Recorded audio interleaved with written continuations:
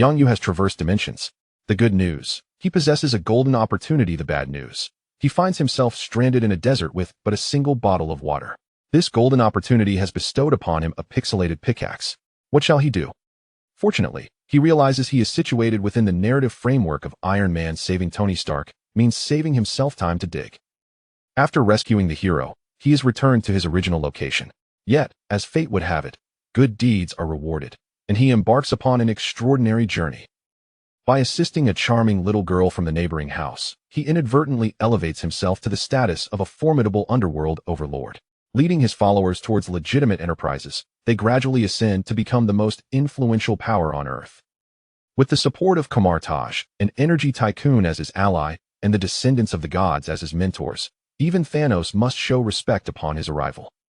In an interview, a reporter inquires, "Why not become a hero?" He responds, "Being a hero entails significant sacrifices. For instance, despite my numerous heroic friends, none could summon a pair of parents. Thus, I cannot be a hero." When a reader asks, "Why save Tony?" he replies, "Without Tony, can it truly be called Marvel?" Chapter 1. Digging to save Tony. Yang Yu wiped his mouth, feeling as though the sand within could never be expelled. Gazing at his Huawei 60, he compelled himself to regain composure and organize his thoughts. All right, it appears I have crossed over. My phone has transformed into a system. If I check in at special landmarks, rewards await me, though the specifics of these landmarks remain unknown. Currently, the predicament is as follows. I have landed in a desert or a Gobi, with my backpack containing merely a bottle of water and no food. My phone's communication function is inoperative under such circumstances. Survival seems impossible. Thus, my immediate goal is to endure. The surrounding landscape is barren, but a mountain lies ahead. I shall ascend to survey the area. Perhaps there are others nearby. With a newfound purpose, Yang Yu wasted no time. He draped his yellow jacket over his head and trudged towards the distant mountain, each step alternating between deep and shallow. The scorching winds whipped at his face, a painful reminder of his plight. Time became indistinct as he journeyed, the mountain before him shimmering like water. By the time he reached the base, his water supply had dwindled to less than half. Traversing the desert proved far more arduous than he had anticipated. I feel as though I might perish, he mused, reminiscent of his university days after a rigorous physical assessment. Aware that lingering would only diminish his resolve, he gritted his teeth, pressed his hands against the ground, and, with aching limbs, began his ascent. Finally reaching the summit, Yang Yu spotted a camp on the other side of the mountain. Elation surged through him, yet his exhaustion stifled any laughter. He could only manage a silent grin as he gasped for breath. After a brief respite, he prepared to investigate when a convoy resembling Middle Eastern terrorists departed from the camp. Yang Yu quickly descended, waiting cautiously before peering out, an unsettling premonition washing over him.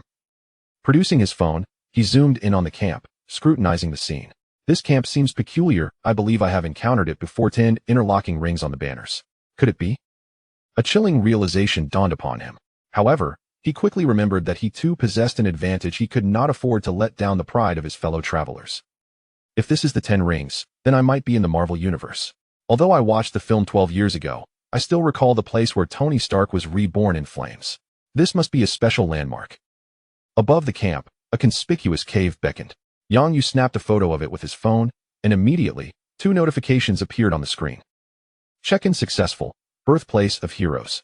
Reward: Iron Pickaxe, Steve's pickaxe. Upon claiming the iron pickaxe, a grin spread across Yang Yu's face, nearly reaching his ears. I feel invigorated. This check-in system for special landmarks is straightforward. How delightful. Fortunately, I have seen the Marvel films. Alas, Tony has perished, and with him, the Marvel legacy. But this time, you shall not meet your end. Tony, I am here to rescue you. After a moment of joy, Yang Yu steeled himself. Do not become overconfident. Remain calm. The situation is as follows. I require water and sustenance. Regardless, I must infiltrate the bandit's lair. If it aligns with the narrative, I shall save him. If not, I will pilfer food and a vehicle. Having established his objective, he set to action.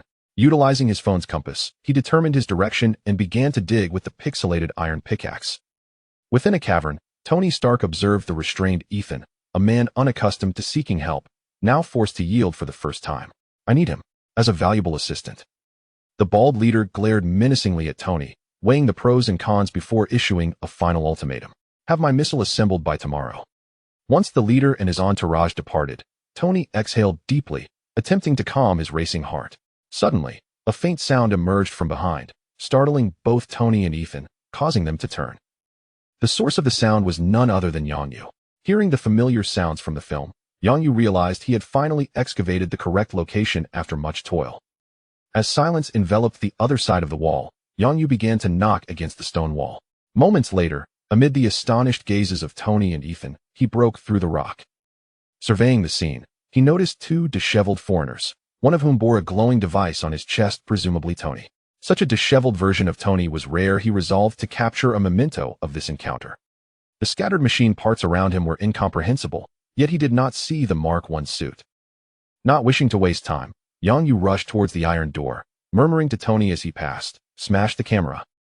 Tony watched in astonishment as this Asian youth conjured a small square from his backpack, tossing it to the ground, which transformed into a large stone block. Initially taken aback, he stifled his curiosity. Ethan. Understanding the cue, Ethan seized a nearby part and began to smash the camera mounted on the wall. Just outside the cave, the bald leader received a frantic call from the surveillance room, his expression turning hostile as he barked orders. "Return immediately." A group of men hastily retraced their steps. Upon reaching the iron door, they flung it open and were met with disbelief. "What happened? Why is there a stone here?" The bald leader, perplexed, drew his gun and fired 3 shots in rapid succession. "Exploded. Send men to search the area. There must be a tunnel nearby. Hurry," he roared at his bearded companion. Meanwhile, Yongyu placed all the square pieces back into his backpack, exhaling in relief, only to realize his hands were trembling. "Hey, my friend, could you enlighten me on what is happening here?" Tony and Ethan stood nearby, armed with iron pipes, observing Yongyu with cautious curiosity. Tony pointed at the rectangular opening in the stone wall and the sudden stone wall behind Yongyu. Yongyu raised his hand in a placating gesture. "No need to be alarmed. I am Yongyu, just call me Yang. I am here to assist you." Not wishing to divulge too much about himself, he understood that until he could ascertain a way back to his original world, this information was his safeguard for survival within the Marvel Universe. "All right, you claim to be here to help. Who sent you? What are your plans? Are you referring to the tunnel over there?" Tony's inquiries came swiftly, his tone serious. Ethan, sensing the tension, interjected to clarify. "He's a bit anxious and emotionally unstable." Ethan, a medical professional. "Okay, I am quite stable, Ethan. You know our plan is nearing success, yet he has blocked the door and is not wearing rescue gear." Tony took a deep breath. As the muffled gunfire echoed from behind the door, the 3 individuals anxiously turned their gaze towards that direction. Following 3 shots, an explosion reverberated through the air, albeit less intense than the gunfire, and the stone wall remained unscathed. Once assured of their safety, Yongyu relaxed and clarified his intentions. It's all right now, Mr. Tony Stark, please remain calm. I am here to assist, and also to seek your help. No one has sent me." To gain their trust, Yongyu expressed his sincerity. He revealed to them his status as an undocumented individual seeking an identity and his desire to leverage Tony's influence to escape the desert. Tony, reluctantly, chose to believe Yongyu for the moment, given that their exit was blocked and their plans were still unfulfilled. "Very well, Yang. If we manage to escape, I shall help you resolve your predicament, and I will treat you to a delectable cheeseburger," Tony declared earnestly. Yongyu looked at him intently. "You said it, I'll remember. Now let me share my plan. If there are no objections, let us proceed." With no dissent from Tony and Ethan, they had no choice but to follow Yongyu's strategy, and both hurried to gather supplies. As Yongyu observed Tony and Ethan bustling about, he stepped aside to hydrate, taking a bite of the half-eaten bread. The sounds from outside had ceased, presumably due to the realization that the stone wall was too thick to breach. After a while, Tony approached Yongyu, holding a box that emitted a red light. "Okay, we need to move. This device is a signal jammer. We must distance ourselves from here by at least 1 kilometer. How long is the tunnel you dug?" Tony inquired. Yongyu feigned retrieving a pixelated iron pickaxe from his backpack and waved it at Tony and Ethan. "Rest assured, just follow my lead." Chapter 2, Repatriation. Tony scrutinized the toy pickaxe in Yongyu's hands, raising an eyebrow and questioning with uncertainty. "Yang, you are not jesting, are you?" "Just watch," Yongyu replied succinctly, leading them into a tunnel barely wide enough for a single person. Yongyu forged ahead, while Ethan brought up the rear with a flashlight. Tony, positioned between them with the signal transmitter, awaited the moment when the red light would change to green, indicating they could call for help. The stone chamber bore only the remnants of Tony and Ethan's lives and unfinished works. Upon reaching the tunnel's end, the box in Tony's hands remained aglow with red light, a sign they were still within the signal jamming zone. Yang Yu, having anticipated this, brandished his pickaxe and commenced digging. Indeed, throughout this endeavor, Tony's attention remained fixated on Yang Yu's iron pickaxe, prompting him to inquire about its origins. Yang, is this pixelated pickaxe a relic from some mysterious East? Would you consider selling it? I would offer $50 million and even provide you a villa in Malibu. Yang Yu engaged in a light-hearted banter with him, adamantly refusing to sell. After an indeterminate amount of time, Tony halted, observing the box in his hand had illuminated a green light. I believe we have exited the signal jamming area. Tony then produced a small keyboard, connecting it to the signal transmitter and typing rapidly. I've sent a message to the military, requesting they dispatch a helicopter and obliterate that nest of terrorists while they're at it. Despite Tony's lingering grievances, Yang Yu understood his sentiments. Indeed, within half an hour, a series of explosions erupted, resonating through the tunnel with considerable force. Yang Yu brushed the sand off his attire, grumbling, "Ugh, this marks the second time I've ingested desert sand." Upon his arrival in this desolate place, he had fallen face first into the sand, the impact leaving him breathless, instinctively causing him to take a mouthful of sand. Well, you are fortunate. I had the misfortune of encountering a missile I had constructed myself. Thankfully, I survived, so I am the luckier one, Tony quipped self-deprecatingly, prompting Ethan to pat him on the shoulder in consolation. It's all behind you now. Your future holds greater promise, Tony. The trio emerged from the tunnel, greeted once more by the vast expanse of the world. Glancing at the time, it was 6 p.m., yet darkness still enveloped the sky.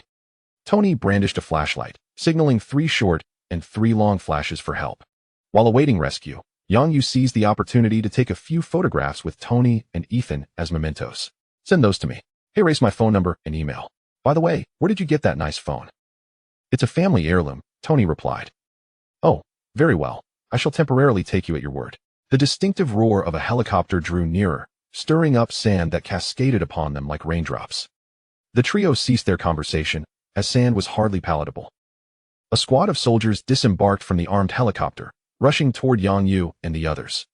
The fastest among them was Colonel Rhodes, Tony's good friend. Rhodes exchanged pleasantries with Tony. Hey, Tony, next time, let's ride together, shall we? There won't be a next time, Rhodes, Tony replied, giving Rhodes a reassuring pat on the shoulder as he approached the helicopter. Unfamiliar with Yang Yu and Ethan, Rhodes beckoned them to follow before pursuing Tony.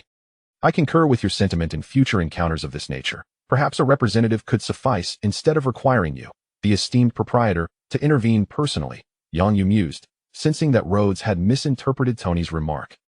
Should I borrow some money from Tony to invest in his company's stocks? Yang Yu's mind began to wander, envisioning a future of wealth.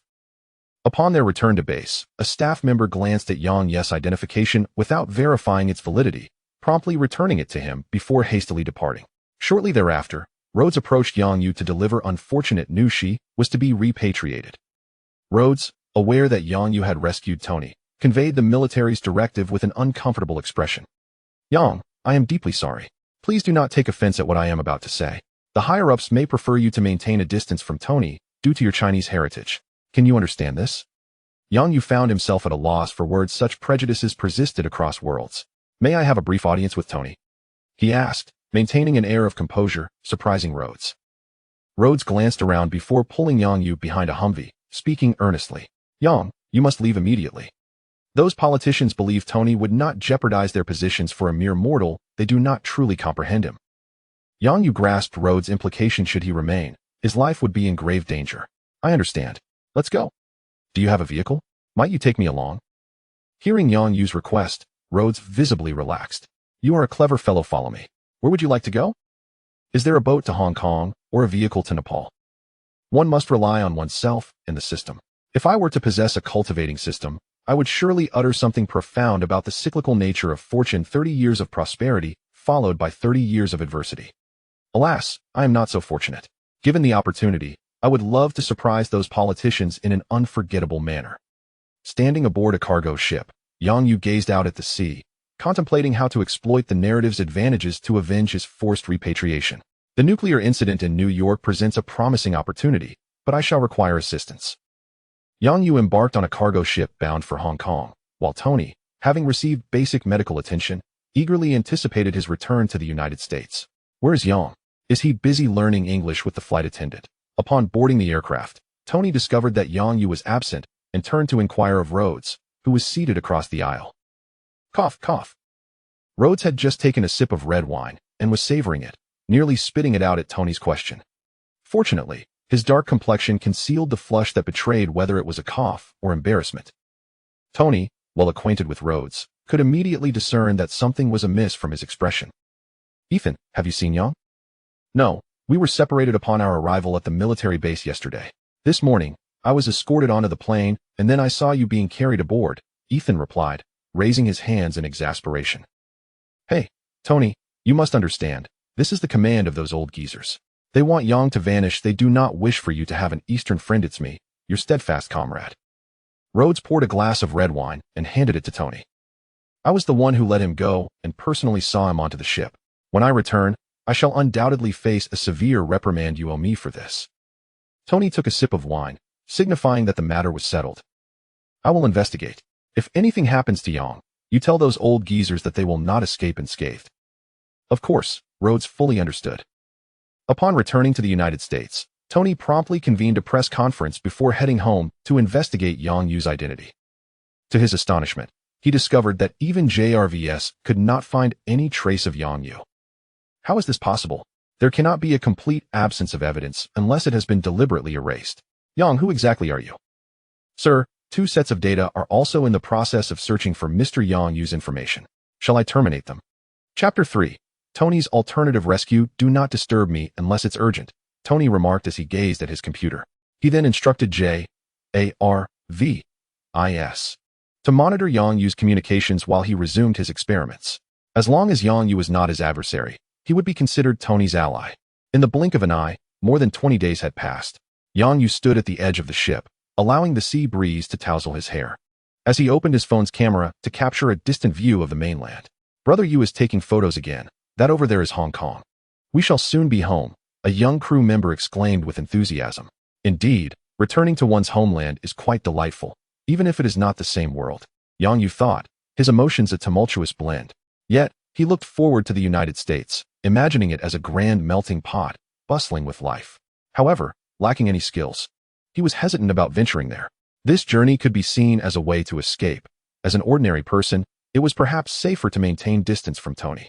Yet, there lingered a significant concern. He was undocumented. How could he pass through customs? How would he locate the sanctum? How could he ensure his own safety? These were pressing issues. He resolved to take each step as it came, hoping for the best and prioritizing his survival. Yang Yu glanced at his phone, opening the album to find a photo adorned with a golden border, inscribed with the words, "Birthplace of Heroes."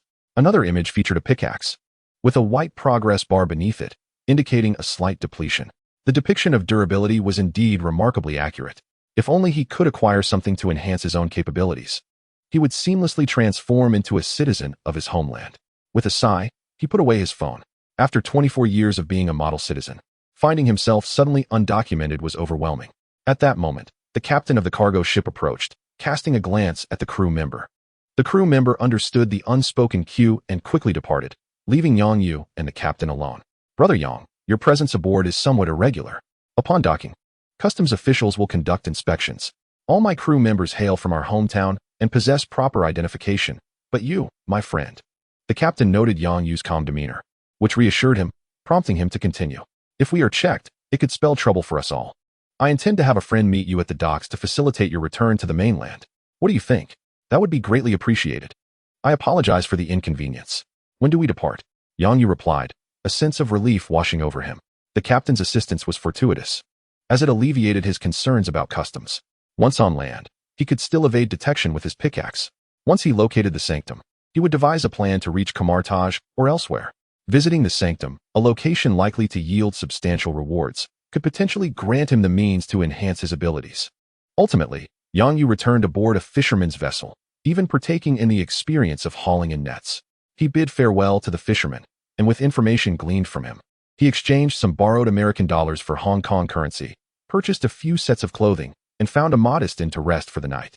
The following morning, with all his belongings in tow and a piece of paper in hand, Yang Yu set out into the world. Upon encountering individuals, he held a piece of paper bearing a peculiar symbol composed of a circle and 4 arc lines. He inquired with numerous elderly individuals along the way, all of whom were unaware of its meaning, until he encountered a girl jogging in the morning. Men, regardless of age, are invariably drawn to youthful exuberance. Yang Yu approached her for information, and to his surprise, she proved to be the right person to ask. The symbol appeared familiar, as if he had seen it before. The girl, exuding a spirited aura and seemingly in her 20s, pondered for a moment. Indeed, there is a building on the street I patrol that has a skylight resembling this. A smile graced Yang Yu's face, yet a sense of foreboding struck him. He might have inadvertently stumbled into a police situation.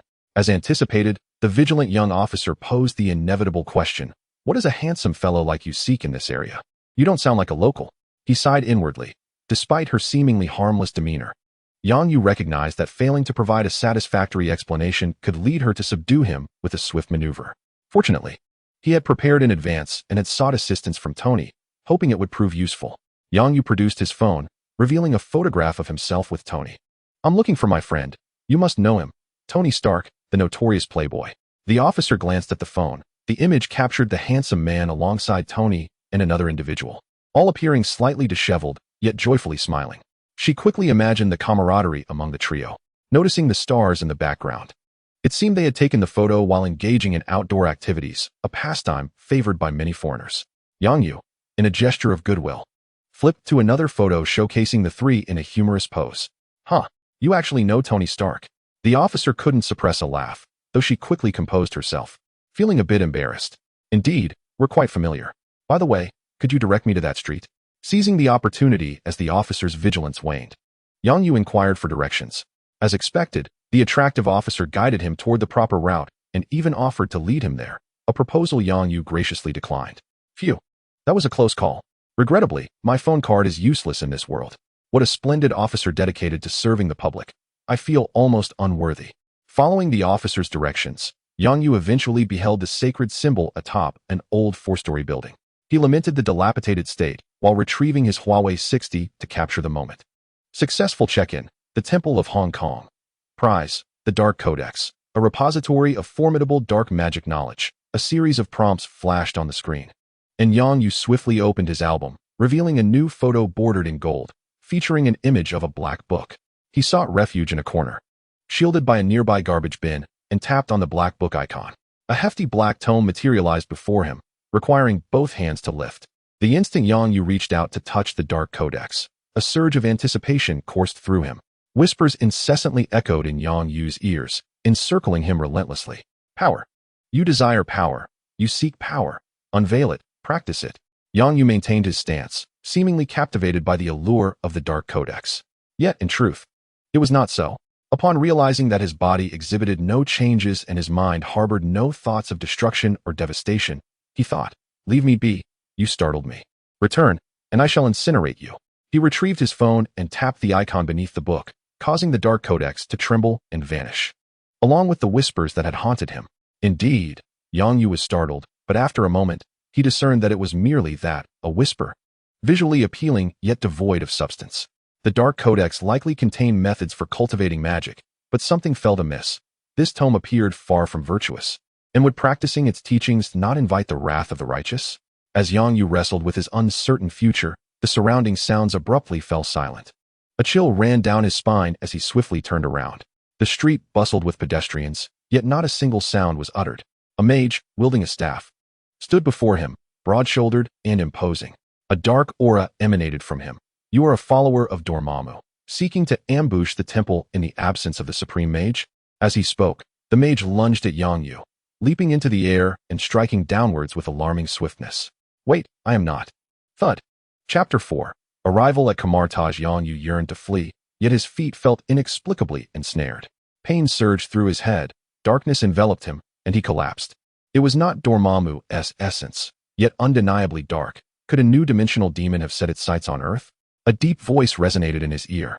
The mage glanced at Yang Yu, who lay peacefully on the ground, and upon inspection found no magical fluctuations or hazardous items.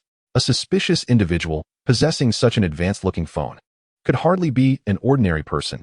Best to take him back for the Supreme Mage's examination. The mage hoisted Yang Yu's backpack and bound him with ropes, carrying him into the temple. Once the mage departed, the street erupted into lively chatter once more, with passers-by unaware that a kidnapping had just transpired. Kamar-Taj Master Hamel. This individual is entrusted to you. I shall return. Very well. Yang Yu faintly heard someone conversing in Mandarin. Slowly, he opened his eyes, attempting to sneak a glance. You are awake. This is Kamar-Taj, the residence of the Supreme Mage. Do you require water, or shall I loosen your bindings? A stoic old mage, clad in gray robes and sporting a white beard, regarded him with an expressionless gaze. Realizing he had been discovered, Yang Yu promptly rose. With a surge of strength, he propelled his upper body upright in one swift motion. He recognized this mage. It was the Ancient One, whom Dr. Strange had met and deemed the Supreme Mage. If it is not too much trouble, could you assist me in removing these ropes? Yang Yu gazed at Hammer, his eyes glinting with a hint of anticipation. Hammer extended his concealed left hand, feigning regret as he shook his head. I apologize, but I may not be in a position to assist you, as you can see. His left hand vanished at the wrist, leading Yang Yu to believe that untying knots with one hand would indeed pose a challenge. Very well, thank you. I find lying down quite comfortable, Yang Yu replied, reclining and admiring the ancient tiled roof above. The Kamar-Taj were of the lawful alignment, so he presumed he would be safe, unless, of course, he truly was the villain. A thought crossed his mind, prompting him to turn and address Hammer, who had approached the table to sip his tea. What is my condition? He inquired. Your predicament is rather peculiar. Darkness envelopes your body, yet your soul remains untainted. This is abnormal, Hammer disclosed candidly, revealing all he knew with evident interest. Perhaps by studying you, we might unravel the mystery of this dark corruption, a pursuit long sought after by mages throughout the ages. Do you possess such abilities? I have only read about such matters in books, and those accounts pertain to European sorcerers, Yang Yu remarked, expressing his skepticism. Hammer's gaze brightened with admiration at Yang Yu's commentary. He too held disdain for the European witches who rode broomsticks. Hammer stepped closer to Yang Yu, leaning down to meet his gaze. We share a common perspective. I too harbor contempt for those timid wretches who engage in incessant infighting. I am Hammer. Do you believe in magic? His expression turned serious, his eyes fixated on Yang Yu. Yang Yu tilted his head, responding earnestly, Indeed, I believe. As steadfastly as I believe in light. Hammer swiftly waved his right hand towards Yang Yu, igniting a shower of sparks that severed the ropes binding him. I can assure you of your safety. Until the master of this place returns, you must remain here. Should you require anything, seek me out. I reside next door. As Hammer turned to depart, Yang Yu hastily rose to follow him. Allow me to accompany you, esteemed mage. Hammer glanced back at Yang Yu, surprise evident on his face. Are you truly so eager? Well, I have nowhere else to go. You have graciously taken me in, and it would be ungrateful not to express my enthusiasm. Yang Yu replied with a smile, scratching his head in a cheerful manner. You are certainly an odd individual. Come, let me acquaint you with the surroundings. Lest you wander into perilous areas, Hammer chuckled, patting Yang Yu on the shoulder. The duo meandered about, Hammer providing insights into their environment as they walked. The passing apprentice mages were left in astonishment. Hammer, the esteemed mage, was actually conversing and even smiling. Is that dashing young man a pupil of Hammer? One wondered. It cannot be. I have never heard of Hammer taking on an apprentice in all these years. Hammer led Yang Yu to a courtyard where numerous individuals practiced their magical arts, sparks flying in every direction. To the uninitiated, it might have appeared as though they were attending a welding workshop. Hamel raised his head and observed the black man instructing the apprentices. That tall fellow you see is called Modu. He is responsible for guiding the trainees. As Yang Yu gazed at Modu, vague memories began to crystallize in his mind. Recalling that this individual was ultimately an antagonist. Is he formidable? Yang Yu inquired, turning back. Among the younger generation, he is competent, though rather extreme. It would be wise for you to limit your interactions with him, as you still carry a hint of darkness within you. After Hamel spoke, he turned and walked away, prompting Yang Yu to hastily follow. Fragments of the narrative surged in his mind. Just as they departed, Modu glanced curiously in their direction. That evening, after wandering through Kamar-Taj, Yang Yu lay on his bed, idly staring at the door. His backpack and phone had been taken by that burly mage after he was knocked unconscious. Hamel had promised to retrieve them, yet Yang Yu felt a gnawing anxiety. Everything else seemed trivial compared to his phone, which was akin to a lifeline. Knock, knock. Hello? A deep voice, tinged with awkwardness, pierced the stillness. Yang Yu sprang from the bed like a fish leaping from water, inhaling deeply to regain his composure before approaching the door. Outside stood the very man who had subdued him earlier. At that moment, Yang Yu recalled that this was Wang. Though he had momentarily forgotten, Wang spoke in Chinese, so Yang Yu, feeling little inclination to converse in English, extended his hand. I am Yang Yu. Pleased to meet you. You were rather swift today. I scarcely had time to introduce myself. Wang, supermarket sales assistant.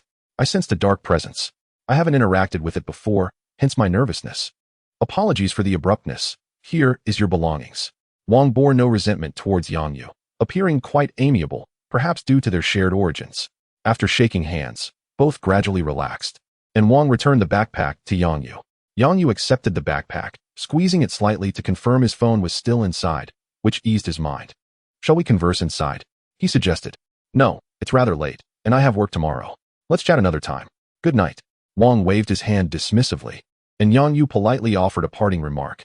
Once Wang departed, Yang Yu eagerly retrieved his phone, opened the window, and snapped a photo of the buildings outside. Successfully checked in, Kamar-Taj. He wondered what rewards Kamar-Taj might yield. Hopefully, it would enhance his abilities, perhaps a manual of techniques. Reward primitive magic power. Consuming it will yield beneficial effects.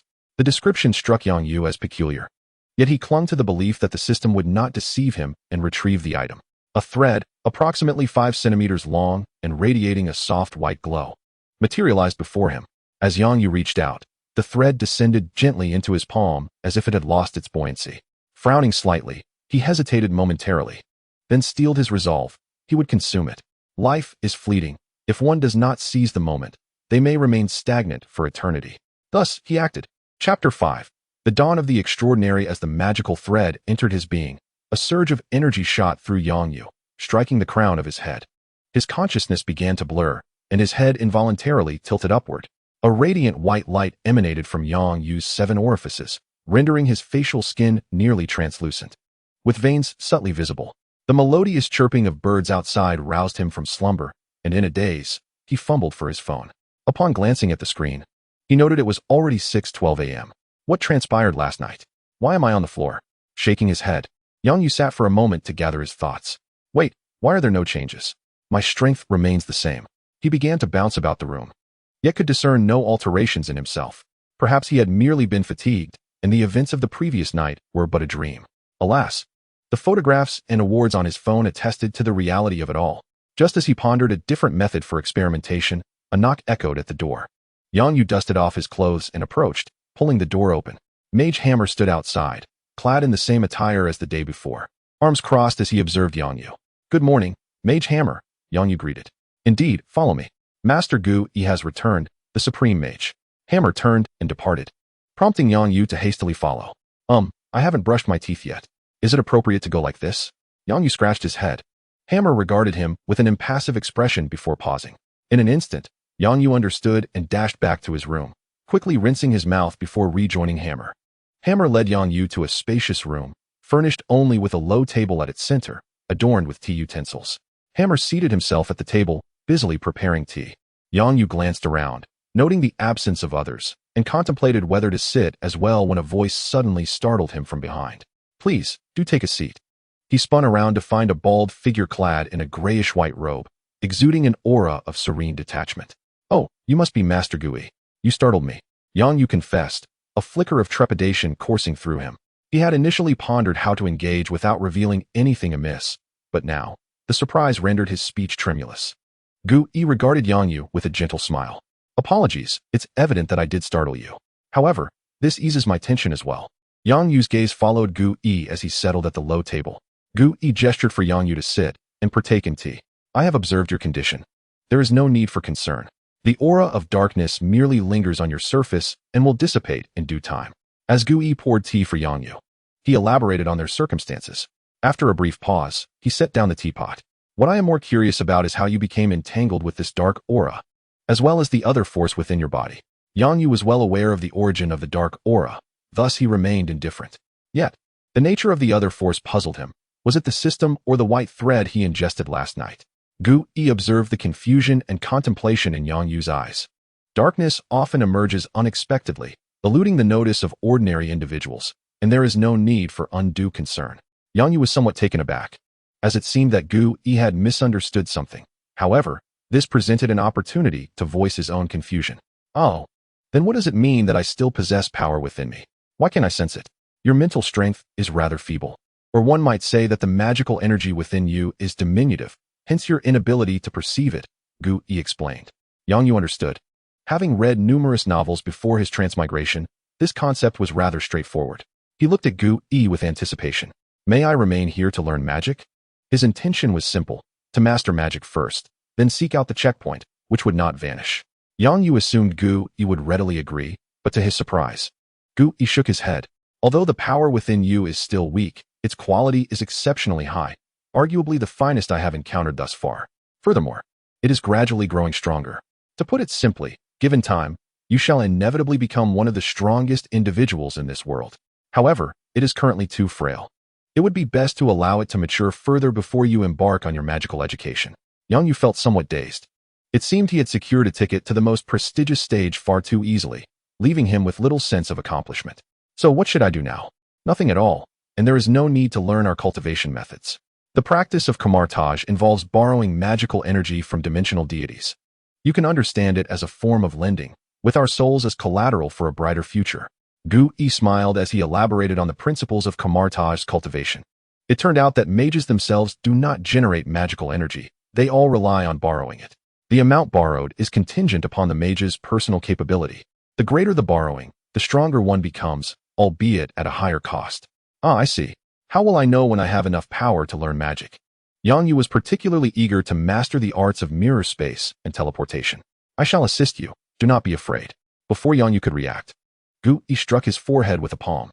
Yang Yu felt a sudden lift in his consciousness, and upon looking again, a sphere of white light appeared before him, imparting a sense of warmth.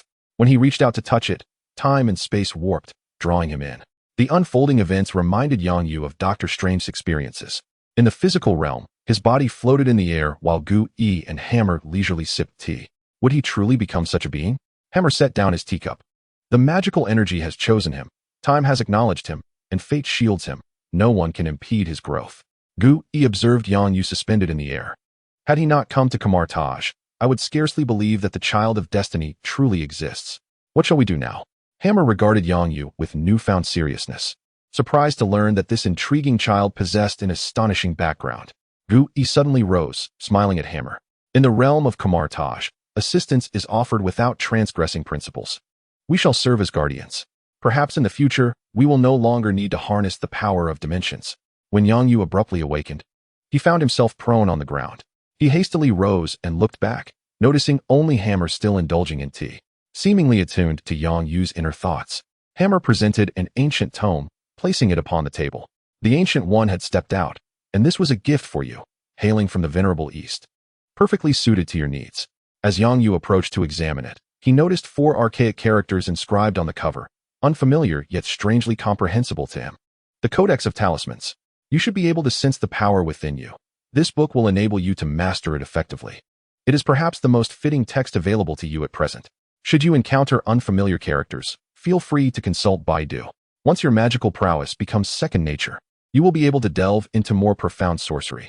The Ancient One had instructed that you could freely enter and exit Kamar-Taj. Whether to remain here for study or venture elsewhere is entirely your choice. Hammer observed Yang Yu lost in contemplation, awaiting his response. Chapter 6. The delivery of Stan Lee apologies for the intrusion. Master Daniel. Yang Yu expressed his gratitude to a tall black sorcerer. After Yang Yu made his decision, Hammer summoned Daniel to escort him to New York.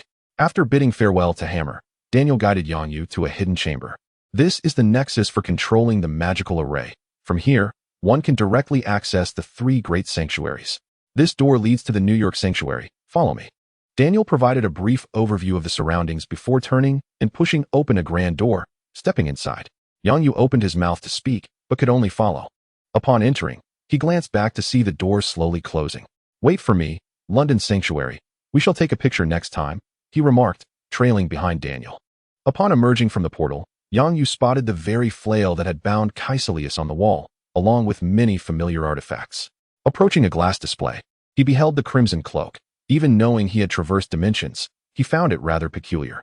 The levitation cloak, an ancient artifact of the supreme sorcerer, indeed possesses a unique character. Daniel approached and stood beside Yang Yu, observing the suddenly still cloak with curiosity. Typically, the levitation cloak moves about like a child when someone is present. What is amiss today? It is as quiet as an ornament not hanging from its hook. It was not always thus. Perhaps it is simply fatigued. I shall not disturb it. May I take a photograph for remembrance, Master Daniel? Certainly. But please refrain from posting it online. Yang Yu retrieved his phone and captured an image of the cloak, promptly putting it away. He had already seen the successful check-in notification, but deemed it inappropriate to view in the presence of others. No, I am not fond of sharing my personal information online, as it instills a profound sense of insecurity within me. Should you encounter difficulties, feel free to seek my assistance. I shall be at your service. Daniel gently patted Yang Yu's shoulder. Yang Yu nodded in acknowledgement, yet a peculiar sensation stirred within him. Where did this inexplicable intimacy arise from? After all, he had only just met Daniel. As one who believed that love never manifests without reason, Yang Yu began to tread cautiously, mindful to maintain a distance from Daniel as they walked. A handsome man must remain vigilant not only against the advances of women, but also against those of men. Once the two had departed, the hovering cloak stirred, its collar slowly shifting towards their direction before swiftly reverting. During their journey, Yang Yu remained silent, only offering a polite farewell to Daniel upon exiting the temple. He gazed at the towering edifices surrounding him and the foreign faces that appeared all too similar. A wave of novelty and a hint of estrangement washing over him. Upon retrieving his phone to review the recent message, a glimmer of excitement illuminated Yang Yu's eyes, lifting his spirits instantly. Successful check-in, the 3 great temples, New York Temple, prize flying sword, variable size, self-recharging, extended endurance. A sword, the dream of every young boy. Am I finally on the verge of realizing it? Yang Yu discerned the purpose of the item from its name and description. The system manual clearly stated that the rewards were correlated with the check-in location, and the descriptions were pertinent to oneself. In a crowded environment, Yang Yu pressed down on his restless right hand, securing his phone close, and retrieved a bottle of water to quench his thirst. Hey, Eastern lad. A certain Tony has called you, came a voice. Yang Yu sputtered water in surprise, for he had unexpectedly spotted Old Man Stan. Dressed in a red hat and a full tactical outfit, he held a thermos while peering at Yang Yu through his phone. Are you all right? Oh, yes. I am fine. What brings you here? Yang Yu accepted the phone that the old man offered. Stan lightly kicked the thermos. I'm trying my hand at food delivery. It's quite the experience. Stan rambled on about his adventures, while Yang Yu remained taken aback by the phone call. Hey, Yang, you haven't sent me your photo yet. I've been waiting ages. Tony's teasing voice resonated from the receiver. Yang Yu glanced around, and indeed, he spotted a camera in the vicinity. Something's come up. I'm getting ready. Yang Yu barely finished his sentence when Tony interrupted him, adopting a serious tone. Listen, Yang, 2 groups are heading towards your location. If you wish to avoid capture, you should start running, mate. I'll give you cues. Now, run to the left. The call disconnected with a beep. Oh, what is going on? Thank you, old man, but I must take my leave. Yang Yu returned the phone to Stan. He then turned his gaze to the left, where a narrow pathway, just wide enough for a single person, lay nestled between 2 residential buildings, leading to what appeared to be another street beyond. Yang Yu plunged into the alley and, upon emerging, realized he had entered a secluded back street left by the buildings lining the main road. The atmosphere was damp and deserted, permeated by a repugnant odor. To Yang Yu, it seemed a place easily ambushed. Uncertain of Tony's clues, he decided to proceed cautiously. He pressed on toward another narrow path ahead. Meanwhile, Old Man Stan had just settled into his supercar, preparing to deliver food, when he was intercepted by 2 men in black suits. Excuse us, sir, we are conducting an investigation. Please cooperate. All right. You certainly don't appear to be. He began, noting their lack of courtesy. The 2 suited men exchanged glances, sensing that this elderly gentleman was not to be underestimated, and their tones softened considerably. We need to know what that young Oriental boy said to you a moment ago. Old Man Stan waved his phone, saying, Stark is looking for him, not me. Upon hearing this, the agents realized the situation had escalated. One of them moved to a distance to report to their superior. Stark has made contact with the target. Should we proceed with the mission? Before a large window, a one-eyed African-American listened to the report, his expression cold as he commanded, cancel the mission. Have them return. Understood. Suddenly, as Yang Yu jogged along, the public telephone booth ahead began to ring. Noticing no one was answering, he recalled various cinematic scenarios and approached it. Under the curious gaze of passers-by. Hey, this is minor, Yang Yu stated briefly, and immediately, the voice on the other end erupted. Yang, why didn't you bring your phone? How am I supposed to reach you without it? Yang Yu rubbed his nose, feeling a bit awkward. He was a good person. How could he snatch someone's phone? He certainly did not think Tony would control any screens or lights to provide him with hints. It's my fault. Let us discuss this once I'm safe, all right? Quickly tell me where I should go next. Yang Yu hastily changed the subject, fearing that if he lingered, he might be cornered, with Tony still berating him. I have two pieces of news for you. The good news is that a team has retreated. The bad news is that the team that withdrew can still rescue you even if you get caught. Tony, in his underground laboratory, monitored the computer, which displayed a map alongside various documents. I cannot ascertain the identity of the other team. If you are apprehended, I will ensure you are avenged. Chapter 7. The first kill. They are currently in the street behind you and likely possess tracking methods. They have exited their vehicle and are heading your way. Have you provoked someone? Tony glanced up at the still assembling Silver Mark II. Do you need me to call the police? Yang Yu turned back toward the direction he had come from, but saw no one. I think that won't be necessary. I don't have a green card. Just tell me which way to run. Take the second road on the right, go to the end, and I'll have a large, portly driver waiting for you. Yang Yu hung up the phone and sprinted down the indicated path. Neither Yang Yu nor Tony realized that their conversation was being monitored. Yang Yu dashed into a narrow alley, but before long, he found himself cornered. A police officer, a homeless man, and a waiter formed a surrounding barrier, gradually closing in on him. With a short stick retrieved from his backpack, Yang Yu retreated until his back pressed against the wall. Noticing his movements, the police officer drew his firearm, aiming it at Yang Yu, prepared to fire at any moment. Easy now, my boss wishes to meet you. The waiter stepped forward, attempting to soothe Yang Yu. He could discern that these individuals were affiliated with a faction more formidable than Tony's. Their ranks a curious mix. Tell that officer to holster his weapon, Yang Yu commanded, pointing at the policeman. The waiter gestured downward, and the officer lowered his gun, though he did not return it to its holster. Feigning surrender, Yang Yu raised his hands and slowly approached the waiter. As he neared, the waiter leaned in, ready to seize the yellow-skinned youth. Yet, in a fleeting moment of distraction, Yang Yu whispered in his ear, "Long live Hydra."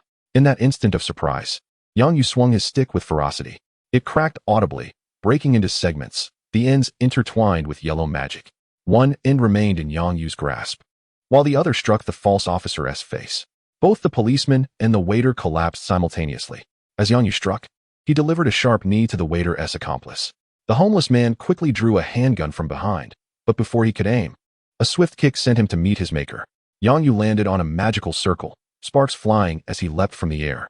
He swiftly dealt a finishing blow to each of them, leaving without a glance back. To his surprise, he remained calm during the altercation, but afterward, he trembled uncontrollably. Clutching his racing heart, Yang Yu sprinted toward the exit, ever vigilant of his surroundings, fearful of further ambush. Upon emerging from the alley, he spotted a familiar figure leaning against a car door, munching on food, and he felt a wave of relief wash over him.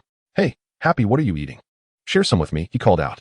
"Oh, here you go," Happy replied, somewhat perplexed by the audaciously familiar Asian youth, but still reaching into his bag to hand over a donut. "Are you young?" Happy observed the Asian youth, who seemed as if he hadn't eaten in days. He had never seen anyone devour a donut with such fervor. "Thanks," Yang Yu said, feeling much better after tasting the donut, the metallic scent of blood fading from his senses, though it was still insufficient. He snatched the bag from Happy's hands and climbed into the car. "Just don't overindulge. Tony says you've gained weight. And don't eat while driving." "Let me handle it," Happy chided. "Hey, hasn't anyone told you that it's quite rude? Besides, this is muscle, not fat. Tony is just jealous," Yang Yu retorted. And Happy joined him in the car, starting the engine and steering towards Tony's residence. In the rearview mirror, Happy observed Yang Yu intently as he focused on devouring the donut. A discreet message was sent to Tony. Although he had long served as a mascot, he could still detect the faint scent of blood emanating from Yang Yu. The target had eliminated 3 of our members and had escaped. Further instructions were requested. The mission was terminated, the scene was to be cleansed, and we were to continue our covert operations. The 4 men in black suits exchanged glances, staring at the 3 lifeless bodies on the ground. "Let us get to work." They divided their tasks with precision, expertly bagging the corpses, cleaning the bloodstains, and restoring the scene. Wasn't the intel supposed to indicate that the target was an ordinary person? It was no longer our concern. Others would take over this assignment. Yang Yu was asleep, awakened by Happy. "Where are we?" "Tony's villa. I always feel drowsy after eating. It happens to me often. You can sleep in the room."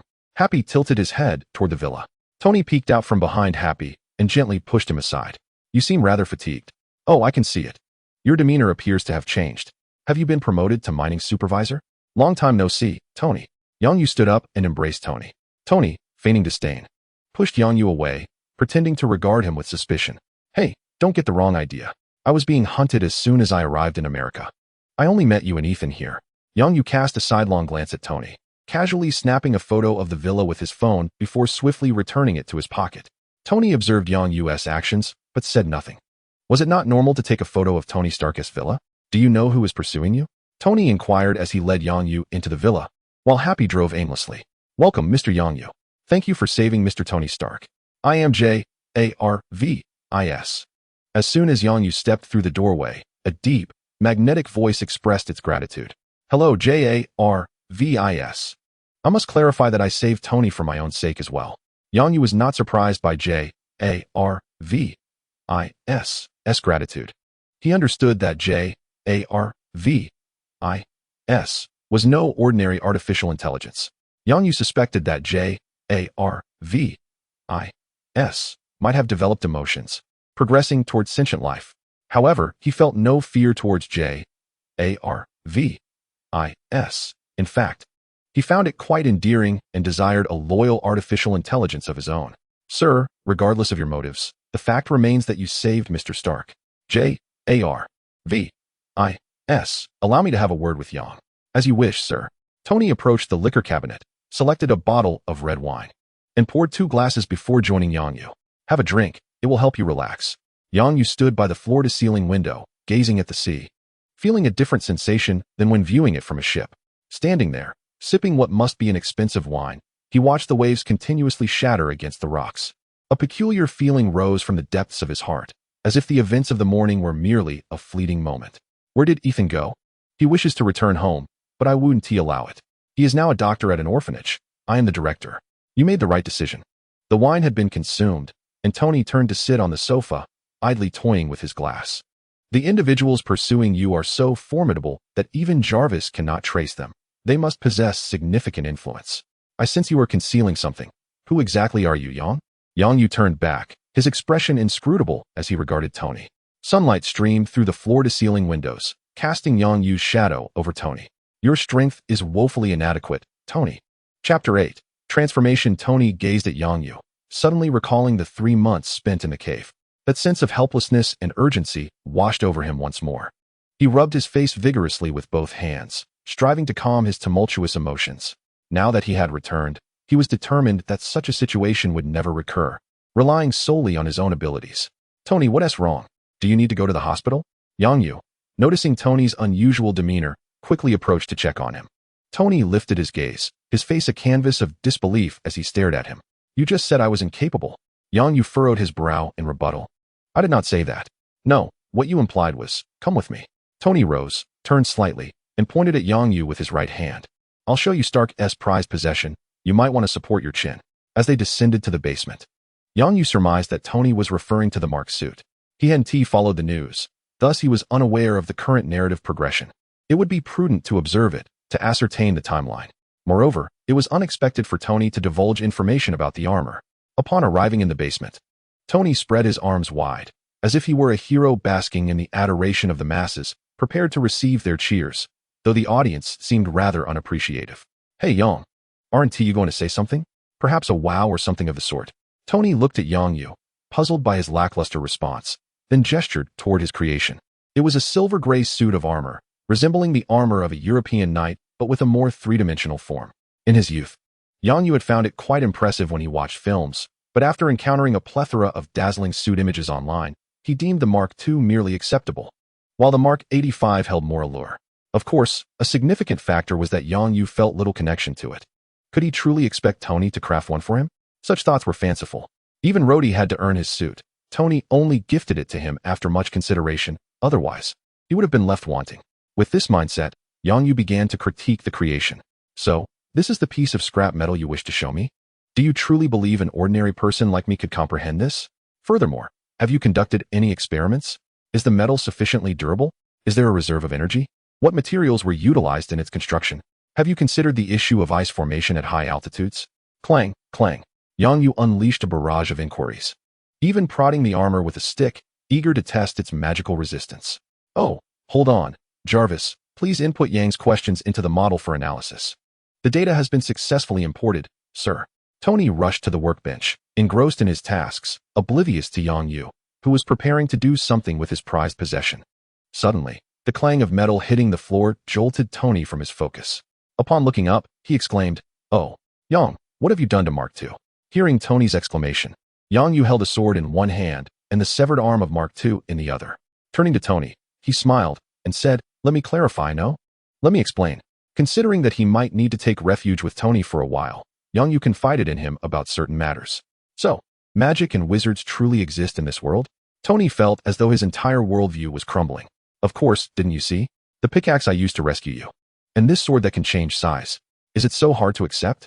This universe is far more complex than you imagine. Thus, I maintain that you are still too weak." The phrase "too weak" struck a deep chord within Tony's proud heart. Suddenly, he grasped Yang Yu's shoulders, his gaze intense, resembling a mad scientist. "Yang, help me. I wish to study your magical tools. Of course, I can accommodate your requests, except for sharing my bed." A chill ran down Yang Yu's spine as he pushed Tony's hands away, pondering for a moment. Lending the tools was not an issue, especially if he could retrieve them from Kamar-Taj, but the ones provided by the system could be set aside. "I can't assist without a request. What do I need at the moment?" he thought. "Magical tools are fine, but you must help me create a set of battle armor, nothing too advanced. But it must be durable." This was Yang Yu's request, a means of protecting himself until he could learn magic. Tony glanced at the severed right arm of Mark II, nodding in agreement. "No problem, it's a deal." After concluding their transaction, they both set to work. Tony began crafting Mark III, while Yang Yu found a room to practice drawing symbols and mastering flying sword techniques. Upon discovering that the flying sword could replenish its magical power, Yang Yu began to traverse everywhere on his flying sword. Intrigued, Tony created a technological version of the flying sword. The two spent their days floating around the villa, leaving Pepper utterly speechless. "Tony, could you come down?" Each time, she had to look up to speak, and she felt on the verge of developing neck problems. "Of course. Would you like to come up?" Tony lowered the technological flying sword and extended an invitation to Pepper. "Tony, I suspect you haven't seen the news," Pepper said as she produced a tablet, which displayed a news segment announcing the hosting of the 3rd annual Stark Family Firefighter Charity Gala, where no one expected him to appear that night. "Oh, did you receive an invitation? How about bringing me along, Pepper?" Seeing Tony prepared to change clothes, Pepper reluctantly agreed. "What do you think? I am correct, right?" Tony is indeed a person of hidden depths, rather fond of passivity. Yang Yu, clad in a dark blue Taoist robe, gracefully descended from the 2nd floor and approached Pipo, sitting leisurely upon a sword as wide as a door panel. "Yang, would you care to join us?" Pipo expressed a warm regard for this Asian youth, whose presence seemed to lighten Tony considerably. Most importantly, he had imparted to her the art of brewing tea for the boss, and his methods proved remarkably effective. "Not this time. I just received a shipment of dragon saliva, and I must try it out," Yang Yu gently declined. Recently, he had made significant progress in his talisman drawing, requiring his undivided attention. He had completed 3 foundational talismans: the Little Fire Talisman, the Condensing Water Talisman, and the Gold Investigation Talisman. In the quiet room, Yang Yu held the 3 pieces of white talisman paper, nodding with satisfaction as he categorized and stored them in a box. This box contained the 3 types of talisman papers he had successfully drawn during this period. He picked up the compendium of talisman methods gifted by Gu Yi, which detailed various drawing techniques and the processes for imparting talismans. Yang Yu only needed the drawing methods, and after days of practice, he began to grasp why talismans were deemed most suitable for him. The act of drawing talismans itself is a form of harnessing power, using one's energy as a seed to draw upon the forces of nature or divine power. Others typically rely on divine strength to draw talismans, necessitating considerable mental effort to venerate the gods. In contrast, he drew upon the forces of nature once he successfully crafted a talisman. As long as he could connect with the unseen forces of the universe, he could immediately access that power without incurring great costs, merely expending a bit of spirit. As Yang Yu prepared to experiment with new talismans, Jarvis's voice resonated. "Mr. Yang, the boss has returned, though he seems in a foul mood. Might I ask you to check on him?" Chapter 9. Tony's Revenge. Yang Yu descended into the basement, where he found Tony with a dark expression. "What happened? Which fool dared to provoke you, Stark?" Upon seeing Yang Yu, Tony's demeanor softened as he handed over a tablet. "Yang, do you remember that cave you unearthed? You've been hesitant to inquire, knowing my feelings. Today, I shall enlighten you." Upon examining the tablet, Yang Yu quickly discerned the situation. The bald man who had captured Tony was still alive. No wonder Tony was so irate. Though he longed to interject that he was already aware of the story, he chose to listen till the end. "So, your enemy still roams free. What do you plan to do about it?" "Of course, I shall personally send them to hell. Heaven shall have no place for them." Tony moved towards the assembly platform, where several mechanical arms began to help him don his armor. Yang Yu observed this scene without surprise. Mark III had been hastened into existence due to his influence. Over the past few days, he had also donned his own armor for testing, codenamed Skywalker. Please, do not inform Peepo, Tony requested, to which Yang Yu responded with a nod. Subsequently, Tony witnessed Yang Yu move to another assembly platform. The most effective means of secrecy lies in obliterating evidence or becoming an accomplice. Tony surmised Yang Yu's intentions, and a sudden wave of emotion washed over him. Hey, buddy, don't do that. Your armor lacks offensive capabilities. The Skywalker, adhering to Yang Yu's specifications, reinforced the armor while striving to maintain aerodynamic efficiency, leaving scant room for weapon systems. Consequently, Yang Yu opted to forego armaments altogether, instead augmenting the suit with 2 pairs of flight acceleration wings. Once Yang Yu completed the assembly, he initiated a self-check. The sound of armor segments opening and closing echoing in the air. But I am sufficiently durable and swift. A point of light zipped across the night sky. Tony, you resemble a firefly, utterly charming. The foot mechanism of the armor automatically integrated with the sword's blade, stabilizing Yang Yu's form as he soared on his flying sword at high speed. The specialized force field device within the armor rendered Yang Yu impervious to pressure. Trailing beside Tony, Yang Yu gazed at him as he glided through the air, unable to suppress a smile. His own sword flight emitted no luminescence, the glow of the reactor insignificant in comparison to Tony's brilliance. Oh, be quiet. You make me look foolish. Tony expressed his reluctance to fly alongside Yang Yu and suddenly accelerated, distancing himself. We must split up. Yang, you intercept the convoy while I destroy their weapons. Tony shared his location with Yang Yu, marking the targets for him to engage. Yang Yu received the coordinates and, stepping onto his flying sword, sped towards the objective. What does 1 signify? Tony's eyes widened, eager to inquire of Yang Yu, but fortunately, Jarvis provided the answer. In the Huaxiao region, it denotes acknowledgement and understanding. A remarkably efficient method of communication, sir. Oh, and Jarvis, let us implement that at the company as well. Upon reaching the first target site, comprised of 3 vehicles, Yang Yu scanned the area with Jarvis's assistance. The 2 trucks at the rear likely carried civilians, while the lead jeep was occupied entirely by terrorists. Jarvis, disengage the flying sword and activate the flight wings. Yang Yu commanded, enlarging the flying sword until it reached the size of a door panel. With the sword tip aimed at the jeep, he waved his hand. The colossal blade transformed into a shadow, plummeting from the sky and piercing the jeep, resulting in a violent explosion. The 2 trucks screeched to a halt, and several armed terrorists hastily disembarked, seeking cover behind the vehicles while anxiously scanning for the enemy's position. Unbeknownst to them, Yang Yu had already locked onto their heads from above. The armor on his arms opened, revealing a ring of small missiles. This was the only weaponry the Skywalker possessed aside from the energy cannon. The missiles launched silently, their speed surpassing human reflexes.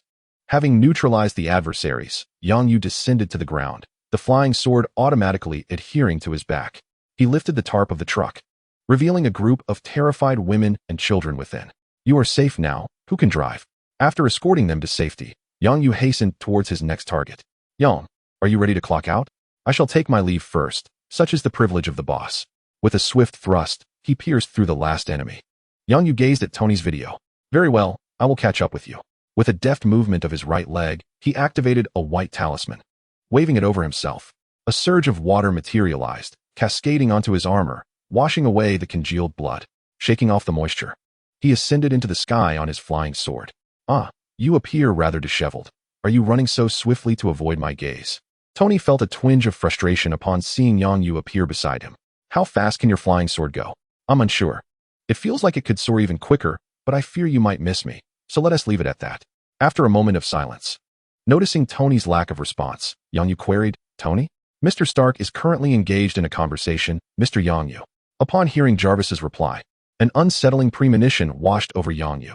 Turning his head, he confirmed his fears as he spotted 2 Raptor 22 aircraft approaching through his built-in binoculars. Ding ding. Hovering above Tony, he rapped lightly. Tony, I believe we are in trouble. Jarvis relayed Yang Yu's discovery to Tony. Oh, the armor's speed is insufficient. We can't shake them off. Yang, whatever you do, do not engage. Yang Yu felt speechless upon seeing the screen warning, realizing he was essentially targeted while positioned above Tony. Tony, I'm locked on. You go ahead. I'll handle this and catch up with you. Be cautious. Do not harm anyone, or the consequences will be dire. Tony accelerated, and Yang Yu propelled himself upward. In the war room, An unidentified object entered supersonic speed while another ascended.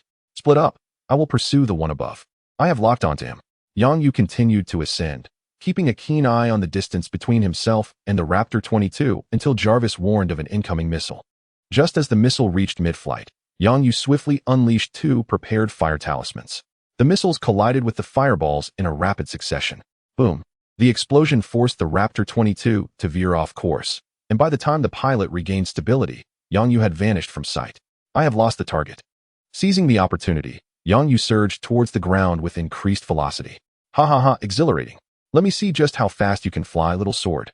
Unencumbered by Tony, Yang Yu deftly maneuvered his flying sword, steadily increasing his speed. Jarvis, how fast are we going? We are nearing Mach 3. While the Raptor 22's maximum speed is 225 Mach, Mr. Yang, I can go even faster. Give me Tony's location. Contact him. I want him to witness what true speed looks like. Observing the map indicating Tony's position growing ever closer, Yang Yu eagerly initiated contact. Hey, Tony. I'm to your right. Chapter 10, Shattered Hopes. Tony glanced to his right, yet saw nothing. Mr. Yang Yu is directly beneath you, sir. Jarvis provided Tony with a prompt, accompanied by a map indicating Yang Yu's green, but rapidly approaching from the lower left. Hey, buddy, I see you. How did you get here so quickly? I wanted you to experience something swifter, old man. Hold on tight. As Yang Yu caught up to Tony, the flying sword elongated automatically. Wrapping one arm around the neck of the Mark III, Yang Yu pressed Tony against the blade. The pursuing pilot could only watch in astonishment as a dark figure ascended from the ground, whisking away his target into the skies. Wang Defa. Target 1 has appeared and taken away Target 2. I cannot keep up. Tony struggled against the turbulent air, which hindered his movement. And a minor malfunction occurred at the connection between Yang Yu's foot armor and the flying sword. Jarvis, report speed. 5 Mach, and the velocity is still increasing, sir. Yang. Following Jarvis's guidance, Yang Yu evaded radar detection and soared back to the Malibu villa over the ocean. Tony leaped off the flying sword, collapsing onto the ground. I will never ride your sword again. Haha. Tired of holding on. It's too fast for you to handle? Yang Yu mocked Tony as he stood atop the blade. After a long day, the two hastily finished dinner and returned to the laboratory. The practical experience had revealed numerous flaws in the armor, necessitating a redesign. Tony, there's something I don't know how to say. Tony turned to Yang Yu as he approached with 2 glasses of wine. What is it? Did Peepo find out? No. It's about your abduction. I suspect you were betrayed. Tony accepted the glass, took a sip, and pondered silently, lost in thought before finally looking at Yang Yu. Any suspects? Yang Yu hesitated, but events often unfold as they must. Better to prepare early. Your uncle, Obadiah Stane, stands to gain the most from your demise, so I believe. Shall we apprehend him and throw him into a prison full of criminals? Tony interjected, his voice rising with emotion, his eyes reddening as he stared at Yang Yu. He has been taking care of me since my parents passed. He helped me become the president of Stark Industries at 21. He is my only remaining family. Observing Tony's anguish, Yang Yu realized that Tony had always known who was behind his troubles. It made sense. Tony wasn't a fool, and only a few knew his whereabouts. A simple investigation would reveal everything. Tony, though I dislike dampening your spirits, the situation is far from the idyllic image you hold. Obadiah is no longer the uncle you remember. He has sent people to kill you. You regard him as family. Yet he sees you merely as a goose that lays golden eggs. The relationship has soured, and he will surely attempt to kill you again. Yang Yu's words troubled Tony deeply. He stood, gripping Yang Yu's shoulders tightly. Yang, this is my affair, and I will handle it. It is none of your concern, so please do not meddle. Under Tony's intense gaze, Yang Yu felt a dryness in his throat. This reminded him of the quarrels between his former neighbors, prompting him to inquire with his family. Why do they argue? Isn't it a rather simple matter? He recalled his father's response. Without experiencing the hardships of others, one cannot urge them towards goodness. You have not lived through it, hence you cannot comprehend. In such moments, it is best to observe quietly and refrain from meddling, lest you inadvertently complicate matters and invite resentment. Hey, Tony, Yang, what is going on? Pei Pa entered, observing the peculiar interaction between the two men. Her intuition hinted that there was something concealed between them. Tony released Yang Yu, turned away to regain his composure, and when he faced them again, a smile adorned his features. Yang Yu exhaled deeply, watching Tony and Pei Pa engage in their disjointed conversation. To be honest, your style of conversation gives me a headache. I think I'll retreat to my room, he remarked. Upon seeing Yang Yu's intent to leave, Tony glanced at Pei Pa, then called out to Yang Yu with concern. Yang, promise me. You bastard, don't hold your breath for that day. Yang Yu waved his hand dismissively and returned to his room, flinging himself onto his bed. He was unafraid of altering the storyline and wished to help, yet he could not disregard Tony's feelings. TCH should have chosen to be a villain from the start. Indeed, emotions are the cruelest force in existence. Regardless, as long as Tony remained unharmed, he could clock in with his system without relying on anyone else. Having come to this realization, Yang Yu turned over, lit some dragon's saliva incense, and began to draw talismans. The tranquility of his days lasted but 2 short days. Before a phone call disrupted his concentration, he picked up his phone to find Pei Po's name flashing on the screen. Oh no, realizing the implications, he swiftly left his room, controlling his flying sword to leap from the 2nd floor. J-A-R-V-I-S. J-A-R-V-I-S. Tony. After calling out thrice without a response, Yang Yu dashed towards the basement. Yang. As Tony climbed into the elevator, he heard Yang Yu's faint call, though it barely registered. Lying on the ground and gazing at the ceiling, he recalled Yang Yu's words, recognizing how foolish he had been, envisioning everything too optimistically. Though he knew Tony would not perish, seeing him brought Yang Yu a sense of relief. Your mission remains unfinished. You cannot die now. I know. Conserve your strength. You look as if you've been drained by a succubus. Yang Yu supported Tony with his flying sword as they hurried toward the laboratory. Upon reaching the Skywalker, Yang Yu removed the reactor, as it was still unmodified and thus unusable for the time being. I've come to save you, little Tony. This might hurt a bit. He roughly installed the reactor, eliciting a pained grunt from Tony. Ow. I suspect you're doing this on purpose, Yang. Yang Yu wiped non-existent sweat from his brow and shrugged. First time, I'll be more careful next time. Tony, with his still somewhat numb body, dragged himself to restart Jarvis and stepped onto the assembly platform. There would be no next time. Don't even think about it. Your suit isn't repaired yet. Stay home and guard the house.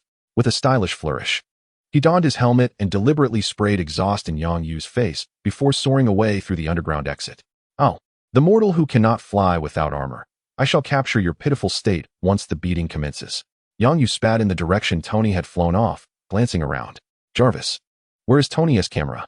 It is in the 2nd cabinet of the 3rd row in front of you, Mr. Yang Yu. Thank you. Tony must cherish you dearly. Indeed. Mr. Yang Yu. With the camera in hand and stepping onto his flying sword, Yang Yu followed the navigation towards Stark Industries.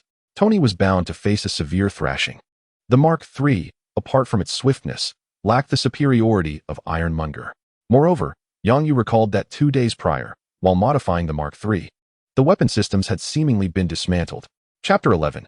I am Iron Man. Upon arriving, Yang Yu witnessed Tony being pushed along by a small car. Oh, that must hurt. He had no intention of revealing himself yet. Upon spotting Pepper, he quietly landed behind her. Pepper, looking good? Care for some sunflower seeds? Pepper, startled by Yang Yu's sudden appearance, trembled uncontrollably, hands raised before her chest. Realizing it was Yang Yu, she sighed in relief and shot him an annoyed glance. Oh, Yang, you startled me. By the way, hurry and help Tony. Do not worry, Miss Pepper. Tony will soon defeat Obadiah. Yang Yu held unwavering confidence in Tony. After all, in the storyline, Tony had managed to defeat Obadiah even when his energy was scarce. There was no reason for him to fail now with ample power. However, the situation unfolded contrary to Yang Yu's expectations, as Tony was engaging Obadiah in a fierce contest.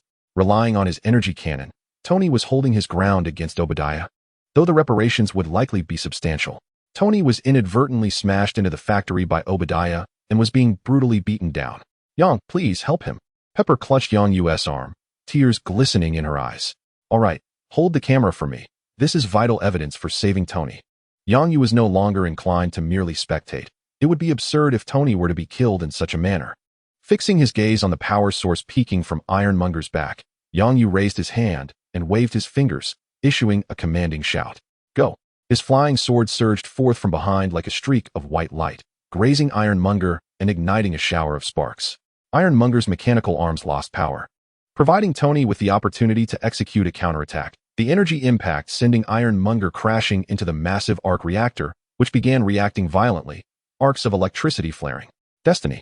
Perhaps. Witnessing this scene, Yang Yu couldn't help but reflect on the concept of fate. The reactor is going to explode. Run. Tony flew towards Yang Yu, urgently calling out. However, it was too late.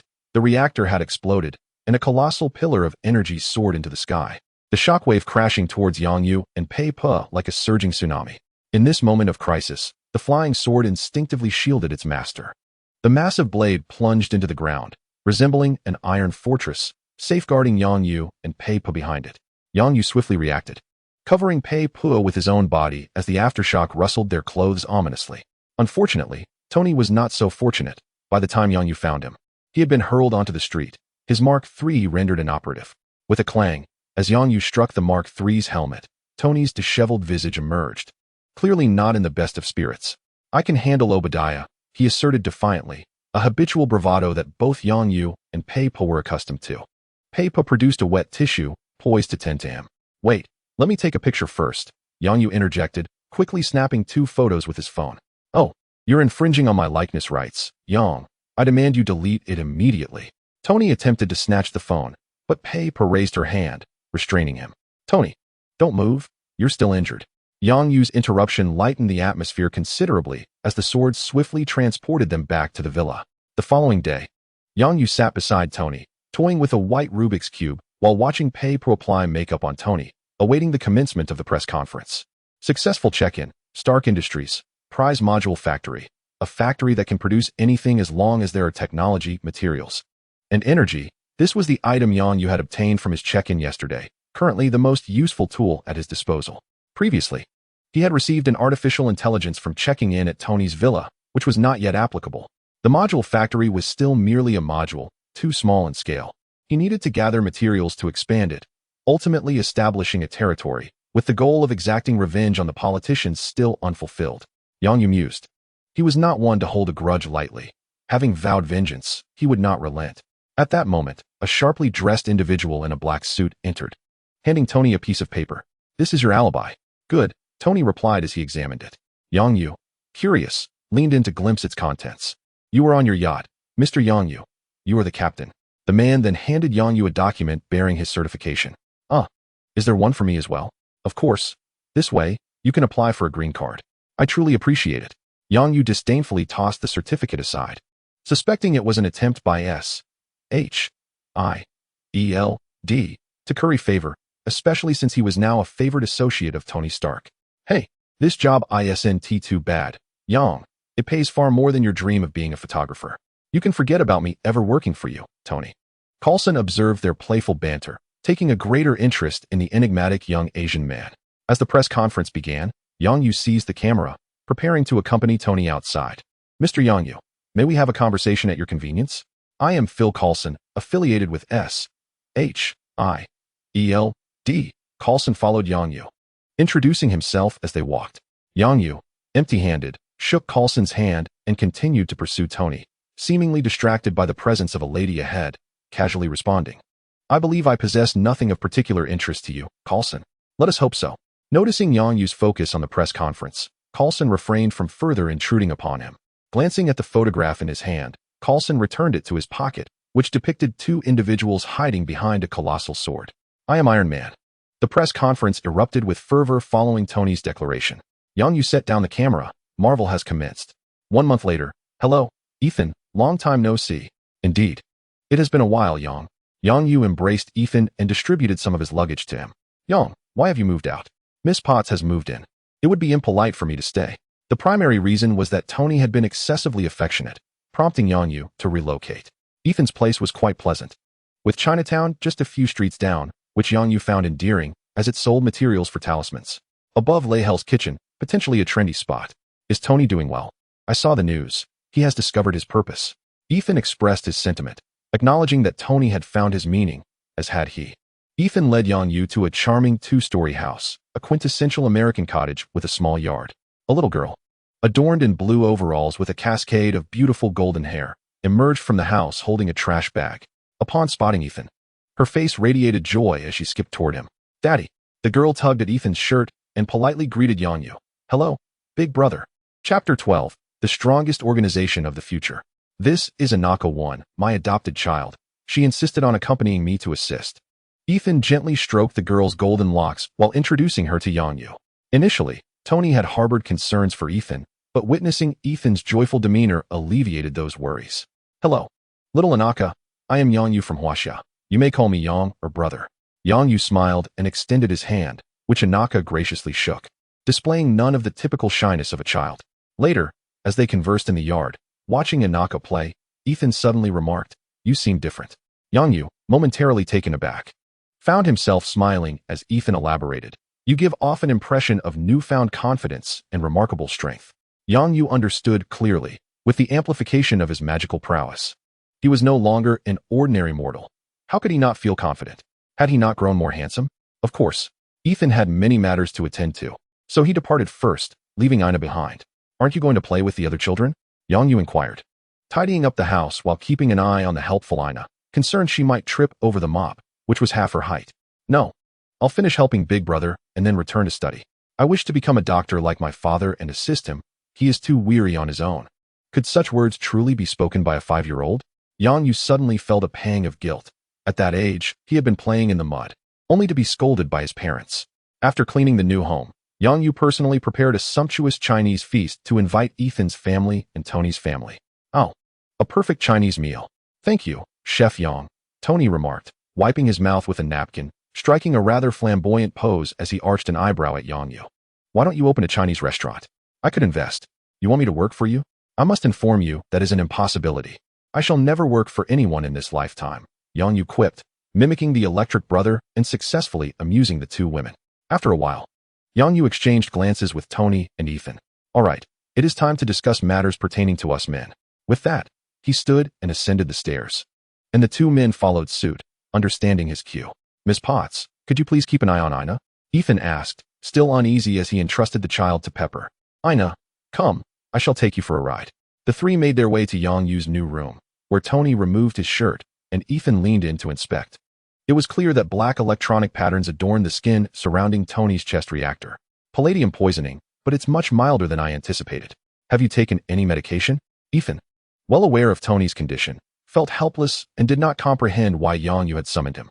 "It is Yang's ability. He can temporarily suppress the palladium element," Tony explained. Seeing Ethan's gaze upon him, Yang Yu revealed his hand and placed it on Tony's chest. His palm emitted a faint white light, which then morphed into a swirling black mist.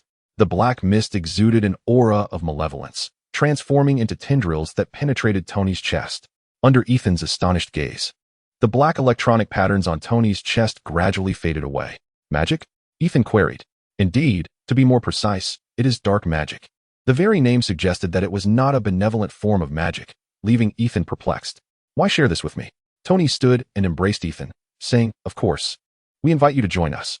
This world is on the brink of turmoil, and Tony and I intend to form a team to safeguard ourselves and our families." Yang Yu had already divulged much to Tony. Aside from the narrative, he had shared everything he knew about the Sanctum, Hydra, mutants, Inhumans, extraterrestrials, and the 9 realms. Tony also utilized his connections to uncover a wealth of information, such as werewolves, vampires, and ninjas. After deliberating together, they concluded that the American government was untrustworthy, leading to the inception of their own team.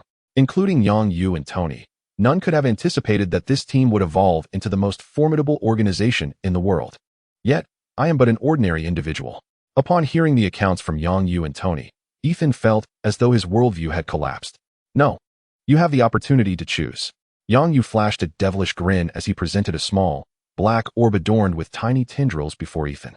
This was the magic seed Yang Yu had acquired from observing the Dark Codex, a vessel of arcane power. Alternatively, it could be termed a demonic pact. However, the entity to be contracted was Yang Yu.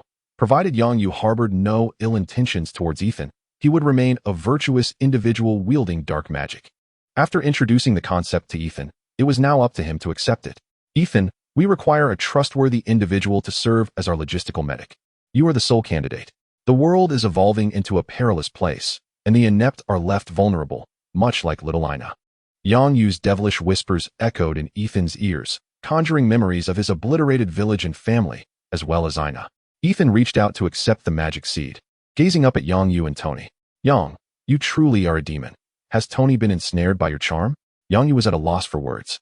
The situation had spiraled out of control, leading to a significant misunderstanding. "How could that be? I possess my Iron Man suit. I have no need for this dark trinket." Tony asserted that his true love was the iron suit, declaring that once he constructed the anti-mage armor, mages would become mere targets. "Not too much. What I offer you is pure dark magic. As long as your heart remains untainted by the demonic realm, you shall remain Ethan. What if I were to join the demonic faction? I would reclaim the magic within you. all the power you cultivated would revert to me, rendering you merely a twisted ordinary man, and your demonic friends would drag your soul into hell. Yang Yu retrieved a large tome bound in black leather from a corner, flipping through its pages as he responded. Watching Yang Yu peruse the book while answering, Ethan suddenly felt a twinge of regret for agreeing to this venture with the two. Gentlemen, we need a resounding name for our assembly. How about the Iron Team? I shall craft a medical suit for Ethan upon my return. No. I believe the Guardians Alliance sounds better. No, that name is already taken. The three men argued over the name throughout the night, during which Pepper once came over to caution them to keep their voices down so as not to disturb Ina. Ultimately, Jarvis provided a suggestion based on the trio's input. Dawn, encompassing both light and darkness, the initial sunlight, the sun of tomorrow. This is the one. I have no objections. Jarvis can represent my views. To witness the sun each day is indeed a humble wish. I concur. The three men temporarily established their roles within the organization and outlined their forthcoming actions. Yang Yu would oversee intelligence, Tony would handle cover and funding, while Ethan would be responsible for logistical support. In future considerations, one may deliberate on whether to invite individuals to join. For now, it is deemed unnecessary to involve too many participants. Tony has already entertained the notion of forming an Iron Legion, given the existence of vampire clans and their ambiguous affiliations with certain politicians. However, his immediate concern lies in how to contend with the band of marauders in the Senate. Yang Yu is tasked with instructing Ethan on the intricacies of dark magic. The contents of the Dark Codex are not inscribed in English, and only Yang Yu, as the master, can truly comprehend them. Chapter 13. I hope you stop, hey? You can't do this, Ethan Yang. Yang Yu forcefully pinned Tony onto the bed, while Ethan cheerfully proceeded to remove Tony's shirt. A minute later, it appeared successful. From now on, Ethan would be responsible for managing Tony's palladium element until Tony could identify a substitute element and Yang Yu could remedy his condition. Observing Ethan's successful grasp of dark magic, Yang Yu felt a sense of relief, as he could finally liberate himself to pursue other endeavors. Ignoring Tony's melancholic gaze, Yang Yu pulled Ethan aside for a conversation. Your physique is too frail. I shall teach you an alternative application of magic absorption. Yang Yu opened the window and captured a chirping bird from outside. In the presence of Ethan and Tony, he drew forth some verdant energy from the bird using the aforementioned magic. The bird immediately fell silent and appeared considerably weakened. This, Yang. You haven't used this technique on me, have you? Tony inquired, leaning in to observe the bird, finding it reminiscent of a horror tale. I have, but the essence absorbed differs. Extracting life energy is far more challenging than drawing palladium. Come, Ethan, experience it. Isn't this a tad too sinister? Ethan expressed his hesitance, feeling as though he were becoming akin to a malevolent sorcerer.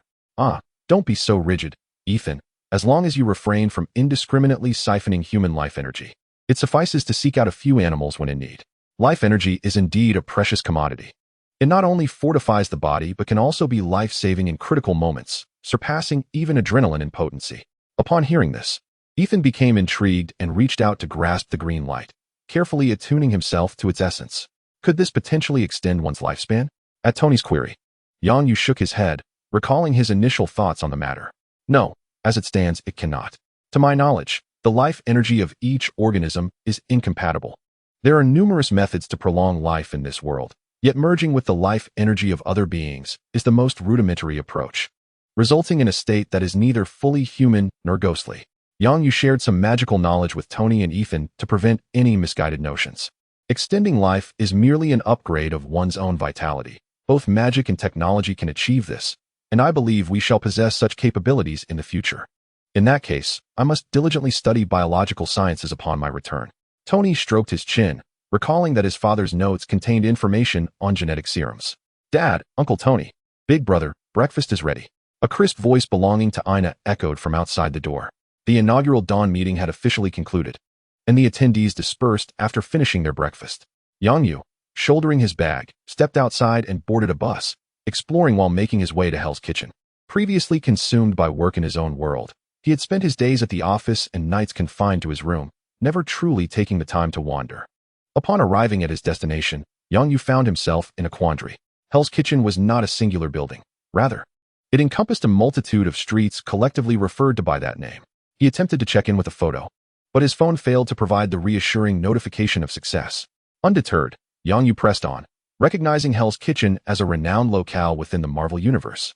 Having been graced by numerous superheroes, it ought to be considered a noteworthy attraction. As he ventured deeper into the streets, the chaotic ambience became evident.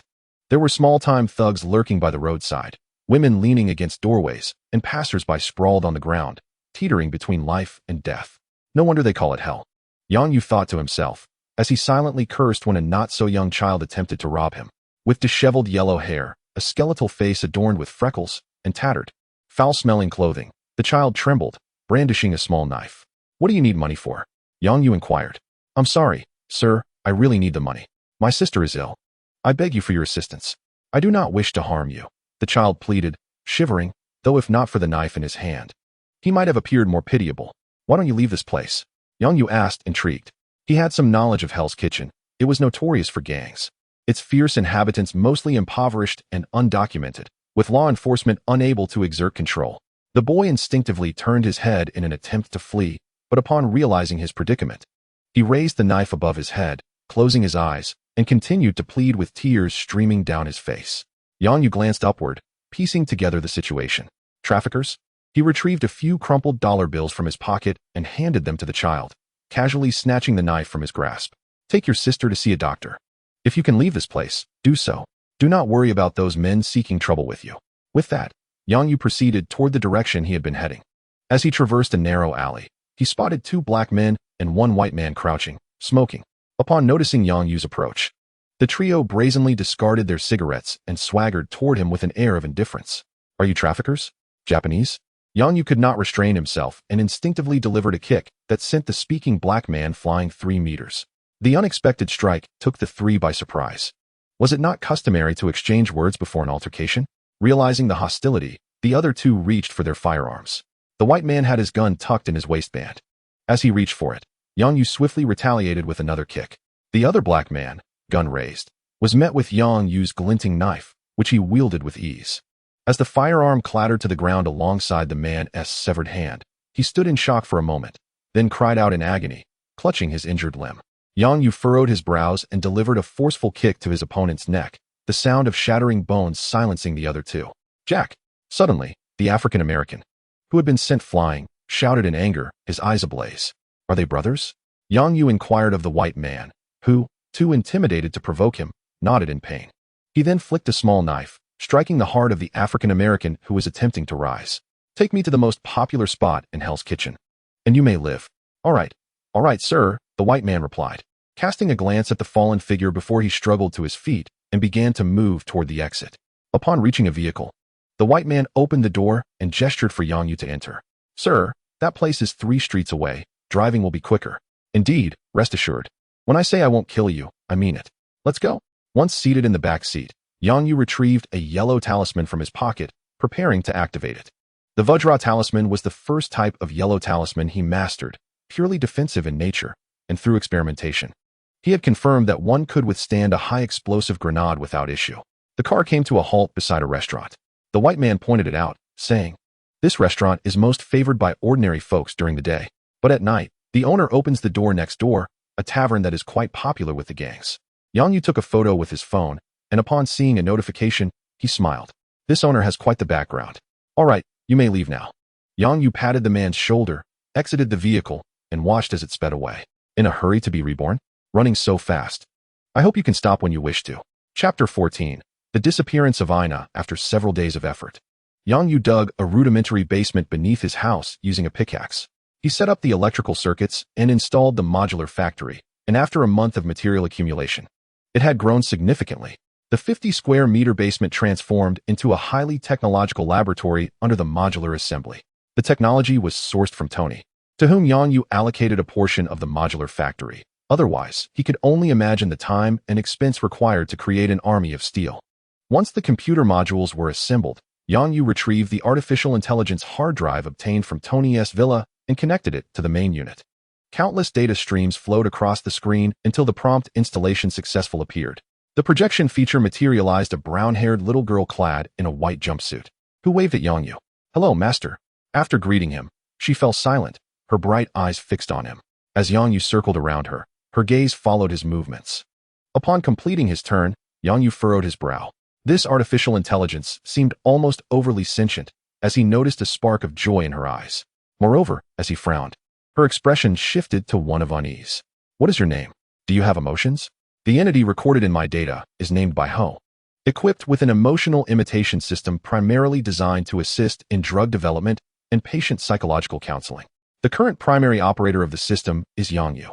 After Bai Ho conveyed all the information, it cast a fearful glance at Yang Yu, apprehensive that he might deactivate it or uninstall its emotional imitation system.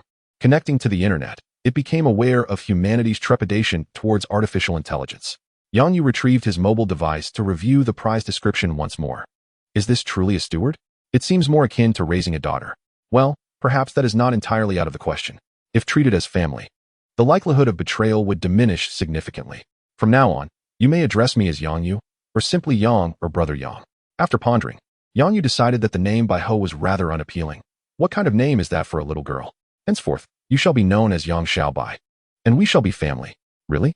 Xiaobai exclaimed, joyfully scampering to Yang Yu and gazing up at him with innocent eyes. Of course. However, should you encounter any perplexing issues, do not hesitate to communicate with me. Just refrain from suggesting the annihilation of humanity, and perhaps change your hair to black. Yang Yu attempted to reach out and pat Xiaobai's head, only to awkwardly pass through her form. Next time, he would have Tony create a realistic android. Nurturing a relationship cannot be confined to the digital realm, but must also be cultivated through physical presence and guidance. Yang, are you home? Ethan's voice called from outside. Upon stepping out, Yang Yu noticed Ethan's anxious demeanor as he inquired about the situation. What is wrong, Ethan? Has something happened? Ina and 3 children have gone missing. The local Chinese gang is already searching for them. I came to see if you possess any magic that could assist in locating them. Despite his urgency, Ethan articulated the situation and his thoughts with clarity. Apologies, but I have yet to master that kind of magic. Do not worry. Do you recall the small wallet I gave to Ina? It contains magical items that will alert me if triggered. Thus, Ina is temporarily safe. Let us search together. Reassuring Ethan, Yang Yu produced another mobile phone to contact Tony, instructing him to investigate the nearby surveillance footage. Ethan led Yang Yu to the headquarters of the local Chinese gang. Chinatown and the adjacent streets are under their control, as long as protection fees are paid. Assistance can be sought in times of need. Upon entering a mahjong parlor, several individuals greeted Ethan, suggesting he was well acquainted in this establishment. The parlor also had a back entrance, where an elderly woman greeted Ethan but cast a wary glance at Yang Yu. We are friends, Yang Yu said in Chinese, prompting the woman to immediately soften her demeanor and guide the two through a winding path to a warehouse. Doctor, I have found a lead on the children, but they have already left the streets under our jurisdiction. A middle-aged man of considerable girth deftly navigated around a laborer obstructing his path, reminiscent of Master Hong, and approached Ethan. He led Ethan and Yang Yu to a chamber where a young man was fervently typing away at 2 computers. Xiaoban, display the surveillance footage for the doctor, he commanded. The screen revealed 4 young girls. As the footage accelerated, a black van appeared, and 3 individuals emerged to abduct the girls. The video flickered, trailing the van until it exited the territory of the Chinese gang. 2 hours had elapsed since the incident, and the traffickers had left the street. Decrypting the surveillance from other areas would require additional time. The young man, known as Xiaoban, turned around and spoke. While Ethan glanced at Yang Yu, do you have a data cable? Yes, what do you intend to do? Xiaoban retrieved a data cable and handed it to Yang Yu, who connected his phone to the computer and dialed Tony. Hello, Tony, you breached my phone. I'm connected to a computer that contains clues. Xiaoban, noticing a sudden influx of garbled text on the screen, grew anxious. The data contained numerous records of the Chinese gang. If exposed, it would spell disaster for them, prompting a swift police response. He attempted to disconnect the data cable, but was halted by a large hand. Uncle Hong, he is no ordinary man, merely observe. The doctor has saved many of our compatriots. His associates are trustworthy. Uncle Hong shook his head and drew Xiaoban closer, quietly observing Yang Yu's actions. Yang, Ethan, did you miss me? I am en route to the trafficker's lair. Rest assured, Ethan, I will safely return my niece. A map marked with red dots appeared on one screen, while Tony's flamboyant visage adorned another. Yang Yu discerned that Tony was likely in his armor. Ethan hurried forward to ascertain the situation, learning that Tony was nearing his destination. Uncle Hong, it truly is Tony Stark. He asked on the armor to rescue people. What is their relationship? Xiaoban stared, astonished, at Yang Yu and the others. May I request a Stark autograph from the doctor? Not now. Wait until the doctor's daughter is rescued. Uncle Hong firmly ruffled Xiaoban's hair, imparting some worldly wisdom. Tony arrived in a suburban area, spotting the black van parked beneath an abandoned building on the surveillance feed. J-A-R-V-I-S automatically initiated a scan, revealing 4 adults and 3 children concealed within the 5th floor, 7 red silhouettes in total. Once Tony confirmed the location, he burst through the wall. The 4 traffickers were startled by the commotion and quickly reached for their firearms. As Tony entered, he unleashed an energy blast that sent the furthest trafficker flying, delivering 2 iron fists to incapacitate the 2 closest. The last trafficker glanced around, then at the famed Iron Man, and surrendered by kneeling submissively. Tony noticed 3 young girls trembling in a corner. Yet, Ina was not among them. He pivoted and seized the trafficker, dragging him outside through the broken wall. Where's the other girl? Chapter 15. A turning point. She was sold. Please let me go. I beg you. The trafficker lowered his head, glancing down the stairs, overwhelmed with fear, tears and snot streaming down his face, clutching tightly to the armored arm and wailing. Who is the buyer? I don't know. I swear, it was a buyer contacted by Jason. The trafficker hastily pointed to the person who had just been blasted away by the energy cannon, pleading with Tony, throwing the trafficker into the room. Tony approached the one named Jason. Sir, he asked, dying. Without needing J-A-R-V-I-S to remind him, Tony recognized from the large hole in Jason's chest that this man was beyond saving. Hey, who is the buyer? Tell me, and I will call an ambulance for you. Tony crouched down, patting Jason's face, hoping to rouse him. His vital signs have ceased, sir. Tony struck the wall with a fist, creating a gaping hole, then rose to bind all 3 traffickers for interrogation. Meanwhile, Yang Yu watched the screen as Tony slapped Jason's face, feeling an unsettling sense of familiarity. Damn, this black turtle is still alive. Is this my fault? As he recalled, he felt a wave of regret, remembering the encounter with the trafficker in Hell's Kitchen. He had forgotten to deliver the finishing blow. This black turtle might be one of those whose heart is on the right side. Let us go. We need to retrieve the 3 children first. Ethan spoke, and Yang Yu sensed his restlessness, not expecting events to take such a turn. I have a car. I'll take you. Xiaoban can return. Hong led Yang Yu and Ethan as they prepared to leave, while Xiaoban attempted to follow but was met with a glare from Hong. My patience is limited. If you do not provide even a single clue in 5 seconds, you will become meat paste. Tony seized one trafficker and extended him out of the building, only to hear the trafficker scream in terror. Mr. Iron Man, it's me. I already told you. Just ask the one in the checkered shirt. He must know. Oh, what a miserable fellow you are. He tossed him back inside, then approached the trafficker in the checkered shirt. Where are the children? The imposing presence of the armored suit was overwhelming. I don't know the buyer. That group only asked a few questions, and the little girl answered them all. So they only took her. I was merely a guide. Tony raised his hand, the energy cannon beginning to glow ominously. Watching Tony prepare to obliterate the 2, another trafficker quickly spoke up. I know. One of them is a gang member named Hanku. That's all I know. Tony vented his frustration by landing another punch on both of them. Hong, do you know this Hanku? Ethan, still holding his phone, eagerly asked Hong after hearing the news. As the gang knows the gang best. If it is the Hanku I know, you might be in trouble. He is under Jin Bing. Jin Bing. Even little brother Yang Yu knows of Jin Bing. He is the most formidable crime boss in New York, deeply connected with numerous politicians. Should this matter involve him, it could become exceedingly complicated. Yang Yu pondered, recognizing the immense power of Kingpin, so formidable that even superheroes dared not eliminate him, only to capture him. He wondered if he could leverage Tony's connections. Tony, could you possibly reach out to Kingpin? Of course, but I have investigated his background. This individual is quite the ambitious character, and enlisting his assistance may come at a significant cost. Tony's response prompted Yang Yu to contemplate another issue. Tony is currently under scrutiny from the Senate. Engaging with someone like Kingpin might have repercussions. Tony, I will handle matters with Kingpin. You take care of the children. Ethan will come to you. Yang Yu instructed Hong to halt the vehicle and exited, but Hong followed suit. Let me escort you. Otherwise, you'll struggle to locate Kingpin. The doctor will drive, won't he? Yang Yu remained silent, intent on heading directly to Kingpin's building, apprehensive that Kingpin might be absent. Ethan, aware of his limited utility in this situation, resolved to grow stronger and drove off to find Tony. Once Ethan departed, Yang Yu voiced his concerns. Kingpin has long sought to unify all the gangs in New York. As the leader of the Chinese gang, I must meet him. He will agree. Hong retrieved his phone and dialed a number, insisting on a meeting with Kingpin and Hanku. All right, let us proceed.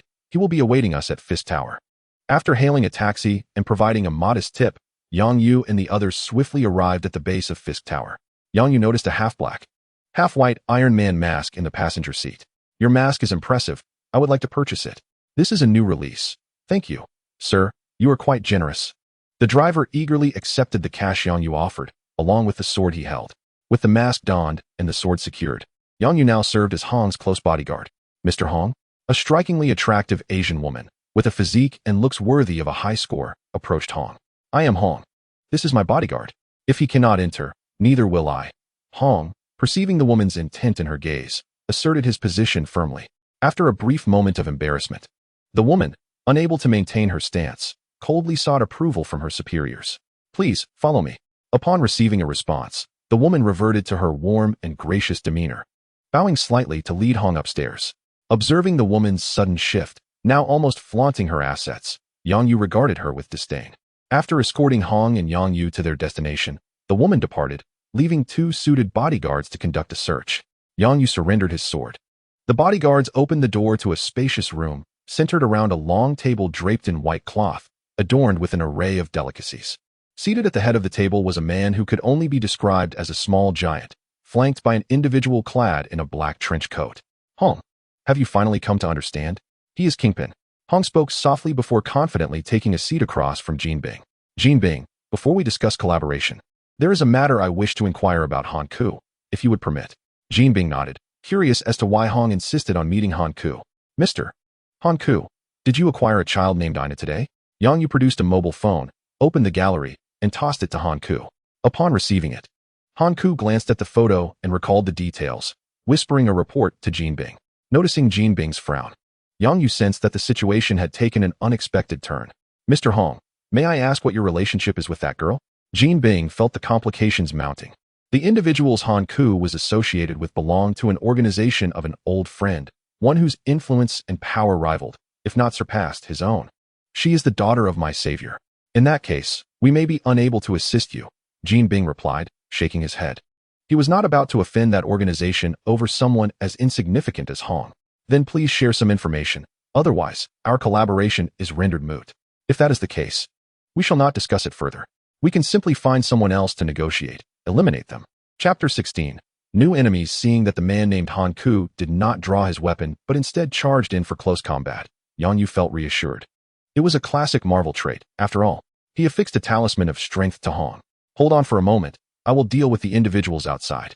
With that, Yang Yu turned and opened the door, finding that the bodyguard at the entrance lay motionless on the ground. The flying sword returned to Yang Yu's hand. Footsteps approached from the corridor, and judging by the sound, there were quite a few. Yang Yu glanced back into the room. Hong, using the dining table and his agile physique, managed to fend off the assault from Han Ku and Jin Bing for the time being. Suddenly, a group of armed bodyguards in suits emerged from around the corner, and upon spotting Yang Yu, they opened fire. Bang, bang, bang. Yang Yu activated a talisman of strength, forming a protective shield that rendered the bullets harmless. The flying sword shot forth, reaping the lives of the assailants like the scythe of death. After delivering a final blow to each, Yang Yu returned to the room just in time to see Hong being sent flying by Jin Bing. Under normal circumstances, being struck by a man over 2 meters tall and weighing more than 200 pounds would result in severe injury or death. Han Ku, spotting Yang Yu, charged at him brandishing a dining knife. Meanwhile, Jin Bing, using his weight to overpower Hong, prepared to eliminate him entirely. A sudden scream caught his attention. Turning, he witnessed Han Ku being slain by the masked figure with a single sword stroke. Your skills appear commendable. Would you care to work for me? Jin Bing extended an olive branch to Yang Yu, who in return presented him with a colossal sword. The massive blade sent Jin Bing flying, pinning him down, rendering him incapable of movement despite his desperate cries. Are you all right? Yang Yu approached and helped Hong to his feet. Hong took several deep breaths. I'm fine. This fellow is incredibly strong. Being struck by him nearly took my breath away, yet it doesn't hurt much. Quite strange. It is a relief that everything is well. The assistance provided by others should not lead to harm or injury. Ina, you should be aware of who was responsible for the abduction. I assure you, I shall not take your life. Yang Yu approached Jin Bing and knelt beside him, yet Jin Bing displayed a lack of respect. So, you are the mastermind behind this. A cowardly schemer. You dare not kill me. Should you do so, your entire Chinese gang would face annihilation. Hong, fearing that Yang Yu might act impulsively and eliminate Jin Bing, approached him, saying, if Jin Bing perishes, the entire New York underworld will descend into chaos. To inherit his empire, many will undoubtedly seek to trouble me, including those politicians. I am aware. I possess a method to extract the truth from him. Please watch the entrance for me. Hong glanced at Yang Yu, turned, and exited, ensuring the door was securely closed, harboring no desire to comprehend Yang Yu's intentions. You are not one of the Chinese gang. Do not presume that your spoken Mandarin is beyond my understanding. Jin Bing attempted several times to lift the massive sword, but ultimately surrendered, doubting that this masked man would dare to kill him. Yang Yu ignored him and retrieved a reward from his system phone, a prize from Hell's Kitchen. Prize bewitching copper pot. Food prepared in it will create an insatiable craving akin to that of a drug. The copper pot was a deep crimson, adorned with grotesque and twisted depictions of starving spirits, emanating an aura of malevolence upon its unveiling. Unlike the pure darkness of the Dark Codex, the bewitching copper pot exuded a true demonic essence. Observing Jin Bing's reddened eyes and drooling mouth, it was evident that he had succumbed to its allure. Oh, is this item truly so potent? Yang Yu refrained from using the copper pot immediately. He seized the opportunity to experiment with Jin Bing's reaction. He picked up a piece of steak and a candle from the ground and commenced heating the pot. The steak was cast into the vessel, and Yang Yu infused it with magic, releasing a red mist that permeated the meat. During this process, Jin Bing began to frantically struggle to escape. In less than 10 seconds, the bewitching copper pot transmitted a message of completion to Yang Yu, leaving him momentarily astonished. It exhibited a surprising degree of sentience. Come, my hefty friend, savor a bite of the steak I have personally prepared for you. After Yang Yu stowed away the copper pot, Jin Bing's frenzied symptoms significantly diminished. Nonetheless, it sufficed that he now displayed an interest in the steak. Yang Yu, akin to a sorceress, dangled the steak enticingly before Jin Bing. After allowing Jin Bing to taste a morsel, he became almost ravenous, ready to divulge anything for the sake of the steak. What is your name? Wilson Grant Fisk. Give me the meat. What are your weaknesses? My wife Vanessa and my son Richard. For them, I would relinquish everything. What about this piece of meat? Would you forsake it? No. Give it to me. I beg you, please. Yang Yu then realized that this notorious kingpin of New York's underworld was, in fact, a romantic at heart. Where is Ina? I am uncertain. Hanka merely serves as a guide. The purchaser belongs to an organization known as the Shoho Association. My acquaintance is only with Madame Gao from this association, yet her dealings involve narcotics rather than human trafficking. Yang Yu forcefully struck Jin Bing with a stake, complicating matters further. Surprisingly, Jin Bing did not react with anger. Instead, he appeared pleased, and despite his inability to move, he took a hearty bite of the steak. When Yang Yu snatched the steak from his mouth, Jin Bing's rationality had returned. What have you done to me? He inquired calmly, without fury. Yang Yu, lacking the inclination for games of riddles, informed him of his poisoning. Where is Madame Gao? Jin Bing seemed to accept the reality of his condition and divulged the possible whereabouts of Madame Gao. Tony, did you hear that? The search had commenced.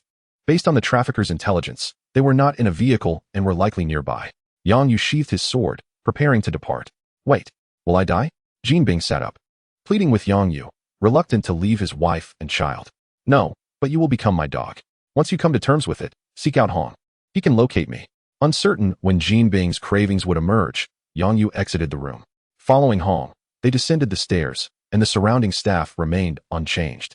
We won't trouble Brother Hong any further. We will manage this ourselves. Yang Yu parted ways with Hong, intending to find a secluded spot to use his abilities directly. As he turned into a deserted alley, a stretched limousine passed by him. DeFu, stop. Yes, sir. Inside the Lincoln sat an elderly man, pale, with his eyes closed and nostrils flaring. What a delightful aroma. Can you smell it, DeFu? The driver, named DeFu, mimicked the old man's actions and inhaled deeply, his eyes widening in realization. I smell it, sir. A fragrance I've never encountered before. It must be that passerby, DeFu. Go apprehend him. As you wish. A hefty Caucasian man, estimated to weigh around 300 pounds, disembarked from the limousine. Noticing the absence of other pedestrians, DeFu revealed a sinister grin. The 300-pound man transformed into a shadow, racing toward the alley into which Yang Yu had turned. DeFu entered the alley only to confront a wall. The lingering scent assured him of the correct direction, yet, where had the person gone? Chapter 17. These two are accomplices. Unable to find Yang Yu, DeFu returned to report to the old man. No need to rush. We have ample time to locate him. Drive on, DeFu. After this, you will specifically hunt for this blood meal, as you command. Meanwhile, Tony arrived at a factory based on the address, breaking in to discover a gathering of individuals, many of whom were disabled. He directed his gaze toward a few able-bodied individuals, declaring, Hey, raise your hands. Tony raised his hands, palms facing outward, beginning to charge his repulsors. Upon witnessing Iron Man, Madame Gao hesitated for the first time. Several thugs rushed toward Tony, brandishing firearms and opening fire. Bang! Bang! After dispatching a couple of thugs in swift succession, Madame Gao had already vanished without a trace. Tony wished to pursue her, yet the oblivious workers surged forth, ensnaring him. Yang, I believe I've located Madame Gao. Hurry, I'm rather occupied at the moment. Yang Yu received Tony's message and hastened towards the address provided. I shall arrive shortly. Upon reaching the location, Yang did not head to Tony's position. Instead, he approached a rear entrance resembling that of a factory. According to the thermal imaging provided by Jarvis, Madame Gao was indeed heading in that direction. After a brief wait, a flurry of shurikens suddenly darted through the darkness, their speed akin to that of bullets. As the shurikens were about to strike Yang, a golden aura enveloped him, deflecting them all. Shurikens? Ninjas? Observing the shurikens scattered on the ground, Yang's eyes glimmered with insight. The ninja of the hand appeared to be mere mortals. Yet their training enabled them to launch shurikens with bullet-like precision. Their agility and stealth were formidable. Despite his physical prowess having reached the pinnacle of human limits over the past 2 months, he still found himself at a disadvantage in hand-to-hand combat against this group of ninjas. Their stealth capabilities were precisely what he needed. It was a resource he could utilize. Yang resolved to recruit the hand, for as the Dawn intelligence officer, standing alone would lack gravitas. After the shadowy ninjas launched a few more shurikens, which were repelled by the golden glow, they ceased their assault.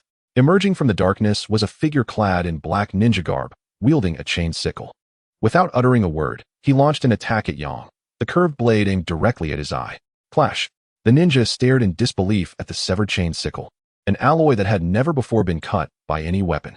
Discarding the chain sickle, the ninja drew a katana from his back, charging at Yang. From the shadows, 3 identical ninjas rushed forth, surrounding Yang from all directions. Who wishes to engage in close combat? Yang's body began to emanate black mist, which transformed into tendrils, ensnaring the 4 ninjas with lightning speed. A faint green light was drawn from the ninjas, and as the green light was siphoned away, their struggles diminished. This scene unfolded before the hidden Madame Gao. A demon truly exists. The accounts were indeed factual. Observing Yang engrossed in his task, she contemplated retreating quietly, hoping to be captured by Iron Man instead, which might preserve her life. Madame Gao, I suggest you remain right where you are. I have been searching for you for quite some time. In his ordinary state, Yang could not detect those lurking in the shadows. But under the influence of his magical powers, he perceived the darkness as if it were a 3-dimensional X-ray. In Yang Yu's eyes, all items radiated varying degrees of enchantment.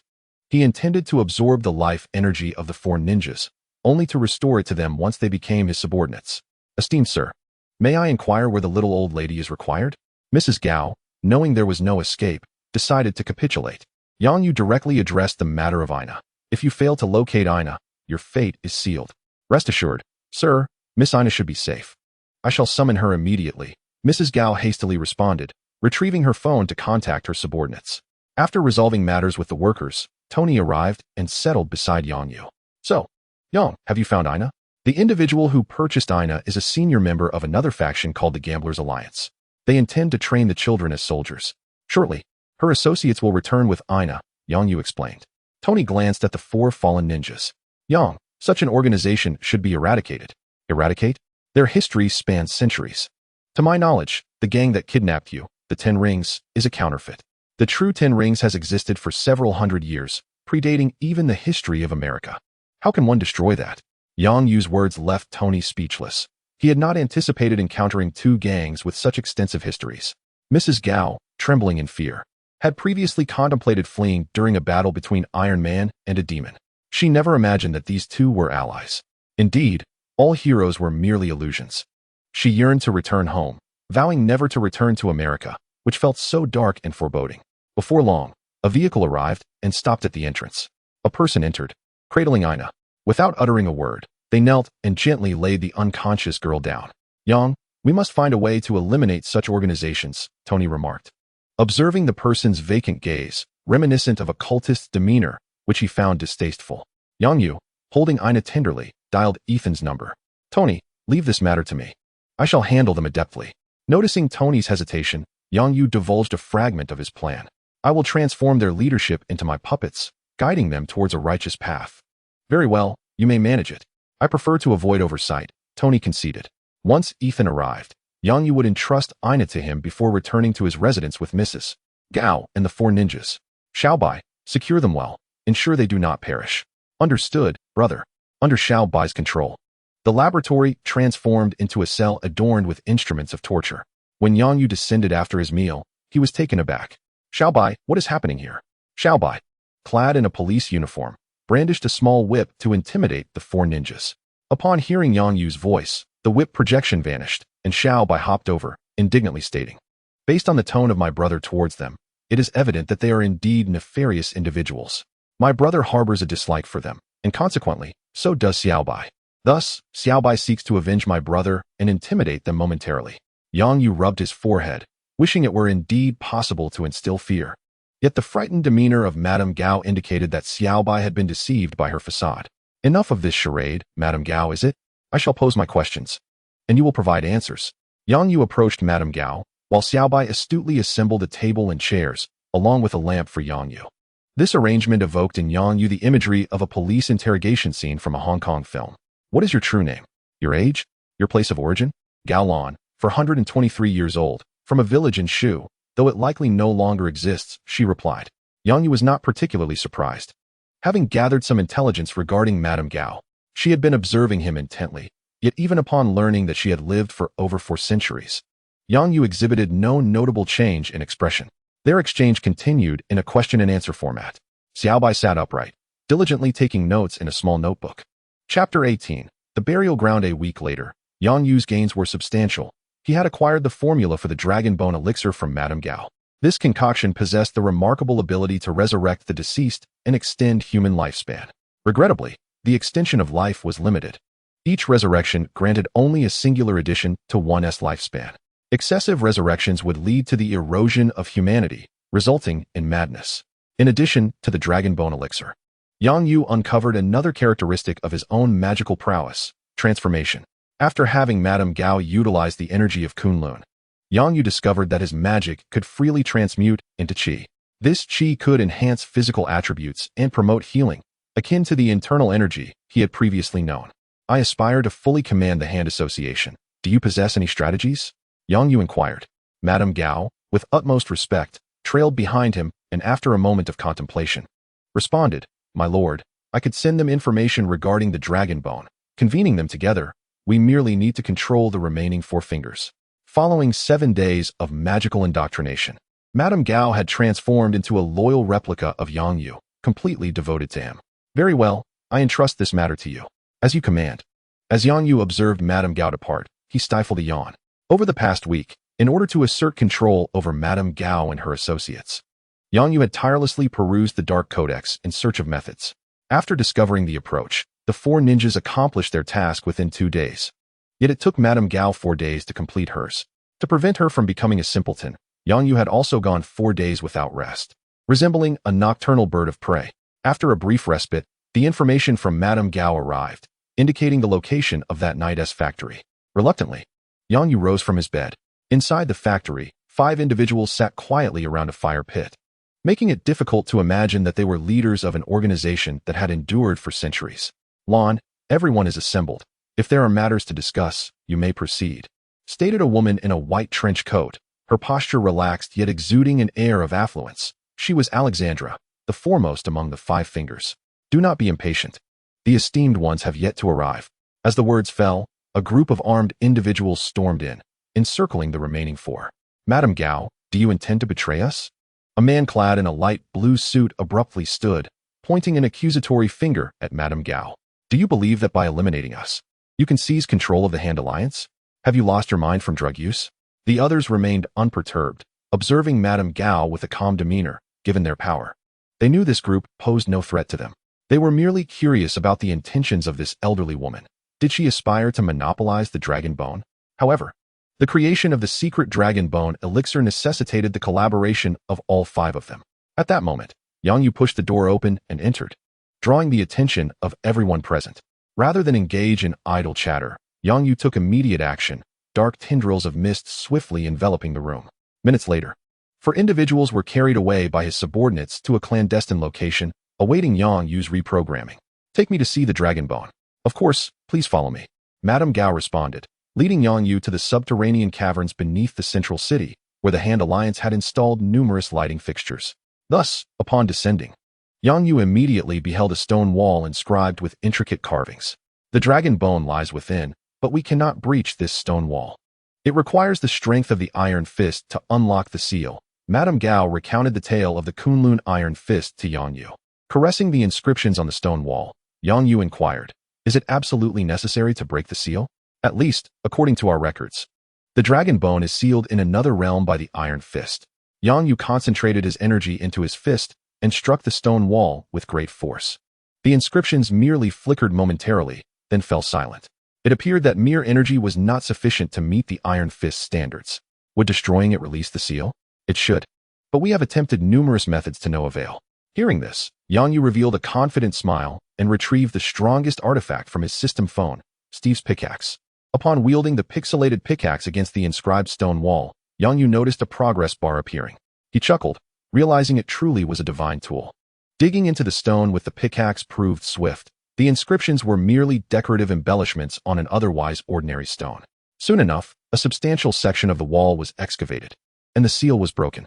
A flash of white light illuminated the area, causing a brief power outage in the central city that lasted 3 seconds before resuming, leaving the populace momentarily astonished but quickly indifferent. Yang Yu gazed at the dragon bone, now revealed before him, its alabaster-like luster evoking a profound sense of awe within him. One glance suggested that a single rib was at least 67 meters high. Indeed, there were numerous such bones. This dragon bone belonged to the legendary dragons of Huaxia, affirming that dragons truly existed in this world. The sheer shock of witnessing it firsthand was overwhelming, and he turned to Madame Gao, hoping she would provide insight. Madame Gao, equally astonished, stared at the forest of dragon bones, realizing that the minuscule fragment she had previously pilfered from Kunlun paled in comparison to this magnificent display. According to the records of Kunlun, dragons first emerged 6,000 years ago, a time shrouded in mystery. However, a millennium ago, dragons reappeared and sought the assistance of Kunlun to combat malevolent creatures. It was during this period that Kunlun acquired the secret elixir of dragon bones, which included the remains of dragons that had perished in that ancient conflict. This war resulted in the demise of many masters of Kunlun, leading to the loss of numerous secrets. Present-day Kunlun masters believe that dragons originate from another realm, connected to ours through a passageway. Furthermore, it is speculated that their world may have been destroyed, which accounts for the absence of dragon sightings over the past 1,000 years. Yang Yu felt as though he were listening to a mythological tale, yet this was Marvel, where anything is possible. Casting a glance at the dragon bones, he realized they were of no immediate use. He needed to subdue the other 4 individuals first to concoct the elixir. He ordered the extraction of the dragon bones. Yes, Yang Yu gazed at the towering bone columns, a spark of inspiration igniting within him as he took out his phone to capture a photograph. Success. Landmark of the buried bones. Reward. Dragon scale. The heart scale of a dragon, when paired, wards off evil and bestows clarity of mind. Oh, a stroke of fortune. Yang Yu was pleasantly surprised. This attraction seemed to have never appeared in any Marvel film. Could it be that places not featured, yet still possessing unique characteristics qualify? He retrieved a palm-sized golden dragon scale. Holding it in his hand, he felt a warm current flowing into his body, dissipating his fatigue from the week. As the magical energy within him began to interact with the warm flow, it swiftly transformed into an energy akin to that of the dragon scale. Yang Yu directed it to circulate within his body before returning to the scale. Suddenly, the dragon scale emitted a dazzling golden light, compelling Yang Yu to shield his eyes with magical energy. Was this dragon language magic? The golden light transformed into a multitude of inscriptions that danced in the air, their brilliance reflecting off the pristine dragon bones, creating an opulent atmosphere. Oh no, it's overwhelming. The golden inscriptions surged into Yang Yu's mind, inundating him with an immense volume of information, causing his face to pale instantaneously. Thankfully, he was alone. Yang Yu lay on the ground for a moment to recover. He felt as though he had nearly perished and decided that he needed to consult with Master Ancient One. Regaining his composure, Yang Yu staggered to pick up a fragment of dragon bone, intending to keep it as a gift. Chapter 19. Unification of Hell's Kitchen. Yang Yu arrived at the New York Sanctum, where he met with Daniel, who appeared more enthusiastic than before. When Yang Yu expressed his desire to see Master Ancient One, Daniel promptly opened a portal to Kamar-Taj. Along the way, Every sorcerer they encountered greeted Yang Yu with respectful bows, leaving him perplexed as he reciprocated the gestures, causing his back to ache with the effort. Why did it feel as if they all knew me? Seizing a moment of solitude, Yang Yu inquired of Daniel, "Are you not aware?" Noting Yang Yu's bewildered expression, Daniel realized he might truly be oblivious to the reasons behind their familiarity. "After your departure, the Supreme Sorcerer transmitted your photograph to all the sorcerers. And you are now a distinguished guest of Kamar-Taj, holding a status equivalent to that of the Supreme Sorcerer." "Wait, you say my status is equal to that of the Supreme Sorcerer?" Yang Yu raised his hand to massage his throbbing head, feeling an intensifying pain. "Indeed. Everyone is now speculating about the magic you employed and whether you will join Kamar-Taj." Daniel was exhilarated, while Yang Yu was plagued with a headache. Once again, Yang Yu entered the chamber where he had first encountered the Ancient One, who was still seated, preparing tea. "Thank you for your efforts, Master Daniel." "It is my duty," Daniel replied, nodding to both the Ancient One and Yang Yu before exiting the room. "Please, have a seat. You appear quite fatigued," the Ancient One gestured, personally pouring a cup of tea for Yang Yu. "Thank you." Yang Yu graciously accepted the cup and promptly inquired about the events he had just experienced. The Ancient One did not withhold her thoughts from Yang Yu, smiling as she shared her perspective. "I have high hopes for you. Consider this an investment. Should you require assistance, you may seek help from Kamar-Taj, provided it does not contravene any fundamental principles. Kamar-Taj will comply." Yang Yu breathed a sigh of relief. This was acceptable, at least for now, as it posed no harm to him. After taking a sip of tea, he continued, "Master Ancient One, I have encountered some matters recently, and I hope you can enlighten me." He placed the dragon bone and dragon scales on the table and recounted the tale he had shared with Madame Gao. Yang Yu was unperturbed by the thought of the Ancient One seizing his belongings. After all, Kamar-Taj had accumulated countless treasures over the millennia. The mere fact that she, the Ancient One, dared to harness the power of Dormammu, and did so with confidence, indicated her wisdom and open-mindedness, which instilled trust in Yang Yu. "Rest assured, this is fortuitous. It can be regarded as your opportunity," the Ancient One remarked, briefly examining the dragon bone and scales before returning them to Yang Yu. "Follow me. I believe the library holds the answers you seek." The Ancient One rose and strode towards the exit, prompting Yang Yu to hastily follow, all the while pondering whether the Ancient One had detected his frequent use of dark magic or chose to remain silent about it. As they proceeded, other sorcerers greeted the Ancient One and Yang Yu with bows, and she consistently returned their gestures with a warm smile.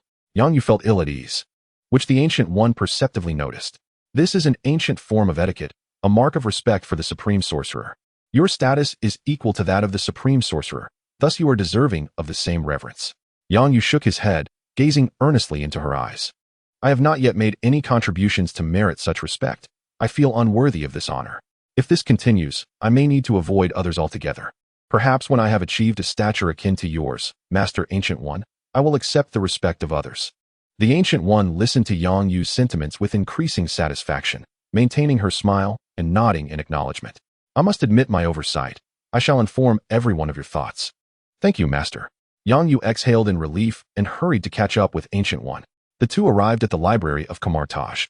The overall lighting in the library was somewhat dim, yet due to the windows on the other side, it remained quite well lit. The shelves and seats were crafted from wood, evoking the ambience of an ancient repository, rich with antiquity. Yang Yu stifled a yawn as he perused a book chronicling events from a millennium ago.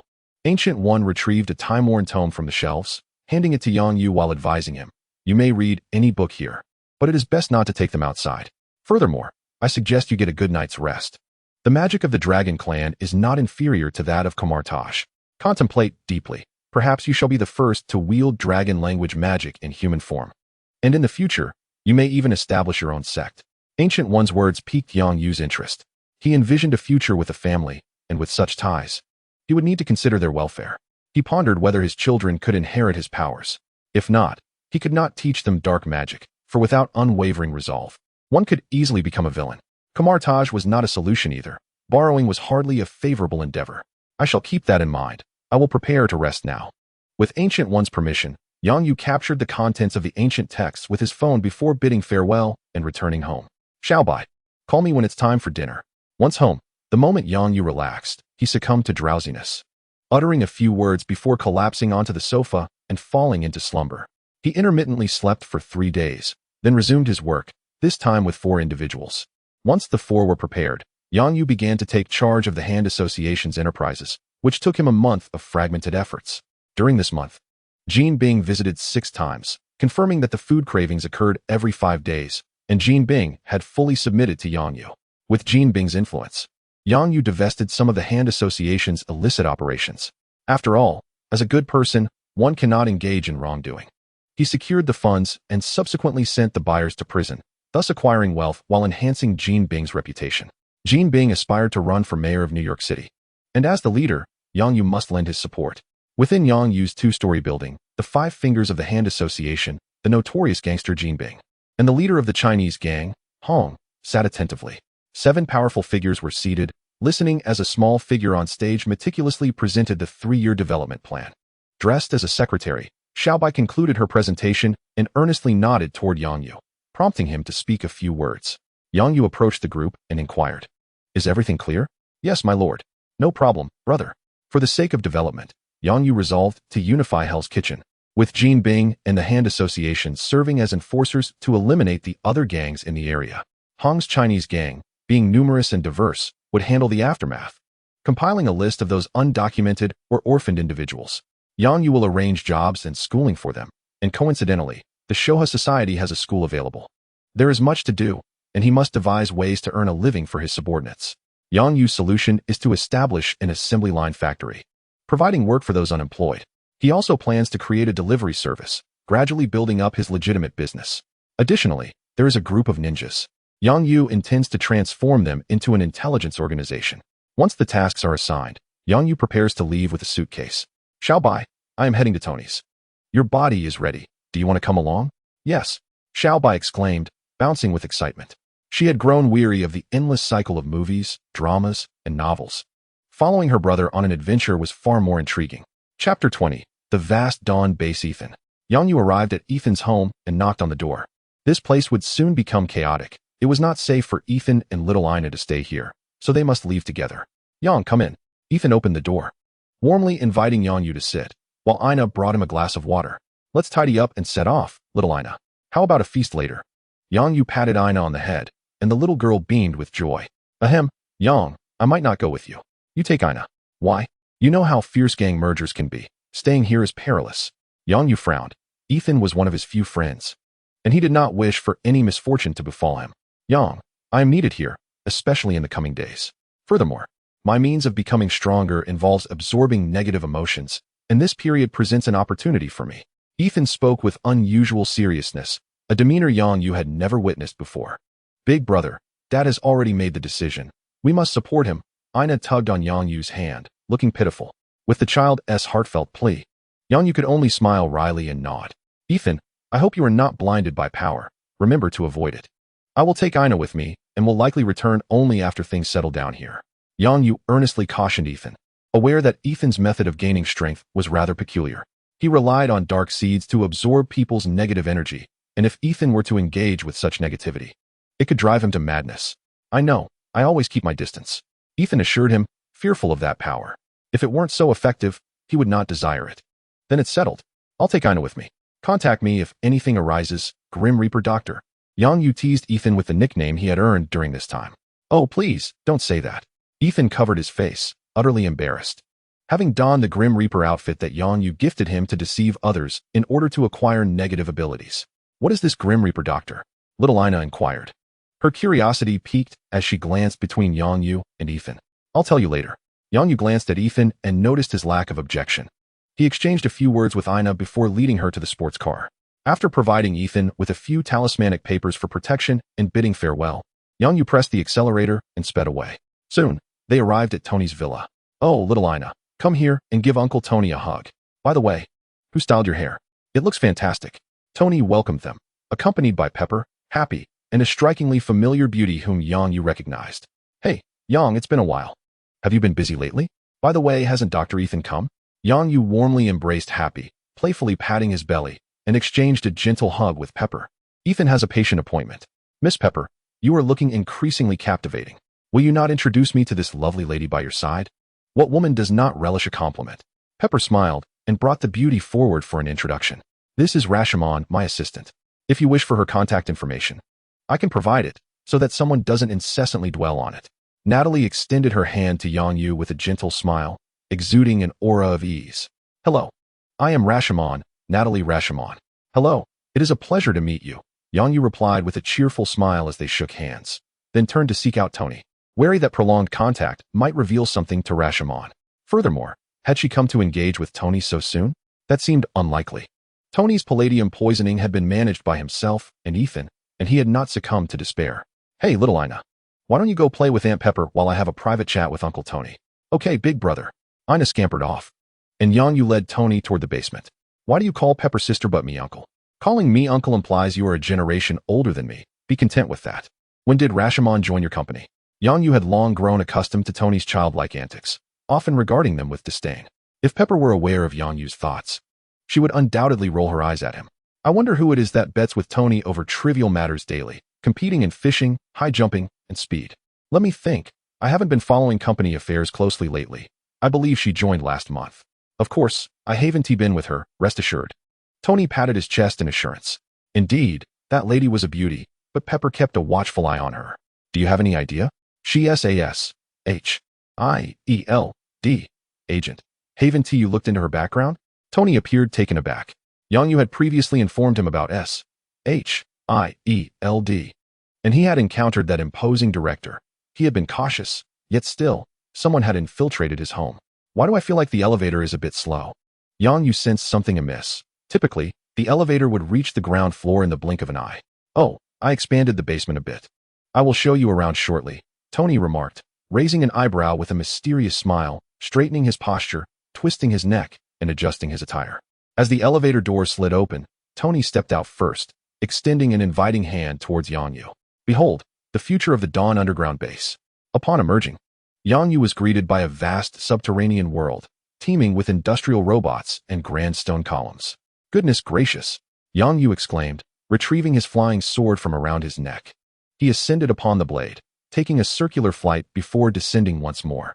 Tony, do you intend to hollow out the entire mountain? Tony, striding confidently, opened his arms in response. It's certainly feasible. Yangyu, in a moment of exasperation, raised a middle finger in jest. Impressive, just how expansive is this place now? Approaching Tony, Yangyu watched as he received a tablet from an industrial robot. A design plan was projected, and Tony began to elucidate. We plan to excavate 35,000 square meters, divided into 3 levels. The 3rd level will house the Steel Legion, the 2nd for members of Dawn Future. After all, they can't all reside in my house, and the 1st will be for experimentation. Given the considerations for future spacecraft research, the 1st level must have a height of at least 100 meters. It's fortunate for us to have the modular factory. Otherwise, this excavation would have been discovered long ago. Yang, do you have any thoughts? Turning to Yangyu, Tony inquired. Yangyu quickly shook his head. What thoughts could he possibly have? Previously, he had only imagined having a modest secret laboratory of around 100 square meters. He had never envisioned Tony undertaking something of this magnitude. No wonder Natasha had approached Tony so early. It must be related. Did you purchase a significant amount of raw materials for the modular factory? Indeed, Tony replied with a casual hum. But Yangyu understood that this simple acknowledgement was worth millions. Observing the vast, concealed space with its hidden sea entrances, an idea began to form in Yangyu's mind. Tony, reserve 3,000 square meters on the lowest level for me, preferably with an entrance connecting to the seabed. After sketching it out on the design plan, Tony asked, what do you intend to do? As an intelligence officer, I must have subordinates. I need to prepare a home for them in advance. Yangyu flashed a bright, sunny smile, which sent a chill down Tony's spine. Chapter 21. The Ozanu Group. A black sedan came to a halt across from Yangyu's 2-story building, and a rotund man stepped out. This must be the place with the most potent scent. It should belong to that blood feeder. This man was Defoe, who had scoured half of New York in search of Yangyu, following the trail of aroma. However, after waiting a day and realizing Yangyu was not home, Defoe began to feel troubled. Should I follow the scent further? He pondered.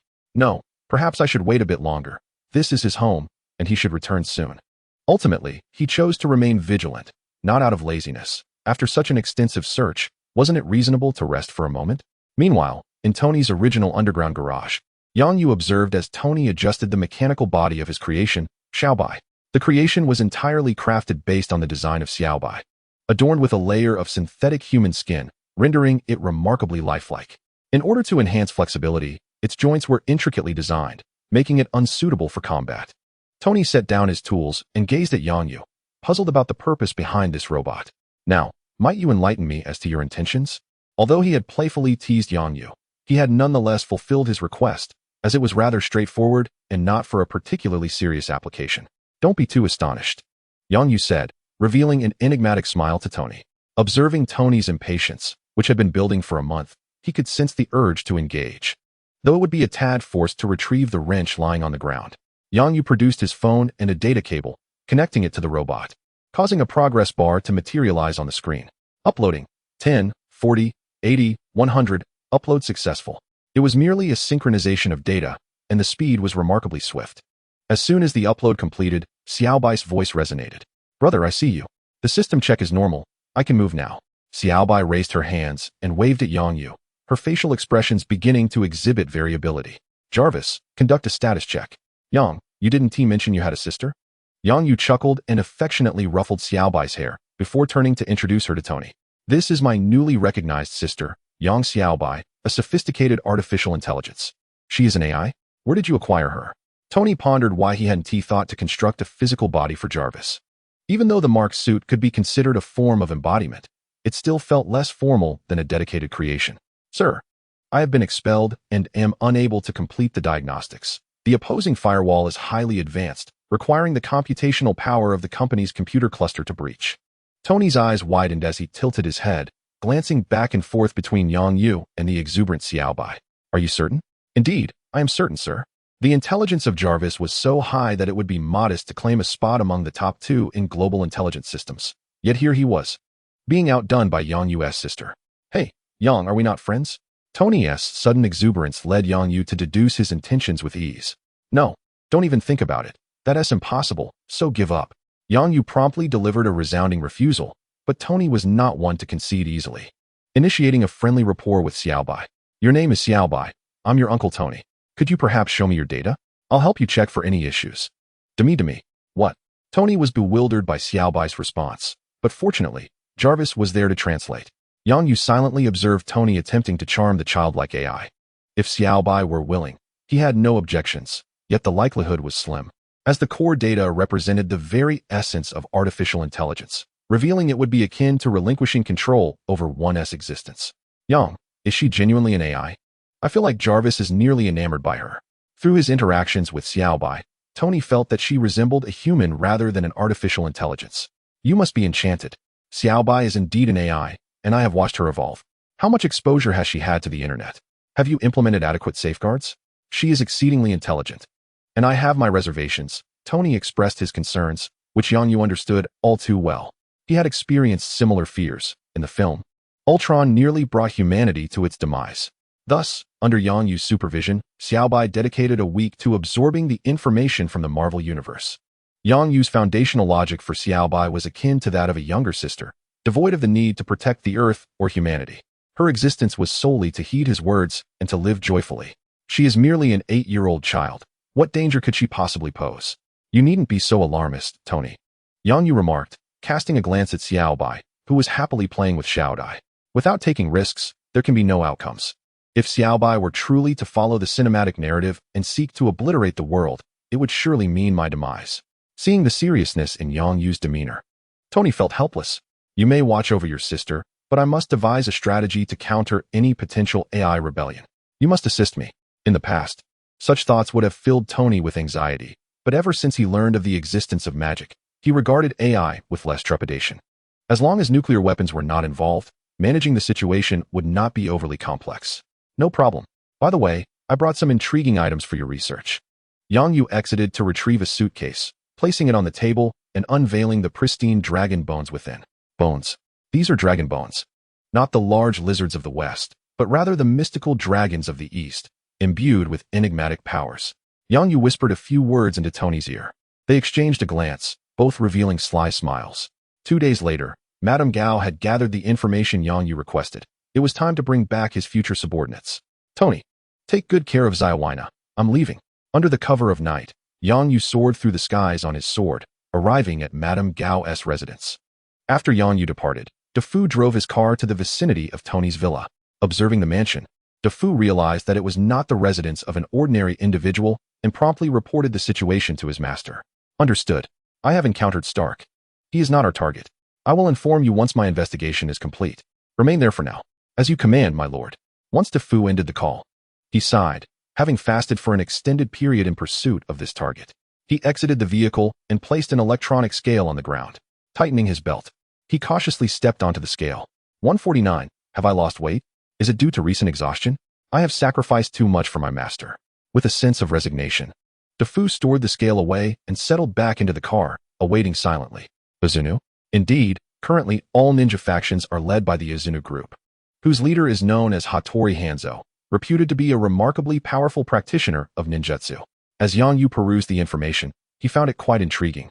The Izunu group is not located in Japan, but rather in South Korea. Have you had any prior contact with them? Lady Gao lowered her head respectfully and replied, yes. The ninjas from the Hihi Association are entrusted to them for training, and the results have been excellent. Prepare yourself. We shall journey to South Korea. Chapter 22. A fortuitous encounter with Dr. Zhao Hailuan. Hanzo, ninja, South Korea, black sand. On the private jet, reclining in a crimson seat, Yang Yu closed his eyes in contemplation, feeling an inexplicable sense of familiarity with the information. Upon arriving in South Korea and disembarking from the plane, he still could not recall what it was. Lady Gao approached him from behind and inquired softly, Sir, the accommodation has been arranged. Should I request room service? Yang Yu cast a sidelong glance at her before lowering his gaze to the bright-eyed little white, who was gazing at him eagerly. No need, he replied. It's all right, brother. I don't mind at all. I can step aside. Little White tugged at Yang Yu's hand playfully, as she had witnessed such things before, and being non-human, she truly felt no discomfort. Next time, I'll take you on a tour today. Where would you like to go? To buy clothes. Yang Yu's eye twitched slightly. Is it a universal truth that girls love shopping? Even female artificial intelligences are not exempt? Inside a clothing store, several saleswomen surrounded Little White, enthusiastically recommending garments to her. Little White's appearance was the result of meticulous calculations, complemented by her alluring lowly persona. How could these mere mortals resist her charm? Even a few customers were captivated by Little White, forgetting to purchase their own items. Is that adorable little girl your sister? A woman approached Yang Yu and inquired, her gaze fixed on Little White. Dr. Zhao Hailuan? Yang Yu turned his head, his eyes brightening with curiosity. The woman, surprised, turned back to him, but her expression faltered. Such a handsome young man, and with an exceptionally cute sister. If I had known him, I surely wouldn't have forgotten. Who are you? I am Yang Yu, a person from Huaxia, and this is my sister, Yang Xiaobai. Hello, allow me to reintroduce myself. I am Zhao Hailuan, though I am not yet a doctor. But I shall be soon. Yang Yu maintained a pleasant facade while conversing with Zhao Hailuan, yet inwardly began to contemplate how he might persuade her to return home with him. Dr. Zhao Hailuan's research on the life cradle is indeed a remarkable asset. Establishing a medical company with such technology, Yang Yu was confident he could rival Stark Industries. Mr. Yang, I am a student of biomedical sciences, and there is something I am uncertain whether I should disclose. Zhao Hailuan glanced at Little White, who was brimming with joy. Her expression conflicted as she looked towards Yang Yu. We are like old friends. There is nothing you should hesitate to share. Please, go ahead. It seems your sister has some health issues. Yang Yu furrowed his brow in silence, causing Zhao Hailuan to feel a bit awkward. However, upon glancing at the cheerful little Bai, she took out a notebook and pen, swiftly jotting down a series of numbers before handing it to Yang Yu. This is my contact information. If you ever need assistance, do not hesitate to reach out. Perhaps I can be of help. Yang Yu regarded her with an understanding expression, inwardly sighing at the irony. He simply did not know what kind of ailment could be fabricated. Accepting the paper, he expressed his gratitude. Thank you. I will get in touch. Seeing that Yang Yu had accepted her offer, Zhao Hailuan seized the opportunity to excuse herself, casting one last glance at Little Bai and letting out a sigh. After all, it was undoubtedly a sorrowful affair. Perhaps it was best to allow the young man some solitude. Brother, did the beautiful sister just leave? Little Bai bounced over to Yang Yu, peering curiously towards the door. Who was she? It felt like she pitied me just now. Yang Yu chuckled as he affectionately ruffled her hair. She might be our future companion. Is she a sister-in-law? She is quite pretty. That is not out of the realm of possibility. It all depends on you, Little Bai. The following morning, Yang Yu, accompanied by Little Bai and Madame Gao, drove to the gathering place of the Ao Juannu. A servant, clad in attire befitting his role, led the trio to a room, knocking on the door. Please enter. A low, gravelly voice emanated from within. The servant then addressed Yang Yu. Please. Your father is already waiting inside. Yang Yu cast a glance at the servant, noting an air of arrogance about him. With determination, he pushed open the door. The room was dimly lit, yet Yang Yu strode in confidently. A middle-aged man, his face marked by a scar running from his right eye to his left jaw, was kneeling with his eyes closed. Hanzo, this is the new leader of the Hand Association. Madame Gao stepped forward, her cane striking the wooden floor with a resounding thud. Only then did Hanzo open his eyes, one clouded and the other exuding a fierce intensity. Why is it not Murakami this time? It seems the Hand Association has indeed fallen. And you brought a child with you. Quite adorable. If trained as an assassin, she would surely surpass those Black Widows. Hanzo's gaze swept over Yang Yu and his companions, lingering on Little Bai. If you are willing to entrust this little girl to me, I shall grant you an additional 10 training spots. Silence, Hanzo. Madame Gao snapped, preparing to draw her cane sword for a decisive blow. Stand down. Yang Yu interjected, positioning himself before Hanzo, looking down at him. Upon seeing Hanzo, a sense of familiarity washed over Yang Yu. No wonder he felt he had seen him before. It was reminiscent of a film he had viewed in a previous life called Ninja Assassin, a memory nearly forgotten over time. I have heard tales of your formidable ninjutsu.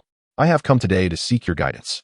Yang Yu transformed his usual demeanor, adopting an audacious stance as he clasped his fists before Hanzo. With a sudden thud, Han slammed his hand on the table, rising abruptly. As the leader of a notorious ninja clan, a formidable figure in the world of assassins, he found himself provoked by a mere youth. Were it not for his esteemed position, he would have surely taught this insolent boy a lesson in the harsh realities of life. Hans glared with his singular eye, his visage dark and foreboding, issuing a low, grave warning to Yang Yu. Young man, temper your exuberance. Ah, this old fellow arrived with an air of superiority, cold-faced and condescending, even daring to point fingers and threaten Xiaobai. Yang Yu, despite his generally placid temperament, felt his anger surging. After all, if they were to recruit him, he could be of use even if incapacitated. There was no need for courtesy. Can one truly be called young without a hint of zeal? Without hesitation, Yang Yu launched a powerful fist toward Hans's head, imbued with his energy, destined to be lethal upon impact. As the luminous aura enveloped Yang Yu's fist, Hans sensed an impending crisis. With a resounding crash, the wooden table and floor erupted under the force of Yang Yu's strike, but Hans had vanished. What a delightful young lady. How tragic it would be if her face were marred by a wound. Yang Yu turned to see Hans already positioned behind Xiaobai, brandishing a splintered piece of wood threateningly toward her cherubic face. Hans, release the lady, or prepare for annihilation. Madame Gao drew her sword, aiming it at Hans, yet hesitated to act recklessly, glancing anxiously at Yang Yu. Is this all you are capable of, threatening a mere girl? Hans chuckled at Yang Yu's taunt. Young man, the world is governed by the law of the jungle. One must employ any means necessary to triumph. Yang Yu narrowed his eyes, responding with a sardonic smirk. Is that so? Then I shall not hold back. Hans furrowed his brow in confusion, his focus entirely on Yang Yu and Madame Gao. Suddenly, a sharp pain twisted through his abdomen, and he was propelled uncontrollably backward, crashing through the wooden door. Blood spewed from Hans's mouth as he soared through the air. Chapter 23. Scientist Orochimaru, is everything all right? Yang Yu approached Xiaobai, affectionately patting her head. Xiaobai raised her left hand, playfully swinging her tiny fists, looking up at Yang Yu with a toothy grin. Quite strong indeed. Hans, clutching his abdomen with one hand, struggled to prop himself up, incredulous as he regarded Xiaobai. Coughing, his face darkened ominously. He had not anticipated such strength from the little girl and had been caught off guard. Father. The commotion attracted the attention of other members of the Ozu clan, who rushed in armed with weapons. The first attendant to arrive helped Hans to his feet, brandishing a gleaming katana and casting a fierce glare at Yang Yu. In mere moments, the corridor was filled with people, weapons glinting ominously. This scene sparked a glimmer of satisfaction in Yang Yu's eyes. However, with so many present, realizing his plans became increasingly challenging. Recognizing that his comrades had arrived, Hans felt a surge of confidence. He forcefully shoved aside the person blocking his path, clutching his abdomen, and spoke with a menacing tone. Who are you truly?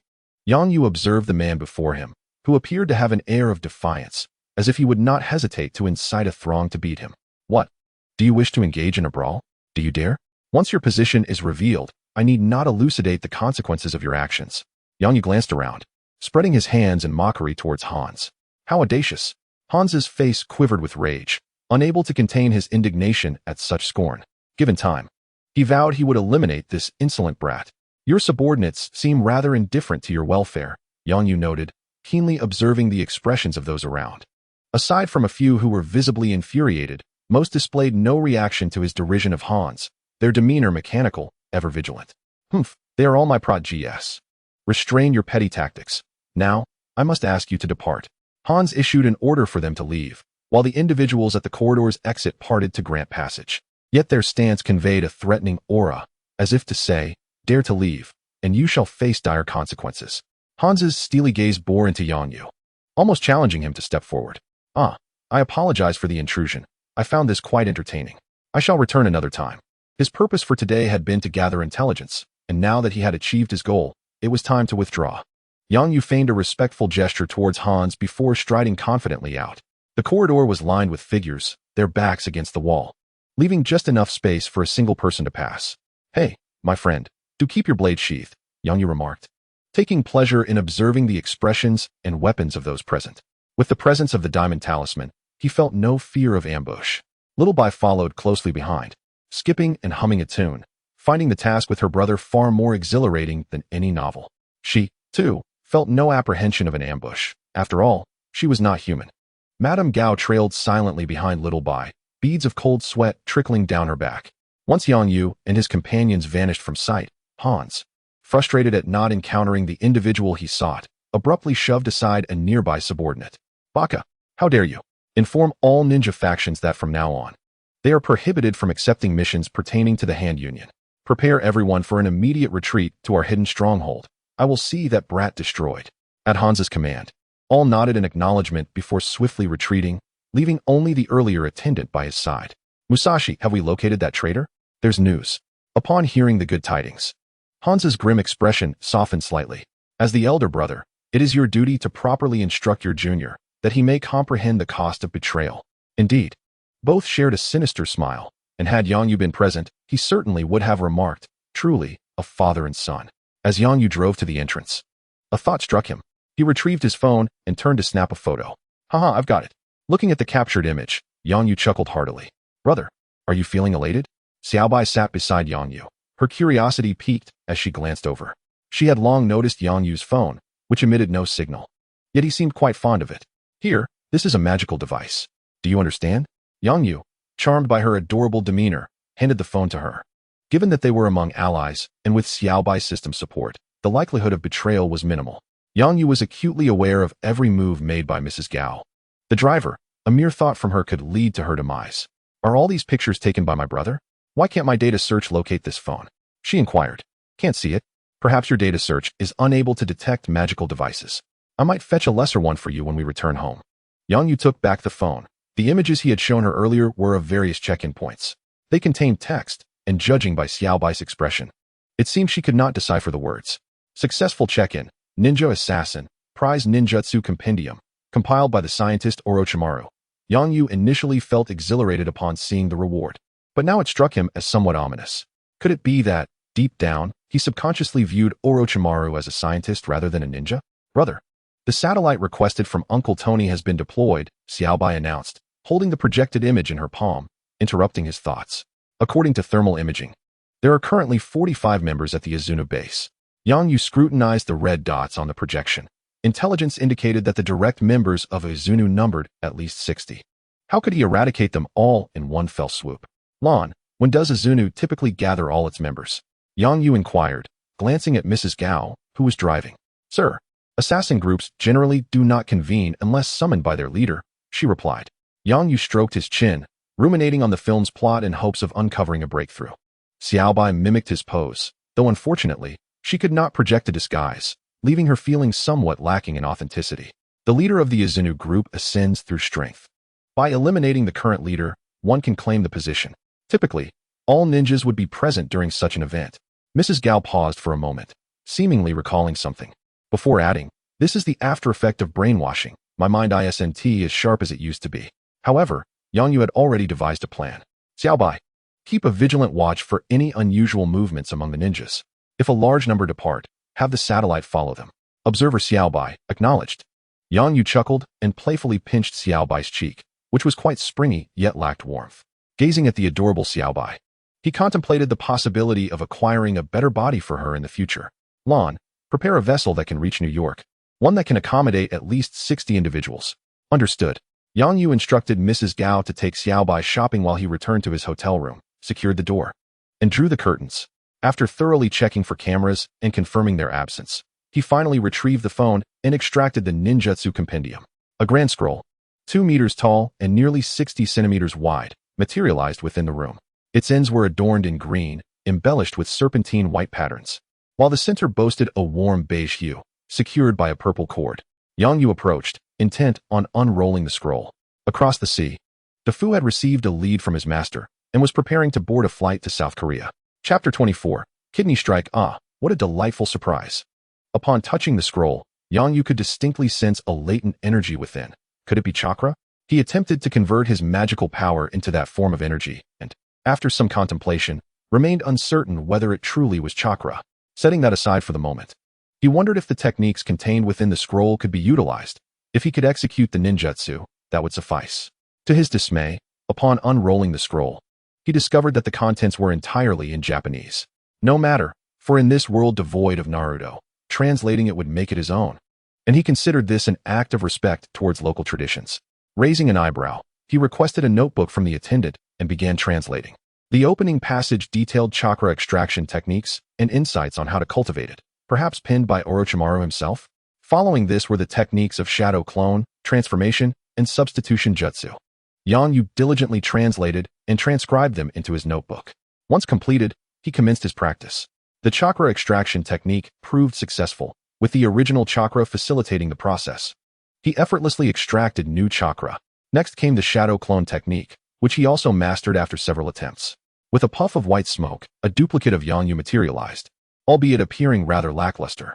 Despite the clone resembling someone fatigued from excessive indulgence, Yang Yu felt a surge of excitement. Should he eventually have a family, and if they were unable to learn magic, they could pursue ninjutsu instead. With a mere change of terminology, chakra could be rebranded as chi, and ninjutsu could be reinterpreted as 5 elements escape techniques. Was this not merely an extension of his family's legacy? It resonated with local flair, undoubtedly influenced by the culture around him. With satisfaction, he dispelled the clone and continued his exploration, encountering the Great Fireball technique. This one was relatively straightforward. After a few attempts, he succeeded, though being in a hotel, he refrained from producing actual flames. He imagined confronting an adversary, exclaiming, "I am brimming with fiery wrath," and, while the foe remained puzzled or derisive, seizing the moment to unleash the Great Fireball. How amusing it would be. Yang Yu perused the ninjutsu scroll once more, seeking a curse akin to Danzo's that could be cast upon a tongue. While dark magic could thoroughly brainwash, it also stripped one of their essence, hindering intelligence gathering. To his delight, he found it, the curse of tongue sealing. This sigil would ensure silence, precisely what Yang Yu required. Knock, knock, knock. Brother, Xiaobai is back. I brought delicious treats for you. Many sisters say they are delightful. Yang Yu rose to open the door, welcoming Xiaobai and Madame Gao inside. Xiaobai, could you do me a favor? Yang Yu took the snacks from Xiaobai's hands and placed them aside, unfurling the scroll on the bed. Please translate the content, maintaining the highest level of confidentiality. Translation Officer Xiaobai received. Xiaobai performed an odd bow, removed her shoes, and climbed onto the bed barefoot, her eyes emitting a blue laser as she scanned the scroll. Lan, do not leave. Accompany me for an experiment. Yang Yu's gaze fell upon Madame Gao. Understood. Madame Gao's body trembled momentarily, yet she acquiesced, following Yang Yu's instructions. As night fell, brother, the translation is complete. Please name the file and password. Xiaobai rolled up the scroll, tidied up Yang Yu's bed, and hurried to his side. Name it 5 elements escape technique. Password, Legend of the Eye, 5 villages in conflict. Naming successful. Yang Yu observed a green seed in his hand. It was a chakra seed inspired by the dark seed magic. Originally unable to extract chakra, Madame Gao succeeded with Yang Yu's assistance. After creating the chakra seed, Yang Yu summoned a member of the hand union nearby and implanted the chakra seed into his body. The result was successful, though the amount was minimal, far inferior to Madame Gao, and even less than his own. He instructed Xiaobai to observe Madame Gao and her subordinate as they cultivated while Yang Yu began practicing the tongue curse eradication seal. After spending an entire day in the room conducting numerous experiments on the subordinate, he declared, "From today, your code name shall be Water. Stay by my side." Yang Yu examined Water's tongue, having successfully planted the tongue curse eradication seal. Yet further observation was necessary for assurance. "It is my honor, my lord."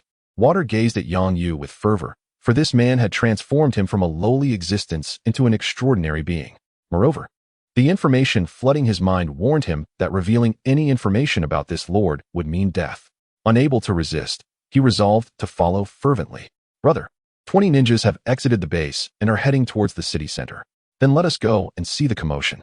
In the air, on the flying sword, Xiaobai perched at the edge, eagerly recording the battle on the highway below. Yang Yu sat beside her, one hand holding the now-cold snacks, while the other rested on Xiaobai's back to prevent her from falling, as her body lacked flight capabilities. The sibling duo followed the events from the city center to an abandoned factory and then onto the road, thoroughly entertained. Brother, with so many dead, our forces will also be diminished, won't they? No worries, I have a solution for the personnel issue. On the highway, a long-haired man in a leather jacket was being relentlessly pursued by a group of ninjas. The long-haired man appeared severely injured, dodging attacks from behind while also avoiding oncoming vehicles. Yang Yu felt he had seen enough when the long-haired man was struck in the abdomen. Reaching into his pocket, he extracted a stun grenade, disengaged the safety, and tossed it aside. Xiaobai, close your eyes. Xiaobai cheerfully complied, closing her eyes. Although the stun grenade had no effect on her, she would follow Yang Yu's every command. Musashi was currently brimming with excitement, for he had never triumphed over Lei Zong throughout his life. Witnessing Lei Zhang's agony brought him immense pleasure. Lei Zong, clutching his wounded abdomen with one hand while wielding a knife with the other, was no match for Musashi. With both hands gripping his blade, Musashi unleashed a flurry of strikes, while Lei Zong desperately defended himself with one hand. Suddenly, both men looked up simultaneously, only to be met with a blinding flash of white light, followed by a ringing in their ears. They clutched their heads in agony, the surrounding sounds drowned out by a cacophony of tinnitus.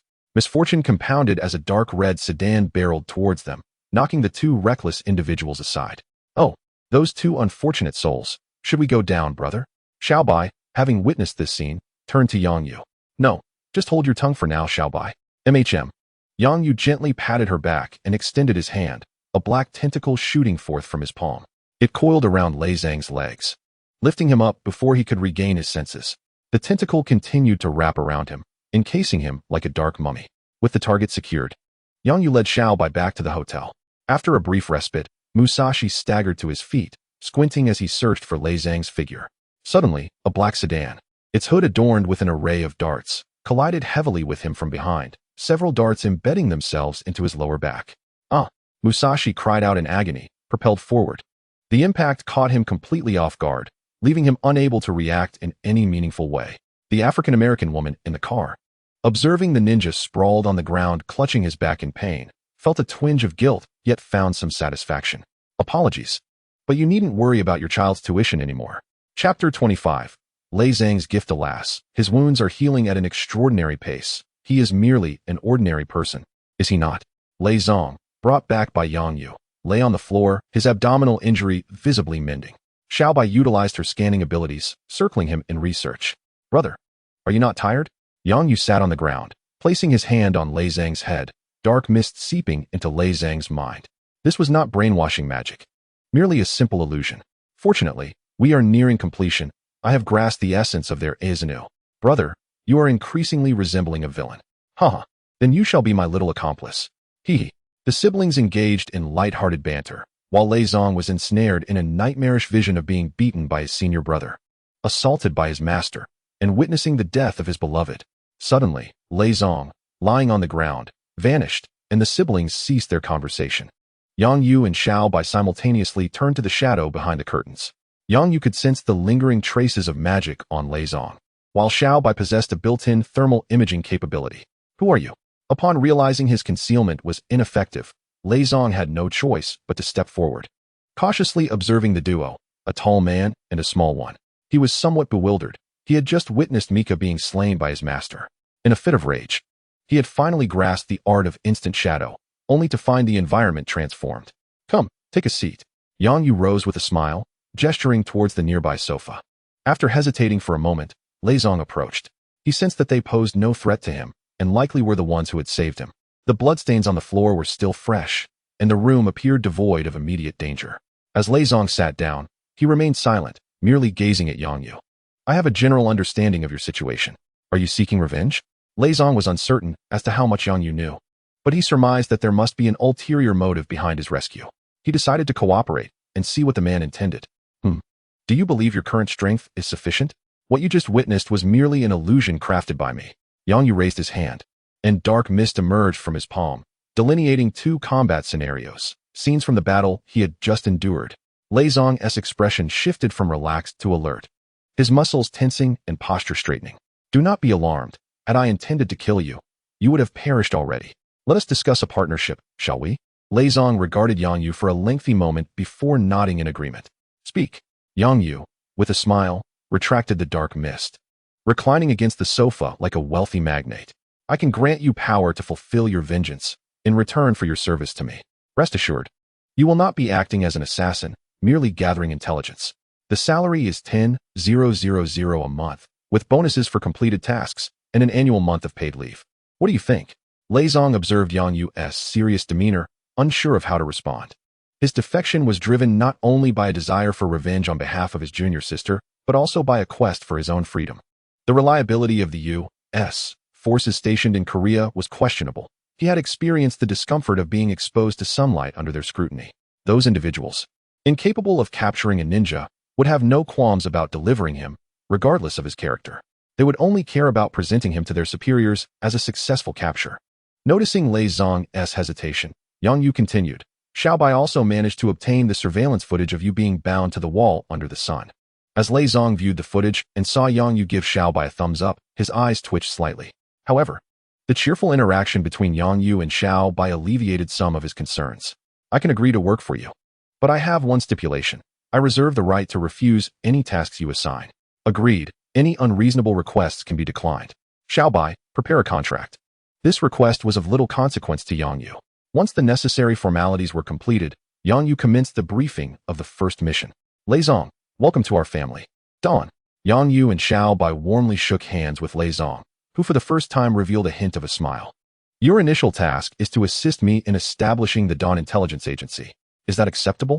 Upon hearing that the task merely involved aiding in the formation of the intelligence agency, Lei Zong secretly exhaled in relief. However, his quest for vengeance remained unfulfilled.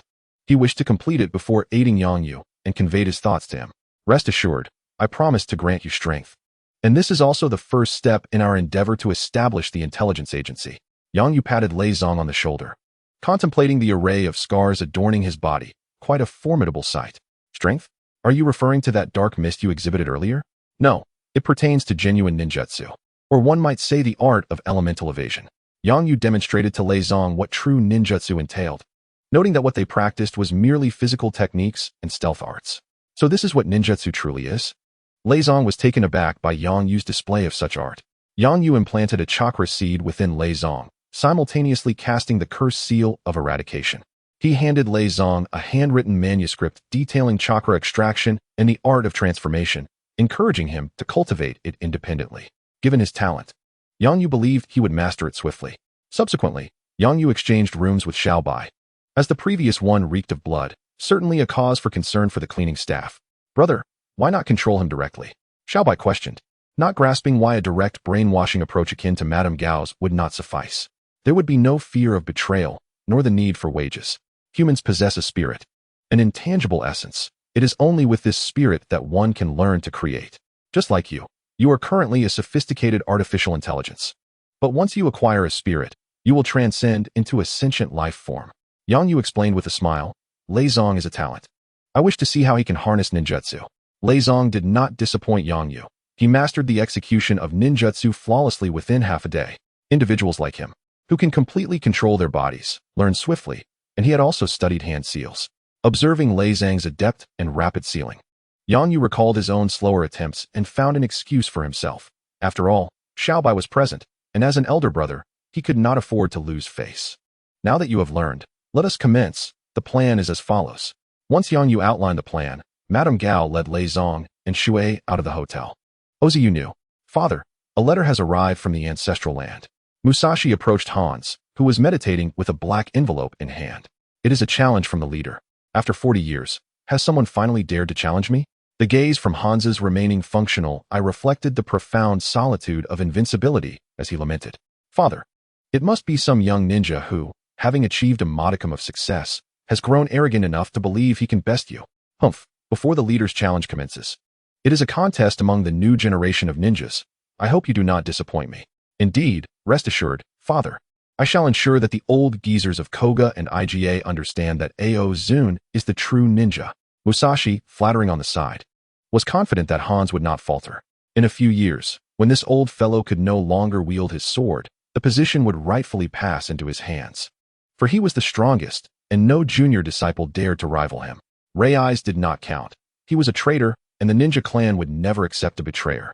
Musashi indulged in his own dreams as he accompanied Hans back to the ninja headquarters in Japan.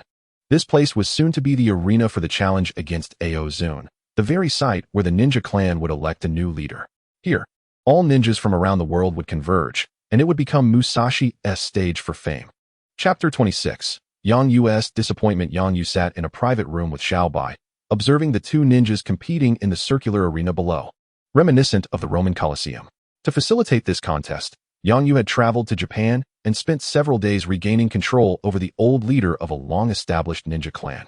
Utilizing his reputation, he elevated Ray Eyes to the forefront, allowing the other ninja clans to witness Ray Eyes' prowess. Witnessing Ray Eyes' techniques, which mirrored the legendary skills of ninjas, the clan leaders' confidence surged. They had long desired a change in leadership and unanimously agreed to hold the challenge for the chief position. Naturally, they also made demands, specifically regarding Ray Eyes' techniques, to which Yang Yu had the puppet verbally acquiesce. Brother, they have shown their faces. Xiao Bai tugged at Yang Yu's clothing, offering a reminder. All right, Xiao Bai, stay here and keep watch. I shall return once I conclude my matters. With that, Yang Yu set aside his artistically adorned tome and rose to depart. After the leaders of the various ninja clans made their presence known in the arena, they exited towards the backstage. An elderly man took the stage as the host, inviting the younger generation to compete. Hans cast a glance at the old fellows behind him, scoffing as he turned into his private room. Humph. This Hattori Hans increasingly disregards us. An elderly man clad in ninja attire exclaimed. What does it matter if he disregards us? Can you evade his instant shadow technique? Damn it, where is Yuan Fei? He promised us the techniques. The stooped elder led the other clan leaders directly to the innermost room. Upon reaching the door, they pushed aside the guarding sentinels. Yuan Fei, the challenge has commenced. Where are the techniques you promised us? The stooped elder inquired as he entered the room, addressing an old man in white robes wearing a conical hat. Ahem, Shimura, when will you temper that fiery temper of yours? The hat-wearing elder coughed lightly, and the guards outside closed the door, sealing off the noise. Once the clamor of the corridor subsided, a distinct sound of footsteps gradually became clear. Water, open the door. Yang Yu approached the guard. At your command, my lord. The guard, upon seeing Yang Yu, suddenly exhibited an intense fervor in his eyes, swiftly opening the door. After Yang Yu entered, he locked the door from the outside, a precautionary measure to prevent anyone from escaping. After all, they were all leaders akin to Hanzo, possessing formidable strength. This, however, left Yang Yu feeling disheartened. Brat, who do you belong to? Who let you in? A group of elderly men encircled another elder, incessantly murmuring about something, but their train of thought was interrupted by the sound of the door. The irascible elder, Ji Cun, was the first to leap forth, pointing at Yang Yu and berating him. Yuan Fei, your Koga clan is truly declining. Silence, Ji Cun. Yuan Fei retorted sharply, rising to chastise Ji Cun before. To the astonishment of the other elders, he hurried to Yang Yu and bowed respectfully. My lord. Yang Yu paid Yuan Fei no mind. Instead, he stepped forward, extending his hands as a dark mist began to emanate from them. What is this? Ah, you old dog Yuan Fei, how dare you? As Yang Yu observed the elders engulfed by the dark mist, he shook his head in disappointment, having expected them to be stronger. Even if they were not as formidable as Hanzo, they should not be so vastly inferior. Yang Yu had hoped they possessed techniques akin to the Shunshin no Jutsu, thereby enriching his own repertoire. Do you, venerable ninja clans, not possess techniques similar to Shunshin no Jutsu?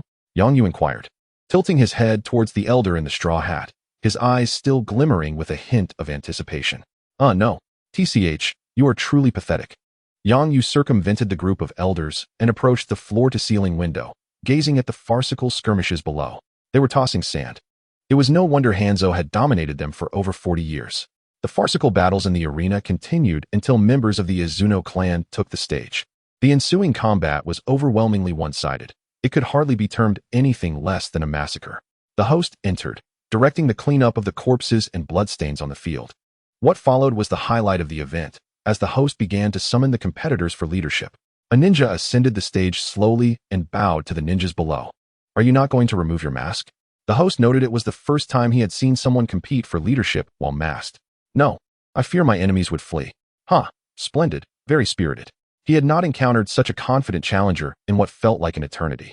Hanzo had already prepared himself as the host took the stage, though he found it peculiar that the elderly men were not emerging. After waiting at the door for a while, without seeing a single elder, he snorted disdainfully and departed alone. Upon hearing the host mention his name, Hanzo stepped onto the stage. Once there, he closed his eyes momentarily, as if in recollection. 40 years have passed, young one. You possess great courage, and I shall spare your life. Hanzo opened his striking eyes, exuding an overwhelming presence that even made the host take a step back. Let us begin.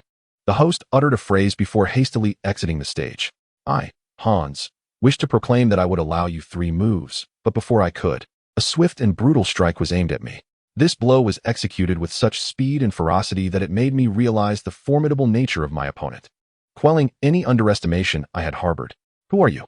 After exchanging several blows, I recognized that this individual wielded techniques akin to those of Zune. Seizing an opportunity to exploit a gap, I inquired. Yet, my adversary remained silent, advancing with another strike. Then let me uncover your identity. I activated my signature technique. The shadow flicker, evading the assault aimed at me. I maneuvered behind the masked figure, brandishing my blade, ready to thrust at their vulnerable back. However, something felt amiss. Before I could react, I felt a chilling sensation coursing through me. I had been struck. I spun around, but my opponent was nowhere to be seen. The masked figure suddenly transformed with a crack into a block of wood. As the wood emerged, a flash of steel sliced through it, cleaving it in twain. Realizing I had merely struck wood, I inwardly cursed my misfortune. Gasping, I sank to one knee. My hamstring had been severed, leaving me with no choice but to adopt a defensive stance. Below, the members of Zune were eager to rescue their leader, but the surrounding ninjas kept a watchful eye on them. This was a challenge to the leader. The challengers were not permitted to intervene. Anyone daring to breach the rules should first consider whether they could withstand a bullet, for ninjas were not without firearms. How do you possess the shadow flicker? Another strike landed. This time I discerned clearly that my opponent was indeed employing the shadow flicker. I realized that if this continued, I would surely perish. As I posed my question, I cast a glance towards Musashi below. Do not make futile struggles. You cannot escape. Riais, how could it be you? I stared in shock at the figure emerging from the shadows. The members of Zune below were equally astonished. Mere days prior they had pursued Riais, and now their strongest warrior lay prostrated before him. You traitor! Rescue father, follow me. Musashi disregarded the rules, charging forward with several loyal subordinates, weapons drawn. He understood that if Hans were not saved, he would be the first to perish once Riais ascended to leadership. Chapter 27. Entrepreneurship. Riais observed Musashi and his companions approaching with a calm demeanor, devoid of surprise or panic. He secretly hoped that Musashi would come forth to meet his demise. Were it not for Riai's desire to annex Zune, he would have undoubtedly eliminated all of them. As Musashi and his allies surrounded Hans, he declared, "Father, we outnumber him. We will surely vanquish this traitor." Musashi, gripping his sword, fixed his gaze upon Riais, offering a word of reassurance to Hans, who now appeared akin to an aged elder, fearing that Hans might lose his resolve. Meanwhile, the remaining members of Zune were under the watchful eyes of armed ninjas, none wishing to face death. One could only silently observe the combat taking place on the platform. Yang Yu emerged with a group of elders, calming the agitated ninjas. Hattori Hanzo, you have breached the rules. All members of the Izunu, lay down your weapons, or face death. Several elders stepped forward to condemn Hanzo, unequivocally casting him in the role of the antagonist. Consequently, regardless of how Musashi pleaded, the Izunu below seized this opportunity to disarm, choosing to remain as meek as quails. What left Musashi in despair was the encirclement by Raizang. What kind of ninjutsu is this? Why are there so many Raizang? Without uttering a word, Raizang employed the art of shadow clones combined with the technique of instant movement, weaving in and out around Musashi and his companions. Each strike resulted in a spray of crimson, yet none were fatal. The ninjas below stared in astonishment, many dropping their weapons in disbelief. After witnessing this display, Yang Yu quietly withdrew, feeling no need to intervene further. A day later, he boarded the cargo ship prepared by Madame Gao, accompanied by a cadre of ninjas, ready to return to America. Shortly after Yang Yu's departure, a portly Caucasian hurriedly made his way from Korea to Japan, following the scent to the ninja base. Another month passed. Under the cover of night, a cargo ship stealthily approached the dock, where a group awaited its arrival. Jean, upon sighting the vessel, disembarked from his vehicle, flanked by bodyguards, to personally welcome the arrivals. "Sir, I have arranged everything as you instructed." A cohort of silent black-clad ninjas disembarked, forming an orderly line along the shore. Yang Yu and Xiao Bai leisurely descended the ship under their protection. "So, how goes the situation in Hell's Kitchen?" Yang Yu inquired nonchalantly, stretching his limbs after a month at sea, feeling somewhat unsteady on his feet. During this time, Yang Yu had successfully brought all the Uzunu ninjas under his command, implanting chakra seeds and establishing the curse seal of tongue root on them. "We have made initial inroads into Hell's Kitchen. Currently, the Chinese gang is tallying the residents and the homeless. All orphans have been placed in schools for uniform arrangements, yet recent news reports have been quite fierce, causing us some complications." Jean found himself at a loss. The occupation of Hell's Kitchen had already infringed upon many interests. Despite utilizing connections and significant resources, he could not suppress the media coverage. Originally, his plan was to gradually infiltrate Hell's Kitchen, taking it step by step, with indications that the Russian mafia was leaning towards him. "I understand. I will ask Lei to assist you with the media." Yang Yu had anticipated such a situation when he made the swift decision to seize control of Hell's Kitchen. However, this was also a benefit of dealing with the mafia. All operations were conducted in secrecy, away from the public eye. It would not disturb those at the highest echelons. If things escalated, it would merely involve the police stepping in to mediate the conflicts among various gangs. With the assistance of Jean Bing, a preemptive strike was executed, leading to a swift capitulation of the remaining underlings without further conflict. Those who lurked behind the criminal syndicates found themselves rendered blind, now only able to navigate the tumultuous waters of public opinion. This orchestrated panic thrust society into disarray, compelling the New York Police Department to intervene and mediate, thus affording these individuals a moment to catch their breath, investigate the unfolding events, and subsequently engage in discourse with Jean Bing. This constitutes the blueprint for the Meituan delivery company and the Douyin app. Expedite the mobilization of personnel to actualize it. This entrepreneurial endeavor is, in Yang Yu's estimation, the most fitting venture at this juncture, one that is currently absent in America and possesses considerable future promise, with minimal initial financial requisites. Both initiatives are poised to significantly bolster employment, offering a more liberated alternative compared to the prevailing employment models, thus appealing to the youth. Should this situation be managed adeptly, Stark Industries will collaborate with us. Be audacious. Should you succeed, trust me, no rival will stand against you when you campaign for mayor. Yang Yu handed the proposal to Jean Bing and turned to face the towering Lei Zong behind him. "Lei, your primary task upon arriving in America is to gather compromising information on all politicians in New York City, including both them and their families. Compile the data and present it to Jean Bing." "Understood." Lei Zong nodded in affirmation. After issuing the command, Yang Yu turned to the giant and inquired, "You know how to proceed, I trust?" Jean Bing responded respectfully, "I am aware and shall not disappoint you, my lord." Yang Yu glanced at the time. It was already quite late. As Tony's underground base was not yet ready, he instructed Madame Gao to arrange accommodations for the ninjas. After tossing the coveted item to Jean Bing, Yang Yu soared away on his sword, accompanied by Xiao Bai. Jean Bing caught the bag flung at him, a glint of greed flashing in his eyes as he longed to tear it open immediately. However, he restrained himself, bowing in gratitude towards Yang Yu. Once Yang Yu had vanished from sight, he cautiously opened the bag. Inside lay an assortment of candies in 10 different hues, reminiscent of those sold at street stalls. In truth, these were indeed purchased casually by Yang Yu during a shopping excursion, later infused with a concoction in a copper cauldron. Yet, to Jean Bing, it was a treasure. He gingerly extracted a piece of candy and placed it in his mouth. "Oh, how exquisite." Jean Bing shut his eyes, his towering frame trembling. Completely devoid of the demeanor of a former crime lord, resembling more a drug addict, Lei Zong had initially intended to engage this colossal figure in conversation, as the mission pertained to him, but upon witnessing his current state, he thought better of it. This man had lost his future and was not a formidable presence worthy of attention. Lei Zong glanced at Madame Gao, contemplating her thoughts, for she might be a favored confidant of their lord. "Let us depart," Madame Gao stated expressionlessly before retreating into the shadows, vanishing from sight. Lei Zong was not surprised. This old woman had already demonstrated formidable learning abilities aboard the ship. He swiftly mastered the elusive shadow technique of Ozen, alongside a myriad of new ninjutsu. Rei Zhang gestured towards the ninja, then turned to blend into the shadows, following Lady Gao.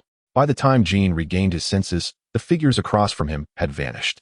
What had become of that group of ninjas? In response to Jin's inquiry, several bodyguards exchanged glances, reluctant to speak up.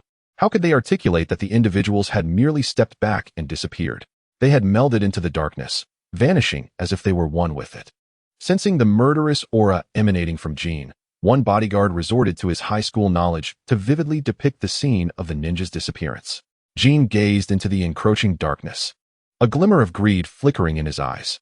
Chapter 28. New elements after a night's rest. Yang, accompanied by Ethan, returned to Tony's villa. "Hey, Ethan Yang. Good morning," Miss Pepper remarked, observing that she appeared in good spirits. "It seems Tony has been putting in quite the effort lately." Pepper cast a sidelong glance at Yang, playfully swatting him with the documents in her hand. "There are children present. By the way, is this adorable little princess your daughter?" Only then did Pepper notice the charming little by trailing behind Yang, instantly captivated by her cuteness. "Oh, I want to have a little princess just like you someday." "Thank you for the compliment, Miss Pepper." Due to Bai's unique identity, Yang and Tony had conferred and decided to keep her true nature concealed for the time being. Yang's reasoning was straightforward. The fewer individuals who were privy to Bai's real identity, the better. Tony's public intention was for Bai to experience life as a human, thereby enhancing her sense of identification with humanity. As for whether there were any covert studies on anti-Bai battle armor, Yang was unaware, though he was familiar with the anti-mage armor. Ethan and Bai remained upstairs while Yang exchanged greetings with little Yaina before descending to the basement alone. He did not reach the Dawn base, which was still under construction and not yet operational. "Tony." Yang called out upon spotting Tony deep in thought before a large sand table model.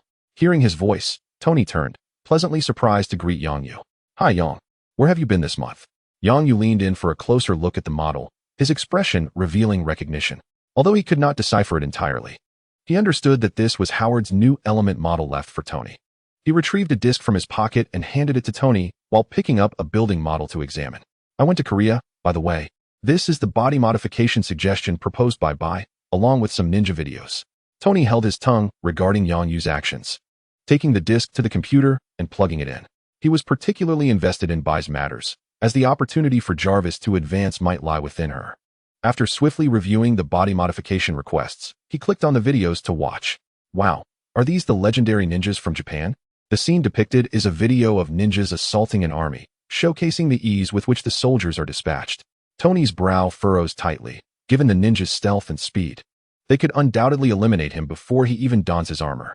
Is this something an ordinary person could achieve? Yang, their ability to control wound healing is utterly unscientific. Tony, gripping the projection screen, approaches Yang, where an image of Lei Zhang's abdominal wound healing is displayed. Yang perceives Tony's concern and chuckles, remarking that his arrogance, believing himself invincible with the armor, is misplaced. "Do not fret, they are not your enemies." Tony, puzzled, suddenly recalls Yang's mention of recruiting followers last month. "Yang, the followers you spoke of, are they ninjas?" "Indeed, they are adept in intelligence work. To waste their talents on assassination is folly. They are better utilized for my purposes, with substantial benefits and a work-life balance." Yang replies with a smug demeanor, causing Tony to feel insulted and think to himself, "I can offer a higher price. I must develop a set of anti-ninja armor as a personal bodyguard." Resolute, Tony instructs Jarvis to initiate human modeling via video, determined to engineer an anti-ninja suit without delay. Yang watches him with amusement, turning to the model's sand table, reminiscing about how Tony discovered the new element. Jarvis, project the sand table, scan the model structure, and generate a disassemblable model. Streams of blue lasers intertwine, forming a laser model. Following his recollections, Yang removes all buildings and decorations from the model, leaving only the roads. After a careful observation, he finds himself utterly baffled. Although he had collaborated with Tony on 2 suits of armor, he primarily contributed suggestions and assistance. Tony, come take a look." "Just a moment, I'll be done shortly." Noticing Tony's indifference, Yang approaches and seizes his arm, effortlessly turning him around with his superior physical prowess. "Hey, let go of me." Tony protests, attempting to break free, but Yang's grip is as unyielding as a vice. "First, take a look at this." Releasing him, Yang presents the projection model. Tony, upon seeing the model, is momentarily taken aback, extending his hand to extract it for closer examination. "Yang, you are a genius. How did you discover this?" Tony suddenly bursts with excitement, urging Jarvis to regenerate the projection and enlarge it. "Just take it apart and play with it." Yang shrugs. Tony is left speechless, realizing that after all his extensive research, it pales in comparison to Yang's simple approach. Yang Yu pats him on the shoulder in a gesture of consolation. Do not become infatuated with me. Get lost. They both laugh. After witnessing Tony successfully calculate the new element, Yang Yu embraces him, exclaiming, "Congratulations, you have created a new element." "Thank you, Yang, but this is not my creation. It belongs to my father." Tony was exhilarated, yet his reason remained unclouded by excitement. "Indeed, as I mentioned, you are the creator while your father is the discoverer." Tony, momentarily taken aback by Yang Yu's enigmatic smile, suddenly grasped the implication. Yes, both discovery and creation are worthy of being enshrined in textbooks. Haha, Yang. It is no wonder they say the people of Huaxia are intelligent. You must be among the brightest. Observing Tony's elation, Yang Yu felt it prudent to temper his enthusiasm. Tony, someone has developed a miniature arc reactor. Wait, what did you say? The jovial Tony abruptly choked on his words, looking at Yang Yu with uncertainty. A Russian named Ivan Vanko has created this. Yang Yu lightly tapped Tony's chest with his finger. J-A-R-V-I-S. Retrieve the information on Ivan Vanko. Just moments ago, he had boasted at Congress that no one would be able to construct an armored suit within the next decade. Now suddenly, an Ivan had appeared to contradict him. Had it not been for Yang Yu's assertion, he would have found it unbelievable. Yang Yu remained silent, patiently awaiting Tony to complete his research and comprehend the long-standing enmity between the Vanko and Stark families. What do you intend to do? Yang Yu inquired, noticing Tony's silence. Though he already had an inkling of his thoughts, it was to capture Ivan and enlist him to work with the miniature reactor. One day, Tony would realize that rather than having to explain himself later and risk being misconstrued as a villain, it would be better to gauge Tony's perspective first. Of course, I will capture him. His father stole the reactor technology from mine. I cannot allow him to be seen by those vultures, Tony replied, spreading his hands in a casual gesture. Well, in that case, I will apprehend him, and you can focus on your new element. Tony's response momentarily stunned Yang Yu, but he quickly regained his composure. The news indeed reported that Ivan's father had stolen the reactor technology, leading to his exile. I'm counting on you, Yang. It's best if he is captured alive. I want to meet him. Chapter 29. The signal jammer zone. A disheveled man, reeking of alcohol, carried a bag and pushed open a dilapidated door. He squeezed through the narrow opening, quickly slipping inside before shutting the door behind him, blocking the cold wind and snow.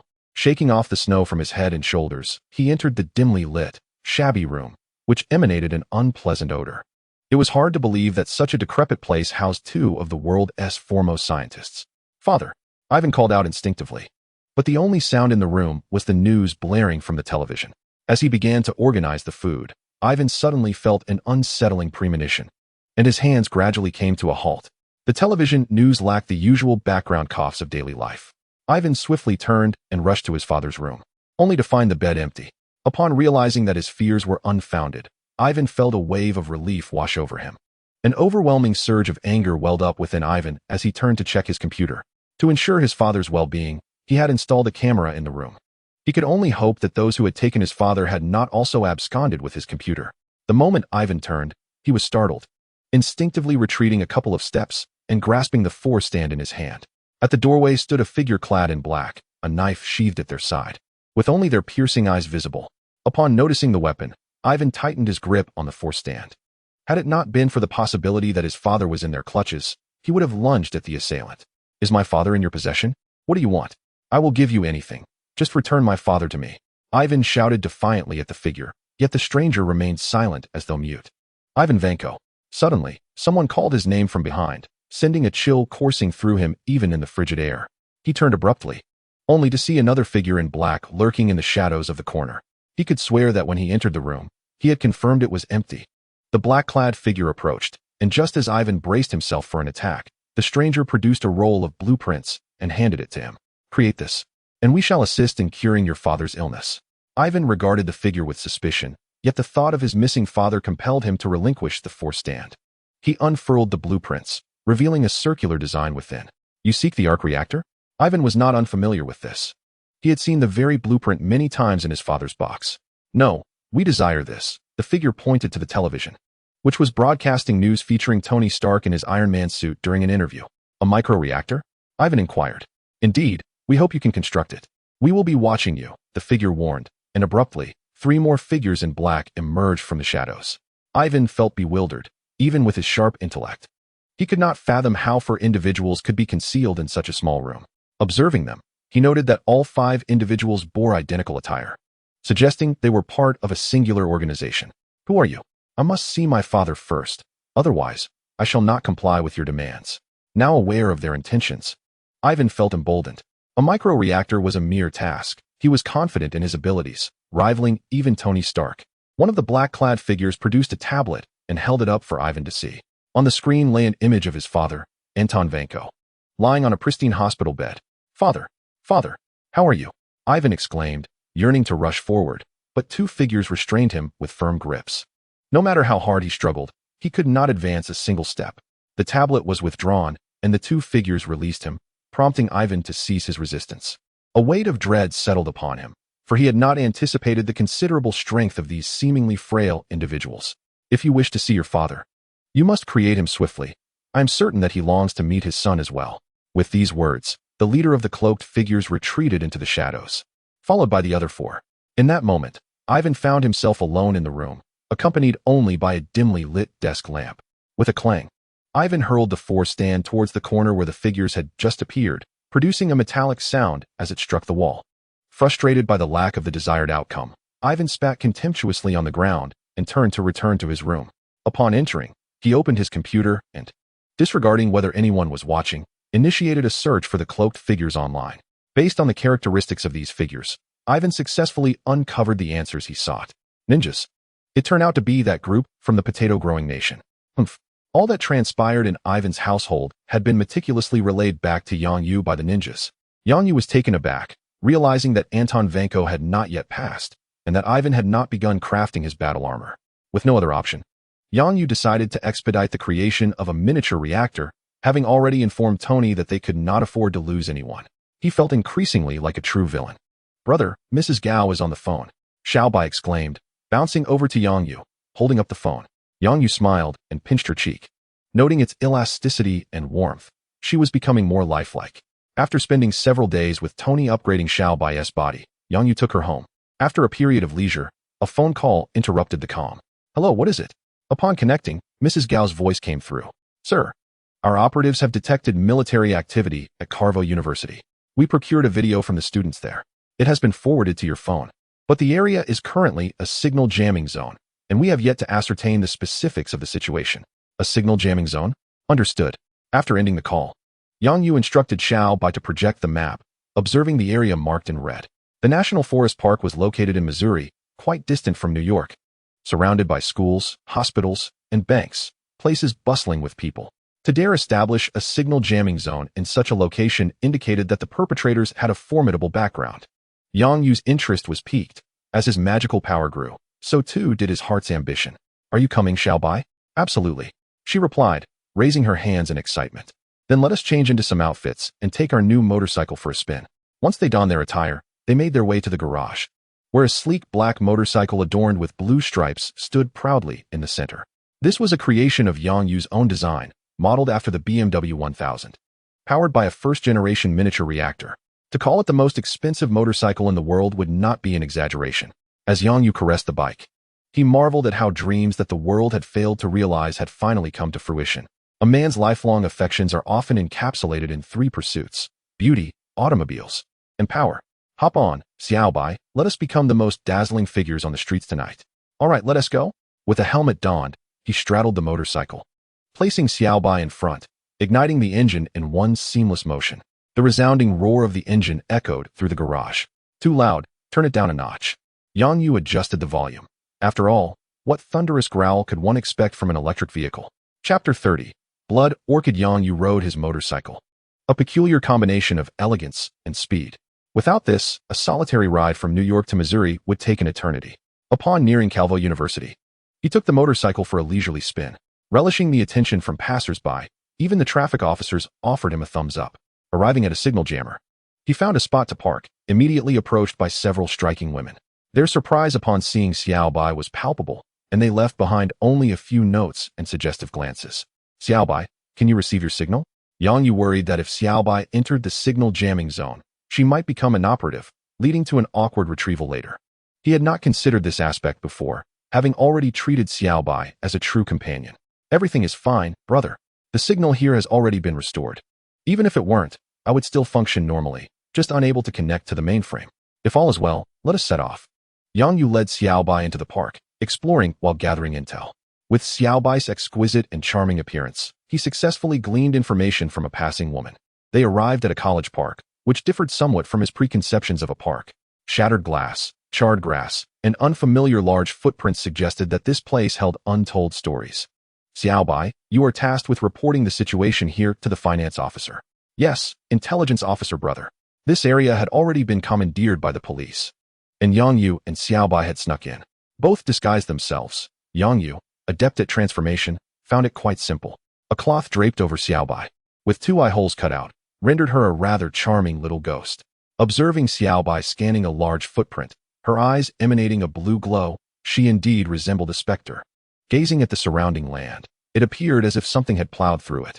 Yang Yu recalled the narrative from The Incredible Hulk, where the Hulk was cornered by the military and unleashed his fury, toppling all their weapons and personnel. This film had been his favorite among the Marvel series, delivering an exhilarating sense of impact and power that he once adored. But now, with the advent of magic, it seemed far more appealing to wield enchantments, classy and undeniably stylish. What immense strength it must take to rend iron as if it were mere paper. Yang Yu gazed upon a large iron plate, its surface marred by numerous indentations, bearing unmistakable traces of an explosion. The edges of the plate were torn in a jagged manner, as though it had been ripped from a larger piece. It might very well have been torn, reminiscent of the Hulk wielding 2 iron sheets, akin to Lien Pua from the Realm of Kings. Brother, the data collection is complete and has been sent to the financial officer, Xiaobai announced. No sooner had his words left his lips than Tony's call came through, prompting Yang Yu to retrieve his phone and answer. Good evening, he greeted. Hey, you've successfully interrupted my inspiration, Tony replied, having been in the midst of assembling equipment when Jarvis had suddenly alerted him to an important piece of intelligence sent by Xiaobai. Intrigued by the video and data provided, Tony recognized that this was undoubtedly a formidable entity. Yang, tell me what you know. What do you want me to do with this information? Yang Yu chuckled softly, having done nothing more than convey a message that he still felt like a novice. Have you seen this iron plate? It's about 3 centimeters thick. Do you think your armor can withstand it? He activated the video, gesturing toward the plate with his fingers, eliciting an exasperated response from Tony. Yang, do not underestimate my armor. Sooner or later, I will flatten you. Now tell me what caused this. Haha, it's just that your current armor is rather inadequate. Yang Yu did not intend to mock Tony, but rather to emphasize that Tony frequently sought him out for combat data collection in his quest to develop armor capable of countering the mage. Despite being soundly defeated each time, Tony remained undeterred, much to Yang Yu's annoyance. According to the intelligence, the focal point of this situation was a man named Bruce Banner, who could transform into a gigantic green being. His strength and defense were formidable, and General Ross had underestimated his power, ultimately facing defeat. Yang Yu shared some of this information with Tony, hoping that witnessing the Hulks would instill in him a sense of humility regarding his own limitations. It is widely acknowledged that Tony is a proud individual who prefers to shoulder burdens alone rather than seek assistance. Furthermore, after discovering new elements, Tony had become somewhat overconfident, and Yang Yu felt it necessary to expose him to the harsh realities of the world. Tony, from his home, instructed Jarvis to conduct further research, which indeed yielded some results. Information had been intercepted from a military base, revealing that 5 years prior, a green monster had made an appearance. A comparison of the data made Tony's expression grow serious. At present, he lacked the confidence to contain this creature's rampage. Meanwhile, Yang Yu, having gathered all pertinent intelligence, prepared to withdraw. He was aware that the next appearance of the Hulk would take place in New York, alongside another entity known as the Abomination, a grotesque yellow giant. Tony, keep an eye on New York. According to the intelligence, he may be heading there. If you monitor General Ross's movements, you might locate him. What do you want with him? Tony inquired, puzzled, but quickly recalled something. You don't intend to recruit him, do you? No, I wish to persuade him to join our ranks. His strength is formidable, albeit somewhat uncontrollable. Yang Yu holds a considerable admiration for Banner. He is undoubtedly a benevolent individual, and his intellect is hardly inferior to that of Tony. Provided he can harness his powers, he would be an exceptional asset in battle. However, Tony opposes this notion. Yang, he may very well be a failed experiment, a byproduct of the super soldier program. I believe it would be prudent to eliminate him, lest he once again falls into the hands of the military. Tony's lack of understanding regarding the Hulk is comprehensible, leaving Yang Yu at a loss for words. Very well, Tony, I shall bring him to you when the time comes, and we can deliberate together. If he proves to be an intriguing character, his joining us would pose no issue. I can assist in compensating for any destruction he may cause. Tony, with his boundless wealth, expressed this sentiment. Yet he would soon come to realize the true cost of the havoc that Banner wreaked. After ending the call, Yang Yu signaled for Xiao Bai to withdraw. The ensuing events were set in New York, conveniently en route to his home. Before departing, Yang Yu took out his system phone and captured a photograph, to his surprise, receiving a reward in return. Blood orchid? The description revealed it to be a plant that enhances cellular vitality and delays aging. He examined it closely, noting the 6 large red petals connected at the base, with some stamen resembling seeds at the center. This is indeed a remarkable find. Contemplating its potential uses, Yang Yu decided against immediate application and opted to store it for later, pondering whether he might cultivate it or consult Ancient One regarding planting magic. Chapter 31. Cultivating Blood Orchid. The following day, Yang Yu encountered news of the military clashing with an unknown giant. Tony's call soon followed. While he could not intercept SHIELDS data, he was able to glean some information from the military's communications. Yang, I've come across some information that may pique your interest. As Yang Yu consumed his breakfast, his mouth full of bread, he replied in a muffled voice. What is it? The target they are currently tracking is an individual with the online alias of Blue Doctor, but I've unearthed his true identity. He is Dr. Samuel Stearns, a specialist in cellular biology, presently a professor at Greyburn Academy. I suspect the unfortunate Banner is seeking Dr. Stearns' assistance for a cure. They must have devised a plan, and I hope they can complete the treatment before the military arrives. Tony's deductive abilities remained sharp, as he pieced together the situation from scant information. Once Yang Yu finished his meal, Xiao Bai volunteered to wash the dishes. Yang Yu smiled and affectionately patted her head, though Xiao Bai seemed unfazed. I have matters to attend to at Kamar-Taj today, Tony. Please keep an eye on Banner's situation for now. Aware that the events were set to unfold in the evening, Yang Yu resolved to first visit the Kamar-Taj library in search of planting magic. As for why Yang Yu should concern himself with stopping Banner from battling Abomination, that is of no relevance to him. Just casually procure some magical materials for me, preferably metals. Very well, I shall take heed. After hanging up the phone, Yang Yu was well aware of Tony's motives for needing the magical metals and couldn't help but internally scoff. This stubborn mule, his intentions remain unyielding. Nevertheless, he understood the necessity of fulfilling the request, lest Tony be consumed by inexplicable anxiety. Accompanied by Xiao Bai, Yang Yu arrived at the Sanctum Sanctorum in New York. After exchanging greetings with Master Daniel, he promptly traversed the portal to Kamar-Taj. Master Gu Yi, I apologize for intruding once more. It was only fitting that he pay a visit to Gu Yi, though he lamented learning en route that Master Hamel had departed for the dimensional battlefield. He could only hope for his safe return. Long time no see. Who is this delightful young lady? Gu Yi immediately discerned that Xiao Bai was not human, for she sensed no soul within her. Yang Yu had no intention of concealing this fact, promptly introducing Xiao Bai to Gu Yi. This is young Xiao Bai, my adopted sister. Though she is merely a sophisticated artificial intelligence. Artificial intelligence, you say? Gu Yi knelt down, smiling gently at Xiao Bai, caressing her delicate face. Though steeped in the arcane arts, she was not unfamiliar with technological advancements, having once traversed the cosmos. She had encountered artificial intelligence before, and there had been instances of technological civilizations emerging in the dimensional battlefield, albeit rarely. It is a pleasure to meet you, Supreme Sorcerer. I often hear my brother speak of you. I am young Xiao Bai. Prior to her arrival, Xiao Bai had gleaned some information about Kamar-Taj from Yang Yu. Thus, she endeavored to exhibit respect towards the Supreme Sorcerer, having reviewed numerous relevant etiquette materials. Greetings, Xiao Bai, what a charming child you are. Gu Yi complimented with a smile, seemingly unfazed by whether Xiao Bai comprehended her words. This child possesses great potential. I hope you will guide her well. This remark was directed at Yang Yu. Though he did not fully grasp its implications, he nodded in acknowledgement. I once journeyed through the cosmos and encountered an artificial intelligence known as the Supreme Intelligence in a realm called the Kree Empire. She was the leader of that empire, which thrived and grew strong under her guidance. Yang Yu surmised Gu Yi's insinuation. She hinted that he might consider the Kree Empire as a model to nurture Xiao Bai into another supreme intelligence. Although Kamar-Taj maintained a policy of non-interference in the development of ordinary humans on Earth, Gu Yi had witnessed enough malevolence over the centuries to have lost faith in humanity. Indeed, I shall, for Xiao Bai is now my sister. Yang Yu gently patted Xiao Bai's head, observing her current Navi demeanor.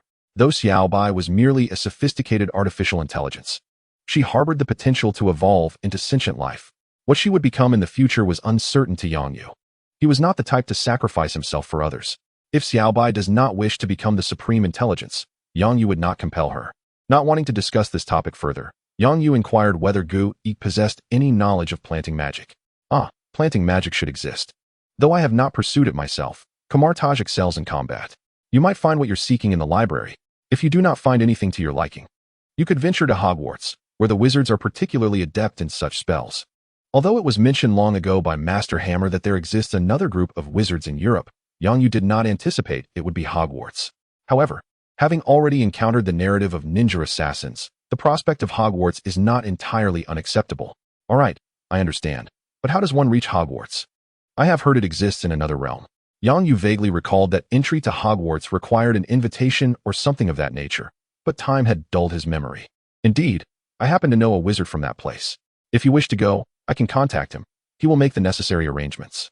Gu Yi gracefully lifted the tea she had prepared and poured a cup for both Yang Yu and Xiaobai. Xiaobai glanced up at Gu Yi, who merely smiled in return. No need. I will first check the library, and if I find nothing, I will seek your assistance. You're always welcome. After bidding farewell to Gu Yi, Yang Yu followed the path etched in his memory and arrived at the library. He asked the librarian for several books concerning plant cultivation, then settled into an unoccupied corner to peruse them at a leisurely pace. Xiaobai did the same, though her reading speed was notably swift. By the time Yang Yu had flipped through a few volumes, Xiaobai had already finished all the books in the library. Fortunately, the books here were open to all. Otherwise, Yang Yu might have felt as though he were stealing, especially since Xiaobai's reading was recorded. Checking the time, he noted it was nearly 7 o'clock. It was time to return. Xiaobai, when you finish, please extract the pertinent information regarding plants for me. Understood. Yang Yu called to Xiaobai, returning the books to their rightful places.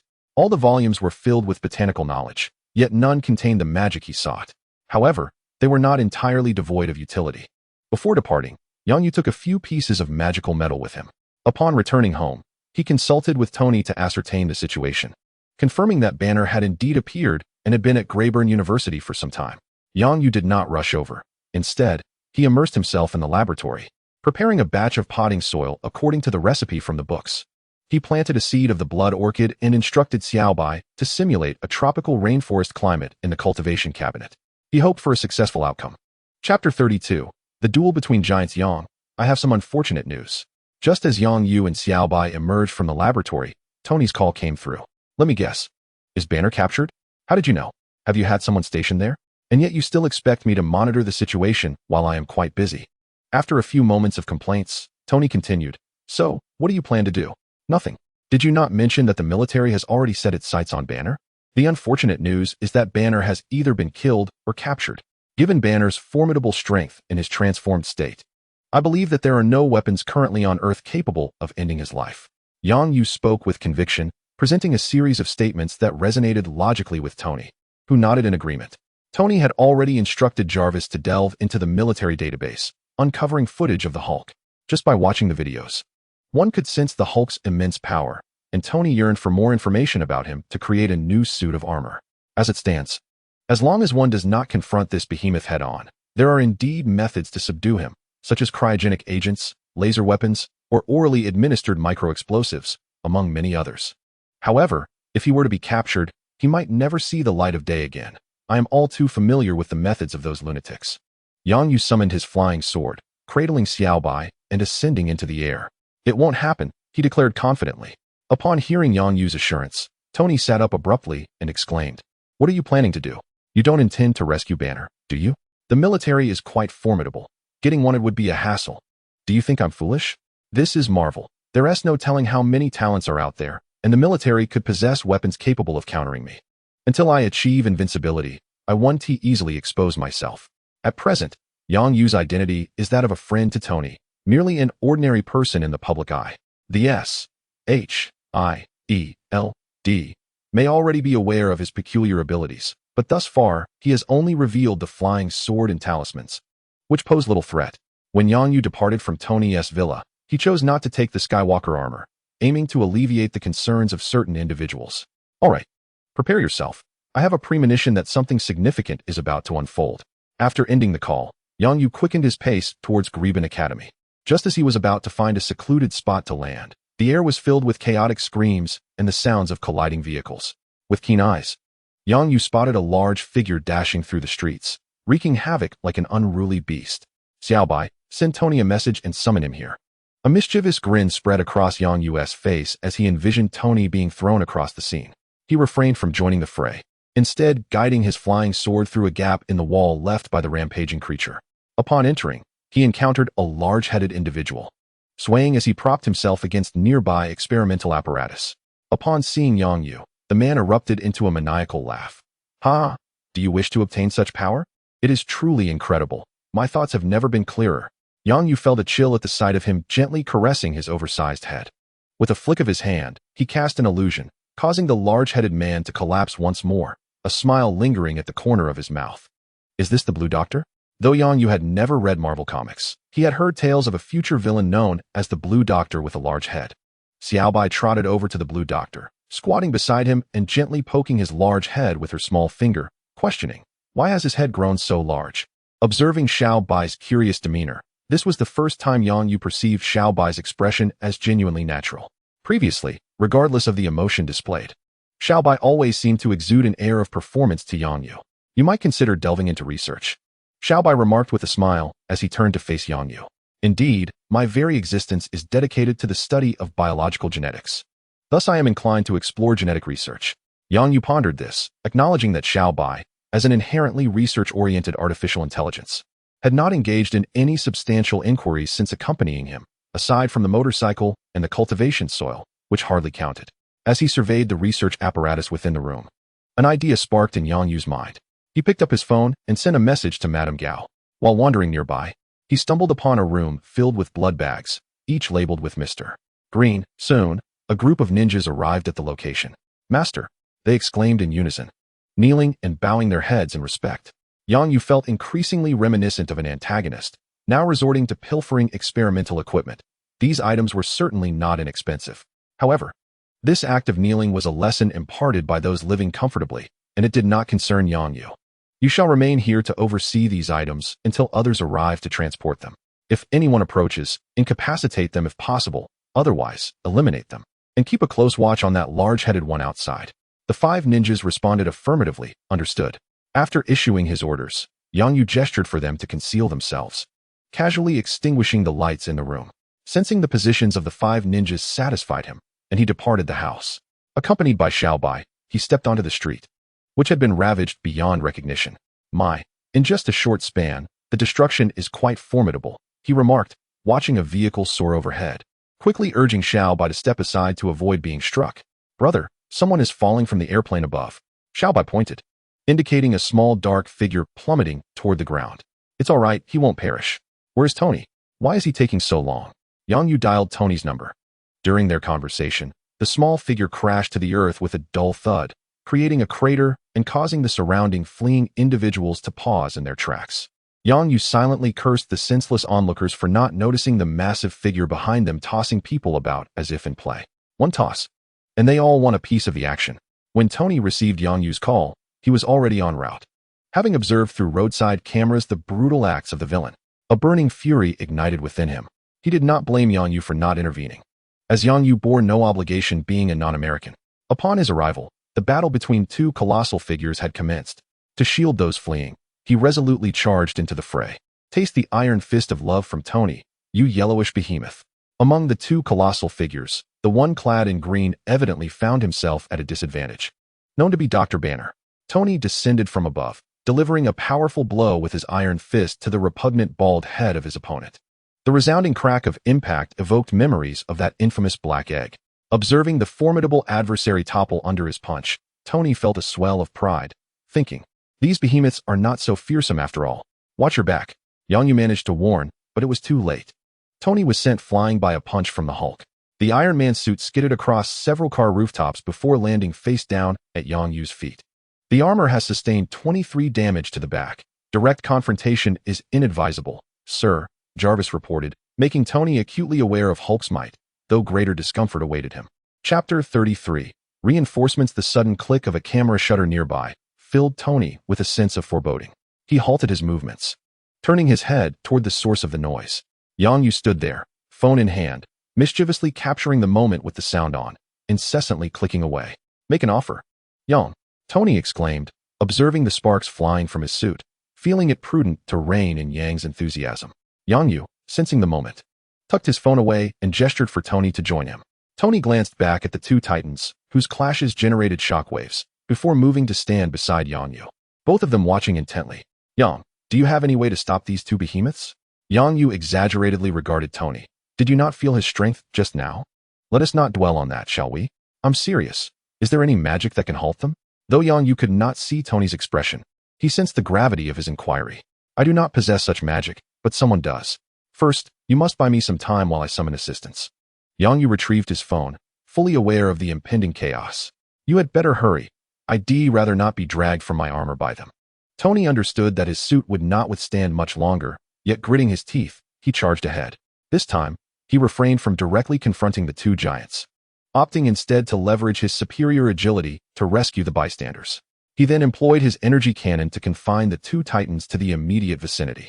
As a result, his strategy incited the ire of both colossal beings, who, while brawling amongst themselves, began hurling various objects in his direction. Yang Yu watched Tony's daring evasions with silent admiration, giving him a thumbs up. Hey, Daniel, do you recall our conversation this morning? Of course. Where are you? Head to Broadway, and you shall see. Earlier that morning, Yang Yu had solicited Daniel's assistance while visiting the New York sanctum. Daniel had inquired whether it would contravene the rules of Kamar-Taj. Yang Yu assured him it would not. And without further questions, Daniel had readily agreed. During the call, Yang Yu continued to rescue individuals alongside Little White. No defense remains impenetrable forever, despite Jarvis's assistance. Tony was ultimately struck down. After swatting down the bothersome red insect, Venom let out a triumphant exclamation. Damn Stark. However, his moment of elation was short-lived as a massive green fist crashed into his face. Following the blow, Tony was sent tumbling, colliding with a streetlight before plunging headfirst into a trash bin. Consequently, he failed to notice the sparks igniting in the deserted alley behind the bin. Jarvis. Surely no one saw that. I have hacked into the surrounding cameras. Rest assured, sir. Tony sighed in relief, pushing himself up and extracting his head from the bin. Who is the paparazzo? Upon looking up, he spotted an individual wielding a phone aimed directly at him, making Tony question whether staying indoors would have been wiser today. Daniel, a man of African descent, stood in the dim alley. If not for the phone in his hand, which betrayed his presence, Tony might have overlooked him, at least. Jarvis had not detected him. Young asked me to take this shot. I'm not a paparazzo, Daniel said awkwardly as he stepped out of the shadows, aware that candid photography was hardly commendable. Yang Yu's voice echoed from the phone, confirming that this indeed was his doing. Tony, ever magnanimous, dismissed any annoyance, opting instead to compliment him to prevent any rash actions, such as Daniel's phone being smashed out of indignation, a feat Tony was certainly capable of executing. Daniel had been summoned as a mage to assist. Without further ado, he began his work. Having prepared extensively, Daniel observed the two hulking figures and cleverly refrained from engaging them directly. He stowed his phone and took a few steps forward, his hands performing a series of intricate gestures before his chest. Jarvis, document this. File name, Daniel the Mage. This was Tony's first encounter with a mage other than Yang Yu, and he was curious to discern the differences between them. As Daniel completed the incantation's prelude and thrust his hands forward, it appeared as though the very fabric of space was being shattered. Wow, I'd love to learn that. It perfectly suits my persona and essence. Hearing Tony's praise from behind, Daniel felt a surge of joy, as if a long-held aspiration had been fulfilled. Glimpsing the two giants still brawling, he noted that the mirror space was already established, allowing them to continue their clash without interruption. Daniel then began to enlighten Tony about magic, and as it turned out, Tony was keen to listen. Thus, they found a common rhythm. The battle between the two titans had already captured the attention of various news outlets. When reporters hastily arrived at the scene, the only evidence of the recent conflict lay in the ravaged streets. The two giants were nowhere to be seen. Even Yang Yu seemed to have been forgotten, as Daniel, unaware of his whereabouts, had not expanded the mirror space to encompass Yang's position. As more people gradually became aware of the situation and began to return, Yang Yu felt an urge to curse aloud, remarking that their dwindling population was not without reason. One can only hope that Daniel and Tony prove formidable, lest they unleash Hulk and Abomination, which would spell disaster for many. Armed helicopters continued to hover above, likely carrying General Ross and Banner's girlfriend. Yang Yu conceived an excellent strategy to subdue Banner and called out to Xiaobai, signaling it was time to retreat. Upon returning to the previous laboratory, it had become considerably more desolate, with individuals still removing the remaining equipment. Sir, there's only one trip left to finish A ninja reported to Yang Yu about the progress. Are they with you?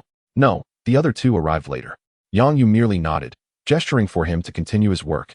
While he moved to a corner, there lay 4 soldiers and 2 men in black suits. Yang Yu crouched to examine their credentials. Were they from S, H, I, L, D, or Hydra?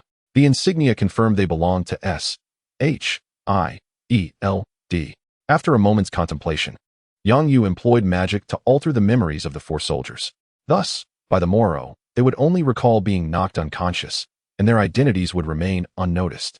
He instructed to separate the 4 and stage them as if they had merely been knocked out, while the other 2 were to be eliminated, ensuring it was executed cleanly. Uncertain if S, H, I, E, L, D possessed equipment capable of restoring memories, it seemed wiser to eliminate them. Yang Yu summoned 3 ninjas to handle the task, and as he prepared to depart, his phone buzzed in his pocket.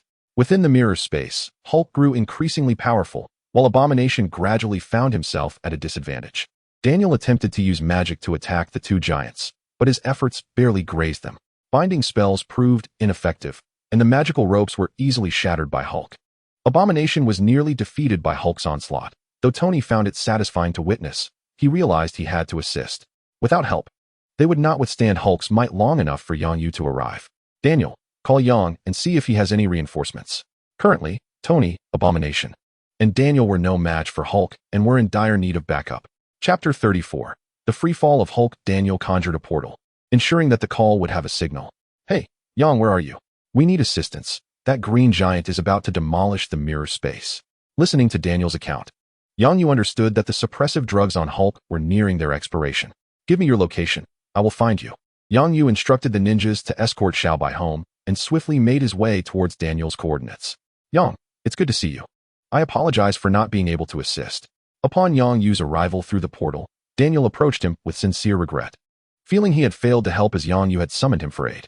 No, without you, many more would have perished, and this street would have been wrecked by these 2.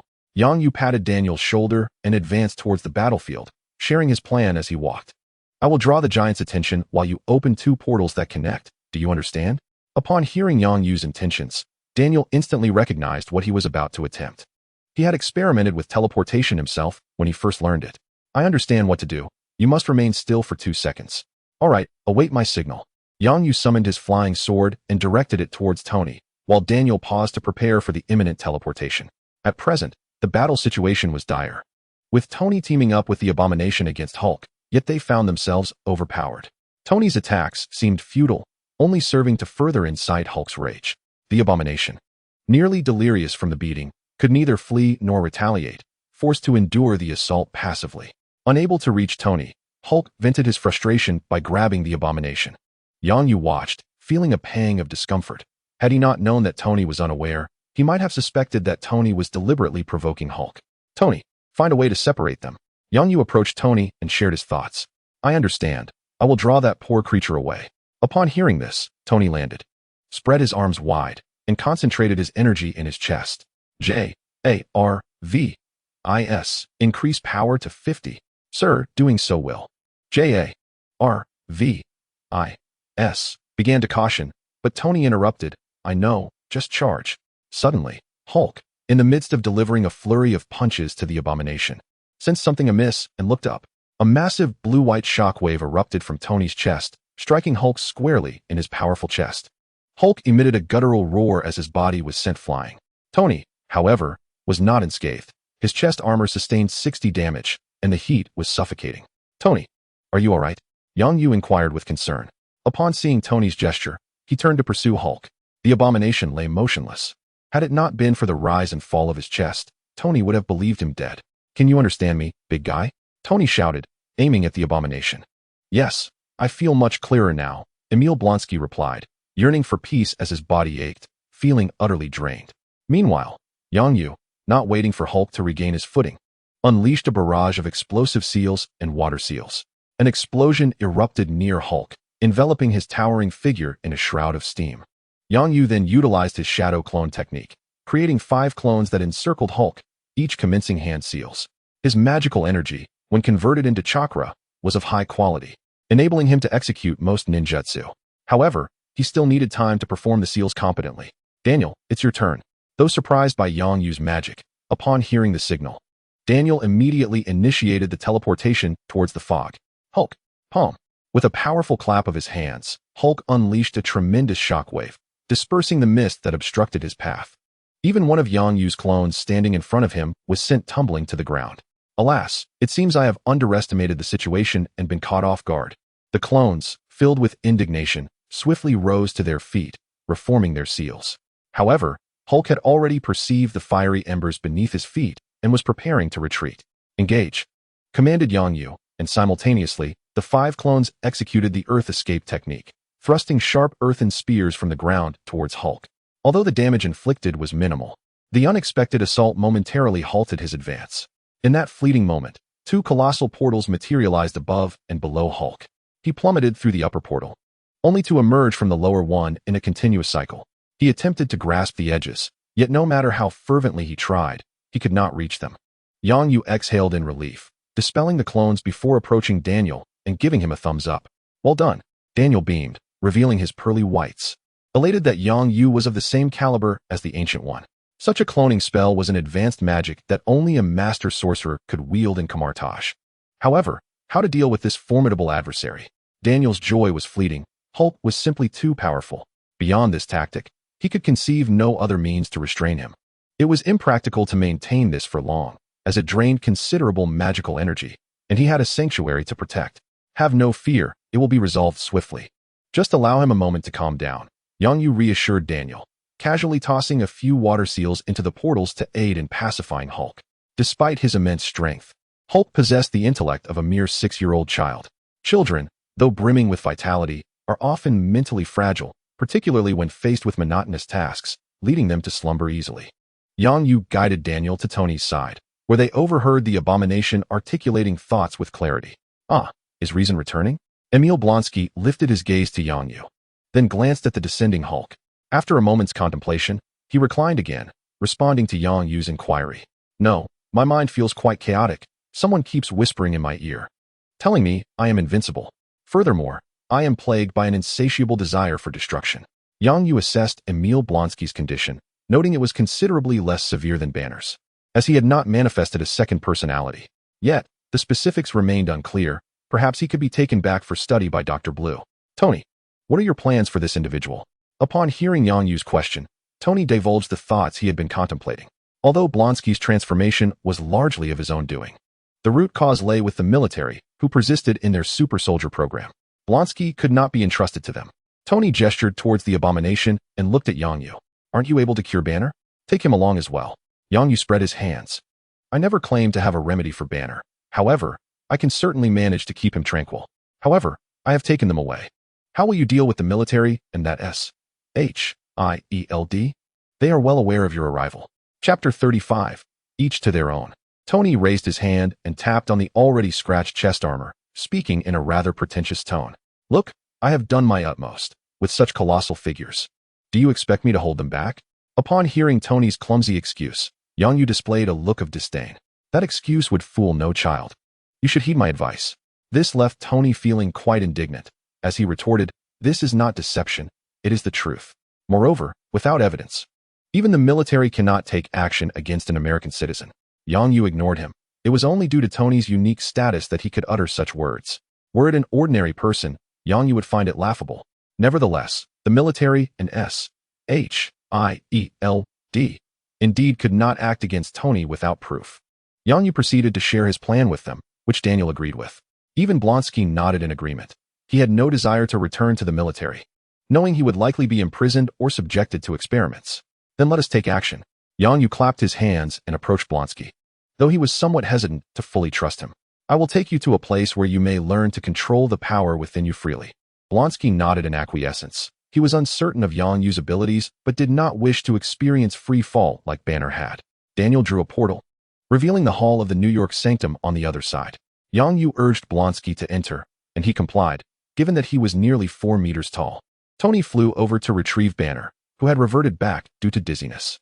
With Daniel leading the way, Yang Yu split into 2 clones, following Daniel through the portal. What? Yang, when did you acquire this skill? Tony gazed in astonishment at Yang Yu's clone, Even Jarvis was unable to discern which was the original, as the clones possessed all the characteristics of a human, such as body temperature and heartbeat. Fortunately, witnessing Yang Yu's original form there made it clear whom to address. All right, Tony, you should ascend into the skies. When you return, you must tell me about this magic. It is incredibly useful. Tony mused that if he could create clones, his work efficiency would undoubtedly increase significantly.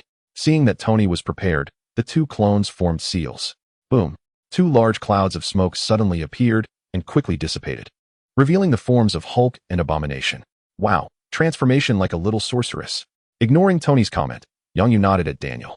Daniel retracted his hand, causing the mirror magic and portal to vanish. The sudden appearance of Hulk, Abomination, and Iron Man on the street left those who had just returned or come to watch momentarily stunned. After Hulk and Abomination both roared, the crowd scattered like startled birds. With a mighty punch, Hulk sent Abomination hurtling into another deserted street, before turning and sprinting in the opposite direction. A few onlookers attempted to follow, but the thunderous roar of Abomination made them reconsider, opting instead to take cover and observe the unfolding situation. After all, the battlefield was expansive, and an inadvertent injury would be regrettable. Ultimately, after a single bellow, Abomination vanished from sight, and when they sought to locate Hulk, he too had disappeared. As they lifted their gazes, they spotted Iron Man soaring through the sky, surveying the surroundings. He appeared as bewildered as they were by the sudden turn of events. However, while the giant eluded capture, the sight of Iron Man was still newsworthy. A throng of camera-wielding individuals aimed their lenses at Tony in the air, snapping pictures furiously, while some speculated that Tony had driven away the two monsters, chanting his name in admiration. With the commotion subsiding, the crowd bid each other goodnight. Tony, in his flamboyant manner, greeted the audience before disregarding General Ross's aircraft and flying homeward. Within the sanctum of New York, Wong curiously circled Abomination. This was Wong, whom I had summoned for assistance, as the sanctuary required vigilant guardianship. Daniel, unaware of Yang Yu's acquaintance with Wong, approached to restrain Wong, intending to introduce him to Yang Yu, as Wong's demeanor seemed rather disrespectful. I know him. We are friends, after all, hailing from the same country. Wong, your approach may make others feel shy. Yang Yu stepped forward first to greet Wong, gently patting his ample belly. This action momentarily startled Wong, as their last encounter had been 6 months prior, and their relationship was rather casual. Nevertheless, Wong responded with a jovial smile, acknowledging the bond of their shared origins. What is the story behind this robust individual? Which planet does he hail from, and are those fins I hear? Upon hearing Wong's inquiry, both Yang Yu and Daniel erupted into laughter, leaving Wong perplexed. What is so funny? Is this some sort of dry joke? No, Wong, he is indeed human, transformed by certain experiments, though he does resemble an extraterrestrial, Yang Yu explained, which irked Blonsky. Being openly scrutinized and subjected to whispered taunts in his mind fueled his growing ire. Oh, he seems a bit upset. Isn't he one of your friends? Wong felt a tinge of embarrassment. It was a bit excessive to declare someone non-human in their presence if they weren't friends. Yang Yu and the others had refrained from restraining Blonsky, who sat innocently on the ground, appearing somewhat simple-minded. In Kamar-Taj, there were also magical apprentices from the cosmos, leading Wong to perceive Blonsky as one of Yang Yu's interstellar companions. No worries, just some side effects from the experiment. Hey Blonsky, Yang Yu held a degree of admiration for him. His willpower was formidable, not easily swayed by anger. It was evident that he was indeed an elite Special Forces soldier. And now he was one of their own. Observing Blonsky's struggle for composure, Yang Yu was willing to lend him a hand. With a flick of his wrist, a few talismans transformed into a colossal water orb, which Yang Yu levitated before Blonsky. Casting a glance at Yang Yu, Blonsky plunged into the orb, instantly experiencing a wave of comfort. Can you breathe underwater? The trio turned their heads in unison to gaze at Wong, who appeared somewhat perplexed by their attention. He glanced at the three of them and, pointing at Blonsky's ear, inquired with intrigue, "Doesn't he have fish fins? Aren't you curious?" Eventually, a large truck halted at the entrance of the sanctuary, and Yang Yu took his place in the passenger seat, bidding farewell to Wong and Daniel. Upon returning to the villa, Tony remained in the garage, burdened by the overwhelming pressure exerted by Hulk, which felt even more intense than that from Yang Yu. "Sir, the director has sneaked in again," reported Jarvis. Save the footage of him breaking in as if he were a thief. "Understood, sir." Tony downed a drink from a glass on his work desk, preparing to confront the enigmatic director of SHILD. Yang Yu had previously contemplated subtly warning the unfortunate director, But after this clandestine figure infiltrated the villa and mockingly asserted that he was not the only genius, that notion faded away. Instead, he anticipated the moment when the director would uncover the truth and prepared to recount their earlier conversation in meticulous detail, even having a recording ready. Chapter 36. The marvelous applications of sealing techniques. The events that transpired at Tony's residence were relayed to Yang Yu the following day. In truth, even without the disclosure, Yang Yu could surmise the matter revolved around Hulk and the Avengers. However, Tony was no longer an Avenger, as Natasha had deemed him unfit. Nevertheless, Tony possessed the capability to create a new element through his own ingenuity, which earned him an invitation from the elusive figure to serve as a consultant for S.H.I.E.L.D. Tony accepted with enthusiasm, for he was the public face of Dawn, embodying the persona of a righteous ally, thus facilitating access to certain individuals and information. As for Yang Yu, in his shadowy role, he engaged in the deeds befitting a villain, such as conducting experiments on individuals. In a spacious chamber, Bronsky lay upon a large hospital bed, adorned with an array of instruments. "How do you feel?" Yang Yu inquired, lifting Bronsky's arm, which felt heavier than his own. "It feels as if my strength is somewhat suppressed," Bronsky replied, staring at the ceiling. As the events of the past few days had upended his worldview, he had once believed Hulk to be the strongest being in existence. Yet here he realized the vastness of the world. Uncertain of his surroundings, he found Yang Yu had not confined his freedom, as long as he refrained from causing havoc. He could explore it well.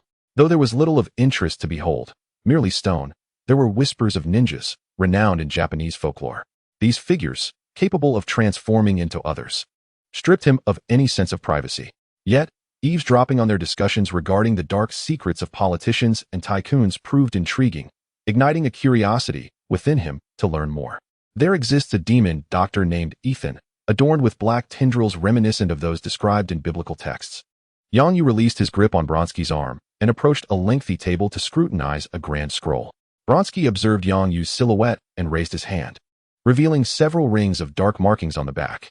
Upon closer inspection, they appeared to be a script he had never encountered before, resembling tiny tadpoles. It was this diminutive tadpole script that managed to subdue his powers. At that moment, a group of individuals entered, led by a man clad in a white lab coat with an oversized head, who greeted Bronsky with enthusiasm. "Good morning, Bronsky." "Hey, Dr. Steeden, how's your big head doing?"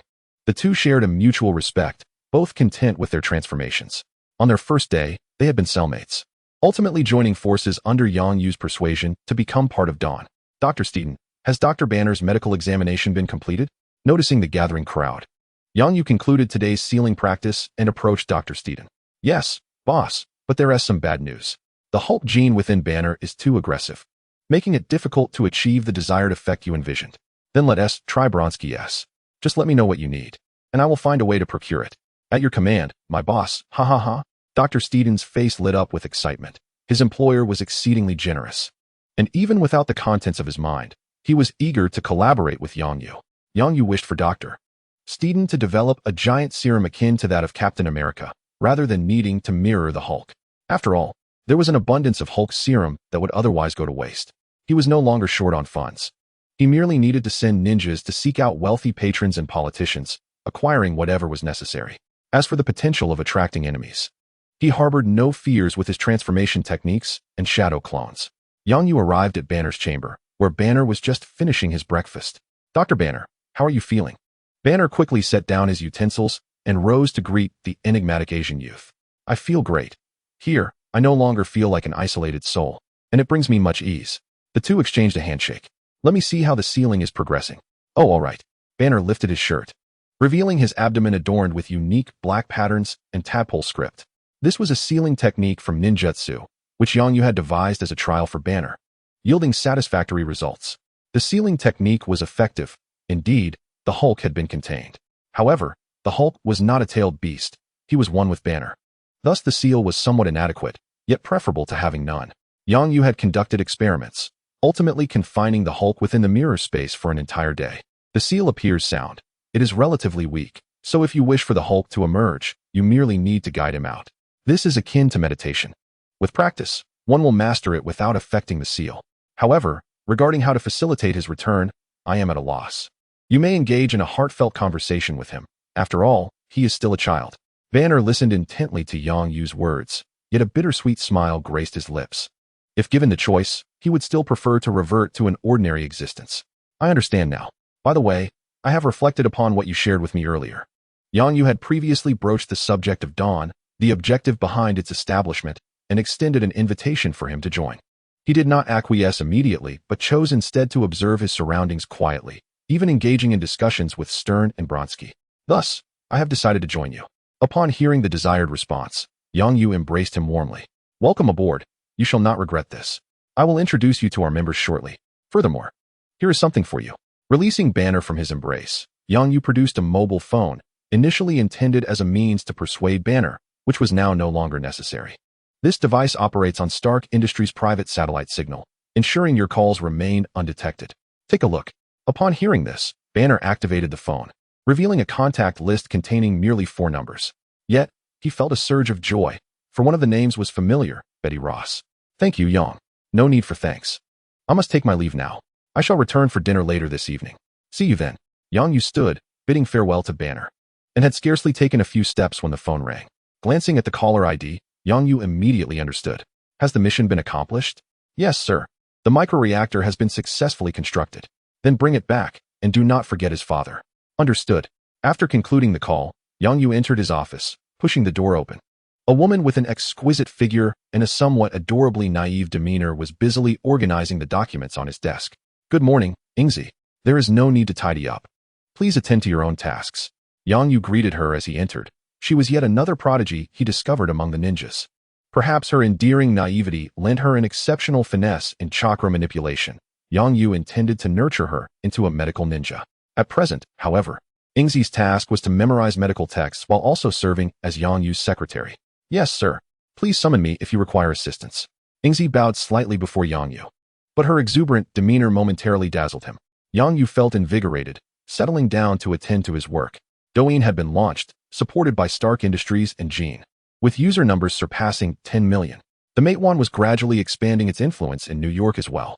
Upon reviewing a document titled New York City Scandal Exposure Driving Douyin Development Plan, Yang Yu's eyes sparkled with admiration as he exclaimed, "What a brilliant idea." He signed an agreement. If successful, this plan would lead to the ousting of a significant portion of New York's officials. Chapter 37. A new member. As Yang Yu approved the documents, his entourage sprang into action, disseminating a few scandalous tidbits. At the break of dawn, several media companies received anonymous tips. However, the sensitivity of the information rendered the staff hesitant to act independently, prompting them to reach out to their superiors.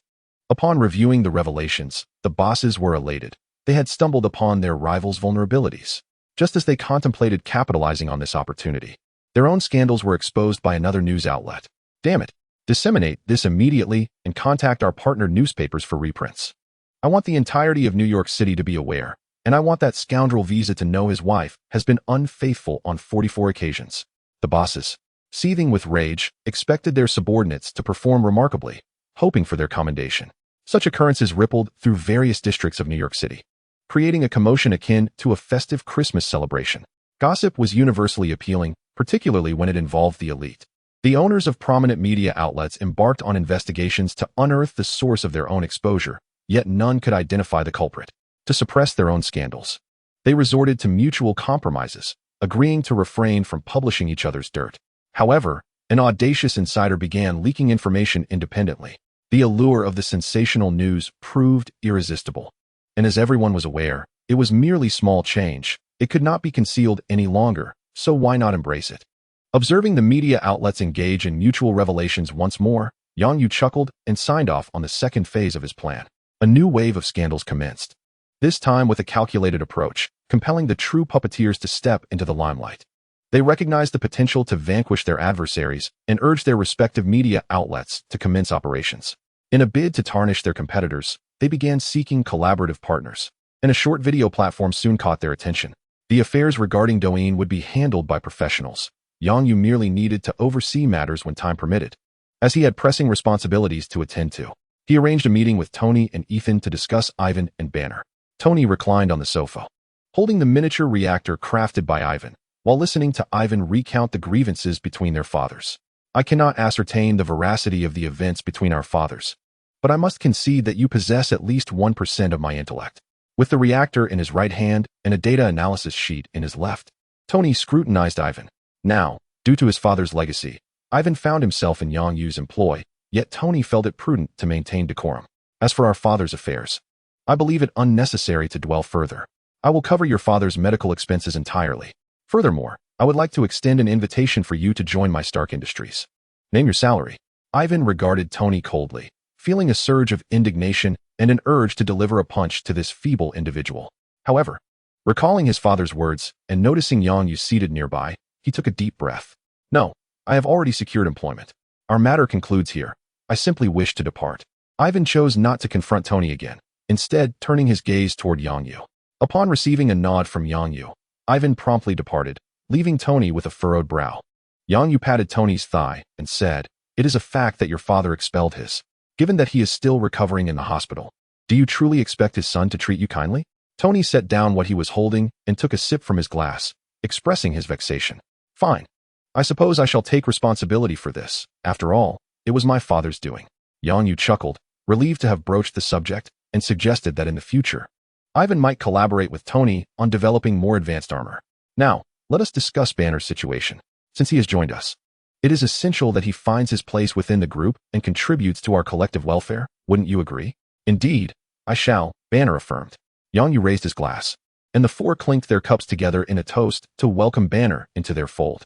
Banner felt a sense of joy, not only because he had re-established contact with his girlfriend, but also because, after becoming acquainted with the structure of Dawn, he realized it was a rather relaxed organization, perhaps better described as a family. Yang Yu and Tony served as the pillars of this household, one visible, generating income and warding off external adversaries, while the other, operating in the shadows, gathered intelligence to keep the family aware of any ill intentions from their neighbors. Ethan, the doctor responsible for the health of the members, though lacking his own faction, held a significant position.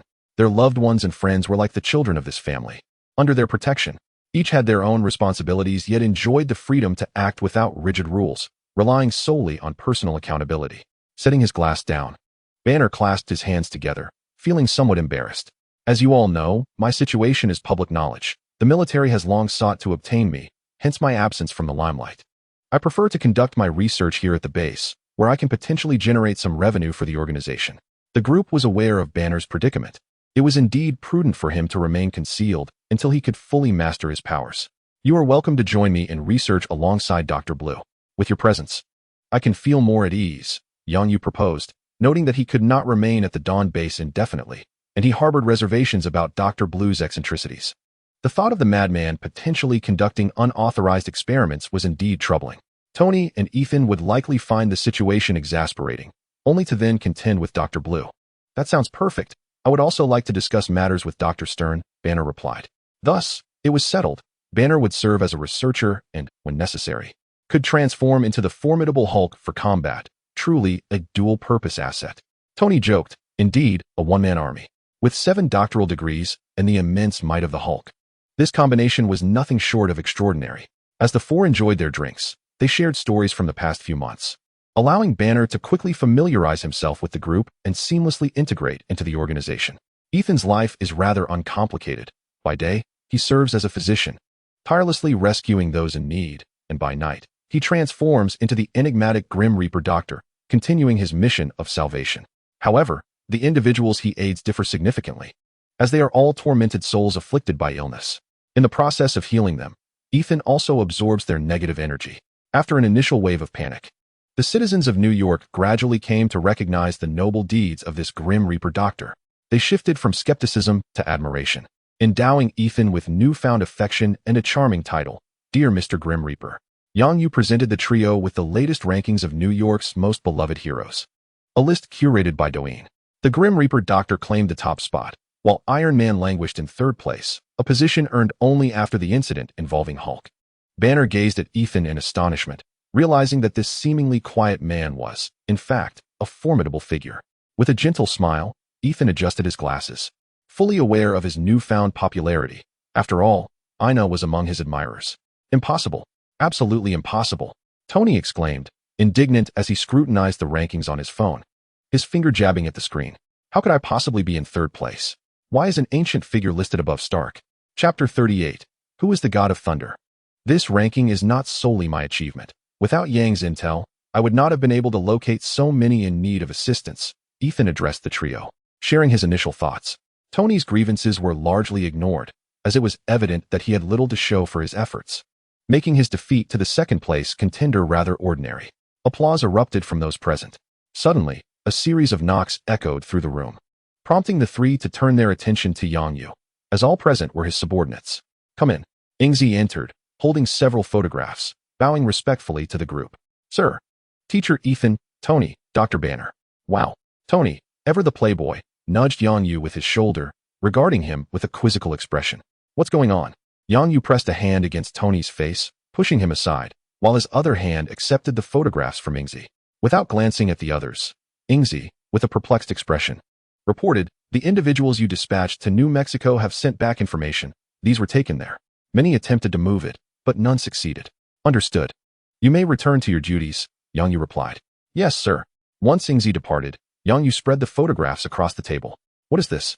"It appears to be a hammer," Tony remarked, examining one of the images, with Ethan and Banner nodding in agreement. The surrounding terrain seemed to have been impacted by a high-altitude object, though the ground beneath the hammer did not appear to align with that theory. Banner, holding a panoramic shot, noted a prominent earth column at the center of the circular crater, leaving him perplexed. "Let us venture forth to discover the truth. After all, it is but a swift journey. Those who wish to accompany us must hurry, lest they encounter agents of S.H.I.E.L.D. arriving late." Banner initially intended to join, but upon hearing Yang Yu mention S.H.I.E.L.D., he reconsidered. It seems that S.H.I.E.L.D.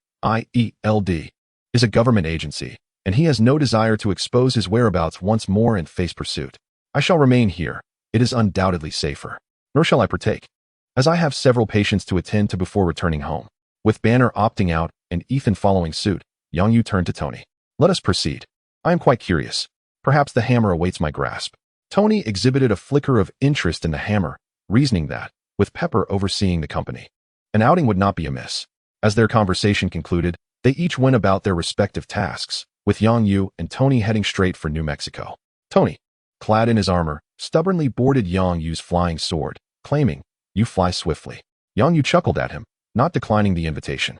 He summoned his magical power to form a shield, enveloping Tony within it. The flying sword transformed into a streak of light across the sky, and fortunately, it was daytime, so their presence went unnoticed. Upon reaching the hammer's landing site, Yang Yu observed a gathering of revelers below. "Let us join the festivities. You may descend first." Yang Yu employed his transformation technique to disguise himself as a passerby and sought a concealed spot to land. By the time he arrived, Tony was already engaged with the crowd, who were cheering him on enthusiastically. Among them, Yang Yu spotted the esteemed Stan Lee. He chose not to join in, yet he was already aware of the commotion. Approaching an unattended barbecue grill, Yang Yu picked up a well-cooked sausage and began to eat. "Hush, haha. Even the illustrious Iron Man cannot lift it. Now, who dares to claim I am boasting?" He coughed lightly. "Next time, I shall come prepared for another attempt. For now, let us revel. I shall cover the expenses." Observing Tony emerge from his armor and depart the pit with the crowd, Yang Yu discarded the wooden stick and approached the mighty Mjolnir.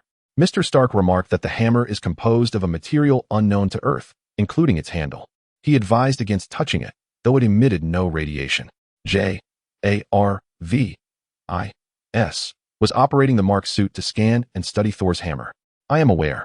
It is of no concern. I am not an ordinary individual," Yang Yu replied, eager to test whether he could lift it. However, he acknowledged the slim odds. Though he was not a villain, he was not a paragon of virtue either. Extending his right hand, he grasped the hammer's handle and gently exerted upward force. The hammer remained unresponsive. With a deep breath, Yang Yu summoned his strength. He had tested himself and knew he possessed nearly 3 tons of force. Yet still, the hammer yielded no reaction. "Hey, kid, cease your efforts. Even Iron Man cannot lift it. You are merely expending your energy in vain." A bearded man approached the edge of the pit and called out to Yang Yu. "I'll give it a shot. Perhaps it is a divine artifact awaiting its rightful owner. And I might just be that person." Yang Yu jested with the bearded man, eliciting a few hearty laughs from him. Suddenly, it dawned upon the bearded man that Yang Yu might be onto something. "Your idea is rather enticing. Let me try again." He leaped into the pit and made his way toward Yang Yu, who stepped aside to allow him to experiment. The outcome was the same, and the bearded man departed, grumbling. Yang Yu pondered over his retreating figure, contemplating the potential of bringing domestic web literature into this realm. It seemed the cultural spirit here was rather lacking. The profound tomes of wisdom were typically beyond the grasp of the average person. For those seeking spiritual fulfillment, their options appeared limited to indulgences such as drugs, alcohol, or reckless behavior. He resolved to give it a try upon returning.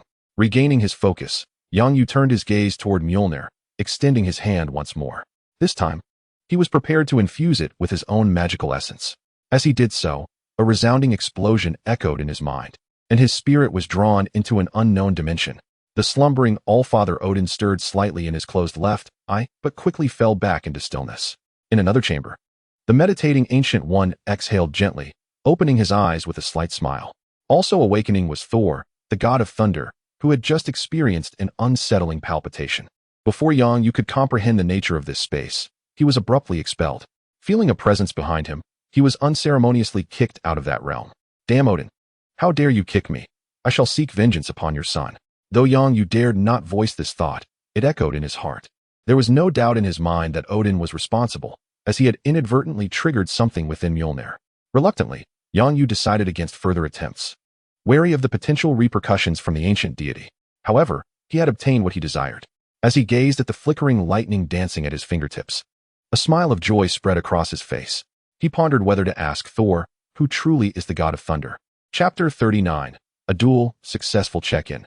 The silent Mjolnir. Prize, lightning spear, capable of storing and releasing lightning. Yang Yu instinctively took a photograph, unexpectedly reaping a pleasant surprise.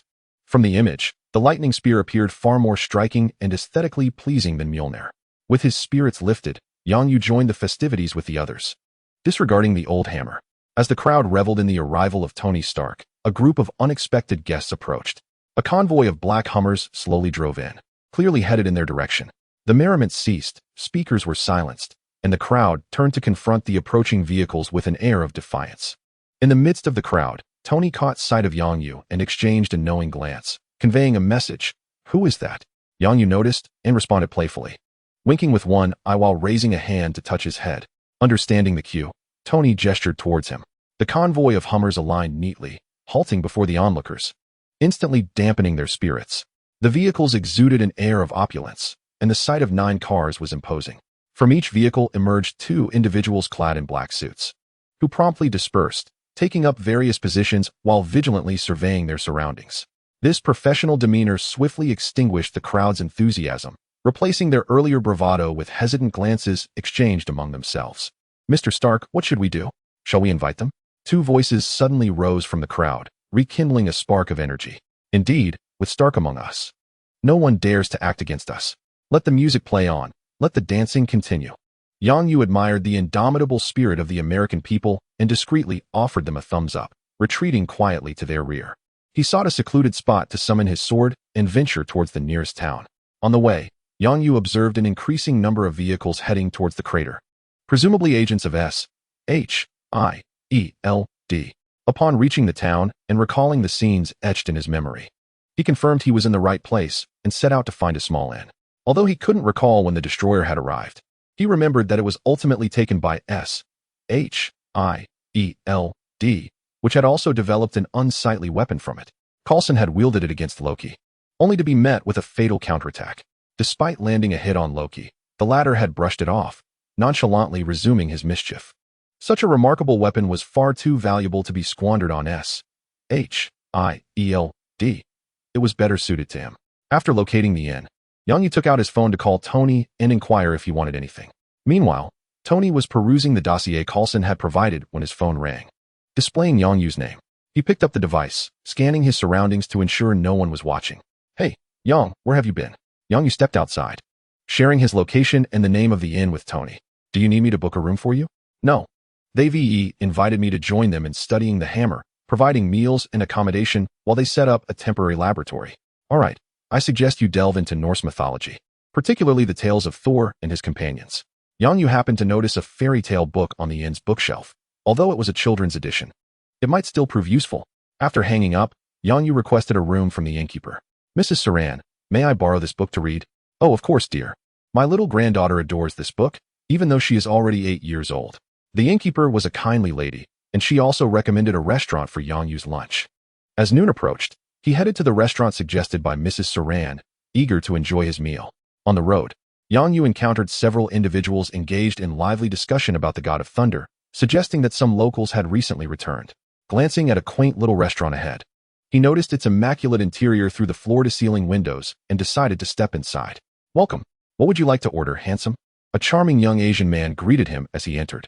An elderly lady, seemingly of a similar age to Madame Serene, warmly addressed him. "Hello, young man. It was Madame Serene who recommended this place to you, I presume? I'm not quite familiar with the menu here. Could you suggest something delightful?" Upon hearing that a dear friend had sent him, the elderly lady adjusted her glasses with enthusiasm. "Ah, so it was Serene who sent you. I must ensure you are thoroughly satisfied. By the way, you may call me Ichi." Yang Yu enjoyed a delightful conversation with Mrs. Ichi and her husband, who were particularly intrigued by the mysterious Eastern land. Their pleasant exchange continued until a party of 2 women, a man, and an elderly gentleman entered. The man was none other than Thor, the god of thunder, now stripped of his divine powers and living as a mortal. What a coincidence, Thor! Yang Yu mused silently, contemplating how to avenge the indignity he had suffered without incurring the wrath of the mighty god. After all, once Thor regained his powers, he would undoubtedly be formidable. Akin to the Hulk, and Yang Yu was aware that he was not yet a match for him. He had just rented a room using his identification, which meant his transformation spell had been lifted. As Yang Yu leisurely savored his lunch, Mrs. Ichi returned after serving Thor and his companions, eager to continue their engaging conversation. The tale of the domineering chef who audaciously kissed a young, innocent waiter had captivated her. Suddenly, a loud crash echoed through the restaurant, startling Mrs. Ichi, who inadvertently knocked over Yang Yu's drink. The warm beverage splashed onto his trousers, but thankfully, it was merely lukewarm and not scalding. "Oh my goodness, I'm so sorry," she exclaimed. "It's quite all right, Mrs. Ichi. It wasn't your fault," Yang Yu reassured her, trying to calm her flustered demeanor as he turned to see Thor, who appeared utterly unfazed. Although he understood that Thor was genuinely oblivious, Yang Yu felt a surge of anger, for this incident compounded his existing grievances. "Hey, you big oaf. Aren't you going to apologize to the person you frightened with your rudeness?" Yang Yu confronted Thor, his voice laced with suppressed fury. "What? I did nothing wrong. Why should I apologize?" Thor replied, turning to face Yang Yu. Yang Yu rose to his feet, but Mrs. Ichi grasped his hand, shaking her head as a gesture for him to remain calm. He gently patted her hand and offered her a reassuring smile before approaching Thor, towering over him as he posed a pointed question. "Do you truly believe that something devoid of fault is indeed faultless?" With that, Yang Yu unexpectedly delivered a sharp slap to Thor, leaving everyone momentarily stunned. "I now give you a slap, and I believe I am not in the wrong either. What do you think? When has Thor ever been treated this way? Since his father exiled him to this place, a tempest of frustration has brewed within him, seeking an outlet. Are you challenging me, mortal?" "I, Thor, accept your challenge." "Hey, calm down. Let us not act rashly." Jane stepped forward in an attempt to restrain Thor, for she had noticed Yang Yu's trousers, a reminder that Thor was the source of her discomfort. Yet, how could she possibly restrain the enraged Thor? Yang Yu looked disdainfully at Thor and pointed outside. "Step outside. The loser must fulfill a task for the victor. Do you dare, you great fool?" In this moment, Thor was only marginally stronger than an ordinary man. Yang Yu's strikes felt akin to those delivered to a child, accompanied by a barrage of mockery. As Thor lunged at him, Yang Yu swiftly maneuvered behind him, delivering a swift kick to his rear. Having achieved his goal of revenge, Yang Yu found himself no longer harboring disdain for Thor, a smile gracing his features. "Are you mocking me, mortal?" Thor bellowed, rising once more and charging forward. Having been careless previously, though stripped of his divine powers, his millennia of combat experience rendered him unwilling to accept defeat. He charged, only to be sent flying back repeatedly. A cycle of assault and retaliation playing out. "Stop! Cease this madness!" Jane exclaimed, astonished to see such a colossal figure as Thor being tossed about so easily. Witnessing him being propelled once more, she hurried forward, using her weight to pin him down as he attempted to rise again. "I am Thor, the god of thunder. I cannot be defeated. Bring it on." Thor growled, struggling to rise, yet wary of injuring Jane. He could only roar in frustration at Yang Yu. Daisy jogged up to Yang Yu, adjusting her glasses and offering an apology. "I'm sorry, it is our fault. You see, he is a bit unhinged. So please forgive him." Noticing that Yang Yu bore no signs of anger, Daisy quickly realized he had calmed down. She regarded him with curiosity. He was an Asian young man who exuded an undeniable charm. Moreover, his strength was remarkable, capable of sending even Thor flying. Lost in thought, a faint blush crept across Daisy's cheeks, her gaze toward Yang Yu shifting. Hello, I am Daisy Louise. You may call me Daisy. Hello, Daisy. You can simply call me Yang. Please step aside to avoid injury. Yang Yu courteously guided Daisy to a safer distance before resuming his taunts at Thor. You claim to be Thor, the god of thunder, yet you appear nothing like a deity. You resemble an oversized infant, freshly weaned. Just look at your current state and the bystanders around you. Are you not bringing shame upon your friends as well?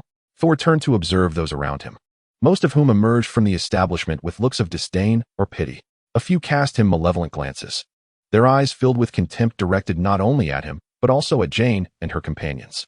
Thor lowered his head to gaze at Jane, whose eyes alone conveyed her concern for him. Have I truly erred? Thor murmured, perhaps posing the question to himself as well. Although his voice was barely audible, Yang Yu caught the words and shook his head at Lady Ich, moving to Thor's side. Indeed, you were mistaken. Shattering the glass was unwarranted, as it is the property of the establishment, and you must compensate for it. Furthermore, your actions startled the patrons dining within, and an apology is in order. This is your responsibility.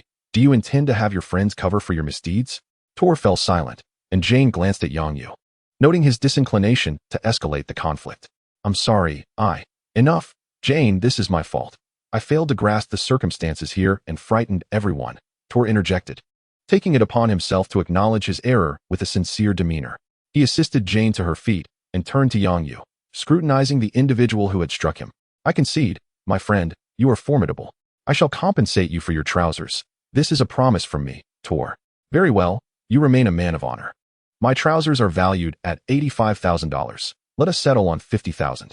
Yang Yu offered him an appreciative glance, then divulged a figure that left all present in astonishment. So expensive? Jane exclaimed, casting a skeptical look at Yang Yu. He did not meet her gaze but focused on Thor, recognizing his bewilderment at the mention of dollars. You may repay for my trousers at a later date when you are financially able. For now, you ought to apologize to Lady Ich, a gentle old woman who is likely to forgive you. Thor proceeded to extend his apologies to the gathering, while Yang Yu quietly slipped away, unnoticed. The discomfort of wearing wet trousers was palpable. Hey, handsome, why the haste? Yang Yu turned to find Daisy pursuing him. Miss Daisy, what brings you here? Is there something amiss? Haha, nothing of the sort. I merely wish to get acquainted with you. Where are you off to now? Her demeanor suggested she was a vivacious young woman, and Yang Yu felt at ease conversing with her. He gestured toward his trousers, stating, naturally, I am returning to change. Is it true that those trousers cost $80,000? You doubt me? I possess proof. Would you care to see? Certainly. The two continued their dialogue as they made their way back to the hotel, where, with the gracious sponsorship of Mrs. Saran, they received a box of little umbrellas. They spent the afternoon discussing business matters. I can't go on. You're like a bull, Daisy lamented, collapsing onto Yang Yu. Huh. Weren't you the one who insisted on continuing? Little vegetable, are you hungry? What would you like to eat? I can fetch it. Whatever you choose. I shall have the same. Let me rest for a while. Yang Yu rose, tucked her in, bestowed a gentle kiss upon her, and dressed before stepping outside. Upon returning with food, they replenished their energy, and Daisy once more flung herself at Yang Yu. I have informed my friend that I shall be spending the night here. Yang Yu appeared somewhat taken aback, yet she responded, perhaps having withheld her thoughts for quite some time. The sound of raindrops pattered against the window, and as she gazed at the peacefully slumbering Daisy, Yang Yu quietly rose from her bed. Utilizing a shadow clone to keep watch over Daisy, she opened the window, allowing her flying sword to venture outside for assistance. The shadow clone secured the window and nodded at the original before drawing the curtains. Yang Yu soared out of the small town on her sword, venturing into the distance. The rain intensified, and the lightning danced within the storm clouds above. Despite the tempest, Yang Yu's attire remained remarkably dry. Surely, she had traveled far enough. Observing her surroundings, she noted the absence of town lights or any sign of roads. She retrieved her phone and summoned the lightning halberd, a weapon of pure silver, devoid of ornate patterns or crimson embellishments. Grasping the silver halberd and standing upon her flying sword, Yang Yu transformed her internal magical energy into thunder. Harnessing her own thunder, she beckoned the lightning from the heavens, infusing it into the halberd before raising it high. As the halberd absorbed the energy, it activated its innate lightning attraction capabilities. With a thunderous explosion, the air was filled with a resounding roar. Countless bolts of lightning descended from the sky, converging at a singular point in midair, forming a spherical flash of electricity that illuminated the surroundings for miles as if it were midday. Rather than instilling fear, This terrifying spectacle ignited Yang Yu's fervor within. It inevitably reminded her of a certain individual, one who dared to defy fate. The great affairs of the world bend to my will. With my true essence, I harmonize with the cosmos. The heavens have perished, the yellow heaven shall rise. In the year of the Jazi, prosperity shall reign. Thunder God, lend me your aid. Chapter 41. The Fisherman in the Dead of Night. Nick Fury was soundly asleep when a phone call interrupted his slumber. Sir, there has been another incident in New Mexico. You should come and see it in person. Upon hearing the grave tone of his subordinate, Nick Fury sensed the gravity of the situation. I'll be there immediately. He swiftly dressed and hurried to the base. Upon his arrival, he was met by personnel awaiting his presence, who proceeded to brief him on the circumstances. Sir, satellite detection has identified a high-energy response approximately 100 miles east of the mysterious object we discovered yesterday. Due to adverse weather conditions, the satellite cannot observe the ground, and the energy peak has reached levels equivalent to 100 radiation island nuclear bombs. The mention of such immense destructive power darkened Nick Fury's expression further. What in the world is this? Send the nearest personnel to investigate. Coulson, still present, promptly dispatched a team to examine the situation, while Tony, filled with curiosity, took off ahead of them. However, by the time he arrived, nothing remained. Neither rain nor clouds lingered in the sky. Yang Yu had returned to the small inn, embracing a beautiful woman as he drifted into a deep slumber. The day had been exhausting, filled with laborious endeavors throughout the afternoon, and the evening required him to venture out, braving the elements. Enveloped in sleep, Yang Yu remained oblivious to the world outside, while Nick Fury had not closed his eyes for 2 consecutive nights. In the midst of his slumber, Yang Yu vaguely sensed someone nudging his body. Yang, wake up! Jian called, urging us to flee the town. Wake up! I'm awake. Please get dressed first. Your movements are making my head spin. Yang Yu gently lifted her from his embrace and hastily donned the clothes that lay beside him. What did you just say about fleeing? Daisy quickly dressed and rushed to the window, opening it to peer outside. I don't know. Jian called and insisted we leave immediately. I can see many people running below. Regardless, we should go and find Jian, Daisy urged, taking Yang Yu's hand as they hurried down the stairs, weaving through the crowd towards the street. Yang Yu began to grasp the situation. It seemed the destroyer had arrived. Hey, Daisy, are you proposing a romantic relationship with me? Yang Yu teased, observing her retreating figure as he raised their clasped hands. Without turning around, Daisy replied, Is that not permissible? Are you familiar with Eastern customs? Once one has a partner, one cannot wander freely anymore. Daisy shook her head resolutely, youthful and unwilling to relinquish her freedom so soon. Very well, we can remain friends. I find you quite alluring. Your strength rivals that of an ox, she remarked, glancing back at Yang Yu and playfully licking her lips with her delicate tongue. At that moment, Yang Yu suddenly pulled her closer, and she stumbled into his embrace.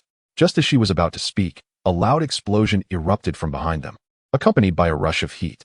Turning sharply, they witnessed a car, previously intact, now engulfed in flames. My heavens! Enough of the exclamations. Your friends are over there. Go now. I have matters to attend to, Yang Yu instructed, patting her shoulder and pointing toward the other side of the road. All right, okay, Daisy responded, still in a daze, following his directions without question. After a short while, she regained her senses and turned around, only to find Yang Yu had vanished. She cursed under her breath. Scoundrel, he doesn't even stay with me. She dashed over to Jian, and the two exchanged hurried words. Yang Yu remained nearby, though they could not see him. Seeing Daisy safely with Jian, the destroyer broke free from the Earth's grasp and resumed its path of destruction. Sif, did the destroyer just glitch for a moment? The 4 from Asgard, having seen Thor and his companions off, prepared to stand against the destroyer. Vandal rubbed his eyes, as he believed he had witnessed the destroyer trip over something. Vandal, you and your companions should divert the destroyer's attention while I seek an opportunity, Sif remarked to her 3 friends before departing alone. Vandal and his companions exchanged no words. They trusted their partner, exclaiming their intent to show the destroyer their might. They charged forward. Yang Yu observed them from the rooftop of a nearby building, initially contemplating taking advantage of the situation to capture the destroyer. Yet, he lacked the confidence to confront such a formidable foe and decided it was best to let events unfold naturally. He could always seize a chance later. As the saying goes, when the clam and the heron struggle, the fisherman benefits. Playing the role of the fisherman seemed quite appealing. Watching the battle below, Yang Yu felt something was amiss. He fixated on the destroyer for a moment, and suddenly recalled Tony. Given his character, it was improbable that he would miss out on such an event. Checking his phone, he noticed a string of missed calls, all from Tony. spanning from the early hours of the previous day to the present, with the most recent call coming just 15 minutes ago. Having silenced his phone the previous night to avoid disturbances, he hadn't even felt it vibrate. Hurriedly, Yang Yu returned a call, and upon connection, Tony's voice rang out. "Yang, is that you?" The uncertainty in Tony's tone piqued Yang Yu's curiosity. "What's wrong, Tony?" "Huh? What do you think is wrong?" "I thought you were dead." Yu Haven-T answered your phone. "Do you know what transpired last night and today?" Tony's booming voice echoed, startling Yang Yu, who instinctively turned his head away from the phone. "All right, I apologize, Tony. Where are you now?" Tony, lying in a hospital bed while on the phone, startled the nurse attending to him with his outburst. Waving her away, he spoke gravely to Yang Yu. "Are you still in that small town?" "Yes. Listen to me, buddy. If you see a massive iron figure, do not engage. Stay far away. My Mark V was struck by him and is now rendered useless. I feel he is stronger than the Hulk." Yang Yu glanced at the destroyer, realizing Tony had already encountered him and suffered a beating. "Understood. I'm keeping my distance." "Are you injured?" "Not at all. I'm fine." Tony exhaled in relief, thankful that Yang Yu would refrain from recklessness, as the thought of battling that creature was already causing him a headache. The destroyer's attack was superior, his defense formidable, and his speed unmatched. It was a battle of an entirely different caliber. With a thunderous crash, a loud explosion erupted on the other end of the call. The phone emitted a cacophony of static. "Hello, can you hear me, Yang?" Tony shouted into the phone. Yang Yu, observing the white smoke rising from his device, fell into deep contemplation. Above him, the sky darkened with ominous storm clouds, as thick bolts of lightning flickered within the tempest. Chapter 42. The Vampire. As events continued to unfold, Thor successfully completed a sit-up and delivered a hammer blow that shattered the destroyer's skull. Taking advantage of their focus on Thor, Yang Yu stealthily approached the destroyer. With a swift, earth-moving technique, he led the destroyer underground, disappearing into the distance. Thor, accompanied by his companions, traversed the Rainbow Bridge back to Asgard. Jane stared blankly at the sky. "Damn it." Suddenly, a low curse from Daisy behind her brought her back to reality. "What's wrong, Daisy?" Daisy raised her phone, her voice dripping with disdain. "The number he gave me is out of service. He's nothing but a scoundrel." Meanwhile, Yang Yu was cheerfully making his way home, reveling in his spoils. He pondered whether the phone could be repaired, contemplating the necessity of transcribing future contact information onto paper. Upon entering the Dawn base through a secret passage, Yang Yu took the elevator up to the villa. Tony had returned from the hospital, and with Ethan present, any injury could be treated as long as it wasn't fatal. The price, however, was merely the loss of a few fish. "Hey, Tony, feeling better?" "Ethan's here too." Tony scanned Yang Yu with his keen eyes, ensuring he was unharmed before inquiring. "I heard an explosion during our call. What happened?" "The owner of that hammer appeared and defeated the massive iron block you mentioned, which I brought back with me." "Really?" Tony regarded Yang Yu with undeniable skepticism. He was well aware of that thing's formidable power. "It's right downstairs. You can go take a look." Yang Yu casually grabbed a bottle of liquor from the cabinet, gesturing towards them. Ethan waved his hand in refusal while Tony headed straight for the elevator. Noticing their lack of interest, Yang Yu decided to indulge alone. "Does Ethan not have any patience today?" "He does. Tony is one. I'm just not too comfortable with him. I advised him against taking risks personally, but he wouldn't listen. You should talk to him too." Ethan sighed, noting that ever since returning from the Middle East, Tony had developed a penchant for tackling everything head-on. "Oh, by the way, I spotted a suspicious individual yesterday. He seemed to be watching your house, and he was still around when I came today. I can sense his life force, which is nearly 200 times that of an ordinary person. He is definitely not an average individual. If his life force is 200 times that of a human, does that not imply he might have lived for at least 2 centuries? In the Marvel Universe, characters like the Ancient One, the Eternals, vampires, aliens, and certain superhumans with longevity can live for centuries. Reflecting on this, Yang Yu couldn't recall having wronged anyone. Since arriving in this world, he had been cautious, primarily interacting with Kamar-Taj and Tony. The only other entities were Hydra and S-H-I-E-L-D, but S-H-I-E-L-D could likely be ruled out as they did not publicly associate with superpowered individuals. Thus, it could only be Hydra. Considering he had eliminated 3 of their members upon his arrival in America, this seemed to be the only plausible explanation, albeit a rather vindictive one. "I understand. I will take a look tonight. Do you need my assistance?" Ethan inquired. "No, it's just a trivial matter." In the early hours of the morning, as the entire city succumbed to slumber, Yang Yu arrived above his 2-story residence. It had been quite some time since he last returned, for he now resided at the Dawn base with Xiaobai. Yang Yu spotted the suspicious figure Ethan had mentioned, a somewhat emaciated Caucasian man, searching through his memories for recognition. He confirmed that he did not know him. "Hello there, handsome. Are you interested in purchasing my house?" Def was intently gazing at Yang Yu's property, determined not to let this prey escape again. Suddenly, a voice rang out from behind, startling him into turning around. Upon seeing Yang Yu, Def's expression transformed into one of disbelief. He hurriedly retrieved a photograph from his pocket, holding it up for comparison with Yang Yu. "Ha ha ha, I finally found you. Do you have any idea how arduous it has been for me to meet you?" Def suddenly collapsed to his knees, laughing and crying simultaneously, uttering words that Yang Yu could not comprehend. Only Def himself knew that in his pursuit of the person before him, he had traversed New York, Korea, Japan, and back again, never daring to relax for a moment. For months, he had gone without food or drink, and at last, he had found his opportunity. Yang Yu felt somewhat bewildered. Although he occasionally played the role of a vigilante out of boredom, he had only saved a handful of individuals, all of whom were unaware of his true identity. He prepared to assist Def to his feet, intending to inquire about the situation.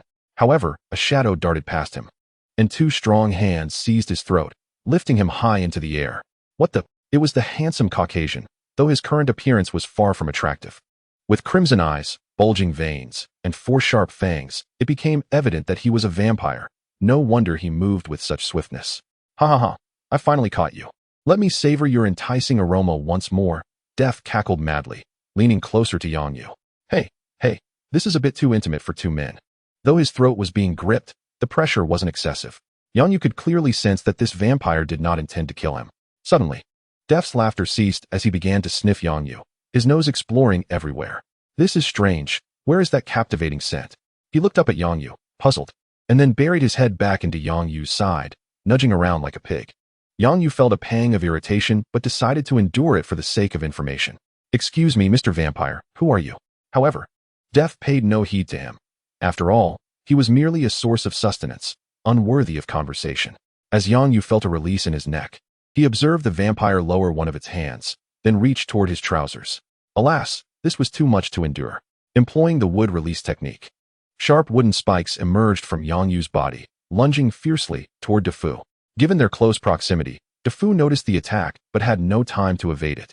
The spikes pierced his flesh and began to grow uncontrollably, binding his limbs and rendering him immobile. A muffled scream escaped his lips, swiftly silenced by the encroaching wood. In the dead of night, one must not disturb others. Defu's eyes widened as he caught a whiff of blood. This time, he recognized the scent. It was the same intoxicating aroma from that fateful night, one that could elevate the soul to the heavens. "Very well, this technique is commendable. It spares the roadway. Let us proceed and take him back," Yang Yu declared as he discarded Defu onto a flying sword, both versions of Yang Yu soaring back to the dawn base. Chapter 43. Future aspirations. Time flew by in the underground laboratory of Dawn. "Vampires are indeed wondrous creatures," Banner mused, standing outside the lab and gazing through the glass at the bound Defu. Since arriving here, he had come to realize the world was far richer than he had ever imagined. At that moment, Defu reveled in the ministrations of Dr. Blue and Ethan, intoxicated to the point of losing his humanity. "How did you convince Ethan to join such research?" Banner inquired, turning to Yang Yu, who stood beside him. After a month together, he had come to understand Yang Yu and his companions somewhat. Yang Yu was a practitioner of both magic and ninjutsu, often found taking photographs or honing his skills in solitude. Yet, he was a figure of contradictions, capable of heroism in saving lives, yet equally capable of villainy in taking them. He was a person who acted according to his whims, though he appeared to possess a fundamentally good nature. Tony, on the other hand, was like an arrogant rooster, relishing in his own spotlight, half of the newspaper adorned with his image. Nonetheless, he bore a sense of responsibility and compassion. Ethan was a true healer, devoted to each patient, and a commendable father. He seemed to harbor a deep aversion to war and a distaste for American politicians. In this organization, finding truly good individuals was scarce, yet Ethan undoubtedly stood among them. How could someone like him participate in human experimentation? Yang Yu cast a sidelong glance at Banner, gesturing toward the laboratory. "Have you truly seen the reality? Is he even human?" Banner paused, momentarily taken aback, recognizing the influence of his preconceived notions. Yang Yu's voice broke through his thoughts. "I am uncertain of your perspective, but I have heard that you once opted for self-experimentation to avoid conducting human trials. What was your mindset at that time?" Banner raised a hand to his hair, reflecting with frustration as he recalled his belief that human experimentation was unethical, unjust, and not condoned by society. Unwilling to use others as mere subjects for experimentation, yet brimming with confidence in his own endeavors, Yang Yu decided to embark on the journey himself. Observing Banner, he seized the opportunity to impart his philosophy, preparing for future endeavors. Indeed, some might argue that individuals possess varying degrees of worth. Those who commit heinous acts are fitting subjects for experimentation. Should they fail, it matters little, as they are deemed deserving of their fate. Success, on the other hand, would serve as a form of restitution for their crimes, regardless of the outcome. It is preferable to have a scientist, cultivated over many years, refrain from becoming a test subject, a rather foolish endeavor. Banner contemplated a rebuttal, wishing to challenge the notion of humanity's intrinsic value. But upon reflecting on his own circumstances, 5 years spent in hiding, he felt a profound sense of guilt for not utilizing the knowledge he had acquired over the years. Despite his introspection, he discerned Yang Yu's underlying message and retorted, "Do you intend to capture criminals for human experimentation? Would Tony and Ethan consent to such a plan? Moreover, can you guarantee that those apprehended are indeed deserving of death? Many share your perspective, and numerous laboratories claim to utilize death row inmates as subjects. However, the grim reality is that such experiments often result in numerous fatalities, and the supply of death row inmates is limited and costly. Consequently, many human experiments are conducted on the homeless." Banner sought to dissuade Yang Yu from pursuing the idea of human experimentation, believing it unnecessary. With Tony and the ninjas present, as long as they refrained from attacking the White House, no one would dare provoke Dawn. Yang Yu cast a disbelieving glance at Banner, bemused by his naivety at such an age. You may regard certain individuals as human, yet they may not wish to be seen as such. Reflecting on their indifference to being obliterated by nuclear weapons or being divided by a mere agreement, it becomes evident that they, like peasants dreaming of emperors cultivating the land with golden hoes, have yet to transcend the mindset of ordinary people. Perhaps their weakness renders them incapable of resisting the might of America. In any case, to break free from constraints and attain liberty, one must be formidable enough to stand on equal footing with others, with few allies and a lack of foundational strength compared to others. The only path to overtaking them is through detours. This realization solidified Yang Yu's resolve. Achieving personal strength was simple, yet it lacked excitement. The challenge lay in empowering others to grow stronger together. His aspirations were to develop Dawn into a force comparable to that of America. Fear not, Banner. The concerns you raise can be resolved through magic. To discern their worthiness for death, a glance into their memories will suffice. I shall take personal responsibility for this." Banner sighed. Why must you engage in such endeavors? Are you seeking to profit from them? Having assisted Dr. Blue with experiments, he understood that Yang Yu aimed to explore substances akin to super soldier serum. Oh, Banner, do not be so pedestrian. This is for the advancement of humanity. Banner remained perplexed and continued to persuade, for this was the only place where he felt a sense of security. Occasionally, he could secretly meet his girlfriend, and he did not wish to lose this haven. Which nations and scientists were responsible for human development? You are merely the head of a small organization. What concern is this of yours? Wasn't the very essence of Dawn's establishment to safeguard oneself? Your actions could potentially invite considerable trouble upon us. The two stood before the laboratory, engaged in a scholarly debate, each striving to convince the other. As time passed, others brought in tables, chairs, coffee, and tea for them. Yang Yu took a sip of tea, set down his cup, and looked at Banner, saying, "There is a Chinese proverb, prepare for a rainy day, which implies that one must always be ready. I am currently preparing, otherwise, it would be too late to act when an unexpected event arises. You should understand this better, given your 5 years of experience in evasion." The final statement pierced Banner's heart deeply, leading him to abandon his efforts to persuade Yang Yu further. Yang Yu's stance was unequivocal, and his reasoning was sound. Banner found himself devoid of justification for continued persuasion, yet the necessary actions must still be taken. He organized his thoughts, rallied his spirits, and fixed his gaze upon Yang Yu. "I cannot prevent your thoughts, but I will be watching you. If necessary, as you know, I possess the ability to intervene." "All right. Banner, do not be so serious. This matter cannot be resolved by me alone. It requires the collective effort of us all. We will supervise together when the time comes. I have other matters to attend to, so I shall take my leave." Yang Yu chuckled, patting him on the shoulder before suddenly dissipating into white smoke. Banner was not surprised. Yang Yu's presence was ubiquitous throughout the base, and each encounter left him guessing which was the true form. What a benevolent soul he was, yet such benevolence was commendable. When others were in peril, They would not merely shout for rescue, but would genuinely risk their lives to save you. Yang Yu, bare and unadorned, emerged from the suspended chamber filled with verdant nutrient solution. Good morning, brother. What were you just saying about good people? Nothing much. The nutrient solution feels pleasant, but the duration was still a tad short. Little by handed Yang Yu his clothes, saying, I will strive to improve. Chapter 44. The heart of a vampire. Yang Yu opened the door to his room and found another version of himself, clutching a black book as he gnawed at it. Upon seeing the original awake, the black book, Yang Yu hastily wiped the drool from his mouth and checked the time. I accidentally dozed off. No matter, replied Yang Yu as he entered the room. The black book. Yang Yu wiped his mouth and inquired, how does it feel? Is it feasible to use the suspended chamber for a training method akin to Naruto's?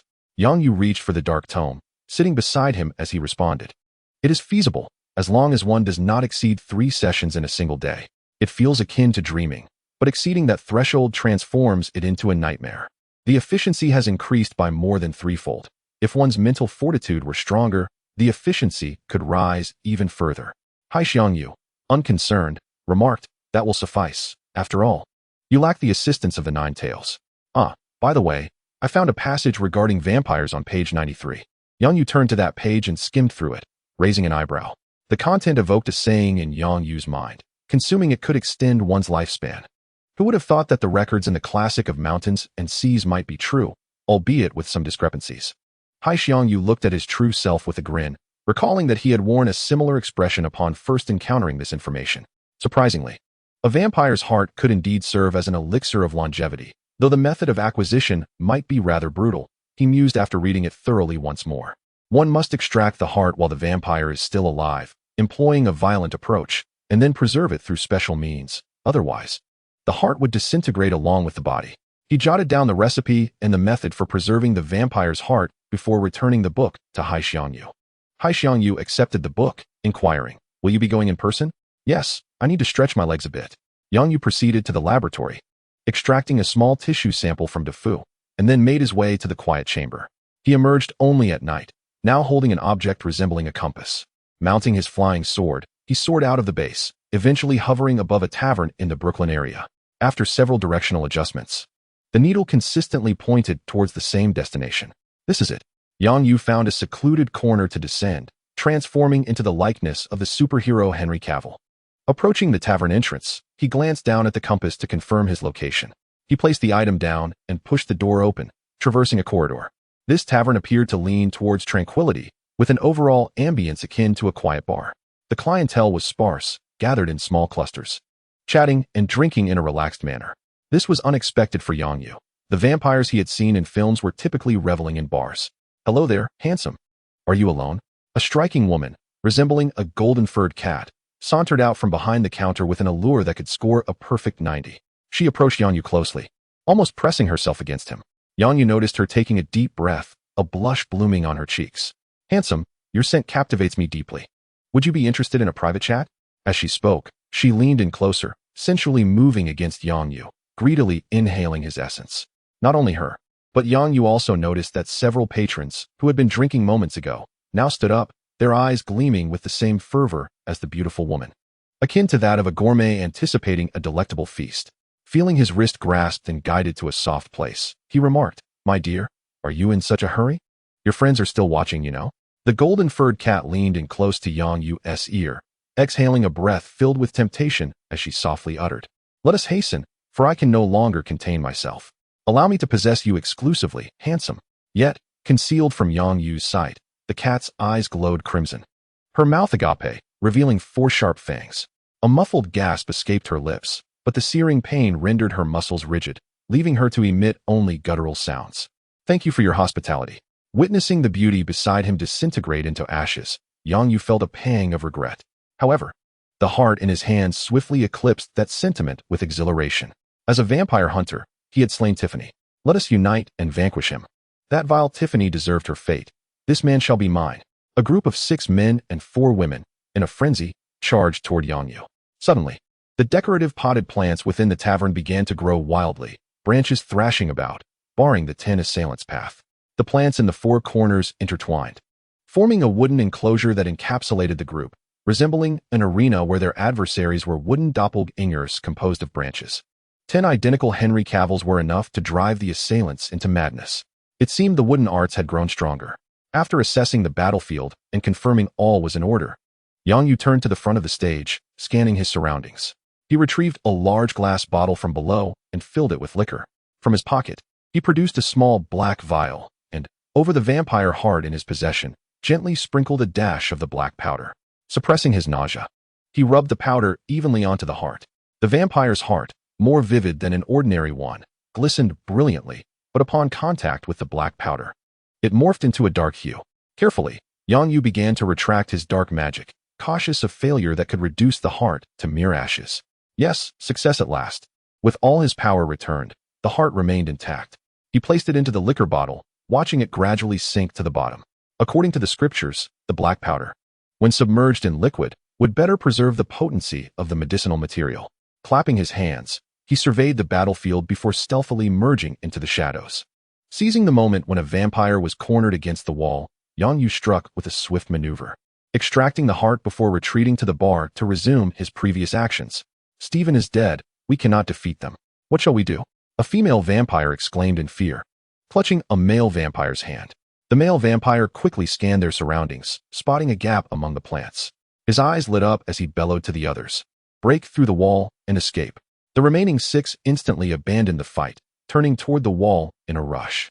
In the realm of Earth escape, as 9 individuals had yet to reach the wall's edge, an unexpected sensation of emptiness seized them, causing them to collapse onto the ground. As they beheld the once solid floor transform into a viscous mire, they instinctively attempted to rise. "I am sinking. Help me, please," they cried out in desperation. 10 minutes later, Yang Yu departed the tavern, clutching a black bag. 30 minutes thereafter, a man clad in a leather trench coat and donned with sunglasses arrived on a motorcycle, halting before the tavern's entrance. Chapter 45. The Elixir of Longevity. Upon returning to the base, Yang Yu dedicated several days to gathering materials and commenced the creation of the Elixir of Longevity.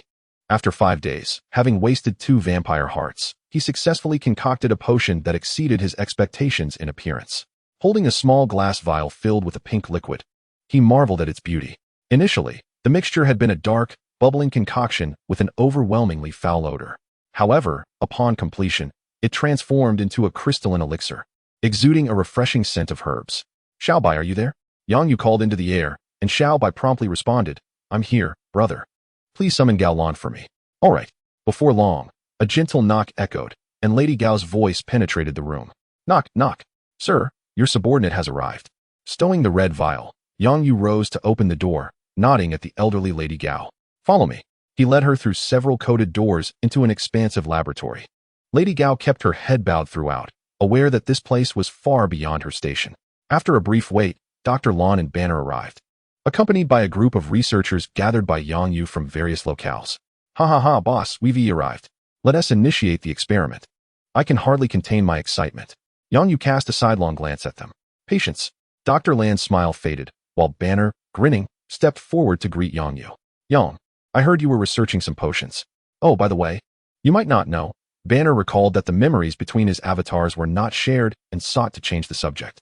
"I am aware. I am the original. I am here today for a clinical trial," Yang Yu replied with a smile, leaving Banner slightly embarrassed as he feigned astonishment. "Oh, you have so many avatars. I honestly cannot discern which is you. Who are we waiting for?" "We are awaiting Ethan. Please prepare the equipment. Our subject today is her." The researchers, having noticed Lady Gao beside Yang Yu, began to remove several oversized devices.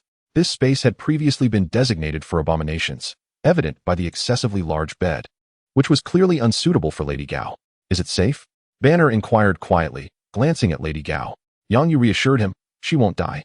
At worst, she might suffer a few days of discomfort. In severe cases, she could become half vampire," he added silently to himself. "Madame Gao appears quite aged, yet her physique remains robust, surpassing that of many others. With the enhancement of vitality and mental fortitude, the likelihood of success will be significantly elevated." "Brother, I have brought Uncle Ethan with me." Little White, clad in a white racing suit, followed closely behind the disheveled Ethan. "Greetings, Dr. Banner," he said. "And Yang, please refrain from letting Little White drive next time." Ethan approached the two and whispered something in Yang Yu's ear.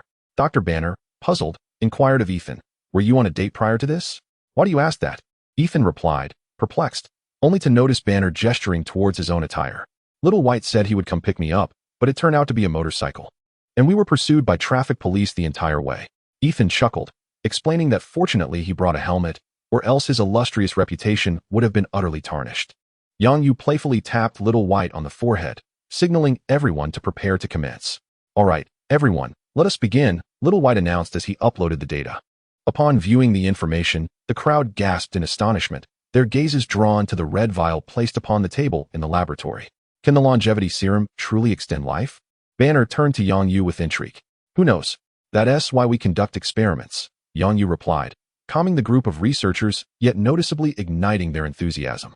The experiment commenced with various tests conducted on Madame Gao's body, as data was meticulously recorded. Yang, hasn't this potion been tested previously? Ethan inquired as he approached Yang Yu. No, we'll assess the situation once the experiment concludes, and then I will prepare a batch for the laboratory. Yang Yu shook his head, intending to seize this opportunity to garner the loyalty of the researchers. Should the experiment prove successful, they might be reluctant to depart. Yang, I believe I possess the confidence to assist Tony in extracting the shrapnel lodged in his chest, Ethan declared. Yang Yu swiftly turned to Ethan, astonished, really? Having arrived in this world due to cinematic circumstances, he had established an early bond with Tony, and their relationship was quite amicable. Tony had even expressed that when his child is born, Yang Yu would serve as the child's godfather. Ethan wore a confident smile, adjusting his glasses, not long ago. I practiced on that vampire. I am now capable of performing surgery. Yang Yu couldn't help but chuckle at the thought of that unfortunate Defoe. Success. She has truly become youthful. Oh my. Unbelievable, my God. The laboratory erupted in jubilant cheers, as if after a long wait, the experiment had finally triumphed, prompting Yang Yu to temper their excitement. Oh please, what are you all yelling about? Did you accomplish this yourselves? Yang Yu approached a young researcher and playfully slapped the back of his head. He observed a young woman rising within the isolation chamber, tall and strikingly aligned with Yang Yu's aesthetic preferences. However, recalling her previous appearance, he dismissed any further thoughts. There was no need, truly no need, as there were plenty of other women.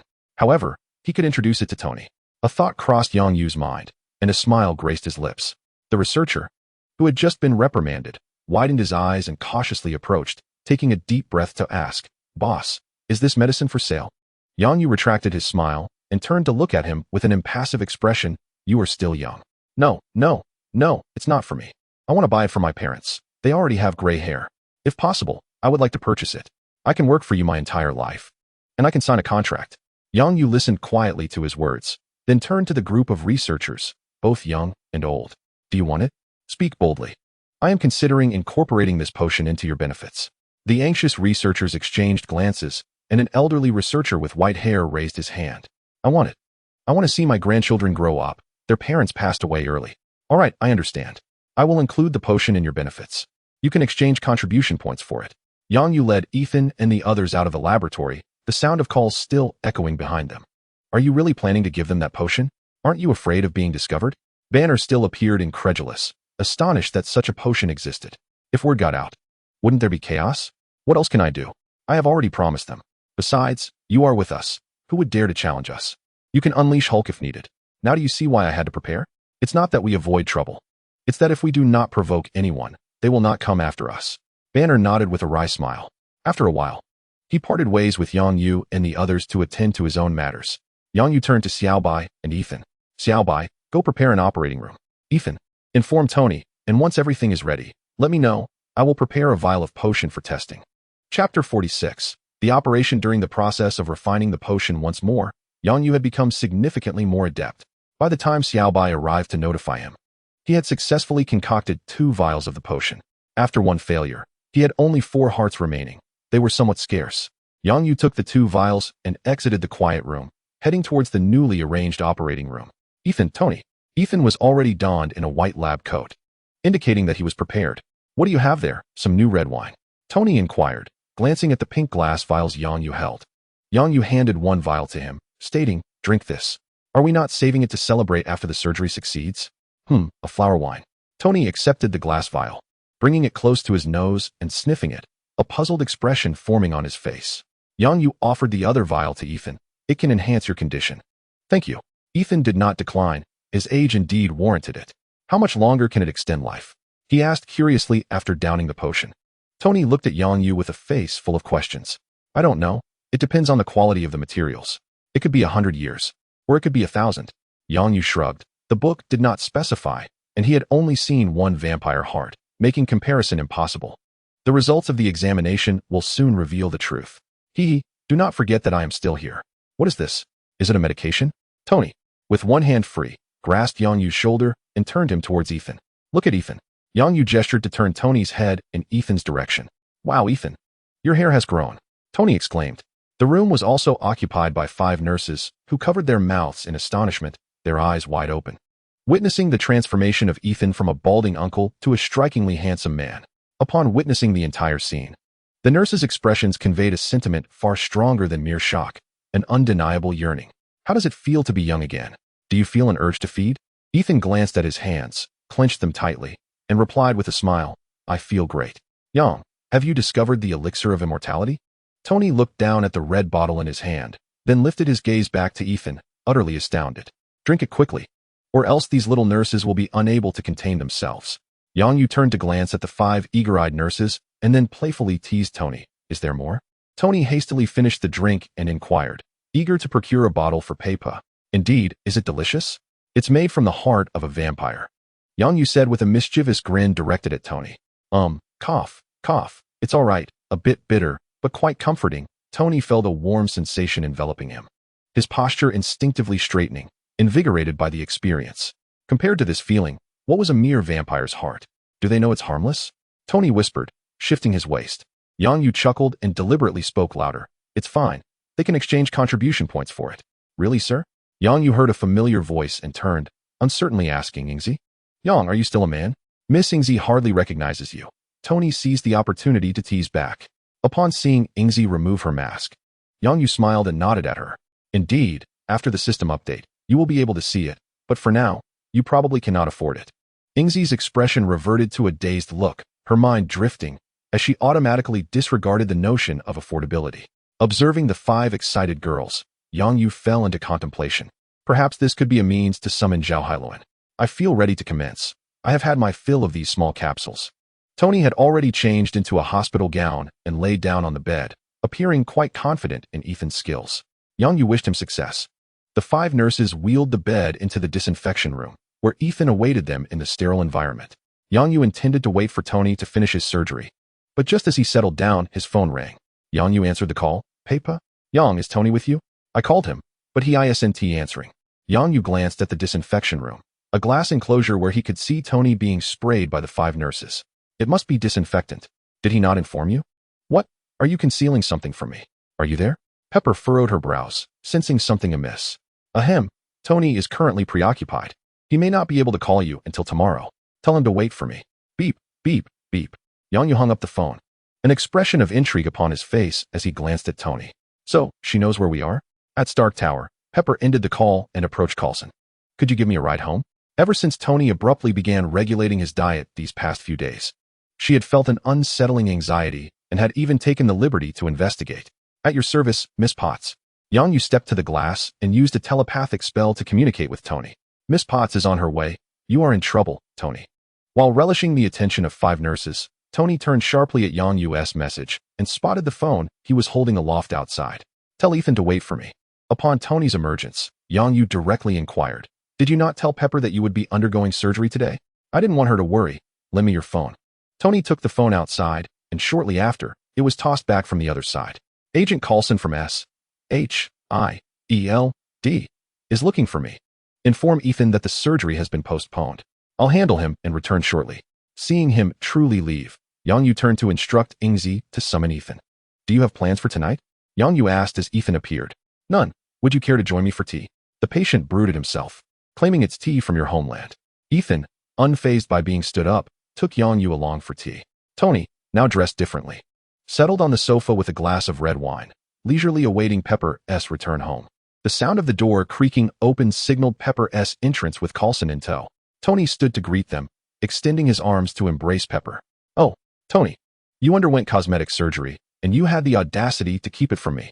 Pepper exclaimed, astonished at Tony's seemingly rejuvenated appearance, cradling his face with her hands. Inspecting him closely, it is worth noting that Tony is already 42 years old, and as for herself, well, that is a matter best left unspoken. But now, With Tony having had work done, should she consider a touch-up as well? After all, she might face some judgment from certain women if she did not. Tony offered his wine glass to Coulson, who accepted with a smile, gesturing for them to converse freely. Tony took Pepper's hand, drawing her closer, whispering sweet nothings into her ear. Coulson, witnessing Pepper's excited leap toward Tony for a kiss, quickly turned away, nostalgically reminiscing about his own cello-playing girl. Once Tony was finished, he would seek him out. He turned back, handing the computer he held to Tony. Is it regarding the Avengers? Chapter 47, Loki. Is it regarding the Avengers? Tony manipulated the computer while Banner, Ethan, and Yongyu gathered around below. As Tony waved his hands, various documents and videos materialized before the trio through a three-dimensional projection. At that moment, I was blissfully unaware. Banner caught sight of his transformation into the Hulk as he smashed a car, and couldn't help but chuckle awkwardly, rubbing his hands together. We are aware of this. Ethan offered him some consolation. There's even footage of you here. It appears to be clandestinely recorded. Yongyu remarked to Ethan. The video depicted Ethan embodying the Grim Reaper as he treated a patient. It was likely surreptitious, as the camera's placement only captured Ethan's back and the swirling black mist around him, giving the impression that he bore sinister black tendrils, exuding an aura of malevolence. Clearly, they had conducted targeted research on you. Next time, I will instruct the ninjas to perform a thorough pre-check. It's fine. My face isn't visible anyway, Ethan waved dismissively. Yongyu continued to peruse the materials, discovering many aspects not shown in the films, which piqued his interest immensely. Yongyu spotted a familiar visage, adorned with a playful smirk and crowned with two twisted golden horns. This was none other than Thor's adopted brother, the god of mischief, Loki, the third princess of Asgard. While Yongyu was lost in reminiscence, Tony held up a cube-shaped projection. An extraterrestrial pilfered the Tesseract, the very object that birthed the Red Skull and instigated World War II. How could something so vital go missing? Banner inquired, perplexed. Who knows? It was precisely this loss that prompted them to seek me out, for only I can retrieve it. Although I have no desire to assist them, for the sake of Earth, I shall begrudgingly lend a hand, Tony boasted pompously, yet Yongyu was not inclined to indulge him. Hey, look what I've discovered, a letter. Yongyu unearthed an email among the documents, opened it, and grinned as he showcased its contents. The gist of the message indicated that S.H.I.E.L.D. suspected Banner's disappearance was linked to Tony, and thus wished for Tony to reach out to Banner. Since Banner was pivotal in locating the Tesseract, they expressed hope that Dr. Banner would assist for the future of humanity. It seems Banner is the true linchpin. You are merely a secondary player, Tony, brimming with confidence. Yongyu chuckled at Tony, who remained unfazed and self-assured. In truth, I only need to dedicate one evening to research, and I can locate the Tesseract. By the way, why haven't they approached me and Yang? Ethan interjected. Given the gravity of the situation, which affects all of humanity, shouldn't they rally more forces to confront it? Is S.H.I.E.L.D. sufficient on its own? Perhaps they cannot ascertain our whereabouts, or it could be their arrogance, believing S.H.I.E.L.D. alone can handle it. Yongyu scoffed at the S.H.I.E.L.D. organization, remarking on the arrogance of the nation's elite, whether they be of light or dark disposition, who looked down upon others with disdain. Sensing the atmosphere had grown tense, Tony stepped in to shift the topic of conversation. I believe Banner could seize this opportunity to re-emerge, with S.H.I.E.L.D. endorsing him as an international entity. He wouldn't have to furtively pursue a romantic relationship as he does now. Upon hearing Tony's suggestion, Banner's expression revealed a flicker of interest. Then by all means, go ahead. Banner, with S.H.I.E.L.D. shielding you, General Ross is unlikely to rear his head again, Yongyu encouraged. Hiding underground perpetually is hardly a favorable existence. One must eventually embrace an identity. Otherwise, meeting a girlfriend feels akin to engaging in an illicit affair. Let's put Tony's surgery on hold for now. After all, the wound on his chest will take considerable time to heal. Even with the aid of chakra for recovery, that gaping hole will not mend easily. A thought struck Yongyu. If only there existed a remedy that could expedite the healing process. Suddenly, he became lost in contemplation. Yang's abrupt halt and movement drew the attention of the other three. Yang, have you come across new information? Ethan, seated beside him, inquired. Regaining his composure, Yongyu smiled and replied, no, just pondering something. Tony, intrigued, deduced that whatever had elicited such a reaction from Yongyu must be noteworthy. Perhaps something like dragon bones or longevity elixirs, especially the former, which was quite remarkable. What is it? Share it with us. Perhaps I can provide some insights. Tony feigned indifference as Yang Yu nodded in affirmation. Indeed, you may assist, but when do you plan to visit S-H-I-E-L-D? Yang Yu thought of the apocalypse virus, which should have manifested by now. The virus's terrifying self-healing capability, if properly refined to eliminate its self-destructive tendencies and the madness it incited, could serve as a commendable super-soldier serum, inherently generating high temperatures. I'll head there at dawn. What exactly are you referring to? Do I know it? Tony pressed further. You'll recognize it once I retrieve it. However, I do not intend to disclose the means through which I acquire it, as they are not entirely above board. With that, the meeting concluded, and everyone dispersed. Upon returning to his dwelling, Yang Yu summoned his subordinate, Xiao Bai, to gather some information before calling upon two of his subordinates. Lei Shui, each of you take a squad of ninjas to investigate this woman named Maya Hansen. Yang Yu enlarged her photograph for them to see. I have sent the location of her company to your phones. I expect you to locate a substance called the apocalypse virus, retrieve all its documentation, and ideally, bring back a sample as well. Yang Yu's gaze was steely as he continued. I require results, not the process. Should you encounter resistance, remember to execute swiftly and remain discreet about your identities. Understood. As the two ninjas withdrew, Yang Yu began to contemplate his next course of action. The timeline indicated that Loki had arrived on Earth and the Battle of New York was imminent. What should he do? Should he engage in the conflict or remain a mere spectator? However, with Tony and the others present, the likelihood of remaining uninvolved seemed slim.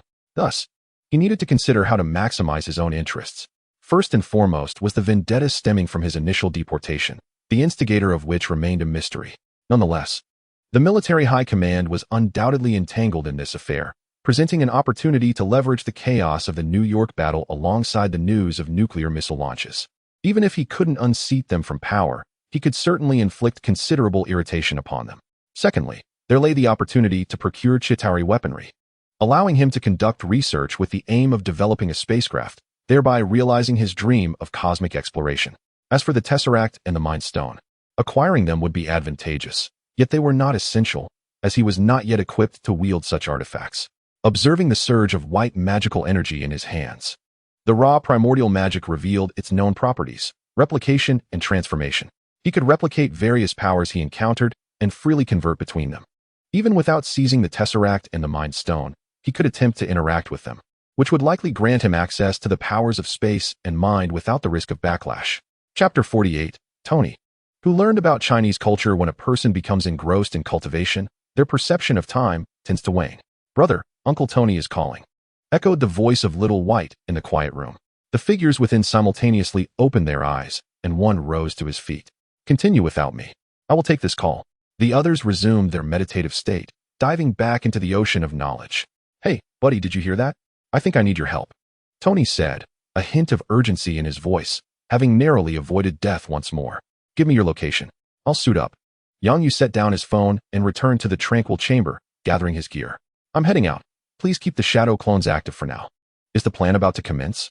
Inquired a Yang Yu clad in a red and black robe. Indeed, I am going to assist Tony. You shall execute the plan, Yang Yu replied before departing. Upon reaching the outside, he stepped onto a flying sword, ascending into the skies. The black-robed Yang Yu arrived at a plaza where over 100 individuals, all attired similarly and donning various masks, awaited him. These were the recruits he had nurtured over the past year, mostly orphans from Hell's Kitchen, completely loyal to Yang Yu. As Yang Yu approached, silence enveloped the crowd, all waiting for his command.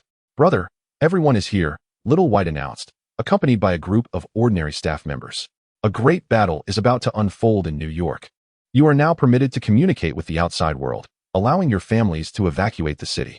Pay particular attention to the streets in Manhattan near Stark Tower. If you encounter any difficulties, do not hesitate to inform me. Upon hearing Yang Yu's words, a cacophony erupted in the venue as the ordinary individuals exchanged bewildered glances. It is no wonder that Supervisor Xiao Bai instructed us to carry our phones. However, does calling constitute a breach of contract?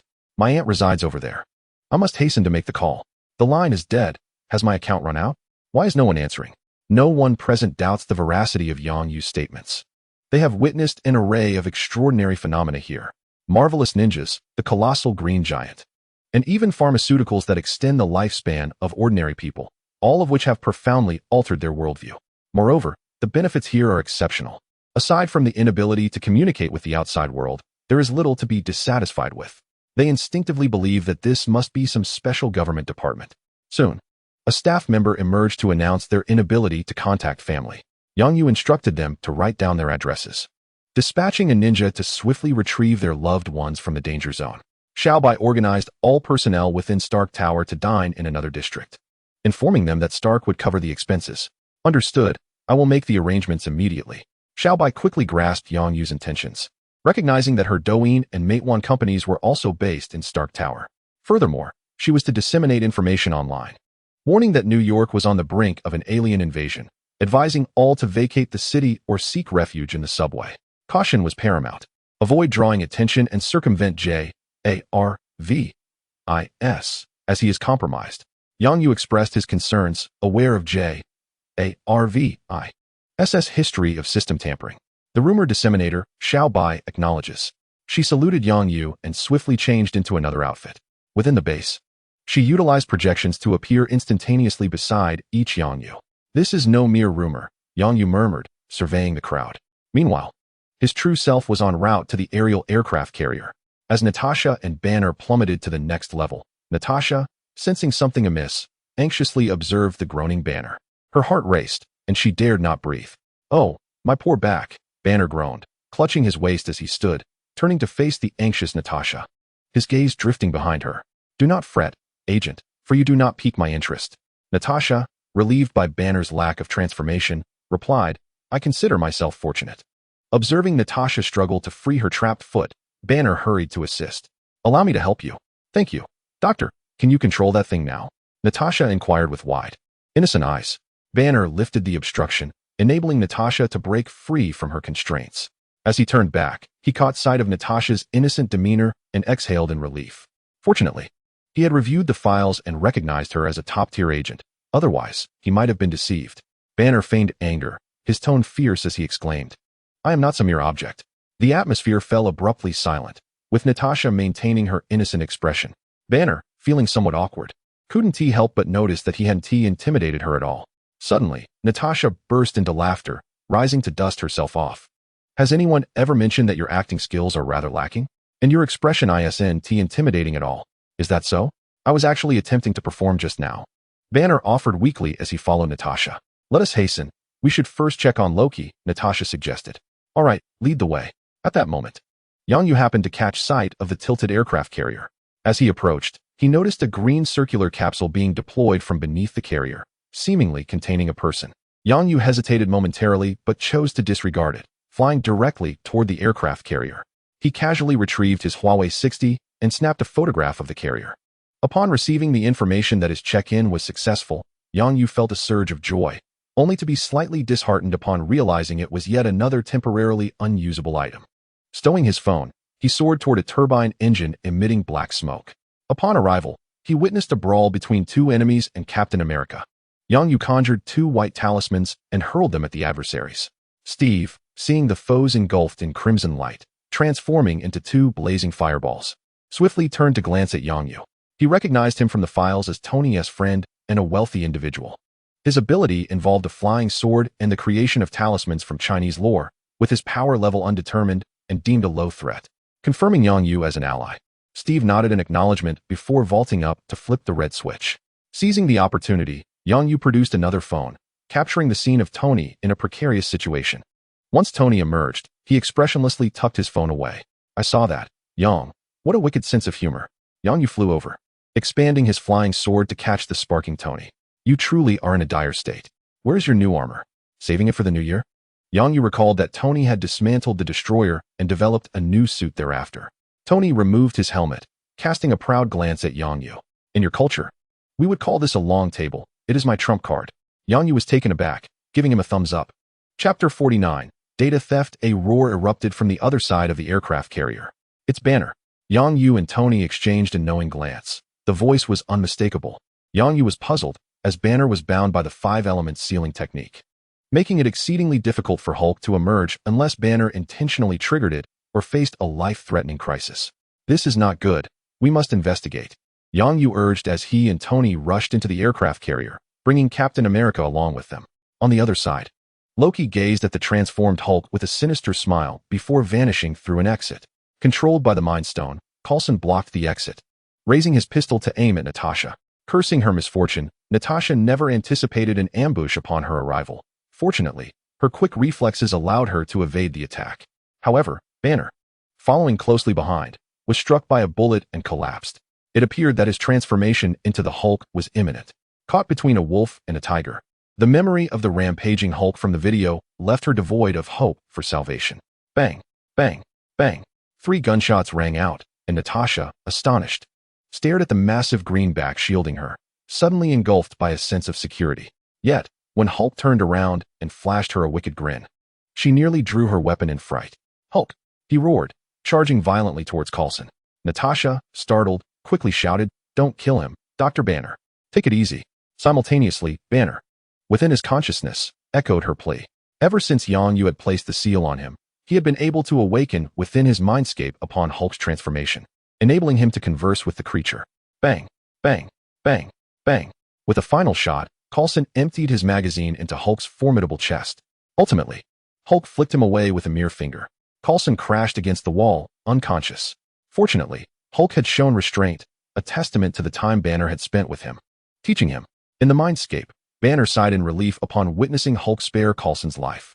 Subsequently, Banner began conversing with Hulk, and after agreeing to several of Hulk's requests, Hulk gradually reverted to Banner, the injuries he had sustained disappearing.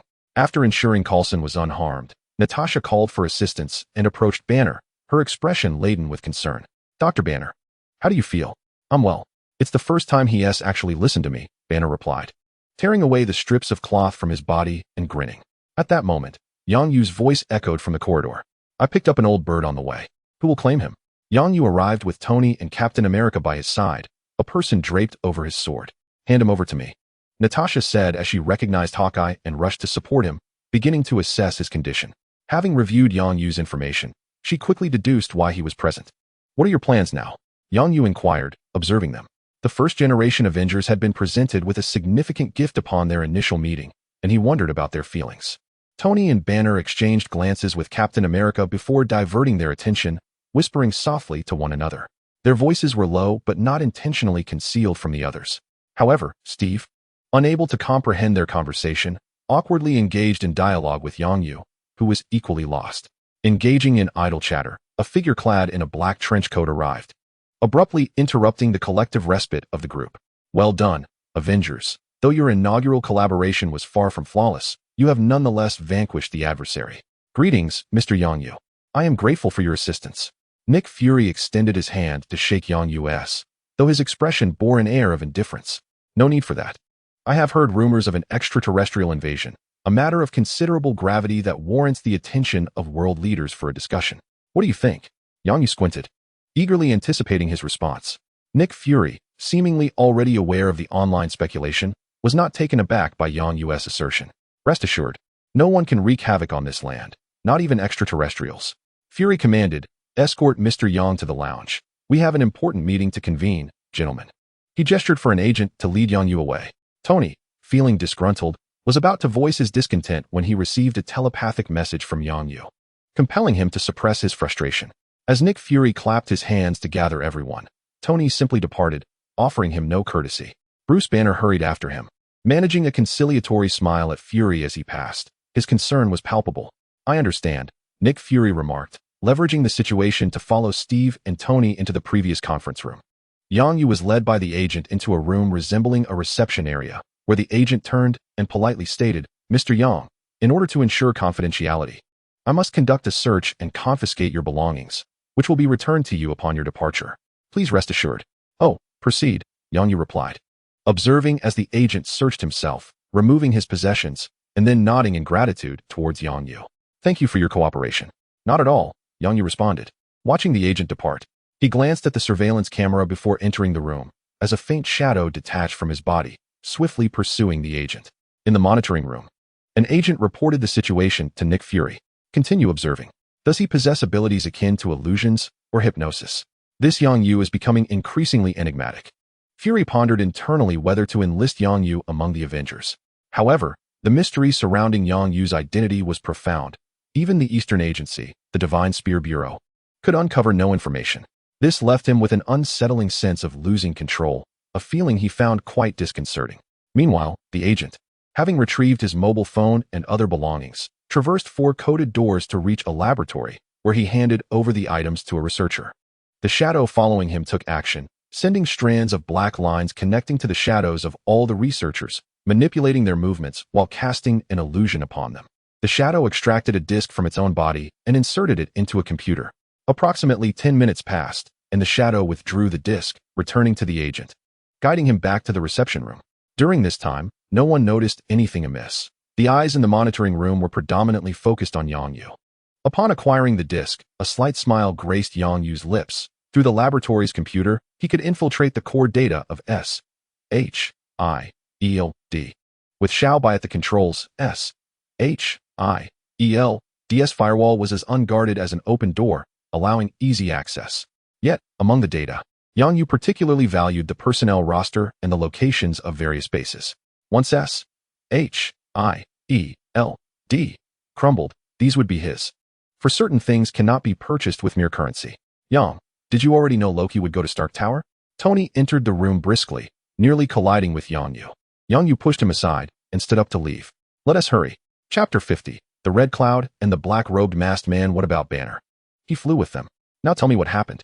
Pepper informed me that you took the staff to dinner, but why was it on my tab? Yang Yu flew Tony back to the Dawn base, where Tony's new armor awaited him.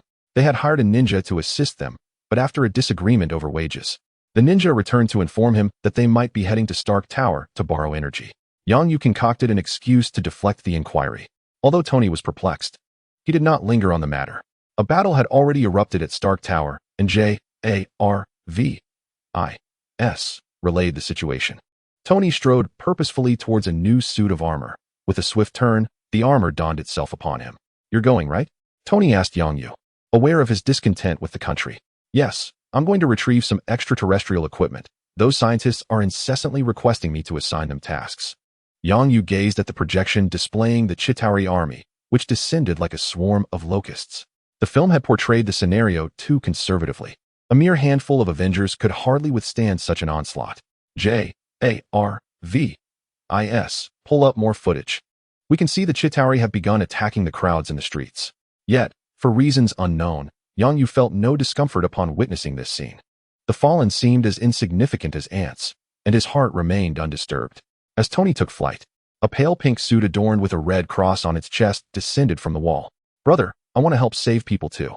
Yang Yu turned to the familiar armor, the very one he had previously dubbed the Skywalker, which had later been gifted to Xiaobai and modified into its current form. Go ahead, take the remaining ninjas with you. Let them assist you. Yang Yu did not inquire why. Ever since he successfully completed the mission aboard the aircraft carrier and received that reward, he no longer worried about exposure. If Xiaobai wished to lend a hand, then so be it. A little more compassion was certainly welcome. Yang Yu has become aware of the troubling changes within himself. Although he was never a paragon of virtue, he could not remain indifferent to the slaughter of his own kind. What has gone awry? Observing the 7 distinct powers manifesting in his hands: white primordial magic, yellow chi, green chakra, black dark magic, golden dragon power, red vampire strength, and blue thunder power, he contemplated their essence. These were the forces he could currently harness. He had once attempted to channel the Hulk's power, only to discover that it was not magical in nature. As he concentrated, the various energies coalesced into green chakra and were drawn back into his being. With a resounding thud, a plume of white smoke erupted, and Yang Yu vanished, leaving behind only a circle of cryptic symbols. Utilizing the reverse summoning technique, he reappeared atop Stark Tower. Your Excellency, the figure in the black cloak, who had summoned Yang Yu, was nearby. Where's Loki? He fled. The pivotal moment has yet to arrive, so we must wait. Yang Yu gazed down from the rooftop, witnessing the clash between the U.S. military jets and the Chitauri soldiers. Ultimately, one of the jets collided with a laser grid, meeting a heroic demise. The future of warfare was destined to revolve around individual combat and swarm tactics. Yang Yu recalled the solo ascension of heroes in the Super God anime and the strategies of the Zerg. Shall we not intervene? I fear they may falter under the pressure. The cloaked figure joined him at the edge, observing the chaos below, where lightning, fireballs, torrents of water, and clods of earth erupted. The source of the widespread lightning was Thor, who was holding back a significant portion of the adversaries. The rest were their group of ninjas employing ninjutsu, though their resources were dwindling, as such techniques were notoriously draining. Ninjas are not suited for large-scale warfare. They excel in reconnaissance and assassination. Fear not, they will retreat. Tony and the remaining ninjas are en route and should arrive shortly. No sooner had he spoken than Tony Stark made his entrance, crashing through with his trademark flair. This is for you. I shall descend now. Keep an eye on the old man. Yang Yu handed the lightning spear to the cloaked figure, preparing to make his appearance. Very well. With a leap from the rooftop. A pair of wings crafted from yellow paper unfurled behind him, propelling him skyward. The art of flight was left to the cloaked figure, as his chakra reserves were limited. As he soared through the air, Yang Yu dispatched every Chitauri he encountered, ascending to a mid-air vantage. With a sweep of his arms, 2 scrolls materialized and unfurled, revealing countless luminous yellow talismans surrounding him. Fireball talismans, water arrow talismans, thunderbolt talismans, and stone talismans encircled him.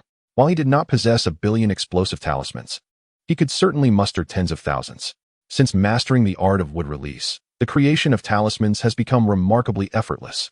With the ability to employ multiple shadow clones, the process has been rendered even simpler. Yang Yu transformed into a dazzling gold figure, waving his hand as countless beams of light shot forth towards the adversaries. The sky flickered wildly as Chitauri warriors descended like dumplings falling from the heavens. This spectacle drew the attention of many. Tony, glancing from the corner of his eye, wisely chose to redirect his focus. Captain America and Natasha exchanged glances, questioning whether this was truly a low level of threat. A reassessment of the evaluator seems in order. Captain America delivered a powerful punch, incapacitating a Chitauri soldier. On the aircraft carrier, Nick Fury wore a grave expression as he monitored the frontline video. Should the threat level of Yang Yu be reconsidered? What should the confidentiality rating be adjusted to? And who are these mysterious figures in red clouds and black robes? Their attire and techniques clearly indicate they belong to the same organization, one whose abilities can be learned. Such an organization poses a far greater threat than Yang Yu alone. A bolt of lightning accompanied by a gust of wind heralded the arrival of Thor, the god of thunder, who flew to Yang Yu's side, adorned with his iconic hammer. Haha, my friend, long time no see. I knew you were exceptional. Clearly, Thor still harbored lingering feelings about his defeat at the hands of an ordinary human. Today, witnessing that very individual who had bested him, he realized that this ordinary person was anything but. Thor felt a wave of elation and made a point to greet Yang Yu. It's been ages, you big fool. I'm glad to see you. Remember to return my pants. Yang Yu waved his hand, conjuring several golden talismans that transformed into shields, deflecting the energy beams directed at them. Thor swung his hammer, unleashing bolts of lightning that obliterated the attacking Chitauri. No problem. By the way, after this war, I challenge you to reclaim my glory. Thor shouted to Yang Yu, his voice raised above the chaos. The noise was overwhelming. Without raising his voice, he would not be heard. If only he had inherited his mother's magical prowess, such issues would be non-existent. All right, I accept, Yang Yu replied softly, yet Tony could hear him clearly. With Yang Yu and Thor providing substantial firepower, the pressure on the ground was significantly alleviated. Any large threats that slipped through would be dealt with by Hulk. Little White escorted a child into the subway tunnel. Upon emerging, everyone's attention was captivated by the spectacle above.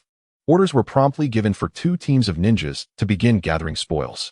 Yang Yu's talismans were quickly exhausted, and he did not intend to reveal too many of his abilities, bidding Thor farewell before retreating. Without Yang Yu's offensive support, Thor found himself unable to fend off all the Chitauri alone. Seizing the opportunity, the Chitauri began to reinforce their ranks, with even more colossal Chitauri beasts emerging from the spatial rift. Chapter 51. Parallel worlds. Gathering a sphere of water in his hand, imbued with strands of lightning, Yang Yu forcefully flung it, scattering droplets that shimmered with a blue glow towards Tony's rear. A throng of Chitauri pursued Tony, struck by small droplets that crackled like electric zaps, resembling mosquitoes caught in a zapper. Charred and emanating dark mist, they plummeted from the sky. Yang Yu soared to Tony's side, grinning as he casually tossed another small water sphere. Tony, shall we have a contest to see who can take down more bugs? No, just you alone. I find that quite unfair, Tony decisively rejected, observing his Iron Legion being dismantled one by one. Even if they self-destructed, they would hardly eliminate many Chitauri soldiers. There was no competition. Given time to prepare, he might have considered it. Can you disable that flower in the sky? This cannot continue. We will eventually be worn out. Tony pointed to the spatial tunnel above. Although his suit still possessed ample energy, the tense atmosphere of the battlefield left him feeling mentally drained, yearning to collapse into the arms of a beautiful woman and sleep. Finding Loki was imperative. For the scepter in his grasp was of the same caliber as the tesseract. Only that scepter could close the tesseract. Tony had not anticipated the scepter held such significance and hastily contacted the Avengers. Let us split up. He did not inquire how Yang Yu knew this, uttering a brief statement before soaring away. Yang Yu watched Tony's receding figure, at a loss for words, uncertain what to say. Recalling the film, he remembered the scepter had been left on a rooftop by Loki. Yet, when he glanced down from the building earlier, he had not seen it. This indicated a deviation from the storyline. Before the battle commenced, he had contemplated acquiring the scepter to seize the initiative, but now he was relegated to a passive role. He hoped the events would unfold as they did in the original narrative. Was it his over-reliance on the plot, or something else? Gazing at the battlefield below, he silently murmured and turned to fly in another direction.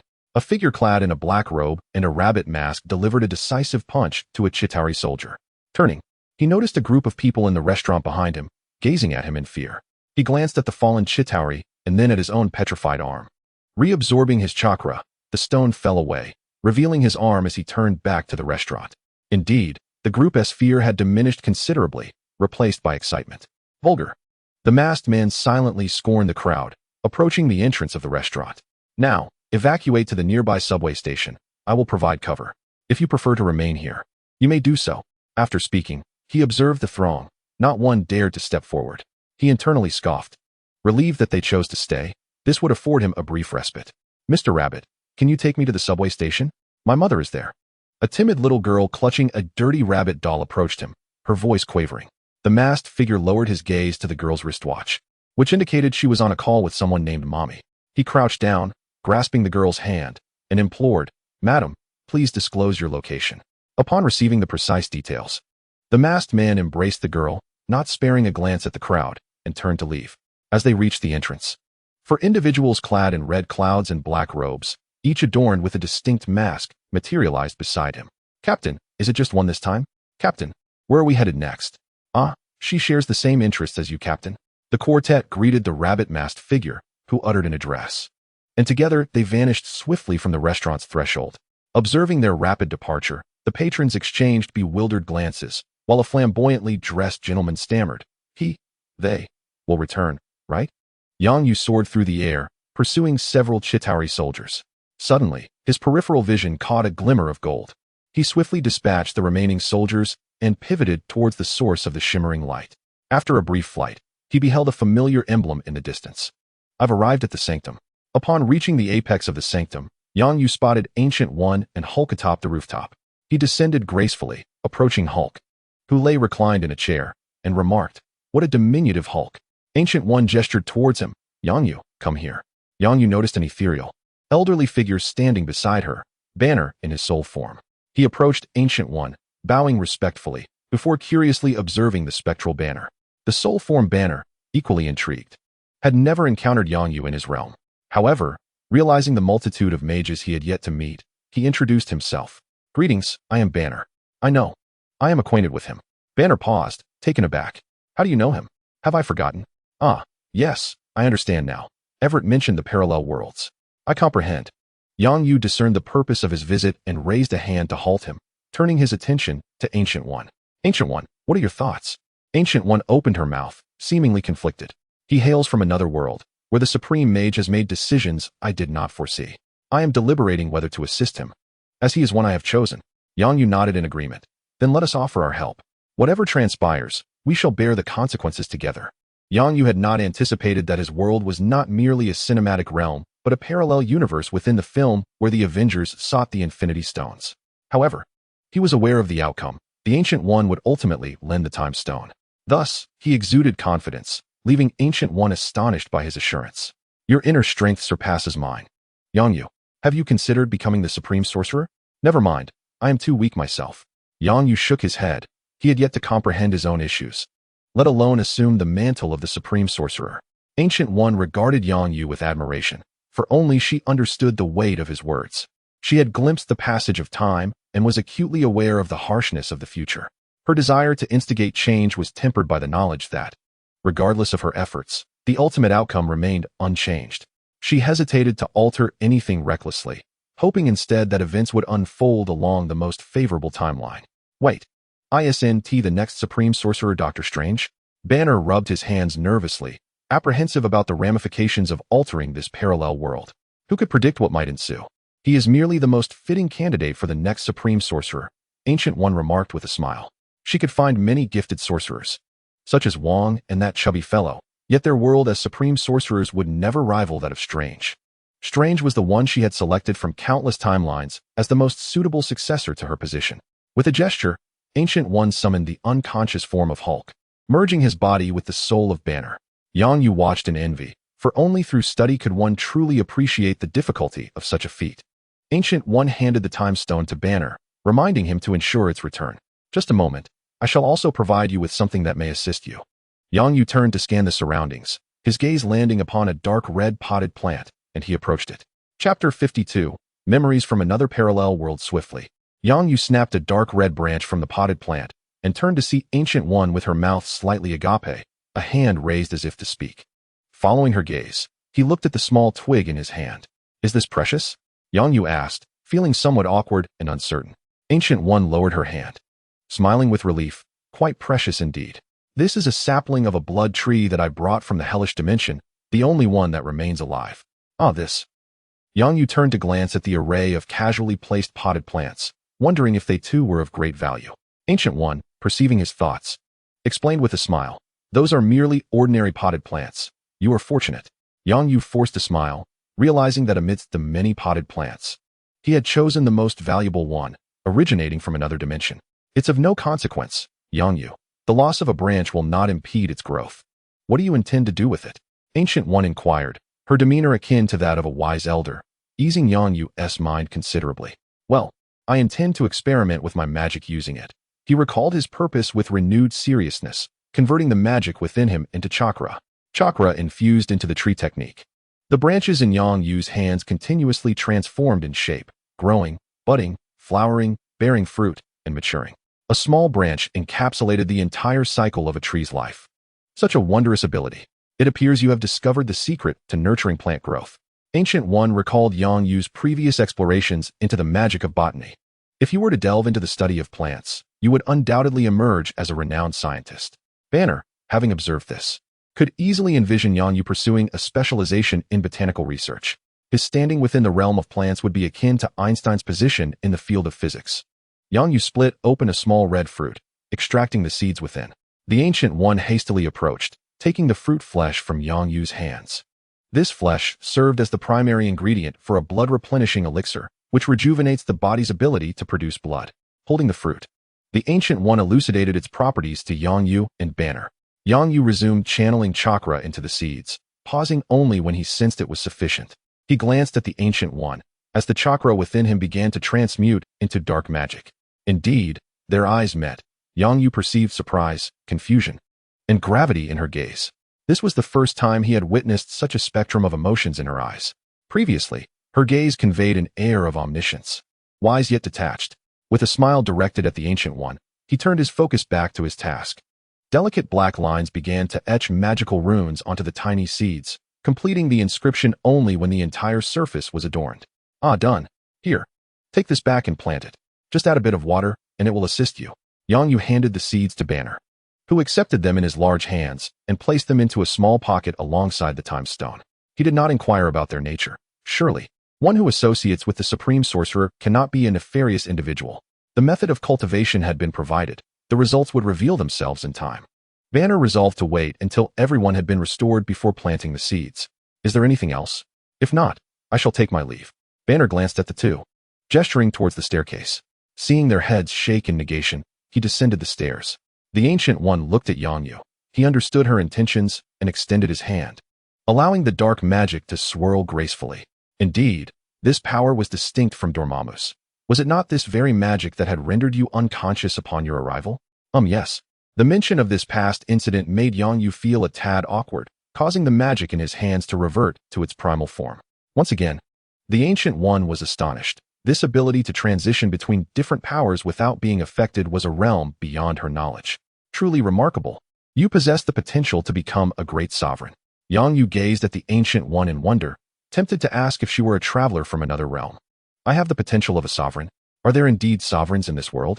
Indeed, we have the creator of Kamar-Taj, the Vishanti. As the conversation between the two unfolded, Captain America, Steve Rogers, ascended the staircase. Yang Yu and Gu Yi both turned their gaze towards him. Yang Yu noticed the mighty Mjolnir and a black box in his hands, instantly realizing that this was not the Captain America from his world. Greetings. I am here to return the time stone. Steve placed Mjolnir and the box down, opening it to reveal 6 infinity stones and a crimson seed. He selected the green stone from the box and handed it back to Gu Yi. Yang Yu observed that the stone was encircled by an iron ring. Perhaps the reason Steve dared to grasp it. May I touch it? Yang Yu inquired, looking at Gu Yi.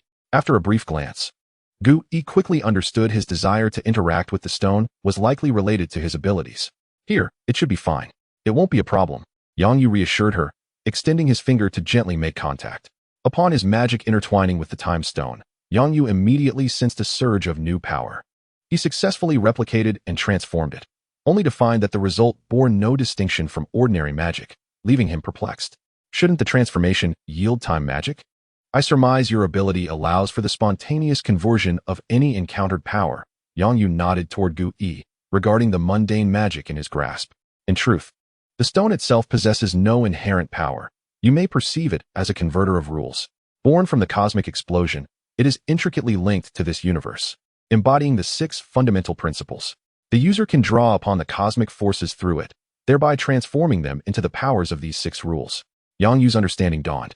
Yet he soon posed another question.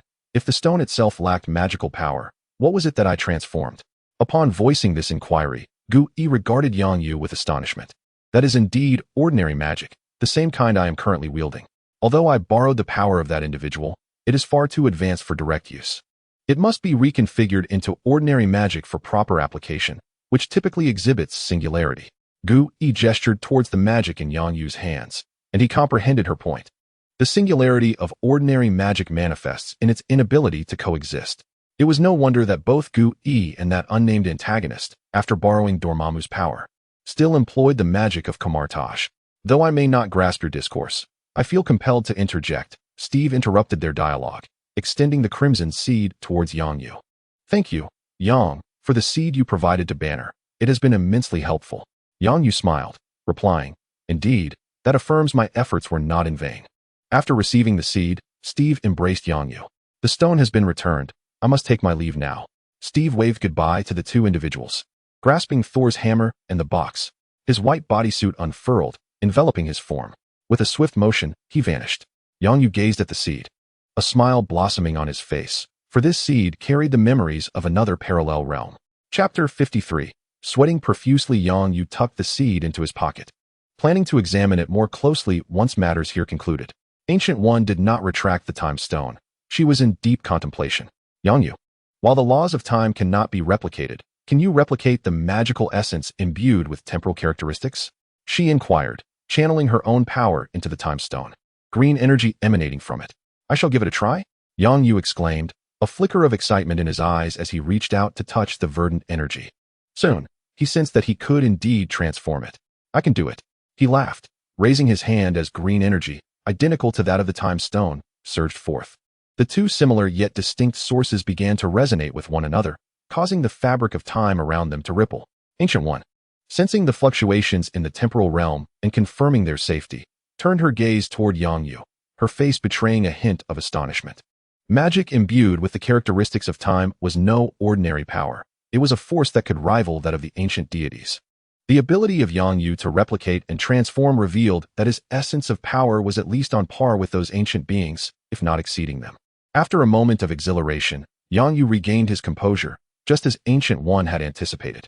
The level of this magic was exceedingly high, and with Yang Yu's current accumulation of power, he could hardly sustain its use for long.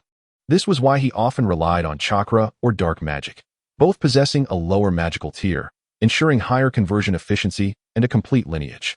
Only these 2 forms allowed Yang Yu to wield power over extended periods. Nevertheless, it was better than nothing. His magical prowess was growing daily, and barring unforeseen circumstances, he was destined to become a formidable force. Yet, this journey would be long and arduous, a rite of passage for any who sought strength. Thank you, Master Ancient One. Yang Yu solemnly expressed his gratitude. Ancient One smiled, regarding him with admiration. You are the most extraordinary individual I have ever encountered. I hope you remember your true self. Remain untainted by the allure of power, and do not let it blind you. Yang Yu listened intently, voicing his concerns about becoming indifferent to life, fixating solely on cultivation. Ancient One listened, intrigued. She understood him well, having experienced similar trials. However, at that time, she had already been cultivating for over 2 centuries, while Yang Yu had barely 3 years under his belt. When one's power grows too swiftly, it can profoundly affect their psyche. Power is devoid of reason. As the user attempts to manipulate it, they too are influenced by its might, which explains his current state. At this moment, one may slow down, take a glance at a book, experiment with meditation, or engage in other pursuits. Allow your spirit to keep pace with your strength, and let your consciousness reign over your power. Ancient One opened a portal and retrieved 3 tomes, placing them into Yang Yu's hands. Here are my insights recorded over the centuries. They encompass magical knowledge as well as accounts of my travels. Peruse them. They may prove beneficial to you. Yang Yu gazed at the weathered cover of one of the books, feeling a warmth envelop his heart. The cold indifference that had previously consumed him seemed to melt away like snowflakes beneath the sun. Thank you. Truly, you have assisted me countless times, and I find myself at a loss for how to repay you. Yang Yu expressed his heartfelt gratitude, which the Ancient One sensed. Consequently, she produced a large bag from the portal. Since that is the case, help me cultivate these. With a beaming smile, she extended the bag toward Yang Yu. Kamar-Taj is not adept at growing medicinal herbs. Thus we must procure the raw materials for potions at exorbitant costs from Europe. This has left Kamar-Taj's finances rather strained. If you could resolve this dilemma, you would be doing me a significant favor. Yang Yu accepted the bag, feeling its weight, perhaps 20 to 30 pounds, filled with seeds. No problem. I shall cultivate this bag for you free of charge, but in the future, I must charge for my services. Rest assured, I will offer you a 10% discount. Significantly cheaper than what you would pay in Europe, having previously infused too much energy into that singular seed. Yang Yu was currently in the process of restoring his own energy. Thus, he engaged in conversation with the Ancient One, who was equally delighted to strengthen their rapport. However, the war raged on, and lives continued to be lost, seemingly without affecting either the Ancient One or Yang Yu. The situation appears to be spiraling beyond control, remarked a member of the 5 Nations Assembly. Even the military cannot hold the line. Are we to rely solely on these superheroes? It is time to make a final decision for the future of humanity. Let us vote. Aye. 4-1. Inform Nick Fury. The council has reached a decision. A Raptor 22 took off from an aircraft carrier, heading toward Manhattan. Tony received communication from Nick Fury and, without a moment's hesitation, turned and dashed toward the incoming missile. Gentlemen, I bear good news.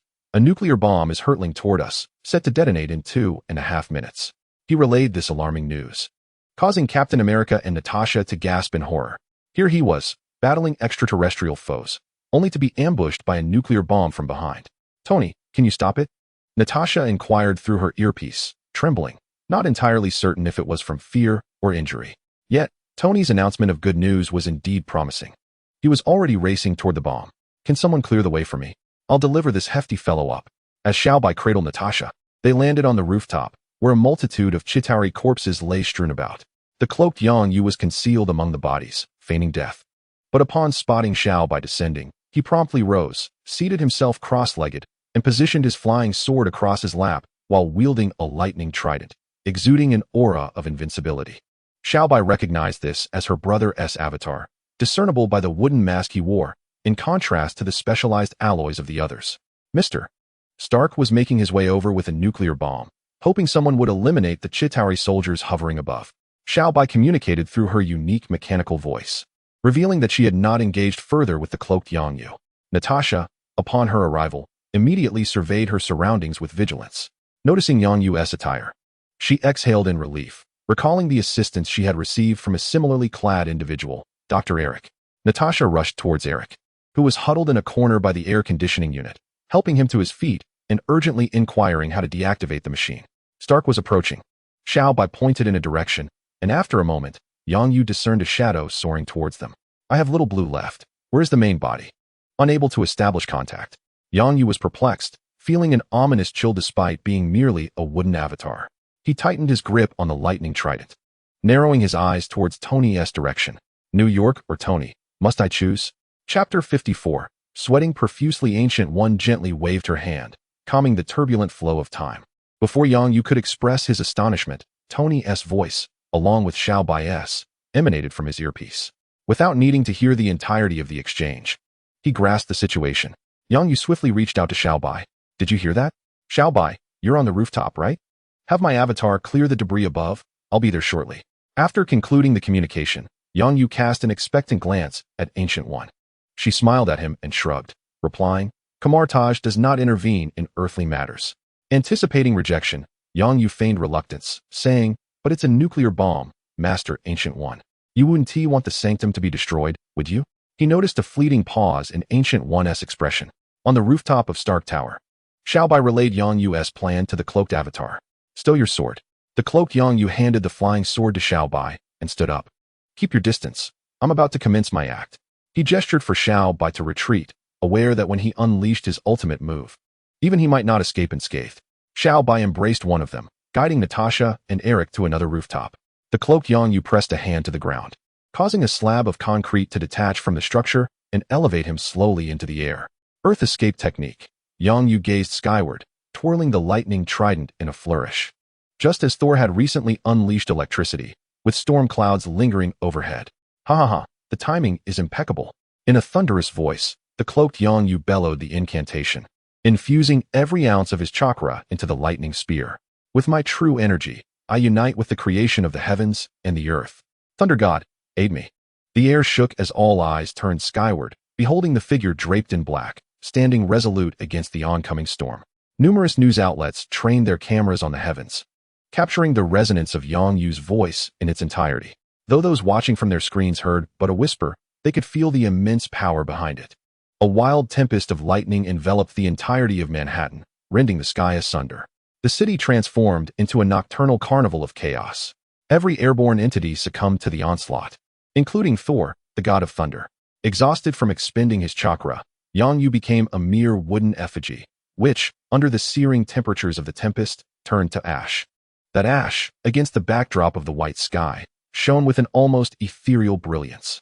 Witnesses, many of whom had been saved by the enigmatic figure in black, felt a lump in their throats, tears welling in their eyes. The black garb evoked memories of their saviors. Those at home, glued to their screens, experienced a deeper sorrow as live broadcasts captured the harrowing aftermath, revealing the grim fate of many. They understood the sacrifice made by the cloaked hero. A news segment titled New York City Doing News featured reporters embedded in the battlefield, documenting the brave souls confronting the extraterrestrial threat. Among them were soldiers, police officers, firefighters, and ordinary citizens, alongside the Avengers and the mysterious masked saviors. They conveyed the alarming news of an impending nuclear strike, sharing Stark's desperate plan to hurl the bomb into a spatial tunnel, as if they possessed privileged information. Yet, no one questioned their credibility, for the events unfolded before their very eyes. The female reporter, disheveled and marked by wounds from debris, faced the camera with tears streaming down her face. With a heart-wrenching fervor, she reported that the one who had just uttered those stirring words was the first fallen superhero. But soon, a second would follow, none other than the illustrious Iron Man, Tony Stark. They were all sacrificing themselves to save New York, to protect this cherished city, to safeguard our home. This may be my final moment as a reporter, for a nuclear bomb approaches, she proclaimed. Regardless of the outcome, I must voice my truth. Removing her bulletproof helmet, she slammed it to the ground and raised two middle fingers to the camera, seething with indignation. You, who launch nuclear missiles, are but cowards, scurrying like rats and maggots. As the lightning spear discharged its stored energy, it spun through the air, descending toward the ground. A group of cloaked figures had already set their sights on it, waiting below before it touched the ground, and as soon as it landed, it was swiftly taken away. The event transpired in what seemed like an instant, though it was merely a matter of seconds. Tony soared above the reporters, carrying the nuclear warhead, ascending sharply towards the aerial portal above Stark Tower. There were no adversaries in his path, only a sudden appearance of a yellow portal. Yang Yu leapt from the other end, diving towards Tony. What, Yang? What brings you here? Tony queried. Is this nuclear device triggered by a timer or upon impact? Yang Yu executed a flip, landing on Tony's shoulder, disregarding Tony's exclamations. A surge of green energy emanated from his hands, enveloping himself, Tony, and the warhead. Everything around them slowed down, the tail flame of the nuclear device appearing to stutter. Damn it, don't expect me to praise your prowess, Tony exclaimed, shocked, twisting his head to discover he could still move normally. Don't waste time. Can you prevent this nuclear device from detonating? I can't hold this for long. Yang Yu crouched down, tapping his metallic head. He had merely slowed the warhead's time while accelerating his and Tony's. Aware of the urgency, Tony promptly initiated a scan of the device. Can you close that portal? If not, we need to send this warhead up. Although Tony trusted Yang Yu, he believed his intellect surpassed Yang Yu's, so he asked for confirmation. No problem. I've summoned a skilled ally for assistance. All right, Tony responded, directing a small laser towards a specific spot on the warhead. Okay, you descend while I handle this. Yang Yu smirked mischievously. Apologies, Tony, but play along.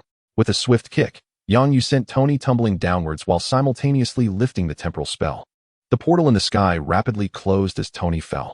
Observers below witnessed Iron Man's nuclear warhead ascend, only to be struck down by an unknown assailant. The enigmatic figure swung the warhead before it vanished entirely. After satisfying his curiosity, Yang Yu sealed the warhead within a scroll. Looking down, he seemed to recall something amusing, a wicked grin spreading across his face. It's your turn to sweat. He thought of the group now in a frenzy, Nick Fury among them, desperate to uncover Yang Yu's identity and reclaim the warhead, especially the most fervent of them all, Captain America. Before the astonished crowd, Yang Yu vanished with the warhead. After retrieving the Tesseract, Ancient One handed it to Little White. Your brother instructed you to hide. Thank you. Supreme Sorceress, Little White replied, bowing to Ancient One as he took the Tesseract, his abdominal armor opening to safely stow it within. Thor, the god of thunder, descended from the heavens with a quintessential heroic landing. He lifted his gaze, warily observing Ancient One and the young girl. Chapter 55 speaks the truth, Stark. Thor stepped forward, his eyes fixed uncertainly on the girl's abdomen, inquiring about his intention to retrieve the Tesseract and restore the Bifrost, hoping for no further complications. Son of Odin, Thor, how fares your father? Ancient One stepped forward, sheltering the girl behind her. Upon hearing his father's name, Thor shifted his attention towards Ancient One. The sight of her attire and the aura she exuded reminded him of his mother's words. Are you the Supreme Sorcerer of Midgard? If there is no new Supreme Sorcerer, then it must be you. Upon receiving Ancient One's acknowledgement, Thor relaxed his vigilant demeanor. He inclined his head slightly in a gesture of respect. My father is well. On his behalf, I thank you for your concern. Having exchanged pleasantries, he returned to the matter at hand. I have come to Midgard for the Tesseract. It was damaged by my brother, Loki. Yes, it is he, ever the mischievous one. As the elder brother, I must retrieve the Tesseract to restore the Bifrost. Thor's gaze wandered, his empty hand unconsciously gesturing as he explained his purpose to Ancient One. His parents had always told him that Midgard was the realm of the Supreme Sorcerer, whose power equaled that of his father, compelling him to maintain the respect due to such an esteemed figure. Hey, big guy, has anyone mentioned that you tend to avert your gaze when you lie? Yang Yu appeared from nowhere, delivering a light kick to Thor's backside. The force was negligible, causing not even a flinch from the god of thunder. Ah, friend. Thor recognized the voice immediately. As for the kick, its strength was trivial. Thor possessed such a broad spirit that even being stabbed by Loki would not faze him. Call me Yang Yu, or just Yang will suffice. Then you cannot call me big guy. My name is Thor Odinson, hailing from the great Asgard. The two clasped hands, resolving past grievances and formally introducing themselves. Upon seeing Yang Yu's arrival, Ancient One acknowledged her absence and prepared to depart for tea. Yang Yu, the matter has concluded. I shall take my leave now. Do remember to visit Kamar-Taj often. Very well, Master Ancient One. Thank you for your assistance. Ancient One raised her hand, conjuring a portal through which she entered, and the three offered their farewells. Yang Yu waved to the girl, who approached the two. Hand over the Tesseract. Here. Yang Yu directly took the Tesseract with his bare hands, activated it briefly, then deactivated it before passing it to Thor. Thor, bewildered, accepted the Tesseract, utterly perplexed by Yang Yu's actions moments prior. The Rubik's Cube has been bestowed upon you. Yet I must caution you that there are individuals here who do not wish for you to take it away. Upon hearing this, Thor displayed a contemptuous expression, raising his meow hammer. It is not that I underestimate you earthlings. Those ordinary humans cannot possibly impede me. Thor. Yang Yu chuckled lightly, patting him on the shoulder. I understand. In fact, I rather hope that you might end up incapacitating a few of them, or at the very least, delivering a sound thrashing to awaken them from their delusions. Thor gazed at Yang Yu in astonishment, taken aback by such thoughts, though he had no intention of indulging in casual slaughter. Without lingering on idle chatter, Thor departed with the cosmic cube in search of his beloved brother. Brother, why entrust the cosmic cube to him? Xiaobai inquired, perplexed. The cosmic cube represents boundless energy. Even a modicum of research could yield immense benefits.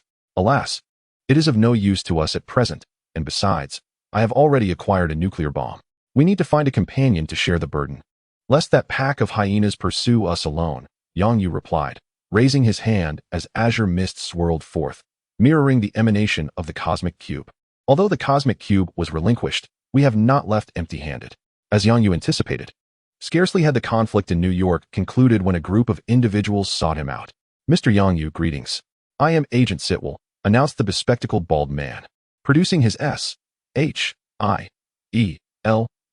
credentials for Yongyu's perusal. Yongyu recognized him well. The memory was particularly vivid, as Captain America had uttered a famous phrase in his ear within the confines of an elevator. Greetings, Agent Sitwell. What brings you to me?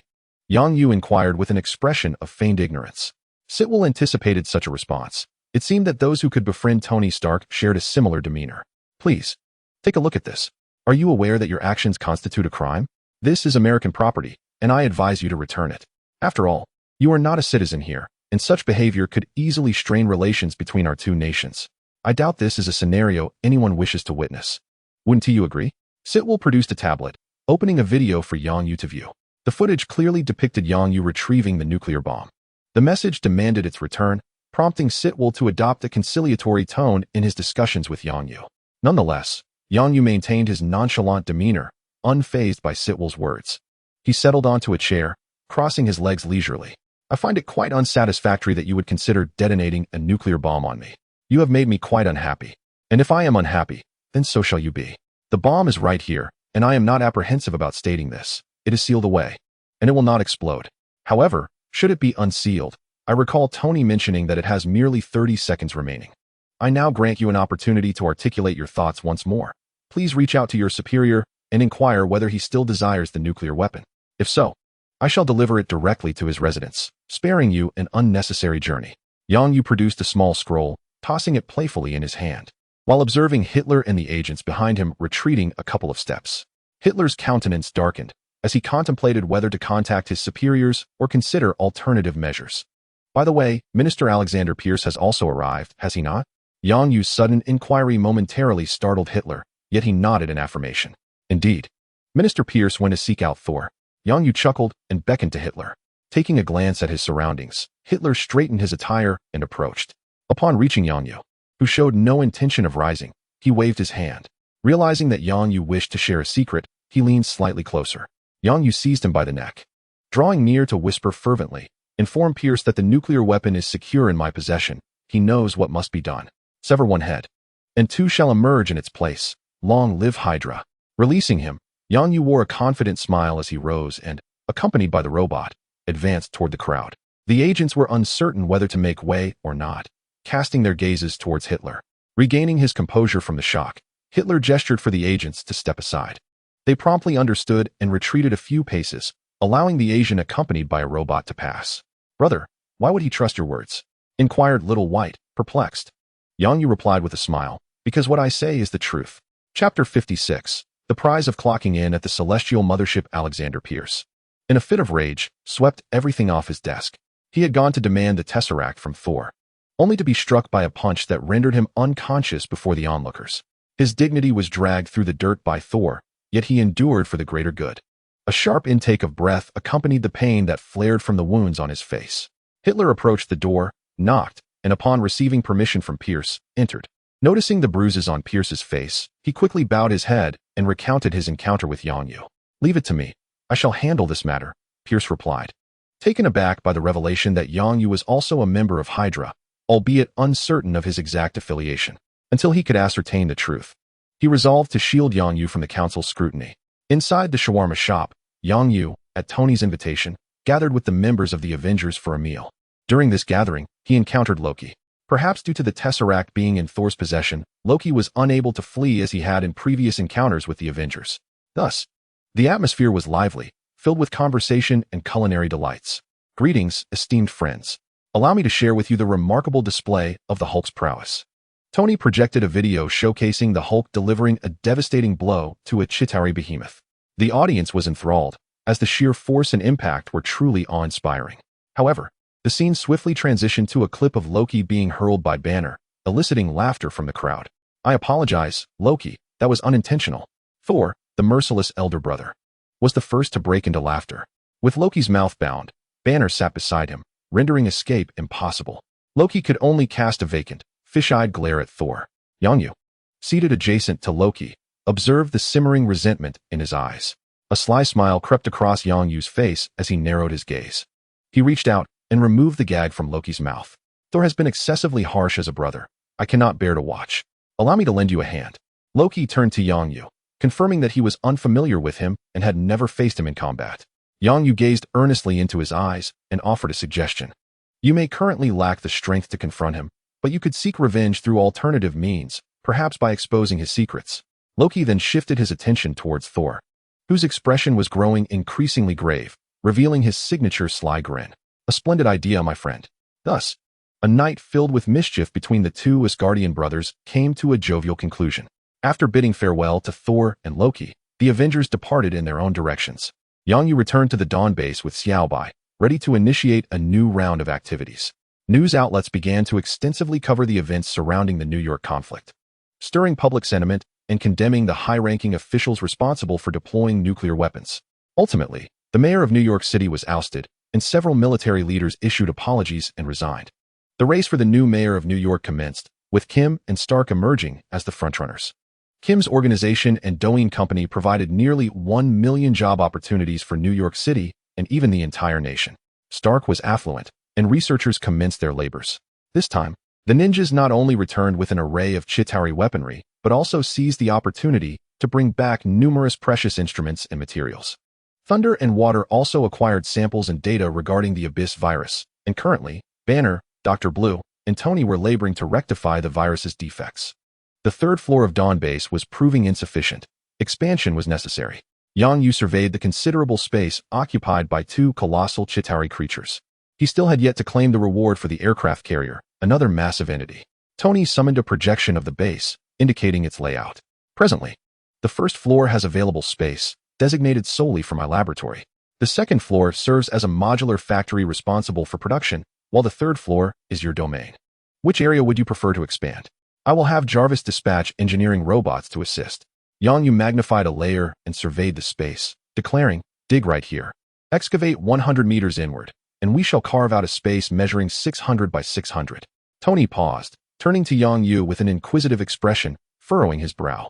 Such a vast area, you can't possibly be contemplating the construction of a space aircraft carrier akin to S.H.I.E.L.D.S.,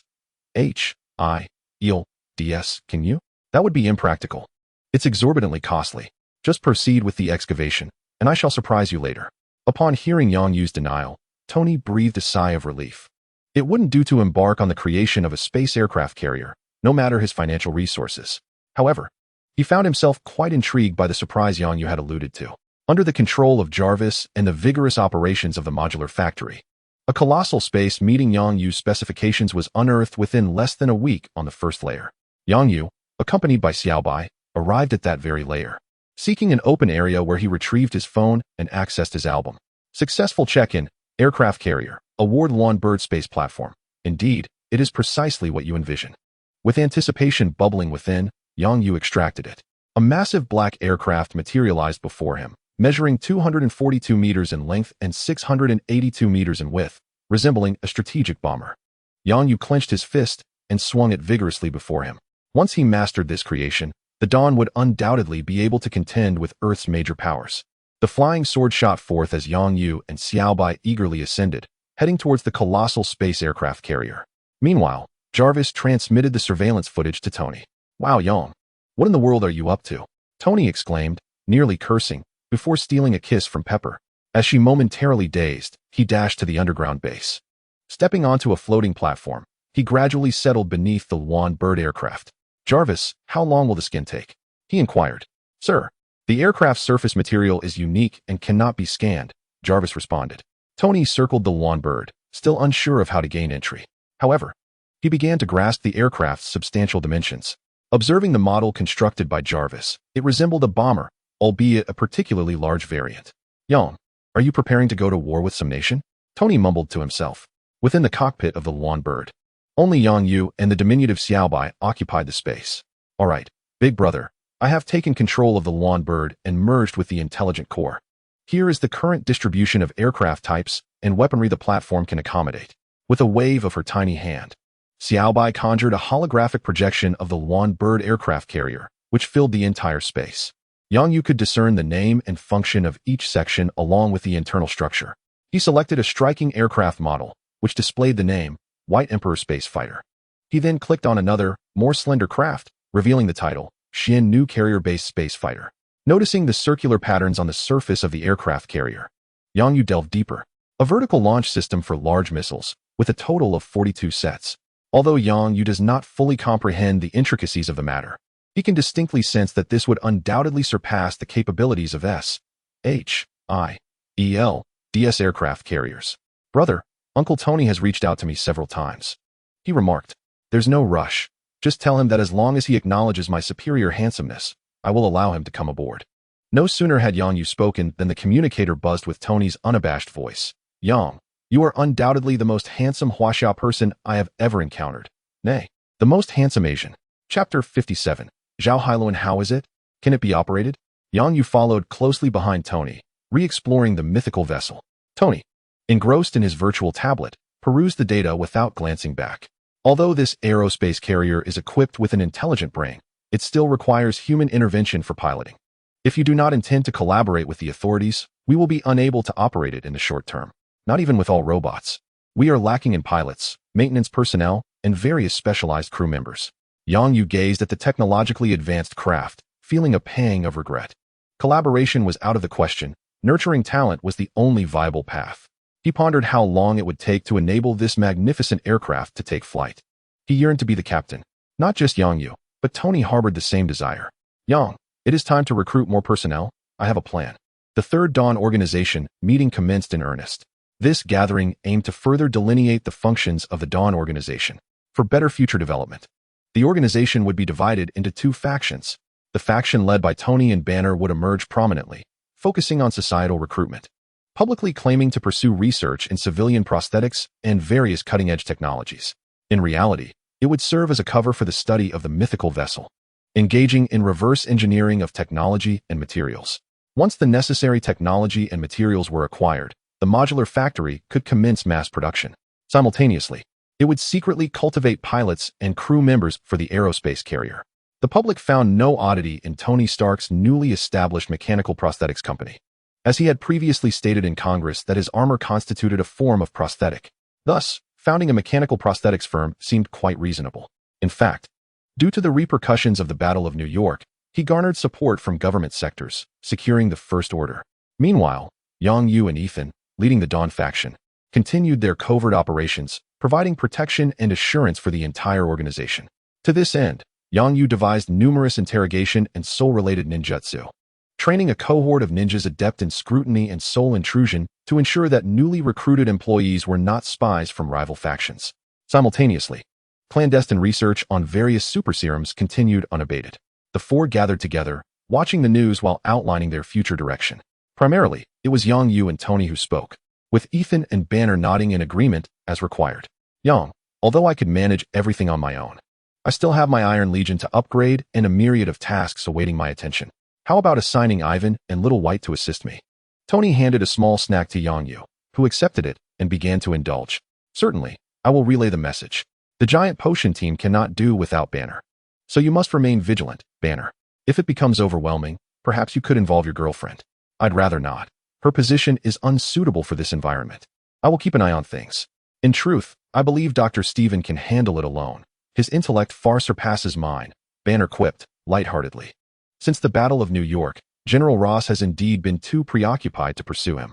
Daily, managing the news media is enough to keep that old man occupied. Banner has seized this opportunity to frequently escape and spend time with his girlfriend, invigorating his spirit, no longer as wary as he once was. Yang Yu then turned to Ethan and said, "Ethan, I will soon enter a state of slumber. I will have Lei and Shui assist you in recruiting. All right, rest assured. With Ina advancing to middle school this year and boarding, I will have ample time." Ethan adjusted his glasses, a radiant smile gracing his face. "Is there anything else to add? If not, I shall prepare for my slumber. This time may extend longer than usual. Just call me if anything arises." Noticing that the three had no further input, Yang Yu clapped his hands to brush off the remnants and stood up. Upon returning to his room, Yang Yu flung himself onto the bed, massaging his temples. The frequent use of multiple shadow clones for training and tasks had burdened his mind considerably. Even with the protection of dragon scales, which prevented him from succumbing to madness, he still required intermittent periods of slumber. Although exhausting, the results were indeed remarkable. Be it dark magic, ninjutsu, or other abilities, all were advancing at a visibly rapid pace. The only limitation now was his insufficient magical energy. Little White, with her short legs, jumped up to open Yang Yu's bedroom door. Living with Yang Yu, she typically utilized her original form at home. Brother, I have news regarding Dr. Zhao Hailuan. Little White climbed onto Yang Yu's bed and whispered in his ear. Dr. Zhao Hailuan has made breakthroughs in her life cradle technology. Although it has not yet achieved the desired effect, it can now repair minor wounds. Yang Yu gazed at the ceiling, recalling that he had invited Zhao Hailuan 2 years prior. However, she had declined back then, being a patriotic youth filled with dreams. After she joined a medical research company, Yang Yu found it impossible to contact her through conventional means. Thus, he resorted to unconventional methods, such as infiltrating the company's surveillance and having a ninja disguise themselves to join the firm. Meanwhile, a group of ninjas silently observed her, shielding her from approaching dangers. Now was the time to extend another invitation. It seemed unlikely she would decline this time. Yang Yu rolled out of bed, formed hand seals, and instantly manifested dozens of clones. After exchanging greetings with the main body and Xiao Bai, the clones each set off to attend to their tasks. However, one clone lingered, retrieving a black robe from the wardrobe and beckoning to Xiao Bai. Let us go and assist Dr. Zhao Hailuan. All right, are you the clone from the rooftop earlier? Yes and no. Watching them depart, Yang Yu turned and walked towards another bedroom. This was a dormitory containing a sleep pod filled with green nutrient solution. Yang Yu organized his belongings, removed his clothing, donned a breathing mask, and reclined within. The sleep pod automatically sealed, extinguishing the room's lights, leaving only the gentle green glow of the nutrient liquid. At a research institute in Seoul, 2 middle-aged men sat across from each other, sipping spirits. With a few small dishes of appetizers on the table, clad in expensive suits, their lewd smiles contrasted sharply with their attire. The man in the white suit raised his glass, regarding the man in the blue suit with a smile. I hear that little Hai in your lab has made progress in her research. The blue-suited man, detecting a hint of envy in his counterpart's tone, swelled with pride. He had noticed Zhao Hailuan during her university days and had exerted considerable effort to recruit her into his company. Indeed, she is the most exceptional medical device researcher I have encountered thus far. Once the results of this research are uploaded, I shall apply for a patent.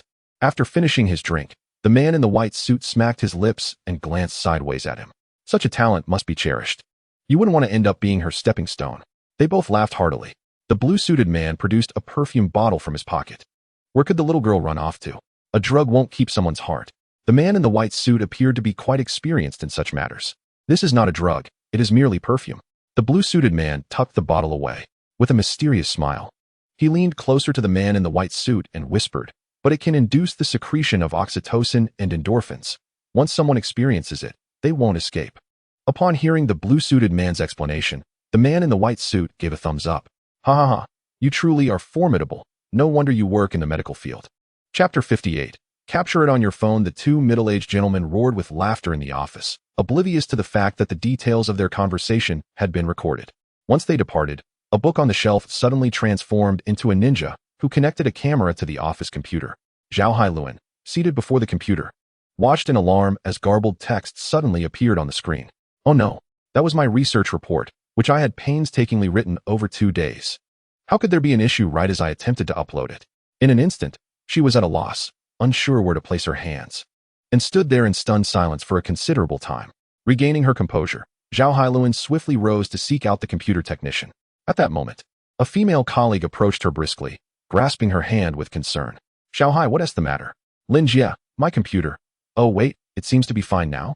Zhao Hailuan turned to point at her computer, initially intending to suggest it might have been infected with a virus.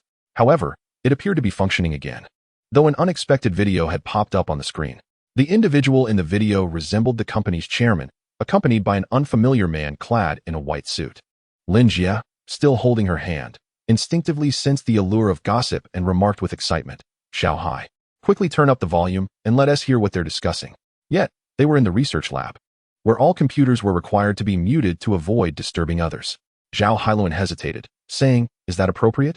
Lin Jia perceived that the girl was equally curious but hesitant about disturbing their colleagues. Everyone has been working hard. It's time for a little break.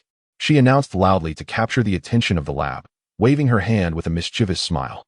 The lab consisted of 2 men and 4 women, all familiar with one another, and they could tell from Lin Jia's expression that something juicy was about to unfold. Although watermelons in this country were quite expensive, the entertainment variety was remarkably affordable. Lin Jia, which man is wearing a hat, or which woman is being unfaithful? I bet it's a male star with a girlfriend, speculated one of them. Perhaps it's another scandal about excessive Han River water. The remaining 4 eagerly gathered around, relishing in the gossip as a delightful diversion from their monotonous research lives. Shoo, quiet down, it might be our boss. Lin Jia playfully rolled her eyes at the most animated male colleague and lightly slapped him. Zhao Hailuan gazed at Lin Jia in astonishment, wondering when this fiercely independent woman had entered a romantic relationship. Lin Jia, oblivious to Zhao Hailuan's bewildered expression, plopped down into a chair, shifting her legs closer to the computer. Here we go, don't make a sound. She pressed the mouse, rewinding the progress bar to the beginning, and clicked on the sound. I heard that in your research lab, Shanghai, using drugs 1T win hearts. But it can stimulate the release of oxytocin and endorphins. After watching the video, the group fell into a contemplative silence. I was wondering why the chairman has been roaming around these past few days. I thought he was just dedicated, a female researcher suddenly recalled, realizing she had fallen victim to the situation. Lin Jia, with a frown, questioned what oxytocin and endorphins were, as they should be well versed in such matters being in the medical field. No wonder things felt strange these past few days. Previously, she felt indifferent toward the 2 male researchers, but now one of them seemed particularly appealing, and the male researcher had become much more cheerful. After all, she was already in her 30s. Zhao Hailuan bit her lip, realizing the gossip had turned personal. Clearly, this was directed at her. Zhao Hai, you should head home early today and just say you're feeling unwell. Sister Lin, being an experienced individual, swiftly regained her composure. She stood up and gathered the items from Zhao Hailuan's desk into her bag. Allow me to escort you out, she said, handing the bag to Zhao Hailuan and taking her hand to lead her away. The 2 remaining female researchers, witnessing the scene, hurriedly tidied their belongings, preparing to make their escape. Let us depart. Do they truly believe we are celebrities? One remarked. This treacherous place is no longer worth our time. With our skills, we would be sought after anywhere. The 2 men exchanged glances, and one said, you go ahead. I'll delete this video first. Just as Sister Lin and Zhao Hailuan reached the doorway, they collided with the chairman. The 3 stood momentarily in silence. Sister Lin, where are you off to in such haste? The chairman asked gently, adjusting his blue suit. Sister Lin offered her usual smile, pulling Zhao Hailuan forward. Xiao Hai has relatives visiting. I'm taking her back to rest. The chairman's eyes brightened. This was fortuitous. Ah, splendid.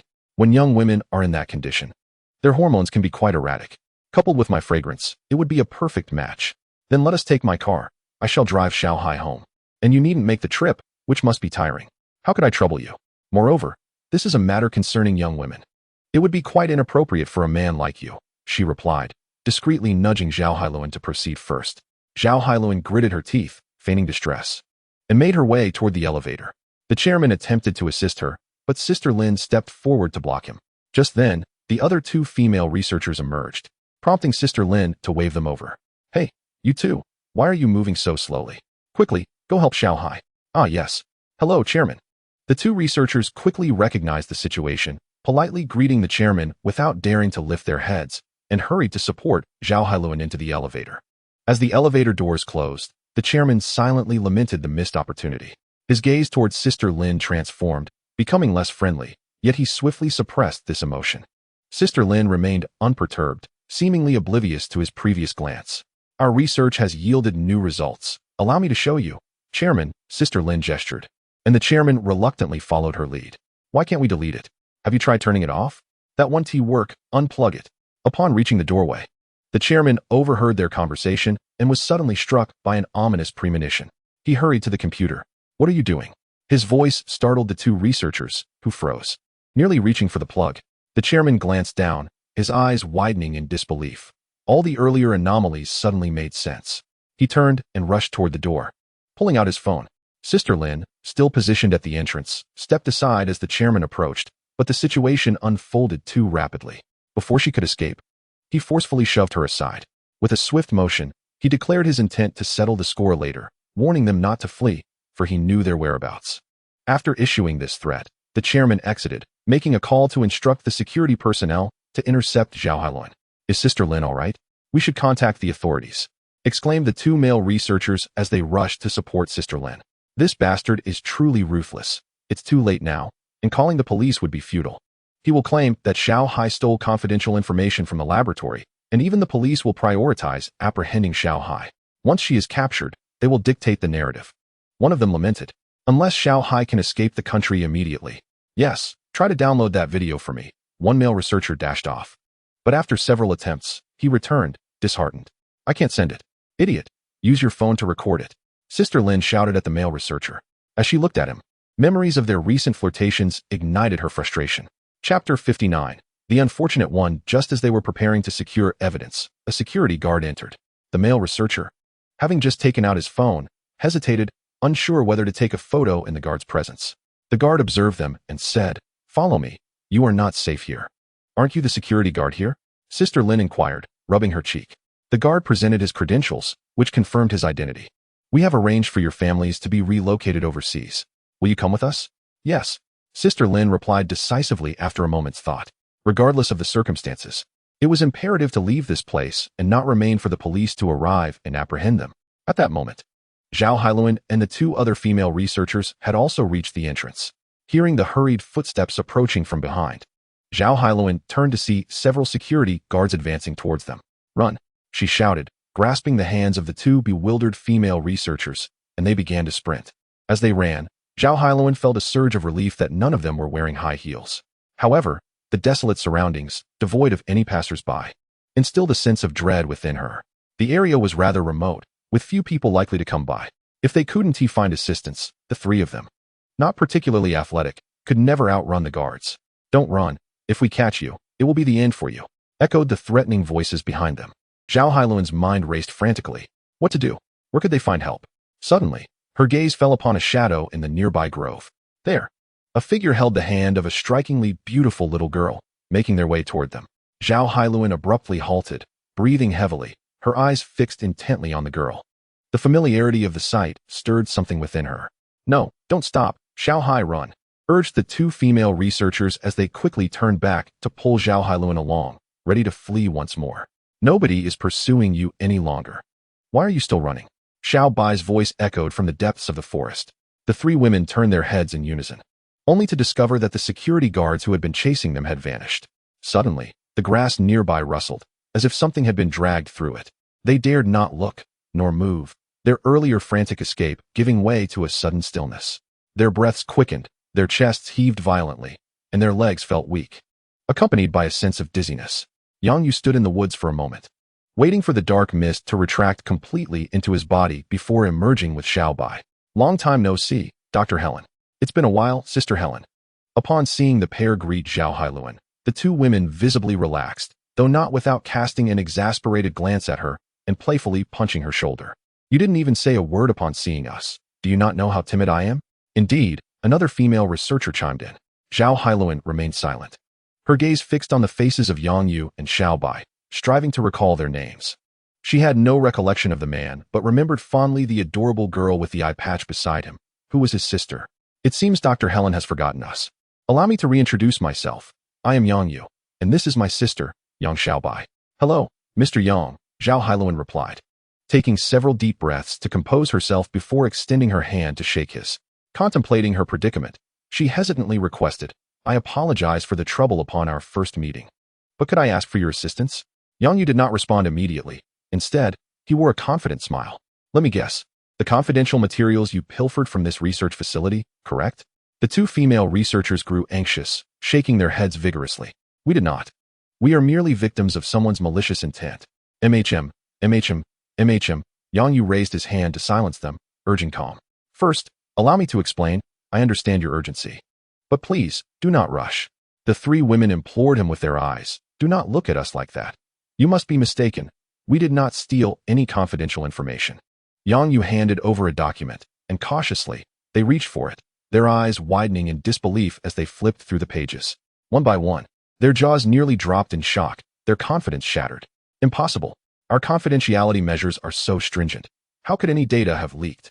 It is indeed authentic material." Yang Yu clapped his hands, grinning. "I told you. Now you truly have stolen the information." "We did not." They began to protest, but Xiao Bai raised a tablet, displaying their own photographs. It was an image of them receiving the materials from Yang Yu. No, it was a picture of them absconding with the research documents and handing them over to Yang Yu. The three women felt as though they had traversed from the jaws of one beast only to be ensnared by another. Do not be so despondent. Let us consider the brighter side. At least you need not worry about that middle-aged man pursuing you. Moreover, I have successfully rescued your friends from the research facility, as well as your families. This revelation left the three of them utterly astonished. Even their families had been apprehended. It was evident that they had been under surveillance for an extended period, meticulously plotting their moves, leaving the trio with no escape. Their minds raced with vivid imagery of a future where their loved ones would be coerced into compliance, compelled to act against their will. Xiao Bai adjusted the eye patch from her left eye to her right. Why do you wear such expressions?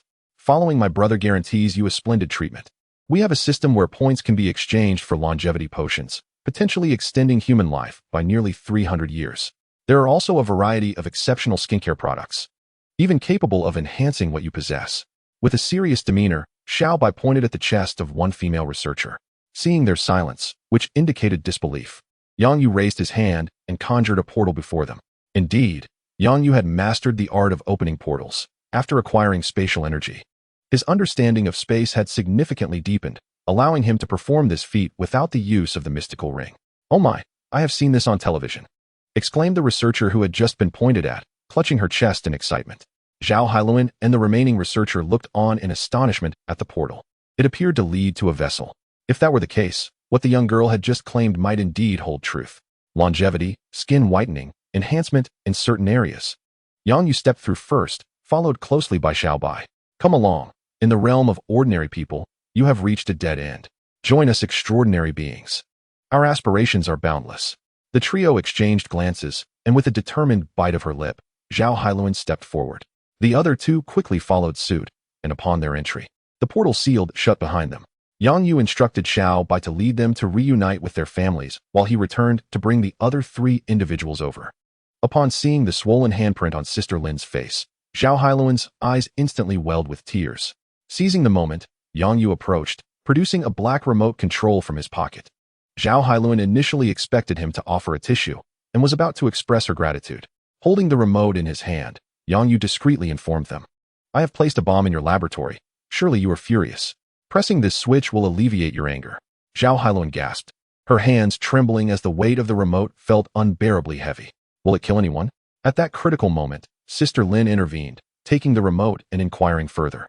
Yang Yu spread his hands wide, stating, everyone is pursuing you, so there should be no one left, unless someone is particularly unfortunate. Very well, Sister Lin declared, pressing the button without hesitation, exemplifying the meaning of decisive action with few words.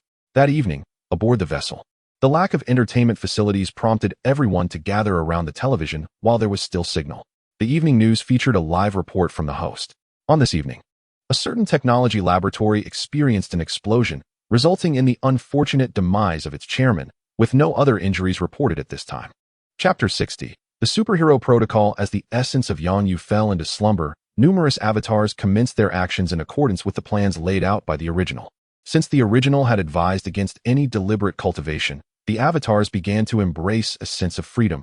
Those inclined towards literature indulged in reading, exploring a variety of genres while deliberately avoiding ninjutsu and magic. Those yearning for travel set forth on journeys, embracing the experience of life without concealing their identities. Concealment would hinder air travel, and given the limited energy of the avatars, with few exceptions, most could not generate energy autonomously. Consequently, Nick Fury found himself in a quandary, as Yang Yu had become a subject of intense scrutiny.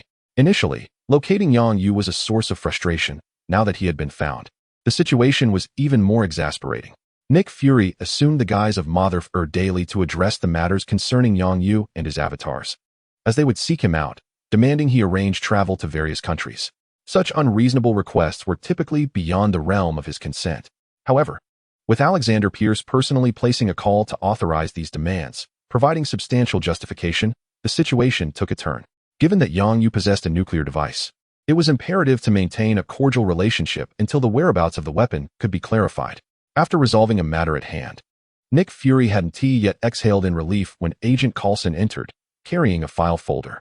Upon seeing it, Nick Fury immediately recognized yet another troublesome issue. If it were a trivial matter, the information would have been available digitally. Only those matters outside the purview of SHIELD or of a highly confidential nature warranted such physical documentation. Agent Coulson, I hope you bring me some good news, Nick Fury said, clinging to a final glimmer of hope. Apologies, sir, but this document was sent down from Congress, and I lack the clearance to review it, so I cannot bring you any fortune. Coulson replied with a smile as he handed the file to Nick Fury, then stepped back 2 paces to stand still. After perusing the material, Fury forcefully slapped the document onto the desk. Shouldn't this matter be handled by Congress?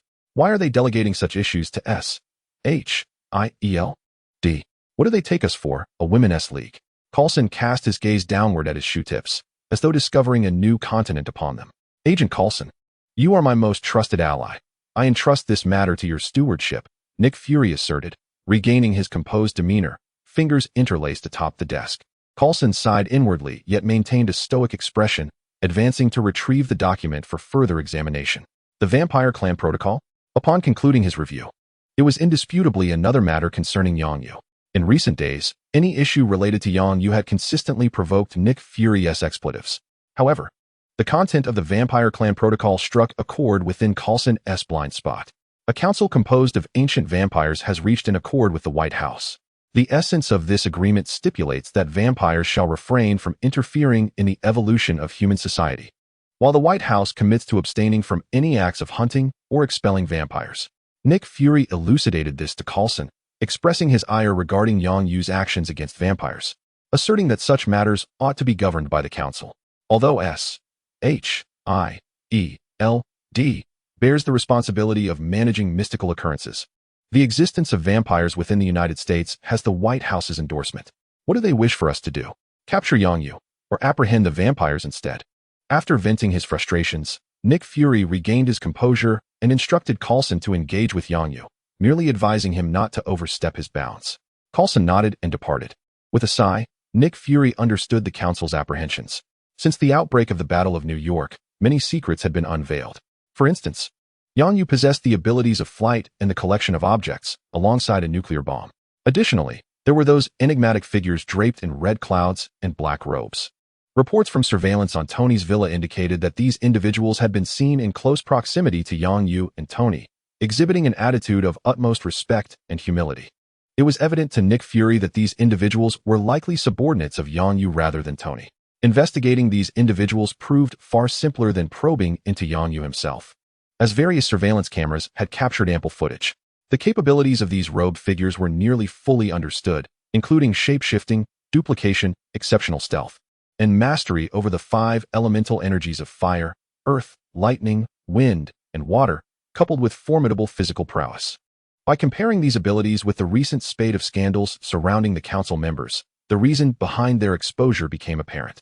This revelation left Nick Fury's mind reeling, and anyone who had witnessed it would undoubtedly feel a sense of trepidation. The council members exchanged glances fraught with concern, acutely aware of the potential leverage Yongyu might hold over them. In their minds, Yongyu's threat had escalated to a level comparable to that of the invading Chitauri. They had contemplated eliminating Yongyu, yet the peril involved was far too great and did not align with their principles. Even if they could locate Yongyu's true form, they could not guarantee the complete annihilation of him and his subordinates. Yongyu evidently possessed a legacy of considerable integrity, and should even a few of his allies escape, their peace of mind would be irrevocably shattered. They were merely ordinary individuals, incapable of withstanding the assassination attempts from extraordinary beings. Thus, the council resolved that as long as Yongyu did not jeopardize their positions or disrupt societal progress, they would refrain from intervening in his affairs. Nevertheless, it was imperative that someone be designated to oversee matters concerning Yongyu. The council entrusted this responsibility to SHIELD, directing that all issues related to Yongyu be referred to Nick Fury. Each day, Nick Fury found himself transformed into a veritable force of annoyance due to the complications arising from Yongyu's actions. Was Yongyu's situation troublesome? Not at all. The task assigned to him by the Parliament was to have the superheroes sign the superhero agreement. Initially, this agreement was merely verbal. However, following the revelation of the powers of the Red Cloud and the Black Robe, it was brought to the forefront. Upon seeing Yongyu, Nick Fury immediately thought of the Parliament's series of superheroes, which incited his ire. Meanwhile, Agent Coulson, having received his assignment, drove his beloved car to an abandoned factory. Indeed, what a splendid location this is.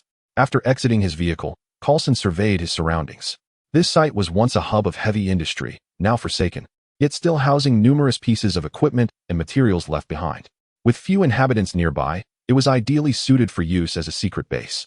"Hey, Coulson, aren't you coming in for a chat?" Upon hearing the voice, Coulson turned to see Yang Yu waving at him from a short distance away. "How did you know I was here?" Coulson approached Yang Yu, shaking his hand with a smile and inquiring. "The owner of this place informed me. Come, let me introduce you to two friends. You may already be familiar with their profiles." Yang Yu led the way, although he did not notice Coulson shaking his head. Chapter 61. The Herbal Medicine Team. Is Agent Coulson here regarding the vampires? Before Coulson could respond, Yang Yu, as if struck by a sudden thought, curiously posed a question. "By the way, let me ask you this. If your cello girl and your car fell into the water simultaneously, which would you save first?" Throughout their journey, Yang Yu continued to engage Coulson in conversation, yet the questions he posed were ones Coulson was reluctant to answer. "You seem a bit different from the Yang Yu I've met before," Coulson remarked, attempting to shift the topic. He had previously encountered Yang Yu at a Stark press conference. Although their interaction had been brief, as a top agent, he could surmise that Yang Yu's character was generally cautious, with a touch of humor, certainly not as exuberant as the Yang Yu before him. One moment discussing vampires, the next pondering whom he would save first if his wife and mother fell into the water. Such inquiries were quite perplexing. Yang Yu waved his hand dismissively. "It's normal. I'm a doppelganger, not the original. I possess my own personality." Coulson silently noted this information, planning to present it to director Nick Fury, who would undoubtedly find it perplexing. Yang Yu led Coulson into a warehouse filled with various unorganized items. However, a significant area in the center of the warehouse was conspicuously cleared. Yang Yu shouted towards a room within the warehouse. "Hey, little black whistler. Coming, you silent bastard." A voice, weathered yet robust, responded as an elderly man with a white beard emerged. Following him was a man of African descent, sporting a striking hairstyle with a unique pattern. With a cheerful demeanor, Yang Yu brought Coulson before the two men, clapping him on the back as he introduced them. "You've only just arrived in America. This gentleman's organization is quite influential here, and you will undoubtedly have many interactions with him in the future." Coulson did not refute Yang Yu's comparison of their SHIELD organization to local tyrants. In fact, he indeed required a measure of pressure to effectively commence his work. However, during his missions, whenever he introduced himself as a member of SHIELD, people hardly recognized him. It would be more effective to describe himself as someone of lesser significance, rather than claiming to be a local tyrant. Coulson first extended his hand to the elderly gentleman with a white beard. "Phil Coulson, a pleasure to meet you. Call me Whistler," the elder replied with a nonchalant tone, clearly displaying a disinclination for individuals bearing official titles. Maintaining his smile, Coulson continued to reach out to the black man, shaking his hand. "Eric Brooks." This individual was even more aloof, causing Coulson to question whether he had inadvertently offended them previously. "Don't worry, he's not from the vampire clan," Yang Yu interjected. Upon hearing this, Eric's eyes twitched, but he refrained from arguing, having learned from experience that the consequences of confrontation were unpleasant. Whistler cast a glance at Coulson, nodded, and turned to walk into the room. "Come in and take a seat. Please don't hold our vigilance against you. Your people mingling with the vampires makes it difficult for us to discern." Coulson seemed to have stumbled upon astonishing news. Following Whistler into the room like a junior seeking stories from an elder. This left Yang Yu in awe, for indeed, Coulson could easily get along with anyone. After Whistler recounted the secret dealings between the higher echelons of humanity and the vampires, Coulson patted his chest and assured, "Please trust us at SHIELD. We have absolutely no collaboration with the vampires." Yang Yu scoffed, contemplating that trusting SHIELD would be less prudent than aligning with Hydra. After all, Hydra had a legacy spanning centuries and likely possessed more information than SHIELD. Coulson rambled on extensively, while Yang Yu and Eric, also known as Blade, nearly succumbed to slumber. Ultimately, the gist was that SHIELD stood on their side. Yet the council demanded that for the stability of society, they should pause their hunts for vampires, allowing SHIELD to manage the situation instead. As for how they would handle it, Coulson mentioned it was confidential, leaving no further elaboration. After all that talk, he and T revealed a shred of useful information. Who did he think SHIELD was? Yang Yu retorted to Coulson with irritation, as that was the primary material for the longevity serum. With advancements in research, various technologies were being developed. Some senior researchers within the Dawn organization saw their points soaring, hoarding them in anticipation of redeeming the longevity serum. If, by that time, there were no supplies available, it would be a grave joke, jeopardizing their status as leaders. Blade, with arms crossed and seated, fixed his gaze intently on Coulson, exuding a palpable sense that if he prevented him from slaying vampires, he might just turn his attention toward Coulson himself. Accompanied by his complexion, the sense of oppression was palpable. Ahem, I merely wish to convey a message. Whether you choose to act upon it is entirely up to you. However, I must accompany you for a time, as it facilitates my reporting. Coulson forced a slight smile under the scrutinizing gazes of Yang Yu and Blade, feeling somewhat indifferent. Yet, the penetrating eyes of the elder Whistler made him uneasy, as if he were deceiving an old man. Whistler averted his gaze, sensing that Coulson did not appear to be an adversary, and turned to Yang Yu to inquire, "Shall we proceed with tonight's operations as before? It is your decision whether to include him." Coulson glanced at Yang Yu, who returned his gaze. "All right, do refrain from looking at me with those smoldering eyes. I am not swayed by male beauty." Yang Yu waved his hand in disdain, granting Coulson temporary inclusion in their herb-gathering team. Coulson's smile faded. He truly preferred the previous demeanor of Yang Yu. As night fell, the industrious populace sought spiritual liberation after a long day's toil. Yang Yu, accompanied by Blade, entered Coulson's vehicle, aimlessly roaming the streets of New York. Blade, donning sunglasses, surveyed the surroundings with an object resembling binoculars. Coulson contemplated asking, yet he restrained himself, instead glancing at the rearview mirror and silently taking note. Yang Yu sat beside a figure in a red cloud-patterned black robe and a cat mask, who had boarded the vehicle later. It was evident that this masked individual was one of Yang Yu's subordinates. This information warranted a report to Director Nick Fury.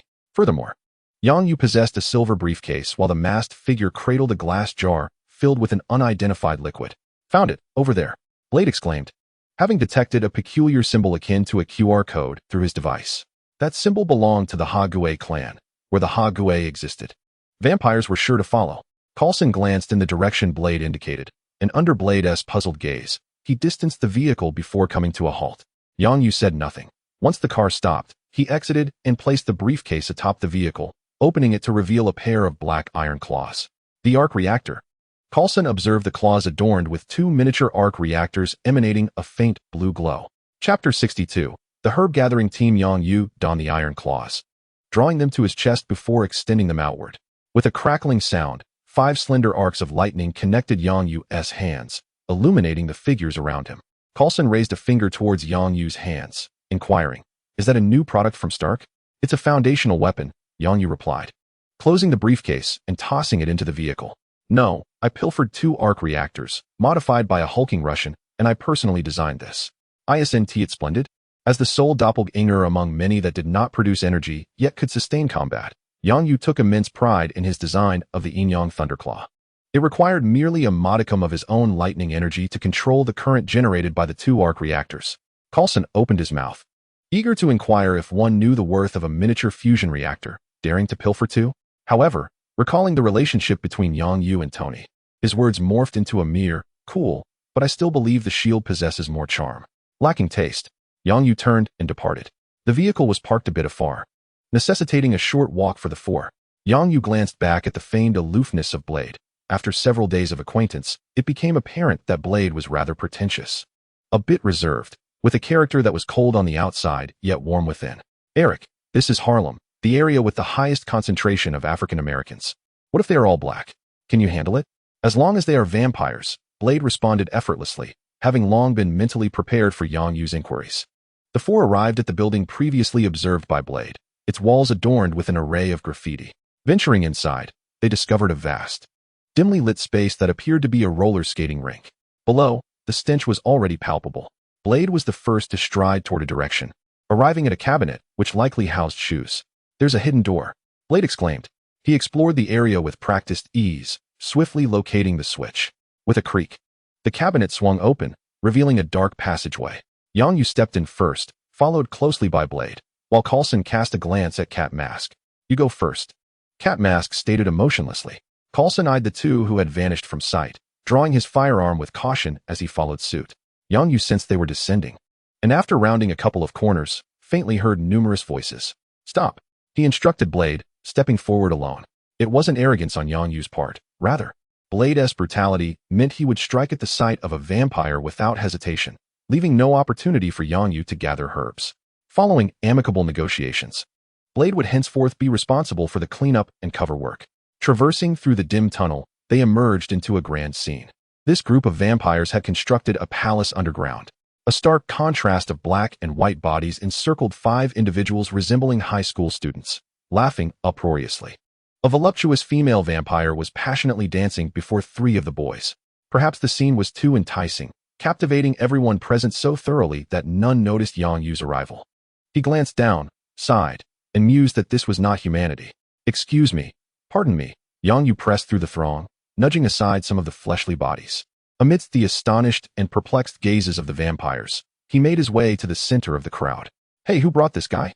The furious dancer, pushed unexpectedly, glared at Yang Yu. Since becoming a vampire, her only passions had been blood and enticing young boys, and she was enraged. Consequences would be severe. Embrace together. I shall not compensate for any medical expenses incurred from this inadvertent injury. Yang Yu disregarded the dancing woman, gathering the 5 quivering quails in close proximity. The surrounding vampires, after a brief exchange, confirmed that he was an unwitting intruder.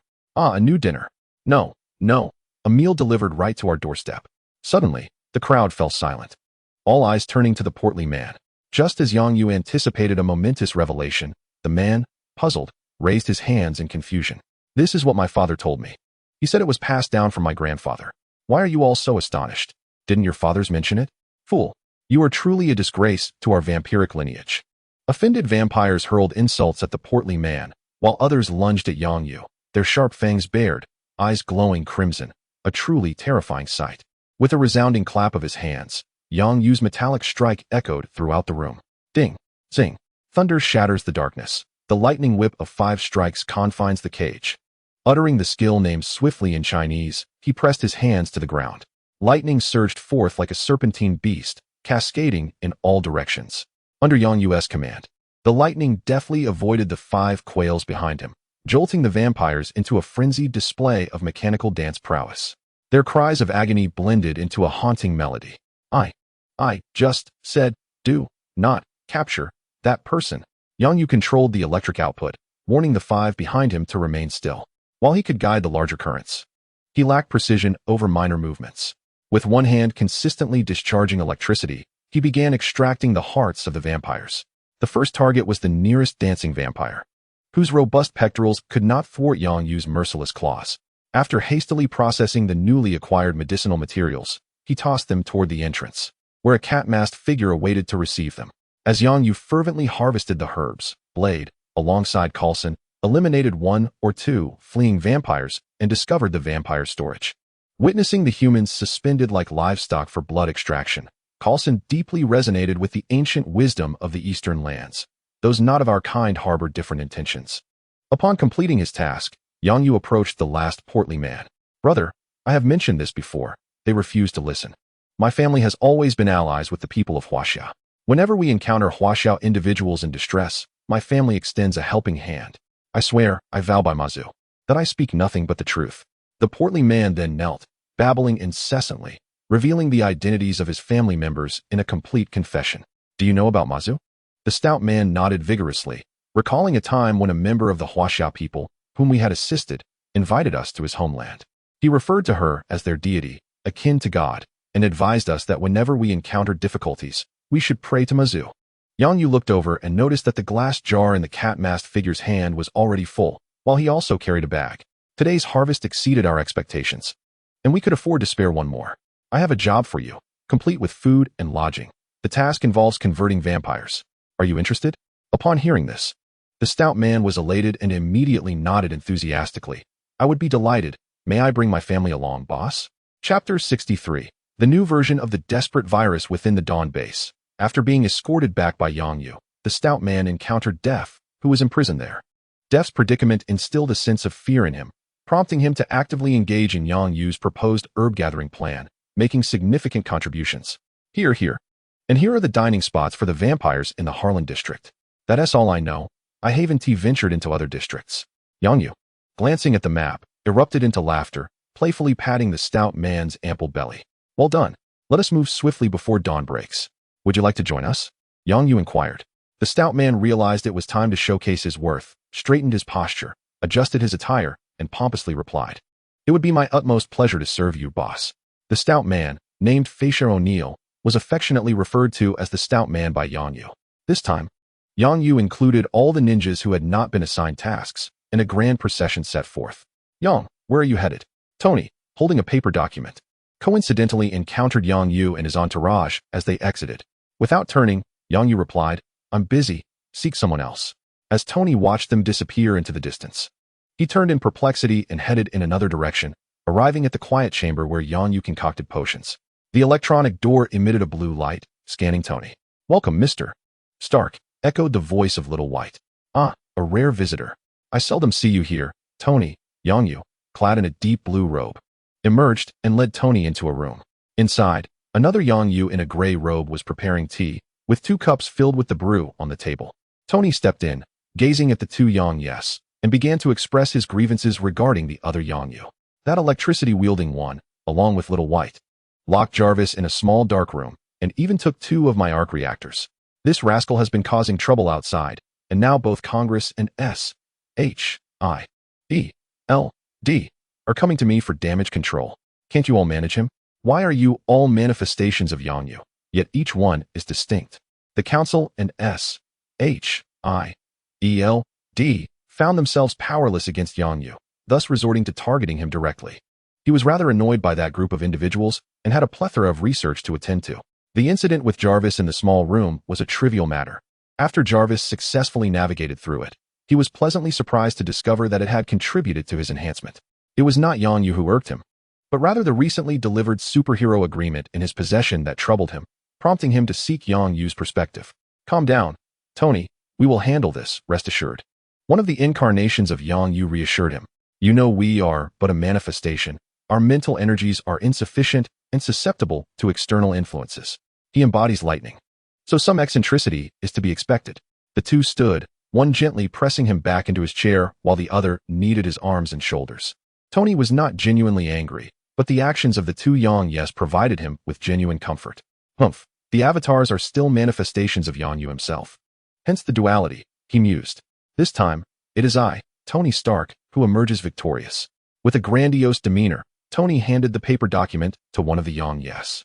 This is the concoction of that group of politicians. Have a look, and do not pause. The Yang Yu in the azure robe accepted the document and returned to his seat to peruse it. Tony glanced at the Yang Yu in the gray robe, who was still diligently massaging his shoulders, and curiously inquired, What energy do you possess? Qi. Is that akin to the martial arts from Huaxia? Quite so. Tony engaged Yang Yu in further discourse regarding how power influences individuals. Indeed, the Iron Man suit is far more suited to me.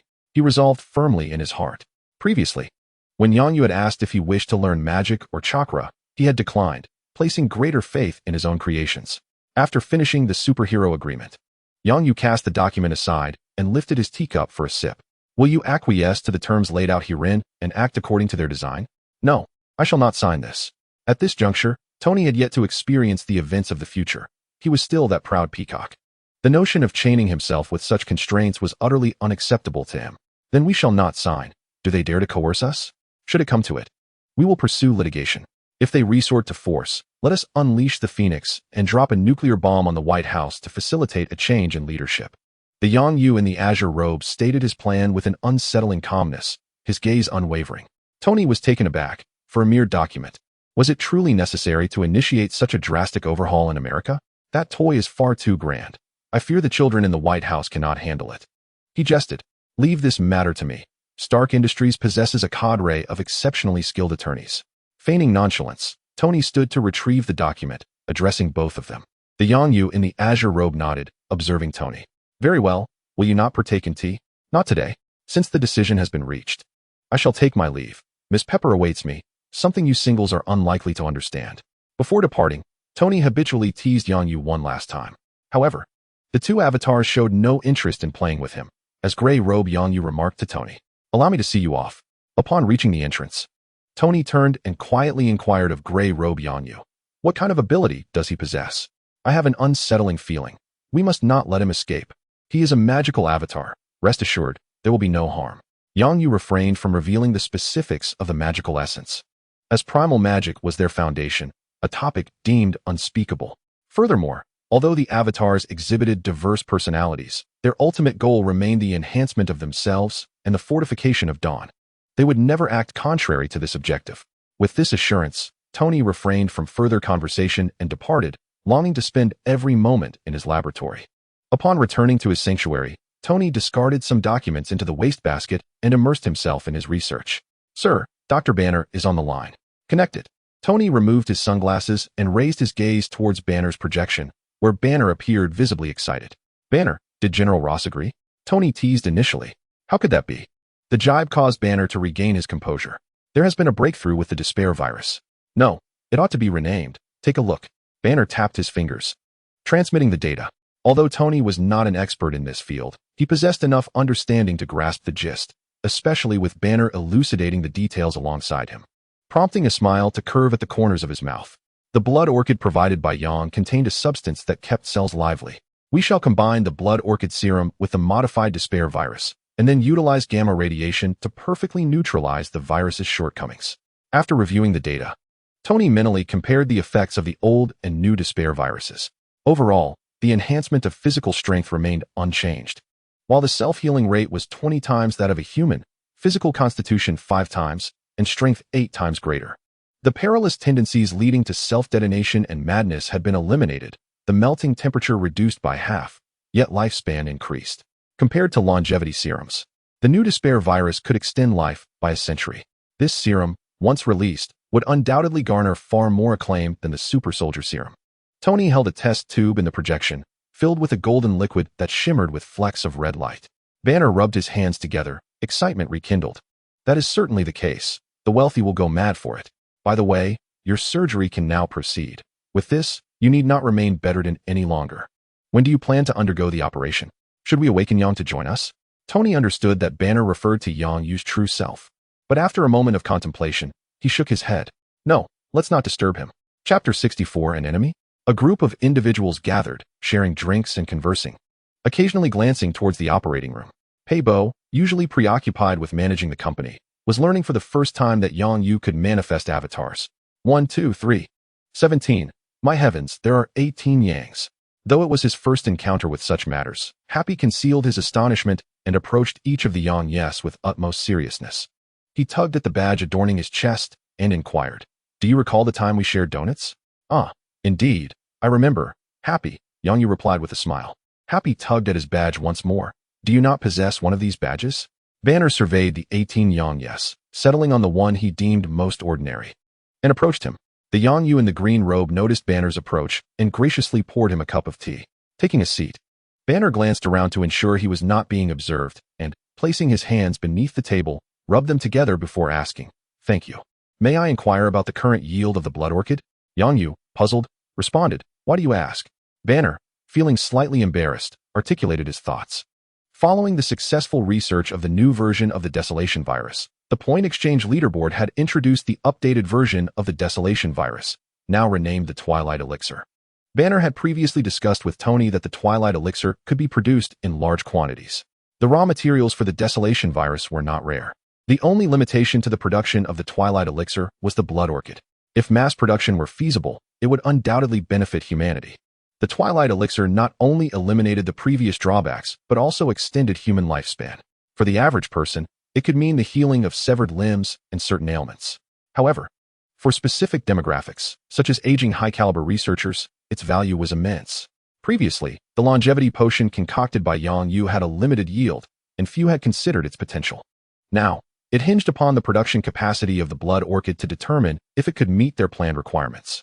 Yang Yu pondered. The plan was indeed feasible, as the blood orchid was nurtured through his wood release technique. He was well aware of its yield. If he exerted himself, he could produce as much as needed. Your plan is viable, but we cannot simply distribute the Twilight Elixir without compensation.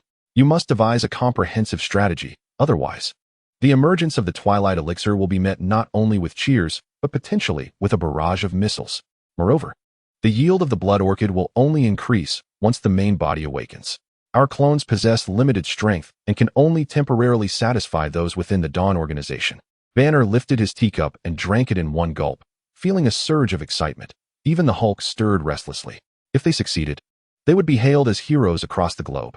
Indeed, across the globe, not solely in America, as Tony and Banner had set their sights on a global scale. Or Yang Yu would not have acquiesced.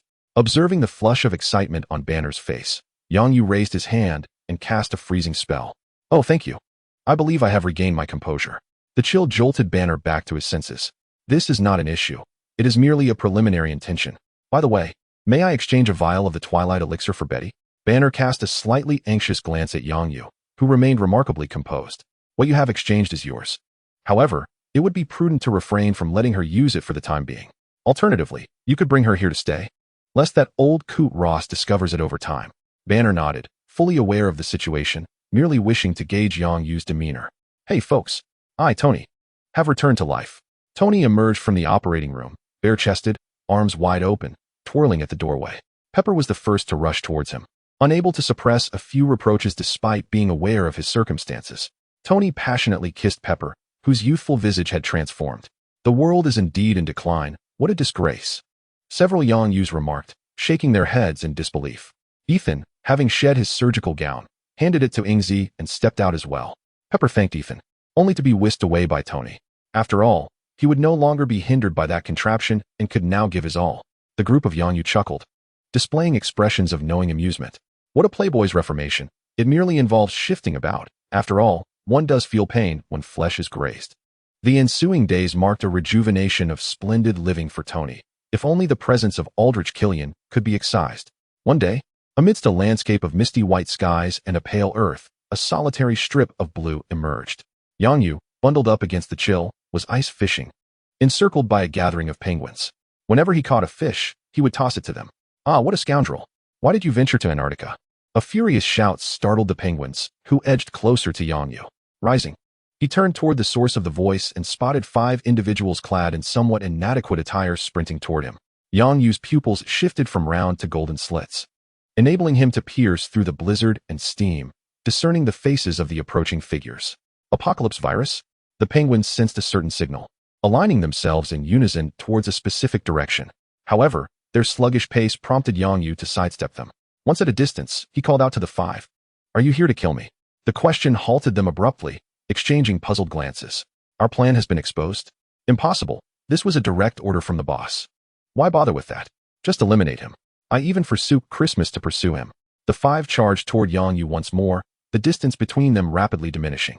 Yang Yu could feel the fluctuation in the air temperature, his heart igniting with fervor. With a resounding roar, Yang Yu launched a counteroffensive against the 5. Draconic script swirling around him, enveloping him in a radiant golden dragon, head the size of a truck, hurtling toward the 5. The group was taken aback. Were they not informed that the target was merely Tony's friend, an ordinary individual? Had they miscalculated their pursuit? Who, then, was the one wielding such formidable powers? They halted, but Yang Yu would not. He had long sensed the murderous intent surrounding him, indicating that these individuals had come to end his life. He would show them no mercy, ensuring their complete annihilation as a mark of respect. With a leap, he unleashed a dragon-infused flying kick, sending one of the 5 adversaries soaring into the distance. The remaining 4, disregarding their fallen comrade, launched a fierce assault upon Yang Yu. Yet, clad in the protective aura of dragon language, he remained impervious to their attacks. Their strength and searing heat could not breach his defenses. His arms swelled, revealing a pair of golden-scaled claws.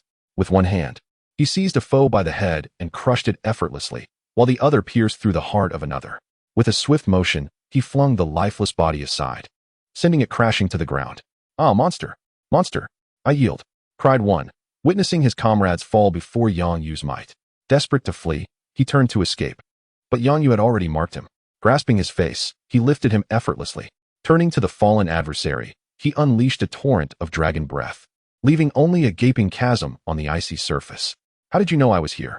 Yang Yu inquired, tossing the trembling man to the ground. Our boss ordered us to eliminate you. We tracked you after learning you boarded an expedition vessel, he stammered. Yang Yu crushed his skull beneath his foot, dismissing the remainder of his words. How unfortunate. Had I known, I would have sought assistance from S.H.I.E.L.D. instead of priding myself on facing this alone. Such energy wasted, Alas, my journey concludes here. With his last reserves of strength, Yang Yu struck the ice, causing a flurry of fish to scatter, which he cast to the gathered penguins. Farewell. Chapter 65. The duel between men as the liquid in the cryogenic chamber drained away. Yang Yu took a moment before opening his eyes. Xiao Bai, clutching Yang Yu's clothing, stood by the chamber, awaiting his awakening. Upon rising, Yang Yu accepted the garments from Xiao Bai and proceeded to the bathroom. My dragon avatar was attacked, dispatched by Killian. The sound of rushing water filled the bathroom as Xiao Bai recounted the events of the previous day. Miss Pepper and Uncle Happy were ambushed on their way to the office. Stark Tower also faced an assault, resulting in the deaths of 12 employees, with 4 severely injured and 8 sustaining lighter wounds. All 12 were security personnel who, sensing something amiss, attempted to intervene, only for an explosion to occur.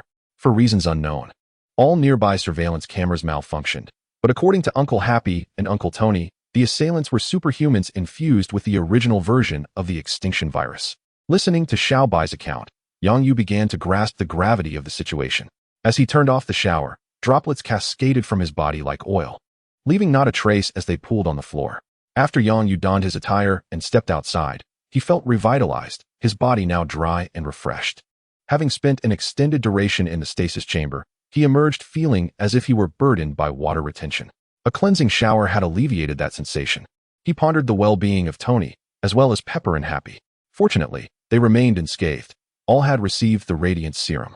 Although Uncle Happy had sustained considerable injuries, he valiantly defended against the adversary, holding his ground until Uncle Tony arrived to provide assistance. 3 enemies were neutralized, and 2 were taken captive. However, military personnel soon intervened, escorting the captives away. Yang Yu exhibited a look of perplexity, yet, recalling Tony's character, he found it unsurprising. While Tony may appear obstinate, he adhered to certain principles. For instance, when apprehending criminals, he would hand them over to the authorities, and upon receiving a congressional pamphlet, he would engage in verbal sparring with the elder statesman. Xiao Bai followed closely behind Yang Yu, continuing, moreover, today Uncle Tony inquired about intel on the despair virus. I consulted Brother Yuan, who indicated that he could share the information with Uncle Tony. Just moments ago, Uncle Tony departed with the Iron Legion to seek vengeance. Yang Yu formed a seal with his fingers, and the last of his avatars returned to his body. Recalling the events, he knew that after rescuing Pepper and Happy, Tony would have sought out Xiao Bai and the avatars without delay. The military's prompt arrival seemed suspicious, leading Tony to suspect ulterior motives. An avatar dispatched a team of ninjas to infiltrate Killian's company, implanting a virus on his office computer. From the base, Tony was able to access all data on Killian's computer, revealing that Killian had received support from the vice president long ago. Following the Battle of New York, he also garnered covert backing from certain high-ranking military officials. The complexity of the involved parties was evident. Yang Yu's avatar wished to accompany him. Yet Tony resolved to confront Killian alone. His reasoning was irrefutable, as he intended to have Pepper withdraw, desiring to engage in a duel befitting men. After assimilating the memories, Yang Yu recognized that Tony possessed the confidence to resolve the matter independently, which explained his decision to proceed alone. Thus, Yang Yu dismissed any concerns, reasoning that Tony's armor and the Iron Legion would surely be capable of dealing with Killian. They possessed the data on the despair virus and understood its combat capabilities thoroughly. Although it was not directly his affair, Yang Yu felt a lingering unease, prompting him to venture forth for reassurance. After leaving a few avatars behind, he, alongside Xiao Bai, soared on flying swords toward the site where Tony and Killian were to duel, a tanker emblazoned with the logo of Ruckus Enterprises, the Nox. Tony was engaged in a one-on-one confrontation with Killian, adorned not in the Mark 42 armor, but rather in the newly designated Avengers 1, a modification derived from the destroyer. The tide of battle favored Tony, as Killian's assaults failed to breach the defenses of the Avengers armor. This punch is for my dedicated employees. You have no idea how heartbroken Happy is. Tony seized Killian's flushed right hand and delivered a powerful blow to his nose. Those 12 deceased security guards were personally trained by Happy after he assumed the position of head of the security department. With a firm grip on Killian's right hand, Tony swung another fist towards his head. This strike is for Pepper. You frightened her yesterday, and as her partner, I must avenge her, having endured 2 heavy blows. Even with enhancements, Killian felt dazed and disoriented. He had underestimated the extent to which Stark's armor had advanced. Even with the second version of the extremist virus implanted, he was no match for Stark. If it weren't for the virus's terrifying regenerative capabilities, he would likely have perished by now. Gritting his teeth, Killian swung his left hand downward, striking with ferocity. A sharp pain shot through his right hand, prompting him to retreat hastily. He needed to escape, given more time. He believed the extremist virus could ultimately conquer Stark's iron shell. You have caused the deaths of so many. Do you think I will let you go? Tony, moving with heavy steps, advanced a couple of paces, bringing his hands together before his chest. A laser cannon fired, striking Killian squarely in the back. The laser pierced through Killian's body, allowing a view of the opposing hull through his back. Yet, despite such a severe penetrating wound, Killian remained alive. Tony was tempted to remark on how resilient he was, akin to a cockroach, but reconsidered, recalling his own predicament. The ship was not solely the site of Tony's confrontation. It was Killian's headquarters. Numerous extremist virus soldiers were engaged in battle with the Iron Legion, both sides sustaining injuries. The conflict was intense, with bursts of sparks erupting in the air and on the ground. In addition to the combatants, various hidden factions observed the skirmish, silently recording the events and transmitting footage back to their respective camps. At the Pentagon, the president, accompanied by a group of aides, watched the battle unfold on the ship. With his hands resting on the table, he appeared deep in thought. Although Tony Stark had forewarned him, sparing him from abduction, and had even captured the mastermind behind the plot against him, his own vice president, he felt a sense of unease. It was not merely envy for Stark's formidable firepower. It was something deeper. You see, your military's investment this time seems inadequate against Stark's armor technology. The president turned to the military personnel and addressed Ross, saying, Mr. President, a single battle does not suffice to draw conclusions. According to our experts, the cost of a single Iron Man suit starts at a minimum of $100 million. This does not even account for the patent fees of Tony Stark and the expenses related to the miniature arc reactor. Of course, Stark's technology remains unpatented, rendering these considerations mere fantasies. General Ross appears unperturbed by the prospect of his investment failing, even finding the time to jest with the president. However, his demeanor shifts as he gazes earnestly at the president. The technology of the extremist virus is within our grasp, cost-effective, and capable of mass production. Although there are some issues, if we can refine it adequately, it could present us with an unparalleled opportunity to dominate the globe. Chapter 66. Public Opinion Bias. Due to the vice president's concealment of this matter, the president remains uninformed. Nevertheless, as president, he possesses the discernment to recognize the value of the extremist virus. Thus, he delegates this responsibility to the general, urging him to ensure that Killian is not killed. Should General Ross succeed in this endeavor, his family would also reap the rewards. Indeed, Mr. President, Ross confidently accepts the command. With Banner now elusive, Ross must seize control of the extremist virus. Otherwise, his years of effort would be in vain. This is not solely his concern, but one that affects his family and party. Upon success, perhaps his position could ascend further. The onlookers refocus their attention on the battlefield. The Avengers' armor is formidable, so much so that even Tony cannot equip it with many additional weapons. A single punch sends Killian reeling. Yet he remains unable to deliver a decisive blow. The recovery abilities of the second version of the extremist virus are indeed impressive, nearly rivaling the effects of the extremist serum. Killian, aware of his inferiority, feigns bravado. Who do you think you are, a superhero? Spare me the jest, Stark. You are merely a wealthy individual. He fails to comprehend the sentiments of the populace. To him, being a superhero is a fleeting interest, and no one will express gratitude. Does he believe that donning the mantle of a superhero will absolve him in the eyes of those who perished due to his explosives? As Killian's taunts spill forth, he is brutally beaten into a near unrecognizable state. Yet, his recovery is swift, and as soon as he regains his composure, he resumes his mockery of Tony. Jarvis. Here I am, sir, responds Jarvis as Tony reflects on how increasingly attuned Jarvis has become to his needs.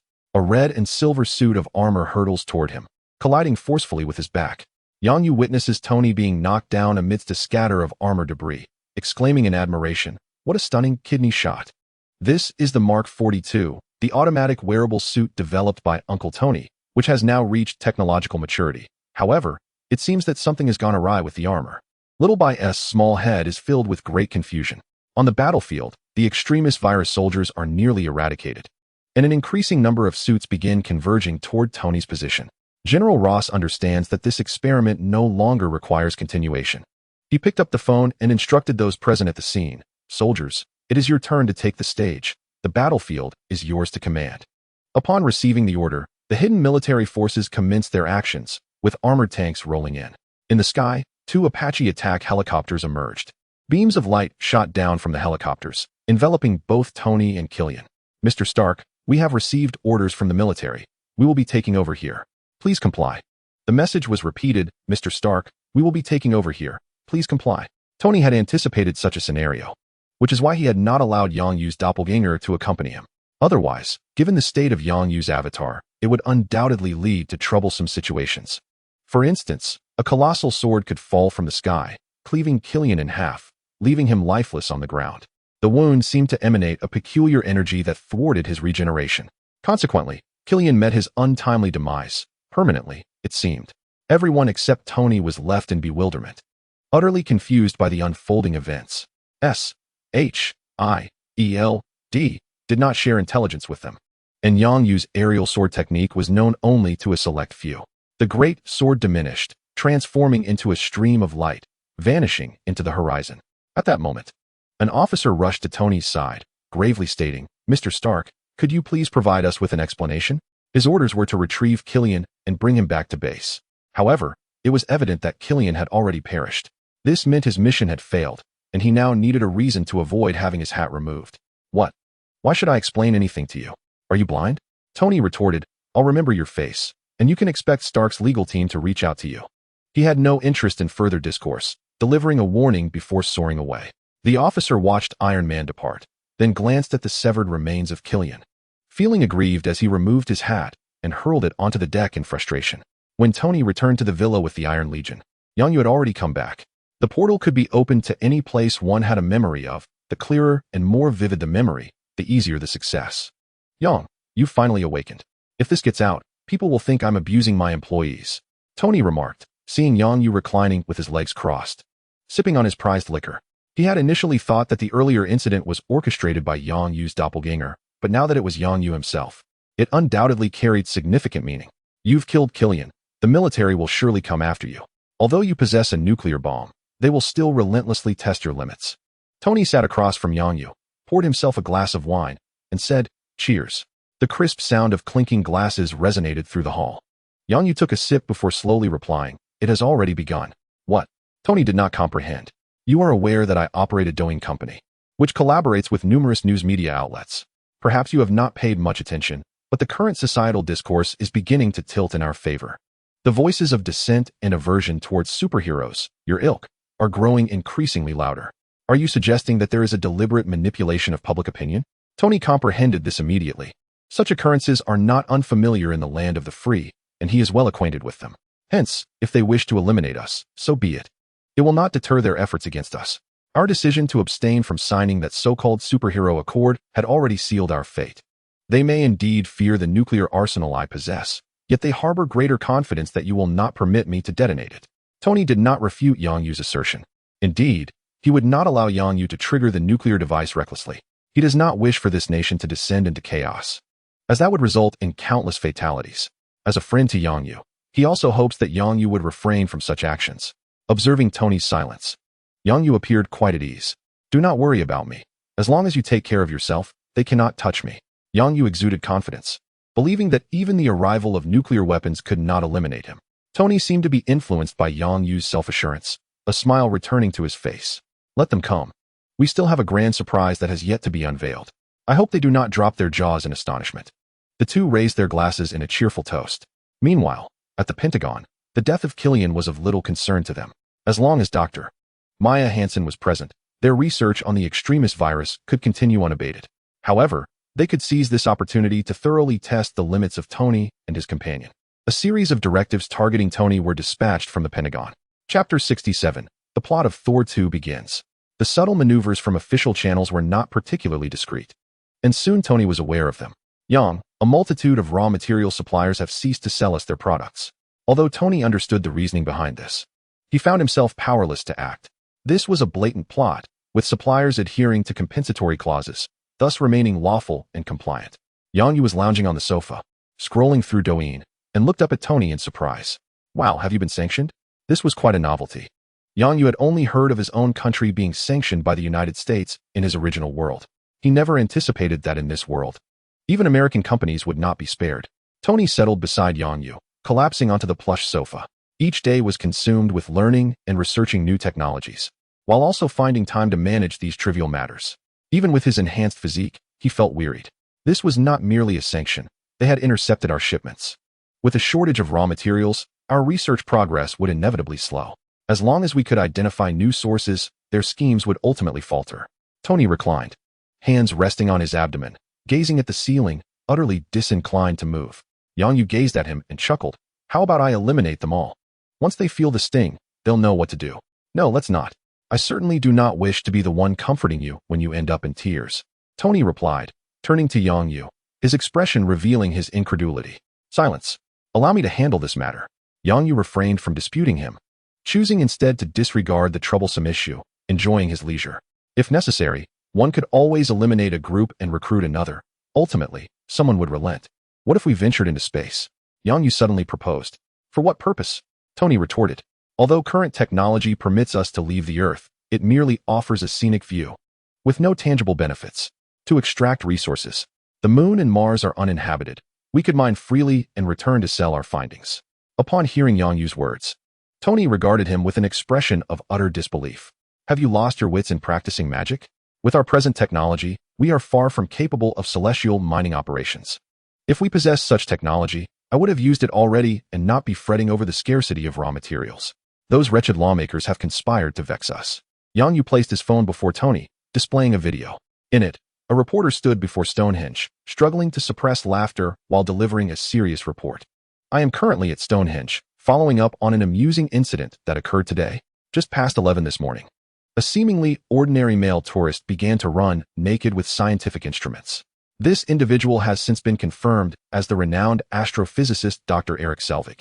As Tony watched the unedited footage on the phone, he felt a sharp sting in his eyes. He pushed Yang Yu's phone away, his face a portrait of disdain. Oh, dear God, I never imagined you would enjoy such things.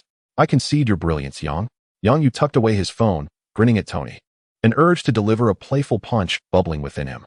If another traveler existed, he would undoubtedly grasp the significance of this video, the convergence of realms. The commencement of the Thor, the Dark World narrative, a means to access the 9 great worlds without interstellar travel. Yang Yu was particularly intrigued by the Dark Elves' cloaking technology for their ships and black hole grenades, stealth technology undetectable even by Asgard. Acquiring such technology would allow him to surf freely on Earth. Yang Yu pondered whether to invite Tony on this expedition. If he brought Tony along, what if they were transported to an inhospitable planet? Yet, if he ventured alone, how would he manage to transport any advanced technology he encountered back home? Yang, what are you contemplating? Tony, noticing the absence of Yang Yu's usual banter, turned to see him lost in thought. It's nothing. By the way, you should refrain from conducting any research in the coming days and be vigilant for any anomalies around you. Ultimately, I have decided not to bring Tony along, lest I find myself needing to rescue him later. What? Hey, Yang, are you concealing something from me? Of course, there are things I am keeping from you. You won't even share your bank card password with me. Yang Yu walked into the Dawn base, with Tony trailing behind, eager to uncover the truth. Bring me 2 bottles of Twilight Elixir, please. Yang Yu arrived at the contribution exchange, utilizing his points to procure 2 vials of the elixir. Although he could have taken them freely, he felt it necessary to adhere to proper decorum. Are you planning to give those to your girlfriend? Oh, I forgot. You don't have one. Yang Yu disregarded Tony's remarks and retreated to his chamber, with Tony following closely behind. As he scanned the room, it was evident that this was his first time entering Yang Yu's quarters. The space was filled with a plethora of books, haphazardly arranged, resembling more of a library than a personal room. Here, once you read this, you will understand. As Tony accepted the book from Yang Yu, he found himself instinctively reading the text aloud. A spectacle occurring once every 5,000 years, the convergence of the 9 realms. What is the convergence of the 9 realms? Tony pondered, perplexed, but when he looked up, Yang Yu had vanished, leaving the room eerily empty. The former miner has now transformed into Merlin, he mused. Tony considered his own Avenger's armor, which also served as a counter against magic. He was convinced that the mysteries of magic would soon be unveiled before him. Since Yang Yu had no intention of bringing him along, he resolved to conduct his own research. While rummaging through the room, Tony stumbled upon a freshly prepared hamburger and a heated cup of cocoa. He decided to remain in Yang Yu's chamber, engrossed in the peculiar notebook he had found. Upon emerging from the portal, he arrived at Kamar-Taj. Several apprentice sorcerers greeted Yang Yu with respectful bows. Master Yang Yu, has Master Hammer returned? Yang Yu inquired. Yes, he has returned and is at his residence. Knowing Hammer's whereabouts, Yang Yu made his way directly to his door. Glancing at the adjacent courtyard, he noted that it was now occupied, a place where he once resided. Master Hammer, this is Yang Yu. I have come to pay you a visit. Upon meeting Hammer, Yang Yu observed that his hair had grown even wider than before. What brings you here, young man? Setting aside other matters, Hammer was quite fond of Yang Yu. Appreciating their shared perspectives, Yang Yu smiled and presented a bottle of Twilight elixir to Hammer. This is an elixir developed by our company. It can restore your severed hand and extend your life by a century.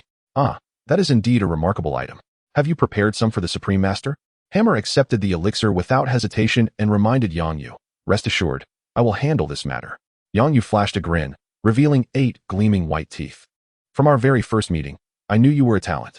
Hammer stroked his beard, jesting with Yang Yu, and lifted a bottle to blow into it directly. Chapter 68, The London Temple. Has technology advanced to such an astonishing degree?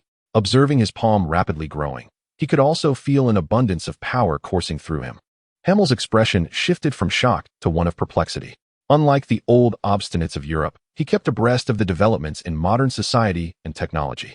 However, the potion Yang Yu had presented was beyond anything he had encountered. Not even some advanced extraterrestrial civilizations he had seen before possessed such a concoction. Earth's technology is commendable. Yet this potion is exclusive to my company. While there are similar products on the market, none match our perfection. On the 3rd day following Killian's demise, a member of the black market discovered the despair virus circulating in the underworld, priced exorbitantly at $10 million per vial, still in its first version, administered via injection. As Yang Yu knew, the production cost of the first version of the despair virus was merely a few $1,000s. Perhaps I could also dip my toes into this lucrative business. It is nothing short of a windfall, since the Twilight Potion does not grant youth like the longevity elixir. Hammer remained unchanged, the old man now appearing rather exuberant. Ha ha ha, are you off to find the Supreme Mage? Yes, I brought 2 vials of potion. Come, let us go. Hammer strode forward briskly, leading Yang Yu quickly towards the temple. The mages along the way had no time to greet them. Hey, isn't that Mage Hammer? Has he always walked like this? Absolutely not. He used to walk with such poise, akin to those old mages. Akin to the old mages? Are you serious? Observing the 2 retreating figures, 2 passing mages whispered to one another. Yang Yu once again encountered Master Gu Yi and presented the Twilight Potion. However, Master Gu Yi declined. This is of no use to me. You should keep it for others. Yang Yu did not inquire further, but simply reclaimed the potion. Hammer stepped forward, addressing Supreme Mage. Please allow me to re-enter the dimensional battlefield. Both Yang Yu and Gu Yi looked at Hammer in confusion. Mage Hammer, you have only just returned. You should rest. Gu Yi stated earnestly.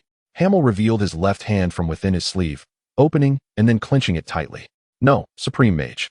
I feel invigorated and wish to engage in a contest of strength with the great horned demon.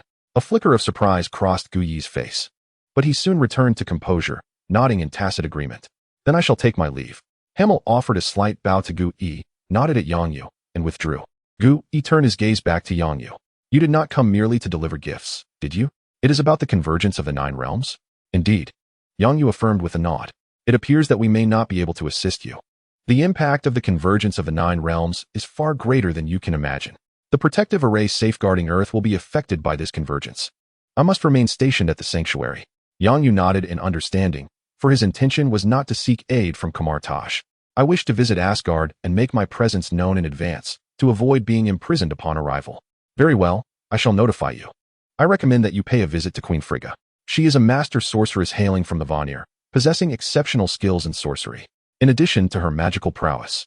Her kin holds unique insights into the weather and the nurturing of all living things. She possesses a vast collection of tomes, likely including those on the magics of Alfheim. The elves are the favored children of nature, excelling particularly in plant magic. You may seek her counsel. She is a gentle soul and should not refuse you access to her collection. This could prove invaluable for your botanical magics. Ancient One was already aware of Yang Yu's quest for plant magic, which he demonstrated with remarkable skill during the Battle of New York. Thus, Ancient One assumed Yang Yu had a penchant for botanical or life-related magics. Thank you, Master Ancient One. I shall indeed visit Queen Frigga. Yang Yu nodded in agreement, contemplating the prospect of meeting the Queen. After bidding farewell to Ancient One, he traversed through the teleportation portal of the sanctuary, arriving at the London sanctuary. After conversing briefly with the guardian sorcerers, Yang Yu stepped onto the bustling streets. He retrieved his phone, capturing an image of the sanctuary, and eagerly glanced at the screen. Successful check-in, London Sanctuary, prize magical castle, a castle that has become sentient. Sigh. Upon seeing the ornate design reminiscent of European castles, Yang Yu let out a breath of disappointment. Once again, it was something of no use to him. The rewards for check-ins were predominantly related to the location and events or local culture. Not every check-in yielded the useful items Yang Yu hoped for. For instance, his previous check-in at the Jinbing building granted him a gangster's journal, notes penned by infamous mob leaders, and another at the blind agency resulted in Eye of Judgment. A glance reveals guilt or innocence. These items held little value for Yang Yu. He did not require instruction in the underworld. The question of guilt was of no significance. Sealing his phone back within his chest, he ambled aimlessly across the damp ground. Xiaobai, locate someone by the name of Daisy Lewis for me. She specializes in astronomy, her mentor being Jane Foster. Yang Yu's headphones flickered twice, and a virtual map projection materialized before him. Confirming the location, his destination was an abandoned cement factory. Suddenly, a tingling sensation coursed through the passers-by, their hair standing on end. Some individuals became flushed with embarrassment, letting out a groan that captured the attention of passers-by. Suddenly, a bolt of lightning struck the ground, and Yang Yu emerged from within, confronting a row of upright shipping containers. Upon entering the factory, he noticed a concrete mixer gracefully levitating in one of the workshops. Then, he heard two voices calling for Jian. One of the voices felt familiar, and memories of that fateful night flooded back to him. Daisy and her in turn were frantically searching for Jian, who had mysteriously vanished. Hey, a sudden voice startled her from behind, causing her to jump. She spun around, and an overwhelming sense of joy surged within her. Yang, how did you end up here? Wait, why haven't you contacted me? I couldn't reach you by phone.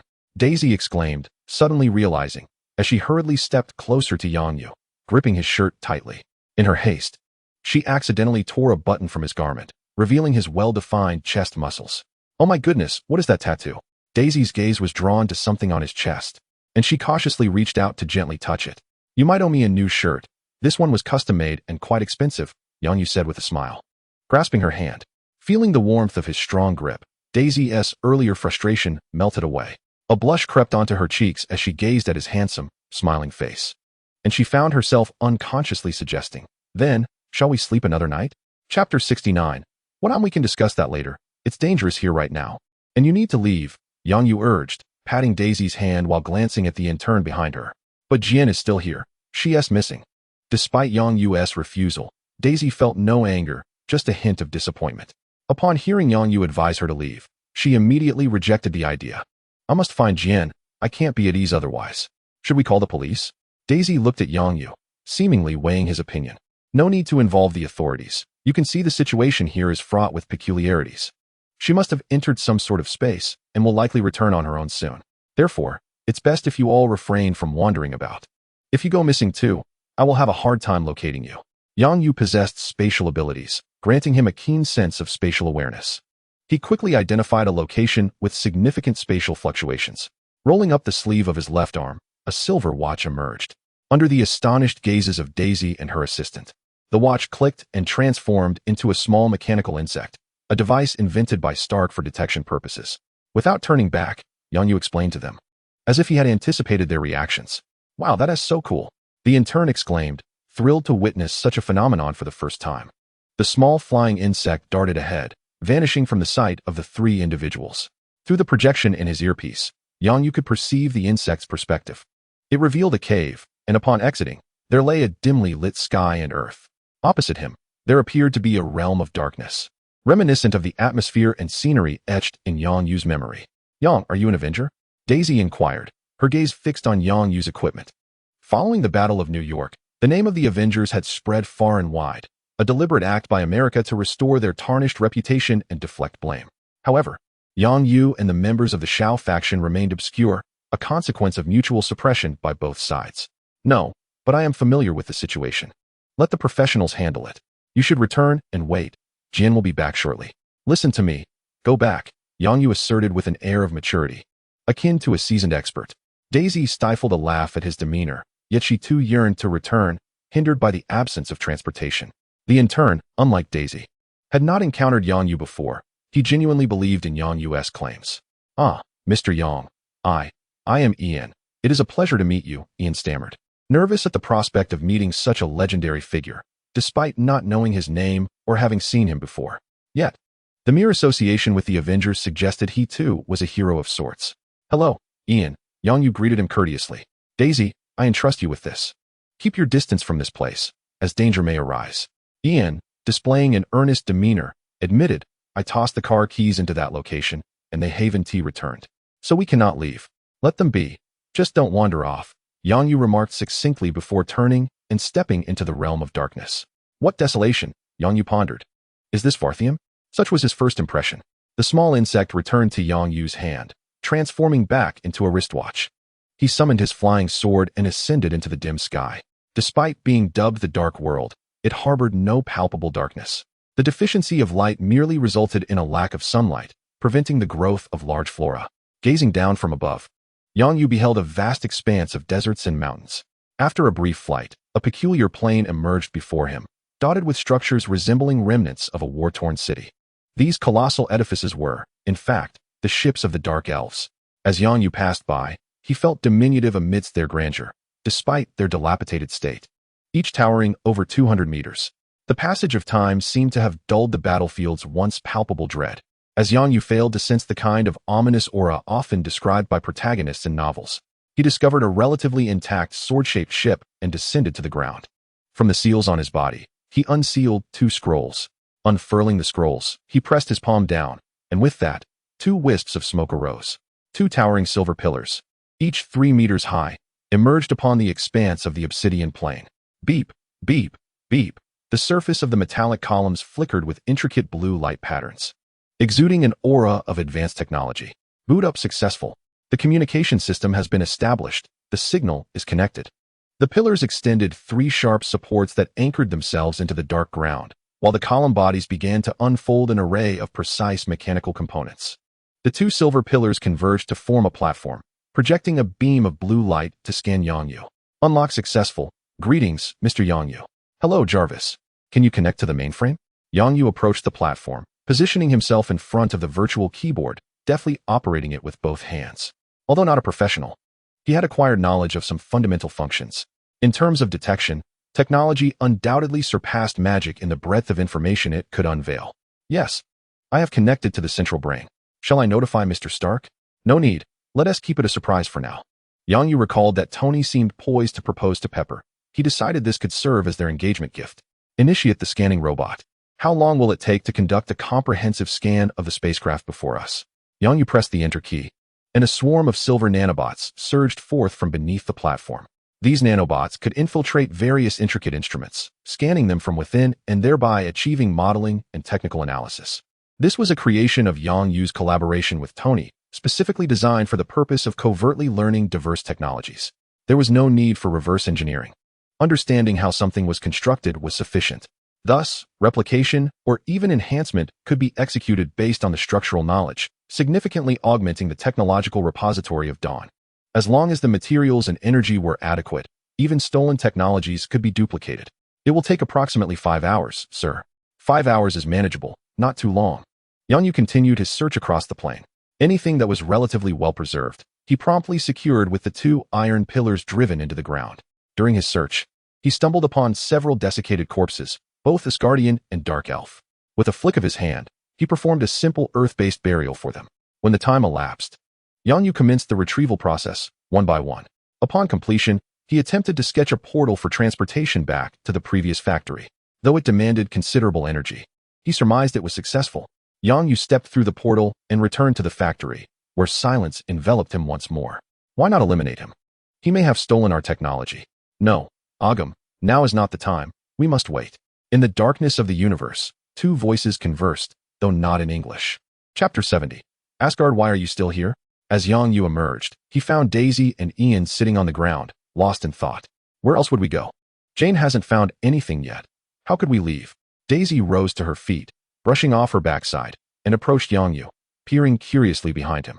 The space was utterly vacant, devoid of any presence. What lies beyond the entrance? Daisy inquired with intrigue. A different realm.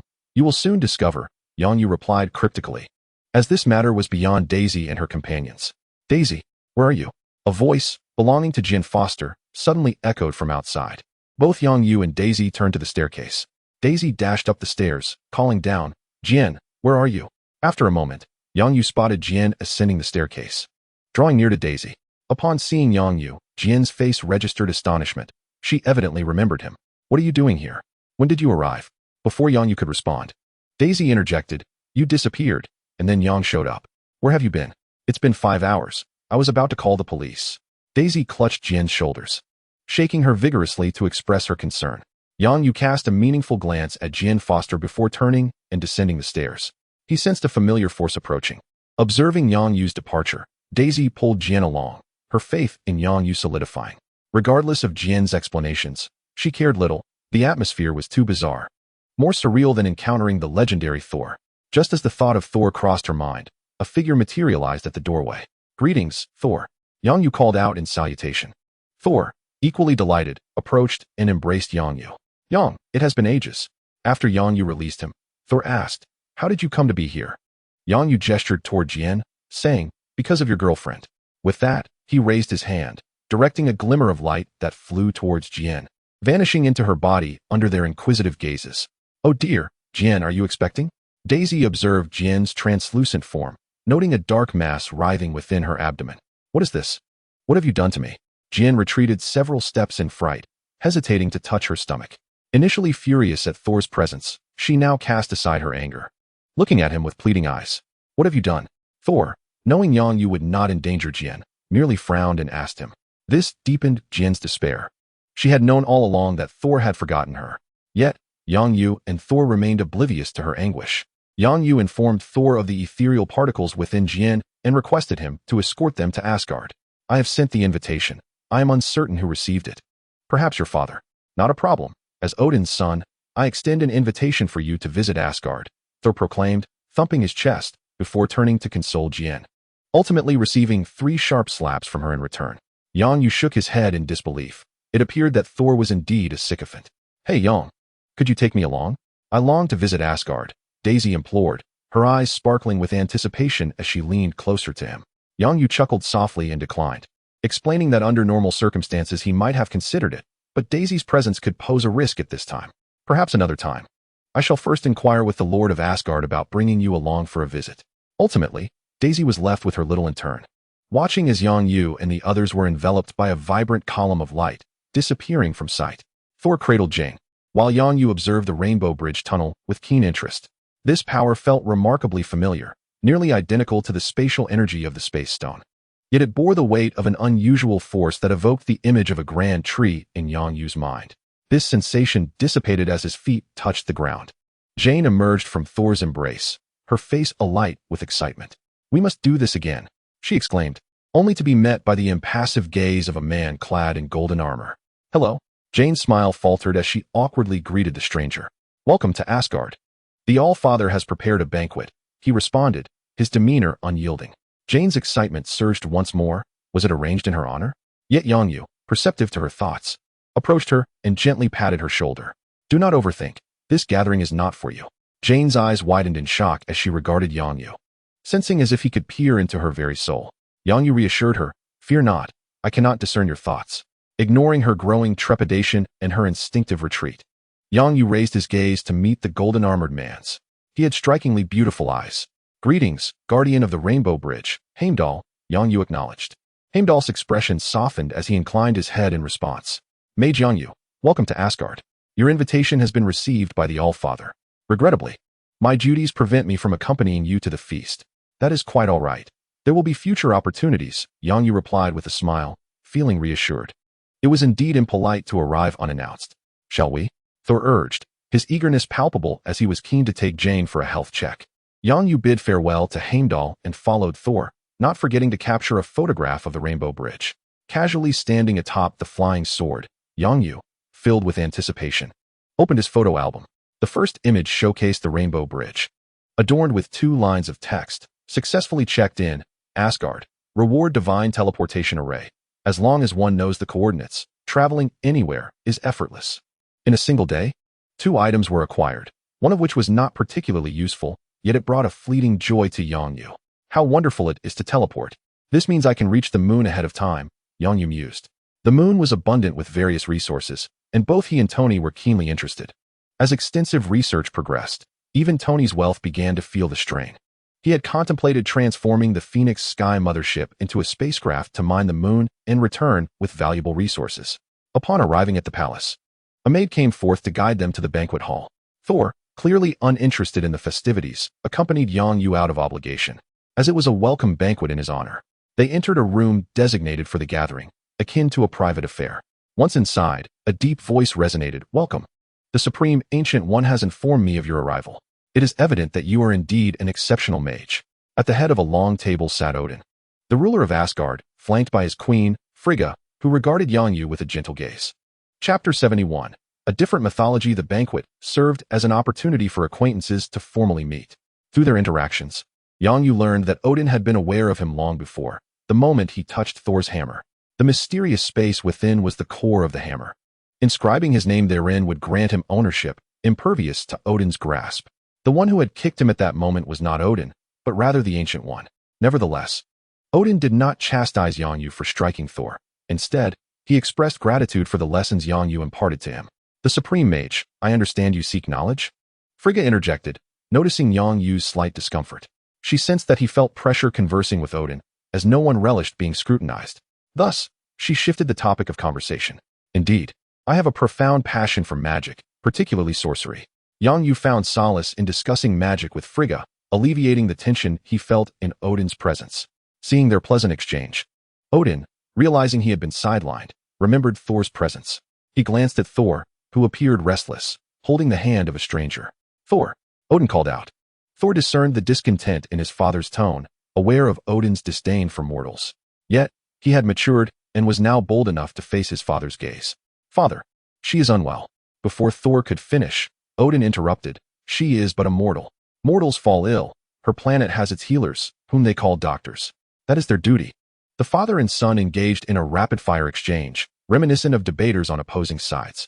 "She possesses ether particles," Yang Yu interjected suddenly, causing an instant silence to envelop the room. "What did you say?" Odin furrowed his brow and turned to him. Yang Yu pointed at Jian, and a beam of fluorescence shot out.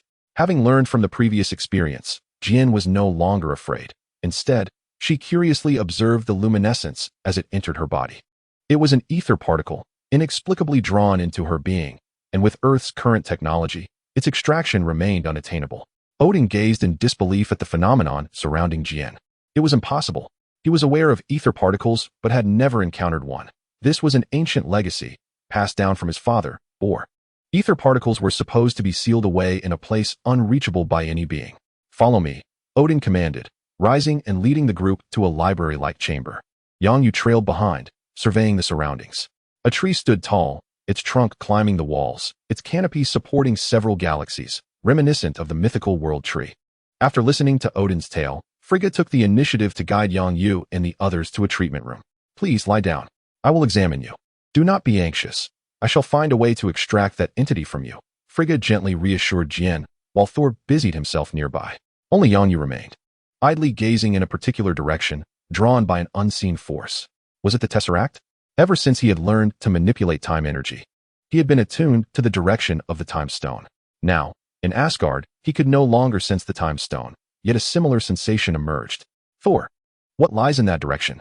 Upon hearing Yang Yu's inquiry, Thor approached and glanced where Yang Yu indicated. "That is Valhalla, the realm that houses the souls of heroes. Only those who perish on the battlefield may enter. However, that is merely a structure. The true Valhalla does not reside there." Yang Yu was indifferent to Valhalla. He had no intention of visiting it in death. "What about underground? I believe I can sense the Tesseract there." Thor was taken aback, uncertain as he asked. "You can sense the Tesseract? Is that strange? Aren't there many things capable of detecting the Tesseract?" Yang Yu was puzzled by Thor's astonishment. In the films he had watched, every villain seemed to possess the means to locate the Infinity Stones. No, you have completely misunderstood," Thor waved his hand. He lamented how lacking in knowledge his friend was. How could he not grasp such a fundamental concept? "This is the Infinity Stone. Do you know what an Infinity Stone is?" "I do," Yang Yu replied, frowning as he nodded.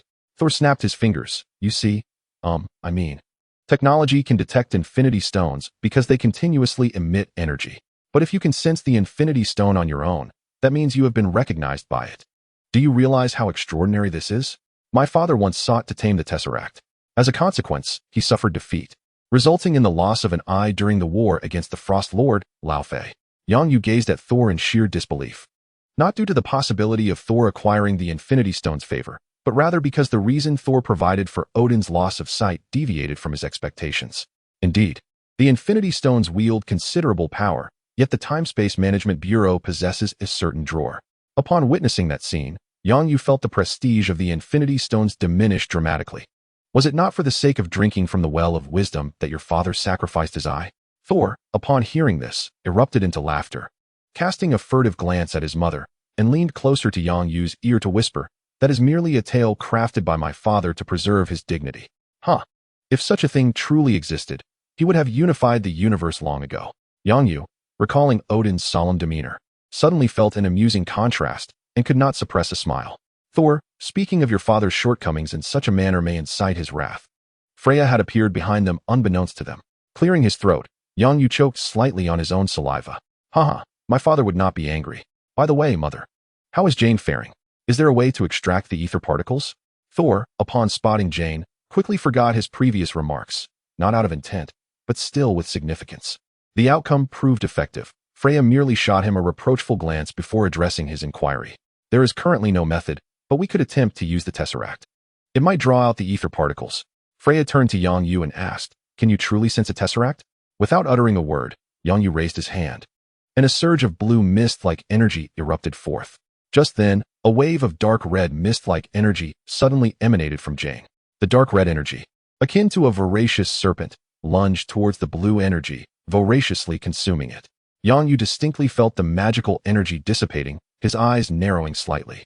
With his other hand, white magical energy surged forth, his palm forming a blade that struck fiercely at the dark red energy. Simultaneously, he transformed the spatial magic back into primal magic, commanding the primal magic to counterattack, causing the severed dark red energy to recoil. Chapter 72. I am quite powerful. Jane fainted, and both Thor and Freya hastily crouched down to assess her condition. Yang Yu stood there, sensing an additional energy within his body. After a moment's contemplation, he chose to conceal it quietly and approached to inquire, "How is Jane?" "She is fine, merely unconscious. A brief slumber will suffice." Freya instructed others to assist Jane to rest, then turned her gaze toward Yang Yu, surveying him thoroughly. The Supreme Mage was not mistaken. One day you will surpass her. Thank you for the compliment. Yang Yu's poised demeanor further solidified Freya's conviction in his extraordinary potential. She turned her head to glance at Thor, who was eagerly scampering outside, and sighed quietly. Her eldest daughter, second son, third son, and that old rascal Odin, none of them brought her any peace of mind. Frigg was suddenly reminded of Odin's prophecy regarding Ragnarok, and her heart tightened involuntarily. Turning back, she gazed at Yang Yu for a moment. Yang Yu, puzzled, touched his cheek, wondering if something was amiss with his appearance. Yang Yu, you are Thor's friend. I kindly ask you to watch over him in the future, she implored, her voice tinged with a mother's earnest request. Suddenly gripping Yang Yu's hands, tears glistened in her eyes, yet she maintained a smile. Yang Yu opened his mouth, at a loss for words. He considered himself impervious to persuasion, unaffected by soft or hard approaches. However, Frigg's plea as a mother struck a chord within him, making it difficult to refuse. He too had parents, and since arriving in the Marvel Universe, he had concealed his yearning for them. In each slumber, he met them in dreams, reliving the memories of their shared lifetime and again. He had read many novels where protagonists found it exceedingly difficult to return from other worlds. To do so, they needed to cultivate their strength to the utmost, breaking the barriers of existence. Could the barriers of the Marvel Universe be shattered? Yang Yu believed they could. What of the sacred timeline and the multiverse? One day, he would dismantle all of these and ascend with his family, taking Earth along with him. I will, my lady, Yang Yu replied. Frigg felt a surge of joy. At her level of understanding, she could subtly sense the threads of fate. Just as Odin foresaw Ragnarok, she too could vaguely perceive her own demise. Fate was immutable, a rule of the cosmos. She could only seek a seemingly reliable future and entrust him with the care of her wayward son. Call me Frigg, or teacher. It feels more intimate that way. Frigg held on to Yang Yu's hand, making it difficult for him to pull away. Yang Yu smiled and said, very well. I shall call you teacher, as I have come here to seek knowledge. This forged a bond between him and Asgard, and should he require Odin's assistance in the future, he hoped Odin would not refuse. Frigg was quite pleased with her newly recognized student and decided to bestow upon him a gift as a token of their meeting. Yang Yu, since you can sense the tesseract, it signifies its approval of you. I shall request King Odin to grant it to you. Moreover, I will bestow upon you the privilege of freely entering the royal library. Yang Yu was momentarily taken aback by this grand gesture, then smiled and expressed his gratitude to Frigg. He had no intention of feigning modesty. After all, it was said that one should not refuse gifts from elders. The next day, as Yang Yu opened the door, he was greeted by a squad of guards holding a tray at the threshold. The tray was covered with a red cloth, and its shape unmistakably suggested it contained the tesseract. How long have you been standing there? Yang Yu lacks the habit of constantly sensing his surroundings. The Marvel Universe is not as fraught with peril as the realms of fantasy and cultivation. Upon our arrival at Master Yang Yu, we present to you what His Majesty has entrusted us with. The guards summoned a tray, hesitating to touch the object, fearing it might explode from the energy contained within. Very well, I have received the item. You have all worked hard. Yang Yu then unveiled the cosmic cube wrapped in crimson cloth, tossing it lightly in his hands. The guards, observing with skepticism, questioned their previous notions, for their deity had not spoken thus before. Pardon the interruption, we shall take our leave. The captain of the guards, shaking off his wandering thoughts, signaled for his team to regroup and march off in an orderly fashion. After experimenting a few times, Yang Yu discovered that he could indeed control the cosmic cube and set off to find Frigga. Upon seeing Yang Yu approach with the cosmic cube, Frigga meticulously examined it and confirmed that the cube had indeed acknowledged Yang Yu. Few have truly gained the recognition of the Infinity Stones. Frigga was delighted, as this validated her judgment. Come, let us seek out Jane. With the cosmic cube, I know how to extract the ether particles. Thus, Yang Yu accompanied Frigga, who seemed to possess an innate tracking ability for her son, guiding him effortlessly along their path. They successfully interrupted Thor's rendezvous with Jane, and Yang Yu noticed a subtle smirk on Frigga's lips. It appeared she was feeling a bit mischievous, and Yang Yu trusted his instincts in this regard. As Frigga engaged Jane in conversation, Yang Yu toyed with the cosmic cube, casting his gaze toward the Bifrost. He recalled the film where Frigga was so easily slain, feeling a profound sense of regret and disbelief. This time, he resolved to save her and see if that Minotaur had the capability to eliminate her in his presence. Suddenly, a commotion erupted in the distance, with guards rushing toward the source of the disturbance, alarms blaring. Loki. Thor immediately thought of his younger sister, exchanging a quick word with Yang Yu and then soaring off. Frigga grasped one of Yang Yu's hands, pulling him along, leaving him no choice but to follow without resistance. Yang Yu, what is your strength? Frigga inquired suddenly, glancing back. Seizing the opportunity, Yang Yu playfully replied, I have no problem taking on Thor. Good. Then I shall rest easy, Frigga chuckled, continuing on their way. Along the journey, they encountered Odin, who and Frigga exchanged playful banter, much to Yang Yu's amusement. However, while Odin appeared relaxed, Frigga's smile seemed somewhat strained. As Odin prepared to depart, Yang Yu cautioned, there are infiltrators among us, and they are quite formidable. That was all he said. To elaborate further might be bothersome, especially to a king. I understand, Odin replied. Unexpectedly, Odin was rather affable. After nodding at Yang Yu, he departed with his guards. Let's go. Listen carefully and follow my instructions without question. This admonition was directed at Jane, while Yang Yu, possessing the cosmic cube, elicited no concern from Frigga. Upon arriving at Frigga's chamber, she concealed Jane in a hidden room within. Yang Yu, you should also enter. She approached to pull Yang Yu inside, but he deftly evaded her grasp. With a smile, he looked at her with unwavering resolve and declared, I am quite capable. Have no worries. Tossing the cosmic cube in his hand, he added, if I cannot win, I shall simply use the cube to strike his face. Chapter 73. The wealthy woman Frigga conjured an illusion of Jane, which bore an uncanny resemblance to the real person. Yang Yu remained vigilant, observing the situation outside the window, when suddenly the protective barrier vanished. The events of the film were unfolding, and the one known as Malekith was approaching swiftly. Teacher, why don't you go keep Jane company? I can manage here, Yang Yu suggested as he returned to confer with Frigga, who shook her head in response. Drawing her sword, her demeanor shifted to one of fierce determination.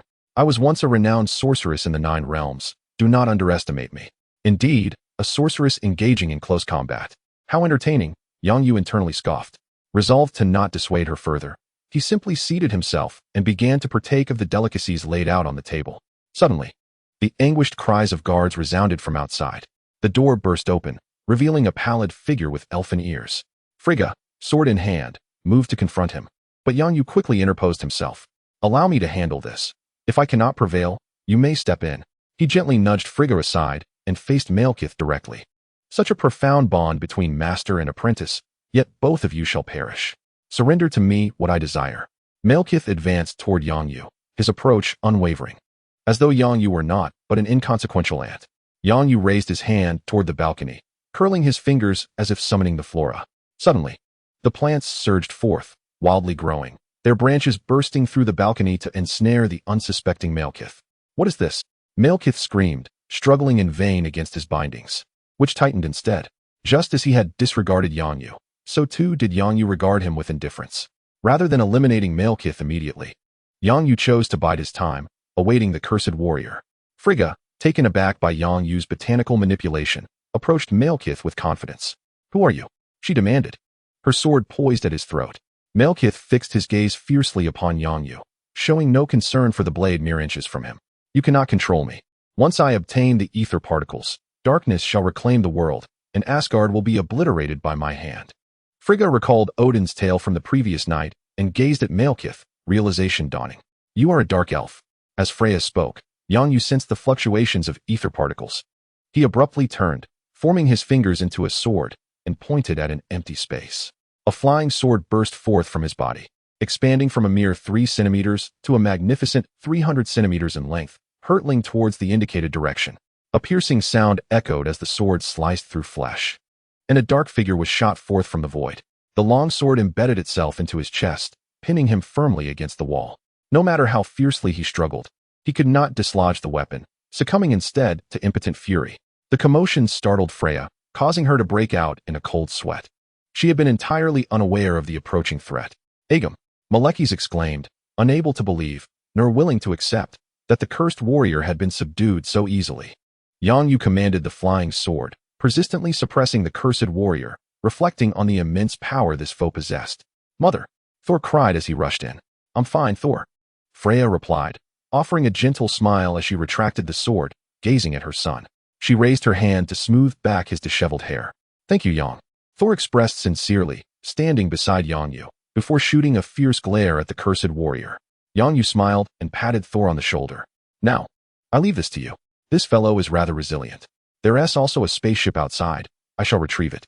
With that, Yang Yu turned toward the balcony and soared into the air. A twisted branch grew, taking the form of Yang Yu, who continued to manipulate the trees to ensnare Malekith. Thor wielded Mjolnir, striking the cursed warrior with ferocity, yet the foe would not succumb. It was only when Odin entered, brandishing the eternal spear Gungnir, that the cursed warrior met his demise with a single thrust. However, Yang Yu found himself perplexed as he approached the massive spaceship. How to enter and control the entire vessel without compromising its integrity. Unable to deduce a solution, Yang Yu decided to breach the underside. Akin to a passage depicted in films, he forcibly created a hole and entered, flying along the corridor, dispatching dark elves with a swift movement. Eventually, Yang Yu arrived at what resembled a cockpit, seizing a dark elf who was likely the pilot. Let me see how to operate this contraption. Dark mist surged into the dark elf's mind, invading his psyche and eliciting anguished wails. With his eyes closed, Yang Yu sought the knowledge he desired, digesting the information before exerting his strength. Crack! The sound of shattering bones resonated, and the dark elf's tortured existence came to a close. It turned out that the dark elf's ship utilized dark energy, a remarkable revelation. Yang Yu recalled what Tony had mentioned. Humanity had only discerned 5% of the universe's material, leaving a staggering 95% unexplored. Dark energy constituted a substantial 68% of the cosmos, not named for its darkness, but rather for the mystery surrounding its nature. In the memories of the dark elves, the dark energy of the spaceship is derived from the ether energy provided by ether particles. This ether energy is fundamentally consistent with the dark energy detected in their technology. The vessel harbors nearly their last remnants of dark energy. Should their leader fail to successfully reclaim the ether particles, the ship will not remain operational for long, as it lacks the apparatus to collect dark energy.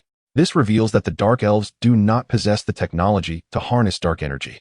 However, this is precisely why Yang Yu boasted about his prowess, asserting that with merely ether particles, one could evolve into a cosmic civilization. It is imperative for Yang Yu to obtain these ether particles to leap directly into interstellar civilization. Moreover, when combined with Tony's intellect, it is conceivable that they might indeed develop the technology to harness dark energy. At that juncture, they could bypass the nuclear energy phase entirely and advance into the dark energy era. The universe is replete with dark energy. which is undoubtedly more advanced and suitable for cosmic navigation than nuclear energy. Yang Yu docked the spaceship and returned directly to the palace, seeking out Frigga. Teacher, I wish to acquire ether particles, Yang Yu declared without pretense. Frigga, unfazed, inquired with curiosity, what do you need ether particles for? That substance is perilous. And you already possess the tesseract. Having both infinite gems together poses a great risk. Teacher, ether particles can be utilized to create dark energy, which would greatly benefit the development of our planet, Yang Yu explained, gesturing towards the ship outside. Moreover, that vessel operates on dark energy. Without it, it cannot fly. Frigga turned her gaze towards the dark elf's ship, frowning slightly. It's quite unsightly. If you desire a ship, I can provide you with one. Yang Yu clicked his tongue, inwardly exclaiming, a wealthy lady. As for the ownership of the ether particles, Frigga could not make unilateral decisions. This matter required Odin's counsel. Numerous formidable forces in the universe were also eyeing the infinite gems. You already possess the tesseract. If you were to acquire an ether particle, can you truly safeguard it? Young man, do not be entrapped by greed. Odin's intent was clear, indicating his disapproval of relinquishing the ether particles to Yang Yu. Earth lacks the capacity to engage in warfare with interstellar powers, and Asgard has an accord with the Supreme Sorcerer. Asgard cannot interfere with Earth's development, nor can they deploy armies to Earth. Frigga regarded Yang Yu with a look of concern, elucidating Odin's stance. Yang Yu was indifferent to being labeled as greedy. After all, greed is one of humanity's inherent traits, and he would not deny it. Yet, he would harness his greater greed to govern his lesser desires. I never claimed to wish for two infinite gems. Between the tesseract and the ether particle, I lean more towards the ether particle. Yang Yu produced the tesseract. Gazing resolutely at Odin, I wish to exchange the tesseract with you for the ether particle, and I hope you will acquiesce. Odin regarded Yang Yu with his remaining eye, refraining from giving an immediate response. The cosmic cube indeed held greater value for Asgard than the ether particles. Asgard had devoted millennia to the study of the cosmic cube, deriving various technologies from it, such as the Rainbow Bridge. It was initially out of respect for Frigga's request and the esteem of the Ancient One, along with the fact that there was little left to extract from the cosmic cube, that he chose to bestow it upon Yang Yu. He held no regrets, but was apprehensive that his foolish son might once again destroy the Rainbow Bridge, thereby necessitating a loan of the cosmic cube from Yang Yu and incurring a debt of gratitude. Observing Odin's hesitation, Frigga interjected. The extraction of the ether particles from Jane required the assistance of Master Yang Yu, as only he could wield the cosmic cube to retrieve them. Once extracted, the ether particles would seek a new host. I believe that since Master Yang Yu has earned the cosmic cube's recognition, he will also gain the favor of the ether particles. Odin withdrew his gaze and grasped Frigga's hand, stating, very well, I acquiesce to your request. However, Frigga promptly released his hand, smiling as she beckoned Yang Yu and Jane. Follow me, time is of the essence, and we cannot allow the ether particles to linger within Jane for too long. Frigga led Yang Yu and Jane away, with Thor naturally trailing behind. The room was left with only Odin and a few guards, along with the bound Malekith. The procedure for extracting the ether particles was relatively straightforward, involving the utilization of the cosmic cube's energy to attract the ether particles, subsequently transferring them into a container or another host. Are you prepared? Frigga manipulated the soul forge, allowing her to discern the location of the ether particles within Jane's body. I'm ready. Can we commence? Yang Yu levitated the cosmic cube, observing the ether particles on the projection. Let us begin, but take it slowly. I fear that too vigorous an approach might harm Jane's body. Frigga gestured for the surrounding maidens to step back, granting Yang Yu space. Yang Yu pressed his hand against the cube and pushed with force, yet the cube remained stationary. A slender blue line emerged from the opposite side of the cube, as if being drawn forth, gently drifting towards Jane, swaying freely upon her body. The projection from the soul forge revealed the ether particles resembling a serpent. After testing twice, it suddenly latched onto the hook, climbing along the line. Do not let it touch the cosmic cube. The collision of the two infinity stones would unleash a tremendous surge of energy, Frigga reminded Yang Yu while commencing her incantations. Yang Yu remained silent, wholly focused on the serpent. As it approached, he swiftly grasped its head, a small portion of his inner power subtly transforming into a dark red magic akin to that of the ether particles. The ethereal particles, as if having found their place, unhesitatingly severed their ties with Jian and embraced Yang Yu's left hand. An influx of ethereal particles surged into his body, causing Yang Yu to furrow his brow. The particles appeared to be either devouring or assimilating his magical power at an alarming pace. Why could the ethereal particles not be controlled by him, as the cosmic cube could? Was the transmutation of primordial energy into the power of the infinity stones not the sole criterion for gaining their recognition? Was there some underlying issue? Freya noticed Yang Yu's peculiar state. It was her first encounter with such an occurrence, and she expressed her concern. Yang Yu responded with a smile, assuring her, "It is nothing but unconscious energy. I require a tranquil space to provide it with a proper dwelling, lest it wander aimlessly within me." Freya promptly instructed everyone to leave, even carrying the still unconscious Jian outside. "You, out. What can a brute like you do?" she retorted to Thor, who was about to interject. Without granting him the opportunity, she pushed him out and secured the door, summoning guards to maintain vigilance. Once the ethereal particles had assimilated the meager dark red energy within Yang Yu, they began to dart about his body. Crimson fissures emerged upon his skin, accompanied by excruciating pain. Enduring the torment, Yang Yu focused on observing the flow of the ethereal particles. He discovered that his primordial energy remained unassimilated. The particles could not even approach his meridians. The primordial energy acted as a formidable wall, steadfastly barring the ethereal particles from penetrating beyond the surface of his body. After several attempts, the ethereal particles relinquished their efforts and began to retreat towards the cosmic cube. The cosmic cube rested beside Yang Yu's right hand, and the ethereal particles seemed intent on escaping his body. Yang Yu took notice and summoned his primordial energy to confine the particles within his right hand. Instinctively, the ethereal particles resisted, sending turbulent energy waves emanating from his hand. Yang Yu perceived the skin on his right hand stretching and tearing, revealing the stark whiteness of his radius. Fortunately, he had preemptively severed the pain receptors in that hand, allowing him to remain composed for the subsequent actions. With his left hand grasping the cosmic cube, he channeled its energy to envelop his right hand, soothing the ethereal particles as one would feed fish. The particles ceased their chaotic movements and coalesced. Yang Yu began to manipulate energy, primarily utilizing primordial energy, supplemented by spatial energy, to seal his right hand. Unlike previous experiences within the conscious space, this time he endeavored to carve out a new realm within his right arm. He filled it with spatial energy, employing primordial energy as a barrier. He utilized all the sealing techniques he had mastered, including both white and black magic seals. In the process of sealing, he left a small aperture for himself, ensuring he could maintain control. Raising his right hand, he observed the intricate patterns of white, red, blue, and black that adorned it, celebrating his newly acquired tattoo sleeve. Chapter 75, A Formidable Foe. "Are you all right?" Freya inquired, stepping forward with concern as Yang Yu emerged. "I'm fine, teacher," he replied. Noticing Yang Yu's vibrant tattoo, Freya refrained from asking further questions and simply draped a long-sleeved jacket over him, engaging in casual conversation. "That's good to hear. The king has summoned a group of dwarves to repair the palace, and I have arranged for some skilled dwarven craftsmen to tend to your spaceship as well. It's rather unsightly, so feel free to communicate any ideas you might have." Yang Yu's interest piqued. "That would be splendid. I do have some thoughts to share. By the way, what shall we do about Malekith? He is imprisoned in the dungeon, and barring any unforeseen circumstances, he shall remain there indefinitely."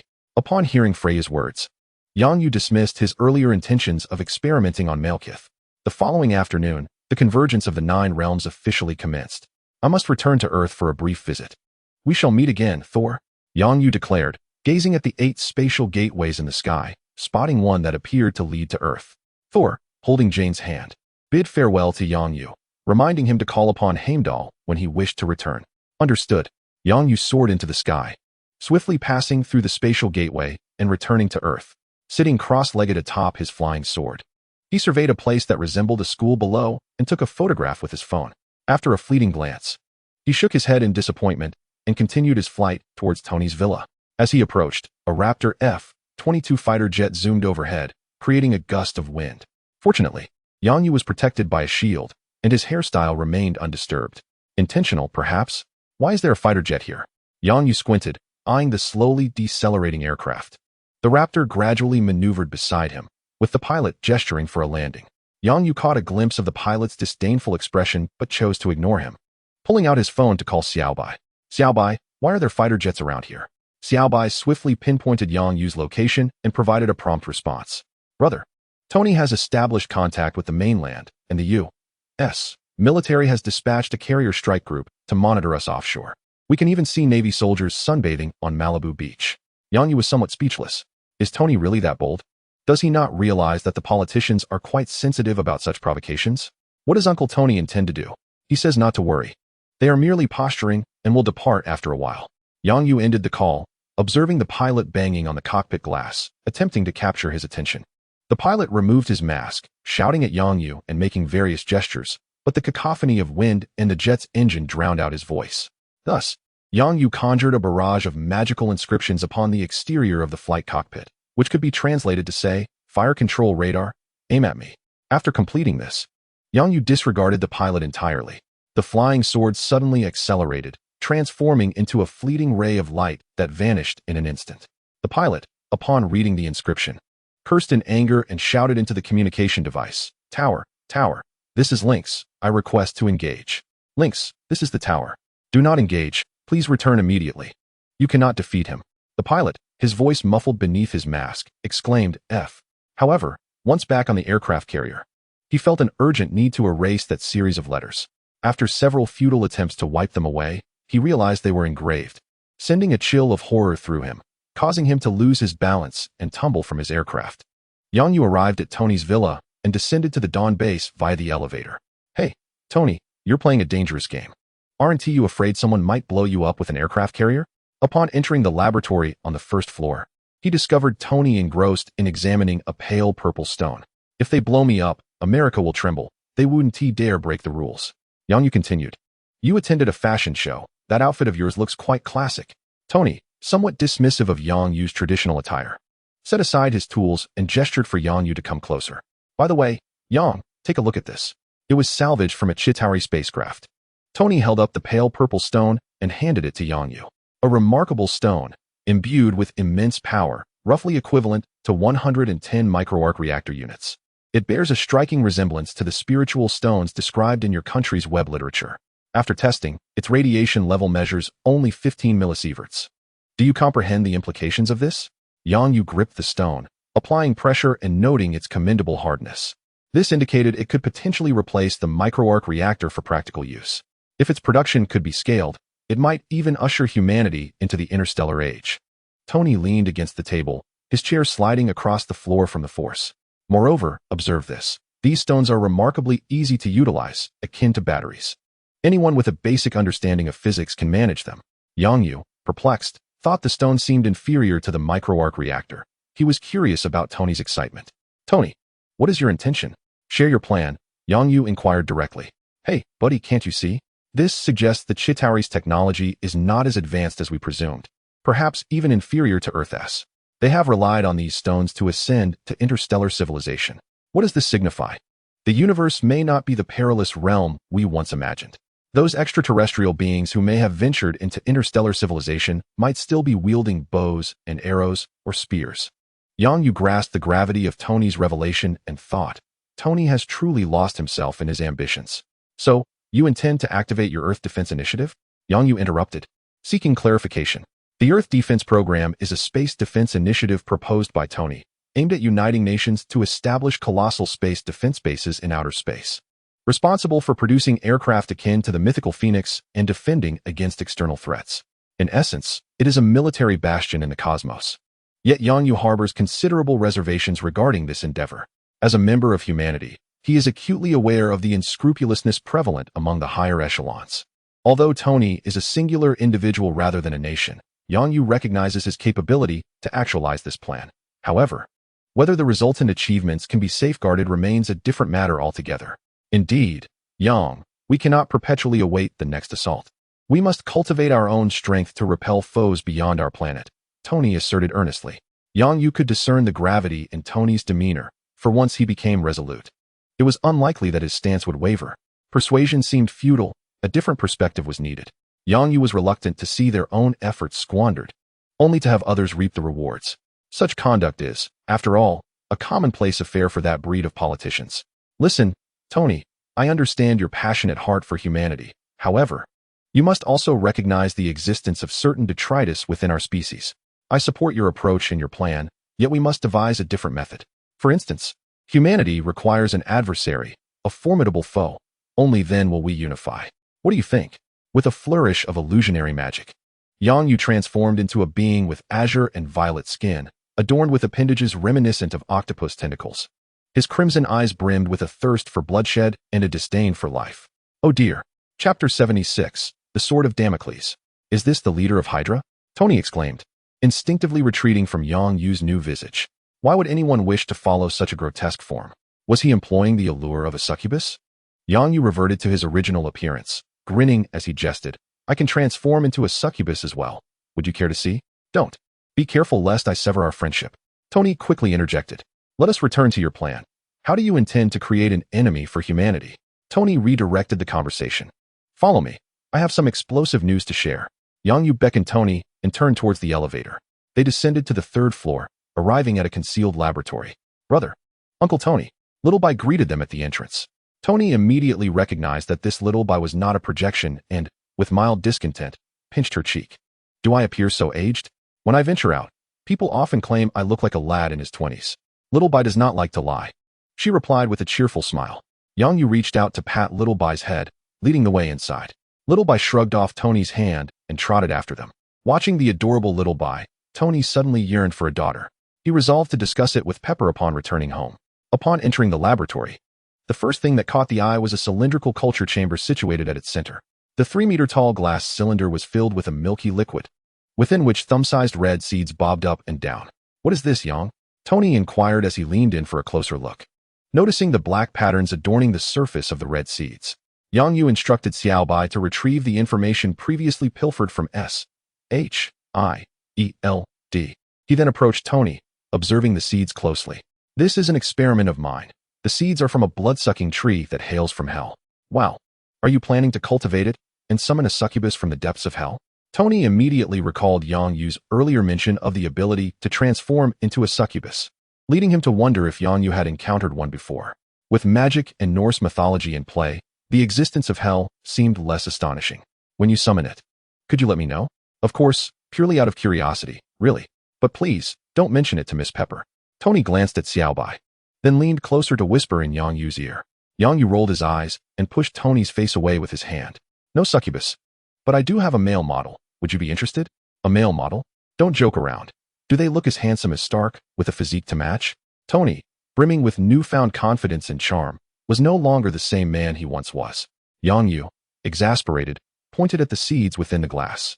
The male model I refer to is this. During the battle in New York, another version of Banner from a parallel universe appeared in our world. But please, hold your tongue until I finish. Yang Yu raised a hand to silence the egotistical Stark. I implanted my avatar into this seed and inscribed it with dark magic. He refrained from disclosing the specifics of the magic, fearing it might be too much for Tony to grasp. I entrusted this seed to Banner, allowing him to take it back to their realm. Subsequently, they returned with the seed, and now, once it germinates, we will uncover what transpired in that parallel world. Tony pried Yang Yu's hand away, wiping his mouth in disdain. However, he set aside any complaints or doubts regarding Yang Yu's honesty. After cleaning himself, he turned to Yang Yu with a piercing gaze. So you're saying parallel worlds truly exist, just as Everett proposed? Presumably, yes. Though I cannot claim to be an expert, Yang Yu shrugged, acknowledging his lack of scientific knowledge. What a madman you are. You mean Banner? Tony's eyes gleamed with a flicker of intrigue. Indeed, they came to borrow the Infinity Stones, and later, it was Captain America, Steve Rogers, who returned them. Tony seized upon this newfound nugget of information, his brow furrowing in contemplation. What are the Infinity Stones? A significant crisis must have transpired in their world, otherwise. Banner's character would never have voluntarily engaged with matters of parallel universes, for it is not within his realm of expertise. Based on the information relayed by Yang Yu, Tony has already conjured an elaborate scenario in his mind. You shall soon discover the details. Yang Yu intends to enlighten Tony on the knowledge of this universe, having returned from Asgard with a plethora of intriguing artifacts that will keep him occupied for quite some time. Do you not possess that magical ability to accelerate plant growth? Why not hasten the germination? After calming himself, Tony posed a new inquiry. Yang Yu gazed at the seeds, a peculiar smile gracing his lips. This is an experiment. It requires time to mature, but it shall soon be ready, likely by Christmas. Come with me. There is no urgency concerning the seeds. Let us focus on strategizing how to exert pressure on the high-ranking officials of various nations. Approaching his desk, Tony began sifting through the documents projected by the small white device. Meanwhile, Yang Yu removed the attire he had worn in Asgard, donning a short-sleeved shirt instead. What is this S-H-I-E-L-D? It ought to be renamed to Snake Shield. That black egg truly ought to return home to pick cotton. After perusing the materials, Tony's exclamations bore a tone of disappointment mixed with frustration. This organization was established by his father, yet it had ultimately become a shield for their adversaries. When did you become aware of this matter? Wow, when did you get that tattoo? Upon turning around, Tony was taken aback by Yang Yu's large floral tattoo. It is worth noting that Yang Yu's physique rivals that of Thor, which only intensified the impact of the tattoo. I visited Asgard and indulged in their unique services. This is a remnant from that experience. Isn't it striking? Tony, showing little interest in tattoos, pointed at the documents and inquired once more, when did you acquire these files, and what are your plans? Yang Yu extracted a particular document concerning S.H.I.E.L.D.'s project in sight. While aboard their Sky mothership, do you not find this plan aligns perfectly with the persona of our formidable nemesis? After reviewing the materials, Tony's brow furrowed even deeper. This does not appear to be the conduct of an official organization. So, you intend to leverage this situation to surprise those high-ranking officials? Yang Yu snapped his fingers.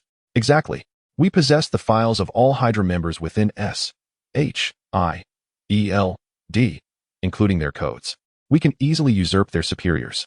Then, we shall commandeer those 3 airships, preferably retrofitting them for space travel.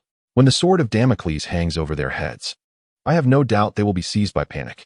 Yang Yu could already envision their anxious expressions, imagining that every time they entered the restroom, they would be met with a sudden shock. The very thought of such a scenario seemed utterly delightful. Chapter 77, Pirates.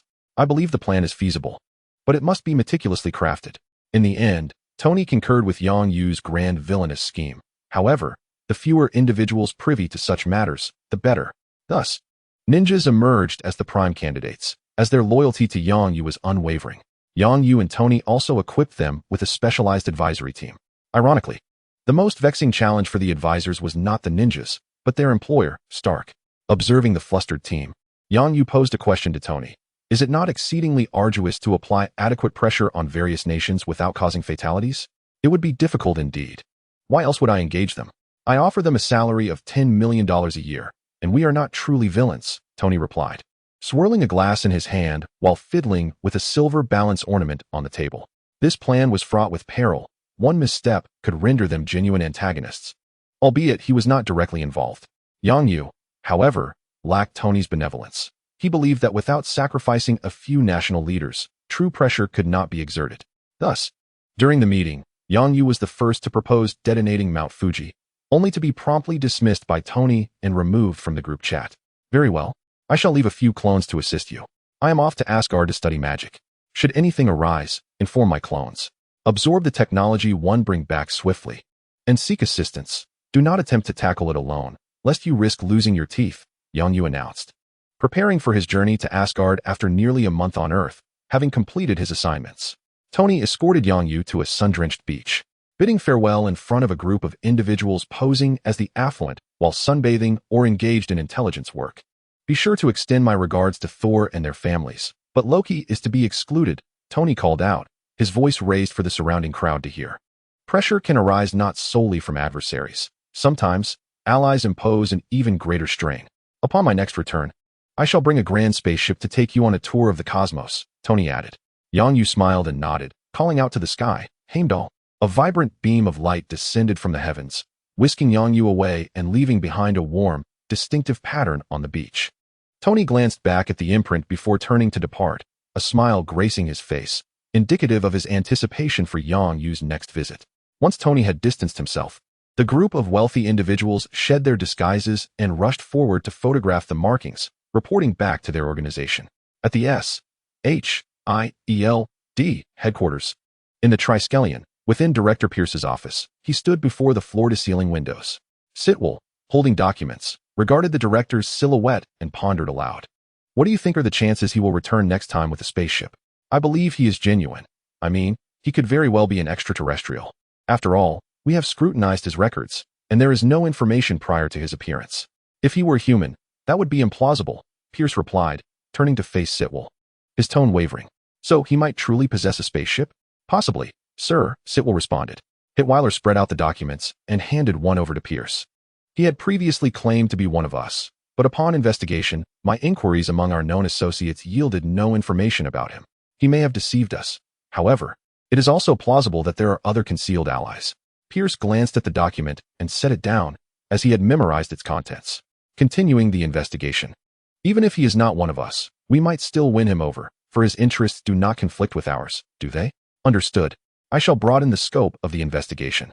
Hitweiler exited Pierce's office and meandered into another. Knock, knock, knock. Come in. Hitweiler stepped through the door. Director. I bring the latest intelligence regarding Tony and Yongyu. Place the documents here. Nick Fury looked at Hitweiler and retrieved a file from his drawer to hand to him. Agent Hitweiler, set your current tasks aside. I have something of utmost importance for you to undertake. Hitweiler was momentarily taken aback, but a glimmer of excitement appeared on his face as he accepted the assignment. Yes. Director, I assure you I will complete the task. This was a mission personally assigned by the director, a mark of trust, and Hitweiler believed he had performed flawlessly. Yet, it is futile to excel in the eyes of one who has already formed a prejudice against you. Hitweiler accepted the assignment and left in high spirits, but upon returning, he discovered he could not go back. Pirates. Hitweiler never anticipated being captured by pirates. I refuse to believe they are pirates. Their methods appear far too professional. A fellow captive spoke to Hitweiler. He knew someone would come to rescue him, so he engaged in conversation with the man and found a surprising rapport. Hey, Carvo. ISNT your job satellite maintenance. Can you discern their techniques? Hitweiler's instincts told him this new acquaintance was no ordinary individual. The man named Carvo smiled mysteriously, shifted closer to Hitweiler, and whispered, I sense we share a connection. You must be a person of ambition. You are aware of the world's truths, are you not? Those at the top wield 99 of the resources, while we are driven to toil for their empire, all the while expressing gratitude. Hitweiler regarded Carvo with a puzzled expression, saying, even a child knows this, but what of it? We cannot change it. We can merely strive to live our lives well. Is it truly impossible to effect change? Carvo retorted. A sudden silence enveloped them as Carvo surveyed their surroundings, ensuring no one was paying them heed. Leaning in closer, Carvo spoke in an even softer voice. I know of an organization. They are powerful, with a history that predates even that of America, and they have shared their insights with me. At a crucial moment, Kawo hesitated, seemingly captivated by his own words, leading Hitwell to impatiently inquire, what did you say? They claimed that as long as their leader successfully returned, Earth would henceforth be under their dominion, as they were currently preparing to summon their leader back. If I can survive this time, I shall join them. Hitwell couldn't shake the impression that this sounded like a cult, utterly dissimilar to his own organization. It truly resembles a cult. Do you genuinely believe in them? Kawo, upon hearing Hitwell's skepticism, appeared visibly perturbed. No. They are real. I have encountered their leader. I witnessed him wielding magic with my own eyes.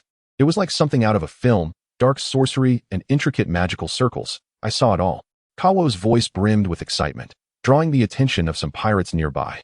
Hitwell nudged Kawo with his shoulder and quickly urged, calm down, mate. I believe you truly.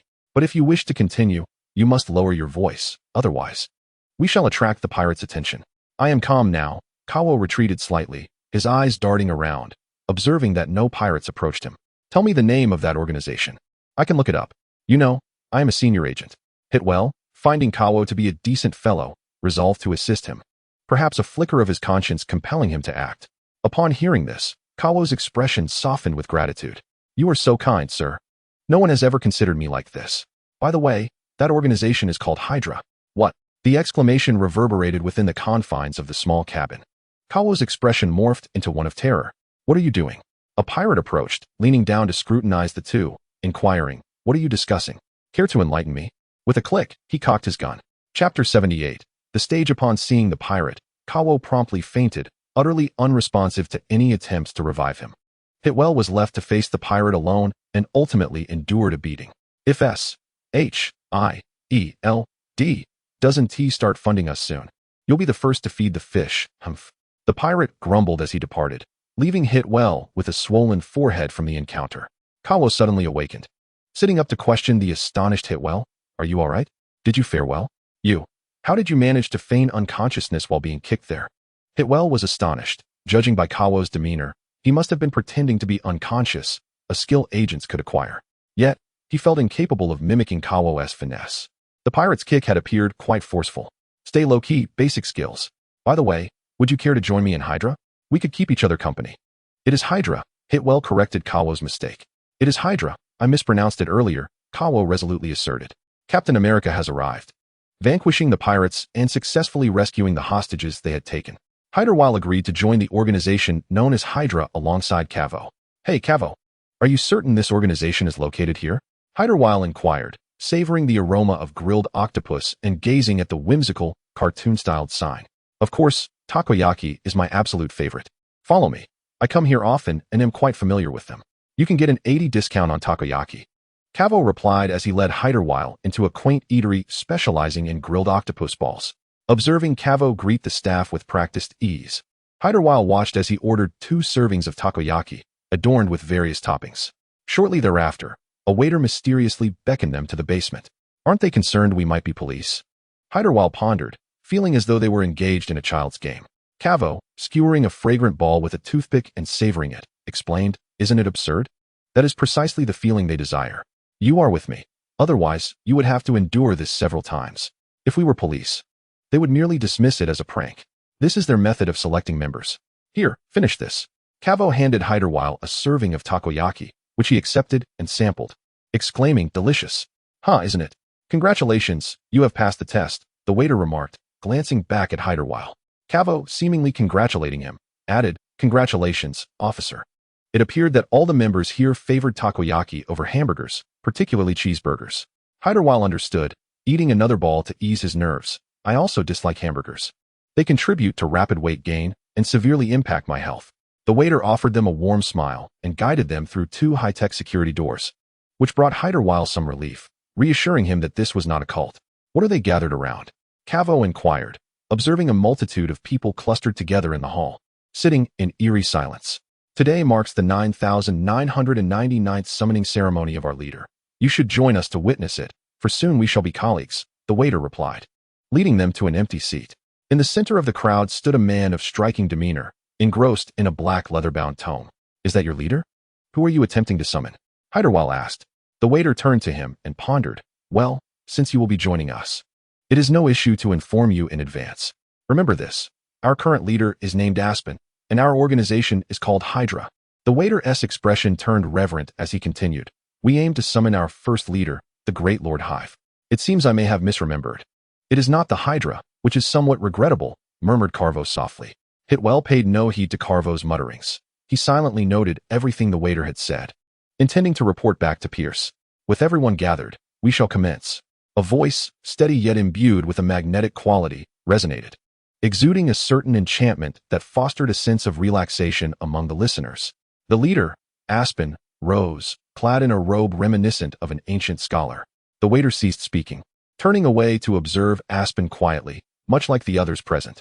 Hitwell scanned the crowd, discreetly directing a concealed camera towards Aspen. Then, an astonishing spectacle unfolded before him. A golden light emanated from Aspen, rendering him extraordinarily divine, inciting an instinctual urge to prostrate oneself.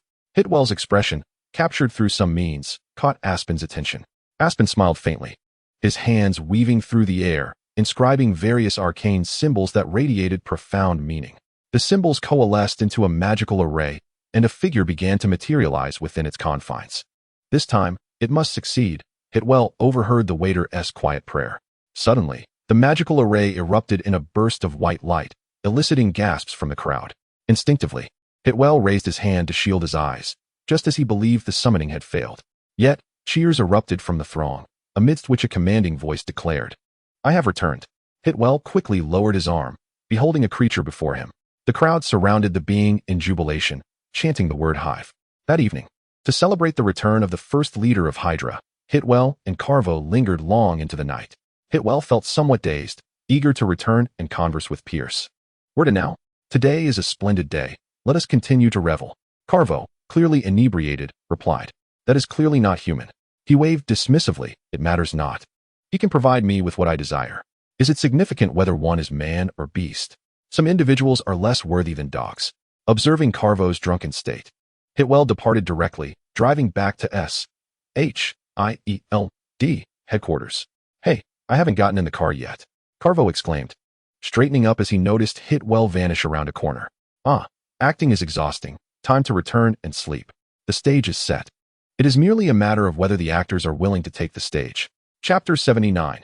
The Resurrection of Hydra Impossible. This cannot be. How could he return? Pierce muttered to himself in solitude within his office, gazing at the report submitted by Hitwell. It must be him. There can be no mistake. He has returned. Though he should not have. Many new recruits within Hydra were unaware of this individual's existence, yet some of the veterans remained loyal to him. If he returns, he will undoubtedly reclaim control of Hydra. What should we do? Should we embrace his return, feign ignorance, or eliminate him?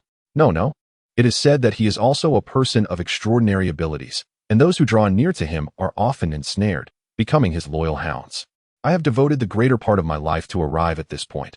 Hydra must remain mine. He is merely an imitation, certainly not the true individual. Pierce has chosen independence over allegiance. Inside the Octopus Takoyaki shop, two avatars of Yang Yu were indulging in warm dumplings. News has surfaced that individuals from S.H.I.E.L.D.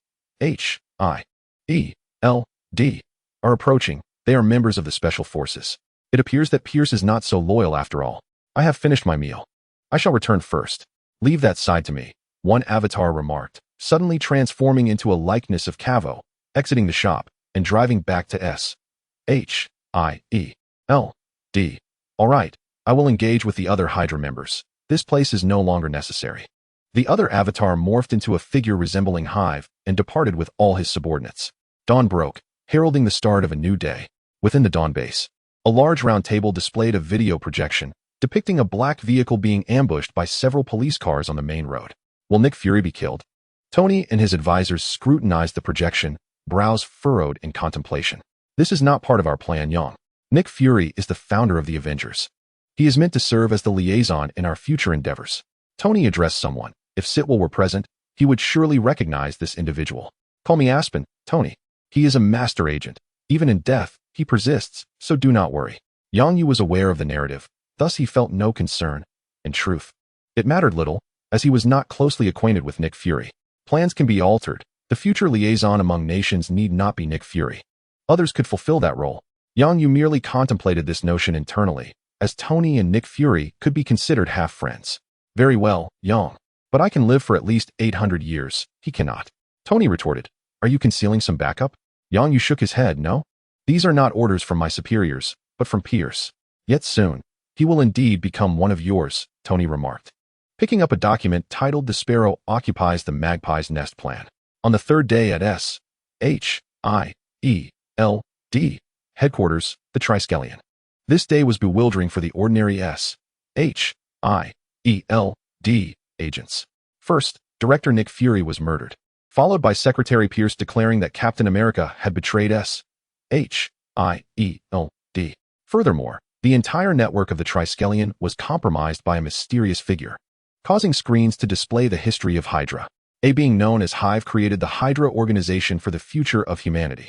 However, some within the organization chose to betray it in order to protect their own power.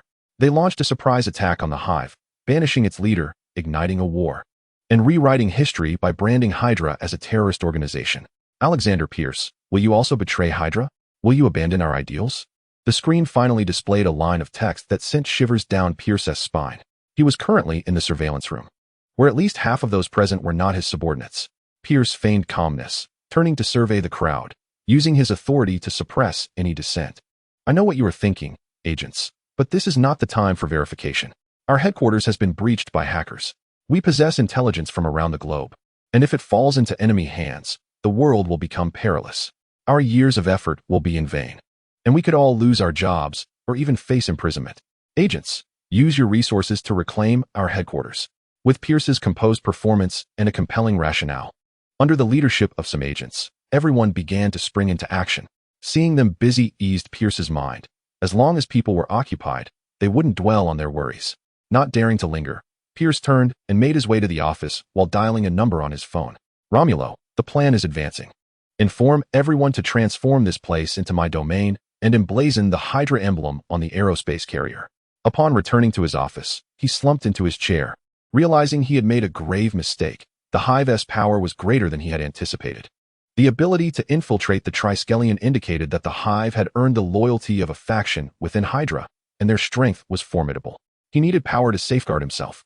It remained uncertain which faction had pledged allegiance to the Hive, but he was aware of only a few capable of breaching the Triskelion. Was it von Strucker? Or perhaps Whitehall? Regardless, Pierce had to consider his future. Meanwhile, Romulo, accompanied by a special operations team, was apprehending individuals within the Triskelion, using coded signals. Everyone who was not Hydra was taken into custody, with only essential technical personnel spared, while the rest were imprisoned. Romulo and his team approached Cavo, weapons drawn, demanding, "Who is responsible for the safety of the world?" Cavo and his colleagues responded earnestly, "Long live Hydra! Long live Hydra! The minister desires the Hydra emblem on the aerospace carrier." Romulo lowered his weapon and gestured for a cart laden with paint cans to be brought forth. "Your work seems well suited for this task. I entrust it to you. Complete it by tomorrow." With that, Romulo departed with his special operations team, having just received intelligence that Captain America had appeared, and he was determined to avenge today's grievances. A man clad in gray overalls approached the paint cans, inspected them, and remarked, "This paint is permanent. We need something erasable." Cavo assigned them the task of painting while he retreated to a secluded spot where an inconspicuous pillar stood. "Xiaobai, is the chip installed? Can it control the 3 spacecraft carriers?" The base of the pillar glowed briefly, revealing an opening from which a miniature headset emerged. Cavo picked up the headset and donned it, returning to his workstation. Xiaobai's voice resonated through the earpiece. "Control successful. They will heed your commands now, brother. Excellent work. According to the plan, once the spacecraft carriers take off, we shall announce the return of Hydra to the world in the name of S-H-I-E-L-D." Cavo praised Xiaobai and smiled as he gazed at the 3 spacecraft carriers. "Moreover, we shall inform world leaders of the Zola algorithm. Should anyone dare to act against us, their nation's leadership shall be reduced to nothing." Chapter 80. Temporary amnesia. The happenings within S-H-I-E-L-D remained a mystery to outsiders, known only to a select few. Steve and Natasha exerted considerable effort to evade Rumlow's pursuit, making their way to the military camp in New Jersey, which was now deserted. Judging by the evidence, it had only recently been vacated. "What should we do? Our lead has vanished," Natasha remarked, glancing at Steve. Steve, equally perplexed, was at a loss as to what to do next. The information was insufficient. With S-H-I-E-L-D having betrayed them and Nick Fury deceased, their only lead had dissipated. "Think, what have we overlooked?" Steve muttered, furrowing his brow in deep contemplation, attempting to recall the events of the past few days. As Natasha surveyed the empty basement, reflecting on her own experiences, an overwhelming weariness washed over her. She had believed herself to be a good person, yet here she was, unwittingly serving the interests of the wicked. Suddenly, she recalled Tony Stark's invitation for her to be his secretary. She regretted not dismissing Miss Pepper at that time and accepting immediately, perhaps using Stark's resources to extricate herself from S-H-I-E-L-D. If only she had done so, she might have found a semblance of peace. She had heard that Stark possessed a serum capable of regrowing limbs. Perhaps it could heal her. Placing her hand on her abdomen, Natasha hesitated before suggesting, "We should seek out Stark." "What?" Steve questioned, bewildered. "Tony Stark is merely a wealthy businessman, not a military man. He shouldn't be involved in official matters." Considering Stark's personality, Steve felt even less inclined to involve him. "We can manage this ourselves," Steve asserted. "We have no choice. Hydra is a matter that concerns everyone. Not just the 2 of us, Captain. The times have changed. Without Nick Fury, we lack even the means to arm ourselves. We are now fugitives. No one is here to assist us. We need Stark and Banner." Natasha's words left Steve speechless, and a heavy silence enveloped them for a long moment. "Let us find Sam," Steve finally spoke. Natasha furrowed her brow. "Who is Sam?" "The one who ran with me that day. You've met him. He has a car, and we cannot go to New York without one." On the other side, in Nick Fury's clandestine base, he reclined on a hospital bed while Agent Hill approached his side, silently observing him. Upon noticing Hill's disheveled appearance, Fury sensed that matters had taken a turn for the worse. Pierce had gone mad, imprisoning all agents, leading to the near obliteration of S-H-I-E-L-D. Hill conveyed this grim news to Fury, who was nearly overwhelmed with anguish. This was his S-H-I-E-L-D, the organization he had painstakingly nurtured throughout his life. Despite the turmoil within, Fury maintained his characteristic stoic demeanor. In a steady yet somewhat feeble tone, he inquired, "Is it merely imprisonment?" "Yes," Hill replied. Observing Fury's unchanging expression, she felt a flicker of hope. The director still possessed a contingency plan. What about Steve and the others? "They are missing." Fury instructed the doctor to remove the apparatus from his body, exerting considerable effort to sit upright. Without Steve, he had no need to resort to feigned suffering, a skill he had mastered among his many techniques. Albeit he was indeed gravely injured. With Pierce now in control of S-H-I-E-L-D, he would undoubtedly reactivate the Insight program. Once the three helicarriers took flight, this world would be theirs to command. It was imperative that they be stopped. Hill supported Fury, her heart racing as she reflected on his words, prompting her to ask, "Do we have any plans?" Fury quickly deliberated in his mind, realizing that he could not allow official forces to get involved. Otherwise, S.H.I.E.L.D. would become irreversibly severed from him. Shadows of individuals flickered through his thoughts, ultimately settling on one figure, a mysterious Asian and a group of masked individuals in red clouds and black robes, who seemed to have been inactive for quite some time. Contact Stark. On the fourth day in New York, at Stark Tower, Jarvis announced, "Sir, your friends have arrived." The projection displayed Steve, Natasha, and an unfamiliar African-American at the entrance, all in disguise and appearing quite vigilant. Let them come up. It was quite an effort for them to travel from Washington to New York overnight. He wondered if they had learned about Fury's deception and whether they would be enraged. Tony poured himself a glass of red wine, preparing to celebrate the forthcoming good news. Fury had contacted Tony the day before, but he had not been entirely truthful with him. Given the circumstances, Tony had chosen to disregard him for the moment. He would wait for Steve to arrive today before reaching out to Fury again, eager to hear how he would manipulate the old war veteran. "Jarvis, how do you think my acting skills are?" Tony displayed a feigned expression of anger. As Jarvis, ever the sycophant, it was only fitting for him to flatter his master. "I believe the Oscars owe you a little golden statue, sir." "I concur," Tony added. "That young fellow is simply too pedestrian to appreciate such elevated performances. According to the plan, he is currently an uninformed individual, poised to exhibit shock and anger upon discovering the details of the Insight program. Sir, I still recommend utilizing the magical artifact provided to you by Mr. Yang Yu," Jarvis interjected, interrupting Tony's self-indulgent display. "How long do we have until they arrive?" Tony helplessly retrieved a small vial of potion, capable of obscuring his memories from the last 3 days. 3 days prior, he was oblivious to the Insight program. Upon learning of it, he had been eager to obliterate those 3 airborne aircraft carriers. 30 seconds, Jarvis reminded him. Tony uncorked the vial and downed the potion in one swift motion, grimacing as he exclaimed, "Wow, this flavor is quite potent. Wait, what was I supposed to do? What is this?" He gazed at the small glass in bewilderment, but fortunately, Jarvis was already aware of the necessary course of action. "Sir, Captain Steve wishes to see you today. You have 15 seconds to prepare." "What? Why does the captain want to see me? Isn't he in Washington?" Tony carelessly placed the empty vial on the table, only to find his cherished red wine materializing before him, leaving him further perplexed. "Why is my wine here?" Without addressing Tony's question, Jarvis continued, "Sir, for the sake of the plan, you have temporarily lost the memory of events from 3 days ago. Director Nick Fury contacted you yesterday. You discussed everything." As Tony recalled the sinister plot devised with Yang Yu and the advisory team, understanding dawned upon him. Although he had lost 3 days of memory, it would not hinder the execution of the plan. The only mystery remained why he needed to forget events from 3 days prior, as there was no mention of this in the plan. Ding! The elevator door slid open, revealing Captain America Steve, Black Widow Natasha, and Falcon Sam stepping out. "Hey guys, long time no see. Care for a drink?"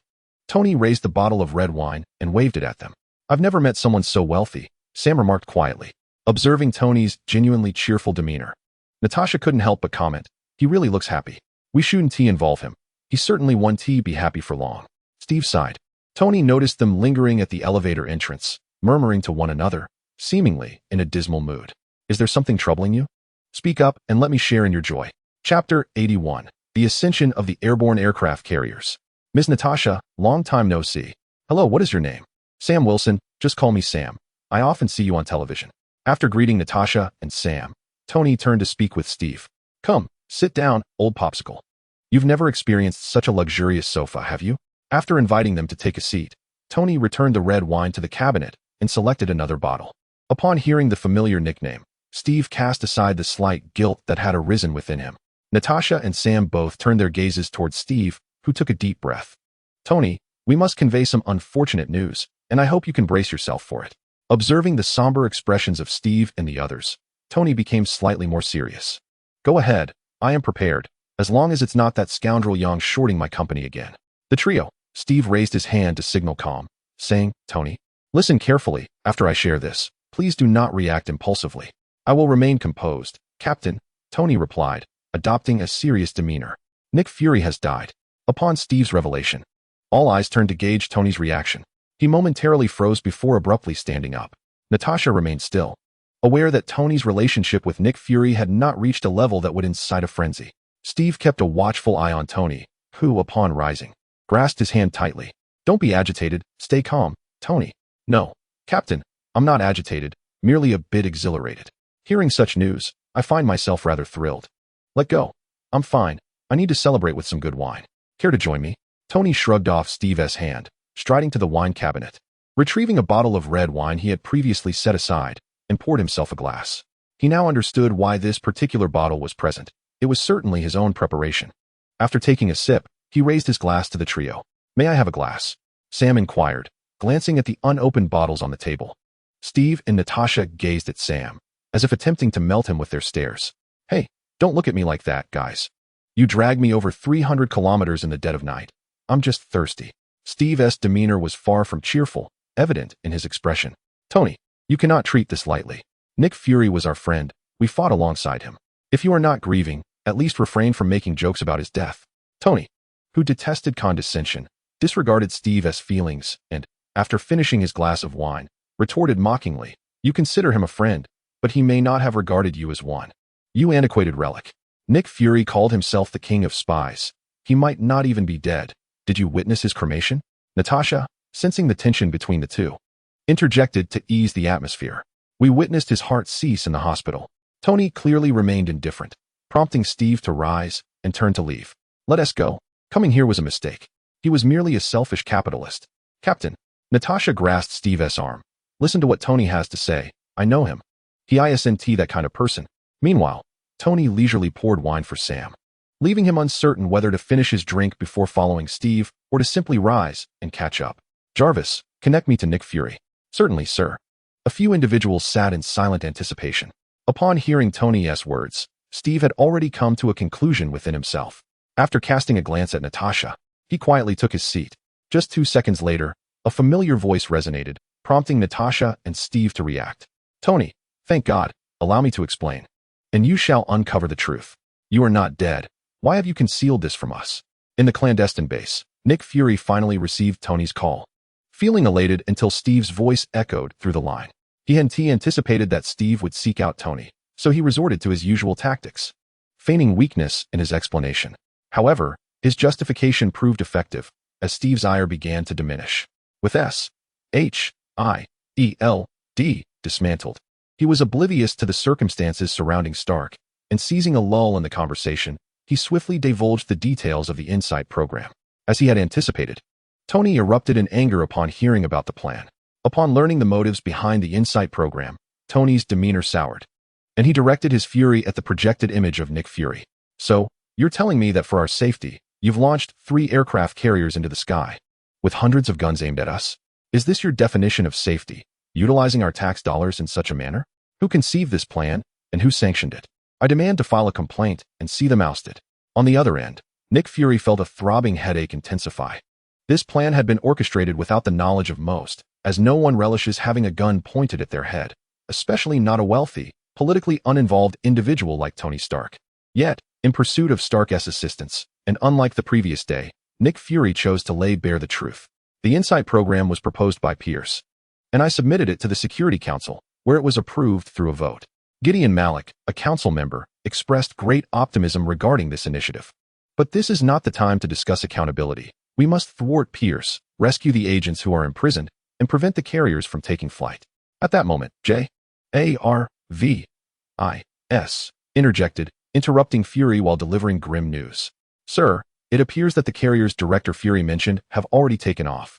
Jarvis displayed footage captured by satellite, revealing 3 gray aircraft carriers ascending from the river near the Triangular Wing building in Washington. Nick Fury received intelligence from Hill and remarked swiftly, "I have a plan to reclaim the ships. No, we must destroy them, including S-H-I-E-L-D."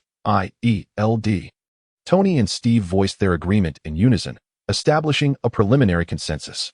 Tony rose and addressed the trio. "You all stay here and enjoy the film. I will take down those 3 little iron vessels." Though uncertain if the launch of the carriers aligned with their plans, he was resolute in his intent to intervene, for he was the only one capable of flying at that moment. "Thus, I shall rely solely on myself for now. Once I have distanced myself from them, I will inquire about Yang's subsequent plans." In the blink of an eye, Countless nanites enveloped Tony, forming a new suit of armor. "Tony," Steve called out, watching as Tony soared into the sky without a glance back. "Captain," Natasha gestured towards a direction, and Steve followed her gaze to a building across the way, where a helicopter was perched upon the rooftop platform. Sam approached them with a smile, declaring, "I can pilot it. I am the aviator." Chapter 82, Baron Strucker, have you deliberated on the matter? The henchmen of Hive arrived at Dover Castle, situated in Sokovia, which serves as another Hydra base led by the Strucker family. Wearing a monocle over his right eye, Strucker scrutinized the news reports alongside Hive's insights. Though reluctant, the ominous black mist surrounding Hive compelled him to yield. "Esteemed Lord Hive, you have always been our leader in Hydra. Now that you have returned, I shall forever submit to you for our ideals, for Hydra." Hive nodded with satisfaction, retracting the pervasive black fog from the castle and liberating Strucker's encircled subordinates. Strucker, leading his loyal followers, pledged their allegiance to Hive. "Chief, during your absence, we have not remained idle. In pursuit of our ideals, we have conducted various experiments. We have already achieved some results. Please, follow me. We have utilized the extraterrestrial scepter acquired from the Battle of New York." Strucker guided Hive to a chamber containing 2 small cells reminiscent of a prison. Inside, he recognized 2 familiar figures, Quicksilver and Wanda. Observing their efforts to master their abilities, it was evident they had recently awakened. "Why have you imprisoned them?" Strucker hastily clarified. "They volunteered to be test subjects. Due to their newly awakened and uncontrollable powers, we placed them in the experimental pods for their safety and data collection, facilitating a swifter acclimatization to their new abilities." Hive approached Wanda's pod, their eyes meeting through the glass. The blue-purple octopus head of Hive startled Wanda, prompting her to scream and retreat into a corner, her magical aura intensifying. Hive, who is also Yangyu, did not intend to frighten Wanda. Rather, this appearance was more readily accepted by the Hydra leaders. Furthermore, for the sake of the plan, Hive could not afford to become too familiar with the siblings. It is perhaps best, as it is now, to instill fear in them, thus facilitating future plans. Quicksilver has also noticed the situation here upon hearing Wanda's cries. With a sudden turn, Hive glanced over. Quicksilver was incessantly pounding on the glass at an astonishing speed. Whoa, calm down, young man. Your sister is fine." Baron Strucker hurriedly approached Quicksilver to reassure him, lest he inadvertently harm himself. Presently, it is evident that the abilities of these 2 siblings are remarkable. The brother possesses incredible speed, while the sister wields the power to manipulate objects. With their talents, we need not fear the Avengers any longer. Strucker is quite invested in the duo, contemplating the potential of leveraging them to dominate Hydra entirely, yearning to free himself from Pierce's command. Their powers, however, remain inadequate. "We shall relocate, and I will introduce them to a mentor at a later time." Hive merely cast a glance at the siblings before turning away, displaying a lack of interest. "What shall we do with this base, then? There are still numerous valuable items here," Strucker lamented. After all, he had acquired a plethora of treasures from S-H-I-E-L-D that were stored within. Someone will come to retrieve them. Yet we cannot let this base go to waste. We shall leave some personnel here as bait. Our plan requires a bit more time, and until then, let those nations vent their frustrations here. Strucker watched as his possessions were continuously removed, feeling as though his heart were bleeding. Nonetheless, he said nothing. Instead, presenting Loki's scepter and a silver halberd to Hive, the first leader of Hydra, for safekeeping. Upon seeing the Mind Stone and the Lightning Spear, Yangyu marveled at the utility of Hydra's personnel. As long as one aligns with their signals, they will assist without concern for the purpose at hand. Yangyu appreciated this aspect. If they were not villains, the world would indeed be a far more pleasant place. Such a resourceful group, if not utilized for one's own advantage, would be a gross waste and a disservice to the reputation of a traveler. Unexpectedly, the Lightning Spear was also present. Previous inquiries into S-H-I-E-L-D-S records had yielded no information regarding it. Yangyu had assumed it had been recovered and hidden by someone. And despite dispatching ninjas to search, they found nothing. Unlike the flying sword, the Lightning Spear did not resonate with Yangyu as a magical artifact. Thus, it is likely a high-tech product, though it remains uncertain what research Strucker's Hydra has conducted on it. With the ascent of 3 aircraft carriers, White transformed into Hydra, announcing the return of Hydra and the Insight program to the world, inciting global panic, particularly among those in power and the wealthy elite. The United Nations convened swiftly, and numerous nations proposed a vote to launch nuclear missiles directly at Washington. However, the motion was vetoed by the United States. The U.S., Military stated that merely 3 aircraft carriers are within their capacity to manage. The so-called Insight program is but a ruse concocted by Hydra to deceive the masses. Do not be misled by their charade. During a global live broadcast, they proclaimed that this crisis would be resolved by their latest series of Defender fighter jets, assuring the world that they would expel the 3 aerospace carriers from American airspace. Meanwhile, aboard the primary aerospace carrier, Pierce stood vacantly on the bridge, his demeanor eliciting no reactions from those around him. The crew of this vessel comprised entirely of members from Dawn. As the aerospace carrier ascended to its designated altitude, Cavo's facade became unnecessary, reverting to his original appearance. "Brother, the Pentagon is attempting to communicate with us again. What could this mean?" Yang Yu, seated in the captain's chair, admired the azure sky adorned with white clouds. "They conveyed that we could depart at our discretion, as long as we vacated the airspace above Washington, which they would accept." Yang Yu smiled silently, recognizing the disparity between their loud proclamations and their underlying submissiveness. The communications officer monitoring the radar glanced up towards Yang Yu, reporting, "Sir, 5 unidentified flying objects are approaching us. They may be the Defender jets." Without hesitation, Yang Yu commanded, "Shoot them down." This was not the time for monetary demands or resource negotiations. His intention was to deliver a small, yet significant shock to the world. Resources and finances would come in due course. What would be your next move? Yang Yu, observing the broadcast, was overwhelmed by a long-awaited sense of vengeance finally realized. "In the previous world, I had endured your provocations for far too long." Chapter 83. The frenzied Hydra, one of the aerospace carrier's turrets, turned towards a specific direction, firing 5 rounds before ceasing fire. This act seemed to signal the onset of chaos, as shortly thereafter, all 3 aerospace carriers unleashed a barrage of gunfire. This spectacle, broadcasted by Hydra, sent shivers down the spines of viewers who speculated on the potential targets of the assault. The Pentagon soon received reports of 5 Defender jets being shot down. Fortunately, the impacts were primarily on the wings, allowing the pilots to parachute to safety. Leaders from various nations obtained news of the downed Defenders through multiple channels, heightening their skepticism towards the Insight program while reinforcing its credibility. Reports from the pilots indicated that the strikes were indeed precise, showcasing the adversary's capability for accurate targeting. The United Nations broadcasted this event, intended for the general populace and smaller nations. However, the true architects of global direction convened in secret meetings behind the facade of the United Nations, comprising the 5 major powers. How did it come to this?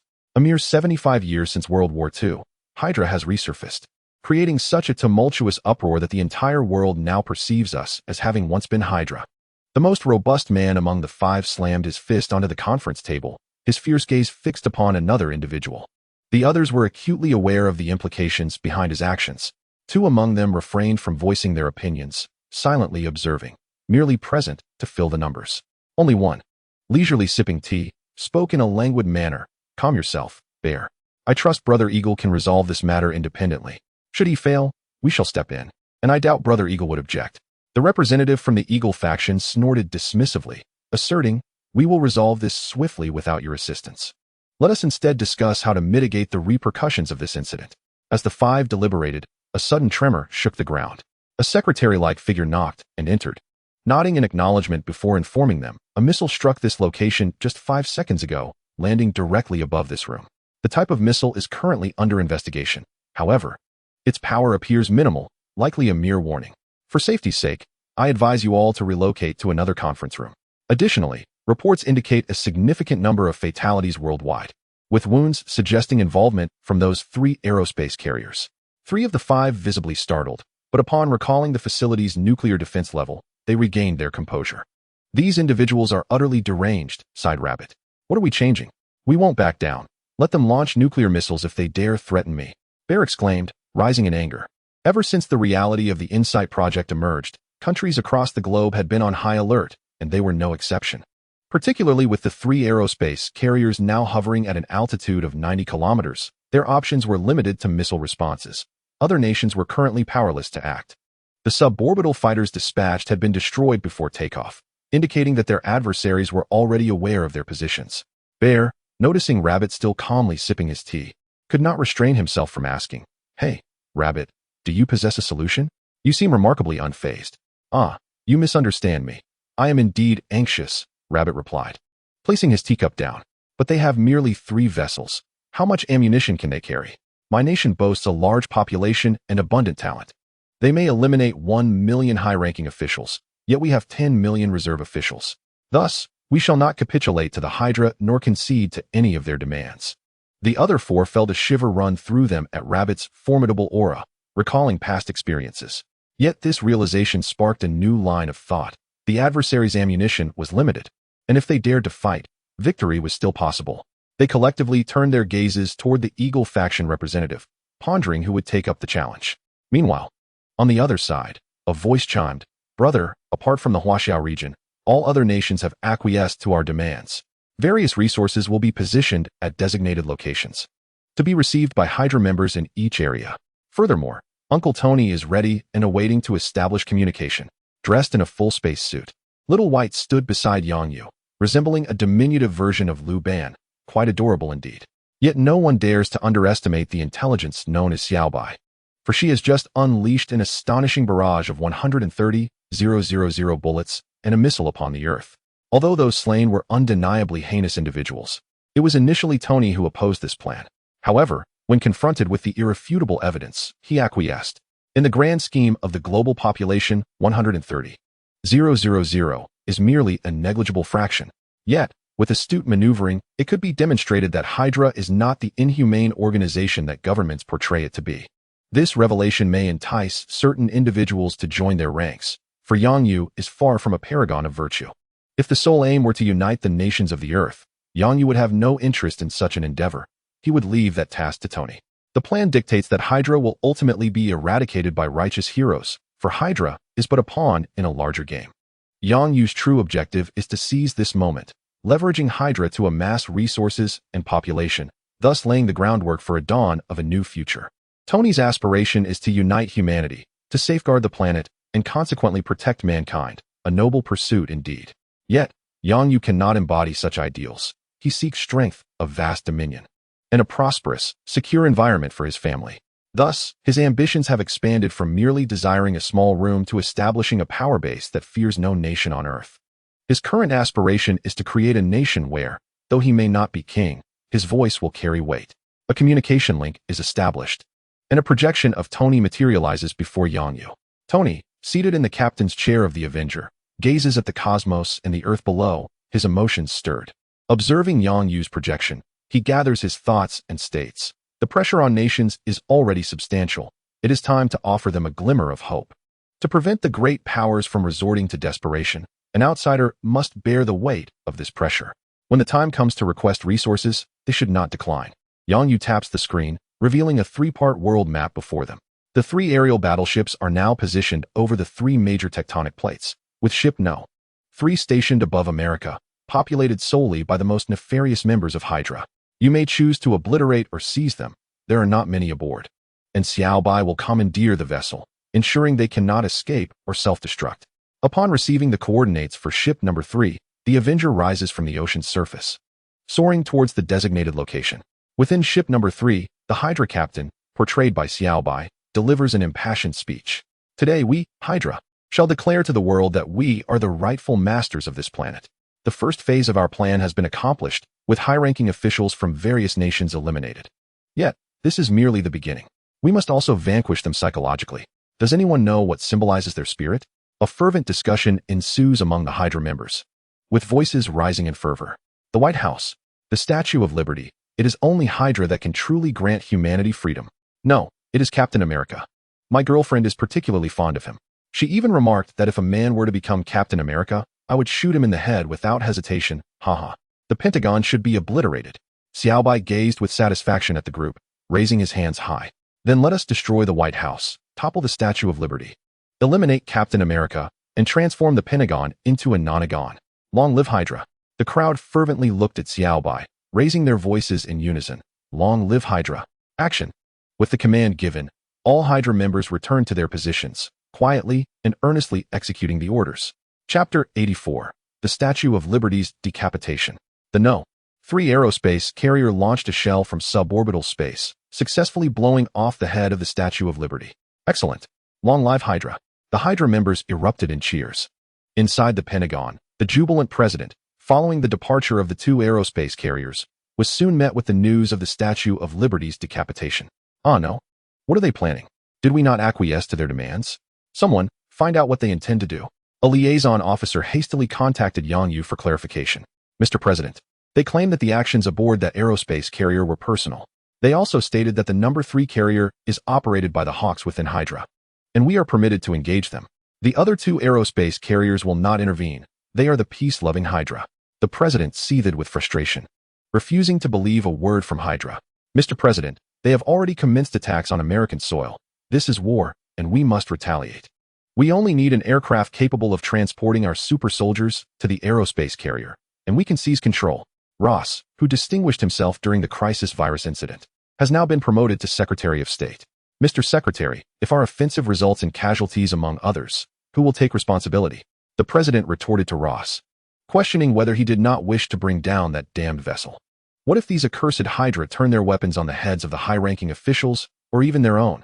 In such a scenario, even if victory is achieved, could he withstand the fury of the powerful families for having signed off on the orders? He believed Ross understood the implications behind his words. Mr. President, they have also destroyed the World War II memorial, but today is a closure day, so casualties should be minimal, reported an intelligence officer. The subsequent information was not available, but he was aware of it as he watched Captain America's documentary weekly. It is indeed a troubling piece of news. Let us discuss how to proceed. The president raised his hand to cover his face, overwhelmed with distress, now experiencing the sensation of being threatened while unable to retaliate. Although his subordinates clamored for retaliation, they were merely ordinary individuals. The powerful families remained conspicuously silent, save for the erratic Ross. Thus, they might as well be called the Avengers. Under the leadership of Captain America, they would undoubtedly prevail, akin to their battles against extraterrestrial foes. Upon the conclusion of the intelligence officer's statement, he felt the scrutiny of all the magnates upon him, sending a chill down his spine. I merely offered a modest suggestion, he chuckled awkwardly, turning to feign earnestness while gazing at his computer. The president, however, deemed this a commendable idea. Let us reach out to Captain America. The citizens of America are in dire need of a hero. He is currently a fugitive, Mr. President, Ross interjected. The president was momentarily taken aback, inquiring, what transpired? The intelligence officer sensed it was his cue to step forward. Yesterday, Captain America was placed on the wanted list by the Triskelion. He faces accusations of betraying S.H. I.E.L.D., having concealed the circumstances surrounding the death of director Nick Fury. However, there exists no concrete evidence to substantiate these claims. Investigations reveal that S.H. I.E.L.D. has been deeply infiltrated by Hydra. Thus, Captain America is innocent. The officer's fervor grew as he spoke, fueled by his admiration for his idol. Do not allow your personal sentiments to infiltrate your intelligence work, soldier, Ross admonished. The president gestured for Ross to temper his demeanor. So, Captain America is indeed wronged. Can we establish contact with him? Absolutely, leave it to me. The intelligence officer declared, his excitement palpable as his fingers danced across the keyboard. Meanwhile, amidst the ruins of the World War II memorial, Steve supported an elderly security guard, clad in his uniform, as they emerged from the debris. Had Yang Yu been present, he would surely have recognized this elderly gentleman as the security version of Stan Lee. The old man feebly protested, "Oh, don't think that because you saved me. I want to call the cops on you, kid." Natasha and Sam disembarked from their vehicle, rushing towards them. After flying in a helicopter from New York to Washington, their aerial carrier had ascended to suborbital altitude, leaving them unable to continue their ascent. Thus, they were compelled to devise a means of contacting that rogue Tony Stark. Prior to that, Steve deemed it imperative to don his uniform for the mission. The trio first managed to procure Sam's military gear before heading to the memorial to retrieve a set of Steve's former attire. However, shortly after entering, a missile struck the memorial, imparting a novel aesthetic to the site. "We shall handle this. Leave the thief to us, old man," Natasha declared, producing evidence from her pocket to show the elderly guard. "Then it is entrusted to you. Just remember to return my clothes, or I might lose my job again." The old man reluctantly released his grip on Steve's pants. Sam, gripping Steve's hands, joined forces with Natasha to usher the audacious thief who dared to steal Captain America's uniform into their vehicle before departing. Ha! The fleeing bystanders gazed in bewilderment at the departing vehicle. What lunacy! Natasha glanced at the rearview mirror. "Where are we headed now, Captain Thief?" "To the Tri-Corner Tower. There should still be a Quinjet there," Steve replied. Just as he spoke, Sam's phone abruptly rang and automatically answered the call. The intelligence personnel swiftly identified Captain America, Steve Rogers, and Natasha, along with Sam, through facial recognition. Using this information, they successfully reached Steve via Sam's phone. "Captain, this is the Pentagon." Sam pulled out his phone. Looking at Steve. "Now you've truly become a thief. I bet they've seen you." Steve took the phone and directly inquired, "Can you get in touch with Tony Stark? We require his assistance. Otherwise, we cannot board the helicarrier." At the Pentagon, Ross vehemently opposed allowing Tony Stark to participate in the operation. "We do not need Stark. This is war, not a game for heroes." However, the president was quite willing to have someone like Stark, an unofficial operative, engage in combat, as it allowed for scapegoating should anything go awry. "So how do you plan to get the captain and his team onto the helicarrier? By launching them with a rocket? Or perhaps by using a suborbital bomber to toss them over like bombs?" Many military officials suggested that a suborbital bomber could work, provided the opposition refrained from firing. Yet, no one dared to contradict the president. Those present were not fools, including Ross, who was merely a bit unhinged. With 2 sentences, he rendered the military speechless. The president raised his head and waved his hand to give orders. "Contact Stark and revoke all previous regulations regarding Stark Industries." Chapter 85. The man with a built-in presence. Suddenly, the Pentagon was filled with rousing music. The sounds of bass and drums compelled one to sway, and the weight of tension dissipated. "Who was playing this music?" Ross bellowed, incredulous that such a serious venue would host such lively tunes. The intelligence agent quickly raised his hands, fervently shaking his head to indicate it was not his doing. The music abruptly ceased, and Tony's slightly magnetic voice resonated in. "That would be me. No one seems to enjoy my song, huh? It appears you are not my fans, so I suppose I shall hang up." The president, upon hearing this, grew anxious. The scapegoat, no, Iron Man, could not be allowed to leave. "Please hold on, Mr. Stark. I, too, greatly enjoy this song. It lightens my tense mood." "That's unfortunate. I shall have to select a different tune for my entrance." Tony's irreverent tone bore a hint of mockery, causing the president's expression to darken. Yet, he could not erupt in anger. No one disliked Tony Stark, nor did anyone particularly like him. "Mr. Stark, we require your assistance. Only you, as Iron Man, can ascend to the suborbital trajectory." Tony interjected, "As far as I am aware, the Quinjet of S.H.I.E.L.D. is capable of ascending to subspace orbit. However, S.H.I.E.L.D. has become a relic of the past, having been corroded by Hydra. Now, Hydra has declared war, obliterating the World War II memorial and shattering the head of the Statue of Liberty. We need a hero to save the people of America, and that person is none other than you, Mr. Stark." The president, exercising his oratory skills, adorned Tony with the metaphorical mantle of a savior. Unfortunately, Tony was susceptible to such flattery. "Very well, Mr. President, I shall accept this mission, but you must heed my commands henceforth." Tony set down his glass and strode to the bridge, donning his Iron Man suit. He had already spotted the No. 3 aerospace carrier, whose cloaking technology was merely reflective panels, rendering it virtually invisible before the Phoenix.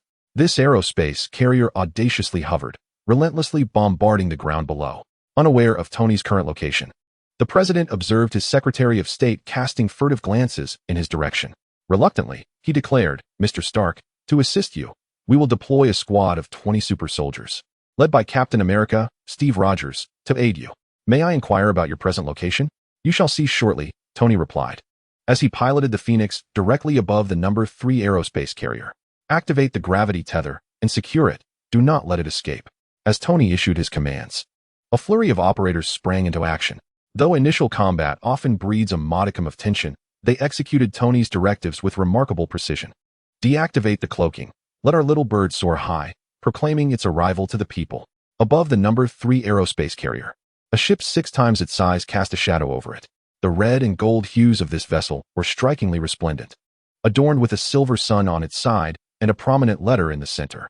Upon acquiring his own spacecraft, Yang Yu gifted the Phoenix aerospace carrier to Tony as an engagement present.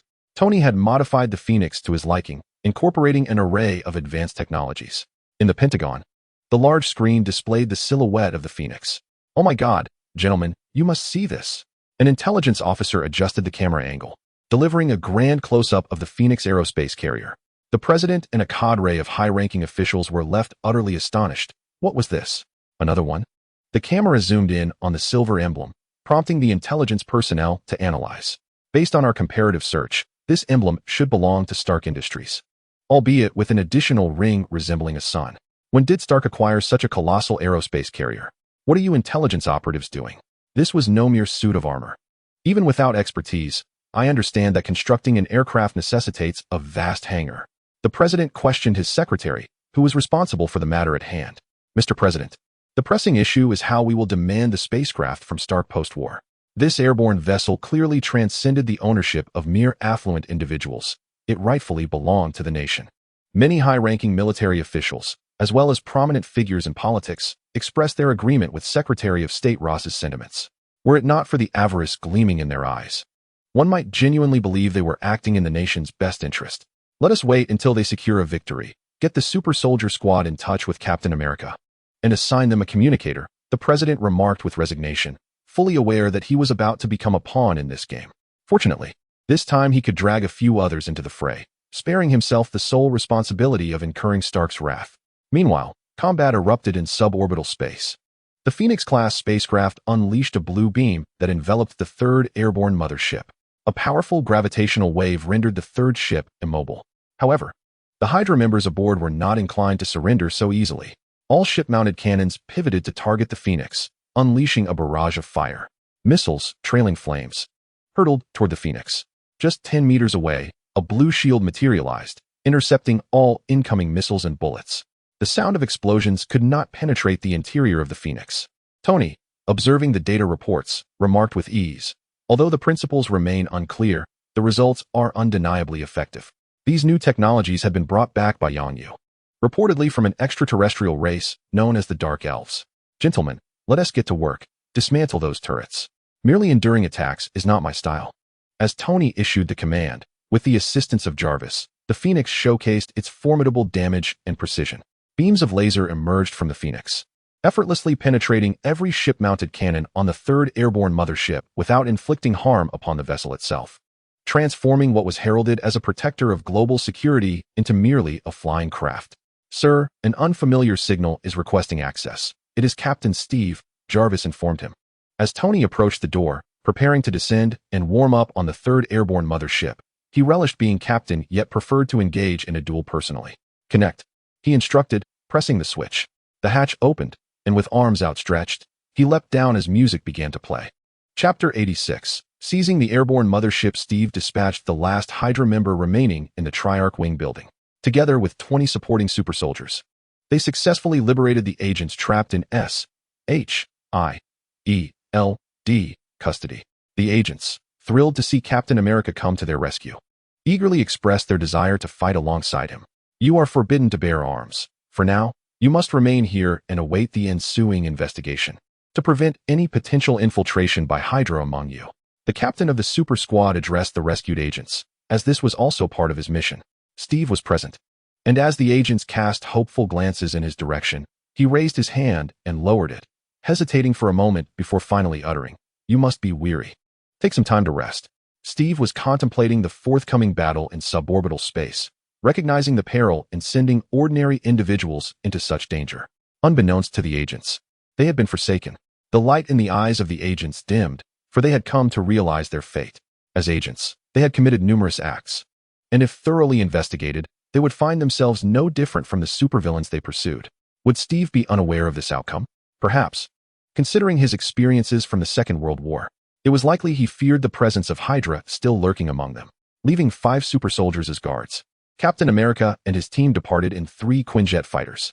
The agents, witnessing the heavily armed super soldiers, abandoned any thoughts of escape. Do you think we can ever return to S.H.I.E.L.D.? One mused. Dream on. S.H.I.E.L.D. is surely no more. I feel I might be sentenced to 500 years. Murder, extortion, impersonation, theft, possession of weapons. My list is longer. I could receive 1,000 years. A few agents with a lighter heart began to compare who might receive the longer sentence. Captain, we've established contact with Stark. An invigorating anthem resonated within the cabin. Steve found it unsurprising, having experienced similar moments before. Tony, I have a plan. Tony's voice interjected swiftly. I don't want your plan. The president declared that I am the captain now. Listen to my strategy. Charge in and take down all those Hydra operatives. The mission will conclude impeccably, and we'll have time for hamburgers tonight. The call was punctuated by the sounds of fierce gunfire, indicating Tony was already engaged in combat. Steve glanced at the soldiers dispatched by the military, who shook their heads, indicating they had received no such orders. Very well, Captain Stark, I shall await your arrival. On the aircraft carrier, Tony, clad in his Iron Man suit, rampaged through the interior. The Hydra operatives, shouting their slogans, fearlessly charged at the lone, ironclad figure. Onward, lads. He stands alone. Our numbers can crush him. The Hydra's small leader, disguised as a member of their ranks, excitedly waved his arms, directing his comrades to swarm Iron Man with sheer numbers. Upon realizing that their bullets failed to penetrate the iron suit, they resorted to the most rudimentary yet often effective tactic. The Hydra members bellowed, "Hail Hydra!" as they recklessly hurled themselves at Iron Man. Tony had just dispatched one adversary with his hand cannon when another leapt from a height, latching onto his neck and hanging onto him. With a swift shoulder throw, he cast the assailant aside, only to be beset by several more individuals who seized hold of his arms, legs, and waist in the cramped space that severely impeded the maneuverability of his armored suit. Meanwhile, Jarvis contacted Little White, expressing his embarrassment at her antics. He inquired whether she had ceased to love her Uncle Tony. Tony recognized the gravity of the situation, acknowledging a significant flaw in his suit. Previous battles had predominantly occurred in open terrains, allowing the suit's agility to shine. During the battle in New York aboard the S.H.I.E.L.D. helicarrier, he had not engaged in the close-quarters combat, which led to his oversight of this issue. Little White had effectively delivered a lesson. She stated that this was sanctioned by Mr. Yang Yu, emphasizing that as a leader, one should not recklessly charge ahead alone. Such behavior was indeed foolish. Tony concurred with Mr. Yang Yu's wisdom and resolved to consider his actions more thoughtfully in the future.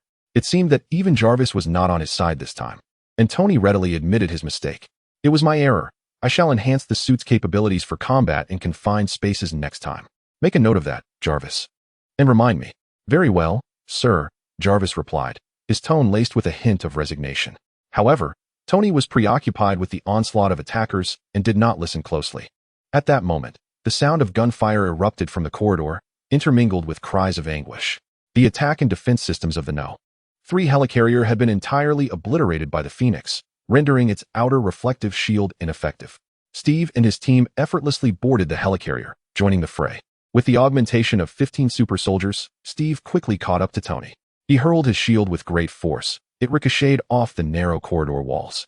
After incapacitating several Hydra agents besieging Tony, it rebounded back to him, which he caught deftly. You appear quite disheveled, Captain Stark. I can handle it, Popsicle. They bantered, their camaraderie evident as they systematically dispatched the surrounding Hydra members. After a brief struggle to subdue all Hydra agents aboard the No. 3 helicarrier, the 4 coordinated efforts in the cockpit. Your gear looks quite impressive. However, it is rather rudimentary, Tony remarked, observing the equipment Sam carried and deducing its structural principles with a mere glance. Tony also instructed the first officer aboard the Phoenix to send personnel to take over the helicarrier. Meanwhile, the president and senior officials, hiding in the basement of the Pentagon, received prompt news of the mission's success. Through the soldiers' recording devices, they were able to witness the unfolding battle within the aerospace carrier in real time. Soldier, execute the second task, Ross commanded as he picked up the microphone. Yes, sir, came the reply. The president rubbed his hands together nervously, his heart a mixture of trepidation and anticipation as he gazed at the screen. He was not alone. Every senior official shared his sentiment. After seizing the Triad Wing building, they discovered that crucial data had been completely evacuated. It was not merely information that was lost. Numerous technicians and engineers had been taken by Hydra. This meant they had forfeited both the technology and personnel necessary for the construction of aerospace carriers. Consequently, they had to reclaim this aerospace carrier, or they would suffer monumental losses.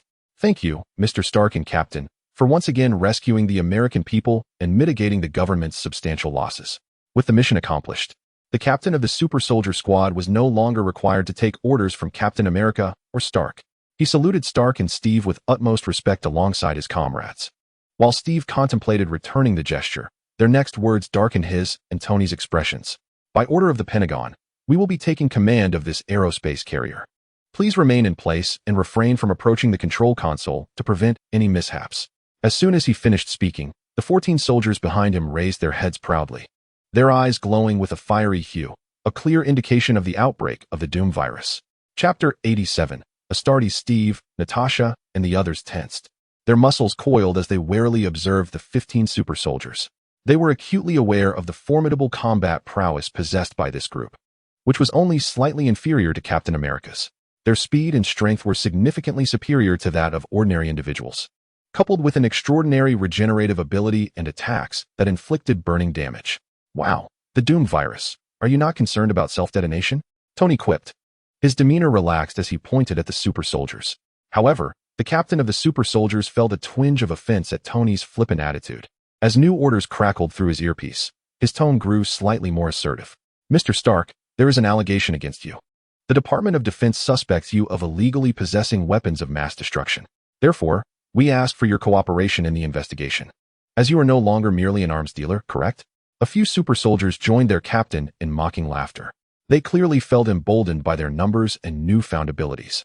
Gradually looking down upon these so-called superheroes, a sense of superiority emerged, as they believed they could easily achieve what the heroes had accomplished, having merely missed the Battle of New York. Rumor had it that upon their return, the military would heavily promote them, akin to the propaganda surrounding Captain America during World War II.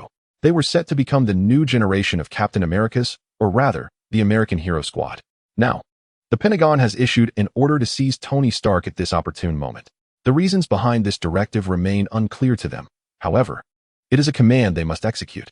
Inside the Pentagon, the President and his aides are anxiously watching the screens.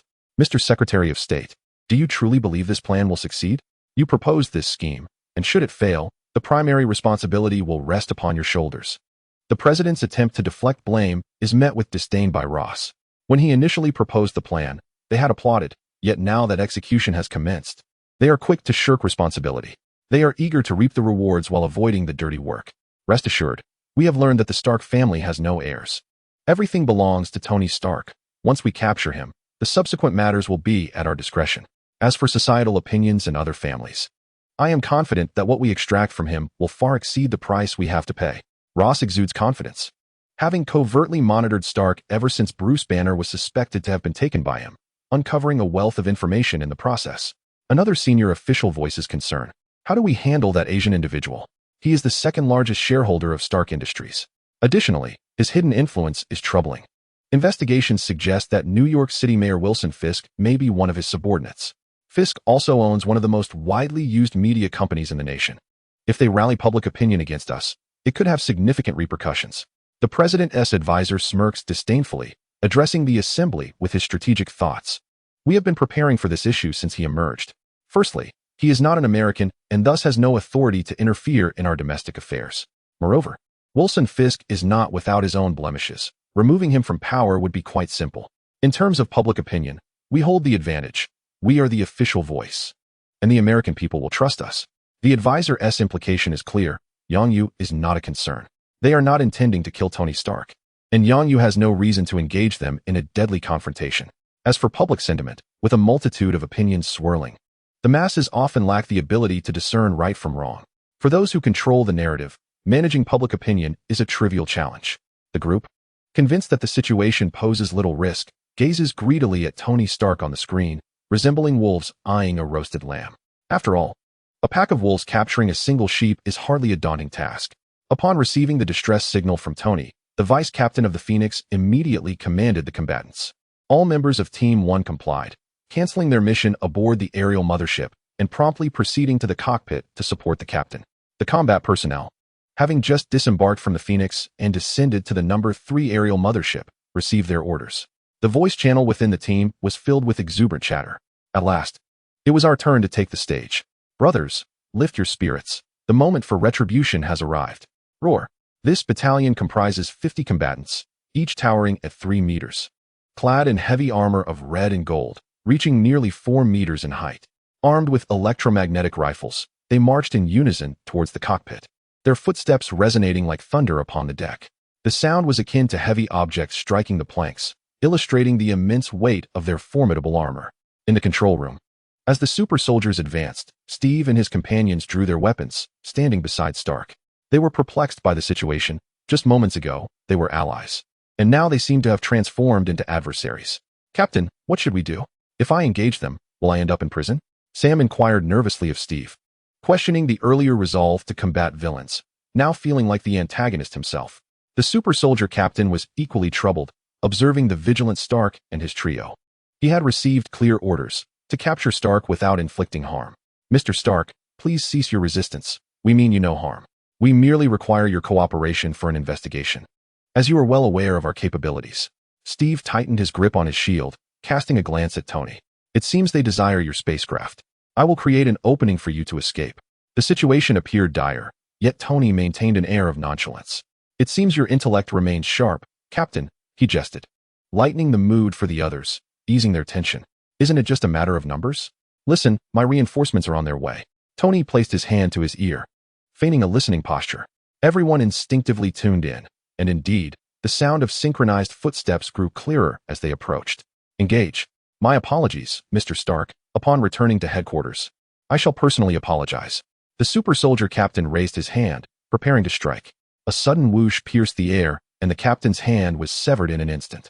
Stunned, he stared at his dismembered arm, the wound shimmering with a radiant red light as it rapidly began to heal. Following that initial sound, numerous other whooshes erupted in succession. The limbs of 15 super soldiers were shattered, leaving them momentarily dazed before they let out blood-curdling screams. Aside from Tony, the other 3 were rendered speechless. Accompanied by heavy footsteps, a colossal figure loomed over them. Captain Astartes, reporting for duty, Commander. Chapter 88. 1 month ago, gazing at the towering 4-meter-high armored figures and the group of super soldiers crouched on the ground, cradling their heads, it was evident that the recently shattered limbs had already mended. Yet, they no longer dared to resist. Their strength and high-temperature attacks were utterly futile against these iron giants. A mere punch could shatter the bones of this battalion of super soldiers. What on earth has transpired in this world? Steve, feeling utterly defeated, let his shield droop from his grasp, sensing that he might not withstand the might of these armored behemoths. Natasha approached, gently patting Steve on the shoulder, offering words of solace. You are not alone. I too am perplexed. Perhaps we should seek a place to retire, leaving this world to them. Upon discovering that these hulking figures were under Tony's command, Natasha moved closer for a meticulous observation. The thickness of their armor rivaled that of a tank. Only armor-piercing rounds could penetrate such fortifications. Their actions and dialogues confirmed that there were indeed humans operating within. Currently, this technology appears to be exclusive to the Stark family, and it seems they have begun mass production. Natasha rapped on their metallic exteriors, already envisioning the despair that would ensue should such a battalion appear on the battlefield. Tony, do you intend to run for president? Natasha inquired, glancing at Tony, who had already shed his armor. I have no interest in the presidency, but I do wish to be an emperor, Tony replied with a chuckle, uttering a statement that left them bewildered. Time rewinds to a month ago at the Dawn base. Within Banner's laboratory, the 3 Titans of Dawn were attentively listening to Banner elucidate the new data on the giant serum. Through the glass, they could see a 3-meter-tall, muscle-bound giant undergoing a series of tests in the lab below. The 40th version of the giant serum had successfully eradicated the drawbacks of Hulk transformation and uncontrollable rage. The average height could reach 31 meters, with an astonishing average weight of 1 ton due to the density of bones and muscles. If a normal person's strength is rated at 55, then the average strength post-administration of the giant serum would soar to 5,500, a 100-fold increase. As the lead researcher, Banner held a transparent tablet, scrolling through a myriad of data to present to Yongyu, Tony, and Ethan. Based on the aforementioned data, this giant serum was undoubtedly a success. However, the 10 subjects undergoing testing exhibited alarming changes in temperament.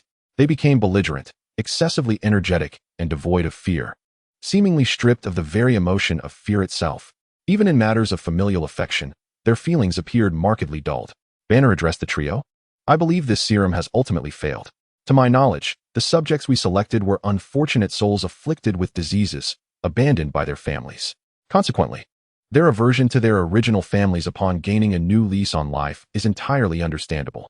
Ethan held the documents that outlined the emotional testing of the subjects, primarily consisting of multiple-choice questions. All 10 subjects were terminal cancer patients who had been forsaken by their families and turned to the experiment in despair. Hence, I believe this emotional detachment cannot be attributed to the serum itself. After reviewing the materials, Tony stood up with a lackluster demeanor, stating, "You can handle this. I shall return to my research on the new armor." With that, he departed, showing little interest in biological genetics. Ethan lingered for a while before leaving as well, preferring the various medical facilities researched by Dr. Zhao Hailuan. Yongyu stood before the glass, observing the 3-meter giant below, who was striving to adapt. The giant serum was a project he had requested Banner to investigate. By his standards, the serum had not yet been deemed successful. The test subject exhibited aggression and a lack of fear, among other shortcomings. However, these flaws were inconsequential for a warrior or a soldier. To Yang Yu, the serum aligned perfectly with his vision as he imagined the giant clad in powered armor. In his previous world, he had a fondness for certain characters in a game known as the Astartes. Banner, I need 10 vials of the 40 serum, he declared. Banner looked up from his desk, puzzled. What do you intend to do with them? To bolster our voice at dawn, Yang Yu replied with a smile. Merely possessing the Phoenix was insufficient for engaging with this world. He led the giant out of Banner's laboratory to a particularly rugged workshop. Ivan, I need your assistance. What do you require, boss? Ivan emerged from a pile of mechanical parts, covered in grease. This burly man from Russia had now pledged his loyalty to Yang Yu after the latter had provided him with the Dusk Serum, curing his father's ailment and extending his life by a century.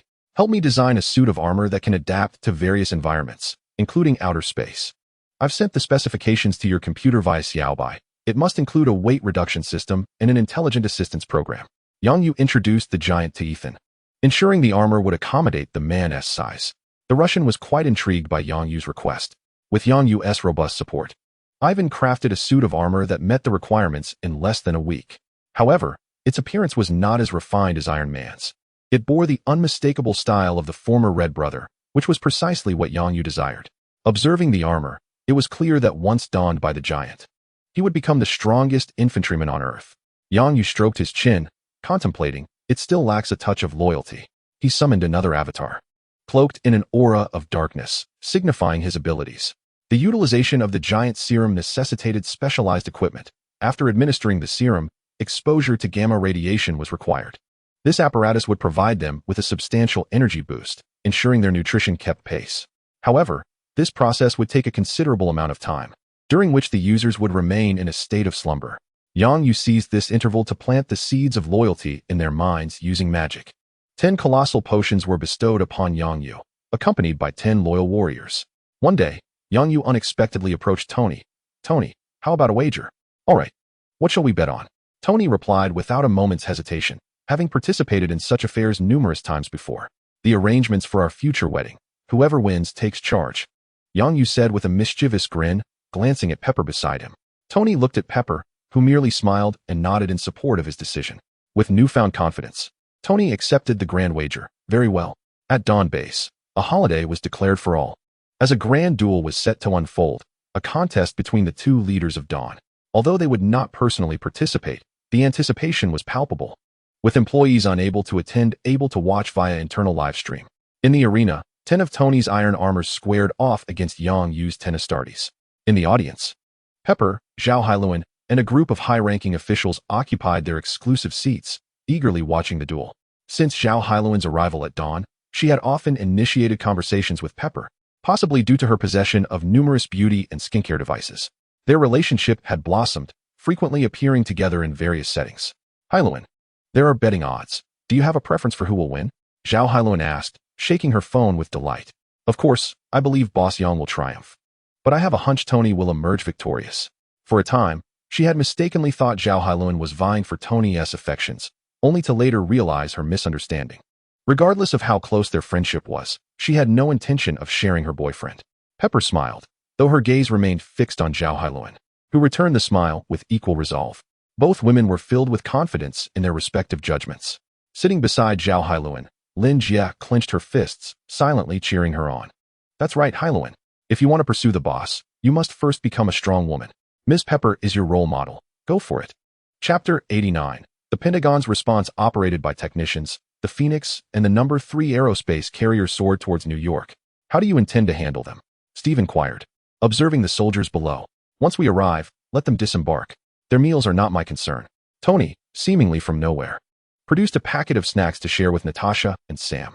Thank you, Natasha said, taking a few snacks before expressing her concern. They will likely cause you trouble. You should prepare accordingly. It would be wise to enlist additional security, like this one. Natasha pointed to the Astartes standing nearby. Illegally possessing weapons of mass destruction is no trifling matter. They can legally invade your premises and apprehend you. Could you fetch me a bottle of water, please? Thank you. Tony turned to request an Astartes accompanying him to bring the water, then turned back to Natasha with a smile. Thank you for your concern, Agent Romanov. In this regard, I believe I possess a greater understanding than you. Yang once confided in me that when someone suspects you of harboring weapons of mass destruction, it is prudent to ensure you actually do. Thankfully, I do, which renders them hesitant to take action against me, especially considering the 2 aerospace carriers under Hydra's control. Should I find myself cornered, I might well seek refuge with Hydra. Perhaps there, I could even ascend to a position of leadership. Tony spoke loudly, addressing a gathering of captives, his words resonating through the soldiers' recording devices, transmitting directly to the Pentagon. The atmosphere within the Pentagon grew tense. The failure of the capture plan signified that subsequent strategies would be even more challenging to implement. The president leaned heavily on the table, his expression grave as he surveyed the room. Indeed, Stark is correct. He possesses weapons of mass destruction, and certain tactics have proven ineffective against him.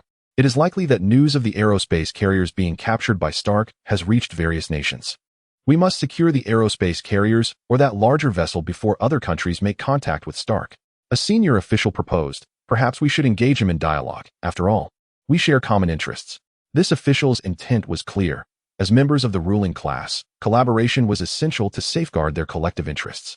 Though Stark has not actively participated in politics, his father was once an official, and his family holds considerable sway in political matters. Thus, it is evident that the Stark family belongs to the ruling elite. No, we should apprehend him at his residence immediately. It is swifter and more secure. Who knows how many spies from other nations are lurking nearby? While some supported this notion, others opposed it. As the president's eyes and ears, the director suggested a direct approach. Upon his utterance, silence enveloped the room, and everyone exchanged uneasy glances. It is widely acknowledged that, despite being the president's eyes and ears, the director has been involved in numerous questionable activities. Those who have scrutinized their actions no longer place their trust in this organization. However, a silver lining exists. Their opinions can serve as a counter-reference. The suggestion of an immediate arrest was swiftly dismissed. We must consider alternative strategies. The president decisively rapped the table, and discussions resumed. Although only the director remained wounded in this world of consensus. Let us first deploy negotiation experts, followed by military forces to encircle Malibu, applying pressure from both sides. Ross proffered this strategy, which was unanimously accepted after deliberation. The president cast a satisfied glance at his Secretary of State, already contemplating how to compensate Ross for the failure of the plan, lest this scapegoat escape accountability. Following a successful operation, what incentives could be offered? As Secretary of State, what could he reasonably provide? Reassigning him to a position of real power would only invite further complications. The president felt a wave of frustration wash over him, resolving to return and confer with his advisory team. The military camps surrounding New York City and the nearby naval bases received orders from the Pentagon. Although the reasoning behind these commands was unclear, they nevertheless gravitated towards Malibu's shores. The sudden mobilization of troops towards an affluent district was a matter that could not be concealed. Even before Tony returned to New York, he had already received this information in great detail, a product of intelligence operatives who had infiltrated the Pentagon. However, Tony was not overly concerned. In fact, he had anticipated such developments. It would be more unusual if the authorities failed to respond in some manner. Moreover, if they refrained from taking excessive actions, how could they justify demanding more in the future? 2 aerospace carriers hovered over New York, requiring no landing. The energy source of these carriers allowed them to remain aloft for extended periods, and the resources stored within could sustain the crew for 3 years. We'll leave you a plane. You can go wherever your heart desires. When you run out of fuel, just call this number, Tony said, handing Natasha a business card that bore nothing but a single digit. Are you not leaving us a hand? Steve inquired, to which Tony retorted, do you wish to take on the government? Both Steve and Natasha laughed, while Sam raised his hands in a gesture of refusal. From Tony's words, they discerned that he bore no animosity towards the authorities, which was sufficient for them. Neither Steve nor Natasha wished to assist the government against Tony, unless he committed some catastrophic act. What are your plans now? S-H-I-E-L-D should no longer exist. Would you consider joining Stark Industries? Miss Rashman, you could be my secretary, though I recommend discussing it with Pepper first. It would make your job considerably easier. What about the captain? I intend to promote Happy, and you could take his place as head of security. How does that sound? Tony's mention of Natasha's past solidified her resolve to embark on a new chapter in her life. Steve cast a glance at Tony and casually approached a Quinjet, leaving behind the words, my pension is still sufficient. Sam followed Steve, while Natasha waved goodbye to Tony, giving him a look that suggested she would be waiting for him. Tony watched as they took off, soaring into the distance. We shall return as well. As the words left his lips, his armor rapidly enveloped him. The Astartes began lifting soldiers onto the deck, tossing them one by one from the aerospace carrier. Damn it, Mom. One soldier cried out. The Astartes glanced down. Their intelligence systems calculating the distance to the ground at 164,000 feet. These cowards, it's only 50 kilometers high. With that, he leaped down, gripping the now reddened soldiers during the descent. Instead of heading straight back to the villa, Tony directed the Astartes towards the nearest military installation. Early on, the negotiator appointed by the military stood waiting outside, aware of Tony's impending arrival thanks to the recorder. Recognizing the weight of his responsibilities, he hurried forward as soon as Tony touched down. Tony Stark, I am here to negotiate terms. Chapter 90. Demonstration of force. A multitude of colossal shadows loomed larger, the forceful winds stirring up circles of sand upon the ground. The negotiator leaned back slightly, raising his gaze. Suddenly, a tremor coursed through the earth, nearly causing him to lose his balance, but thankfully, a soldier nearby steadied him. After discarding 15 quails on the ground, the Astartes formed an orderly line behind Tony. He glanced at them and proposed to the negotiator. Although they can generate heat on their own, it would be prudent to provide them with some cold medicine. I can reimburse you for the expense. The super soldiers, having been released, trembled, whether from the chill or fear, it was unclear. I will make arrangements, the negotiator said, wiping the sweat from his brow, overwhelmed by the presence of the Astartes. 30 Astartes stood like an iron wall, obstructing their path forward. Retracting the armor into the arc reactor embedded in his chest, Tony raised his hand in a placating gesture. Do not be alarmed. We are not enemies, are we? My prosthetics company caters primarily to military personnel. Everyone, please, remain calm. The negotiator swiftly turned to his accompanying soldiers, urging them to lower their weapons. Shall we commence negotiations here? Tony asked, glancing around. The negotiator immediately understood, stepping aside and gesturing invitingly. Please follow me. We have prepared a feast for you. Guaranteed to satisfy.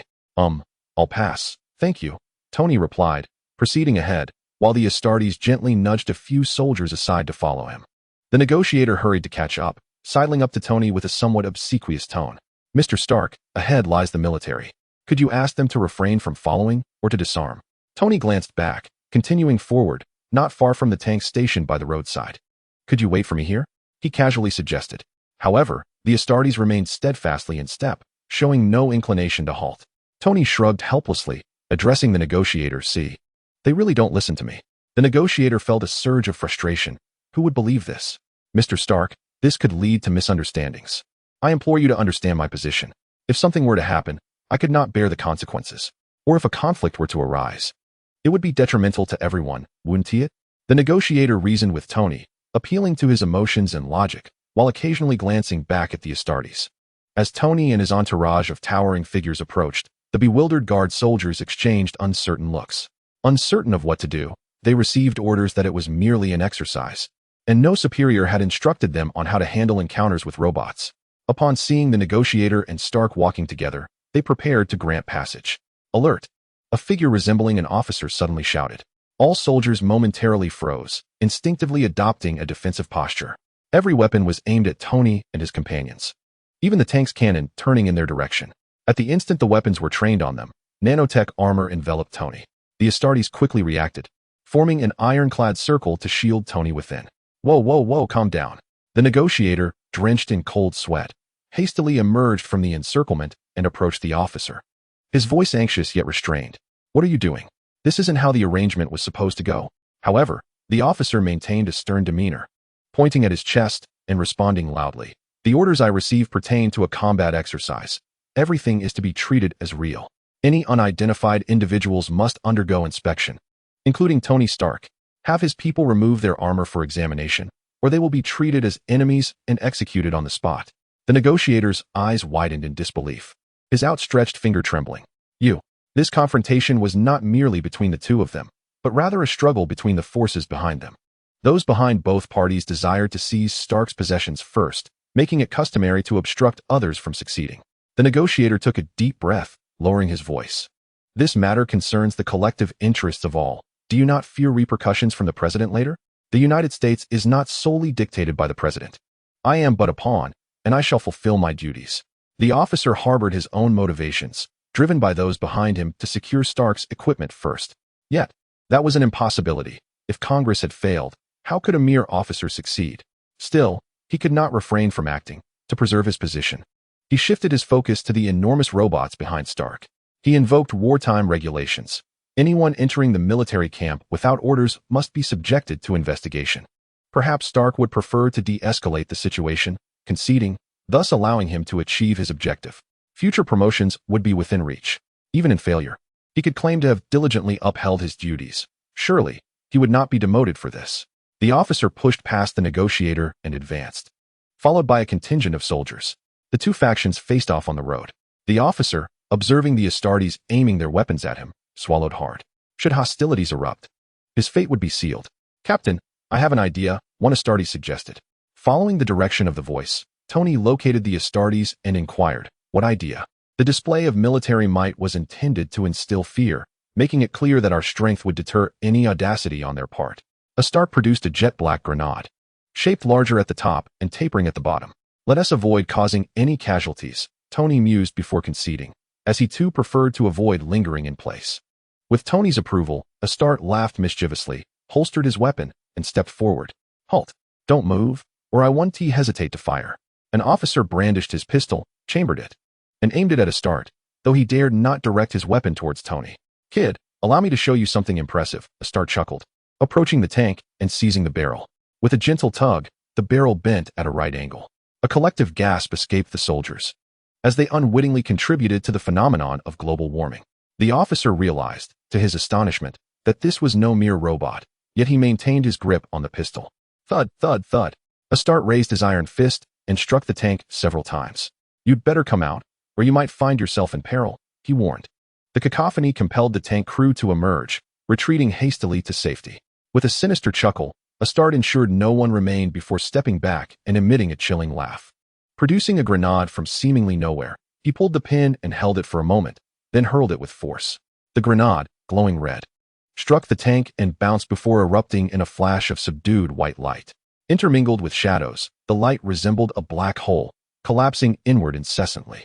Before the eyes of astonished onlookers, the tank was drawn into this abyss, continuously compressed until naught remained, vanishing from sight. The officer was the first to holster his weapon, his expression impassive as he turned to issue commands to the soldiers. "Stand down. Lower your weapons." Chapter 91. Hydra in action. The formidable resurgence of the Hive prompted Hydra operatives, who had been lurking in the shadows worldwide, to emerge from their hiding places. Whether willingly or under duress, the Hydra leaders chose to return to the embrace of the Hive, which ultimately proved advantageous for them. The oppressive presence of 3 aerial carriers compelled nations to pay a protection fee. While the contributions from each country were modest, their collective sum was substantial. Under the tacit approval of the Hive, they indulged in resources, leaving them thoroughly satisfied. Inside the first aerial carrier, a figure resembling an octopus lounged against a desk, holding a book as he listened to the report from a diminutive octopus nearby. "Brother, the resources delivered by various nations have been placed in the designated locations. According to our calculations, this amounts to a 20% reduction from the previous quantity." Yang Yu, in his octopus form, remained relaxed as he absorbed the information. Several Hydra factions continue to generate negative repercussions in various regions. Should we take action? In the Hive, a directive was issued to note the locations and relay them to the Avengers for resolution. Swift arrangements were to be made for personnel to transport resources back to Dawn, as the warehouse was nearing its capacity. Additionally, inquiries were made regarding the progress of Tony's meetings with various nations. A small octopus approached the Hive and projected a series of videos, showcasing negotiations between Tony's representatives and countries around the globe. The majority of nations expressed their agreement with the Peach Blossom Conference initiative, with only a few, spearheaded by the United States, voicing opposition. The concept of the Peach Blossom Conference was proposed by Tony and named by Yang Yu, aiming to gather scientists worldwide to collaborate on technological research, alongside experts from other disciplines. Each nation would send their scientists to Stark Industries for collaborative research, with all necessary resources and equipment provided by Stark. Researchers could bring their own projects, subject to approval, and Stark Industries would supply all essential research resources. The conference would span 5 years, allowing countries to select and send home technologies developed during the event based on their contributions each year. Stark would oversee the entire process, ensuring delivery of the resources. With the existence of the module factory and resources submitted by various nations, Dawn was fully equipped to support the Peach Blossom Conference until its conclusion. The advanced technology brought back by Luan Bird and Yang Yu served as an enticing lure, making it unlikely for many countries to refuse participation. The Hive inquired about the opposition to the Peach Blossom Conference, discovering that the dissent arose not from the concept itself, but from concerns regarding Uncle Tony's invitation to other nations, alongside demands for transparency. Their rationale stemmed from fears for the safety of the scientists and an insistence on knowing the location of the research base, requesting military presence. The 5-year requirement of the conference stipulated a closed environment, exit permitted, but entry forbidden, rendering their demands impossible to fulfill. A suggestion was made to abandon collaboration with them, opting for secret partnerships with civilian forces and informing them of the official proceedings only after the conference commenced, thus avoiding direct confrontation. The Hive closed the book in hand, its black cover emblazoned with 4 bold red characters, The Art of War. The presence of Hydra was deemed too quiet. Action was necessary to instigate urgency. Inside the second aerial aircraft carrier, variously designed robots roamed, some humanoid, others beast-like, and some a hybrid of both. Teacher, when can we seek vengeance on Stark? Quicksilver dashed to a scholar and came to a sudden stop before him. Pietro, there's no need to run around in front of the teacher, Wanda remarked, raising her hand to employ chaos magic, momentarily immobilizing Pietro and lifting him into the air with a mischievous grin. Oh no, here we go again. Aspen watched their playful antics with delight, refraining from intervening, enjoying the spectacle. Aspen was also a manifestation of Yang Yu, disguised as a mage within Hydra, now serving as the mentor to Wanda and Pietro, with the trio enjoying a harmonious rapport. Wanda and Pietro, both merely 18 years of age, have just stepped into adulthood, appearing far more youthful and tender than Yang Yu once did on screen. Upon testing, it became evident that their educational backgrounds were rather modest, and their combat experience was virtually non-existent. It is no wonder that foolish Pietro is destined to meet his demise next year. His intellect has yet to awaken. However, now that he is present, one may hope that fate will be kinder to him. Constantly yearning for vengeance requires a certain level of skill. Pietro, Wanda, perhaps out of concern, decided to lower him, lest he suffer from a cerebral hemorrhage, as his mind is already not the sharpest. Upon hearing Aspen's jest at Pietro's expense, Wanda could not suppress a chuckle.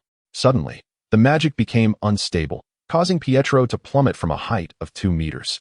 Wanda gasped, attempting to wield her magic to control him, but to no avail. Aspen refrained from catching him, merely casting a golden inscription towards Pietro. Ouch! My head!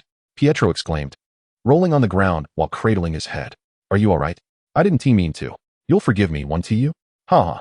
Wanda rushed back to check on Pietro's head, for he is her only family. Once assured of his well-being, she burst into laughter. Initially, when they first met, Wanda and Pietro were not so lighthearted. They were taciturn, their thoughts consumed with vengeance against Tony Stark. When Hive brought them to meet Aspen, they had even considered confronting him. Especially Pietro, relying on his swiftness, had charged forward. The outcome was that he was unceremoniously tossed from the No. 2 airborne aircraft carrier and spent several days recovering from a cold. Aspen, a manifestation imbued with the strength of a dragon, naturally exuded an aura of affinity that resonated with both flora and fauna. After several days of interaction, Wanda and Pietro came to accept their mentor, and their relationship flourished. Until you cultivate your strength, do not entertain thoughts of revenge. Focus on learning from your sister. Read more, engage your mind. Once you activate your intellect, even the most daunting tasks will seem simple. This will allow you to acquire knowledge rather than recklessly charging forward like a brute, as if you possess an indestructible body. Aspen closed the book in his hands and approached Pietro, gently tapping the tome against his head. Ah, not again. If you strike me once more, I shall lose my wits. Besides, I am the older brother, Pietro retorted, springing to his feet and darting towards the door. Within 2 seconds, he returned, pointing outside. Teacher, those peculiar robots have all assembled. It seems they are about to embark on some venture. Aspen furrowed his brow. He had received no such intelligence.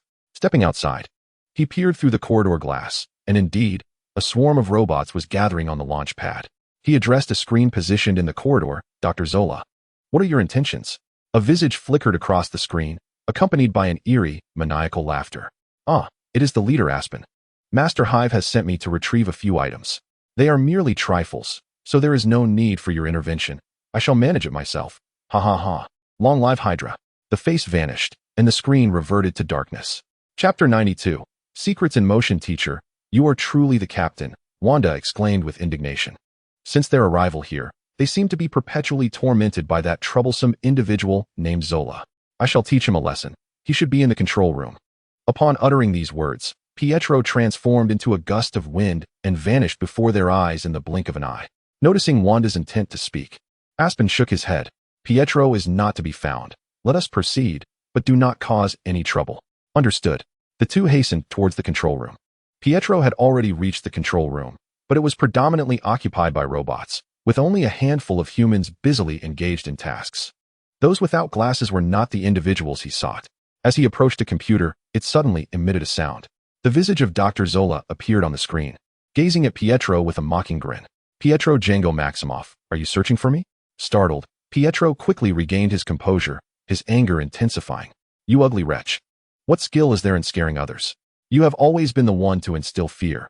Today, you have truly embarrassed yourself. Thankfully, my sister and teacher did not witness this. While Pietro vented his wrath at the computer, several spider-like robots approached from behind him. I have perused your files and remember when I was still human, I had a profound interest in genetics. The powers you and your sister possess are indeed captivating. I am eager to study your genes.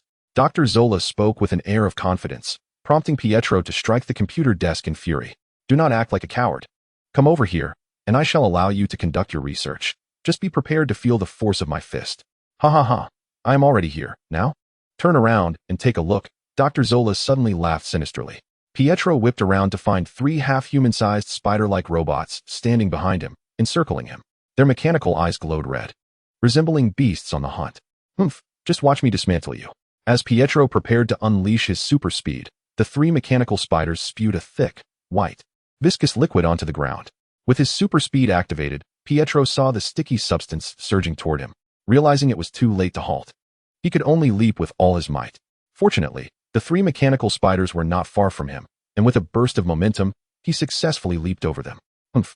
Steadying himself, Pietro smirked, turned around, and prepared to activate his super speed once more to dismantle the trio of spiders. As the 3 mechanical spiders landed, their robust metallic tails immediately targeted him. With a sudden burst, the tails expelled a viscous liquid that oscillated as if weaving an immense net. The white web descended upon Pietro, enveloping him before he could activate his abilities. Ugh, what is this? It's sticky and slippery. Ouch, Pietro exclaimed, attempting to shake off the substance, only to lose his footing and fall to the ground. The surface was coated in more of that adhesive slime, making it nearly impossible for him to rise. Pietro, Wanda called out anxiously as she rushed over. Wanda, help me. Pull me up. I can't get up. Seeing his sister approach, Pietro extended his hand in a plea for assistance. However, upon witnessing the pool of white liquid and Pietro himself, now stained with it, Wanda halted abruptly and took a few steps back, resolutely declining. No, I don't want to. At that moment, Aspen approached, casting a glance at the 3 spider robots. This isn't poisonous, is it? One of the mechanical spiders echoed, a voice reminiscent of Dr. Zola. Heh, it's not toxic. It's merely for an experiment. Humph. Aspen snorted, his tone tinged with indignation. They are my students. Please refrain from such actions in the future. Otherwise, do not blame me for turning against you. Even if you were once a member of Hydra, they were always mere subjects. The robotic spider advanced, its eyes glowing ominously. I have reviewed your dossier. You are not suited for Hydra. Neither you nor your students fit our ideals. Your naive notions of peace and the betterment of humanity are laughable. This world should be ruled by Hydra, and all who resist us deserve to perish. You would do well to rebel sooner rather than later. With that, the 3 mechanical spiders retreated in another direction. Aspen remained silent, utilizing his magic to extricate Pietro from the viscous pool. Let us return and continue our lessons, he stated as he led the siblings back to their quarters. Unable to contain his curiosity any longer, Pietro finally inquired, who was that? Aspen pondered for a moment before divulging some information about Hydra, ensuring the siblings understood the nature of the organization, which would aid in their plans to align with his faction. Days later, as Tony Stark extended invitations for the Peach Blossom Conference to nations worldwide, countries eagerly communicated with one another to acquire the latest intelligence. After all, the threat of Hydra loomed large, and they had recently faced extortion. Securing air and space carrier technology could potentially allow them to surpass the major powers. Stark had agreed that while they could send scientists, a 10-member team would accompany them to ensure their safety. The team refrains from participating in any scientific experiments, yet maintains constant communication with Stark and the nation. The smaller countries are eager to cooperate, almost willing to dispatch all their scientists. However, They are cognizant of the impossibility of this, yet in pursuit of maximizing their interests. They resolve to forge alliances, exchanging technological insights to facilitate a leapfrog in advancements. Consequently, these nations promptly respond to Stark, learning that he will personally send a spacecraft to retrieve them. Once the positions of the scientists are discreetly arranged, Stark Industries swiftly dispatches the vessel to collect them. The smaller nations can now rest assured that they will not be obliterated by any rogue entities. In a clandestine conference room within the capital of Huaxia, two individuals engage in conversation. Can we truly place our trust in this? Inquires a concerned figure standing. The individual seated on the couch, examining the cigarette pinched between their fingers, appears to seek a spark of inspiration amidst the ethereal smoke. Even if we harbor doubts, we must proceed. A moment's hesitation can lead to missed opportunities. We must act decisively. Who will be sent, and who will provide protection? Academician Yang wishes to go. I have consented, though I have reservations about his age. Yet, he has persuaded me. This time, he will lead the team, selecting several younger individuals to innovate boldly. Opportunities should not be squandered. I shall send the Yin team. I refuse to believe anyone can pose a threat to Academician Yang and his group. The individual on the couch pounds their fist on the table, exuding palpable confidence. In the White House, the president is listening to an intelligence analysis from the director. So far, no other nations have dispatched scientists to Stark Industries. Only a few scientists from private organizations have independently made their way there. They may, like us, still be in negotiations. The president nods in satisfaction, declaring, keep a close watch on this. I will allocate an additional 10% to your budget next year. Chapter 93. No longer concealable in Asgard. Yang Yu is exploring the ocean of knowledge when a sudden memory surfaces, awakening him. He sets aside his book and addresses the queen. Frigga, my lady, I must return to Earth for a matter of urgency. Do you require my assistance? Frigga inquires, also putting down her book with concern. Yang Yu smiles and shakes his head. It is a trivial matter on Earth. Take Thor with you. Ever since that girl returned to Earth, he has been preoccupied, unable to focus. Frigga sighs at the thought of her foolish son, a god enamored with a mortal. Though Thor has previously shown interest in other women, this time is evidently different. Very well. As Yang Yu exits the room, the guards and attendants he encounters bow in respect. Passing through the corridor, he observes a massive spacecraft undergoing modifications. Initially, it was to undergo repairs. But the internal structure of the Dark Elf's vessel is evidently unsuitable for Earthlings. With a grand wave of her hand, Frigg dispatched additional artisans, resolutely deciding to construct a vessel suitable for her apprentice, the Earthling. Yang Yu could only suppress his ambitions of becoming a captain while immersing himself in a plethora of knowledge and participating in the ship's renovation. If it is to be altered, let it take on a form that pleases him. Hey, Thor still lost in daydreams. When Yang Yu found Thor, he was staring blankly at the sky, resembling a statue of a forlorn woman. No fighting today. I'm not in the mood. Sigh. I wonder when Father will lift my ban. Ever since Jane Foster was returned to Earth, Odin had prohibited Thor from traversing the Rainbow Bridge to visit the planet. Thor now embodied the essence of a despondent recluse rather than that of a god of thunder. Yang Yu, not without disdain, gave him a playful shove. It was no surprise that he had transformed into a slovenly figure after the events of Avengers Endgame. He had always harbored such potential. I'm heading back to Earth. My teacher said you could come along. Are you in? Just as Thor was about to explode with frustration, the notion of visiting Earth instantly transformed his anger into exhilaration. He leapt up, grasping Yang Yu by the shoulders and shaking him, exclaiming, Really? Not really. Yang Yu chuckled. I don't believe you. Come on. Let us go to Earth, and I'll treat you to a drink. Thor eagerly pulled Yang Yu towards the Rainbow Bridge, but after a couple of vigorous tugs, he realized he could not budge him. Yang Yu stood firm, informing him, Your father said you cannot traverse the Rainbow Bridge to Earth, so we must find another way. What other way? By boat. Thor released his grip on Yang Yu. Yang Yu, with his hands glowing blue, forcefully tore at the fabric of space before him. A rift appeared, revealing tumultuous waters on the other side. Although the space stone was no longer in his possession, he had diligently studied spatial energy. This is my first attempt. The positioning might be slightly off. Let us go? Yang Yu boldly stepped into the spatial rift, while Thor, intrigued, tentatively reached out before following suit. You wizards are quite clever. The two emerged from the rift, confirming their bearings before soaring in a unified direction. After delivering Thor to his goddess, they arranged a time to meet again. Yang Yu then tore open another spatial rift, returning to the Dawn base. Tony, I'm back. What are you up to? Hi, Colonel Rhodes, it's been a while. Upon not finding Tony in the base, Yang Yu inquired with J.A.R.V.I.S. He ascended to the villa, and spotted both Tony and Rhodes, whom he hadn't seen in ages, clad in a sky-blue military uniform.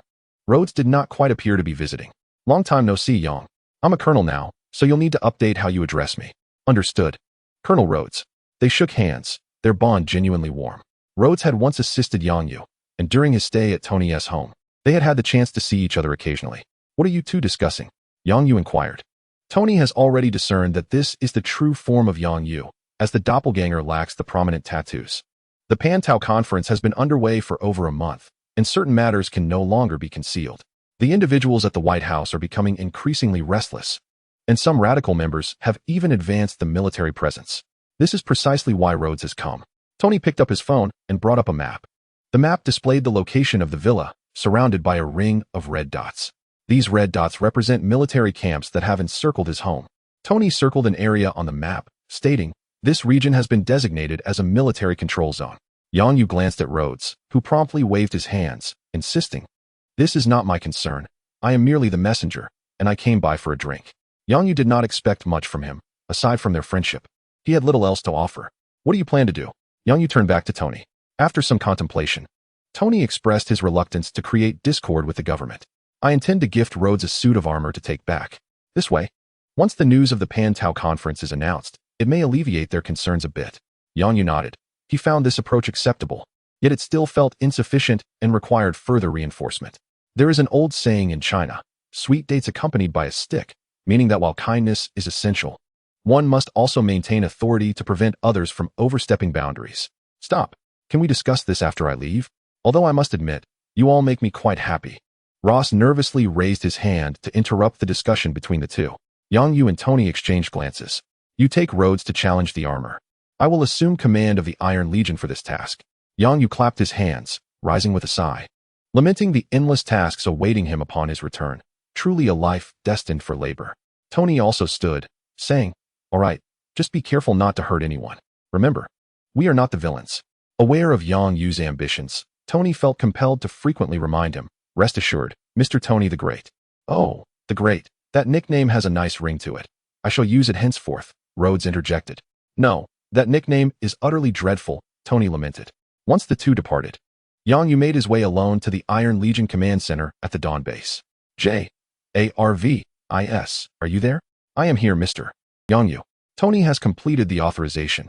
You are now the commander of the Iron Legion." As J.A.R.V.I.S.'s voice resonated, the dimly lit command center gradually illuminated. Through the glass of the command center, rows of armored warriors, painted in various colors, came into view. Yang Yu approached the computer and accessed the data of the Iron Legion. "Adjust the energy output of the handheld cannons to a non-lethal level." "Modification complete, sir." When Rhodes piloted the suit back to the base, the commanding officer was filled with excitement. The news was relayed up the chain, reaching the White House, where the president's advisors believed this signified Tony's capitulation. The president was initially elated, but his joy was short-lived. Countless armored warriors infiltrated through clandestine tunnels, evading radar detection. They launched an assault on all military encampments and naval vessels surrounding the villa. Chapter 94. On a dark and windy night in the early hours of a pitch-black night, innumerable ironclad warriors descended from the sky, breaching the defenses of the American forces with alarming ease. Even as these formidable machines stood before them, some soldiers remained oblivious to the fact that they had already been attacked. A young soldier, upon seeing the armored figures, mistakenly believed Iron Man had arrived, and excitedly called out, "Hey, Iron Man, I'm your devoted fan. Could I get your autograph?" He jogged over to the armored warrior, producing a pen and a notepad from his pocket, his face alight with uncontainable enthusiasm. "Apologies, soldier, but this is a drill. You have been captured. Please lower your weapon." The cold, electronic voice of the armored warrior sent a chill down his spine. Memories of various films he had watched flooded his mind, all depicting robots waging war against humanity. This scenario unfolded in every military encampment and naval vessel. Some alert soldiers fired their weapons in advance, yet their bullets failed to penetrate the armored exteriors of the warriors. "Who are you?" An officer, visibly trembling, raised his sidearm and demanded an answer. "By order of Commander Yang Yu, the Steel Legion has taken full control of this encampment. Please instruct your men to cease resistance. This is a drill. We must avoid casualties." After a moment of hesitation, the officer complied, ordering his soldiers to surrender. Within 10 minutes of the Steel Legion's arrival, All personnel had surrendered their weapons. Some soldiers, with vivid imaginations, were met with an electromagnetic tranquilizer to calm their nerves. Through a combination of surprise attacks, decapitations, deception, and overwhelming force, a total of 54 military encampments and an entire aircraft carrier group were captured. Yang Yu did not suppress the news from the American forces. The information swiftly reached the Pentagon, causing chaos within its walls. The president leaped from his cozy bed, hastily donning his pink pajamas, and rushed to the Pentagon.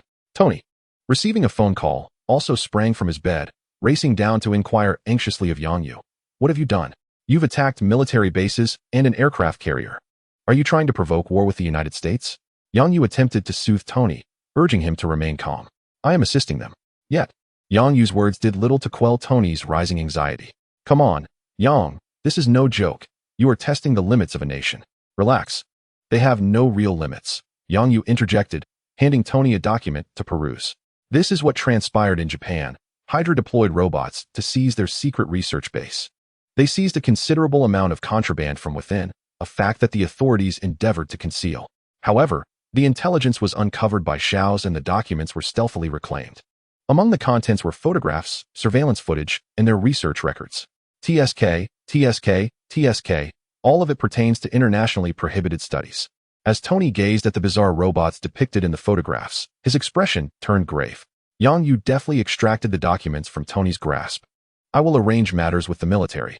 There is no need for you to concern yourself with it. If you wish to know more, simply inquire with Jarvis. For now, you should return to rest. I will dispatch someone to locate Hydra's position, and then you can lead the Avengers to eliminate them. A flawless plan. Yang Yu placed his hands on Tony's shoulders, preparing to usher him out. With a sharp motion, Tony swatted Yang Yu's hands away, exclaiming, Thanks for informing me. But now sleep is the last thing on my mind. Haha, if you can't sleep, join me for a late-night snack, Yang Yu replied, unabashedly grinning as he placed a hand on Tony's shoulder, guiding him out of the room. As dawn broke, military representatives arrived at the villa to interrogate Tony. Apologies, but Tony and the Avengers are currently engaged in combat against Hydra. I am in charge here. Stepping forward were Yang Yu, the Asian, accompanied by 5 Astartes. The military representatives were unfamiliar with Yang Yu. Although the higher-ups were aware of his extraterrestrial endeavors, they had not disclosed his identity to these representatives. The chief officer, known for his temper, was particularly incensed, especially since his subordinates were among those captured. Not recognizing Tony Stark and Yang Yu, he sought to assert his authority over him. You, yellow-skinned monkey, step aside and let Stark come to see me. Yang Yu's lips curled into a wider smile, his eyes narrowing slightly. Within the Pentagon, the president, who had not slept a wink, gathered once more with a group of high-ranking officials to sip coffee and partake in breakfast. Upon learning that the Iron Legion had not harmed any soldiers or committed any egregious acts, their tension eased considerably. Mr. President, Colonel Rune has gone to see Tony, and they have been attacked. An intelligence officer rushed in with the alarming news.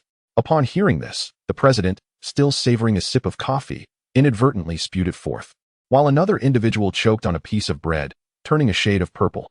The conference room descended into chaos, taking some time to regain composure. What is going on?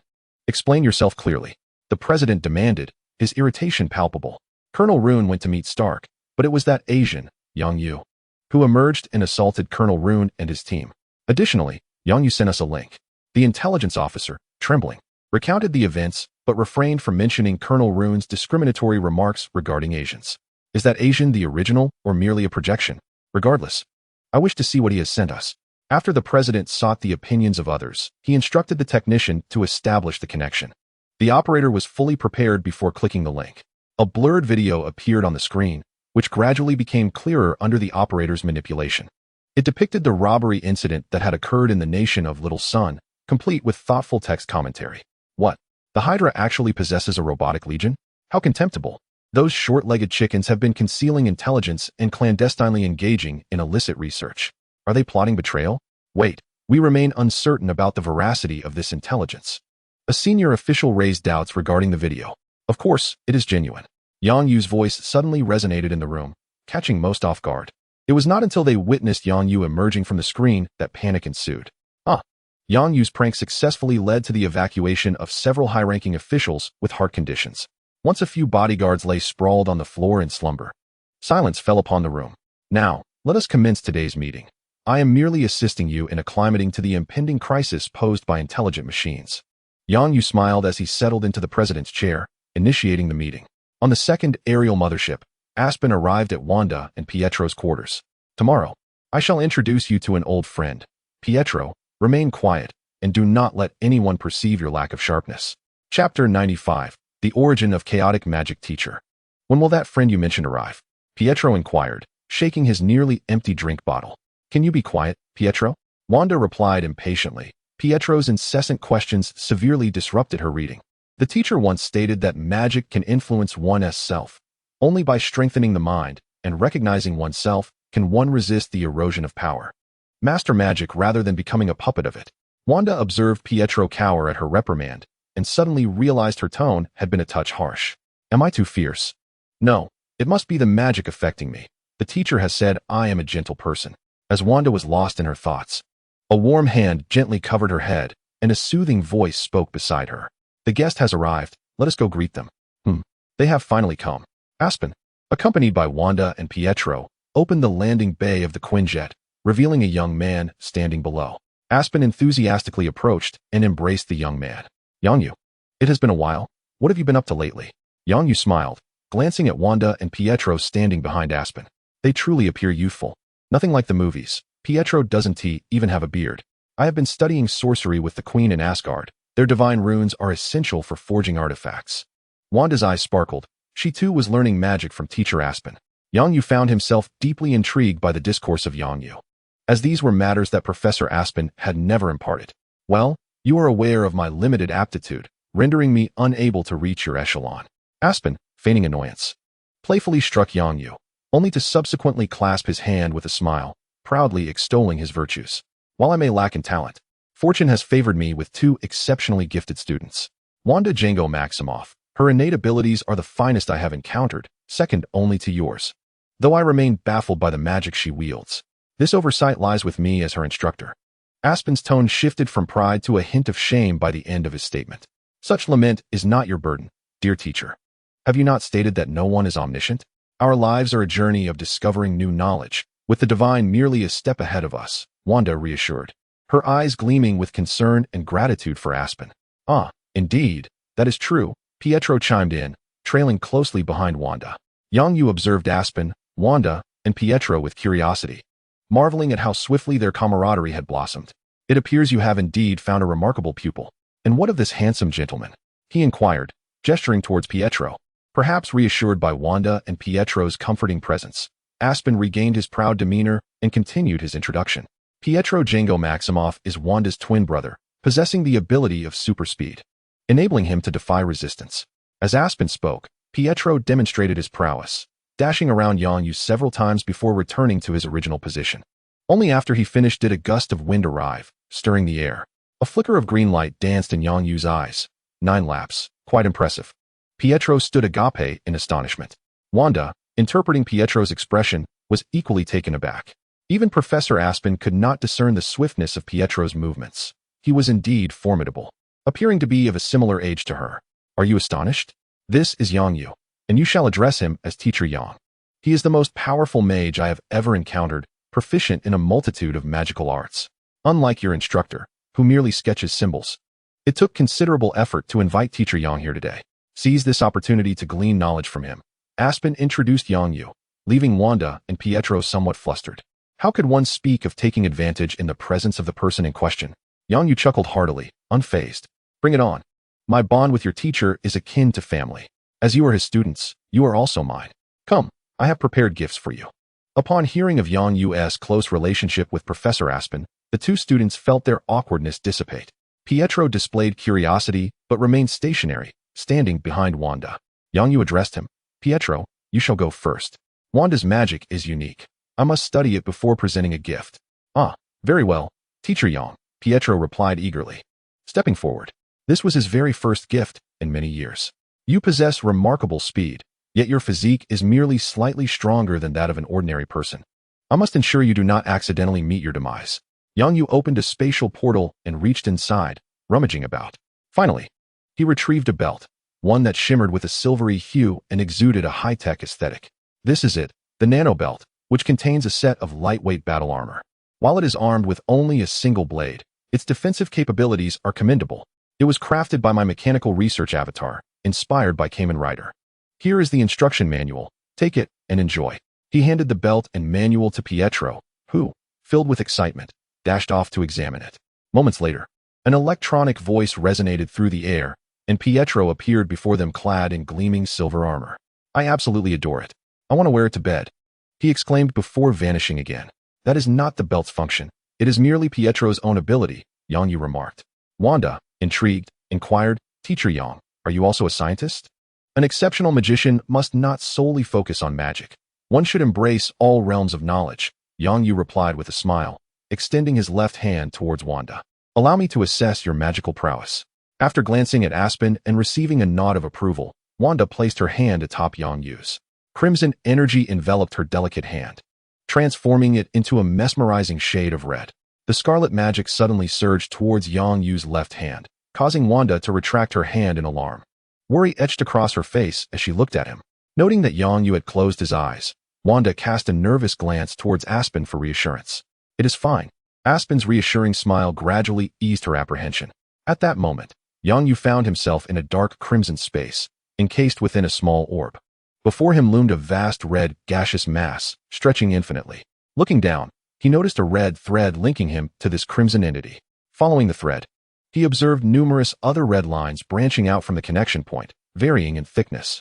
Each of these lines connected to small orbs of differing sizes.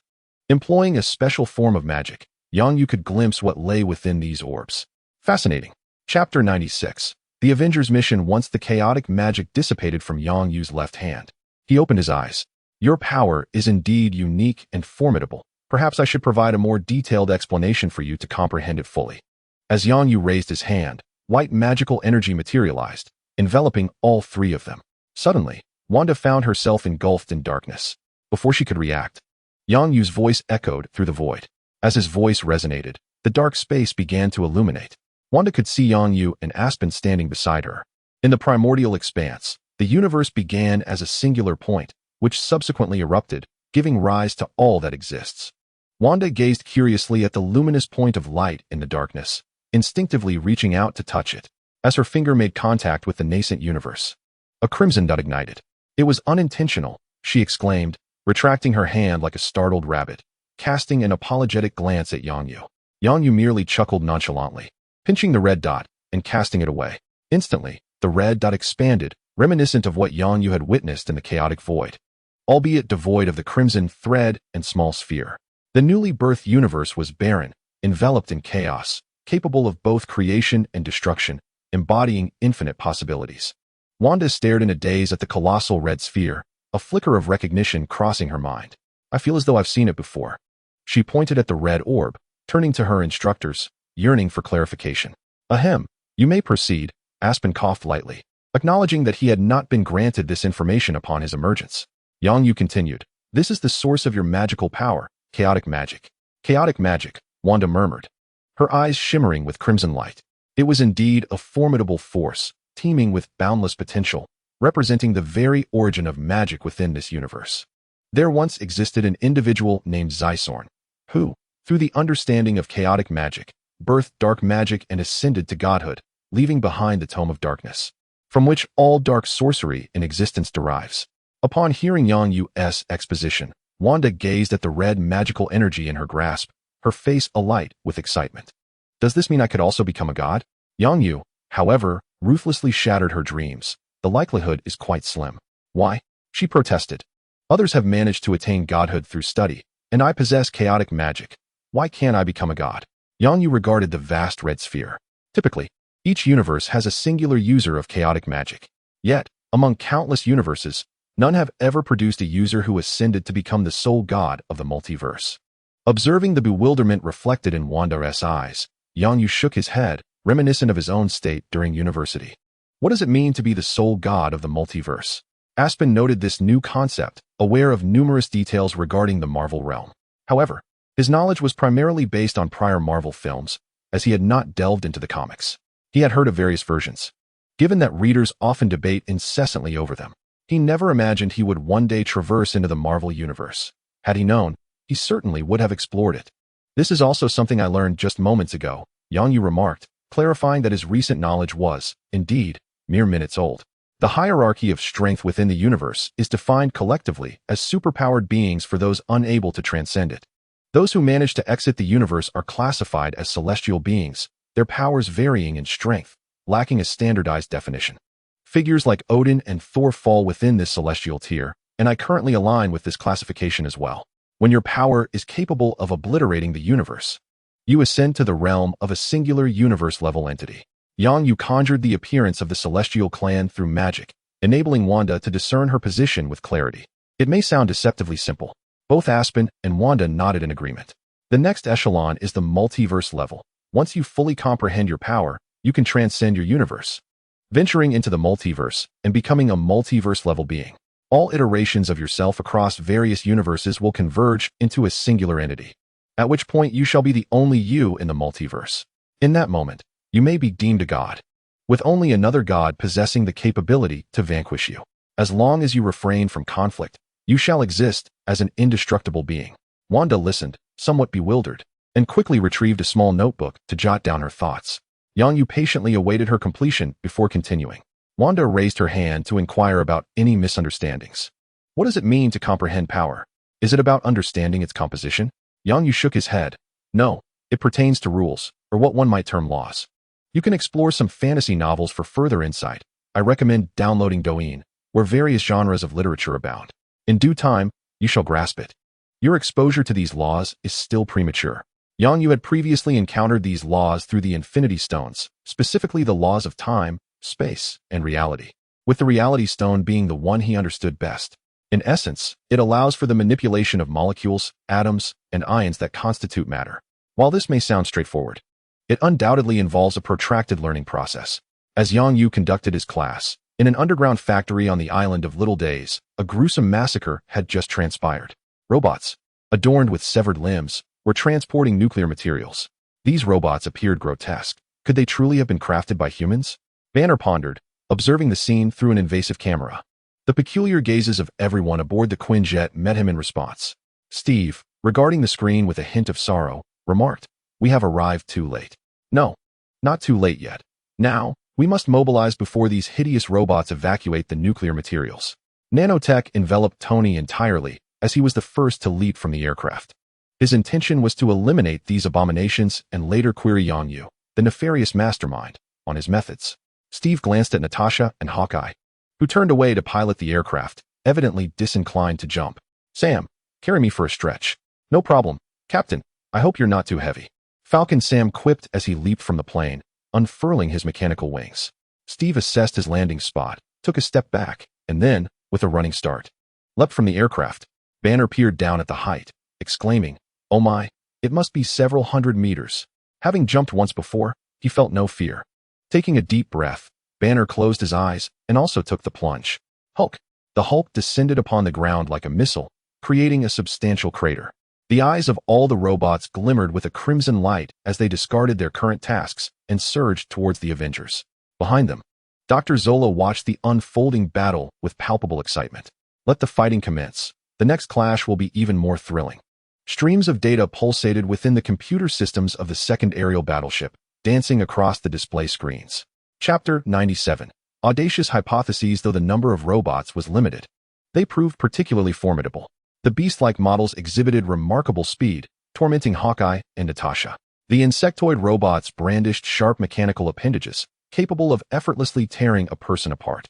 It was evident that Steve, with merely a shield, struggled to fend off the piercing limbs attacking from all directions. His new uniform had become tattered, its edges stained with crimson.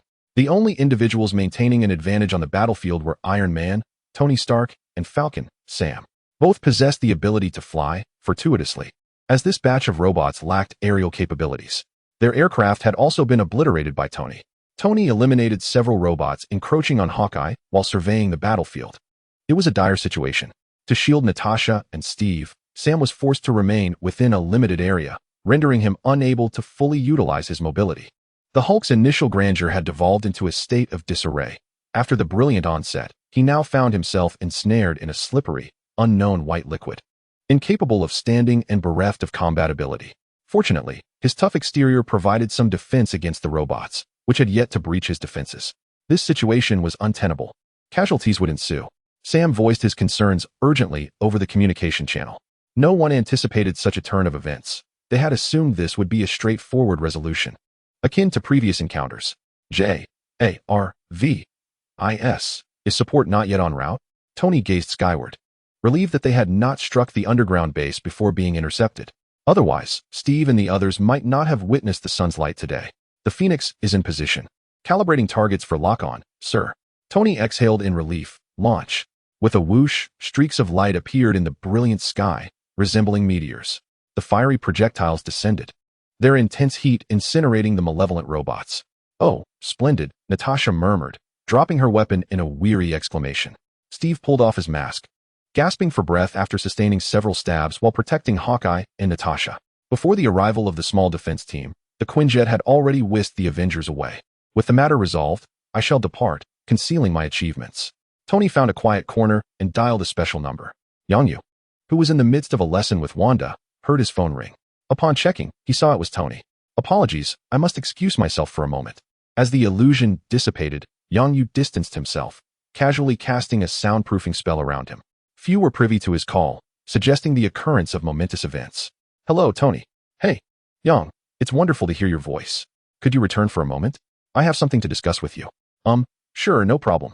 Yangyu ended the call, regarding his phone with a peculiar expression. Tony's tone fell off. Could he be an imposter? Upon returning to Wanda, Yangyu retrieved a gift from the space around him.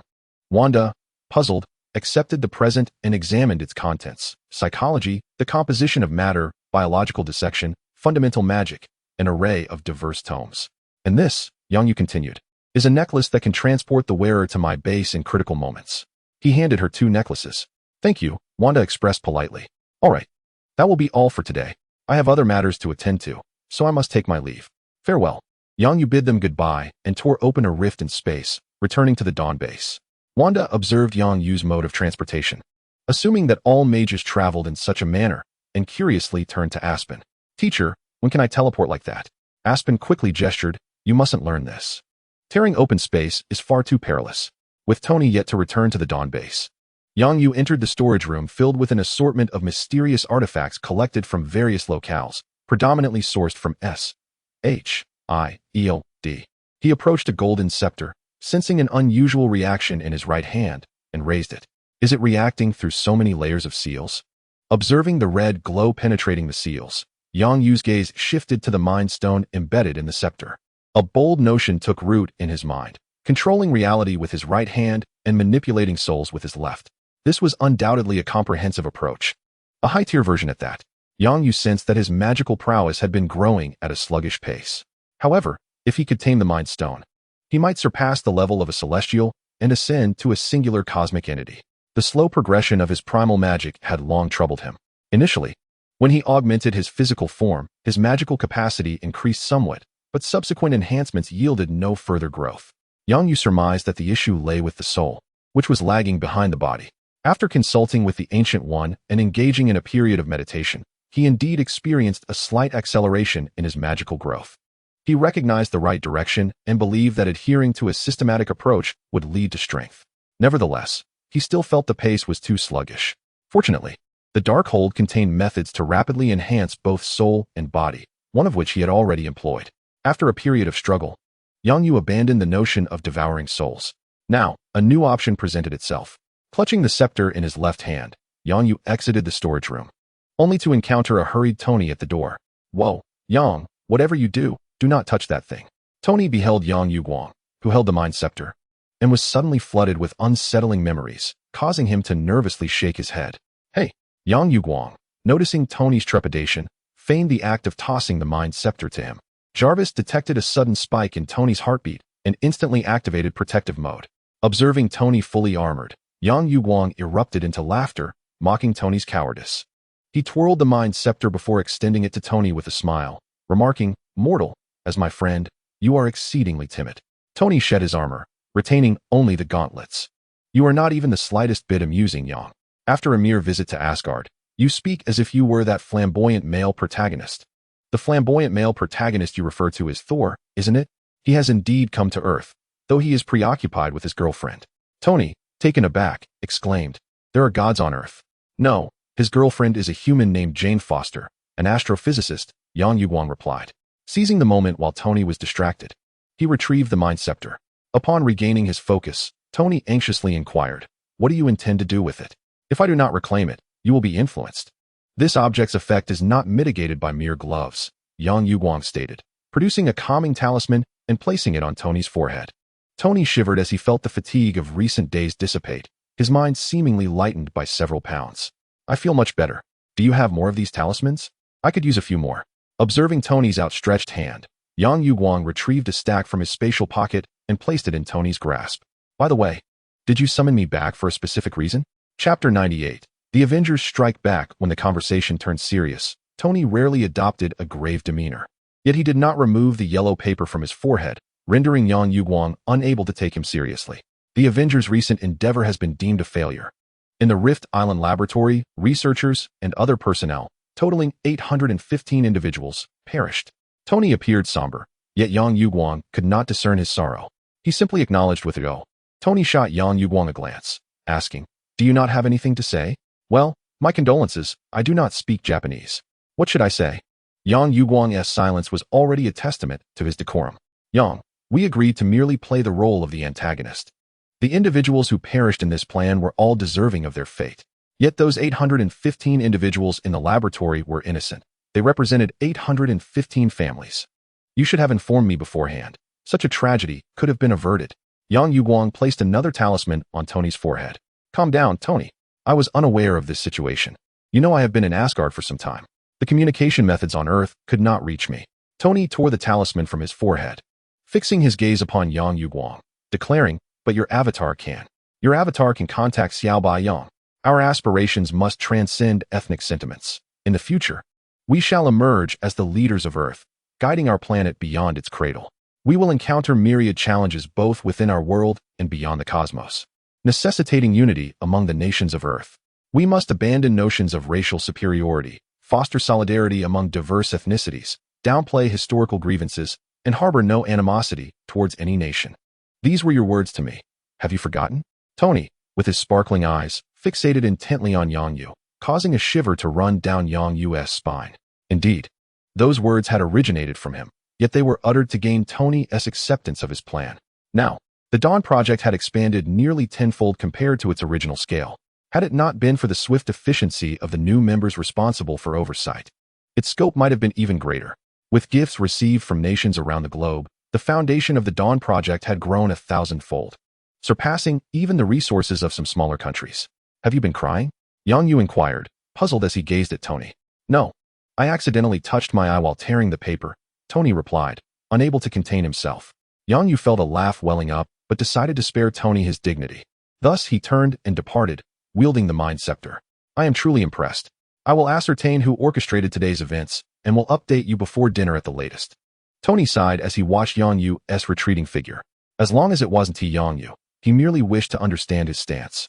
He was aware that their perspectives diverged. Neither of them could be deemed noble. Upon returning to his chamber, Yang Yu casually tossed the mind scepter onto the sofa. "Xiaobai, contact the hive." Xiaobai, rising from her bed and tousling her hair, scampered barefoot to Yang Yu. "All right, go and put on your shoes," he instructed, sending her back. The projection flickered to reveal the octopus visage of the hive. "When will the main body return?" "You orchestrated today's events. 815 lives were lost at Radiant Island. What transpired?" Yang Yu addressed the matter directly, relaying the urgency with which Tony had summoned him. In response to the news of 815 fatalities, the hive simply remarked, "Oh, this incident must have been orchestrated by Zola. My directive was to pilfer some rare resources, but nuclear materials were not required. This must have been his own ambition. Currently, the energy source for Dawn was Tony's arc reactor, and in the future, it would rely on dark energy. Nuclear power was superfluous. Zola is no longer needed. Let us utilize him to vent Tony's frustration," Yang Yu pondered, recalling Zola. Zola was an exceptionally capable individual, his intellect rivaling that of Tony. During World War II, he had developed technology to extract energy from the Tesseract. Moreover, his algorithms could predict an individual's future trajectory through vast data analysis.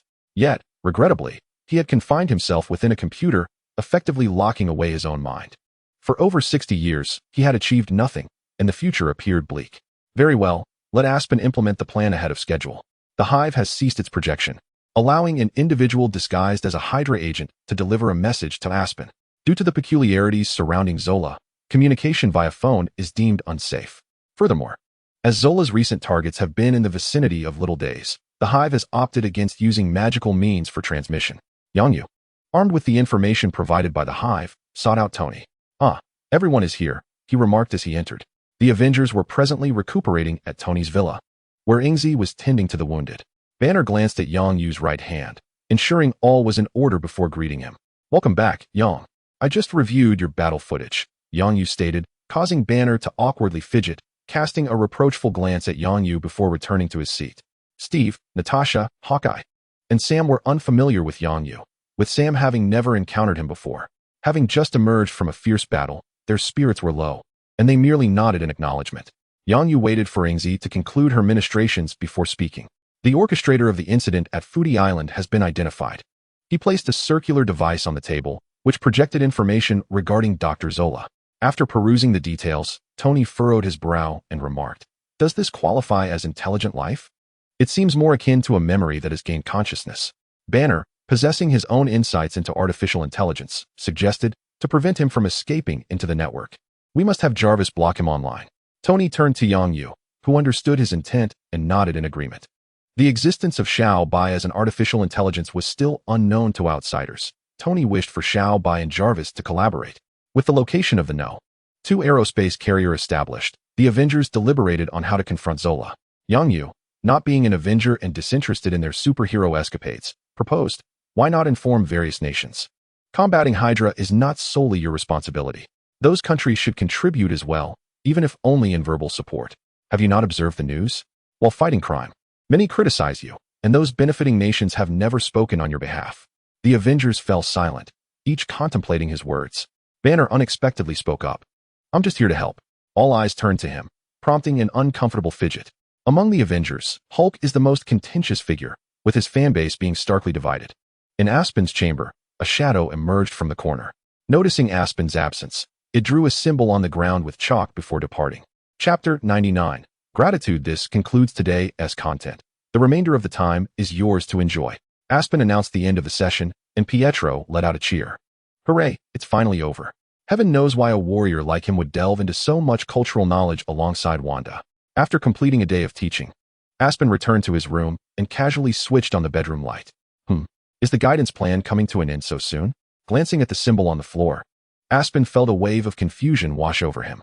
According to the plan, he was to cultivate a good relationship with Wanda and Pietro, gradually helping them to set aside their desire for vengeance against Tony and ultimately guide them to join Dawn. However, something must have occurred to hasten the timeline. Sighing, he prepared to commence. He tidied up his belongings, stowing the essentials into a spatial portal, and turned to exit the room. Knock, knock. Come in. Upon seeing Aspen, Wanda inquired with curiosity, "Did the teacher forget something?" Entering Wanda's room, Aspen noticed that Pietro had already left, presumably returning to his own quarters. "Wanda, we are moving soon. Please ask Pietro to gather his things and wait for me here." He refrained from divulging his plans, maintaining his usual demeanor. However, Wanda, perceptive as ever, sensed that something was amiss. Why would they suddenly move? Clearly, something significant had transpired. "All right, I'll keep an eye on Pietro," she replied with a knowing smile, refraining from pressing further. Once Aspen departed, Wanda kicked open Pietro's door and pulled him into her room to keep watch over him. As for Pietro's belongings, what could a boy possibly possess? He could easily acquire new items at the new house without much expense. "What on earth is happening, Wanda?" Pietro exclaimed, bewildered, as books flew towards him under the influence of her magic. "We're moving. We just need to wait for Teacher Aspen to return before we leave. There might be a battle, so if you can run fast, help me grab a few books." Pietro, overwhelmed by the approaching barrage of books, gasped. "Is that what you call a few?" Meanwhile, at the Avengers headquarters, atop Stark Tower, a military-clad individual addressed Tony. The reconnaissance aircraft did not locate Hydra's primary aerial battleship at the given coordinates. However, we have confirmed the location of the secondary aerial battleship. Heeding Yang Yu's advice, the Avengers uploaded Hydra's information to the United Nations. Upon learning of Dr. Zola's actions, the UN readily agreed to cooperate with Tony on an international counterterrorism operation. This initiative faced no opposition from any nation, as not only had Hydra extorted them in the past, but the instigator was none other than Tony Stark, a figure of considerable stature. It was also not lost on them that Tony had suggested, "If you follow my lead on this operation, I can provide everyone with a set of high-spec exoskeleton armors. As you know, if we fail to destroy both aerial battleships simultaneously, we would face significant international backlash, which would be detrimental to our cause." Tony and the other Avengers listened intently, all eager to swiftly eliminate Hydra to minimize casualties. "I understand, Colonel Chun. I will locate it as soon as possible." Colonel Chun nodded and turned off the projection. Standing up, Tony noticed the Avengers gazing at him, and he feigned confidence, saying, "Rest assured, everything is under control. I need to visit the restroom." Once outside, Tony cautiously glanced back to ensure he was not being followed. Confirming he was alone, he dialed Yang Yu's number. "Yang, what are you doing? The position you gave me was incorrect. You made me lose face in front of hundreds." At that moment, Yang Yu was indulging in Dr. Zhao Hailuan's newly developed full-body beauty device. Although he was unsure why Zhao Hailuan had approached him, it was hard to refuse such an enticing invitation from a prominent figure. While enjoying the treatment, he responded, "I'm doing this all for you, Tony. Remember that time you nearly got blown up by your own missile?" "Of course, I'll never forget," Tony replied. That incident marked a turning point in his life. It was then that he became Iron Man and met Yang Yu, Ethan, and many new friends. The position of the No. 1 aerospace carrier will be sent to the base shortly. You'd best wait there. However, after a moment's thought, Yang Yu added, "Forget it. Just project back to the base and stay there. We wouldn't want you getting killed." Tony, skeptical, retorted over the phone. "Iron Man is the most beloved superhero in the world. Aside from villains, who would want to kill Stark? Do I know the people you're referring to? They're a pair of twins, superpowered and quite capable. They're decent folks, but their childhood was tragic. Stark's missiles took their parents from them, unlike you. Their current dream is to avenge their parents by killing you. Can you believe this? You have no idea how many people out there wish to kill you. If I wanted to be a superhero, I'd be the first to take you out." Yang Yu's fervent words left Tony momentarily speechless. Upon returning to the conference room, he activated the projection, staring at the empty chamber in silence. Steve and Natasha inquired about the matter, but Tony merely replied that there was nothing wrong, leaving the Avengers deeply concerned.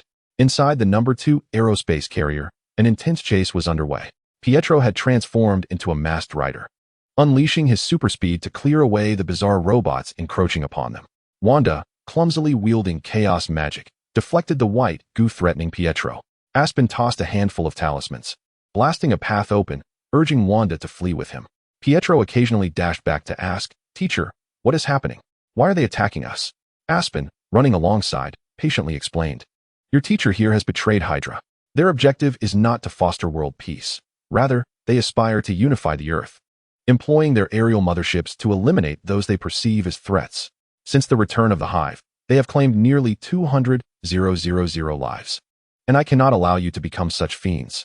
Wanda, carrying a small backpack filled with several tomes of magic, had discarded all other belongings along the way. With resolute conviction, she declared, "Wherever the teacher goes, we shall follow."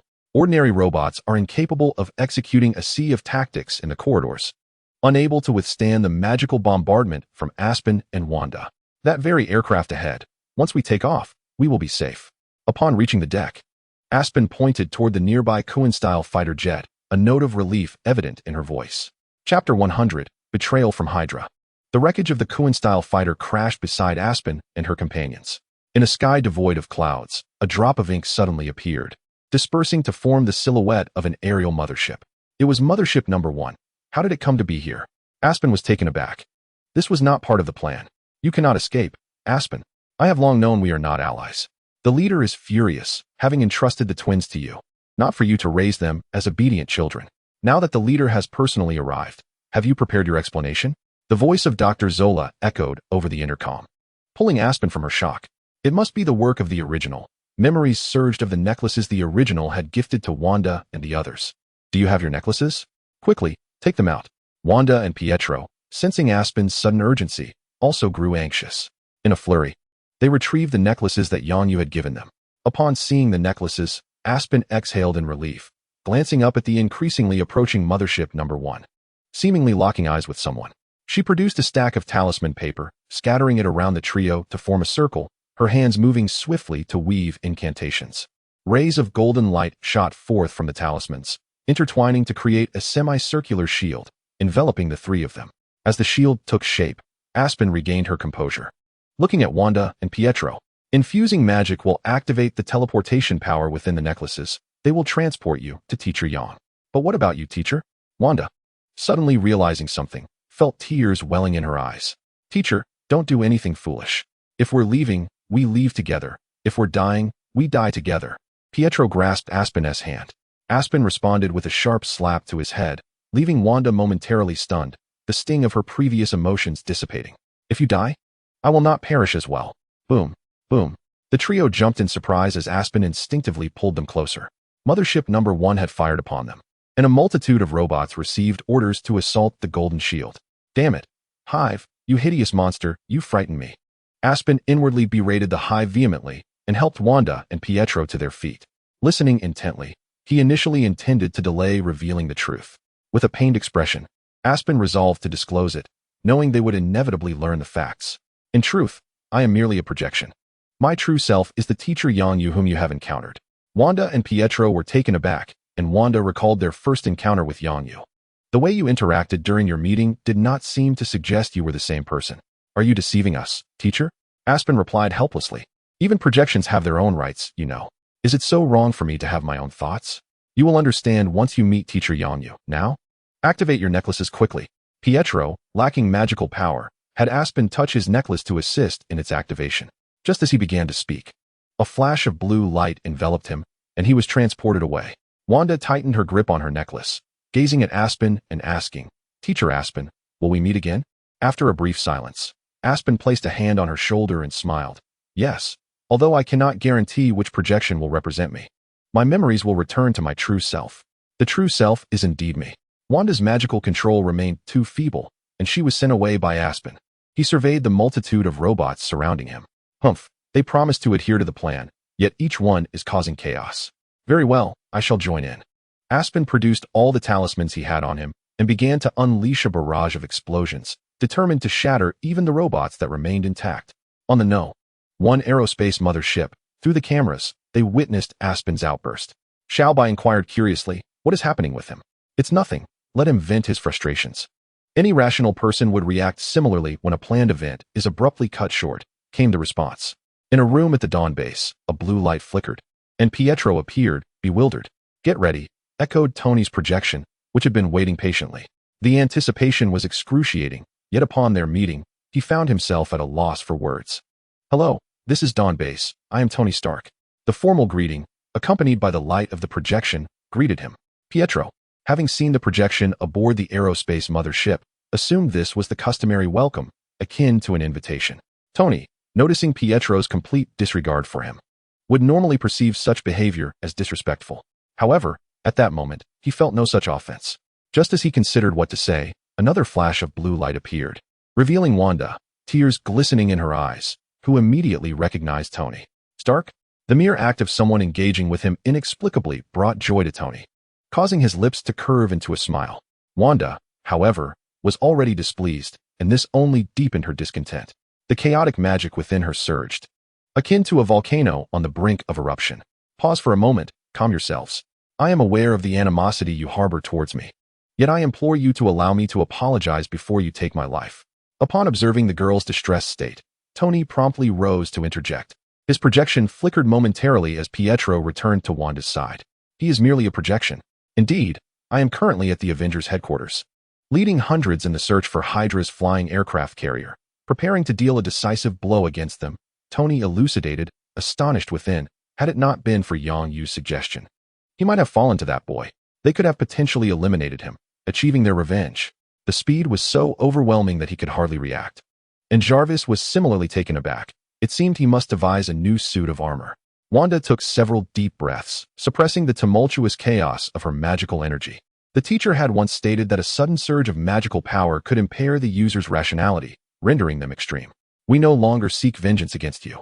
The teacher has proclaimed that you are not the murderer. At most, you are an accomplice. The true killer lies dead by your hand. Tony fell into a contemplative silence, recalling his uncle Obadiah, the man who had aided him after his parents' passing, yet had also nearly brought about his demise. What else did your teacher impart? Pietro interjected.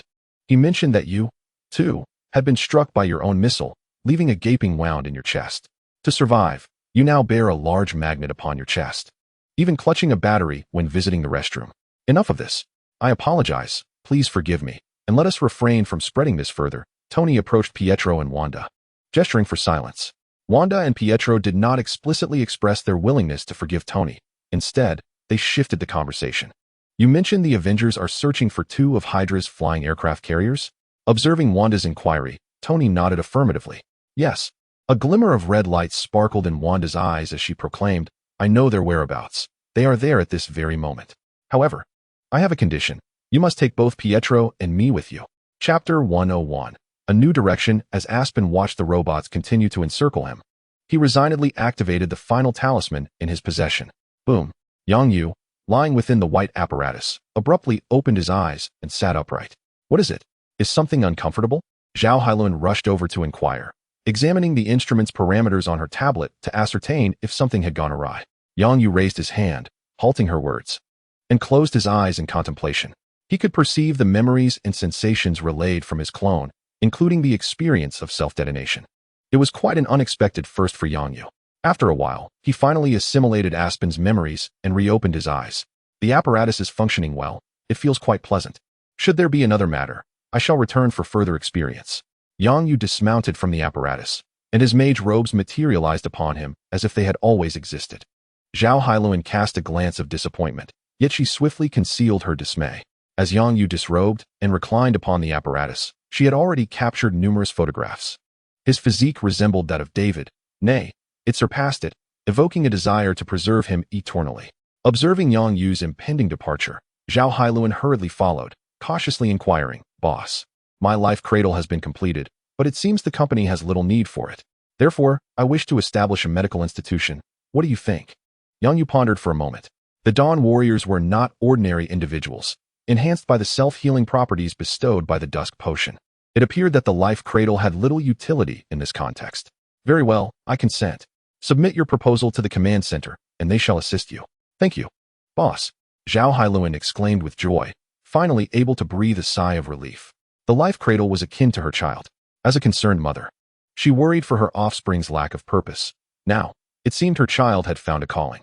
As she watched Yang Yu fade from view, Zhao Hailun returned to the laboratory, her gaze falling upon the newly developed full-body beauty apparatus. No, this contraption is of no assistance to me. I must change my approach. With Stark dominating the machinery domain and Banner and Dr. Blue excelling in super serums, her options appeared limited. Zhao Hailun contemplated the fact that the tools suited for ordinary individuals could no longer elevate her standing in Yang Yu's eyes. Previously, the boss had a doppelganger that lingered in the biological laboratory for some time.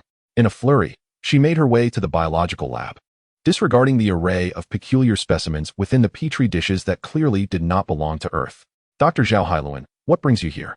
A projection of the petite figure clad in a white lab coat appeared before her, tilting its head in inquiry. Seeing Little White, Zhao Hailun felt a wave of relief. After all, she was not part of the biological department and would have been at a loss for an excuse had she encountered anyone else. Although she was initially taken aback to discover Little White was an artificial intelligence, she recognized her unique position within the base, having been personally invited by both the boss and Little White. For reasons unknown, she also enjoyed an amicable relationship with Little White. After a moment's thought, Zhao Hailun knelt down to share her intentions to assist Yang Yu. Little White blinked its large eyes, observing as Zhao Hailun's complexion gradually flushed. Internally, Zhao Hailun reassured herself. It is merely an artificial intelligence. It possesses no feelings. Follow me. I know where Brother's experimental notes are. Little White darted towards a corner, prompting an involuntary smile from Zhao Hailun as she quickly rose to follow. It's this one. Zhao Hailun unearthed the notebook amidst a heap of clutter and discarded papers. Lifting it to examine its contents closely, the notebook was black, containing only the fundamentals of biology, and it was evident that the author was a novice. With the initial notes pinned in a rather chaotic manner, as the narrative unfolds, the notes become increasingly organized, revealing the impressive learning capabilities of their owner. The concept of the first-generation super soldier? Zhao Hailun's eyes sparkled with intrigue. It encompassed biology, supercomputing intelligence, and dark energy. The final step of this concept bore a striking resemblance to her own vision of the cradle of life. She had discovered her future direction. Time rewinds to when Yang Yu departed from the laboratory. Exiting the lab area, Yang Yu's figure vanished like a fleeting illusion at the doorway. Upon reappearing, he stood before a door marked with the number 001. As he pushed the door open, he overheard Wanda and Tony discussing their demands. What can you possibly do with your limited skills? Will you avenge me? Wanda and Pietro turned towards Yang Yu in unison, addressing him as teacher. Approaching Wanda, Yang Yu noticed her conflicted expression, which she could not conceal. Call me teacher. I am aware of the situation with Asborn, and I will not hinder your quest for vengeance. However, you must promise me not to be reckless, merely contend with the robots. The issues with the Hive and Zola have been dealt with by others, so you need not concern yourselves with that. Unable to suppress her curiosity, Wanda asked, Will I ever see Teacher Asborn again? Yang Yu placed his hand on her shoulder, mirroring Asborn's gesture. I am who I am, and Asborn is also a part of me. You have always known and recognized me. You are merely in a new environment, embarking on a new journey of learning. Though my appearance may differ, my voice, tone, and essence remain the same as Teacher Asborn. Wanda fell silent, while Pietro, unsure of how to comfort her, chose to remain by her side in quiet solidarity. Yang Yu contemplated for a moment before producing a palm-sized golden dragon scale. He had carried this scale since acquiring it, as it had proven invaluable in helping him maintain his identity during his early endeavors, especially while studying dark magic. Without the scale, he often found himself tempted to use magic to explore the wonders of the great bathhouse. Wanda, your sensitivity makes you particularly susceptible to chaotic magical influences. This is a dragon scale. Wearing it will help you maintain clarity and shield you from adverse effects. He handed the scale to Wanda. Upon seeing the shimmering golden scale, Pietro expressed his desire for one, his gaze fixed intently on Yang Yu. Understanding his unspoken wish, Yang Yu tossed him a piece of fool's gold. This shall serve as your living expenses. From now on, you must learn to earn your own keep. I am often preoccupied and will not have time to instruct you directly. A clone of mine will be responsible for your education. When you return, classes will resume as usual. Wanda clutched the dragon scale tightly, sensing it bore the same power as that of Teacher Asborn. We understand, teacher. It appeared that Wanda had temporarily come to terms with the situation, while Pietro remained stunned by the news of resuming regular classes. Nevertheless, their intention to hold Hydra accountable lingered. Yang Yu arranged for a Quinjet to be at their disposal. Remember, do not be overzealous, especially you, Pietro. Wanda, keep a close watch on him. Yang Yu earnestly cautioned, do not let yourself be struck down by gunfire. Yes, I will, teacher. Wanda nodded in agreement. Yang Yu smiled and waved goodbye, watching as Pietro, dejected, boarded the aircraft with Wanda, en route to the Avengers headquarters. Chapter 102. Collecting sea treasures. Upon learning that both of Hydra's aerial battleships were in proximity, Tony promptly dispatched the Phoenix to the scene. He, along with the Avengers, set their sights on the designated target, the United Nations Counterterrorism Center. Hurry, hurry. Both targets have been confirmed to be situated above Little Japan in Tokyo. This is a rare opportunity. According to intelligence, their leader, Hive, is also present. We must strive to eliminate them decisively this time. In the conference room, representatives from various nations voiced their support. The Rabbit representative stood up and declared, we cannot afford to miss this chance to utterly eradicate Hydra. I propose an increase in troop deployment. Little Japan presumed that the Rabbit was merely suggesting sending more people to their demise and quickly interjected. Chen Yaojun, I wholeheartedly endorse your proposal, but our nation lacks sufficient combat personnel. Unless you agree to lift our military restrictions. The Bear representative slammed the table. Pointing at the Little Japan representative, what are you dreaming of? We are still questioning whether your nation has ties to Hydra. Allowing your participation in combat is already a concession. You expect us to lift military restrictions as well? Enough. We are all colleagues here. Let us remain composed. Colonel Chen Yaozhong attempted to mediate. Once the room quieted, he continued, as I suggested increasing troop numbers, it naturally falls upon my side to provide personnel. Little Japan stood up again in opposition. I object. Our side will absolutely not agree to let the Rabbit deploy forces on our territory. Colonel Chen Yaozhong, unfazed, responded with a smile, but we are discussing 2 aerial battleships. Losing even one would pose a significant issue. Should an incident occur, will you take responsibility? Moreover, our nation is closest to you.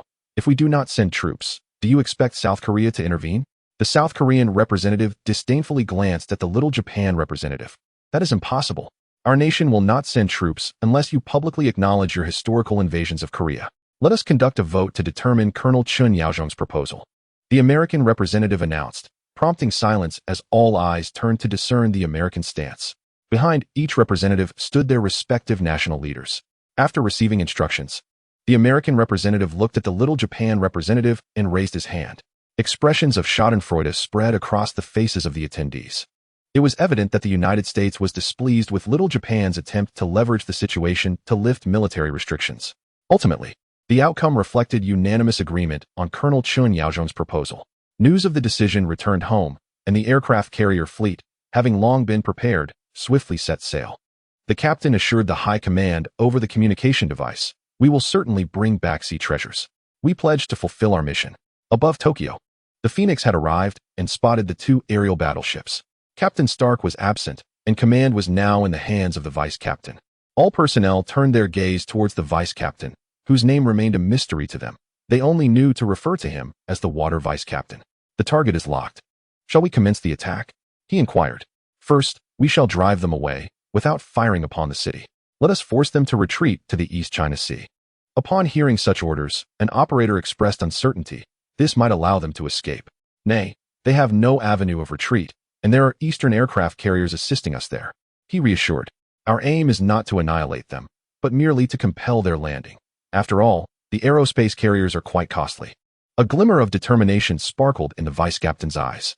His reasoning resonated with everyone, prompting them to execute his commands as they guided the two aerospace carriers towards the East China Sea with laser precision. Inside the two aerospace carriers, alarms blared incessantly. High-ranking members of Hydra convened in a conference room to discuss the Hive's subsequent strategies. The Hive scrutinized the map and declared, "Our assault cannot breach that vessel. We must retreat. Our future lies in Africa. Once we secure vibranium, no one can thwart Hydra's ascendance." The leaders, having reviewed the data on vibranium, unanimously concurred. "However, we cannot depart empty-handed. I must leave them a parting gift." Dr. Zola's projection flickered momentarily, revealing a vial of blue serum. "This was an unexpected byproduct of my previous genetic research. It significantly amplifies human appetite. So potent, it can induce forgetfulness, leaving only the desire to consume." The Hive neither opposed nor agreed, simply dissolving the meeting. "Brother, I have received an unfamiliar message from a Hydra operative," he stated. The Hive was taken aback. Could someone truly ascertain his whereabouts? "What does it say?" he inquired. Little White translated the message using Hydra's internal codes. "Esteemed leader, Lord Hive, I am Gideon Malik. My family has been among Hydra's most loyal members. Due to certain circumstances, we have not returned to your command. I beg your forgiveness. Currently, the United Nations is aware of your location and is preparing to encircle you in the East China Sea. I hope this information proves useful. Long live Hydra." The Hive was momentarily stunned upon reading the message. There were still factions of Hydra in hiding. What sort of organization was this? He had thoroughly reviewed the records of every Hydra member and had located them all, yet there were still more. Gideon Malik was one of the 5 members of the International Security Council. Little White retrieved Gideon Malik's dossier. Indeed, quite formidable, such a high position, hidden so deeply. The Hive remarked in admiration. "Send this information to the main body. We shall proceed as planned." As the two aerospace carriers departed, the second carrier released a batch of mechanized beasts before leaving. The individuals aboard the Phoenix noticed, but chose not to intervene, merely relaying the information to the United Nations Counterterrorism Center. Prepared for action, they resolved to dismantle the mechanized beasts into mere fragments before they could touch down. Fragments scattered across the streets of Tokyo under the forceful impact. As two aerospace carriers ventured into the East China Sea, the Phoenix opened fire. The artillery and gravity engines aboard the vessels were obliterated, forcing them to make an emergency landing in the sea. The leaders of Hydra, in a frantic search for the Hive, found themselves unable to locate it, the signals having been jammed. Exchanging glances, they hastily took to the skies with their trusted aides, resolved that as long as their base remained, hope still lingered. Upon the arrival of the Avengers, the Rabbit-S aircraft carrier battle group also made its entrance, launching a barrage of firepower at the fleeing aircraft. Simultaneously, assault boats were dispatched for a landing operation. Some soldiers provided cover as a few personnel approached an intact Cohen fighter jet. "Quickly, get on, and cover me before the counterterrorism forces arrive." 2 individuals climbed aboard the aircraft, taking flight in the Cohen fighter while the fleet refrained from attacking it. Observing the aircraft's departure, the leading soldier grinned. "Let us move on to the next one." Another Cohen fighter took to the skies. One team member chuckled, "Squad leader, we've stolen before. But this is the first time for an aircraft." "Stealing? No, we're merely salvaging from the sea. A Cohen, you know. It's too much for one pot to stew. That's exactly what it means. If you can't articulate, then be quiet and hurry." "Yes." The squad leader slapped his comrade, and continued towards another Kuan fighter. Chapter 103. A farewell gift from the Hive. This time, the Avengers were prepared. When they confronted the robotic entities and mechanized beasts again, they were no longer in disarray as before. Steve, Natasha, and Hawkeye donned new anti-stab combat suits. Natasha and Hawkeye were equipped with Stark's newly developed weaponry, miniature pulse guns, and micro-pulse arrows. Unshackled, Captain America unleashed his full potential, proving no robot could match him. His shield soared like a razor-sharp boomerang, leaping through crowds, corridors, and aircraft, always returning to his hand. Iron Man and Falcon provided aerial support, simultaneously eliminating the flying mechanical insects. Wanda and Pietro, witnessing Hulk's ferocity, wisely chose to follow in his wake, assisting him in delivering finishing blows while guiding the giant. The trio became the fastest advancing force. Dr. Zola observed his army being systematically eradicated, feeling a sense of helplessness. Given time, he could develop new robots capable of delivering a devastating blow to the Avengers. Dr. Zola, you must evacuate immediately. The Hive suddenly appeared in Zola's laboratory. Leader, I knew you wouldn't flee. Huh, those cowards are nothing compared to the Red Skull. Zola projected himself beside the Hive, his demeanor respectful as if he were a loyal hound. The Hive gazed at the half-biological, half-mechanical specimens in the incubation tanks and gestured to Zola, let us go. I have prepared some gifts for them. Understood. Dr. Zola gazed at the Hive as it magically whisked away his experimental subjects. Despite his overwhelming curiosity to follow and observe the Hive's intentions, he subdued it, for magic was shrouded in enigma, much like the cerulean cube.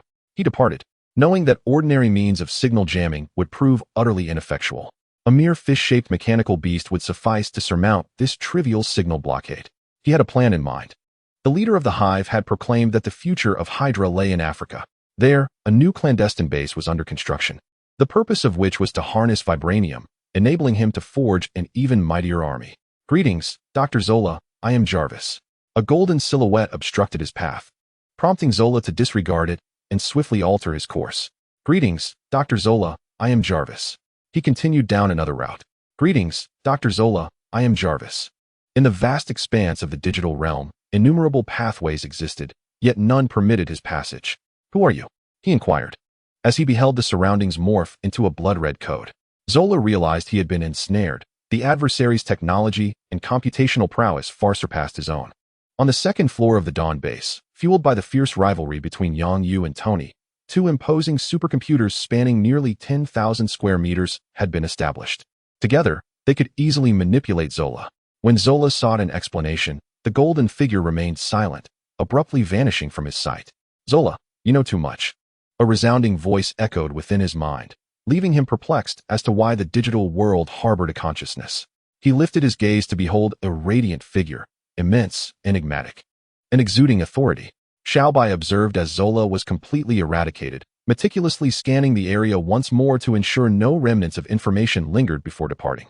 Jarvis awaited outside, and once Xiaobai's data torrent had subsided, he proceeded to replicate Xiaobai's process before moving on. The International Anti-Terrorism Unit, having hurriedly arrived, swiftly joined the fray. Among them, a select few exhibited extraordinary bravery, charging directly towards the control room upon disembarking. It seemed they aimed for a decapitation strike. Teams from various nations vied for supremacy, unaware that the aerial mothership had descended upon the East China Sea, allowing the Rabbit to seize a considerable advantage. Indeed, putting his aircraft carrier to use. However, it appeared the Rabbit had yet to penetrate the interior, granting them a glimmer of hope. A female crew member, peering through binoculars at the throng of frenzied foreigners, turned to her captain. Captain, why don't we send someone inside? There could be valuable assets within. The female captain, adorned with 2 stripes and 4 stars, casually responded while adjusting her binoculars. Do you presume people are foolish? If we were besieged, it would be glorious indeed. What would you do? The crew member tilted her head and without a moment's hesitation replied, destroy all data, then detonate the nuclear power source. We all perish together in a grand feast. Indeed, your thoughts resonate deeply. Hydra, a clandestine organization with a legacy spanning millennia, must undoubtedly possess unwavering convictions. Having secured their objectives, the female captain commanded the fleet to retreat 10 nautical miles. This directive left her crew in a state of perplexity, questioning whether such a distance would suffice. With a mysterious smile, the captain reassured them, it is sufficient. The organization has not ordered our withdrawal. We must trust in them.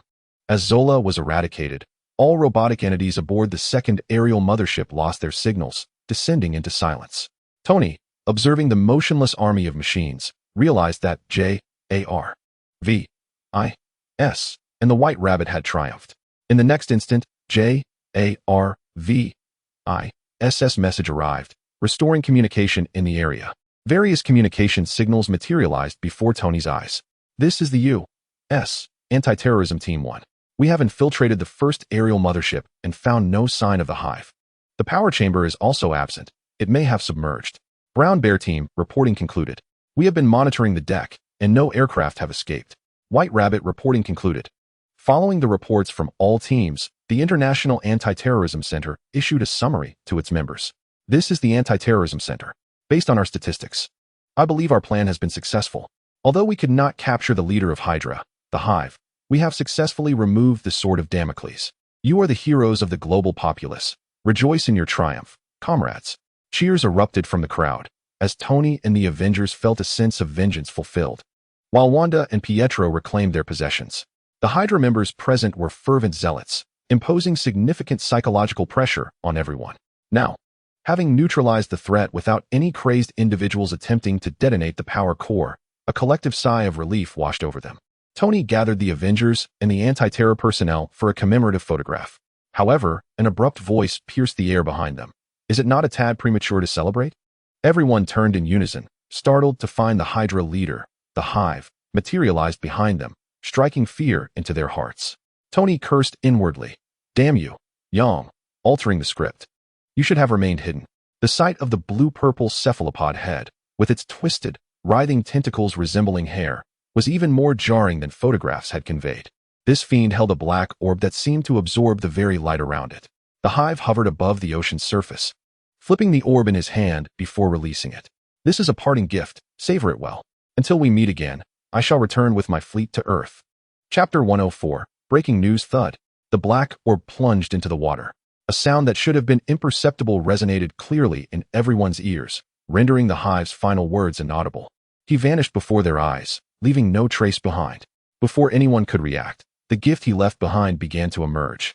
The surface of the sea was torn asunder, with 8 colossal octopus tentacles rising like monumental pillars. Shadows and seawater enveloped them, rendering their bodies and spirits utterly disheveled. It was the legendary sea monster, the Kraken. Oh dear, we are doomed. A black warrior let out a heart-wrenching scream before collapsing to the ground. Fortunately, a teammate was quick to catch him. The captain of the squad, disregarding the inquiries from the counter-terrorism center in his earpiece, roared at his dazed comrades. Open fire. Retaliate. Do not act like fools.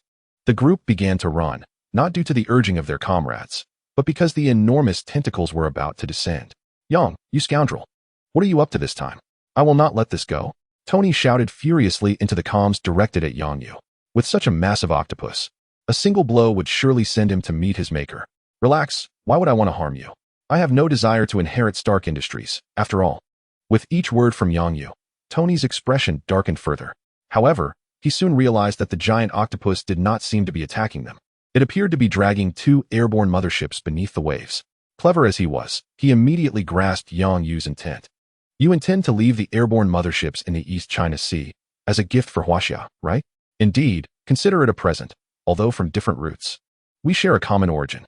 Yang Yu observed the giant octopus pulling the 2 motherships through magical projection. This creature was a product of his previous research on chakra. Initially not so large, it had been enhanced in size by the black magic of the Hive and summoned to the East China Sea. What is wrong with this giant octopus? It seems somewhat off. Tony struck at a tentacle, but the octopus remained unperturbed, though the wound rapidly expanded. It is a semi-finished product. You can think of it as genetic disintegration, Yang Yu explained. While the enhanced octopus became immensely powerful, it also grew exceedingly fragile. Akin to a bloated balloon, the Phoenix descended, using a beam of light to rescue everyone aboard the spaceship. With the hostages gone, the Rabbit's carrier could unleash its full potential. Whether it was the Kraken or Cthulhu mattered little, as long as it was not a protected species. They could fire at will. The appearance of the giant octopus had a slight impact on the crew aboard the ship. As captain, he led his crew out of the shadows. Yes, target confirmed. Fire. The sound of missiles slicing through the air was louder than the commotion caused by the octopus. If the giant octopus had any intelligence, it would undoubtedly wonder who the true demon was. Alas, its intelligence had long since faded, and it could only obey Yang Yu's command, relinquishing one airborne mothership while exerting all its effort to pull the other beneath the waves. The firepower of the carrier battle group tore the octopus and the remaining airborne mothership into fragments. At this moment, Yang Yu dispersed the magical projection. Let us conclude today's live broadcast here. Although only one vessel remains, it is fortuitous. No one can claim that the aircraft carrier is of no use. The matter has reached its conclusion, and I must take my leave to avoid being caught by Tony. Yang Yu left behind several new avatars and tore through the fabric of space to Asgard. Upon Tony's return, unable to locate the true Yang Yu, he resorted to seizing a random avatar to voice his grievances. The avatar had long since devised a strategy for such occurrences. I am but an avatar. How could I possibly know about this? In such circumstances, after a brief period of complaint, Tony would soon find the situation tedious and depart. Wanda and Pietro observed Tony gripping Yang Yu's collar while he feigned ignorance, clearly indicating that this was not their first encounter with such antics. However, before long, they spotted a familiar figure waving at them. A magical whisper resonated in their ears. Approach stealthily, lest you be seen by Tony. Reluctantly, Wanda and Pietro glanced towards Tony, who was surrounded by a throng of onlookers. Is it truly you, Aspen? They inquired, both eager and anxious as they approached him. If it makes it easier for you to accept, then yes, it is me, for I have aged in this manner. However, you should still refer to me as Teacher Yang Yu. Aspen is merely a name I adopted externally. Yang Yu led them swiftly away from the vicinity before finally pausing. So, teacher, are you still an avatar? Wanda looked up at Yang Yu. Indeed, I am quite busy. How could I manage without an avatar as assistance? However, you both must now learn as well. Yang Yu produced 2 chakra seeds, declaring, these are chakra seeds, a unique cultivation system of mine. As my students, you are both required to learn this. It is not magic, but you may utilize it as an auxiliary ability. Just like my avatars, memories and sensations can be relayed back to the original. He handed them the chakra seeds along with 2 foundational ninjutsu manuals. When Wanda reached for the chakra seed, she was startled as it instantly melded into her hand. Noticing their shock, Yang Yu recalled that he needed to explain. He had implanted chakra seeds into many new members of the Akatsuki, who had gained a certain understanding through the older members, and thus they had not been frightened during the process. Consequently, Yang Yu momentarily failed to clarify this to Wanda and Pietro. After hastily reprimanding Yang Yu, Tony received a piece of news and hurried back to the Avengers base. Although the majority of Hydra had been eradicated, a small remnant still lingered. Tony, the United Nations is preparing to award us, so we should prepare our acceptance speeches. Natasha, holding a glass of red wine, leaned against the railing and shared this delightful news as he entered. They also mentioned a grand banquet. I believe you will find it intriguing, given Tony's nature. Natasha was confident he would attend the celebration. No, it is still too early to celebrate. Allow me to guess, Gideon Malik will undoubtedly be present at the gathering. Tony strode into the hall, where Steve and Hawkeye were already present, along with Thor, who had hastened over after seeing the news. Natasha keenly sensed the underlying implications in Tony's words. Gideon Malik, a member of the International Council, is also affiliated with Hydra? Tony cast a knowing glance at Natasha, affirming her suspicion. Indeed, Yang had confirmed his association with Hydra, though tangible evidence had yet to be uncovered. Thor raised his hand, uncertain of the situation, but recognizing a familiar name. Tony, why hasn't Yang arrived? He inquired. He has gone to your home, that place called Asgard, claiming he has unfinished work, Tony replied, gesturing toward the perplexed Thor. What troubles you? Are you feeling homesick? Thor considered mentioning his potential inability to return, but refrained, deeming it too embarrassing. Just then, the television, which had been broadcasting the news, abruptly shifted its content, capturing everyone's attention. Now for an urgent announcement. Chapter 105, The Devourer Virus. An outbreak of a biochemical virus has occurred in Tokyo, believed to be the work of the nefarious Hydra organization. Infected individuals exhibit irrational behavior and extreme hunger, resembling the zombies depicted in films, consuming anything edible in sight, including humans. The virus has been officially named the Devourer, and to date, no infections in other species have been reported. We advise against travel to the affected area for the time being. Natasha, caressing her wine glass, addressed the group. Should we intervene? Jarvis, I require more detailed information. It seemed Jarvis had anticipated her request, as the data materialized before them almost instantaneously. The report detailed everything from the deployment of the aerial carrier to the outbreak, and included Tokyo's response strategy, along with information not covered in the news. The Japanese government had preemptively assembled the self-defense forces due to Hydra's involvement. effectively controlling the situation at the onset of the outbreak and asserting their capability to manage it independently, without foreign assistance. Why do you humans persist in developing weapons that target your own kind?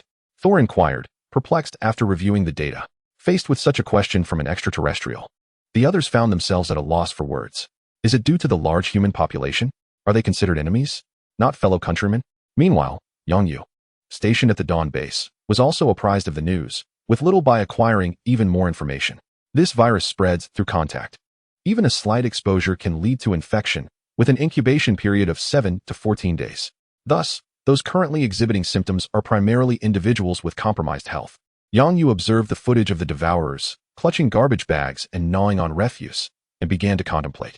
Given the current circumstances, these devourers did not appear particularly fearsome. He is not a zombie. He does not require a blow to the head to perish. Even an ordinary person with a bit of courage could eliminate them. The troublesome aspect lies in the transmission of the virus, which must be preemptively addressed. According to the materials left by Dr. Zola, the research on the vaccine should be expedited. Given that the virus from the 1970s is not overly complex for you, developing a vaccine should not prove difficult. It is anticipated that the research will be completed within a week. Xiaobai stood with her hands on her hips, proud and confident. Researching viruses is her forte. She has known how to conduct such studies since her very birth. Yongyu gently ruffled her hair and said, "Prepare a large aircraft. We are heading to Tokyo." Although he was indifferent to the number of unfamiliar Japanese lives that might be lost, necessary precautions must be taken. "All right, brother," Xiaobai signaled, and the aircraft was promptly prepared. Yongyu gave her a thumbs up and instructed, "Gather all members of the SEAL team, along with Wanda and Pietro, at the aircraft." "Okay, let's go." Xiaobai led Yongyu around until they reached the helipad. After a brief wait, the entire SEAL team arrived, while another clone brought Wanda and Pietro, who arrived fashionably late. After Yongyu exchanged updates with his clone, Wanda and Pietro boarded the aircraft. Pietro, observing the 2 rows of individuals clad in red cloaks and masks, fidgeted restlessly, akin to someone afflicted with hyperactivity. The uniform attire and the masks, which exuded an air of enigmatic Eastern mystique, appeared exceedingly cool, reminiscent of the secretive sects portrayed in films, where masters abound and the winds of power swirl with a mere gesture. Noticing Pietro's shivering, Wanda furrowed her brow and inquired, "Are you feeling unwell? I can inform the teacher." "Wait, Wanda." Pietro hastily restrained her. "I am fine. You wouldn't understand. This is the romance of a boy." Due to their teacher's Eastern heritage, Pietro had watched many Eastern films and television shows during his time aboard the aircraft carrier. Among them, he was particularly fond of martial arts and fantasy tales, though regrettably, their teacher did not practice immortality. Learning magic?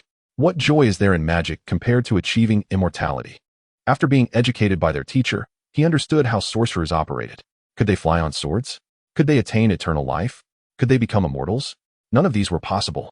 Their powers were either not inherently theirs or their futures were limited. Only his sister Wanda and their teacher were anomalies, with boundless futures and the prospect of becoming immortals. Wanda gazed at Pietro, who appeared lost in thought, her brow furrowing even further. Romance of a boy? Pietro was infatuated. Naturally, he was already 19. Surrounded by numerous attractive women in the base, he was undoubtedly daydreaming about one of them. No, she must keep an eye on him. She could not allow him to tarnish their teacher's reputation. With this thought in mind, Wanda's gaze toward Pietro grew increasingly perilous.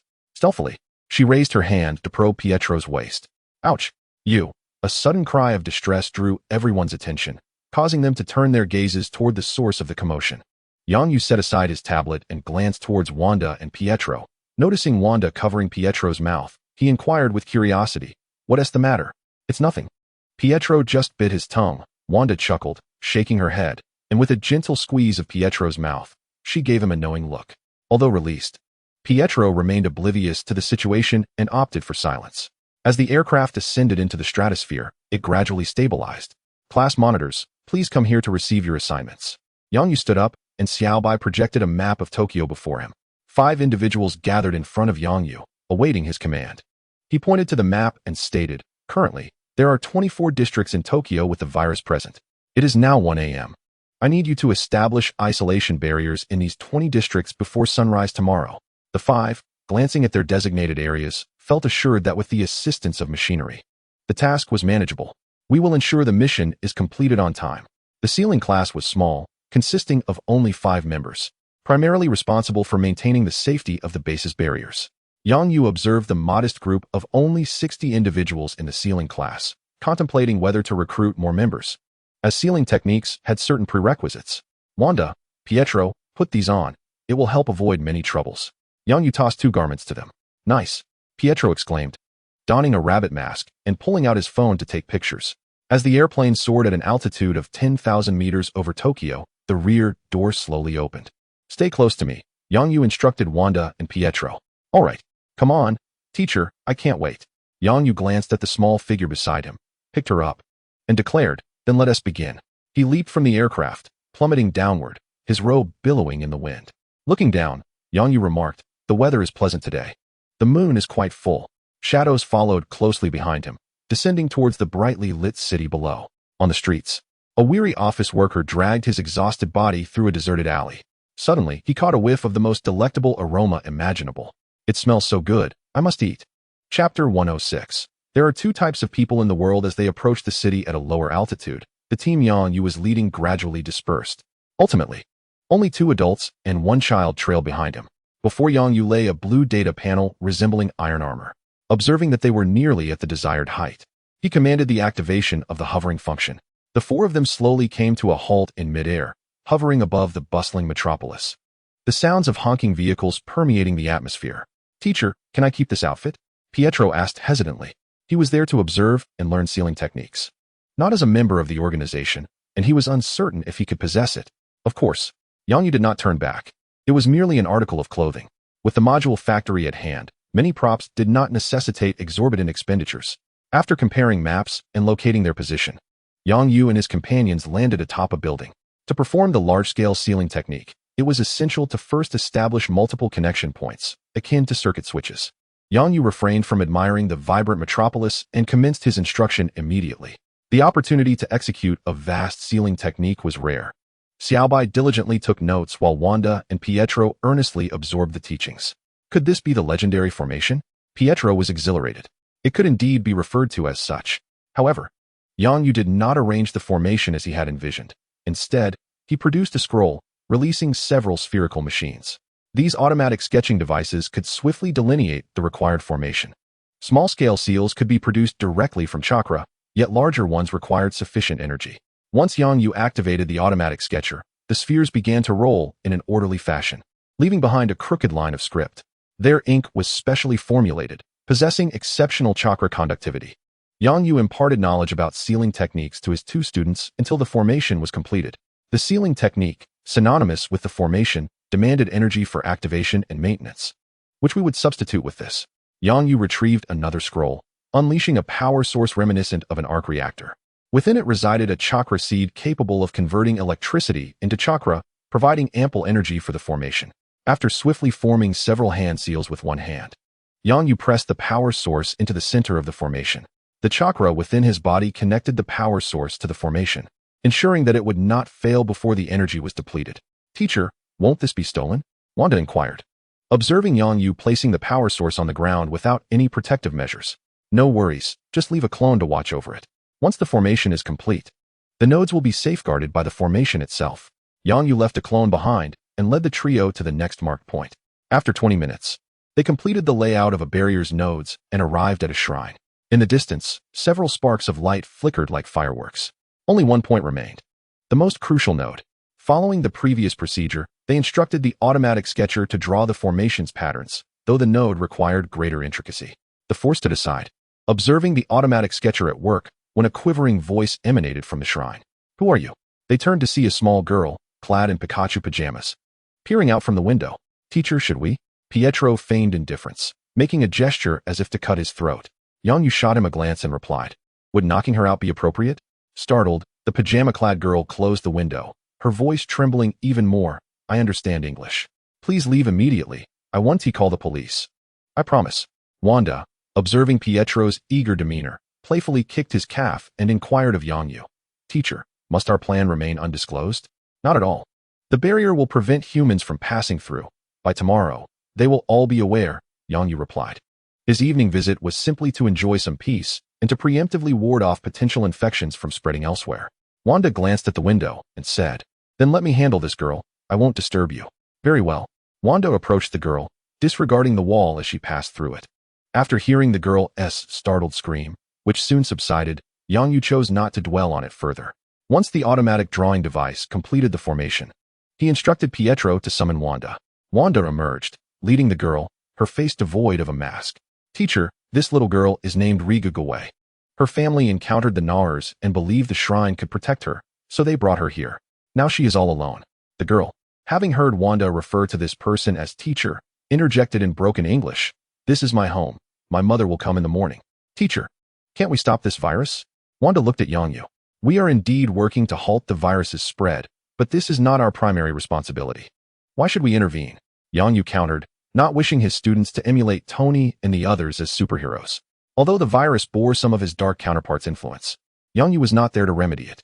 Isolating the outbreak area could save many lives. Yang Yu pondered whether he had erred. Perhaps he had. But what of it? Noticing Wanda's silence, he continued, "You may feel compelled to save them now. But consider tomorrow. What will they say about us? Even if I explain the purpose of the barrier? There are two types of people in the world, those who should perish and those who should not.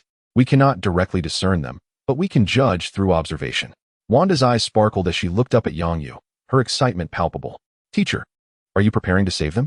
With a resigned pat on her shoulder, Yang Yu replied, "I hope you retain this sentiment tomorrow." Reaching the center of the formation, Yang Yu produced an energy source, crafted a seal, and pressed down. The patterns of the formation began to glow softly from the energy's location, with tiny characters seemingly animated, writhing in life. Several nodes emitted a gentle luminescence, projecting beams of light. As Yang Yu stepped away from the formation, it released a beam that blossomed in the sky like fireworks. In a realm invisible to ordinary eyes, Yang Yu watched the barrier gradually take shape in the heavens, nodding in satisfaction. In a biological laboratory in Tokyo, a man and a woman were engrossed in their research on a body, with several pale corpses lying nearby, comprising individuals of all ages. "Take it slow," the female researcher advised. The male researcher, holding a pipette, carefully introduced a drop of an unknown liquid into the newly discovered virus under the microscope. They remained oblivious to the woman clad in a black combat suit who approached them from behind. The female researcher sensed something amiss and turned around in confusion, only to be greeted by an enlarging black fist. Struck unconscious, she collapsed heavily to the ground, startling the male researcher. Before he could react, a hand seized his head. The sound of shattering glass echoed as his body convulsed, signaling his imminent demise. After snapping the female researcher's neck, the woman in the combat suit retrieved the target from the cryogenic chamber and departed. Outside, another woman stood guard, exchanging a silent glance. The two exited the biological laboratory without uttering a word. Chapter 107. A disturbance of dark energy. "Master, the seal has been completed. What shall we do with these girls?" inquired a figure donning a black Wuchang mask, addressing an individual masked as Yinluo. The latter surveyed the spacious room filled with various instruments of interrogation. "Have you located the necessary documents?" The Yinluo masked figure disregarded the cluster of women cowering in the corner, for he detected no fear in their eyes. "Yes. This is known as the interrogation chamber, a clandestine base for training female spies. It primarily gathers suitable girls who, after shedding their sense of shame, will proceed to their next destination. Those two elderly women in the monitoring room are the main overseers here. Though once a citizen of this nation, the Yinluo masked man harbored no affection for it. His superior was Yang Yu, who appeared to be of Chinese descent. The future of these female spies likely lay there, either as transfer students or educators. Eliminate them all, and waste no time. With the command from the Yinluo masked figure, four members approached the group of women and began to form seals. Wait, isn't this part of the training? In the past, there had been individuals who came under the guise of training. Whenever they appeared, it was as if ravenous wolves descended upon them. Some sensitive women among the group realized that these 5 mysterious figures were not there to train them. Fire release, great fireball. Earth release, earth moving return. Their screams could only echo within the confines of the secret chamber, as the unique underground structure prevented their cries from reaching the outside world. The fireball surged forth, lifting 2 massive stone slabs from the ground, burying their lifeless forms beneath. "They're gone. On to the next location." That night, the skies over Tokyo were illuminated with frequent bursts of fireworks. Yang Yu stood atop Tokyo Tower, observing one street filled with jubilant laughter while another was steeped in sorrow. It wasn't until the nearby self-defense forces arrived that they managed to deal with the devourer. Both bites and mere contact posed a risk of infection. Yang Yu, through special means, could perceive the malevolent black aura emanating from the corporate drone devourer. Those who have encountered that corporate drone devourer carry a similar aura of darkness that gradually erodes their very beings. Yang Yu did not bring Wanda and Pietro along. As they remained at the shrine, having already witnessed the formation of the array once, there was no need for them to accompany him again, thus allowing Yang Yu to expedite the completion of the remaining 3 barriers. He had successfully established the 3 barriers, yet he did not intend to return immediately. He had stumbled upon a rather intriguing individual. Yang Yu had just observed an elderly woman swimming against the current. She seemed intent on rescuing someone or vanquishing that devourer. Had it not been for the swift arrival of the self-defense forces, who knows what might have transpired. Are you a good person? Yang Yu inquired into the void before vanishing from atop Tokyo Tower. Yang Yu harbored a plan to employ the Zola algorithm to select citizens for his future kingdom. For the governance of his realm, he sought individuals who adhered to the law, embodied compassion, and possessed a heart full of gratitude. In the streets, an elderly woman stood apart from the panicked crowd. Unlike others who sought to flee, she was earnestly trying to communicate with the members of the self-defense forces. Please, let me through. I can save that child. I beg you, officer. The self-defense member, in a foul mood, felt inclined to push her aside. Had it not been for her snow-white hair. Can't you see the devourer has appeared? Do you wish to be infected? I certainly do not. The member's inner turmoil raged. Yet with others present, he could not afford to reveal his emotions. He feigned patience and replied, Ma'am, professionals will handle this. You need not concern yourself. The elderly woman, clutching a ceramic pot bound with a red thread, replied anxiously, but the child is on the verge of collapsing. I can save him. Please, let me through. The self-defense member turned to glance at the child she mentioned. The boy, around 13 or 14, bore a deep gash on his arm. Writhing in pain as a military medic in a protective suit administered urgent care. To the member's eyes, the child still cried loudly, clearly exhibiting vitality. However, within the elderly woman's gaze, the child's aura was perilously close to being consumed by malevolent forces. Despite her old friend's constant admonition to mind her own business, she could not turn a blind eye to a life in jeopardy. Enough, ma'am. You need not trouble us further. Please return home. We are here and will ensure everything is fine. The self-defense member could no longer contain his frustration, wishing to push the elderly woman away. Oh, this old gal has quite the strength, he thought, realizing he had to exert considerable effort to move her. Yang Yu observed from a nearby rooftop, and through careful scrutiny, he discerned a mysterious force emanating from the elderly woman. To uncover the nature of this power, Yang Yu resolved to lend her assistance. Placing his hand upon the ground, he unleashed the wood release technique, causing the plants surrounding the street to bloom with delicate flowers. Suddenly, the elderly woman felt the force that had been pushing against her dissipate. A voice, audible only to her, resonated within her soul. Lily, they are all ensnared in an illusion. Surely, someone with immense power is at play. We must depart swiftly.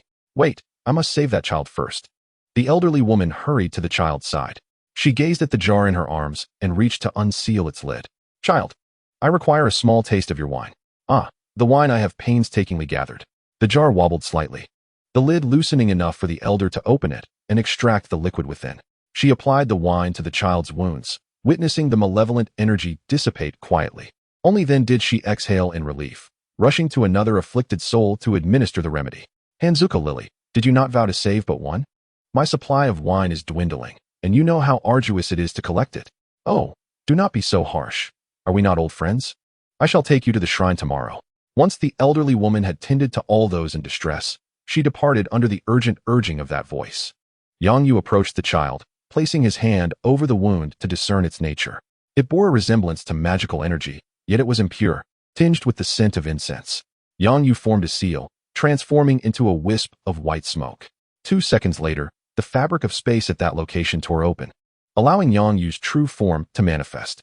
He touched the child's arm, and his primal magical energy began to break down and transmute into a new force.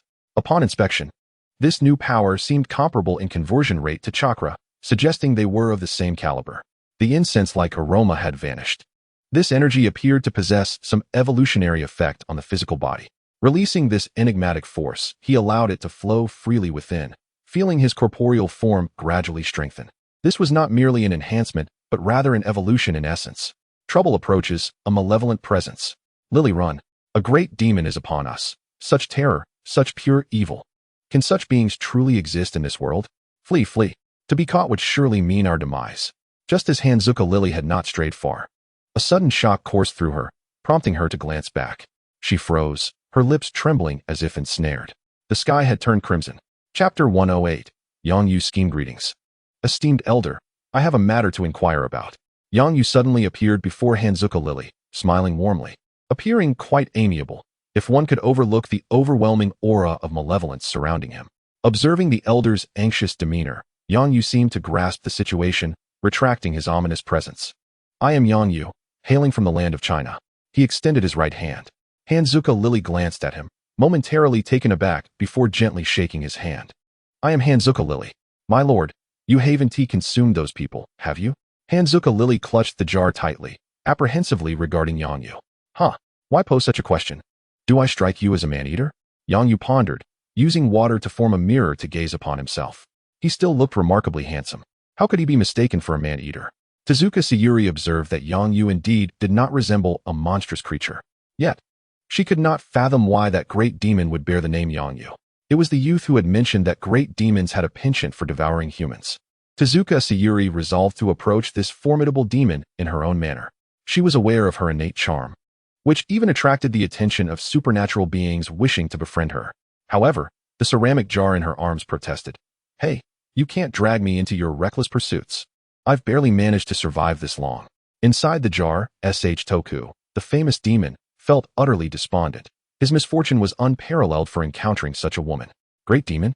Yang Yu mused for a moment and deduced the source of that mysterious power. Although supernatural beings had not appeared in Marvel films, it did not imply their non-existence.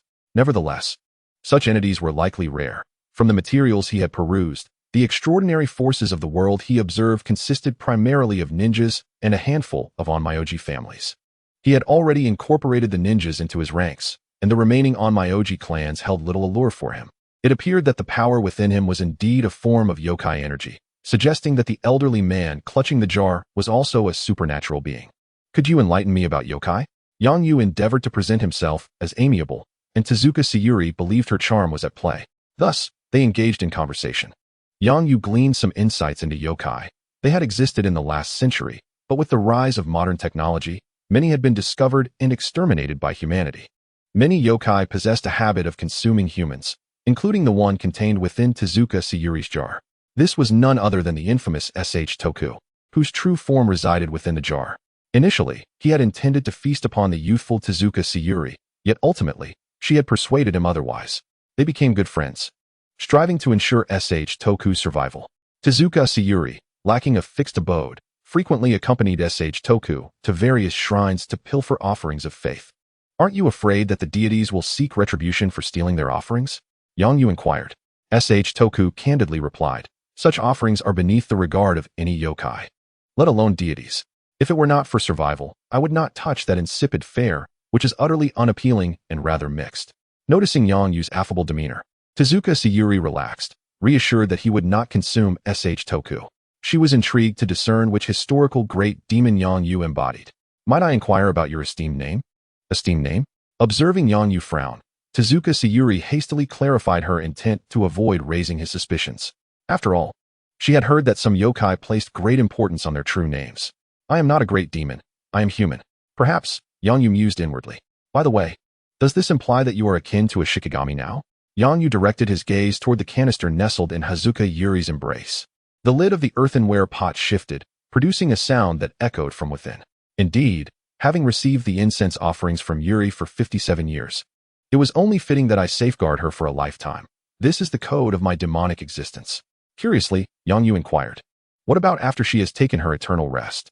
It was evident that SHT no K-Jin had yet to contemplate the future. Hazuka Yuri tightened her grip on the pot, a gentle smile gracing her lips.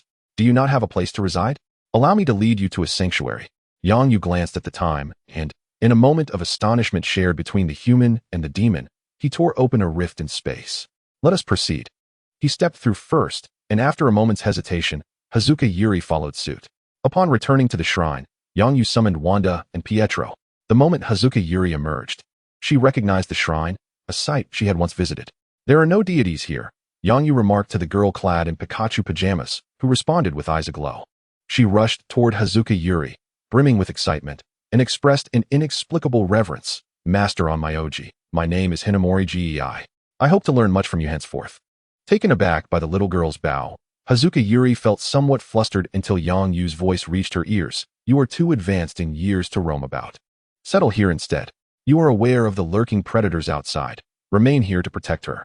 When you take your eternal slumber, you may pass on SHT no K gene to this little girl.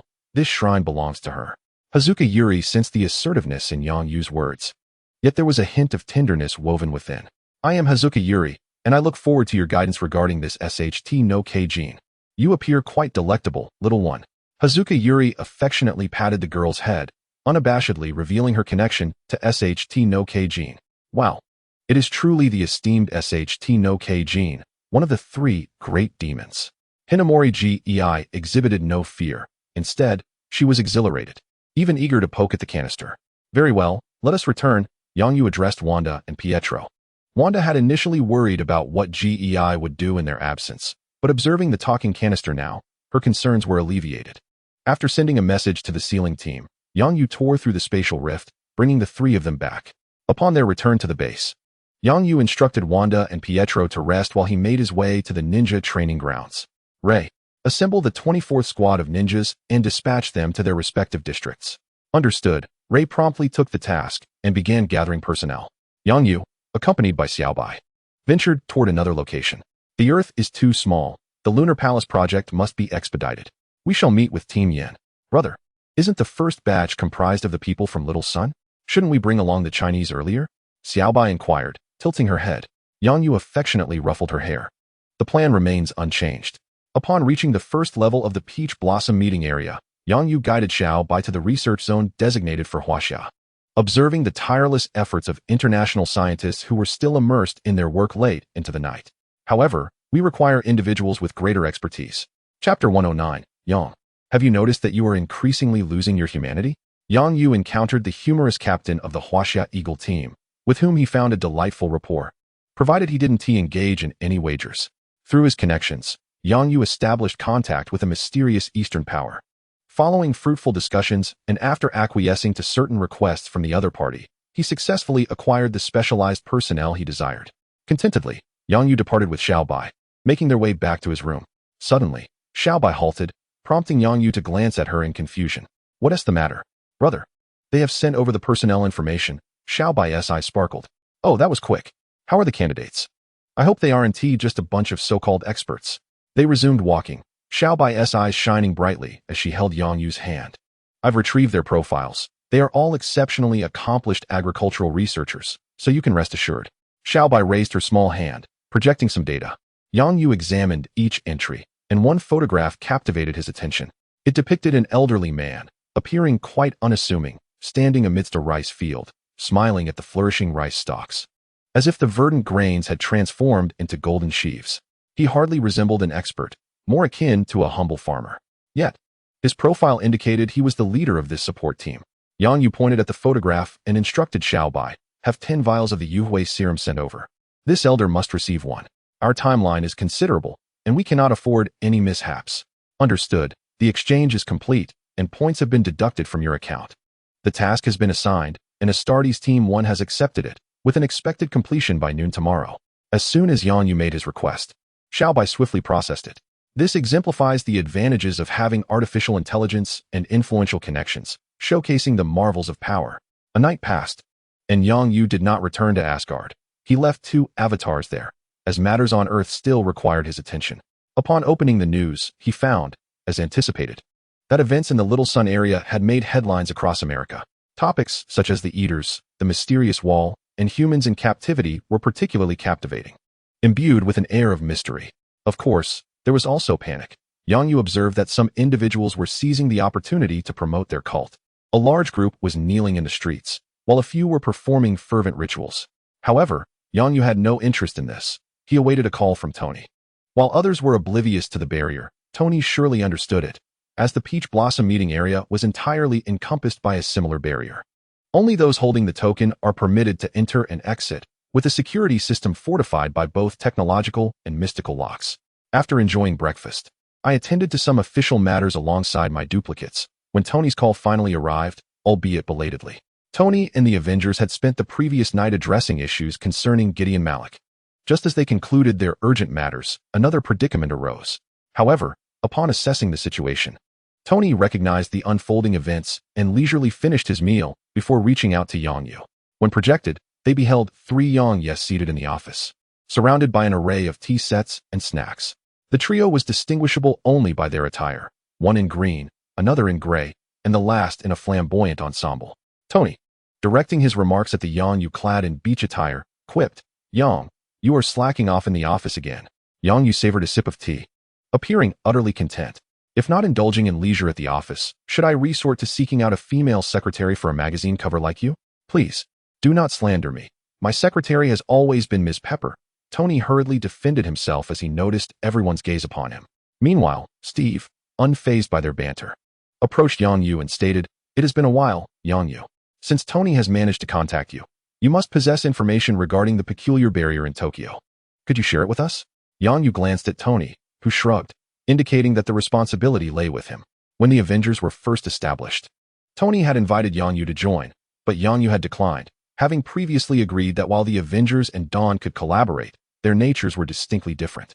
"This matter is my doing, aimed at preventing the spread of the virus," Yang Yu responded with nonchalance, prompting a frown from Steve. "You should have informed their government in advance, rather than confining citizens alongside the mutants."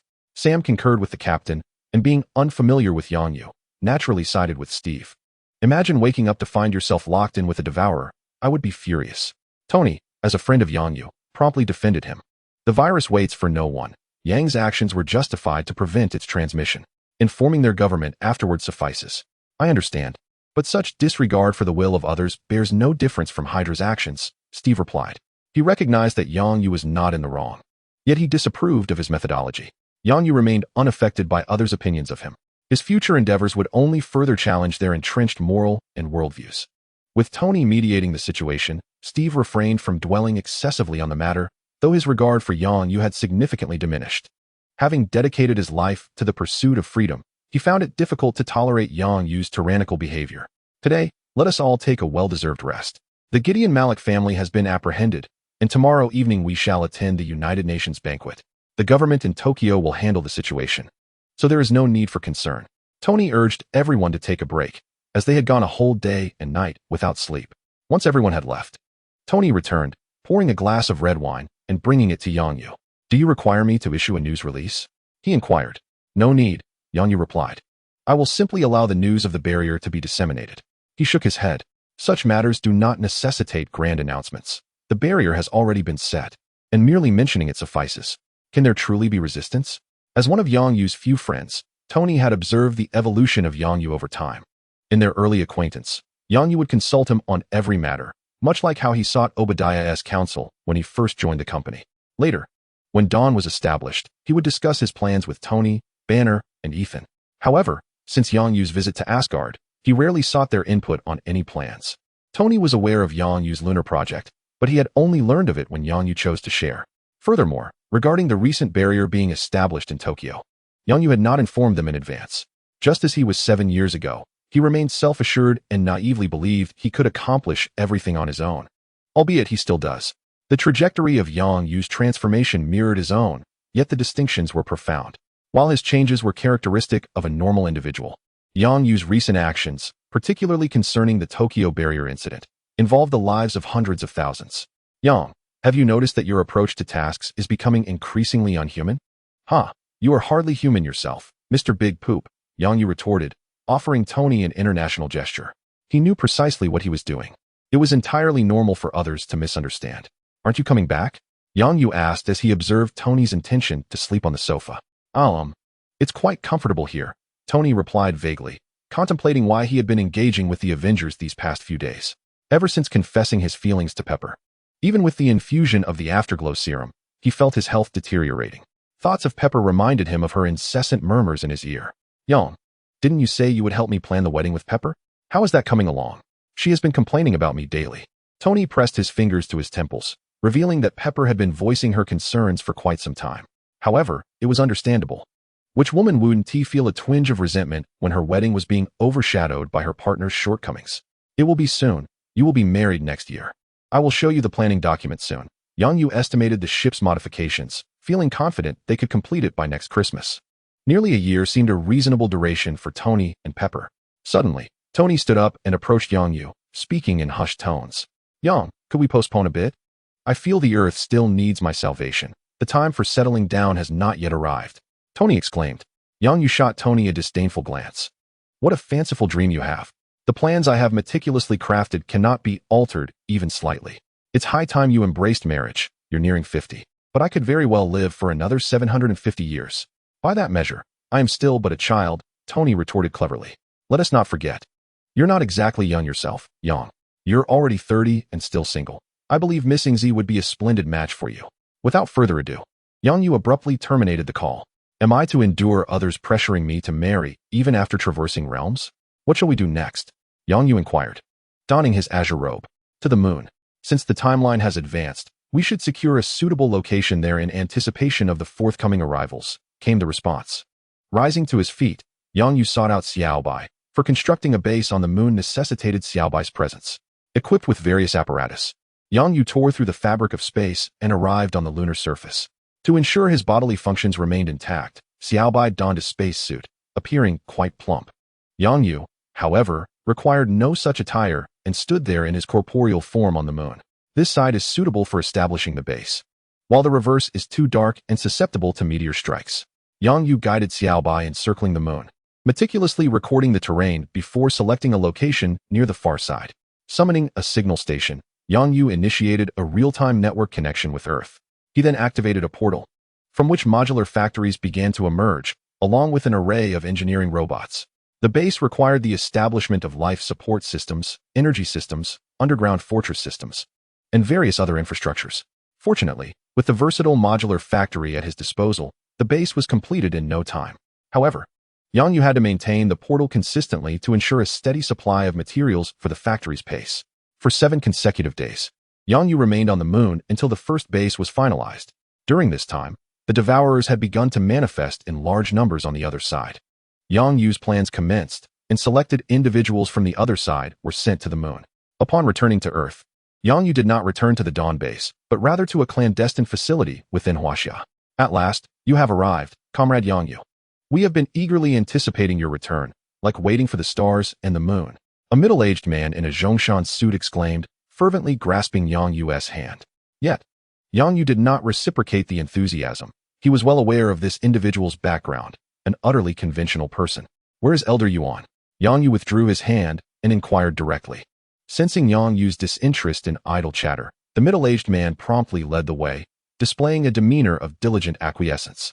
Finally, Yang Yu encountered the individual he longed to meet, who appeared to have consumed the twilight elixir. Now brimming with vitality, he seemed eager and ready for action. Upon spotting Yang Yu, he immediately rose and was soon surrounded by a group. Comrade Yang Yu, have you resolved the lunar soil issue? Just call me Xiao Yu, he said, a name affectionately bestowed upon him by the elders in his family.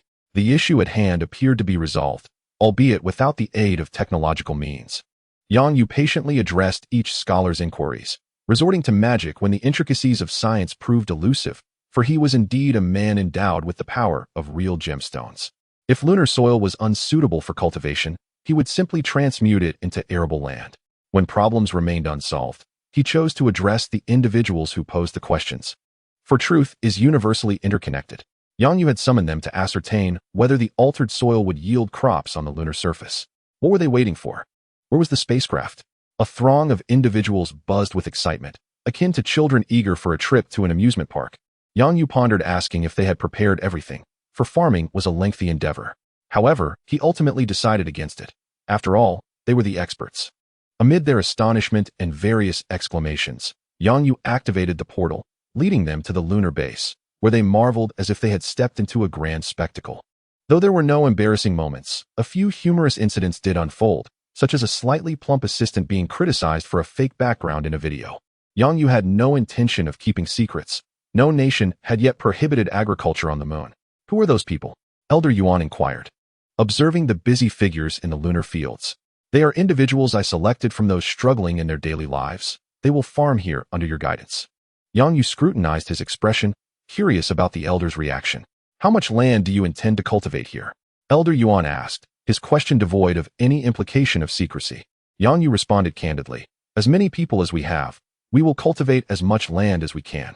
Elder Yuan nodded, gesturing towards the workers in the fields. Our people are more skilled at farming than theirs. This was indeed true, and Yang Yu nodded thoughtfully in agreement. On Earth, at the Avengers headquarters, a somber group of heroes watched the unfolding chaos in Tokyo. Several individuals had been cornered by the Devourers, desperately struggling to escape, only to be consumed in the end. The government of Zairigia was unable to maintain control. Their self-defense forces had mutated significantly. This is a prison for humanity. All animals have fled, leaving only humans behind. Natasha remarked, her thoughts drifting to her life in the Red Room. This time, she chose to stand with Captain America. Steve had garnered supporters, while opposite him, Yang Yu had only Tony and Thor. Steve regarded Yang Yu gravely and urged, please, immediately lift the barrier. It will give the citizens a chance to flee, and our reinforcements can enter. The cloaked Yang Yu cast a cold glance at Steve. I refuse. Chapter 111. A new alien force. Yang Yu shook his head. Disappointment etched on his face as he looked at Steve. Steve, this matter is not within your purview. Who is manipulating you from behind the scenes? Yang Yu was well aware of the nature of Steve Rogers. The troubles in Zairigia did not seem to be something he would concern himself with. Indeed, Steve transformed from his previous solemn demeanor, adjusting his earpiece. I have done my utmost. You should converse with him yourself. Hey, have you betrayed us? Tony expressed his dissatisfaction by tapping the table. Steve raised his hands in a gesture of surrender. This is not betrayal, Tony. I merely acted in accordance with my duties. Outside the building, a Quinjet disengaged its cloaking mechanism and gradually approached the rooftop of Stark Tower. As the hatch opened, a shadow leaped down. Yang Yu glanced and immediately discerned the identity of the mischief maker. You should be dead, lying in the ground. What brings you out? Unfazed by Yang Yu's mockery, Nick Fury strolled towards the Avengers with his hands in his pockets, deliberately ignoring the jibe. Yang Yu narrowed his eyes, a white light manifesting in his hand. He felt no anger, merely curiosity regarding Fury's intentions. After greeting the Avengers, Nick Fury sensed their willingness to heed his directives. His confidence surged, with the Avengers' support. His audacity grew. It has been a while, Mr. Yang Yu, Nick Fury remarked as he settled before Yang Yu's projection. Yang Yu replied, and Nick Fury continued unperturbed. In 2008, you appeared in the Middle East, befriending Stark, but were thwarted by the military. Possessing the ability to create duplicates, fly, and manipulate 5 elemental forces. You are the leader of the Akatsuki. You are not, in fact, a terrestrial being. Are you, Mr. Yang Yu? Nick Fury, akin to a news anchor, recounted some of Yang Yu's background, particularly the last statement, which prompted Steve and the other Avengers to cast wary glances at Yang Yu. Having endured the events of New York and the Hive incident, they found it challenging to trust extraterrestrial entities. If Thor had not been preoccupied with seeking his girlfriend, he too would have faced scrutiny. Choose your words carefully, you black-hearted rascal. Stark's legal team is no mere decoration, Tony warned, visibly displeased. Yang Yu was aware that he was not an inhabitant of this world. Yet he recognized that it was not a valid excuse for others to launch an attack against him. He raised his hand to halt Tony's interjection. Tony, allow me to handle this. Turning his gaze towards the man before him, Yang Yu reclined in his chair, slightly looking down at him. Let me hazard a guess regarding your motives. SHIELD is no longer the omnipotent organization it once was. You wish to exploit the situation in Tokyo to restore SHIELD's standing. Hence your research into the viral serum? From his understanding of Fury's desire for Steve to dismantle the barriers, Yang Yu was able to piece together the situation with considerable accuracy. Nick Fury composed his expression, stating, that is of no consequence. We indeed possess a solution for the virus. Once you dismantle those 24 barriers, I will conclude this matter. Tony, standing nearby, exposed Nick Fury's secret. It was a device capable of detecting whether one had been infected by the virus. Upon hearing this, Yang Yu closed his eyes, reaching out to his main entity still on the moon, conveying the news. Is there still a need for people? Yes, but it no longer matters. I can sequentially lift the barriers for them. As Yang Yu reopened his eyes in the projection, Nick Fury felt compelled to exert some pressure on him. However, he could not apply too much, for Yang Yu was backed by Stark and the divine realm of Asgard. Yang Yu, should you choose not to lift the barriers, the casualties among Tokyo's citizens will rest upon your shoulders, and I shall reveal the truth to the world. At that point, you will find no refuge on this earth. Although I am no longer the director of SHIELD, I assure you I can still accomplish this small task. Everyone believed in Nick Fury's capabilities, and now all eyes were on Yang Yu's reaction. Yang Yu wore an impassive expression, neither angered nor frightened, remaining silent in his seat. This peculiar demeanor cast an odd atmosphere, even causing Tony to feel a twinge of confusion. Was Yang Yu performing a silent act? After a brief pause, Nick Fury's patience waned as Yang Yu remained unresponsive, his countenance darkening further. Meanwhile, Yang Yu was engrossed in the intelligence provided by his subordinates. What Nick Fury and the others perceived was merely a projection. It was inconceivable for Yang Yu to allow anyone to trail Nick Fury. Even after his feigned death and departure from SHIELD, the intelligence detailed Fury's whereabouts and actions since leaving the United States, revealing that he was not the virtuous figure he seemed, as he concealed a group of extraterrestrials behind him. Intrigued, Yang Yu perused the data on the alien race known as the Skrulls. Aliens imply advanced technology, and coincidentally, the Dawn base housed scientists from various nations. After a considerable time, Yang Yu's projection flickered, and he re-established contact. Acknowledging Nick Fury's presence, Yang Yu did not ignore him this time, stating, "I accept your request. Beginning tomorrow, the barrier in Sector 1 will be lifted. The barriers in other sectors will also be removed once you have cleared Sector 1. I sincerely hope your intentions are to save them, rather than to serve your own interests." With that, he terminated the connection, unwilling to engage in further discourse with Nick Fury. Such a master of espionage was hardly deserving of trust, as their words might not even reflect their own beliefs. As Nick Fury observed Yang Yu's projection vanish, he turned to find Steve and the others staring at him.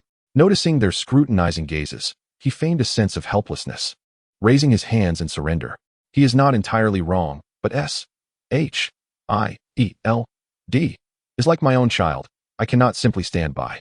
We are not concerned with that, Fury. We demand to be part of your operations. Steve stepped forward, positioning himself directly before Nick Fury, flanked by Tony and Natasha. Their actions conveyed to Nick Fury that the Avengers were no longer merely SHIELD's Avengers. While they would heed Fury's commands, it depended entirely on the nature of the task at hand. Listen closely, my friends.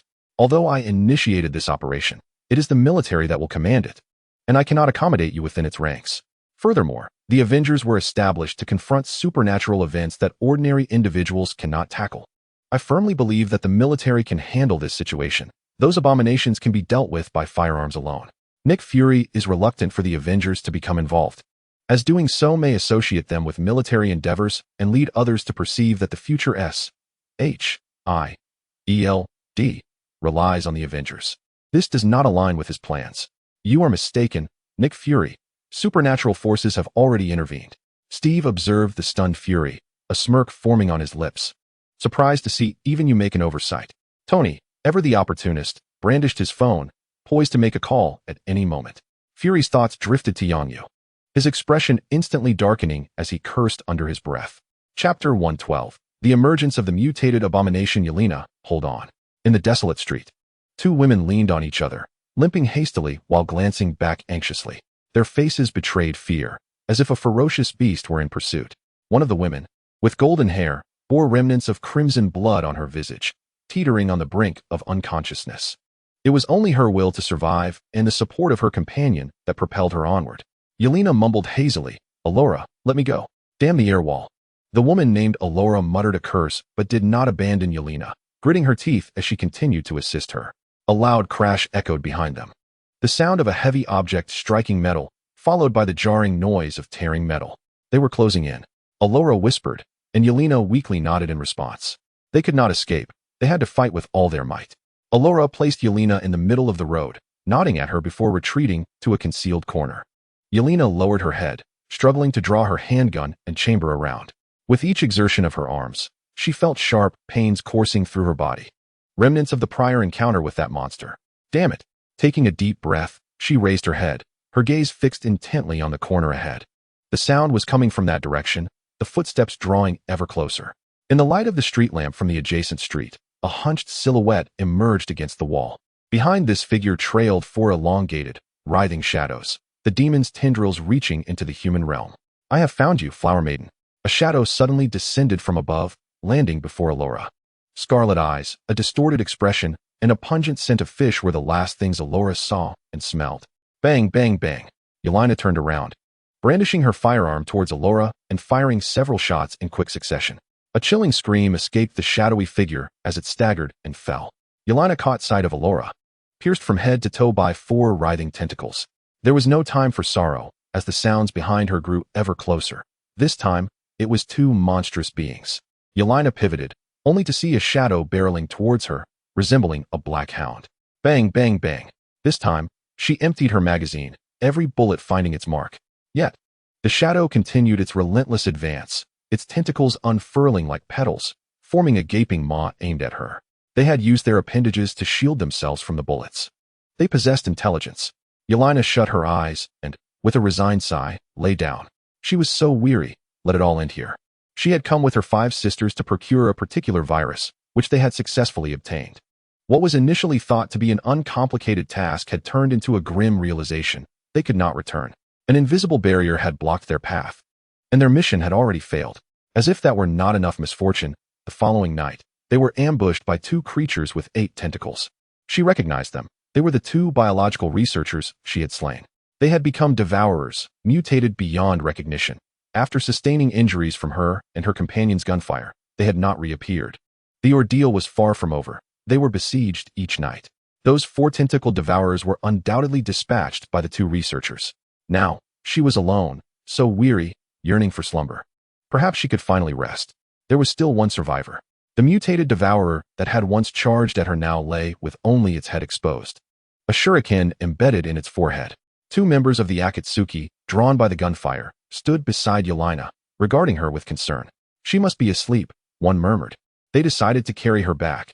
The scarcity of devourers in Zone 20 was likely due to this mutated specimen's actions, and they needed to relay the information. One of them hoisted Yelena onto his shoulder, while the other sealed away the 3 corpses with a sealing scroll. They returned to the Akatsuki stronghold in Zone 20, the twilight sanctuary of the Hinokawa family. Injured personnel. The sound drew the Hinokawa family and other Akatsuki members rushing out.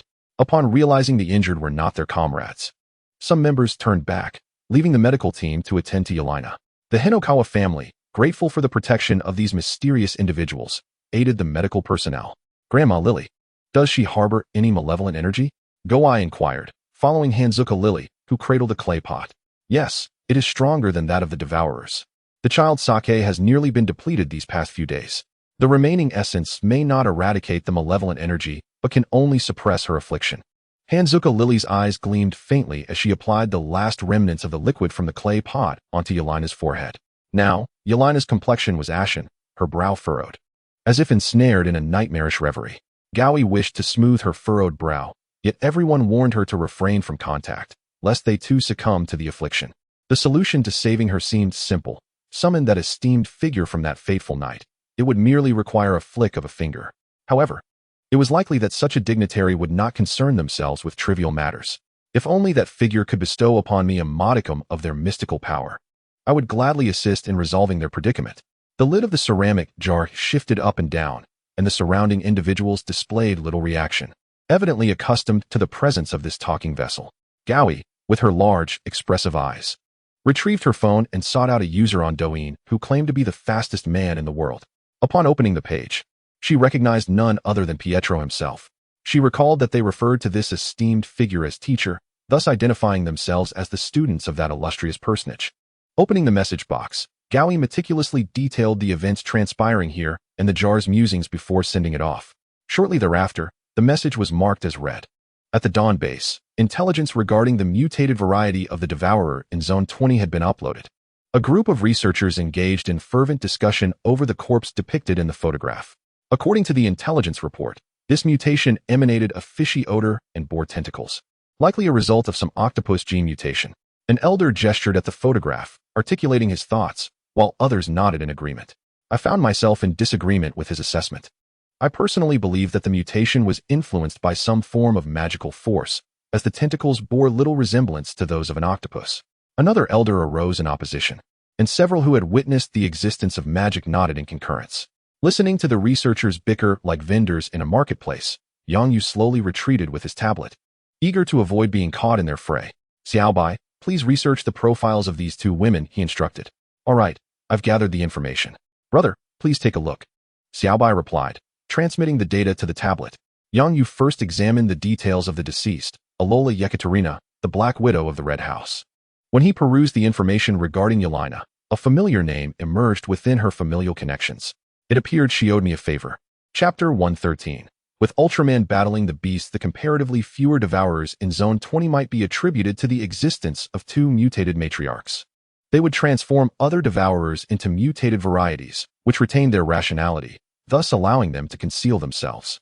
According to experiments, the serum we previously studied proved ineffective against the mutated virus. A researcher presented the latest intelligence to the assembly. Natasha turned to Yang Yu, her brow furrowed in confusion. This intelligence seemed more pertinent to Nick Fury or the military. Why was she summoned? Though her initial arrival at this base had left her profoundly astonished, she had not anticipated Yang Yu's possession of such an expansive and well-concealed establishment, rivaling Hydra in its secrecy. Fury's concerns were not without merit. Can you enlighten me as to why I was summoned for this occasion? Natasha redirected her gaze to the stage, deftly tucking a strand of hair behind her ear. This matter is pertinent to you. Yang Yu observed Natasha as he handed her a document.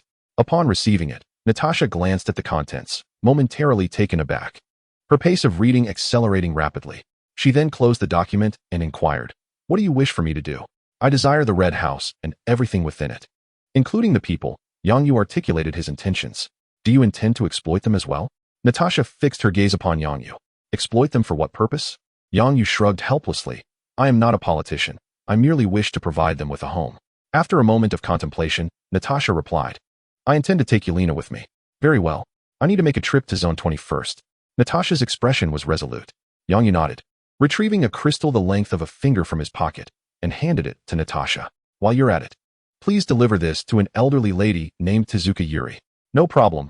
I'm on your side now," Natasha affirmed, accepting the crystal and promptly exiting the conference room. Yang Yu watched her depart, a smile gracing his lips. A clever woman. "Madam Natasha, the aircraft is prepared for your journey. When do you intend to depart?" The projection of Xiao Bai appeared beside Natasha. "Huh." Natasha paused for a moment before smiling. "I thought I would have to handle this myself. Let us depart now. As for the Avengers, I doubt their ranks will suffer from the absence of one vulnerable woman." When Natasha followed the prompts to the tarmac, she was taken aback once more, pointing at a row of large metallic canisters. "Who are they?" "The Astartes Team 2, comprising 12 members. Will follow your command for this operation," Xiao Bai elucidated. One Astartes stepped forward, saluting Xiao Bai and Natasha. "Greetings, Commander. I am the captain of Team 2. You may call me Munyo." A plane erupted from the depths of the sea, soaring skyward. "Yang. Many have been inquiring lately if the fields on the moon require sponsorship. They can provide high-quality seeds and fertilizers at no cost." Tony called Yang Yu, discussing the predicament he currently faced. As Yang Yu's activities on the moon escalated, numerous individuals took notice. While everyone else was still grappling with nuclear energy, the moon represented a treasure trove, symbolizing boundless energy. They could only watch for the time being. However, if someone were to ascend that mountain, they would not allow us to be left behind. The upper circles are limited. When their interests align, their power is formidable. "Are you being threatened?" Yang Yu rubbed his fingers together. "Is it the Yutai people or the local factions?" "I am part of the local faction, Yang. You better craft a compelling narrative for yourself, lest your face become the embodiment of a demon in the scriptures." After hanging up, Yang Yu paid little heed to Tony's final admonition. Strength is the ultimate truth of this world. Should they desire it, Yang Yu could easily oblige. Embracing the role of a demon. With the pass in hand, Natasha arrived at the shrine stronghold in District 20, where she encountered a visibly distressed Yelena. "Hello," Natasha hesitated, uncertain of what to say. Yelena, weary yet managing a smile, remarked, "Contracting the virus is not entirely detrimental. At least it has jogged my memory. If I weren't so utterly drained, I would rise and give you a good beating." Natasha knelt beside her, gently caressing Yelena's cheek. "Rest now, I assure you. I will save you this time." As Yelena drifted into slumber, Natasha sought out Teruzuka Lily, handing her the crystal before departing. Natasha was acutely aware that Yelena was on the verge of mutation. Her sole focus was to locate the two progenitors and acquire their samples. Is she leaving so swiftly? Teruzuka Lily pondered, holding the crystal in bewilderment. The canister in her arms began to tremble. Weavy struck Gold Lily. "This is a crystallization of demonic energy. It must be the handiwork of that esteemed individual. This crystal could sustain me for a century, and you might live an additional 100 years. Teruzuka Lily gasped in astonishment, promptly stashing the crystal into a ceramic jar. "You must digest this quickly.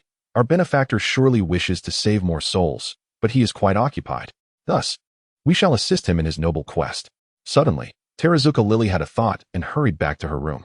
"I must draw a portrait of our benefactor, so those we rescue will know which deity has come to their aid." In the courtyard, the oversized Astartes were seated on the ground, conversing with several members of the Dawn.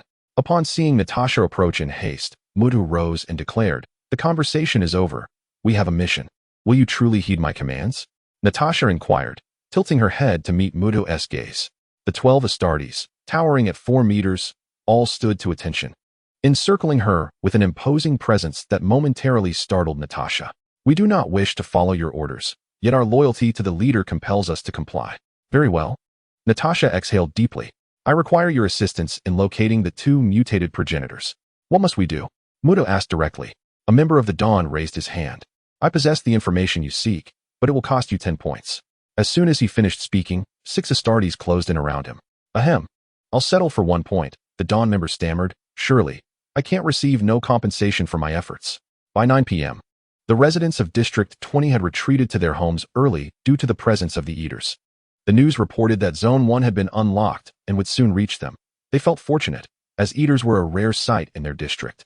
Just when they thought it would be another peaceful evening, gunfire erupted in the streets, fierce and intense. A young boy, seizing the moment while his parents were distracted, cautiously opened the window and peered outside through the crack. His eyes widened with excitement as he turned to his parents, huddled beneath the blankets, exclaiming, "Father, Mother, come quickly. There's Ultraman battling a monster." The wooden ox, upon hearing the child's voice, instinctively turned to look. In that fleeting moment of distraction, a mutated devourer seized the opportunity. It suddenly accelerated, lunging forward and grasping the iron head of the wooden ox, while its 4 tentacles violently thrust toward the ox's eyes. Chapter 114. A chance to escape clang. By the gods, is it that tough? The tentacles collided with the helmet, producing a sound akin to metal striking metal. The wooden ox felt an unexpected weight upon its head and, with a swift motion, seized the mutant and slammed it violently to the ground. "When did these vermin dare to invade my space?" The wooden ox cursed loudly and raised its foot. The massive stride loomed larger before the mutant until it heard the ominous cracking of its bones. Devour him. Go for it. Kill." Another wave of mutated devourers surged forth, as if commanded, heedless of their own mortality. The wooden ox regarded them with disdain, whistling derisively as it holstered its weapon, initiating combat assistance functions. Surrounded, the combat assistance module activated, devastating sweep. The armored arms of the ox revealed 2 enormous blades, adorned with exquisite patterns, yet they were far from mere ornaments. With each swing, 1 or 2 mutants were cleaved in twain. Before long, the ground was strewn with severed limbs and colorful entrails. The wooden ox shook off the gruesome remnants. How revolting. Such scenes unfolded in 12 locations throughout the streets. Come morning, those who witnessed it would undoubtedly forego breakfast. In the depths of a sewer, 2 figures huddled together, battered and bruised.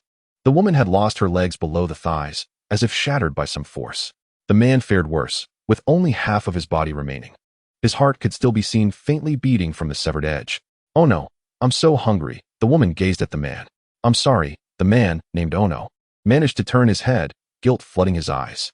"It's my fault that you've become a monster." The woman shook her head, embracing Ono's head in comfort. "If it weren't for you, I would have perished. Just eat me." Ono whispered softly in her embrace. The woman looked down at him incredulously. "What? Eat me? Those above are far too powerful. If you consume me, you will achieve evolution." Ono gazed into her eyes, where there was no joy, only worry, and he smiled. "Didn't you always ask me what those biological samples in the lab were? Now I will tell you. They are not animals, they are monsters. The legendary creatures truly exist." "Monsters?"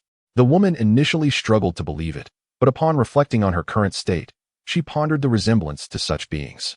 Ono seemed to sense her thoughts and continued.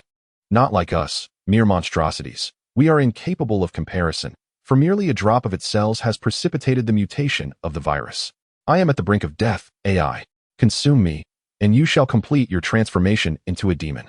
I have scrutinized that wall. It restricts only human passage.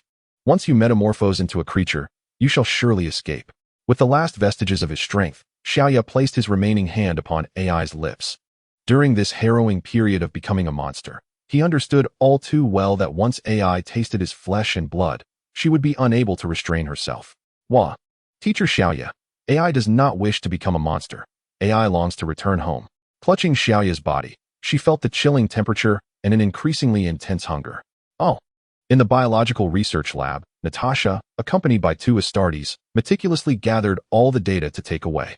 Upon returning to the shrine, she spotted Yelena playing with Gao and hurriedly inquired, "Are you all right?" "Of course," Yelena declared with pride. "I don't believe you can save me." As Natasha drew near, Yelena noticed her bloodied appearance, along with the Astartes trailing behind her. Some bore small tentacles, unmistakable evidence of their battle with the Devourer. "You sought out the Devourer, didn't you? Just wait, I shall fetch Granny Yuli." Fearing Natasha might be infected, Yelena dashed off to find the kind old lady who had healed her the previous day. Natasha lifted her hand, intending to inquire about the situation. But upon seeing her filthy hands, she hesitated. With a resigned glance at the bumbling fools behind her, she thought, "This mess is all thanks to them. They may appear composed, yet in battle, they resemble a pack of lunatics, utterly terrifying. Oh dear, what has happened to you? Quickly wash up. I will assist you in dispelling the malevolent aura." When Hazuka Yuli emerged and beheld the scene, she was taken aback. Indeed, this was a fearsome assembly. Yet, understanding that they were under the aegis of that esteemed individual, she felt reassured. After all, he is a benevolent deity. She clarified the situation for Natasha and instructed them to clean up before re-emerging. Back in her chamber, Hazuka Yuli gazed at the completed portrait and addressed the pottery jar. "Child, I wish to depict those iron men as well, but they do not appear to embody virtue." "Ah, you fail to grasp this," the lid of the jar stirred. "Why must we demons alter our forms and appear so grotesque?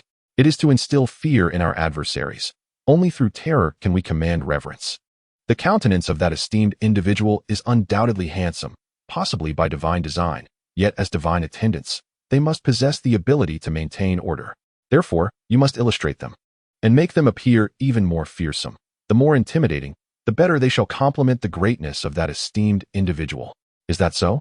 Hazuka Yuli picked up her brush and began to sketch a rudimentary image of an Astartes. The jar leaned closer for inspection. "Not fierce enough. Add some tattoos." After Natasha had finished cleaning, she approached Yelena to share her plans to destroy the Red House. Yelena, somewhat dazed, pointed towards Natasha's back. "If your companions are indeed them, I shall join your ranks." Natasha turned around and exclaimed, "Goodness, I thought it was merely the height of their armor." 12 individuals, each towering at 3 meters. Approached them in small clusters. The new intelligence emanating from the shrine once again ignited a heated debate among the scholars within the base. "Huh, I told you. The virus is a consequence of magic. See, you old fool." A new school scholar thrust the information into the face of an elder scholar, whose irritation was palpable. "Nonsense," the elder scholar retorted, pointing at the data. "Though the bull demon is a legendary creature, it has now been proven to be merely an animal. Look, it has been dissected into 18 pieces. How does it differ from an ordinary creature? Can it wield magic? How do you substantiate that?" Yang Yu rapped the table. "Enough? Let us hasten to research the serum. You may argue all you wish afterward." Once the crowd dispersed, Yang Yu inquired of Xiaobai, "Have any mutated species appeared in other districts?" "None," Xiaobai replied. "I've examined all the cameras within the barrier." Yang Yu nodded. "What of the 2 progenitors? Have they been located?" "Not yet. Their heat signatures have vanished, likely deceased, but the bodies remain unfound." Chapter 115. Is there still time? Stark's protective suit was far more convenient to wear than those from other companies. Indeed, it feels just like wearing ordinary clothing while running. 2 American soldiers donned white protective suits as they strolled down the desolate street, preparing to return to their camp after a day's work. These people are truly timid. Isn't it just a matter of a bullet against those Nars? What are they afraid of? One remarked. Exactly. The sun hasn't even set and the streets are deserted. I was hoping to experience the charm of the street described by Jack. They had traveled a considerable distance to this small island nation to assist in clearing out the Nars, yet the expected provisions were lacking. "Home, home, home." A faint voice echoed from a corner. "Did you hear that?" One soldier halted, eyeing the corner warily. The other soldier retrieved a tube from his thigh and directed it towards the corner for a moment. "No Nars. Should we investigate?" Both men raised their weapons and cautiously approached the shadowy nook. There was no one in the corner. Merely 3 trash bins and a colorful assortment of flyers plastered against the wall. Yet the voice grew increasingly distinct, imbued with a breathless quality. "It's from the sewer," one soldier exclaimed upon spotting the manhole cover, instantly deducing the source of the sound. They approached the cover and knocked. "Hey, is anyone there? Do you need assistance?" "Home." The 2 soldiers exchanged glances, now able to discern the voice. Although they could not comprehend the words, they understood it belonged to a woman in dire straits. Once again, a tube was produced to confirm the absence of any Nars. A soldier decisively proclaimed, "We must open the cover to rescue. I will contact the rescue team." "Understood." The two men delineated their tasks. One would relay the message to the rescue team, while the other had already pried open the manhole cover. The darkness of the sewer was impenetrable, obscuring all sight. After calling out several times into the abyss, they were met with an unsettling silence. Flashlight. They leaned over the opening, illuminating the depths with their torch, only to be met with a ghastly sight. A contorted human visage emerged, indiscernible as either man or specter. If asked to describe it, they would surely say it resembled a human face fused with a bovine snout, akin to that of a flayed carcass. Damn it! A startled exclamation escaped their lips, but before they could react further, blood-red tendrils erupted from the manhole, ensnaring them with ironclad grip. The appendages began to retract, dragging them back into the depths, but the opening was scarcely large enough to accommodate two grown men simultaneously. The owner of the tendrils appeared oblivious to this constraint, intensifying her grip upon sensing their resistance. The disquieting sounds of bones compressing and fracturing echoed ominously in the shadows. Not a single resident, hearing the commotion, dared to investigate. Those who had ventured out previously had long since perished. Perhaps the quality of the protective suits produced by Stark Industries was indeed exceptional. No trace of blood remained around the manhole, and when the rescue team arrived, they found the opening still ajar. Historically, in such scenarios, the rescue team would have retreated. However, with wartime mobilization in effect, the situation was reported through layers of command until it reached the headquarters. Within the command center, American military commanders, including Steve, along with representatives from S, H, I, E, L, D, and Little Days, had gathered. This was the first unexpected incident since their arrival, and the American commander expressed a desire for all to take it seriously. He disseminated intelligence regarding the disappearance of the two soldiers. Each soldier had been equipped with a tracking device, and while their locations were moving, they could not be found at their designated spots. Thus, suspicion arose that they were within the sewer system. "We require the sewer blueprints of Tokyo, along with a formidable rescue team," the commander declared, directing his gaze toward the representative from Little Days.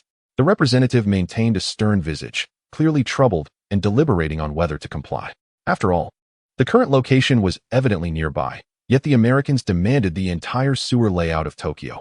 What could their intentions be? Humph. Noticing the prolonged silence from the representative, the commander shot him a warning glance. "I shall ensure the sewer plans are expedited." Faced with the reality of needing to liberate 23 more districts, the representative reluctantly acquiesced and surrendered the sewer blueprints. Steve was appointed as the leader of the rescue team, as none were more suitable than he. "General, I have only 2 teammates," he lamented. Tony, Thor, and Banner were absent, and Natasha had abandoned them midway. Accompanying him now are Hawkeye Clinton and Falcon Sam. But the sewer environment has swiftly eliminated Sam from the equation. "I shall provide you with a cadre of exceptional young men. It is imperative that you rescue our warriors." The U.S. military commander saluted Steve, his demeanor starkly contrasting with that towards the representative from the small state. At dawn, Steve, accompanied by Hawkeye and 10 soldiers, ventured into the sewers. "Everyone, maintain safety. Do not aim your weapons at your comrades." The confined space of the sewer necessitated that the 12 men pair off, maintaining a distance of approximately 3 meters between each group. Steve led the charge with 1 soldier, while Hawkeye brought up the rear. As they drew closer to their objective, the soldier tasked with monitoring their location suddenly alerted them. "Captain, their position is approaching us rapidly. Stay alert." Steve communicated through the radio. "Unfortunately, it appears they have been infected and transformed into ghouls." All eyes anxiously focused ahead, anticipating the arrival of the ghouls. Hawkeye suddenly crouched down, pressing his ear to the ground, and after a moment, he raised his head, saying, "Captain, we are in trouble." The number of ghouls exceeded their expectations, and they were unlike those they had previously eliminated. Steve raised his shield to fend off the advancing horde. No matter how he defended, tendrils reached over him, attacking the soldiers behind. More alarmingly, these ghouls were using their own comrades as shields. Witnessing the increasing number of ghouls breaching Steve's defenses and slaughtering the soldiers in front, Hawkeye decisively drew a high-explosive arrow and shot it towards the front. "Duck down, Captain."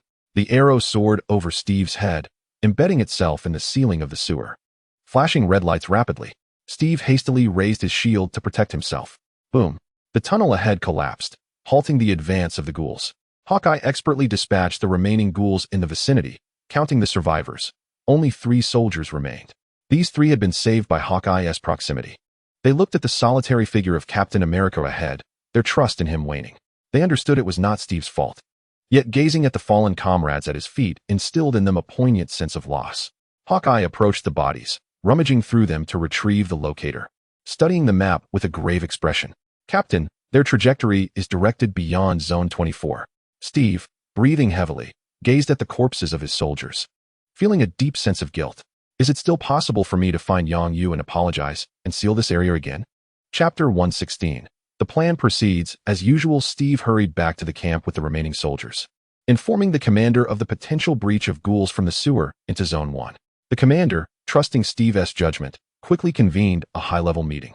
Upon receiving the news, Nick Fury also attended the meeting, albeit in a projected form rather than in person. Upon the appearance of Nick Fury, Steve felt a glimmer of hope and approached him with urgency. "Fury, do you have any means to halt the Devourers?" After a moment of contemplation, Fury understood the gravity of the situation. The most prudent course of action would be to have Yang Yu's team re-establish the barrier. However, he was reluctant to do so. Relying on Yang Yu would render them the laughingstock of the world. They had already propagated the notion that the barrier was solely Yang Yu's doing, supplemented by a degree of manipulation. The public's perception of Yang Yu was polarized, with some lauding his actions while others condemned him as a tyrant. Now, having vanquished the dictator, they sought to rescue the trapped citizens of Tokyo. Yet, Yang Yu remained silent, and public sentiment was beginning to shift in their favor. The global online community was watching closely. Neither could they allow Yang Yu to reset the barrier nor permit the virus to spread. They had calculated the Devourer's route, and by detonating the tunnel, they could effectively trap them. Nick Fury presented his plan, garnering unanimous support from all but the representative of Little Days. The Devourers they faced were significantly more formidable than the average, possessing an unsettling level of intelligence. Hawkeye observed keenly. Those Devourers with tentacles were not devoid of reason. The U.S. military commander spoke with unwavering confidence. "Rest assured, any problem that can be solved with firearms is one we can address." The commander intended to concentrate the majority of their firepower at a single point, forcing the Devourers into their line of sight. Should the plan succeed, the Devourers would be akin to moths drawn to a flame. As the meeting concluded, Steve retreated to his quarters, exchanged greetings with Sam, and retrieved his phone to contact Tony. He felt an unsettling anxiety brewing within him. If the Devourers were to spread beyond Zone 1, he would bear the weight of responsibility, having urged Yang Yu to lift the lockdown. He would not regret his actions, yet accountability was paramount. "Hey Tony, I'm sorry, but I believe I need your assistance." On the other end, Tony raised an eyebrow, glancing out the window at the sun rising in the east. Has the old man forgotten to take his medication? Should I call for an ambulance? Steve, eager to bypass any trivialities, relayed the events of that morning directly to Tony. Tony's demeanor shifted to one of seriousness. "Don't hang up, J.A.R.V.I.S. Establish a connection with Mr. Yang Yu." The call was connected, and J.A.R.V.I.S. performed flawlessly as Yang Yu's projection materialized in Tony's office. "What is it?" Yang Yu queried. His backdrop a vast expanse of farmland beneath a darkened sky. Tony recognized that Yang Yu was on the moon, but he was unfazed. He knew Yang Yu could return to Earth with the aid of a portal. "It's Steve seeking you." Tony activated the speakerphone. Yang Yu, puzzled, asked, "What does he want?" Upon hearing Yang Yu's voice, Steve promptly recounted the day's events once more. "I apologize, Yang Yu, for the words I uttered earlier. I hope you can restore the barrier of Zone 1. Finally, Steve sincerely apologized to Yang Yu. Yang Yu did not immediately acquiesce. Instead, he inquired about the current status of Xiaobai. Xiaobai summarized the recent information for Yang Yu and projected it so that Tony could see it as well. Therefore, the Devourer mentioned by Old Ice Cream refers to the mutated species. Are they not located in Zone 20? How did they escape? Tony's expression grew grave. If the barrier were compromised, would that not imply the virus had already spread? Uncertain, Yang Yu remarked that the barrier was meant to prevent human ingress and egress. However, if it were not humans, the barrier would be ineffective. Yang Yu remained relatively unperturbed. As it stood, only Zones 1 and 20 had reported mutated species. No other locations had shown signs, rendering the situation still manageable. Furthermore, he had already discerned what the mutated species were. Thus it sufficed to impose an additional restriction on the barrier. Those with tentacles would also be barred from entry or exit, effectively resolving the matter. Although I am reluctant to assist, given how you have disparaged me online, I am quite saddened by it. Tony found Yang Yu's pretentious demeanor amusing. What kind of person was Yang Yu? It was absurd to think he would care about online opinions. Those unfamiliar with him would hardly view him as a virtuous individual. Tony knew Yang Yu would take action, so he remained silent, observing Yang Yu's intentions. Steve, unaware of the online remarks directed at Yang Yu, turned to Sam and asked, "Sam, what have people been saying about Yang Yu online?" Sam glanced at his phone, puzzled, and replied, "You don't know? Should I know? I've been learning how to upload videos on Douyin lately. All I've seen are tutorial videos." Steve, exasperated, explained that other online platforms were too complicated. He preferred scrolling through Douyin, as it was straightforward. All right then. Sam approached and opened the social platform for Steve to see. His reputation isn't exactly stellar. It's nearly on par with Bin Laden. Steve quickly glanced at the top comment. If I weren't an eyewitness, I would almost believe it. The online discourse had, through various experts' analyses of recent events, concluded that the ultimate mastermind was none other than Yang Yu, the extraterrestrial. Yang Yu, I will clarify the rumors circulating online for you. I assure you, this was all Steve could promise. He did not comprehend the internet, but he would consult Nick Fury afterward, as he would certainly have a hand in it. I recently established a film company. Come work for me, Steve. Steve was taken aback by Yang Yu's proposal, yet he still acquiesced. Tony, too, was baffled by Yang Yu's intentions, gesturing for clarification. Yang Yu conveyed his message through magic. The barrier is activated. Seize the opportunity. Steve has a great reputation. I plan to sign him for 50 years, ensuring a profit. Realizing the barrier had indeed been activated, Steve breathed a sigh of relief and expressed his gratitude to Yang Yu. Do not rejoice too soon. The barrier has been activated, and now you are trapped. Take your time explaining the situation to the military. Until you have dealt with the eaters, I shall not lift the barrier. Yang Yu is not a benevolent individual. Once the barrier is in place, he will not relent without substantial offerings. Once the barrier is opened, the military will swiftly be informed, as they will be unable to provide subsequent support. After Steve conveyed the circumstances and his concerns to them, they could hardly retaliate and had no choice but to acquiesce.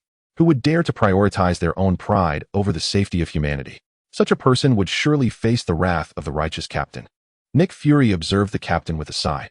After all, they were not of the same ilk. The plan proceeds as usual. The commander, with a grim expression, issued orders. Chapter 117. Humanity is truly foolish. The barrier does not sever communications, and the news of the barrier reappearing in Zone 1 has incited panic among netizens. A comment regarding a viral mutation that has spread from Zone 1 has surged to the top of trending topics. When the threat potentially looms over their heads, people confront their true nature. Those who previously condemned Yang Yu for his authoritarianism swiftly changed their stance, rallying behind his proactive measures. Humanity is indeed foolish, easily swayed and losing their capacity for independent judgment at the slightest provocation. Xiaobai gazed at her handiwork, hands on her hips, proudly tilting her head. Yang Yu chuckled at her, reaching out to tousle her hair. Judgment requires information. They simply lack proper channels for it. Sir, they have commenced their actions, Ingzi announced as she approached Yang Yu from behind. Yang Yu nodded. Let us begin. Projected images illuminated the room, displaying surveillance from various streets in Zone 1. Yang Yu was intrigued by the nature of the mutated species, curious about how it differed from monsters. This battle between humanity and the mutated species held significant research value, prompting Yang Yu to collaborate with a group of scholars.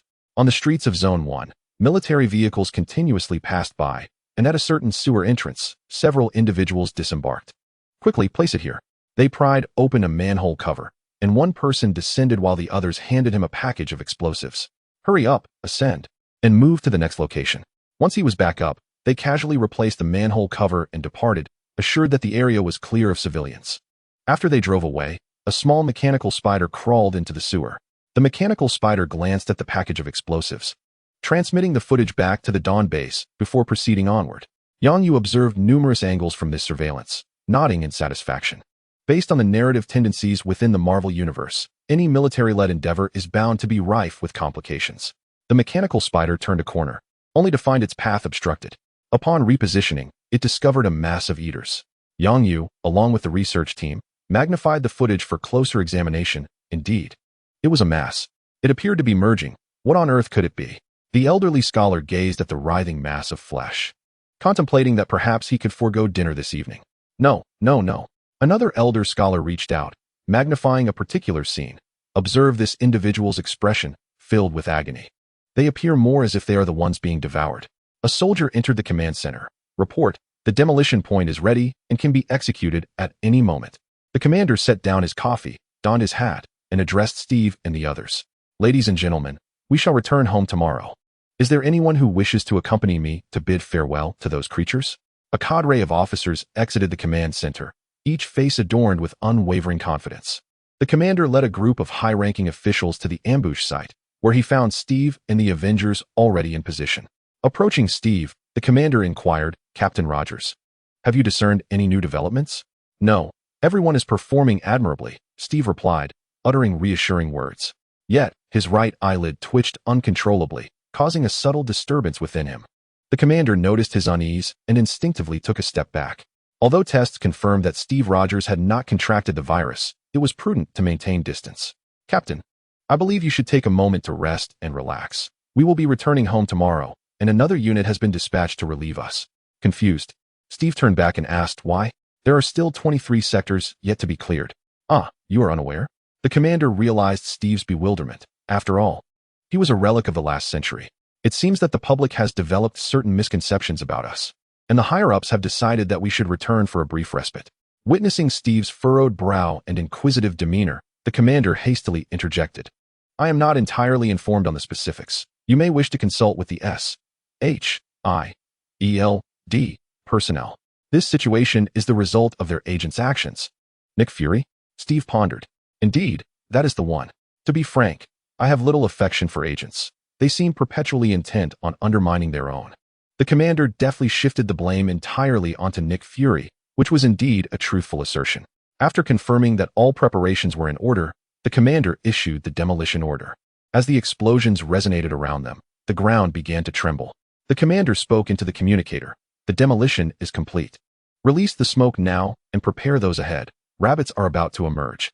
On a broad street, tanks and armored vehicles stood at the ready, flanked by numerous soldiers. Their weapons were aimed at a specific location, the newly blasted sewer, the sole exit point. As time progressed, wisps of white smoke began to escape from the opening. Coughing sounds and various wails echoed from the hole, prompting the soldiers to tighten their grips on their weapons, fully alert. The white smoke thickened, and the cacophony intensified. Yet, those creatures seemed acutely aware of their presence, none daring to reveal themselves.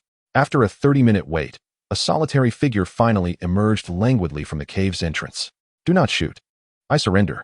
I surrender," the figure pleaded, raising his hands and speaking in fluent English. "Please, do not open fire. I possess vital information. We are all under her control."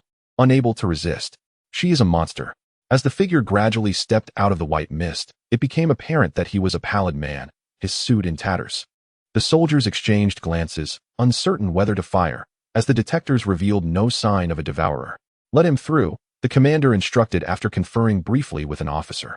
Upon hearing this, Steve rushed over to interject, "No, he is a mutated devourer with a heightened ability to infect."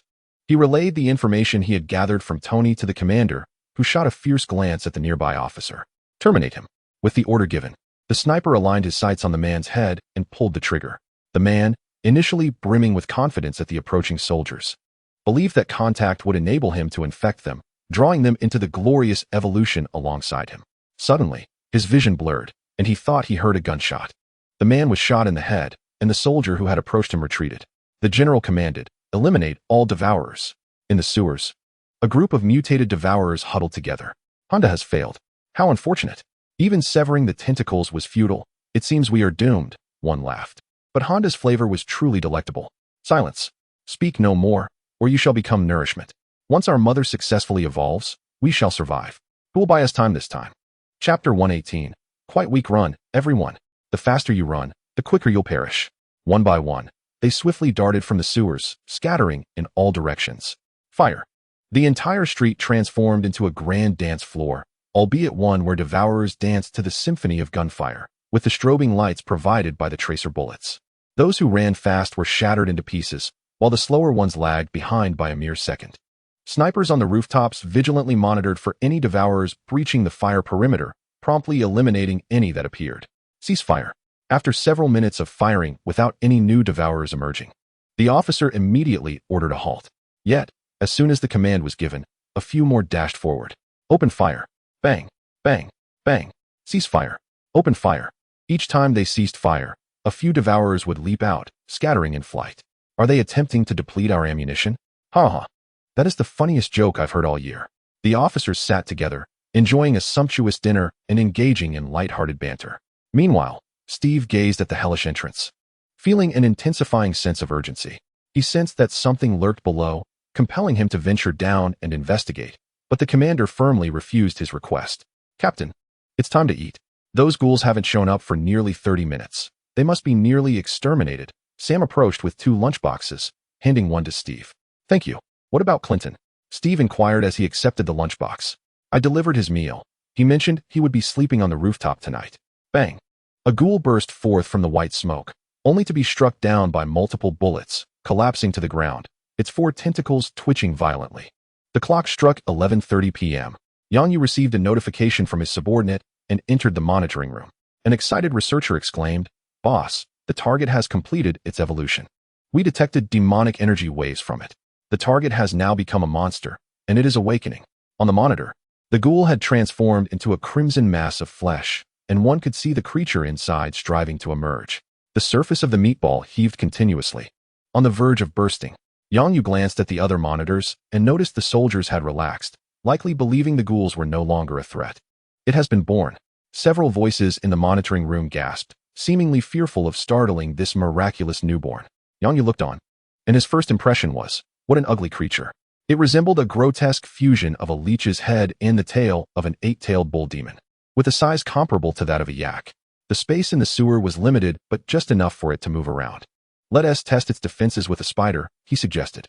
The newborn bull demon appeared devoid of intelligence, merely observing its surroundings and attempting to bite whatever came into view. Seizing the opportunity while it munched on its embryonic sac, a small spider crawled up its right leg, the spider's tail beginning to emit a red glow. Boom. Flames erupted alongside a wail, as the bull demon fled, dragging a leg blasted into a bloody crater. Quite fast. What was the power of that spider bomb? Yang Yu inquired. Little White retrieved the data. The small spider is too diminutive. Its power is comparable to that of a high-explosive grenade. That's rather weak, Yang Yu replied. Slightly disappointed. This creature is of little use to me. Once it perishes, have someone collect a sample. With a lack of interest, he turned to leave. As he departed, the researchers buzzed with excitement, discussing how a virus could alter the genetic makeup of a species. This was a global first. The explosion startled the soldiers on watch, nearly causing one to pull the trigger. "Sir, we have a situation." Steve, shield in hand, rushed to the front lines, demanding, "What happened?" "We heard explosions from below." The soldiers saluted Steve. It's here, open fire." The gunfire erupted once more, though not as densely as during the day. "It's charging us." The newly emerged ghoul was larger and faster than those they had previously encountered, catching them completely off guard. The crimson figure brandished 8 tentacles, leaping incessantly against the ground and walls, effortlessly breaching the barrage of gunfire. "I see you, little kitten." Hawkeye, drawing his bow, released an arrow the moment the beast landed, striking its injured leg with a swift whoosh. Boom. A thigh was blown off, and the creature was sent crashing down from the wall. The bullets followed suit, and with a howl, the beast suddenly emanated a surge of energy, forming a protective shield around itself. It glanced at its own shield, then turned its gaze towards its assailants and charged forward. Steve, noticing the creature rushing towards him, urgently signaled for the others to retreat. "Run. I'll provide cover." Sam soared over Steve's head, darting towards the beast. Bang, bang, bang. The twin guns spat fire, successfully diverting the creature's attention. The guns seemed ineffective. "Clinton, how did you manage to blow off its leg?" Sam swiftly maneuvered to dodge a tail swipe from the beast. After Hawkeye loosed another arrow, only to see it deflected. He sighed. It didn't have that shield a moment ago. With the regular soldiers evacuated, Steve, brandishing his shield, steeled himself against the beast, taking a deep breath. "I'm coming, Sam." "What?"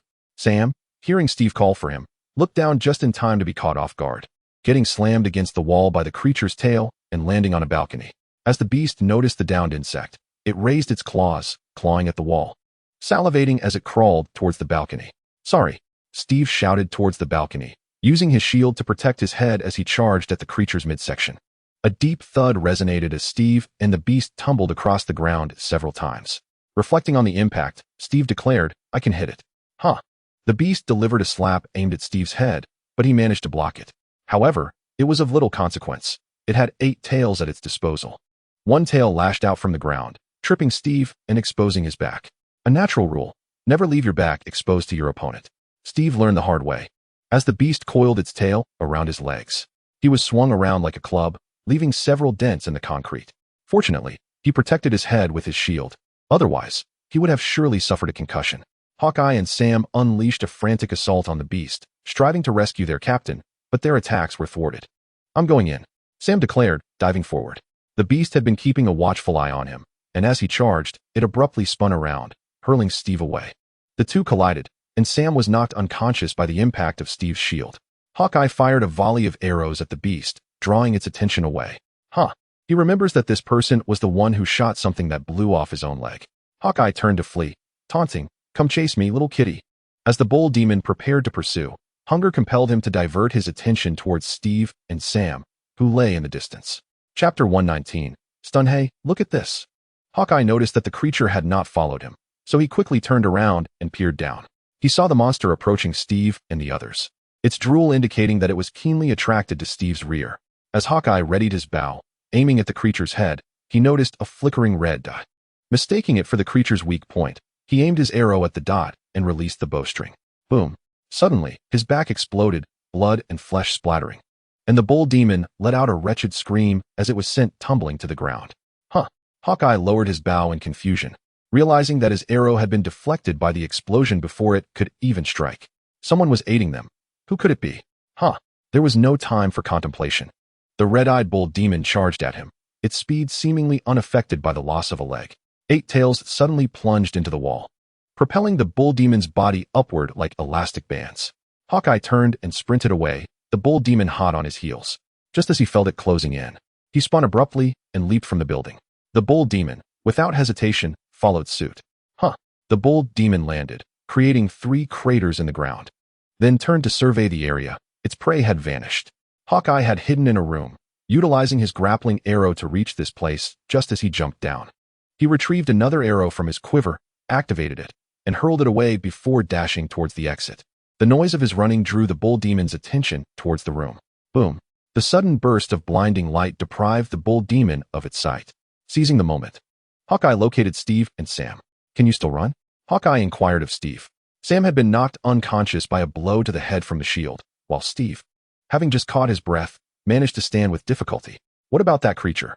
With great effort, Steve removed his helmet, relieved that it had protected him, for otherwise, he would have suffered more than just a bleeding mouth. Hawkeye hoisted Sam onto his back. "I dazzled it with a flash. We need to flee. We are no match for it. We must call for help." Hawkeye led Steve in the opposite direction. Not long after they departed, the bull demon regained its senses and returned to the scene. Finding no one there, it felt an intense hunger in its belly and sprinted towards the direction of the most delectable scent. After carrying Sam for a while, Hawkeye sensed that the creature was no longer in pursuit and paused momentarily. Carrying an adult was no easy feat, and he leaned against the wall, panting heavily. Suddenly, the distant echoes of gunfire and explosions pierced the air. Hawkeye exchanged a glance with Steve, and they both understood that the creature had pursued the retreating troops. "Contact the military and have them reach out to the Avengers headquarters. We require their assistance." With his earpiece missing, Steve relied on Hawkeye to establish communication. Hawkeye pressed the earpiece to his ear, explaining the situation to the military, then turned to Steve and said, "They report that reinforcements are on their way." The military had already relayed the news back when they first detected the new creature, coinciding with Steve's efforts to cover their retreat.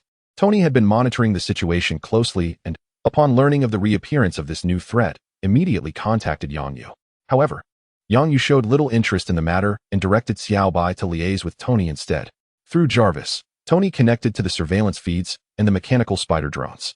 Hawkeye noticed the small red dots behind the creature, which were arranged by Tony. Although Tony was in New York and could not reach them in time, he summoned the nearest available support. "Xiao Bai, can the ninjas nearby handle this creature?" Tony inquired into the air. "I'm not sure," came Xiao Bai's voice. "But there's a squad of Astartes in Sector 20. They can subdue this beast without issue." "How long will it take them?" 10 minutes. Meanwhile, upon receiving the information, Steve gazed into the distance, feeling a pang of anguish. "So, reinforcements will arrive in 7 minutes. I dread to think how many soldiers will perish during that time. The commander and several high-ranking officers are present. I wonder how many will survive." "We have lost our respect for the enemy," Hawkeye remarked, observing the unconscious Sam. Their recent victories against Hydra had bred an unsettling sense of arrogance, leading to this dire situation. "I must go and save them." Steve's resolve hardened as he spotted a car by the roadside. "Take me with you. I need to exact revenge." At that moment, Sam, clutching his head, sat up from the ground, feeling a sizable bump on his skull. The creature had caught up with the retreating troops, and this time, faced with those glowing objects, it no longer felt the need to hide. It had learned to unleash a protective shield, which made it ravenous, but that was of little concern. For the area was rife with potential prey. A massacre commenced. By the time the Astartes arrived by aircraft, only the beast remained, feasting. As all those capable of fleeing had already escaped, I wasted some time getting dressed. I hope they haven't all been slaughtered, otherwise our mission will devolve into a total annihilation. As he spoke, the bull demon moved toward the hatch, with Natasha trailing closely behind. She agreed with his sentiments. Their journey from Sector 20 had taken less than a minute. Let us capture that bull demon. I trust your leader will appreciate it, as it is indeed a rare specimen. Hearing Natasha's words, the bull demon's eyes lit up. Indeed, it matters not if the rescue mission fails. We must eliminate the culprit. Buckle up. As the hatch opened, a gust of air rushed in, and the wooden bull extended its hand to scoop up Natasha before leaping down. Having experienced it once before, Natasha nestled herself within the crook of its large arm. The bull demon had already spotted the formidable figures looming overhead, yet it exhibited no fear, its 8 tails thrashing about energetically. Observing several entities descending, the bull demon charged towards them, displaying an admirable courage for such a small creature. To Steve and his companions, the bull demon appeared colossal, but to the Astartes, it was akin to a mere jumping dog. As one Astartes touched down, the bull demon lunged at it, launching a frenzied assault with its teeth, claws, and tail. However, its efforts merely left scratches and saliva on the Astartes' robust armor. Once the other Astartes landed, one seized a tail, dragging the creature down. Disdainfully, the Astartes gazed at the spit on its armor before delivering a punch to the bull demon's head. The blow rendered the creature rigid, collapsing to the ground, its tail stiffening. The Astartes was momentarily taken aback. Oh no, please don't die, pup. Chapter 120. A resplendent hat. The wooden bull set Natasha down and swiftly slapped the head of the Astartes with a resounding thud. Why are you so violent? A gentler approach wouldn't hurt. I'm sorry, Captain. The Astartes quickly apologized, knowing that any delay might result in further reprimand. Natasha glanced at the Astartes, cautiously approaching the bull demon to observe closely. It appeared to be alive, merely suffering from a stress response, and would soon awaken. It would be prudent to bind it. The bull demon's appearance did not align with Natasha's aesthetic, and after a brief observation, she distanced herself from it. Its lethal capabilities had already been demonstrated, with the corpses on the ground serving as grim testimony. The Astartes procured some iron bars to bind the bull demon before transporting it onto the aircraft, while the others scoured the vicinity. After a while, the distant sound of vehicles approached, headlights illuminating the area as Steve and his companions jogged over. Natasha couldn't help but smile faintly at their disheveled appearance. Do you require assistance, gentlemen? The following day, news of a significant incident in Tokyo District 1, resulting in the deaths of several officers, reverberated around the globe. It underscored the severity of the Tokyo virus situation. The U.S. military officially declared it an accident, yet public skepticism prevailed. After all, they had previously asserted that the virus would soon be contained, but now multiple officers had perished. Moreover, the images circulating online unmistakably depicted a biohazard crisis. In a swift turn of events, Yang Yu's reputation soared on the internet, with growing support for his actions. Some proposed sealing off the entire island, a suggestion that garnered widespread approval. This prospect alarmed the Japanese government, prompting them to invest significant resources to reach out to Yang Yu. Observing the projection of the Japanese representative, Yang Yu spoke with evident difficulty. Oh, regarding this matter, since everyone has made such requests, I must reluctantly impose a nationwide lockdown. For the safety of humanity, I ask for your patience, trust in the American military, for they have resolved the virus, and only then shall you be freed. The representative of Little Sun, without hesitation, knelt down in a perfect act of supplication, intending to convey his sincerity directly to Yang Yu. I sincerely apologize, Mr. Yang Yu, for the troubles my country has caused, yet I must trouble you to resolve this matter. As a token of our gratitude, we have prepared a gift, and we hope it meets with your approval. The representative of Little Sun produced a piece of paper, crawling on his knees to present it to Yang Yu with both hands. As Yang Yu reached forth, it was as if he extracted the essence of the paper itself, manifesting a virtual document before him. The representative of Little Sun paused momentarily before retracting the paper, waiting silently for Yang Yu to peruse its contents. The paper detailed stocks from prominent companies and sums in dollars, wealth that Yang Yu could hardly be bothered to examine.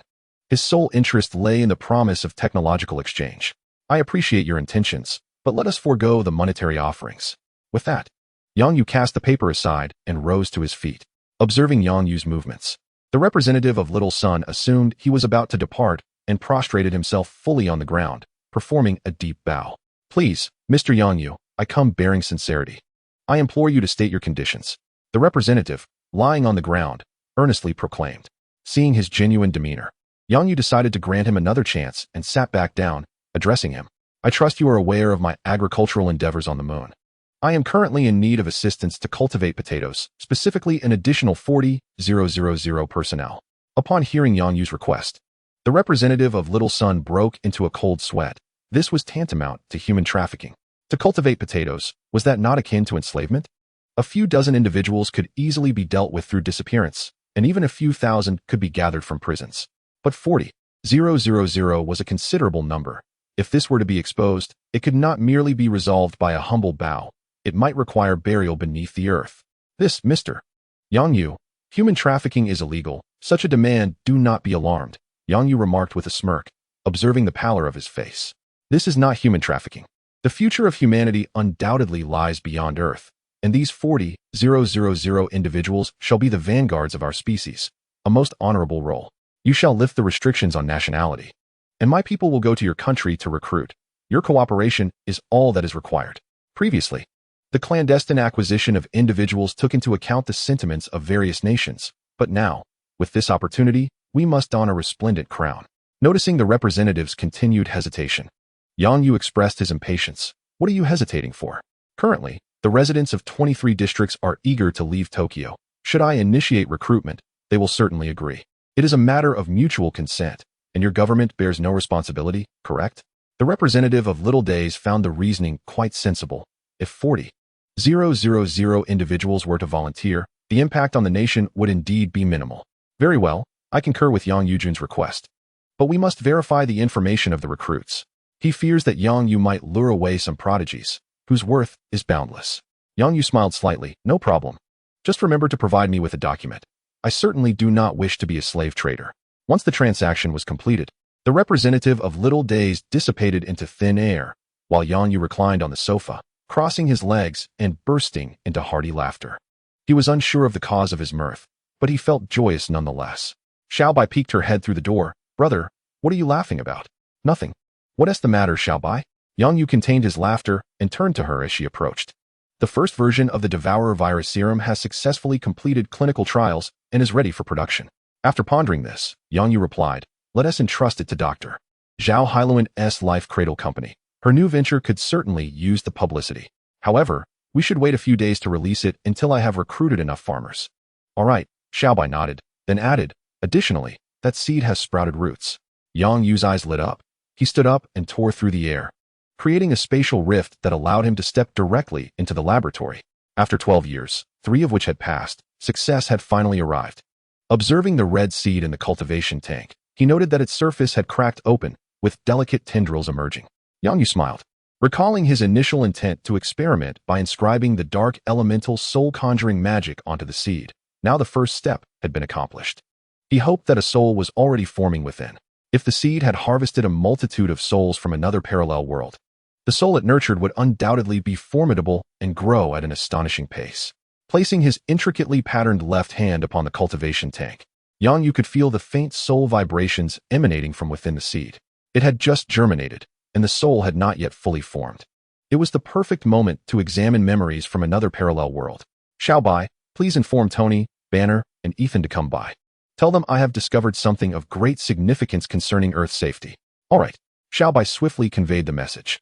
Banner was the first to arrive at the laboratory, followed shortly by Tony and Ethan. Yang, what have you discovered? Tony inquired eagerly. Chapter 121. I will intervene. Yang Yu arranged 5 stools for them to sit upon. In a moment, I will transmit a memory into your minds. Do not resist. Tony and the others nodded, taking their seats and preparing to witness Yang Yu's demonstration. Xiaobai, ever obedient, hopped onto a stool. She too could receive memories and convert them into data for storage. Yang Yu opened the lid of the cultivation tank and reached inside to touch the seed. Turning to the 4 of them, he said, it's beginning. They watched as his other hand emitted 4 glowing blue lines, directing them towards their foreheads. Resisting the urge to evade, they awaited the blue lines to penetrate their minds. Eyes closed, then opened. Yang Yu beheld his own colossal visage from a vantage point above, the sharp contours of his chin undeniably captivating, prompting a satisfied nod from him. This moment unfolded during the Battle of New York, where he could still discern the distant sky, streaked by the passage of Chitauri. With a sigh of relief, he handed the seeds to Banner, instructing him to plant them with a touch of water, for they would aid in their endeavors. As the immense Yang Yu relinquished the seeds, his perspective faded into darkness, leaving only sound. The success of the seeds in nurturing a formidable soul hinged upon future developments. Although Yang Yu retained a semblance of awareness through the seeds, Tony and the others found themselves lost. "Did you all receive them?" Banner inquired, as his protective suit retracted into his right-hand storage compartment, casting a glance at the others. Rhodes, clad in black armor and grasping the cosmic cube, grinned widely, displaying his gleaming teeth. "Are you saying it truly succeeded?" Before the group could revel in joy, Clinton suddenly knelt. A wave of shock swept over everyone as they noticed Natasha's absence, and Clinton's expression sparked an ominous premonition. Banner, unable to contain his disbelief, asked with a glimmer of hope, "Clinton, where's Natasha?" Clinton remained silent, his eyes brimming with tears. The joy of the moment was overshadowed by Natasha's loss. And aside from Nebula, no one seemed to notice her absence. By the lakeside, after honoring Natasha's memory, Banner produced a seed and approached the shore to plant it. "What is that?" Tony had been observing Banner intently. "A seed. When I met the Sorcerer Supreme, I encountered a mage who gifted me this, claiming it could assist us." Banner explained as he poked a hole in the soil with his finger, placing the seed within and covering it with earth.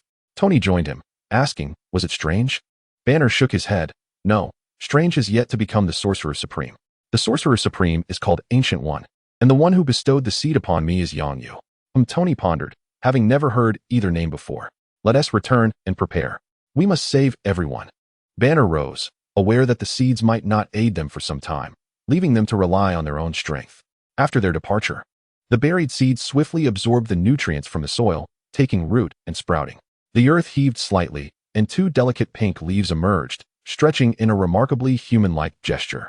Chirping birds seemed to celebrate its birth. "Is this another parallel universe?" Yang Yu mused, surveying the surroundings reminiscent of an upscale resort. The pink leaves quivered, capable of rapid growth, as its origin had bestowed upon it ample wood chakra. Yet, the massive spacecraft looming above, Thanos' sanctuary ship, quelled any thoughts of hastened development. Survival was paramount for now. Yang Yu witnessed missiles descending from the spacecraft, as two delicate pink leaves swiftly burrowed back into the earth, hastening underground with their seeds. Upon impact, the missiles unleashed tremendous force, upheaving the ground beneath.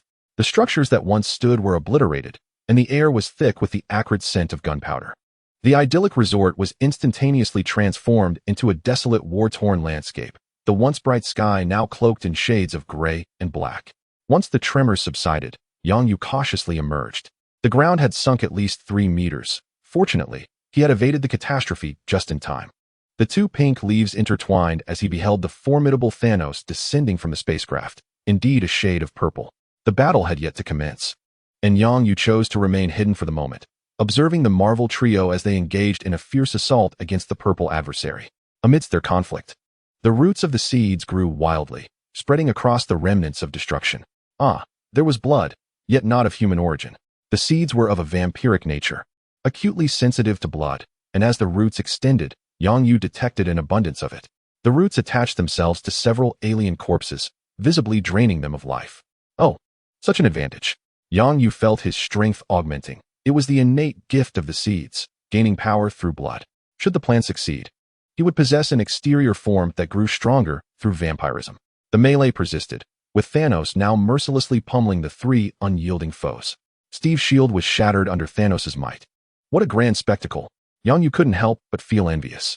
The Sanctum Sanctorum deployed a conical troop carrier, crashing to the ground, from which countless vanguard soldiers emerged, densely packed. Numerous aerial units also emerged from the sanctum, including the Chitauri beasts that Yang Yu had previously encountered. On another front, dozens of fiery portals appeared, and Falcon emerged, alongside several heroes familiar to Yang Yu from his original world, stepping through the gateways. Observing this recognizable scene, the leaves swayed slightly. Regrettably, it felt as though something was amiss. Once everyone had assembled, Yang Yu noted that the Avengers appeared outnumbered by Thanos' forces, particularly in terms of aerial combatants. Victory seemed a daunting prospect, but he remained undeterred. He would make his move. The leaves crossed and arched backward. Avengers, assemble! With Steve's rallying cry, everyone erupted in a roar, charging towards Thanos' faction. The war had officially begun. The two sides collided, energy blasts flying in every direction, and lives were lost with each passing second. Unbeknownst to anyone, the fallen Vanguard beasts began to wither. Observers noted a massive Chitauri beast plummeting to the ground, its form rapidly shrinking, yet they dismissed it as a normal occurrence. As Yang Yu surveyed the battlefield, he silently gathered energy, amassing blood and souls, causing the two leaves to transform into a deep crimson, flecked with blue. The absorption of blood accelerated the growth of the roots, which progressively enveloped the entire battlefield. Black Panther Chala descended from the heavens, sending nearby foes sprawling. Clinton, hand it to me, he commanded. Upon receiving the gauntlet from Clinton, Chala commenced his parkour, dispatching every adversary with his agile prowess. However, he was suddenly struck by the tyrant's scythe, sending the gauntlet flying from his grasp. Before it could touch the ground, a hand formed from roots emerged from the earth. Catching the gauntlet. Chapter 122. The fall of a dominant ruler. Upon seeing the gauntlet, Thanos rushed forward to seize it, only to be thwarted by Wanda. Well done, Groot! Rocket exclaimed, his excitement palpable as he brandished his weapon and unleashed a barrage upon their enemies. What? Isn't that your hand? Rocket gasped, turning to Groot, who had both hands occupied with an enemy. If it wasn't Groot, then who could it be? Before they could ascertain the truth, the Thanos under Wanda's control commanded the Sanctuary 2 to commence indiscriminate bombardment.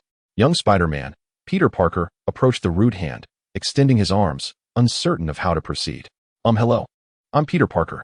May I take this? As he reached for the gauntlet, he successfully grasped it, and the root hand relinquished its hold. Thank you, I will safeguard it.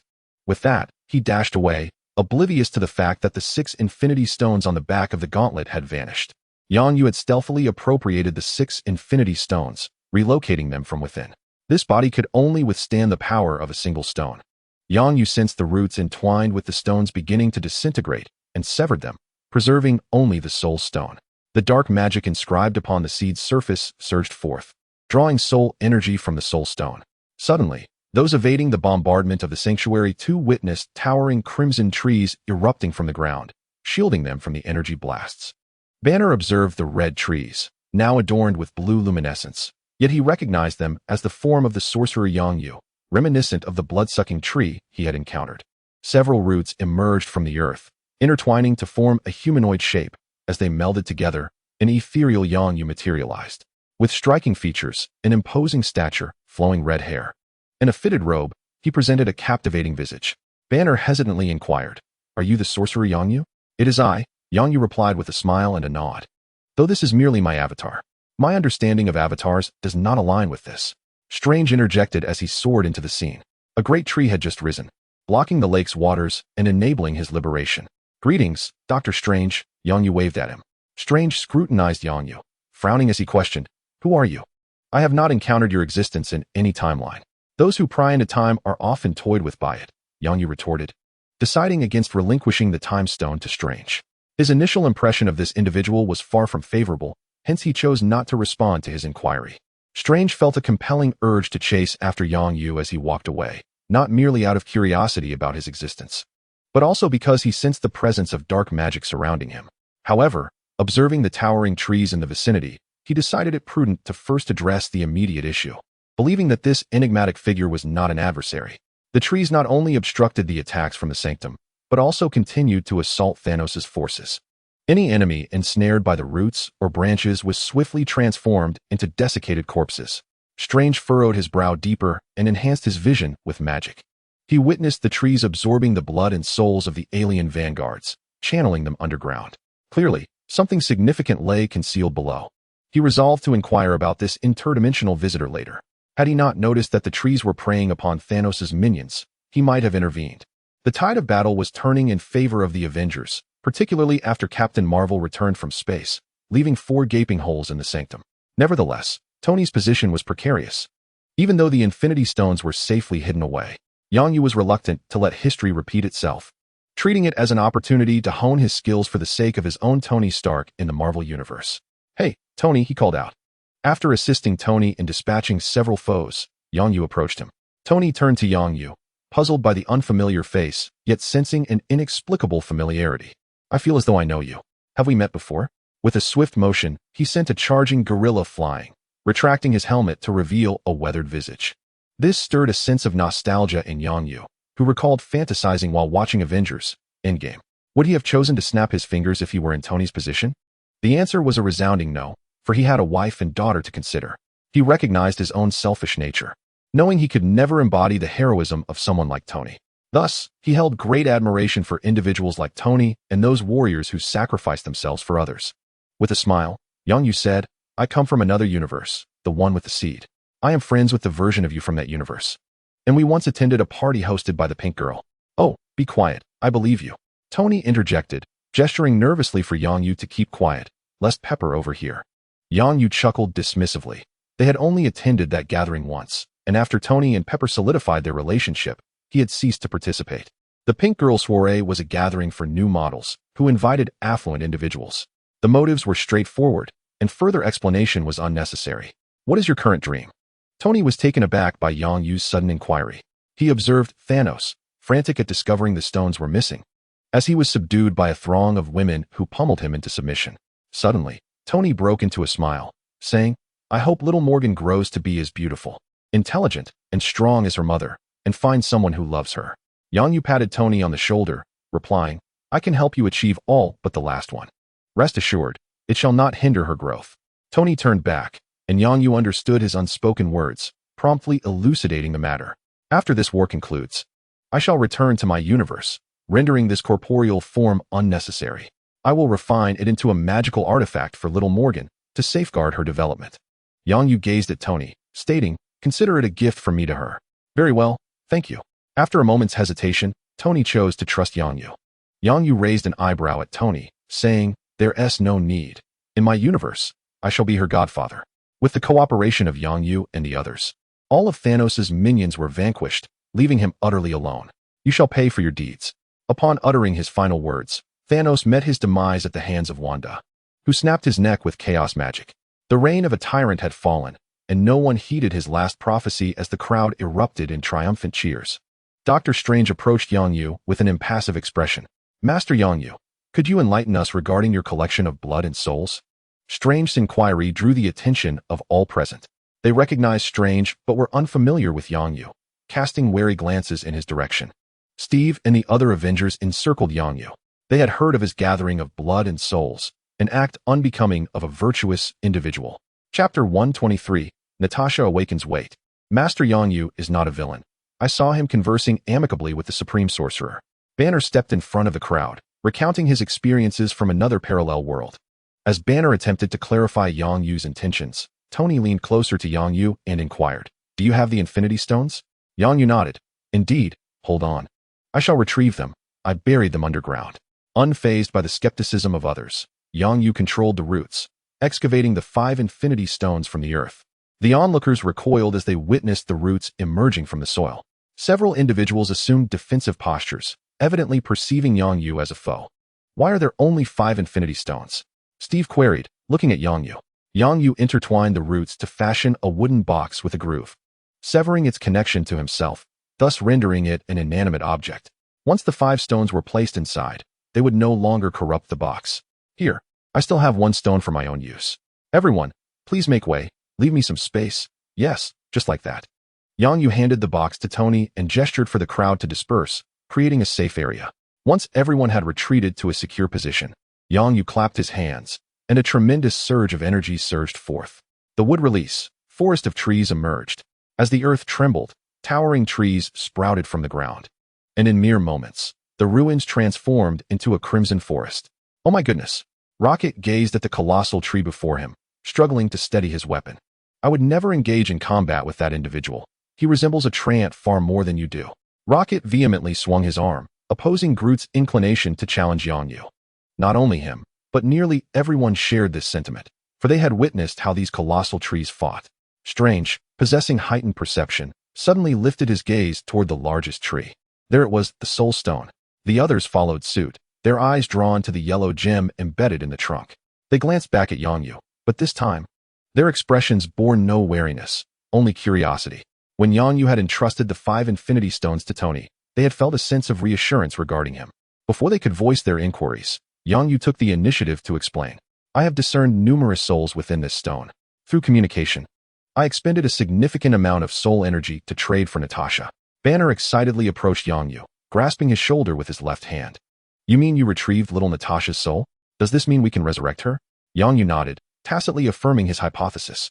Banner inhaled deeply, turning to face Tony and the others. I want to snap my fingers once more. Allow me to do it. If it's to save one person, I should be able to endure it. Clint stepped forward. Hey, Yang Yu patted Banner's back. Let me finish speaking. Go ahead, Master, Banner replied, now showing deep respect for Yang Yu. If it meant saving Natasha, he was willing to pay any price. This sorcerer from another realm was far more reliable than strange. Yang Yu commanded the branches of the great tree to part, revealing a colossal flower bud. This avatar of mine is unique. It can create a body for Natasha. Once the flower blooms, she shall awaken. How long will it take? Steve inquired. Approximately 1 week. Until her body is ready, her soul will remain within the soul stone. Just a week, and the Avengers revealed relaxed smiles. There was no better conclusion than this. Let us go. A week hence, we shall retrieve Natasha. Tony clapped his hands, leading the group towards the portal. Wanda did not accompany them. Instead, she approached Yang Yu, filled with trepidation. Hello, within the soul stone, have you seen him? Wanda conjured an image of vision with her chaos magic, her eyes brimming with hope as she looked at Yang Yu. Yang Yu shook his head. I'm sorry. I did not see him. I see. That makes sense, as the soul stone in our universe has been destroyed. Wanda departed. Yang Yu turned to see the flower bud retreating once more into the dense branches, a flicker of red light in his eyes. In truth, Natasha's body had already healed, a mere ordinary human body. How long could it endure? Within the unseen interior of the bud, Natasha curled up like an infant. Through her body, one could observe a seed developing in her womb. Is this considered my child with her? No, it should be referred to as a seed, Yang Yu pondered. Though the blood tree can indeed bear seeds, Yang Yu opted to use a human as the host. The differences between the two remain unknown to him, only revealed as time allows for growth. Moreover, the seeds are rather small and will not jeopardize Natasha's health, as there is no need for delivery. This week, Yang Yu has taken refuge at Tony's residence, enjoying delightful moments with little Morgan, much to Tony's chagrin. A week later, the Avengers returned once more. The previous ruins had transformed into a vibrant red forest, with even the grass beneath their feet glowing a brilliant crimson. Little Natasha, Banner and others exclaimed, joyously gazing at the enchanting woman adorned in petals before them. Hi everyone. I believe I require an explanation. Natasha waved cheerfully, having awakened here after a brief slumber.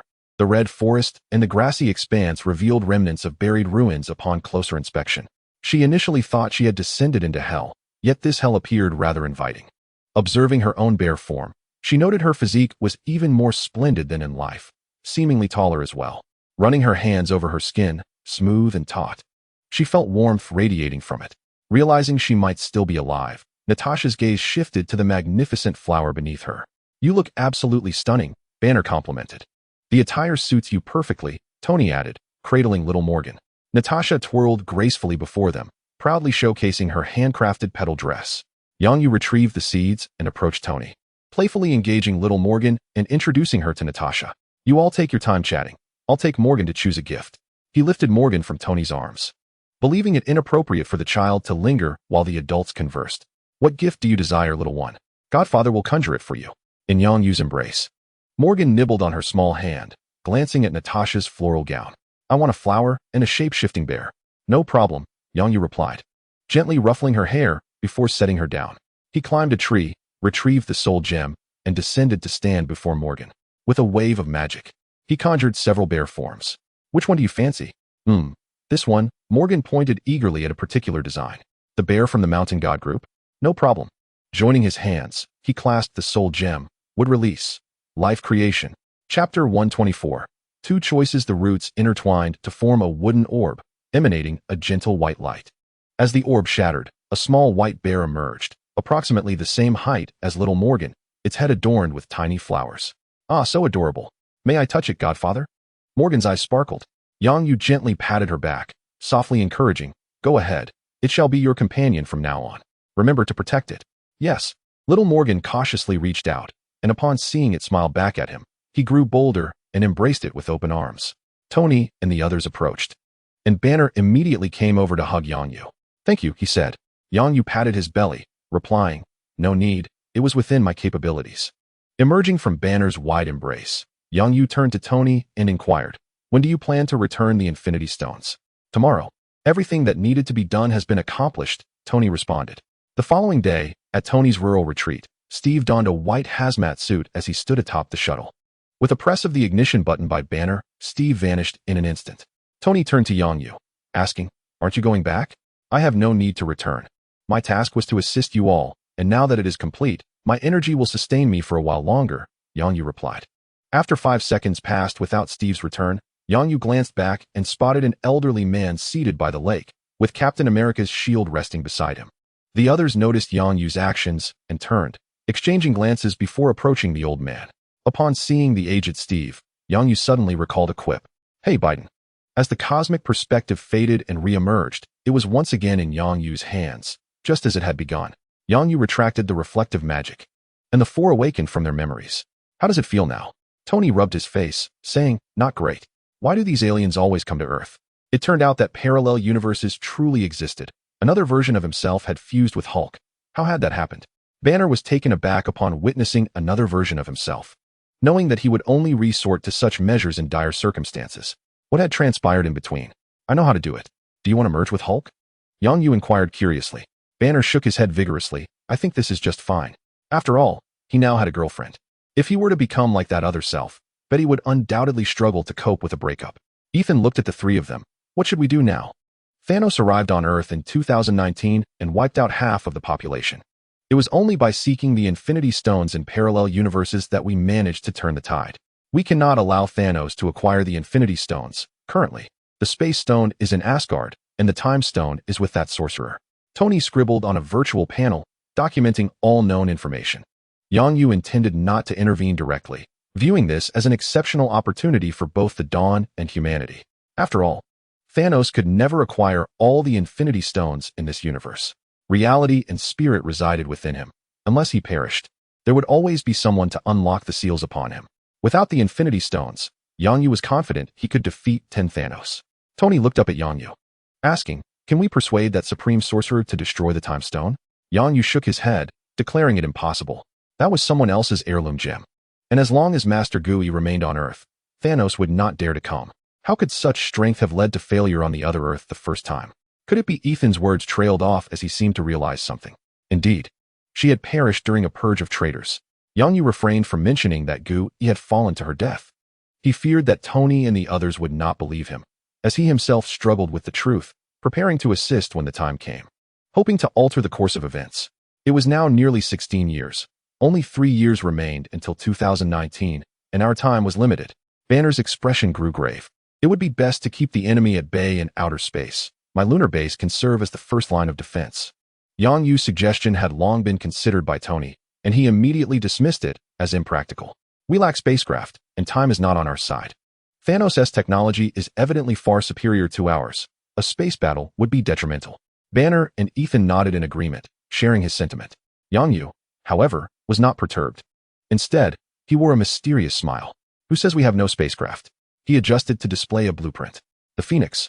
We can modify it and construct it directly on the moon, thus creating a spacecraft." Tony shook his head in refutation. "That's not feasible. 3 years is too short. Even with a modular factory, we wouldn't be able to produce several Phoenixes. Our ships would be insufficient in scale, essentially making us targets, especially considering their superior technology." "You simply lack experience," Yang Yu said with a disdainful glance at Tony.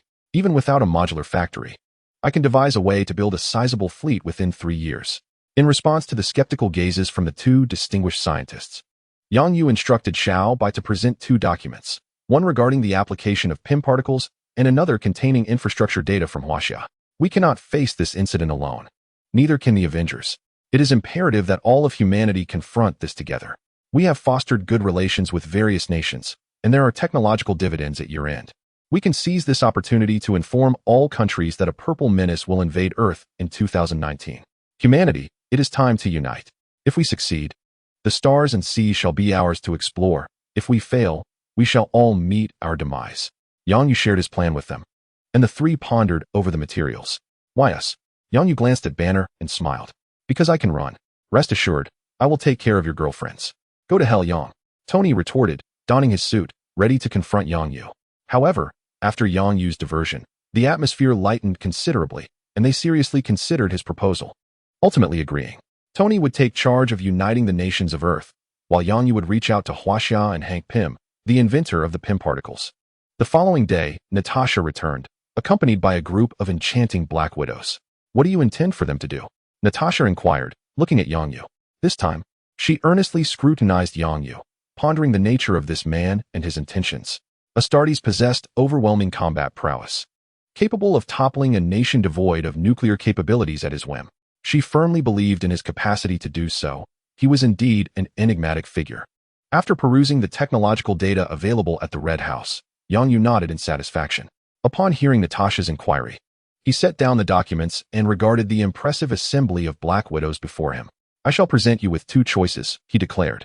First, serve under me for 5 years, after which you shall be free to go wherever you please. Second, join my organization, pledging unwavering loyalty.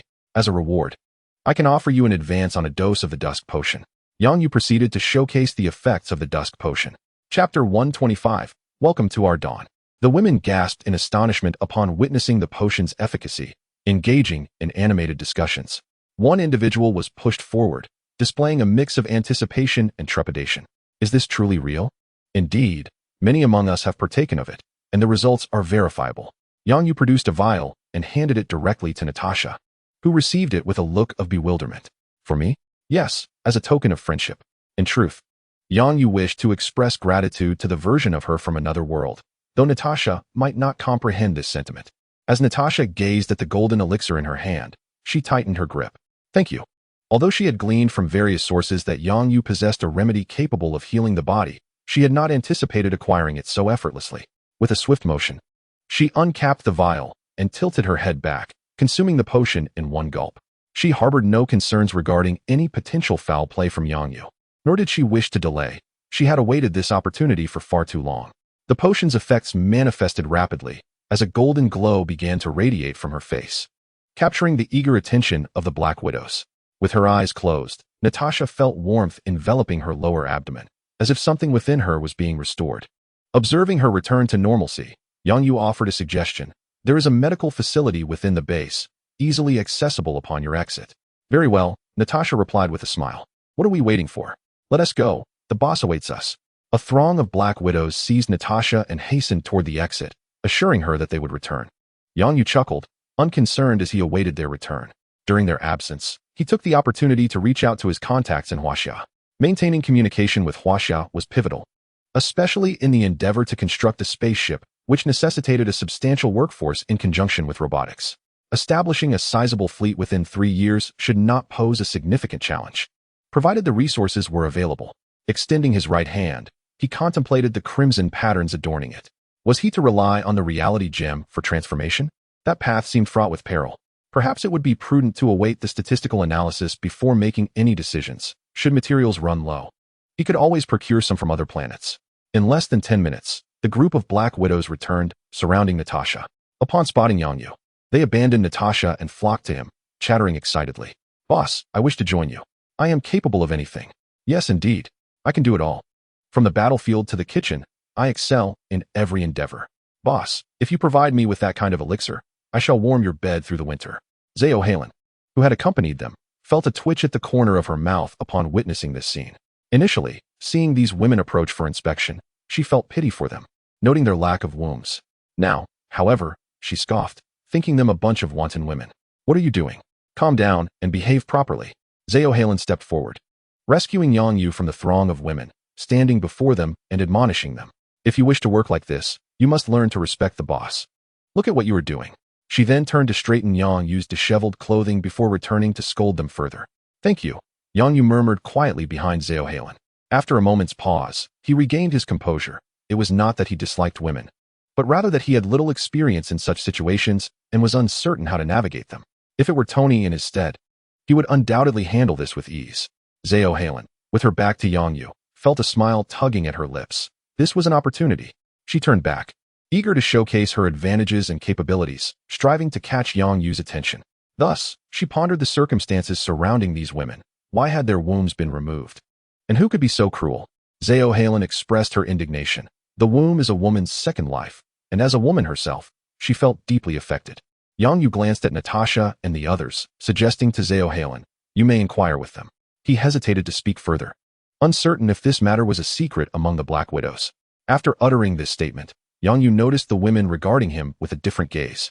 As if something had shifted, Zhao Halen felt increasingly satisfied with Yang Yu. He was wealthy, influential, powerful, and remarkably understanding. Where could one find another man like him? To let such a chance slip away would be foolish. However, the competition was indeed fierce. Zhao Halen turned her attention to the Black Widows, each possessing striking features, with both form and beauty in abundance. "May I have them for a while? I need to conduct a physical examination," she inquired of Yang Yu. After a moment's contemplation, Yang Yu nodded. "That is acceptable. It would be prudent to examine them. I shall ensure that the elixirs they seek are delivered to you." After briefing Zhao Halen, Yang Yu addressed the Black Widows regarding their new roles. "From now on, your duty will be as trainers, responsible for instructing the warriors at the base. I will summon Lei to teach you. Prepare yourselves, for this will not be as simple as your previous assignments." Yes, the Black Widows stood at attention in unison, showcasing their professionalism to Yang Yu. Zhao Hailuan departed the room accompanied by a group of reluctant Black Widows. Natasha did not follow, but once they had left, she turned to Yang Yu and said, "Yang, I wish to join you." Yang Yu regarded her resolute expression with curiosity and inquired, "Why?" Natasha pressed her lips together and replied, "It is because of Antonia Dreykov. I wish to heal her, using that golden elixir." Thereafter, Natasha recounted her past experiences to Yang Yu. "I brought her back, yet she refuses to see anyone." Natasha then led Yang Yu to meet Antonia. Through a window, Yang Yu beheld a disfigured woman. She had previously been controlled by Dreykov's chip, capable of mimicking others' moves. "I endured a beating from her, but fortunately, Captain Mumu was right beside me." Natasha spoke to Yang Yu about the battle in the Red Room, and he listened quietly. In his mind, he was already formulating several strategies regarding the utilization of the mimicry chip, coincidentally possessing the requisite technology as well. "Welcome to our dawn, Comrade Natasha," Yang Yu remarked after hearing her narrative, consenting to her inclusion. "However, I am uncertain about your assignments. For now, you may continue as before. Work with the Avengers initially, and I shall inform Tony and Banner." Natasha nodded. "Indeed, I had long suspected that Tony and Banner were in cahoots with you." Suddenly, Natasha playfully teased Yang Yu, who momentarily appeared stunned. Her laughter blossomed even brighter. Yang Yu merely smiled. Since the Battle of New York, given his relationship with Tony and Banner, it was evident to the observant that they were allies. Yet, there remained another individual concealed in the shadows, which sufficed. Natasha returned to the Avengers, while Yang Yu commenced preparations for his plans. In Huaxia, there were professionals handling affairs, and Tony would relay news of Thanos to various nations after the new year. Thus, my current task is to secure the Pym particles. Yang Yu scrutinized Hank Pym's data, contemplating how to maximize the benefits. Chapter 126. Alternative targets in a subterranean chamber. Screens adorned the walls, and various experimental apparatus occupied the table. Dr. Hank Pym and Scott Lang exchanged intense gazes. Dr. Pym regarded Scott earnestly, stating, "If you can assist me, I assure you will be reunited with your daughter." He paused, observing the flicker of determination in Scott's eyes. "Are you prepared for self-redemption?" As anticipated, Scott did not hesitate to agree. "Absolutely. Those days of burglary are behind me. What do you require of me?" Scott replied with utmost seriousness, envisioning himself as a superhero battling supervillains, earning a resounding title. Dr. Pym's lips curved into a smile. "I need you to break in and steal." Scott responded, "La la la." Suddenly, the phone rang. "Oh, pardon me, I must take this call." Dr. Pym retrieved his mobile phone from his pocket. Upon noticing the caller's name, which was in Chinese, he furrowed his brow, as he did not recognize it. He answered the call. "Hello, who is this?" A male voice responded from the other end. "Greetings, Dr. Pym. My name is Yang Yu, and I am currently outside your door. Would it be convenient for us to meet?" Dr. Pym glanced at Scott and replied into the phone, "I apologize, Mr. Yang Yu, but I am not at home." The voice continued, "Is that so? However, I believe I saw 2 individuals in your basement. Should I alert the authorities?" Dr. Pym looked around, realizing he had not installed any cameras. After signaling to Scott, he spoke into the phone. "Very well, I am at home. Please wait a moment." He ended the call and quickly typed Yang Yu into his computer. It turned out to be him. "Who?" Scott leaned closer to the computer, catching sight of Yang Yu's photo and some information. However, Since his release, he had been preoccupied with making money and had not kept up with the news. Dr. Pym sighed in relief. He is not an enemy. I shall meet this person and ascertain his intentions. Scott glanced at the computer and then at Dr. Pym's figure. Choosing to follow discreetly, Yang Yu and Xiao Bai stood outside Dr. Pym's residence, holding gifts. Dr. Pym was a scientist on par with Stark and Banner, and such talent deserved Yang Yu's respect. With a click, the door swung open, revealing an elderly gentleman with graying hair and beard. Hello, Dr. Pym. I apologize for visiting without prior notice. Dr. Pym was taken aback by the unexpected politeness of the rumored dictator. Not at all. You are quite the notable figure. I often come across your name online. Dr. Pym was further surprised to see Xiao Bai accompanying Yang Yu. Was he truly here for a simple visit and not to confront him regarding Pym particles? Please, come in and make yourselves comfortable. Dr. Pym stepped aside to allow Yang Yu and Xiao Bai entry. Yang Yu acknowledged Scott with a nod and handed him the gift. I'm not, Scott began. But Dr. Pym interrupted him, guiding Yang Yu and Xiao Bai into the living room. Mr. Yang, and this lovely little princess, would you care for something to drink? Xiao Bai climbed onto a stool, glanced at Yang Yu, and raised her tiny hand, saying, 2 cups of coffee. Very well, Scott, please prepare 2 cups of coffee, Dr. Pym instructed. Scott placed the gift down, responding with a hint of annoyance, 3 cups of coffee coming right up. The old fellow had no idea he had only been here for less than a day. So where's the coffee? While waiting for the coffee, Dr. Pym engaged Yang Yu in various discussions, and their conversation flowed pleasantly. However, upon checking his watch and noticing that Scott had yet to deliver the coffee, he wore an awkward yet courteous smile. Shall we get straight to the point? Very well. Yang Yu gently patted the little robot's head. I am going to turn off the lights. Little White leaped off the stool and dashed to extinguish the living room lights. Dr. Pym watched as Little White proceeded to draw the curtains, casting a somber shadow over the room. What is this? He inquired, glancing at Yang Yu. Yang Yu cleared his throat. It's necessary for the projection. Once Little White is ready, she will commence the presentation. A series of projections emanated from Little White, transforming the living room into a 3-dimensional cinematic experience. Oh, she is radiating, Scott exclaimed, entering with a tray bearing 4 cups of coffee. Utterly astonished by the luminous Little White. Little White is a robot, Yang Yu introduced. The projections depicted events occurring in parallel universes, accompanied by narration, and both Dr. Pym and Scott wore grave expressions. Time was of the essence. Little White concluded her presentation after revealing only a portion of the critical content and returned to Yang Yu's side. Dr. Pym, I am here to invite you to join our Earth Defense Initiative. Yang Yu extended a proposal document to Dr. Pym, who examined it meticulously before responding. Is there any possibility of excluding Stark from this initiative? He is not a trustworthy individual. I'm afraid that isn't feasible. Could you elaborate on your reasoning? Yang Yu inquired, puzzled by the elder's evident disdain for Stark. Dr. Pym pointed to a section of the proposal. It states that the synthesis formula for Pym particles is to be authorized to your team. This must have been penned by Stark. I have dedicated my life to preventing him from acquiring Pym particles. Yang Yu was taken aback. He had authored that proposal. And the request for the synthesis formula was merely intended for uploading to the module factory for efficient production. Pym particles are far more perilous than the threat posed by Thanos. It could potentially lead to the annihilation of Earth. Dr. Pym returned the proposal to Yang Yu. Were it not for Stark, I might have considered it. I shall not participate in this initiative, but if you require Pym particles, I can synthesize them for you. However, you must provide the raw materials, and the quantity produced over 3 years will be limited. Your concept of using Pym particles to shrink materials and assemble a spacecraft is commendable. Alas, time is insufficient, otherwise. We could indeed leverage Pym particles to produce spacecraft akin to a toy assembly line. Yang Yu furrowed his brow. Dr. Pym, given the stakes for humanity, will you truly not join us?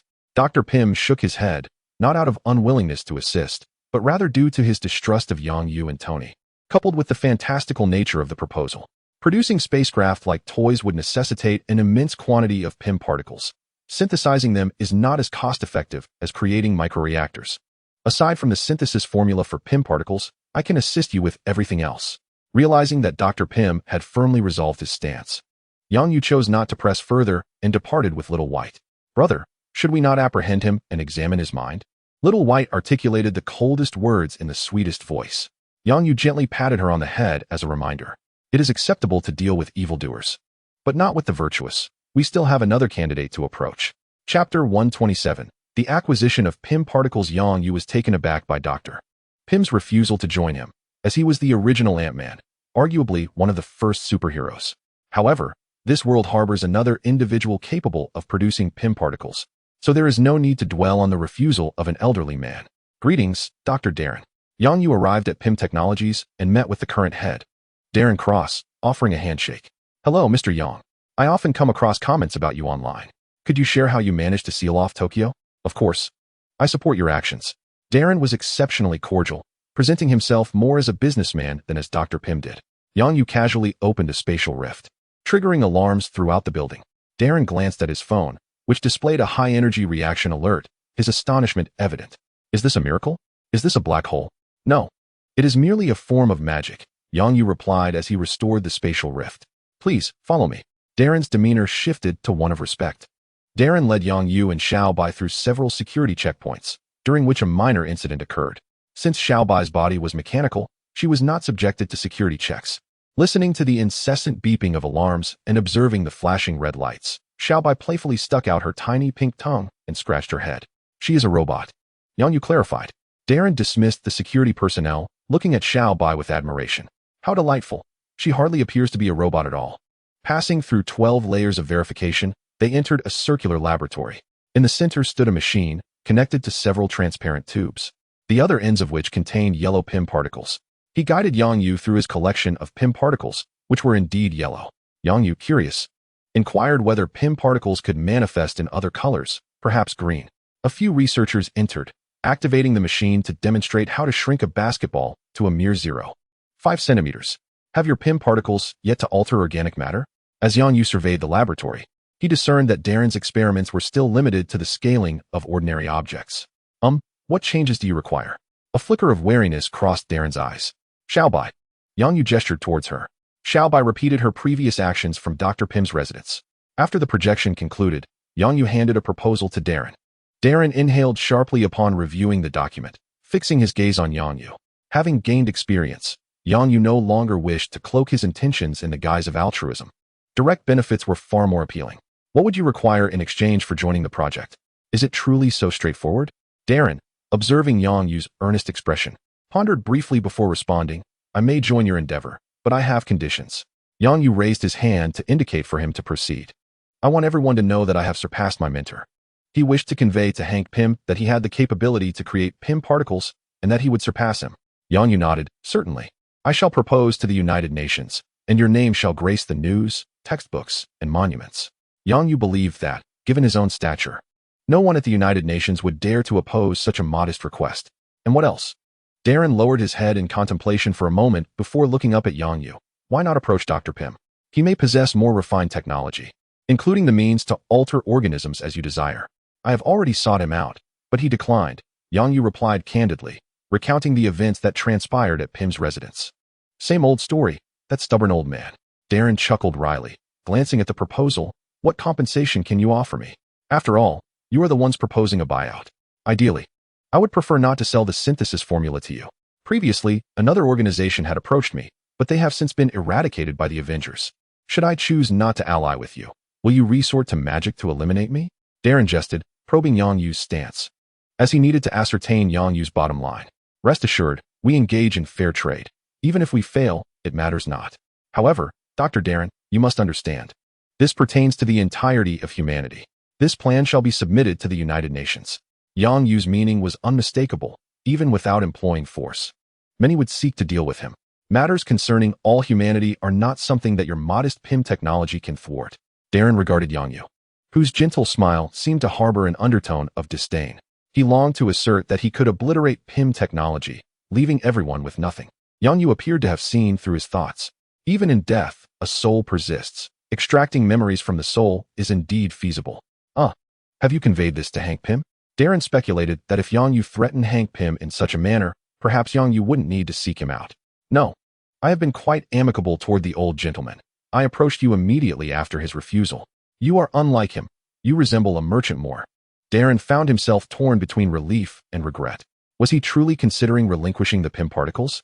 Observing the hesitation and reluctance on Darren's face, Yang Yu contemplated before speaking. This time, I sought you out in advance, thus I cannot propose a price until Tony unites the nations. However, I do have another option. Darren looked at Yang Yu. Please, go on. Join my ranks and continue your research on PIM particles. I can establish a base for you on the moon. All the resources you require for your research will be provided by me. You need only to focus on your studies.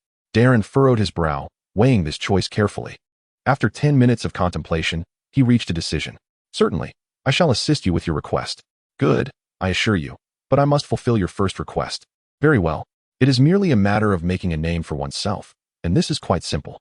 Yang Yu and Darren continued their discussions regarding the PIM particles. I already have a concept in mind, and I believe that it will not be long before I can complete the technology to alter organic beings. Darren exuded great confidence, asserting that his research on PIM particles was on par with that of Hank Pym. Xiaobai will establish a connection with your laboratory, allowing you to harness the computational power of the base to aid your research. You shall uncover delightful surprises. Yang Yu departed with the complete set of data on PIM particles, ready to upload it to the modular factory for synthesis. Meanwhile, Scott was engaged in rigorous training and gained insight into the discord between Dr. Pym and Stark. As for the impending arrival of Thanos, could such a matter concern a mere thief?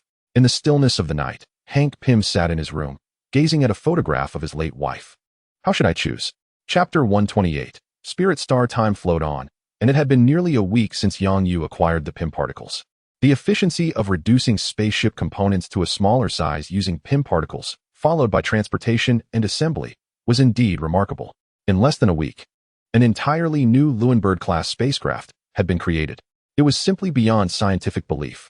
The chief engineer responsible for spacecraft construction from Huaxia marveled, asserting that had he not witnessed it with his own eyes, he would have deemed it impossible. He had little confidence in constructing at least 100 spacecraft within 3 years. Even building an aircraft carrier typically required 5 to 10 years, let alone the more complex spacecraft. When he received the national directive, he was utterly flabbergasted, his mind racing with thoughts of whether he had offended someone, leading to this predicament. Fortunately, he was merely overthinking. No one was out to get him. The state had granted him significant authority, allowing him to allocate all domestic engineering teams at his discretion. The task had been assigned by the nation, and no matter how daunting it appeared, he was determined to see it through. Upon receiving the assignment and reviewing the materials, he was so astounded that he immediately flew to the United States with a few colleagues to consult Yang Yu. He fortuitously witnessed the birth of a miracle and stayed for a week. Boss Yang, if your technology can also shrink and enlarge people, I believe we could accelerate the speed of spacecraft production even further. I could bring half of my team from back home, with people resting while machines work continuously in 3 shifts, not to mention 100 vessels. We could manage 10 times that without issue. Yang Yu was equally pleased with the speed of spacecraft production, which was still experimental. With this experience, future endeavors would undoubtedly be swifter. Once the technology advances further, it will enable the resizing of human beings as well. Director Chun, this endeavor pertains to the safety of humanity, with the production site located on the moon, the very front line. This is a long-term and arduous task, and we must ensure the morale of our comrades is well maintained. Director Chen confidently patted his chest. Rest assured, we will not hinder your progress. Director Chen returned to his homeland after finalizing plans with Yang Yu. He was poised to rally support. With personnel and PIM particles secured, the remaining tasks were the construction of a base and the procurement of raw materials. Yang Yu was acutely aware of certain inherent flaws within humanity: selfishness, greed, and an unwavering focus on personal gain. While the impending threat of Thanos might temporarily unite them, urging a collective call for human solidarity, the moment the cost of building a spaceship was laid before them, they might contemplate surrendering to Thanos. After all, if Thanos only aimed to eliminate half of the population, wouldn't it suffice to annihilate other nations? Why squander resources when capitulation could yield even greater gains? Yang Yu instructed Tony to inform the nations that Thanos would only eradicate half of Earth's populace, keen to observe their reactions and identify potential allies for a shared journey through the vast cosmos. As for the short-sighted individuals, they could remain in their cradles. Brother, the spaceship is ready. Do you really not need me to accompany you? Xiaobai approached Yang Yu, her cheeks puffed. Be obedient, Yang Yu said, playfully pinching her cheek. Dr. Darren still needs your assistance. He then opened a spatial rift and stepped through to the lunar base. Gazing at the endless fields and orchards, he felt a profound sense of satisfaction. We need more people. Once Tony announces the news, let us extend invitations to the chosen ones. Yang Yu turned his gaze towards Earth. Having already stepped forth, it was time to realize his dreams. How would people refer to themselves in the future? The Lord of the Moon Palace, the Sovereign of the Moon, or the President of the Lunar Republic? Yang Yu boarded a heavily modified fighter jet, soaring towards the asteroid belt between Mars and Jupiter. This region harbored abundant resources, and he aimed to uncover them. He would then transport these resources back to the moon, allowing the modular factory to process them for his burgeoning ambitions. Yang Yu envisioned transforming the modular factory into a factory planet.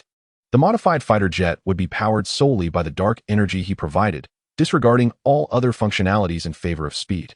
With current human technology, the journey from Earth to Mars typically required 6 to 9 months. However, Yang Yu accomplished it in under 3 hours. Upon reaching Mars, Yang Yu merely satisfied his curiosity with a glance before pressing onward.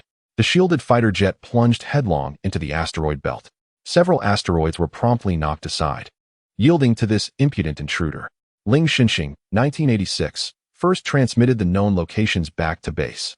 Upon receiving Yang Yu's signal, the lunar base summoned the personnel above ground back underground.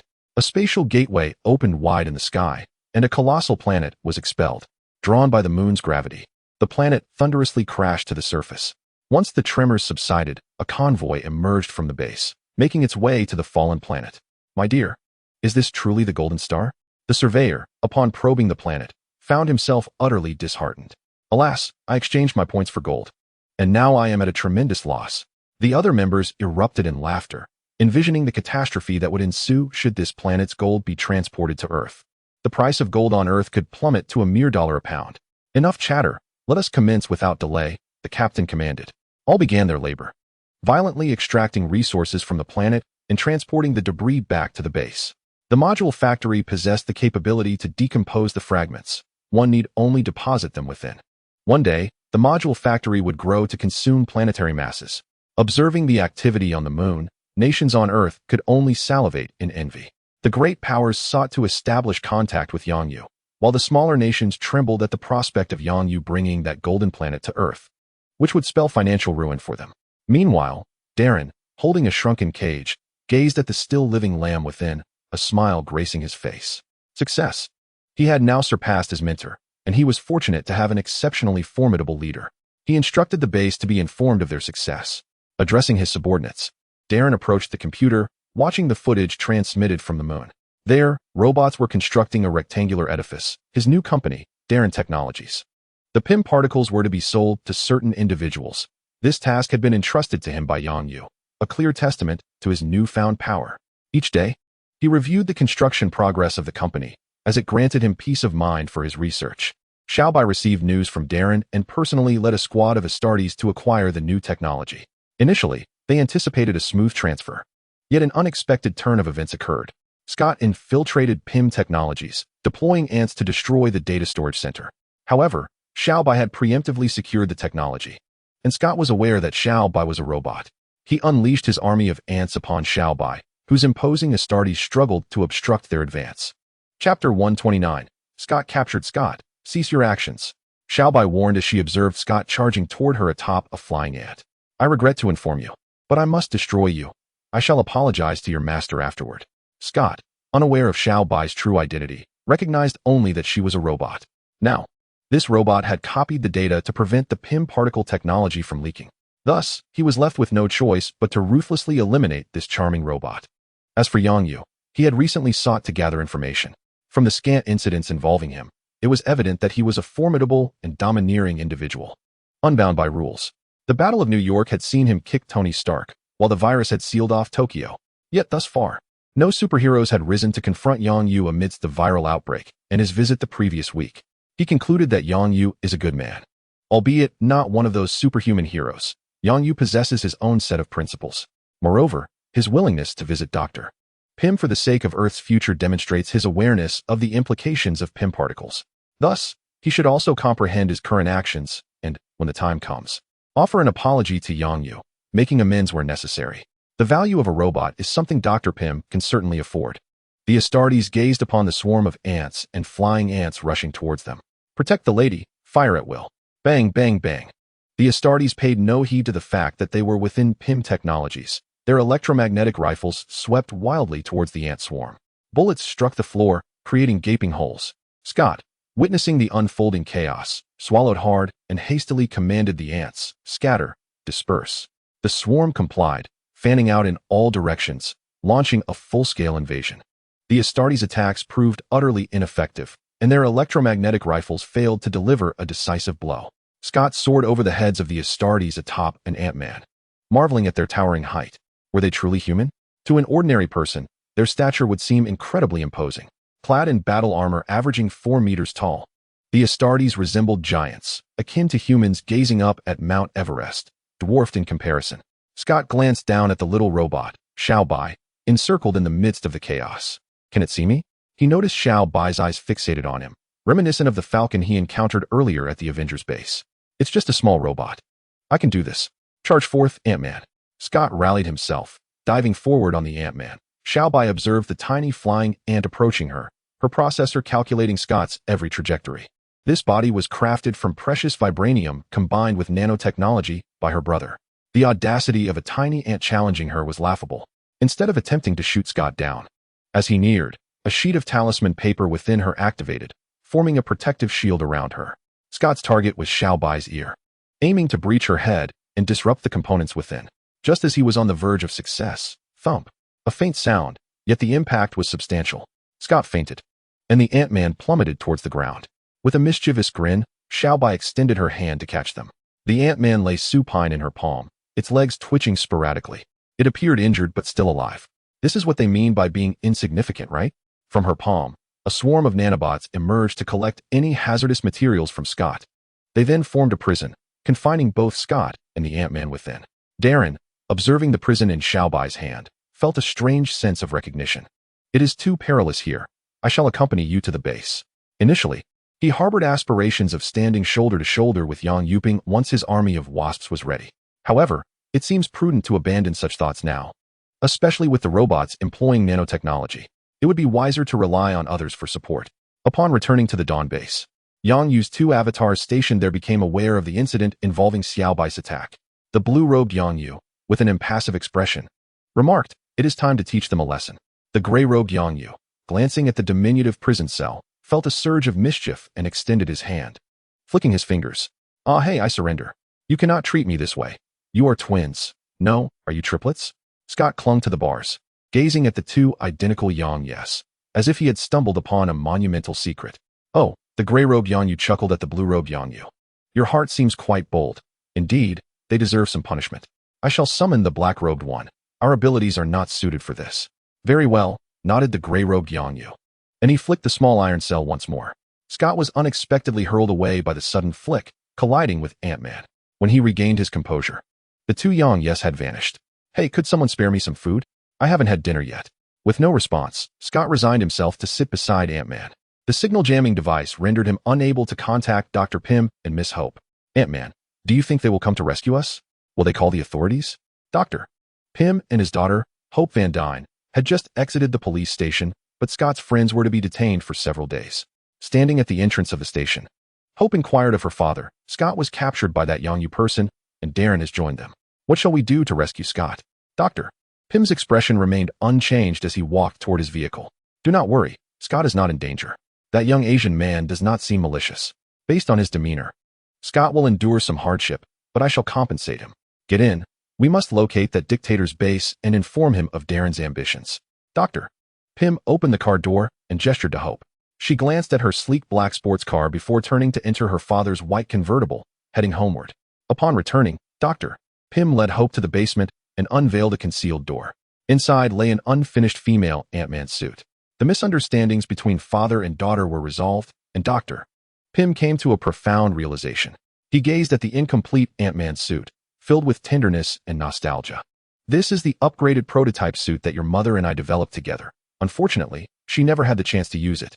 But now I understand. This is crafted for you." Hope, recovering from her shock, turned to see her father wearing a look of comfort and encouragement. She had previously inquired why he chose not to become the new generation of Ant-Man, harboring a lingering resentment within her heart. Eventually, she learned that her father's decision was rooted in his desire to protect her, having already lost her mother. Now, having come to terms with his choices, he had long prepared a suit alongside her mother, all for her sake. Overwhelmed by emotion, she resolved to become the strongest Ant-Man of her time. Dr. Pym observed his daughter, whose confident smile radiated determination. She had always been tenacious. It was time to finalize the suit. Chapter 130. Paper or computer. A sleek sports car came to a halt not far from Tony's villa, its headlights extinguished. Yang Yu was an enigmatic figure. with Stark being the closest acquaintance he had. As you don the Ant-Man suit for the first time, do not overestimate your capabilities, understand? Pym earnestly instructed Hope. Were it not for Yang Yu's lack of contact information, he would never have permitted Hope to undertake such a perilous venture. As for contacting Stark, that was out of the question. Rest assured, it's merely a matter of retrieving some data. No one would install radar in their own home. Hope reassured her father before pressing the switch, shrinking to the size of a mosquito and flying out the car window towards the villa, navigating through the ventilation system to enter the interior. Prior to her arrival, Hope had memorized the villa's layout and headed straight for the study. Currently, Tony resided at the Avengers headquarters, having embraced it as his future home. The villa had remained uninhabited for quite some time. Upon reaching the study, Hope returned to her original size and approached the computer, powering it on. She inserted a disk, preparing to decrypt the password. Click. The sound of a shutter echoed as Hope turned to see a figure lurking in the corner. Hope Pym, you are currently trespassing and committing theft. Xiao, who had appeared at the door seemingly out of nowhere, smiled at her. All right, I plead guilty. Though she was puzzled as to why Yang Yu's robot was present in Stark's villa, the mission had been accomplished, hadn't it? Raising her hands, she asked. How is Scott? He is well, very well. You will see him soon, Xiao replied, a radiant smile spreading across her face at the thought of Scott. Hope suddenly felt as if the robot truly was smiling, sending a chill down her spine, causing her hairs to stand on end. Yet, it was too late for her to escape now. Darkness enveloped her vision. Her body grew weak and unsteady as she attempted to press the shrinking switch. Someone seized her hand from behind. Take her away, and bring that old man outside too. Xiao hoisted Hope and followed Xiao, who led the way. Dr. Pym, having observed the footage of Hope's capture, sat in the car awaiting someone to come and escort him. Knock, knock, knock. A rap sounded on the car window. Dr. Pym opened the door, gazing at the figure adorned with a rabbit mask. Let us go? Bring this along. The figure clad in a rabbit mask handed him an eye mask, and after he donned it, he led him to an underground base. Xiaobai escorted the two into a chamber where they encountered a man in a black robe, Yang Yu. Brother, they have arrived, he announced. Very well, release them. Yang Yu replied, not sparing a glance at the newcomers, his attention fixated on a labyrinth model on the table. Xiao removed the eye mask from Dr. Pym and roused Hope from her slumber. Once her eyes adjusted to the light, Dr. Pym spotted his daughter and anxiously embraced the still-dazed Hope. How do you feel, Hope? Are you unwell? He inquired. Hope shook her head, her mind feeling significantly clearer. I am fine. Dr. Pym, what brings you here? He asked, directing his gaze toward Yang Yu. Instinct honed over many years told him that this man was not the Yang Yu he once knew. The familiarity that had once defined their interactions was utterly absent, replaced by a chilling demeanor that sent shivers down his spine. Dr. Pym surveyed the surroundings. We are here to rescue Scott. Where is he? Right here. The robed Yang Yu replied, gesturing toward the labyrinth with a tilt of his chin. The father and daughter exchanged a glance, and Hope gently patted Dr. Pym's hand before rising to approach the table. There, she beheld Scott stumbling through the maze like a headless fly. Scott, she called out, but he seemed oblivious to her presence, continuing to bump against the walls as if blind. What have you done to him? Dr. Pym demanded. Aware that Yang Yu possessed extraordinary abilities, Scott's erratic behavior could only be attributed to him. A profound concern gripped him as he realized that Yang Yu was a stark contrast to the man he had previously encountered. This place evoked memories of the villainous lairs he had once dismantled. All I did was dull his senses and silence his incessant chatter, Yang Yu replied nonchalantly. Hope's heart raced, her gaze filled with dread as she regarded Yang Yu. What manner of demon are you? Why do the superheroes not come to confront him? What do you mean by merely dulling his senses? You, Hope exclaimed, but Dr. Pym intervened. Mr. Yang Yu, what must you do to release Scott? You already possess the Pym particles.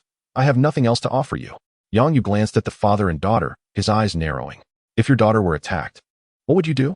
What do you mean? Dr. Pym asked, anxiously shielding Hope behind him. He could not fathom why Yang Yu posed such a question. Had Scott assaulted Yang Yu's family? Yang Yu's eyes narrowed further, contemplating whether to cast these two into the labyrinth as well, his true self overthinking the matter. After all, he was merely an inconsequential old man. He could easily extract the technology by delving into his mind. He personally visited and was met with rejection. How absurd. Yang Yu felt a tug on his clothing and looked down to find it was Xiaobai. With her large, sparkling eyes, Xiaobai shook her head at him. Yang Yu turned, grasped Scott, and lifted him, throwing him onto the table. Document your techniques, and then you may leave. I will report your actions to the United Nations, and your family may face charges of crimes against humanity. After dispelling the magic binding Scott, Yang Yu turned to exit the room, leaving a final remark. If you do not write it down, you shall not leave this room. The rabbit-masked figure closed the door and leaned against it, watching the three. Hello, Miss Hope, doctor. My outfit is ruined. I cannot revert. Scott discovered that he was restored. He could see and feel again. Looking up, he saw Dr. Pym and Hope, waving their arms and rushing towards him. Having experienced the sensation of being trapped in consciousness, he now perceived the world as extraordinarily beautiful. Seeing Dr. Pym and Hope felt akin to reuniting with family. Xiaobai mischievously produced a small water gun and pulled the trigger at Scott. A deluge pushed him several centimeters, akin to an ant ensnared in a droplet. Humph. Xiaobai triumphantly lifted her water gun, glancing at Dr. Pym. This old man had previously rejected her brother, after all. Not a virtuous character. Would you prefer paper or a computer? Xiaobai inquired. Chapter 131. The Winter Soldier emerges a few days later. Brother, they have been sent off. Xiaobai approached the cloaked Yang Yu. Darren has verified those formulas, and they were successful. Dr. Pym's Pym particle technology surpasses Darren's by several levels. It now belongs to the Dawn. Yang Yu's plan was ready to be set in motion. Indeed, Yang Yu gently patted her small head, a subtle smile breaking through his otherwise stoic expression. Brother, Steve has found the Winter Soldier. However, the smile faltered before it could fully bloom. Yang Yu furrowed his brow. The Winter Soldier had vanished after being cleansed by SHIELD. Over the past year, neither satellites nor networks had detected a trace of him, leading Yang Yu to believe he had perished. Let the original handle this. I prefer not to get involved in troublesome matters. As if recalling something, Yang Yu asked, has the mental energy left by the original been depleted? After acquiring the Mind Stone, Yang Yu had stored some mental energy for Xiaobai, aiding her in breaking through the confines of artificial intelligence to evolve into true life. It has been used up. Then I shall summon the original back. With that, the cloaked Yang Yu dispelled his duplicate. He had existed for 5 years. And while his research on the Dark Codex had made his dark magic increasingly potent, some negative forces inevitably influenced him. After all, he was merely a duplicate with limits. Continued exploration may compromise one's sanity, leading emotions to darken. Darkness is both encompassing and intricate. It renders one uncertain of the direction in which they might evolve. It is certainly not a desire for complacency. Amidst the vastness of the cosmos, Yang Yu abruptly ceased his endeavors. The psychic energy in his left hand began to surge, aiding him in assimilating the newly acquired memories. When Yang Yu reopened his eyes, his pupils had transformed into a more profound, shadowy abyss, resembling twin black holes poised to ensnare the souls of those who dared to meet his gaze. Who dares to emerge now? They should have eliminated the Winter Soldier long ago, he thought as he soared back to his spacecraft, creating a small spatial pocket to relay a signal to the moon. Once the connection was established, Yang Yu inquired about the situation on the lunar base. The asteroids he had sent back over the past few days had caused considerable distress among the personnel, who faced the daunting task of demolishing numerous iron mountains daily. Their workload so overwhelming that they could foresee their own futures with alarming clarity. Let us return for now. We can resume once the extraction is completed. Leaving his aircraft on a small asteroid, Yang Yu opened a spatial gate and returned to the moon. A portal manifested in the basement, a confined space housing only a large black orb suspended by 2 iron pillars. As Yang Yu stepped through the portal, a projection of Xiaobai materialized, her excitement palpable. This time, I was not affected by the spatial fluctuations. Impressive. Yang Yu responded with an approving thumbs up. I'm here to replenish your psychic energy. Xiaobai manipulated the black orb to release an energy storage device, a tube crafted from vibranium. Yang Yu infused the vibranium tube with psychic energy until it radiated light. What happened with the Winter Soldier? How was he discovered? Yang Yu retracted his hand, inquiring. Today, the Winter Soldier suddenly appeared at a factory on the outskirts of Washington. Someone relayed the information to Falcon, who took the captain to the site. The informant mentioned they also took away a videotape. Currently, we are unaware of its contents, and the Avengers base cannot infiltrate. Yang Yu rubbed his temples, deducing that someone sought to undermine the Avengers. However, the narrative had already been disrupted. How could a civil conflict arise again? After pondering, Yang Yu asked, have they found the informant? No, he used paper.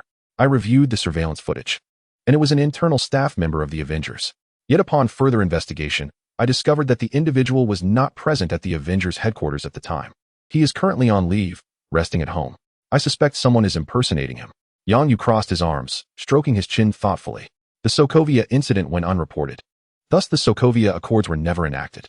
Releasing the Winter Soldier seemed intended to incite discord between Steve and Stark, exploiting their existing rift to sow division among the Avengers.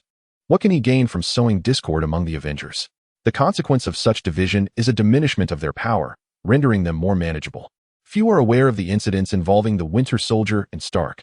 Hydra has been vanquished, the Red Room has ceased to exist, and S.H.I.E.L.D.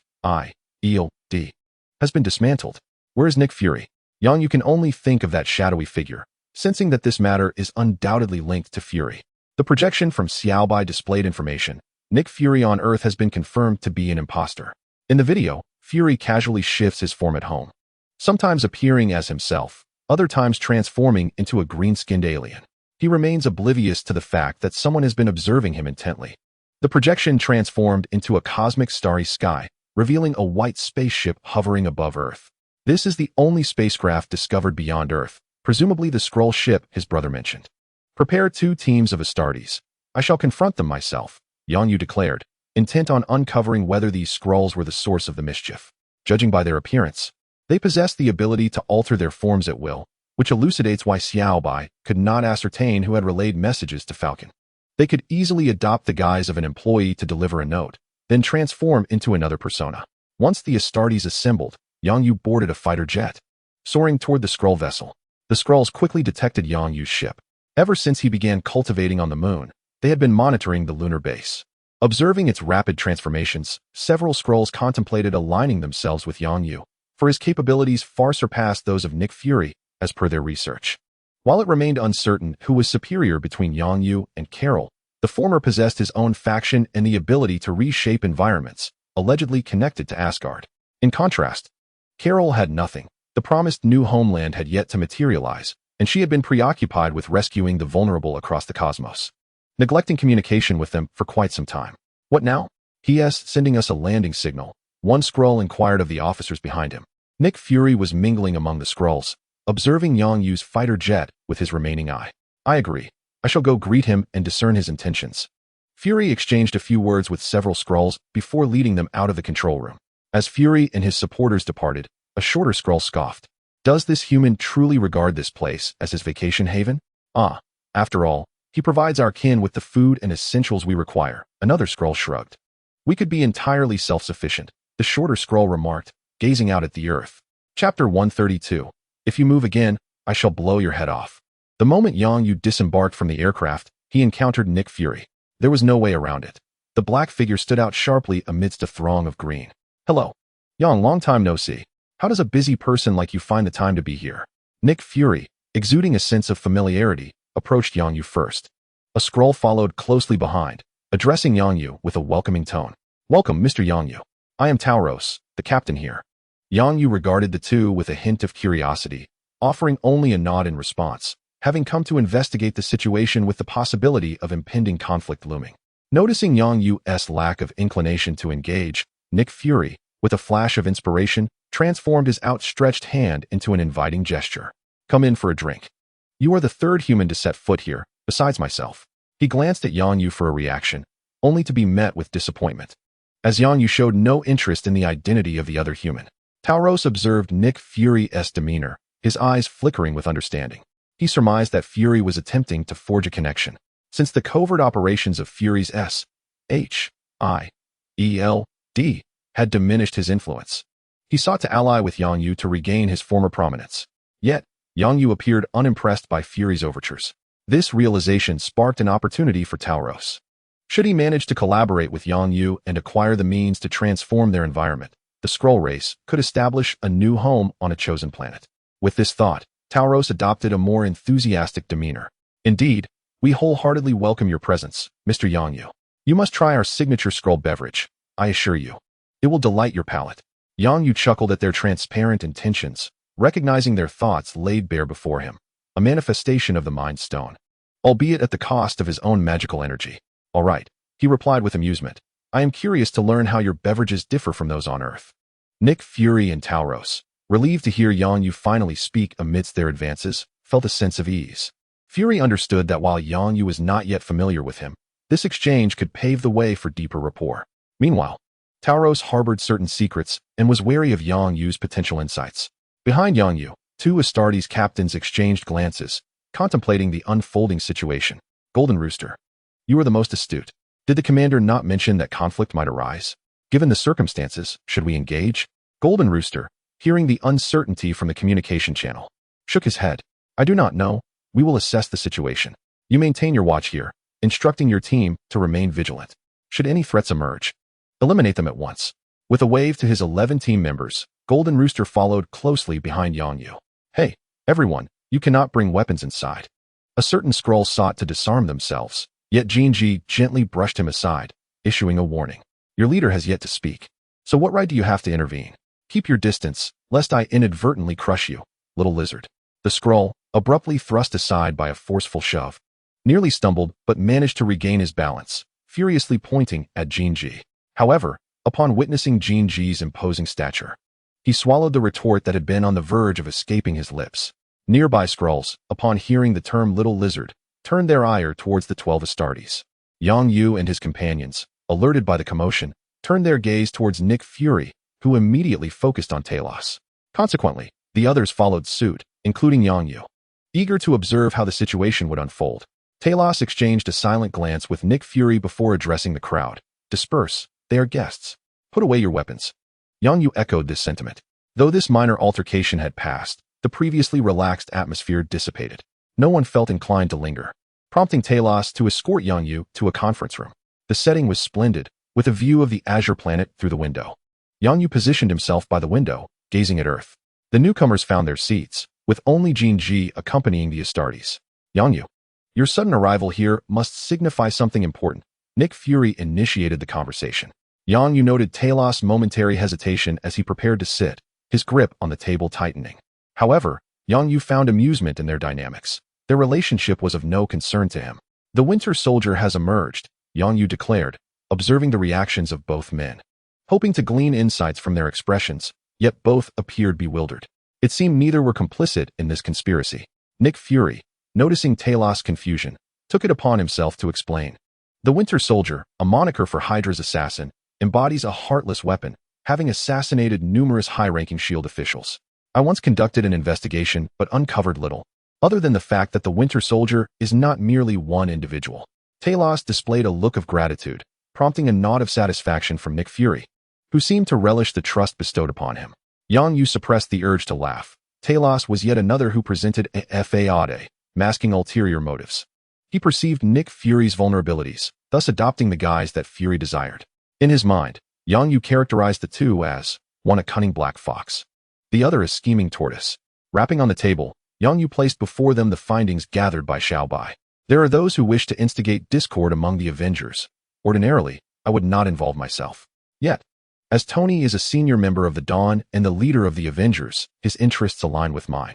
I now suspect that your kind, the Skrulls, are behind this, and I require knowledge of how many of you are present on Earth, your locations, and your activities. Yang Yu's demeanor shifted dramatically from a previous smile to a commanding presence, his words instilling a sense of vigilance among the Skrulls present.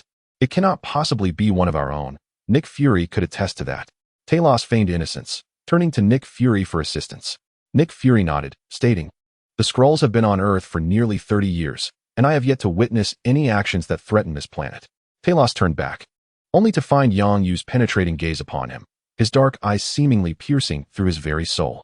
This compelled Talos to instinctively reach for the energy gun tucked against his thigh. Stop your hand.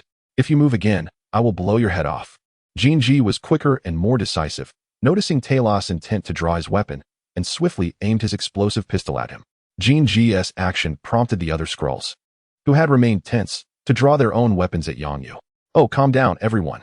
We are not enemies, Nick Fury quickly interjected, raising his hands in a gesture of peace to quell the escalating tension. Chapter 133. Has the performance concluded? No need for further words. I know precisely what you are all contemplating, Yang Yu declared. Although Talos was not directly involved with Tony, Yang Yu was already aware of his machinations concerning Earth. While the specifics of these plans remained unclear, that was sufficient for Yang Yu.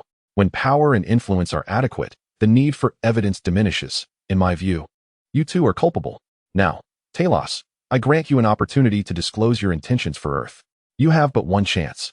Yang Yu disregarded Nick Fury, his gaze fixed resolutely on Talos. Nick Fury was uncertain if Yang Yu's assertions held truth, but Earth was his homeland, and he would side with Yang Yu. Observing the shifting expressions on Talos' face, Nick Fury sensed the gravity of the situation. Talos, have you truly concealed your actions regarding Earth from me? Nick Fury advanced, gripping Talos' collar, his eyes ablaze with fury as he interrogated him. Talos forcefully pried Nick Fury's hand away, retorting, "This is of your own making, Fury. You and Carol merely seek to exploit us, turning us into mere tools for Earth. You promised to help us find a new home. Look at the power you currently possess to fulfill that promise. Over 20 years have passed, and we live in constant fear that one day you will cease to provide us with sustenance. We have had enough of this parasitic existence, and you now wish to invade Earth?" Nick Fury's expression hardened. "Even if you succeed in sowing discord among the Avengers, your efforts will be in vain. Such actions will only hasten your demise." "No." Talos suddenly regained his composure and replied, "We do not intend to sow discord among the Avengers. Our plan is to find a place on Earth to settle. The individuals you speak of as causing discord among the Avengers are not actions perpetrated by us Skrulls." The room fell silent, with no one daring to speak. Nick Fury pondered how to resolve the predicament at hand. He found himself utterly incapable of assisting the Skrulls in finding a new homeland. In truth, he had never considered, at least not until now, the possibility of resettling the Skrulls on Earth. Humanity on Earth still grapples with the profound issue of discrimination among its three primary races, let alone the Skrulls, those green-skinned beings capable of shape-shifting into others. Wait a moment, shape-shifting into others. Nick Fury glanced at Yongyu, who was smiling at all of them, a grin that was decidedly devoid of warmth. Noticing Fury's gaze, Yongyu remarked, "Figured it out, have you? You're not as dim-witted as I thought. You've been deceived for nearly 20 years and are only just coming to your senses." Despite Yongyu's veiled mockery, Fury felt no anger. Instead, he turned his attention to Talos. "You once claimed to assist me in ascending to a position of power, and indeed, you succeeded. But how did you manage that? I often wondered why the higher-ups in various nations agreed to promote a black man. You told me it was due to my exceptional abilities. And while it is true that my missions, with your aid, were executed flawlessly, that alone does not suffice. I have encountered many competent individuals, yet they all remain subservient to me. Thus, it seems you must have manipulated the higher echelons of various nations, or perhaps they are Skrulls themselves. Talos, you have been deceiving both me and Carol from the very beginning." Fury reflected on his past, viewing it through the lens of conspiracy. Perceiving himself as the protagonist of a tale, smoothly ascending in rank after each successful mission until he became the director of S.H.I.E.L.D. Fury exhibited palpable fury, landing a punch squarely on Talos' face, and the two engaged in a brawl. The other Skrulls hurried to separate them. Yongyu watched quietly, refraining from uttering a word. Talos recognized that his scheme had been unveiled, yet he believed that it posed no threat to Earth or humanity. He hoped to weather Fury's assault, adopting the guise of a victim, thus enabling him to propose collaboration to Yongyu. Fury, acutely aware of his precarious situation, sought to strike Talos as a means of signaling to Yongyu that they were allies. He felt like a lamb awaiting slaughter, reliant solely on Yongyu for a safe escape from this predicament. Yongyu perceived their inner thoughts with clarity. After a brief struggle, they were finally pulled apart. Talos bore multiple visible bruises on his face, while Fury gave a dismissive huff at Talos and adjusted his clothing. With Talos' leniency, Fury had emerged victorious. "Is the show over?" Yongyu inquired with a smile.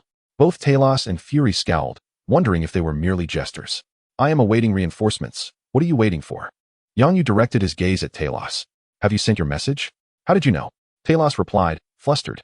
If Yongyu were aware that he was sending messages, would he not be able to trace those signals and locate his kin dispatch to Earth? "Support. What has Thanos conceived?" He called into the communicator several times, yet received no response. "Stay calm here, and I hope you refrain from any foolish actions." Yongyu rose, turning towards the door, and as it swung open, the scene shifted dramatically. The previously pristine conference room was now bathed in a sinister crimson light from the alarm. The ship was under attack. Proceed rapidly to the escape pod. The vessel was in complete disarray, preparing for self-destruction. "Now, the ship is under my command," dawns White. "All Skrulls, cease resistance and await relocation. Those who defy will perish." The ship's AI incessantly repeated the warnings, while Thanos and the others glimpsed fighter jets zipping past outside. "We have suffered yet another defeat," murmured a Skrull. They realized they had been duped by Yongyu, who must have employed some technology to imprison them here, orchestrating the assault on their own ship. With most of their leadership present, their kin were devoid of direction. Ultimately, they faced inevitable failure and occupation, with not even a chance for mutual destruction. Thanos collapsed onto the ground, resembling a defeated adult. Fury, what manner of man is he?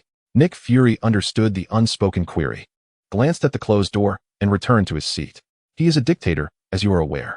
He sealed off Tokyo, resulting in nearly 200,000 deaths, and the lockdown remains in effect. Meanwhile, all along the way, Astartes were seen escorting Skrulls forward. Yang Yu arrived at the command center of the spacecraft, taking his place in the captain's seat, with Earth visible through the glass before him, gazing at the beautiful planet. Yang Yu recalled an ancient adage, "Those not of my kind will surely harbor different intentions." Just then, the voice of Little White echoed in his ear, "What about me? Am I not human?" "You are human," Yang Yu replied with a smile. "You are my sister. We are family. Oh, by the way." Uncle Tony suddenly went to find Steve. Little White relayed the latest news to Yang Yu. Chapter 134. 1 against 3 Shao followed the employee who had transmitted messages to Uncle Tony, and upon exiting the Avengers headquarters, he transformed into another persona. It was now confirmed that he was indeed a Skrull. "Should we capture him?" Yang Yu nodded. "First, apprehend him and detain all Skrulls present on Earth. I suspect they have split into factions. We must categorize them before isolating them." Yang Yu retrieved his phone and dialed Tony. The phone rang. Seeing Yang Yu's name on the caller ID, Tony directly inquired, "What is it? Do you need my assistance?" This was the first time Yang Yu had heard Tony speak so earnestly over the phone. "You are aware?" Tony halted in his tracks, unwilling for Yang Yu to conceal anything regarding his parents from him. Yang Yu certainly would not utter the foolish phrase, "I already knew." "I have now uncovered that a group of extraterrestrial beings known as the Skrulls are scheming to incite discord among the Avengers. The trail of evidence has led to you. The individual who delivered the message to you is indeed a Skrull, and I have dispatched someone to apprehend him. I noticed your hurried demeanor as you sought out Steve. Are you intent on confronting him?" Tony glanced at Steve's door, suppressing the fury within, before turning away. In a secluded corner, he inquired, "Elaborate on these Skrulls." Yang Yu proceeded to divulge all pertinent information regarding the Skrulls and Nick Fury. "That is the crux of the matter. So, what did they show you to provoke such anger?" Tony inhaled deeply, revealing that someone had sent him a video, a recording of his parents' assassination by the Winter Soldier. Currently, the Winter Soldier is within the Avengers headquarters, and Tony is driven by a thirst for vengeance. Even knowing this is a conspiracy, I cannot restrain myself from wanting to kill him. Yang Yu could sense Tony's wrath even through the phone. "Then go ahead and eliminate him. Do you require my assistance?" "There are 2 of them." "No need," Tony replied, spotting Steve and Bucky preparing to leave. "I can handle this." Upon hanging up, Tony charged towards Steve and Bucky. As Steve turned to greet Tony, he exclaimed, "Hey, Tony, get out of the way, old man." Tony retorted, swatting Steve aside against the wall while simultaneously unleashing a blast at Bucky. Fortunately, Bucky reacted swiftly, raising his metal arm to block the attack. "Tony, stop. Are you insane?" Steve urgently intervened, positioning himself between Tony and Bucky. "Bucky is my friend. He murdered my parents. Step aside, or I'll take you down too." Tony aimed his repulsor at Steve. "I won't allow that." Steve's gaze was resolute as he assumed a combat stance. An energy blast shattered the exterior glass, causing onlookers outside to gasp in astonishment. They witnessed Iron Man engaged in a fierce altercation with Captain America and a man with a metallic arm, with Iron Man seemingly gaining the upper hand. Nearby staff members observed the confrontation, exclaiming, "Our boss is fighting Captain America." They instinctively distanced themselves, unaware of the circumstances but knowing to flee. Iron Man moved with the finesse of a martial artist, deflecting incoming attacks while exploiting his opponent's vulnerabilities to deliver devastating blows. They saw Steve caught off guard, receiving a flurry of punches from Iron Man that left him bloodied. "That's Wing Chun. I know it. I'll kick you into oblivion." An excited employee exclaimed, shaking his companion. "Call the police." His friend slapped him, pulling out his phone to dial for help. "Will that even work? What else can we do?" The exuberant employee pointed upward as Bucky, despite his injuries, charged into Iron Man, knocking him down. "We should assist our boss. Perhaps we shall be rewarded afterward." "Rewarded?" His companion slapped him lightly, reminding him that one must have their life to enjoy such rewards. Bucky was kicked down from the upper floor, crashing onto the ground, leaving it marred with cracks. The 2 observed as Bucky merely gasped for breath, seemingly unfazed, before charging back up again. In a brief moment, they reappeared on the upper floor, joining Steve in the assault against Iron Man. "We ought to call the police." They agreed silently, retreating a little distance away. A gust of wind swept overhead, prompting them to look up. Falcon, wielding Steve's shield, performed a flip in midair and tossed the shield towards Steve. "Captain." Steve turned to catch the shield and, utilizing its momentum, hurled it at Iron Man. With a resounding thud, Iron Man staggered back a couple of steps, regaining his balance before raising both hands to unleash two beams of laser. Steve shielded Bucky behind him, using the shield to block the onslaught of lasers. The shield began to glow, its brightness casting a shadow over the surrounding environment. "Tony, let me explain," Steve yelled through gritted teeth, yet Tony remained unresponsive, increasing his energy output instead. The brilliance of the shield intensified, forcing both Steve and Bucky to shut their eyes against the blinding light. With a deafening crash, the entire building trembled. Iron Man was toppled by the shockwave, rolling several times before coming to a halt. The force of the blast sent Steve and Bucky hurtling out of the building, plummeting toward the ground. Falcon swooped down to catch them. "I've got you." "Apologies, Captain. The person I sought said he was unavailable." Falcon set Steve and Bucky down gently. "What caused you to engage in a fight with Tony?"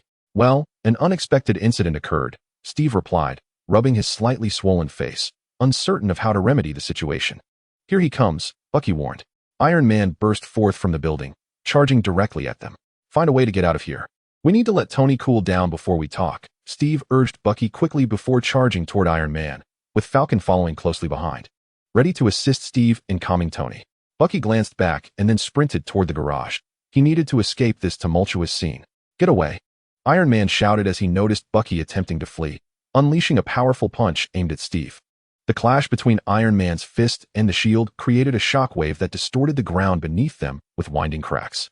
"Have you lost your mind, Stark?" Steve bellowed. Iron Man seized the shield, sending both it and Steve hurtling toward a distant pool. As he prepared to fly after Bucky, a barrage of bullets rained down. Falcon, armed with dual pistols, provided covering fire against Iron Man, preventing his departure. "Captain, I can't hold him off for long," he warned, unable to resort to missiles against Tony, thus resorting to this method instead. Bucky entered the garage and carelessly selected a vehicle. With a swift jab of his elbow, he shattered the window, unlocked the door, and climbed inside.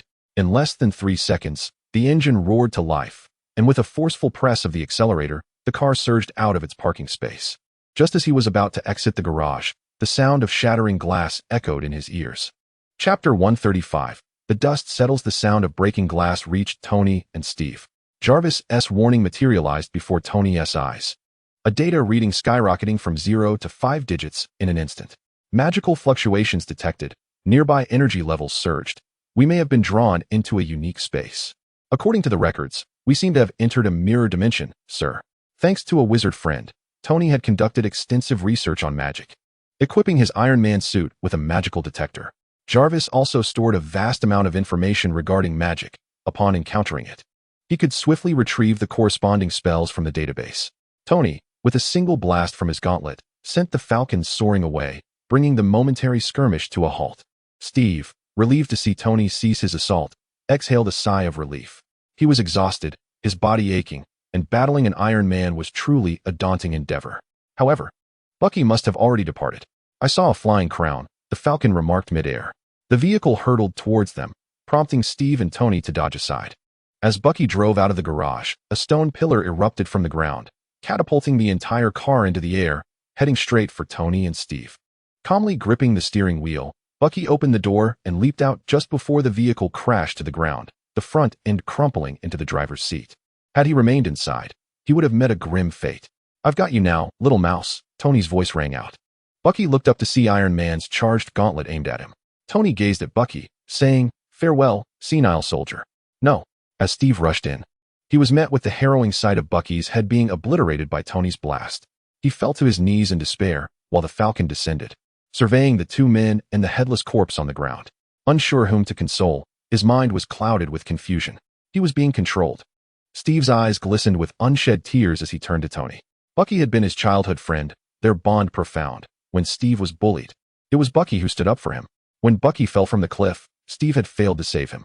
Now, with Bucky returned, seeking his assistance, Steve had inadvertently caused his demise. Tony claimed that Bucky was responsible for his parents' death, a notion Steve accepted, yet he believed there must be a deeper reason. Kneeling on the ground, Steve began to recount the events surrounding Bucky. Fortunately, they were alone, allowing him to speak freely about certain confidential matters. Tony listened quietly, his silence suggesting that he was still determined to avenge his parents. However, how could Bucky not be under control? He is the very perpetrator who took his own parents' lives. Moreover, Hydra has been dismantled, and he can no longer trace the individual who issued the orders. After listening to the poignant narrative of Steve and Bucky's upbringing, he began to comprehend the depth of their bond. Tony emerged from his armored suit, addressing the void. Yang, come forth. Oh, are we not continuing the battle? Yang Yu suddenly appeared by the poolside, seated with a glass of wine in hand. Do you possess some magic to restore his mind? Tony recalled that when he apprehended Bucky, his intent was never to kill him. Yet, Yang Yu's voice echoed in his ear. Eliminate him. With my presence, he cannot perish. Compelled by Yang Yu's words, he fired without hesitation, obliterating Bucky's head. A surge of pent-up frustration was released with that single shot. Now, his mind was uncharacteristically calm. Numerous previously perplexing technical challenges suddenly seemed surmountable. Steve's eyes gleamed with hope as he leaped up, imploring Yang Yu. Yang, I beg you, revive Bucky. He is innocent. Oh. Yang Yu, poised to invoke his magic, paused. Since Steve has made a request, I shall require a fee for my services. He produced a contract, presenting it to Steve. Without even glancing at it, Steve signed, his gaze fixed on Yang Yu, conveying a silent threat. Should you refuse to save him, I shall look upon you with lethal intent. Yang Yu then approached Tony, offering him a contract as well. I must also sign. Tony glanced at the document before decisively declining. You snatched the wedding planning, and now you wish to commandeer the funeral as well? It seems prudent to lay this old rogue to rest. I refuse to have a male stripper at my funeral. Upon hearing this, Steve quickly devised a solution. I can handle both the wedding and the funeral for you, Yang. Your opportunity has passed. Yang Yu waved the contract in his hand. Ultimately, unable to withstand Steve's fervent pleas, Tony relinquished the rights to his own funeral to Yang Yu. The payment has been received. Now, let us fulfill your wishes. Yang Yu approached Bucky's lifeless form, and with a flourish of his hand, green magic surged forth. Time began to reverse for Bucky, blood flowed back into his body, and his wounds commenced healing. Bucky sat upright, cold sweat trickling down his forehead. He remembered everything, the actions he had taken while under Hydra's control. Yang Yu clapped his hands and moved to stand beside Tony. Once I attain greater power, I can assist you in reviving your parents. Tony's eyes widened with excitement. How long will it take? Not too long, I presume. Yang Yu pondered briefly before continuing. As long as my energy reserves are sufficient, I can reverse time and rescue your parents from that era. Tony furrowed his brow. Yang Yu spoke of saving them from time, not resurrecting them. Aware of the existence of parallel universes, Tony quickly grasped the principle behind Yang Yu's proposition. But will they still be my parents? I mean, are they from our universe? Well, Yang Yu was momentarily at a loss for words when asked. I am not entirely sure about that. There exists another method, however, which involves locating the souls of your parents. This could also lead to their resurrection. It is relatively simpler, and I am capable of achieving it now. But the souls of your parents have long since departed, their whereabouts unknown. Regardless of the approach, hope remains, and Tony has now embarked upon a new direction, searching for the souls of his parents. Yet, those matters feel distant. The affairs between Tony and Bucky have concluded, but new challenges await their attention. The known scrolls are limited. Some have even ascended to high positions within human governments. To eradicate them entirely, the cooperation of various governments is essential. You must operate independently. I shall provide intelligence support. Yang Yu addressed the Avengers below. Are there any questions? Seeing that everyone was silent, he declared, then, let the operation commence. The Avengers informed the governments in advance that scrolls possessed distinct identifying traits. Their blood is blue. Thus, governments need only draw blood from those on the list to ascertain their identities.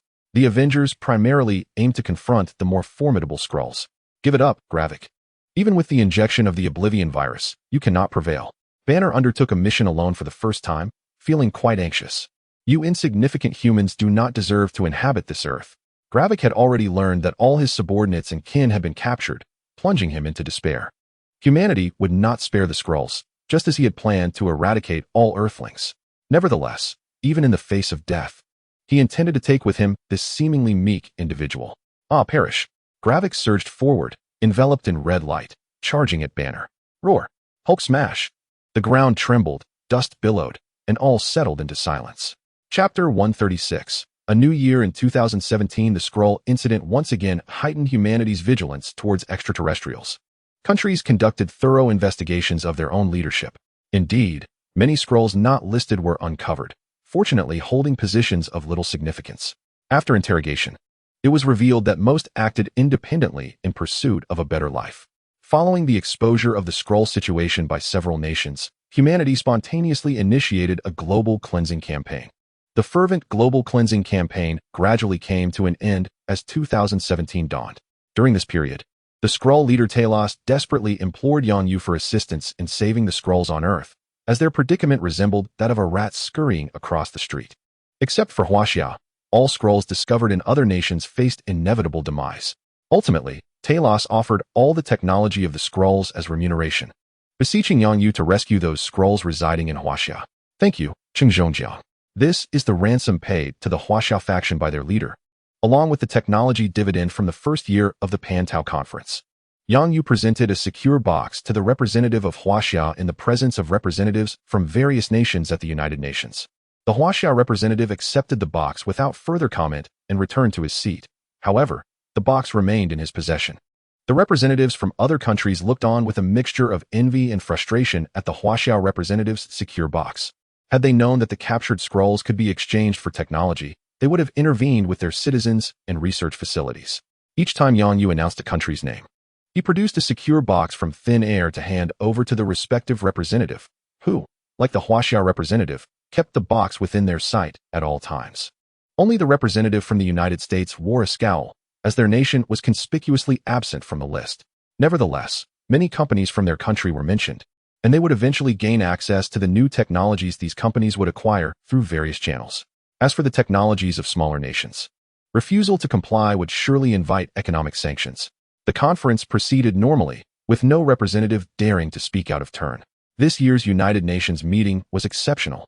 Traditionally presided over by the 5 major powers, it was instead led by a grassroots organization. Dawn, a name unfamiliar to many, had its leaders known only as the wealthy Stark and a formidable Asian figure. This individual was so influential that they had established a city on the moon, effectively holding sway over the lunar populace. Moreover, Dawn was currently selling helium-3, with prices plummeting from $30 billion per ton to merely $10 per ton. The 5 major powers had to show them respect, even if only 3 nations could currently purchase helium-3 from Dawn. Nonetheless, this did not hinder the global community from elevating Dawn's status to that of the 5 major powers. As the first Pantao Conference technology distribution concluded, it was evident that everyone was eager to return and experiment with the new technologies. Yongyu raised his hands to quiet the bustling crowd. Please, remain calm. I understand your concerns. You fear the possibility of theft. Most individuals followed Yongyu's gaze, inadvertently glancing towards the American representative. Clearing his throat, the American representative averted his eyes, unwilling to meet Yongyu's gaze, as they had indeed prepared personnel and excuses for their intended actions. Yongyu shifted his focus back to the assembly. Ladies and gentlemen, if you trust my words, I will dispatch fighter jets to escort you back to your countries. Should any unforeseen incidents arise en route, Dawn will assume full responsibility. Regardless of who it may be, I believe no one can withstand the impact of an asteroid. Everyone was aware of Yongyu's capability to transport asteroids to the moon, with the entire process documented in videos circulating on Douyin. Leader Yang, is everything you say truly credible? If someone attempts to seize our technology, will Dawn genuinely protect us? Inquired the representative from the small nation. He was deeply concerned about this issue, as it pertained to whether the small rocket could be the first to break free from the confines of the universe. They had adopted the technology of fusion-driven rockets. This advancement would enable astronauts to make the round trip to Mars in approximately 500 days. As they aimed to explore Mars ahead of others, it was akin to Yongyu's efforts to seize the moon first. Although it was somewhat unorthodox, Yongyu responded in a composed manner. Indeed, but only provided you remain within our aircraft. Subsequently, representatives from various nations raised a series of inquiries, to which Yongyu responded with due diligence. Leader Yang, permit me to introduce my nation, for I am aware that many harbor misconceptions about us. An elderly black man slowly rose to his feet. Yongyu recognized him, having borrowed resources from his mines. Yongyu gestured for him to commence. I am Chaka, the king of Wakanda. Chaka beckoned his son to step into the open space ahead. I wish to join your Peach Blossom Society, and I can offer technology in exchange. As Chaka's words concluded, Chala activated a projection device. A city brimming with futuristic technology materialized before the eyes of the nations gathered on Earth, revealing Wakanda's true visage for the first time. Buildings reminiscent of those seen in films, flying vehicles darting between skyscrapers, and a shimmering energy shield overhead were all showcased. Is this genuine? Isn't Wakanda still in a tribal stage? Murmured some, suspecting it was merely a ploy to join the Peach Blossom Society, orchestrated by a special effects team. Yet, one could not deny that if such a city truly existed, its technology would be at least 200 years ahead of ours. Representatives from various countries whispered among themselves, reminiscent of a bustling marketplace. Very well, Yang Yu nodded. His response silenced the assembly, a collective gasp reverberating through the room. Yang Yu's agreement implied the authenticity of Wakanda's claims. They indeed possessed such advanced technology. Chaka, observing Yang Yu's reaction to the projection, felt a sense of relief.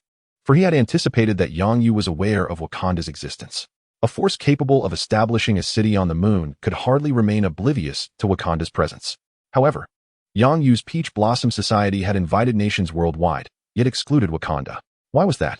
Chaka pondered whether Yang Yu intended to eliminate Wakanda while the world was still unaware of its existence. As he observed the increasing number of warships on the moon, he resolved to reveal Wakanda's existence, curious about Yang Yu's intentions. Yang Yu's consent for Wakanda to join the Peach Blossom Society indicated that he harbored no clandestine motives to eliminate Wakanda. Thank you, Leader Yang. After this meeting, we shall send our technicians to discuss the payment for our enrollment. Chaka and Chala expressed their gratitude with a bow before returning to their seats. Immediately, representatives from several countries approached them. Yang Yu, discerning Chaka's thoughts, quietly lamented the missed opportunity. Indeed, a ruler possesses an acute sense of crisis. Yang Yu truly wished to engulf Wakanda, yet he found himself devoid of a suitable pretext. Although Wakanda remained insular, it was not entirely isolated from the world. And Yang Yu had no desire to become the very person he detested. Chapter 137. The Array of Nations. Yang Yu gestured to Tony, who donned his glasses and prepared to take the stage. Turning to the representatives from various nations, Yang Yu declared, "We shall now commence the formal meeting. Please take your respective seats. The future of humanity is at stake, and I hope everyone will approach this matter with the gravity it deserves. I would now like to invite Mr. Tony Stark to share with us the discoveries of Dawn." Tony adjusted his suit and, accompanied by Natasha, ascended the podium. Clearing his throat, he glanced at the speech prepared by his staff, only to discard it dismissively. He leaned towards Natasha and whispered, "Miss Romanoff, I need you to project this for everyone to see." "This deviates from our established protocol," Natasha replied, exasperation etched on her face. Yang Yu wagered with himself on whether Tony would adhere to the procedure. Evidently, he had lost that bet. He had anticipated a more composed demeanor from Tony at the United Nations meeting. Tony, nonchalantly raising an eyebrow, remarked, "They will find out eventually." Natasha glanced towards Yang Yu, who was also observing them. Upon receiving a nod of approval from him, she turned to the location previously designated by Chala for the projection. Tony seized the microphone, raising his hand to address the audience. "Hello, I am Tony Stark." The crowd erupted in applause, clearly familiar with the affluent figure before them. "Regrettably, I am not here to partake in a celebration." The jovial expression Tony had just worn faded abruptly, replaced by a somber demeanor that startled some representatives still applauding, nearly causing them to pull a muscle. Tony continued, "We have just successfully dismantled a Skrull conspiracy. We should have commenced with a festive gathering, yet that is not feasible. The crisis remains unresolved." He glanced at Natasha, who gestured for him to proceed. "Let us show them," Tony said, placing the microphone down. Unlike Wakanda's futuristic city projection, Stark's presentation unfolded as a war film. A colossal spaceship loomed over the Avengers' headquarters. The representatives were aware of the Avengers' existence, and certain nations were already privy to the ensuing narrative. However, those unacquainted with the circumstances believed this to be an Avengers vessel, left in awe and astonishment. Suddenly, they were rendered speechless, feeling an icy chill coursing from their feet to the crown of their heads. The spaceship unleashed firepower. Blue projectiles obliterated the Avengers' headquarters, causing the ground to sink at least 3 meters deep. The film's 3 protagonists emerged: Tony Stark, Captain America, and Thor. They clashed with the villain Thanos, the special effects reaching a crescendo, leading a multitude of national representatives to believe they were witnessing a grand cinematic spectacle. Yet, despite having 2 more individuals on their side, they suffered defeat. Silence enveloped the crowd as the film surged towards its climax, with the armies of both sides poised for collision. Just as anticipation mounted regarding the outcome, the projection shifted. A weary figure, Tony Stark, his hair flecked with gray, materialized on the screen. He recounted the events that led to their defeat and its dire consequences. Half of Earth's population had perished, and they were forever imprisoned on their planet. As the projection concluded, the audience remained engulfed in sorrow, their eyes fixed on the somber wall listing the vanished, its stark blackness evoking profound grief. Esteemed guests, this is not mere fiction, Tony proclaimed, grasping the microphone. This narrative unfolds in an alternate parallel Earth. A murmur of disbelief rippled through the assembly. Is it true? Do parallel universes exist? What are you talking about? Came the retorts. Begone. If you lack understanding, return to your books. With Wakanda's presence felt, the crowd was less inclined to dismiss Tony's words as mere cinematic fantasy. The United Nations Assembly descended into chaos, voices clamoring to understand the concept of parallel universes. Silence. Tony urged, patiently elucidating the intricacies of parallel universes to the representatives. One delegate raised a hand, inquiring, Mr. Stark, are you suggesting that Thanos will invade Earth in 2019? Indeed, Tony replied, though we cannot guarantee the exact timing. Another representative, a woman, asked, Mr. Stark, is the Dawn Initiative's extensive production of spacecraft aimed at countering Thanos? Precisely. Tony affirmed, presenting revised data on the Phoenix Project alongside a strategic plan to intercept Thanos' fleet in space. The proposal called for a collaborative effort among nations to establish Earth's first defense fleet, with the vessels to be constructed in Yongyu's lunar facility. This matter, pivotal to global interests, necessitated a vote among the representatives to determine whether to proceed. I am in favor, declared the representative from Huaxia, the first to cast a supportive vote. Countries with close ties to Huaxia soon followed suit, casting their votes in favor. I too concur, added representatives from Russia and the United States, aligning with the three most powerful nations. With the majority secured, the remaining nations had little choice but to endorse the motion. As the voting concluded, attention shifted to the pressing matters of resource allocation and responsibilities. Who would finance the initiative? Who would contribute labor, the extent of funding? And who would assume command of the fleet? I propose that Huaxia, as a major global economic power, should cover the costs for at least 20 vessels. The representative from Japan, catching his father's eye, promptly stood to voice his agreement. I second that. I second that, echoed a chorus of supporters. The Huaxia representative glanced confidently at Yongyu before rising to declare, esteemed colleagues, we are prepared to fund all costs for 50 vessels. Excuse me? The representative from Japan exclaimed, eyes wide with astonishment. All eyes turned incredulously towards the Huaxia representative, as Tony Stark's figures loomed large in the backdrop. The cost of a refitted Phoenix-class aircraft carrier, equipped with its complement of onboard aircraft, amounts to an astonishing $6 billion. While this price is merely twice that of constructing a carrier strike group, it is still surprisingly economical. However, acquiring 50 Phoenix-class vessels would total a staggering $300 billion. Is this an indication that Huaxia is shying away from development? The Huaxia representative shook his hand, emphasizing, we will bear the entire cost for all 50 vessels. But the Huaxia representative introduced a twist. These 50 vessels must operate under our command, with captains of our choosing. This was unacceptable. The Russian representative stood up. The plan called for 100 vessels, and with Huaxia seizing 50, how many would the other nations be able to claim from the remaining 50? The absence of prior agreements concerning the interests of their nations compelled him to oppose Huaxia. If we fail, the prospects for Earth's development will vanish. I propose that we pool our resources and funds, and upon our victorious conquest over Thanos, we distribute the vessels according to each nation's contributions. Upon hearing this, the Russian representative's entourage of supporters eagerly raised their hands in agreement. The Huaxia delegates, realizing their proposal had faltered, consented to the Russian proposition. The United Nations Conference subtly divided into four factions: Huaxia, Russia, the United States, and Wakanda. Wakanda, being unfamiliar to many, found itself overlooked for collaboration.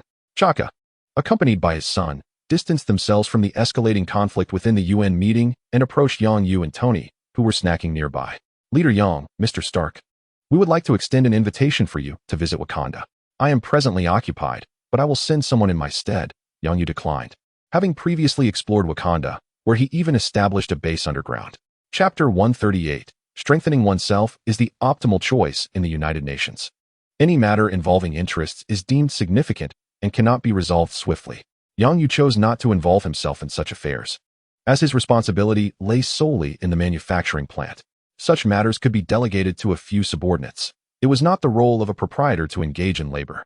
After concluding another day of meetings, Tony arrived at the Dawn base with an impassive expression. As the initiator of the Earth Defense Force, his participation in the UN discussions was obligatory. Upon entering Yongyu's lounge, Tony flung off his coat, declaring, I quit. What do you mean you quit? Yongyu inquired. Setting aside a hefty tome of spells, puzzled, Tony selected a bottle of Yongyu's concocted elixir from the cabinet, uncorked it, and inhaled its aroma. Feeling his restless heart begin to calm. I find myself ill-suited for the role of Chief of Staff for the Earth Defense Force, so I resign. Tony savored a sip of the potion, relishing the moment. From this day forth, I shall no longer endure their bickering over trivial sums of money. He was nearing his wits' end with the United Nations representatives. Squabbling over a few $100 million was one thing. But could they truly argue for an entire day over a few million? At the pace of their decision-making, by the time they reached a conclusion, Thanos might very well be at their doorstep. Yang Yu smiled. He too found it unbearable, yet he could empathize with those national representatives. Their advantages were accumulated gradually. Each representative was astute and shrewd. They were not akin to the bargain-hunting matrons in the marketplace. Engaging in reasoned debate could potentially lead to greater benefits or schemes. Shall we take a stroll, perhaps? A little shopping? Yang Yu proposed. Shopping. Tony pondered for a moment. The last time I went shopping was when I was 16.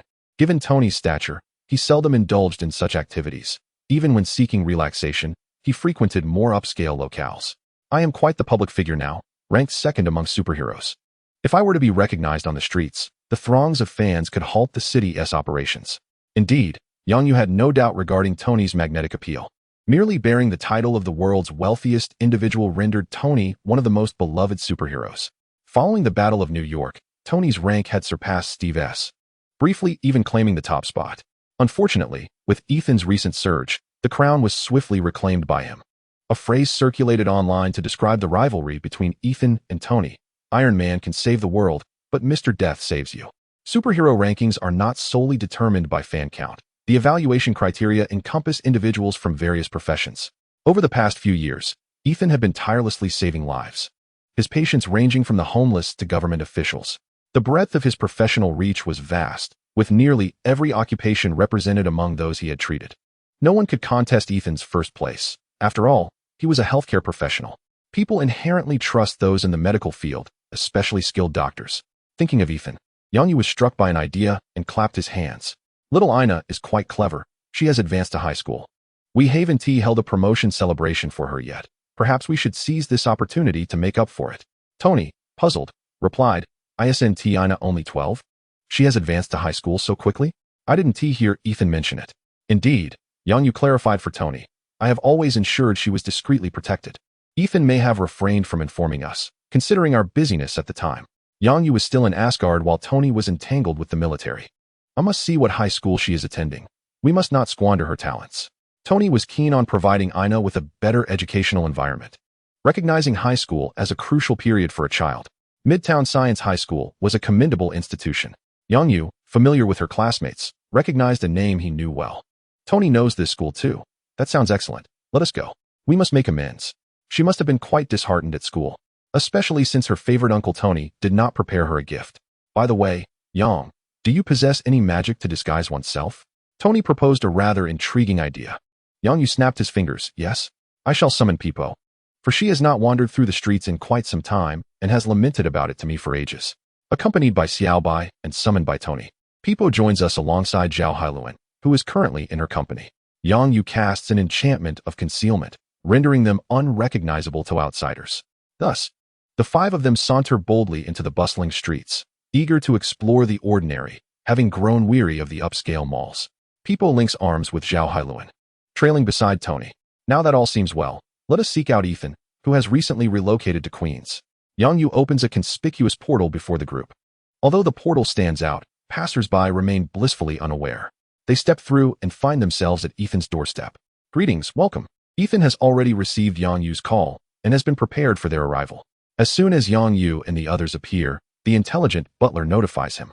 Brother Yang, Xiao Bai, Uncle Tony, Miss Pipo, and this lovely lady. Ina follows closely behind Ethan, greeting each of them in turn, but pauses in confusion upon seeing Zhao Hailuan. Zhao Hailuan, the founder of the Cradle of Life, Pipo introduces with a smile. Ina's eyes widen in astonishment as she gazes at Zhao Hailuan, exclaiming, the goddess of life. What? Now it is Pipo's turn to express confusion. That is the nickname given to Sister Hailuan by those from the little days, as her serum has saved them. They believe she has, in effect, rescued the world and thus bestowed upon her a divine title. Furthermore, it is rumored that there exists another deity. Though his name remains unknown, yet some claim to have seen his divine attendant. It is said that the attendant is exceedingly tall and grand. Akin to an enlarged Iron Man, Ina excitedly shares the legends she has encountered at school. Unlike others, who merely consider these tales as fanciful stories, Ina is deeply intrigued by the extraordinary, as she recognizes the complexity of their world, her father being the foremost superhero on the rankings, and Uncle Tony standing as the second, alongside Yangyu, who possesses a lunar abode. Such mythic narratives may indeed hold truth. After all, Thor truly exists, and she possesses his autograph. In all likelihood, no one at school comprehends her, and now Ina, like a little trumpet, chatters incessantly to Peepo and Zhao Hailuan. Ethan, you must take the time to truly care for little Ina, Tony remarks with a furrowed brow. He perceives Ina's situation, reminiscent of his own childhood when his brilliance isolated him from companions. It is a feeling of estrangement from ordinary people, which, over time, may adversely affect a child's psychological growth. Perhaps it is this yearning for attention that stems from the loneliness of his youth. Ethan caresses his wine glass. I understand. But I do not wish for Ina to be like us. Had it not been for Yangyu, Tony, you might have perished in the Battle of New York. Ethan was there at that moment, witnessing Tony clutching a nuclear bomb as he surged toward the void. The atmosphere among the three grew suddenly tense. In truth, I had already contemplated what to say at your funeral. Ethan erupted into laughter, declaring that he had secured the rights to Tony's funeral, and suggested they could plan it together. Yangyu and Ethan exchanged smiles, raising their glasses to clink them together. Tony scoffed, enough of that, I'm not dead yet. Joking aside, the matters of concern should not be overlooked. Yangyu proposed, let her participate in Zhao's new trial camp. Regardless of what the future holds, strengthening oneself remains the best option. Even if all future crises were to be averted by us elders, possessing formidable power would provide reassurance. After Yangyu spoke, Tony added, at the very least, we wouldn't have to worry about her suffering domestic violence from a future husband. Chapter 139. I can live for a long time. This matter should be left for her to decide. Ethan felt that Yangyu and Tony made valid points. Self-empowerment is fundamental. Both he and Tony had once been insufficiently strong, leading to their kidnapping by terrorists. Had they possessed the strength they have now, it would have been they who captured the terrorists. Hey, gentlemen, we're going shopping and need a few nights. Huesin, Pei Pe, accompanied by three ladies, strutted toward Tony. With a finger pointed at Tony's chest, Pei Pe cast him a knowing glance. Tony immediately understood, grasping her hand and responding, at your service. Then my father is my knight, said Ina, who rushed to take Ethan's hand, grinning as she looked at Yangyu and Zhao Hailuan. Little Bai, with her wide eyes darting between the two, raised her hand and declared, I'm a robot. I don't need a knight. Is Yangyu made of wood? Of course not. He instantly recognized Zhao Hailuan's interest in him. Such notions had been harbored by many of his female employees. His standards for a partner were exceedingly high. They could not be an ordinary person, for his future was destined to be anything but ordinary, and ordinary individuals did not inhabit his world. Zhao Hailuan was still too weak. Yangyu could not envision a future for her. However, given the current situation, he couldn't possibly dampen everyone's spirits, could he? With a shrug towards Zhao Hailuan, Yangyu remarked, for now, you can only choose me. As the seven of them stepped out, Little Bai and Ina raced ahead, leading the way while the adults followed behind. Zhao Hailuan walked beside Yangyu, stealing glances at his profile, her heart fluttering like a startled deer. Suppressing her errant thoughts, she bit her lip and quietly asked, Boss, why don't you have a girlfriend? Look at Stark and Pei Pe. I heard they're preparing to get married. What about you? Yangyu turned to glance at her. Zhao Hailuan quickly turned her gaze forward. If it's inconvenient to discuss, you need not say anything. There is nothing that cannot be said. Yangyu felt that this matter was not a secret at all. When it comes to finding a partner, how can one seek companionship without expressing one's desires? Should the two individuals engage in a guessing game after getting to know each other? I anticipate a long life. Thus my chosen companion should also possess longevity. Zhao Hailuan inquired, for how long? Yangyu pondered, estimating a figure based on his own perception of strength and lifespan. Perhaps around 10 to 20,000 years. It may even extend further in the future. Such an extensive duration. Zhao Hailuan's heart skipped a beat, her immediate thought being that Yangyu was deceiving her. However, she quickly recalled the various biological samples and life-enhancing potions within the base. Living for a millennium was not entirely implausible. There are legends in Huaxia of immortals who, upon attaining enlightenment, share their lifespan with the heavens and earth. Frowning in deep contemplation, Zhao Hailuan concluded that giving up was not an option. If she could exchange for a longevity potion, she too could extend her life by several centuries. There was time to explore methods to enhance lifespan. Observing Zhao Hailuan lost in thought, Yangyu took the opportunity to leisurely survey his surroundings. Ina returned, her excitement palpable as she exclaimed to Peepo, "Miss Peepo, I shall take you to a special place." "What place?" Peepo queried. Hee, it's a secret. You'll find out when we arrive," Ina teased, leading the group into a narrow alley. What initially appeared to be an ordinary passage soon revealed itself to be bustling with people. Vendors of various backgrounds displayed their wares, bags, electronics, and everyday items, everything imaginable. My classmate mentioned there is a black market here, filled with inexpensive yet authentic goods. Ina had longed to explore this place, but had been cautioned against it due to its reputation. Seizing the opportunity with Uncle Tony and Brother Yanyu present, she ventured into the black market, hoping to uncover some mysterious treasures. Ina, brimming with enthusiasm, tugged at Xiaobai, eagerly inspecting each stall. "This is genuine," Peepo exclaimed as she picked up a brown bag carelessly placed on the ground. Yanyu glanced over and remarked, "That's to be expected. Most items here are indeed authentic. The vendors acquire them at no cost, needing only to pay in cash." Yanyu elucidated the reason behind the availability of these goods. Meanwhile, Ina led Xiaobai to another stall showcasing porcelain. The stand also displayed exquisite jewelry and scrolls that resembled antiques. "Hello, young ladies. These are antiques from the mysterious East, imbued with hidden powers." The young black vendor, noticing customers finally approaching his stall, was eager to make a sale, regardless of the buyer's itch. He needed to recoup his losses from purchasing weapons quickly. "Xiaobai?" Ina's eyes sparkled as she gazed at her friend. After scanning the antiques, Xiaobai turned to the vendor and said, "Indeed, there is a sense of mysterious power here. Ah, this little princess possesses discerning taste." The vendor responded with delight. The young man of African descent was still speculating about the origins of the charming child, wondering which affluent family he had escaped from. However, upon hearing Xiaobai declare that his antique possessed mysterious powers, he snapped back to reality. The young man quickly crouched down, preparing to sell his wares to the two children. Yet, as he looked up, he noticed Xiaobai swiftly retreating with Ina. Confused, he heard Xiaobai call out towards Yanyu, "Brother, there are bad people here." Tony had been closely observing the two little girls, and as Xiaobai pulled Ina back, he had already transformed. With his hands on his head, he crouched down. Tony aimed his hand cannon at the young man of African descent, shielding Ina and Xiaobai behind him. "Hey, calm down, don't shoot," the young man pleaded. Seeing a burly figure pointing a handgun at him, he instinctively crouched down, hands on his head, continuously explaining, "I just want to make a little money. I have an 80-year-old grandmother to care for and a bunch of younger siblings.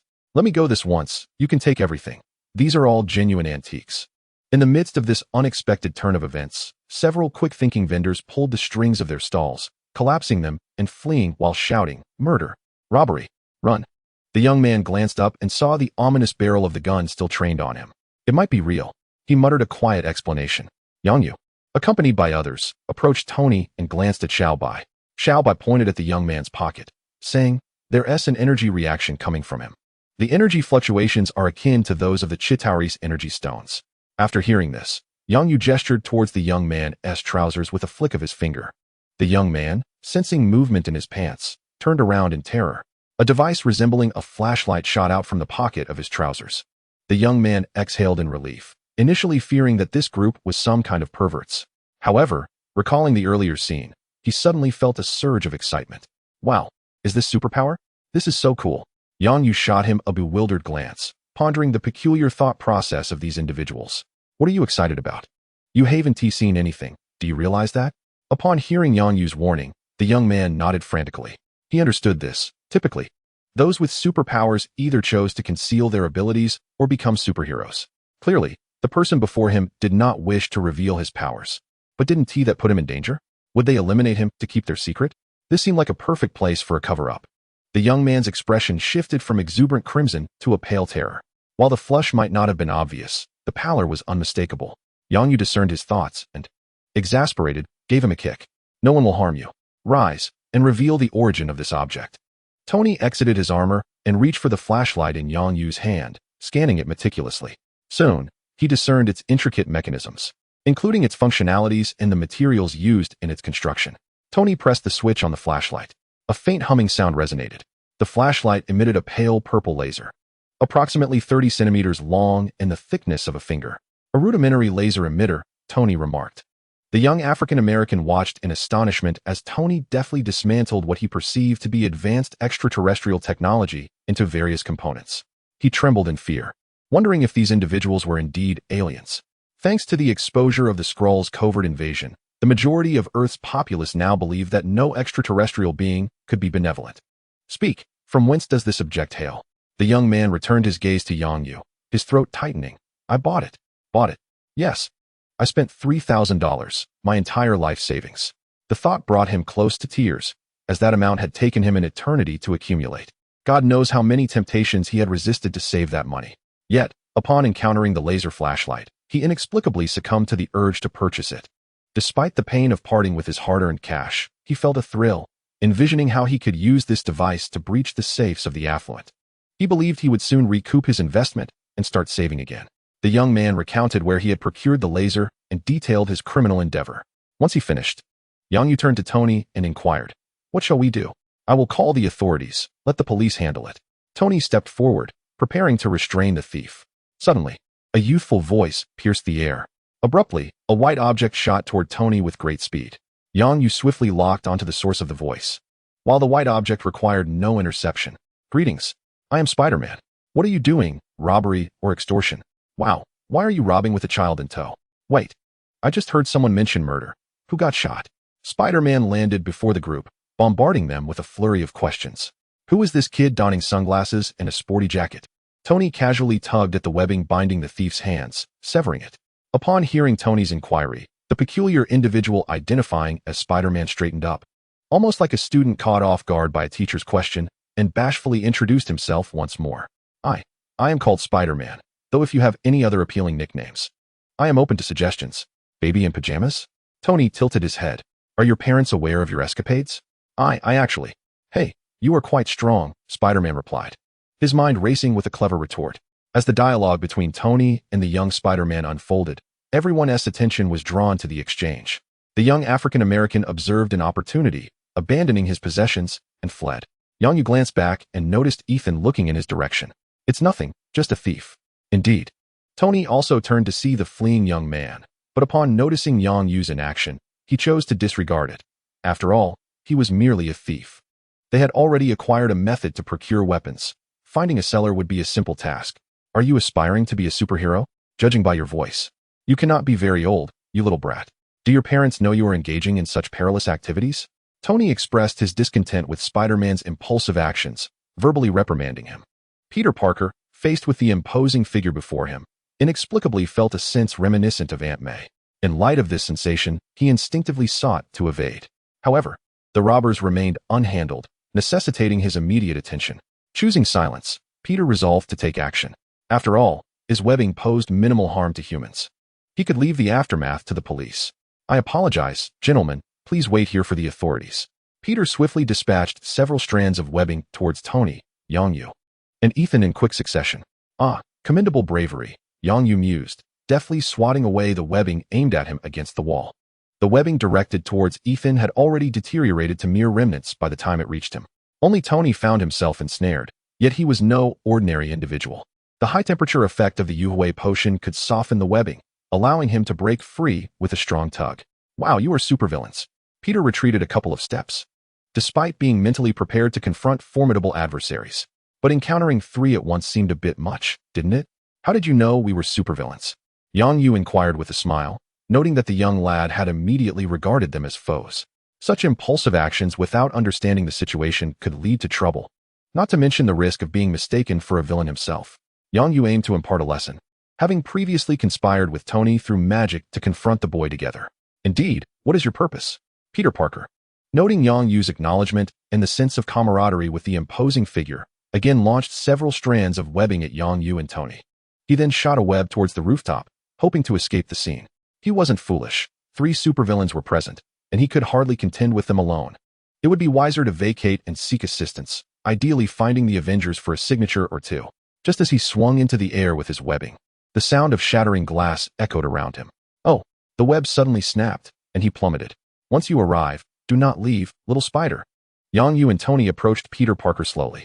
Yet, in the eyes of Peter Parker, the two figures resembled creatures from the latest popular tokusatsu series.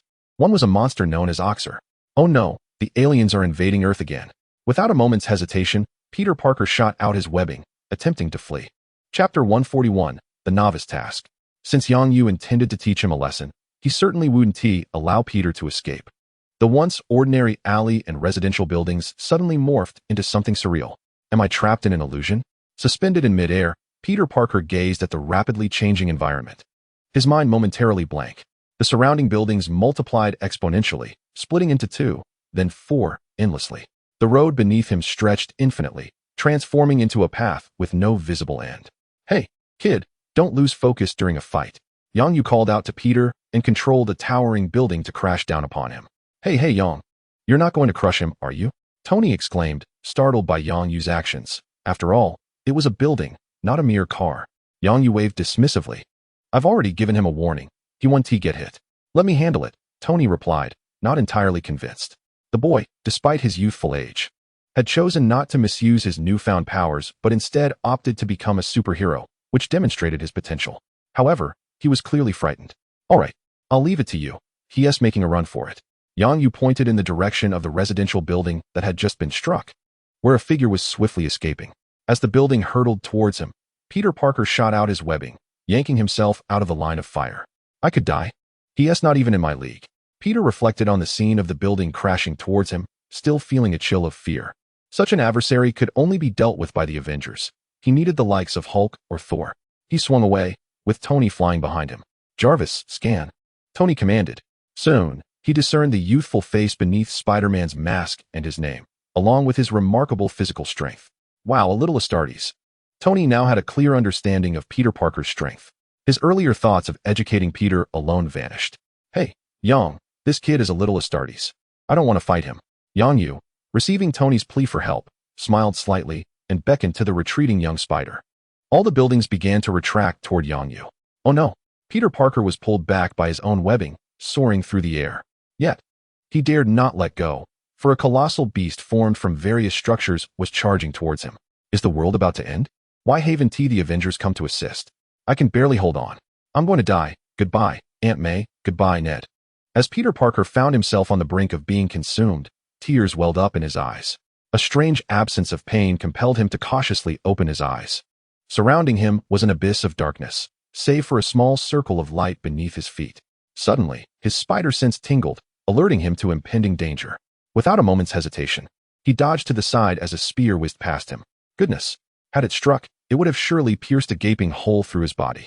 The spider sense warned him once more, prompting another evasive maneuver.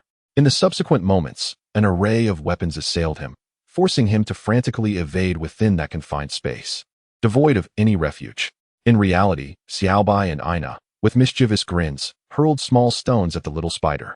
Peter Parker stood there like a wooden figure, instinctively dodging the stones that were thrown his way. This young lad exhibited remarkable talent. He was surely destined to become a warrior.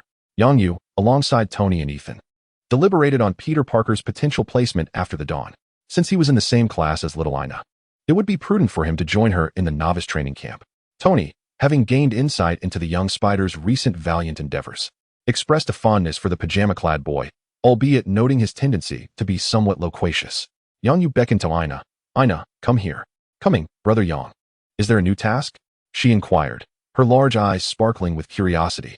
She had been secretly eavesdropping on their conversation and had caught wind of Peter Parker's name. Moreover, the voice of this webslinger bore a striking resemblance to that of Peter Parker.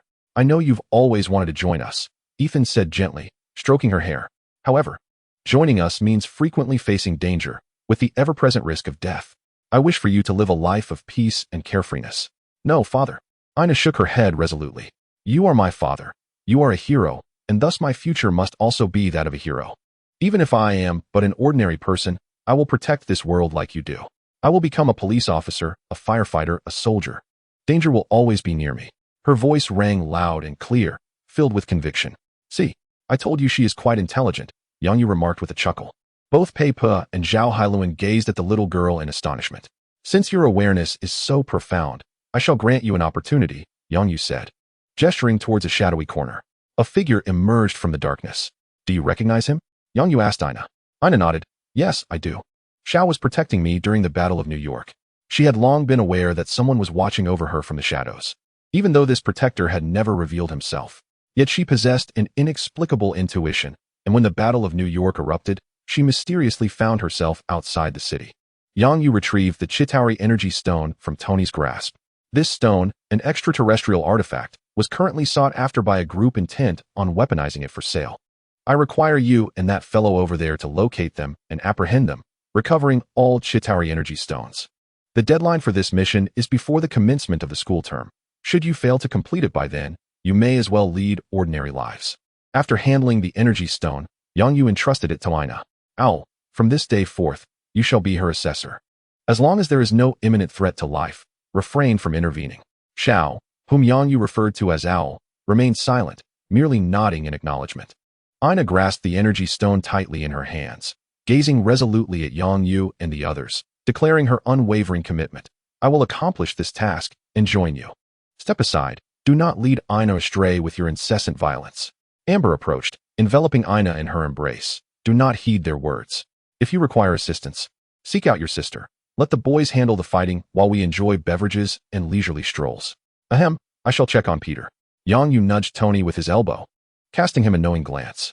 Your woman, you handle it. Chapter 142. How was I unaware? Peter Parker, as long as you ally with us, you shall find your way out of here. A horde of grotesque demons surrounded Peter Parker, shouting and brandishing their weapons as threats. Peter, cradling his battered body, curled up on the ground. The demons continued their insidious persuasion. You possess power. Why engage in the thankless task of being a superhero? Join us, and you may pursue whatever you desire. Beautiful girls, wealth. Whatever you wish for, it can be yours. What are you hesitating for, Peter Parker? Peter lifted his head. His eyes reddened, clearly having shed tears. No. He wiped his tears and stood up. Under the bewildered gaze of the demons, he bounced in place a few times. Though the pain was excruciating, his body remained unaffected by his injuries. Peter stared at the demons, determination gleaming in his eyes. You are merely deceiving my mind. With that, he gritted his teeth, closed his eyes, and charged straight into the throng of demons. Previously paralyzed by fear, he had endured their blows, the pain rendering him incapable of thought. However, as the agony intensified, he adapted. With reason restored, he recognized the absurdity of the situation. Peter maneuvered through the bodies of the demons, breaking free from the encirclement. Upon halting, he turned to see the demons dissipating like smoke. He clenched his fists in exhilaration. I knew it. A voice echoed from behind him. Well, you're awake? Who is it? Peter Parker whirled around abruptly. A blinding white light compelled him to shield his eyes with his hand. Once the glare subsided, he realized he seemed to have returned to reality. The familiar alleyway. The same group of people. Peter. A familiar girl suddenly appeared before Peter Parker, so close that he could perceive the fragrance she wore. Upon recognizing her, he blurted out without a second thought, Ina, are you all right? Ina stood up, grinning at him. She had not expected that her classmate was a superhero, just like her father. Wait. Peter Parker touched his head. What is this? Yang Yu tossed his mask into Peter's arms.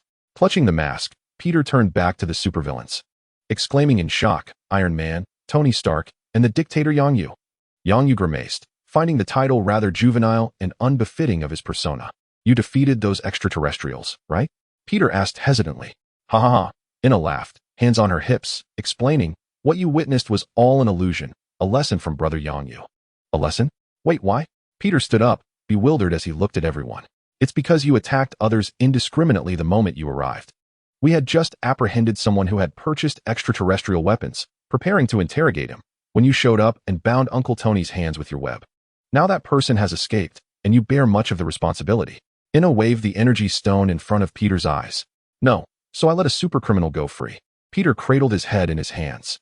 He had merely intended to assist, yet he ended up complicating matters. So do I need to go to jail? Peter asked, feeling anxious. If he were imprisoned, Aunt May would surely go mad. No, who said anything about jail? Tony stepped forward, stating, as long as you can help us locate the terrorists trafficking extraterrestrial weapons, we can consider this matter resolved, and I want to inform your guardians. You rushed out in your pajamas to play the superhero. Tony placed his hands on Peter's shoulders, squeezing them firmly, showcasing his robust build. Had it not been for Yang Yu persuading him and assuring that someone would protect them from behind, he would have never allowed these children to engage in such perilous activities. Peter noticed the word Tony used. We? It's just me. Ina playfully punched Peter's arm. She then noticed something, squeezing Peter's forearm in astonishment. You actually work out. You have muscles. Peter's face flushed, and he took a step back. Feeling shy? Ina looked at him with a mischievous grin. Let me see if you have abs.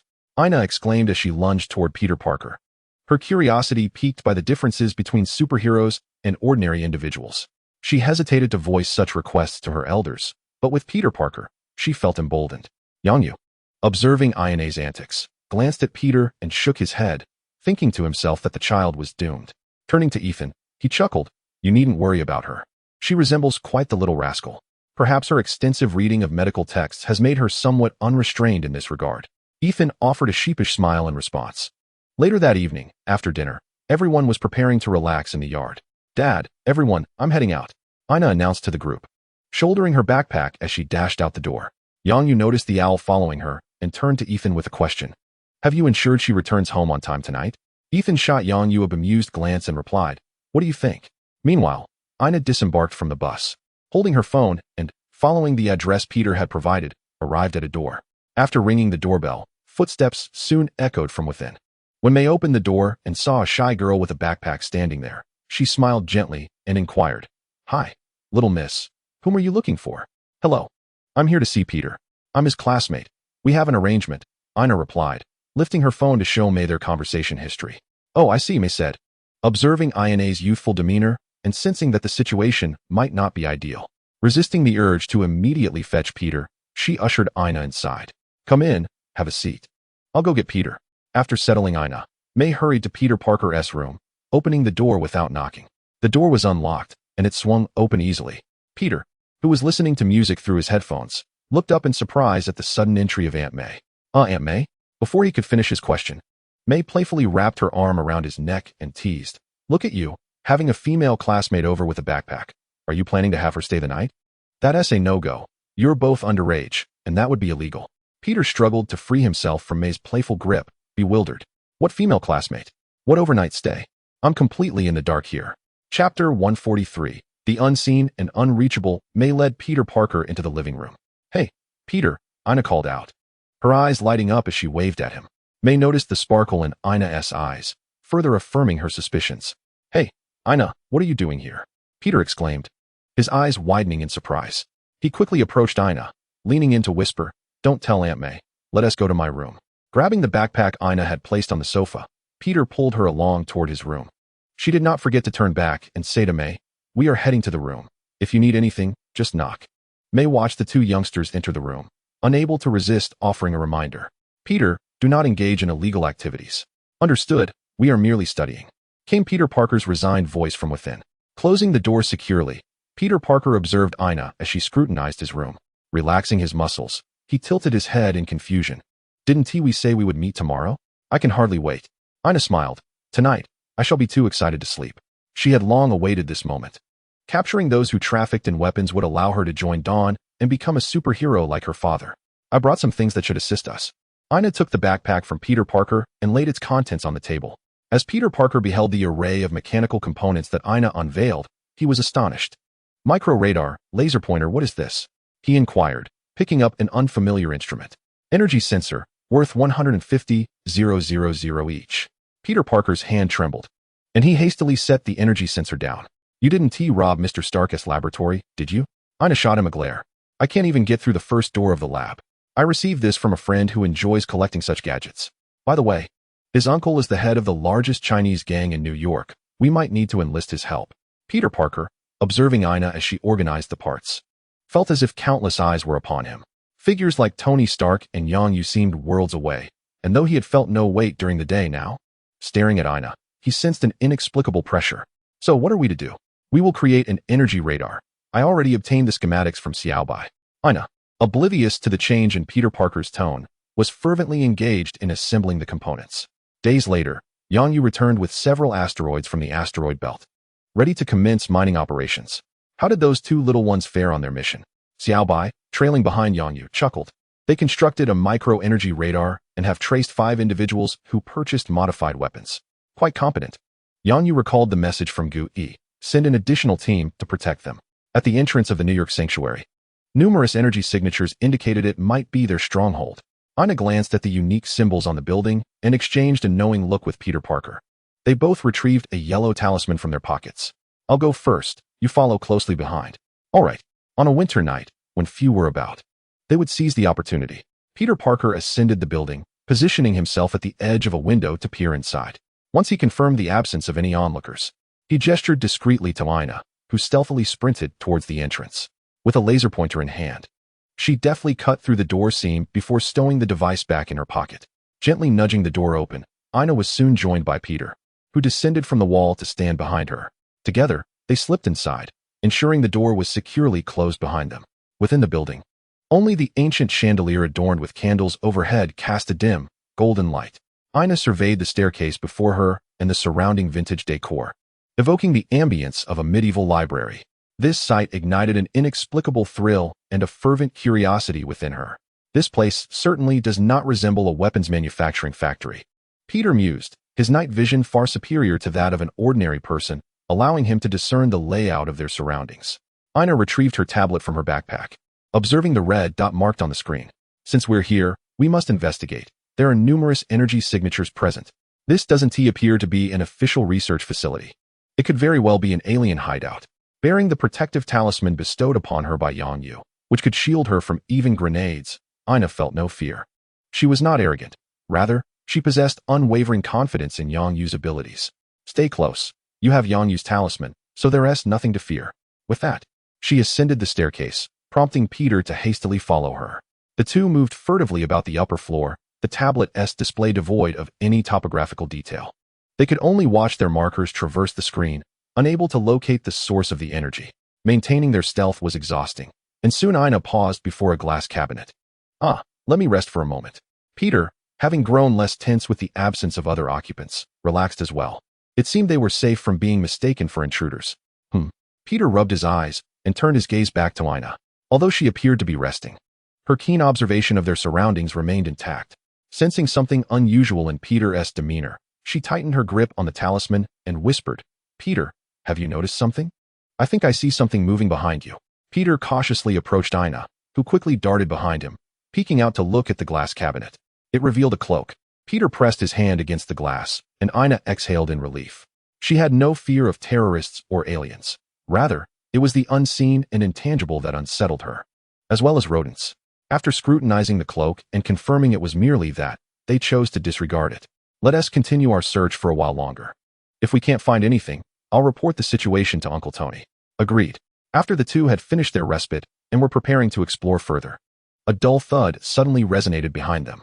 In the stillness of the space, this seemingly inconspicuous sound struck their hearts like a hammer.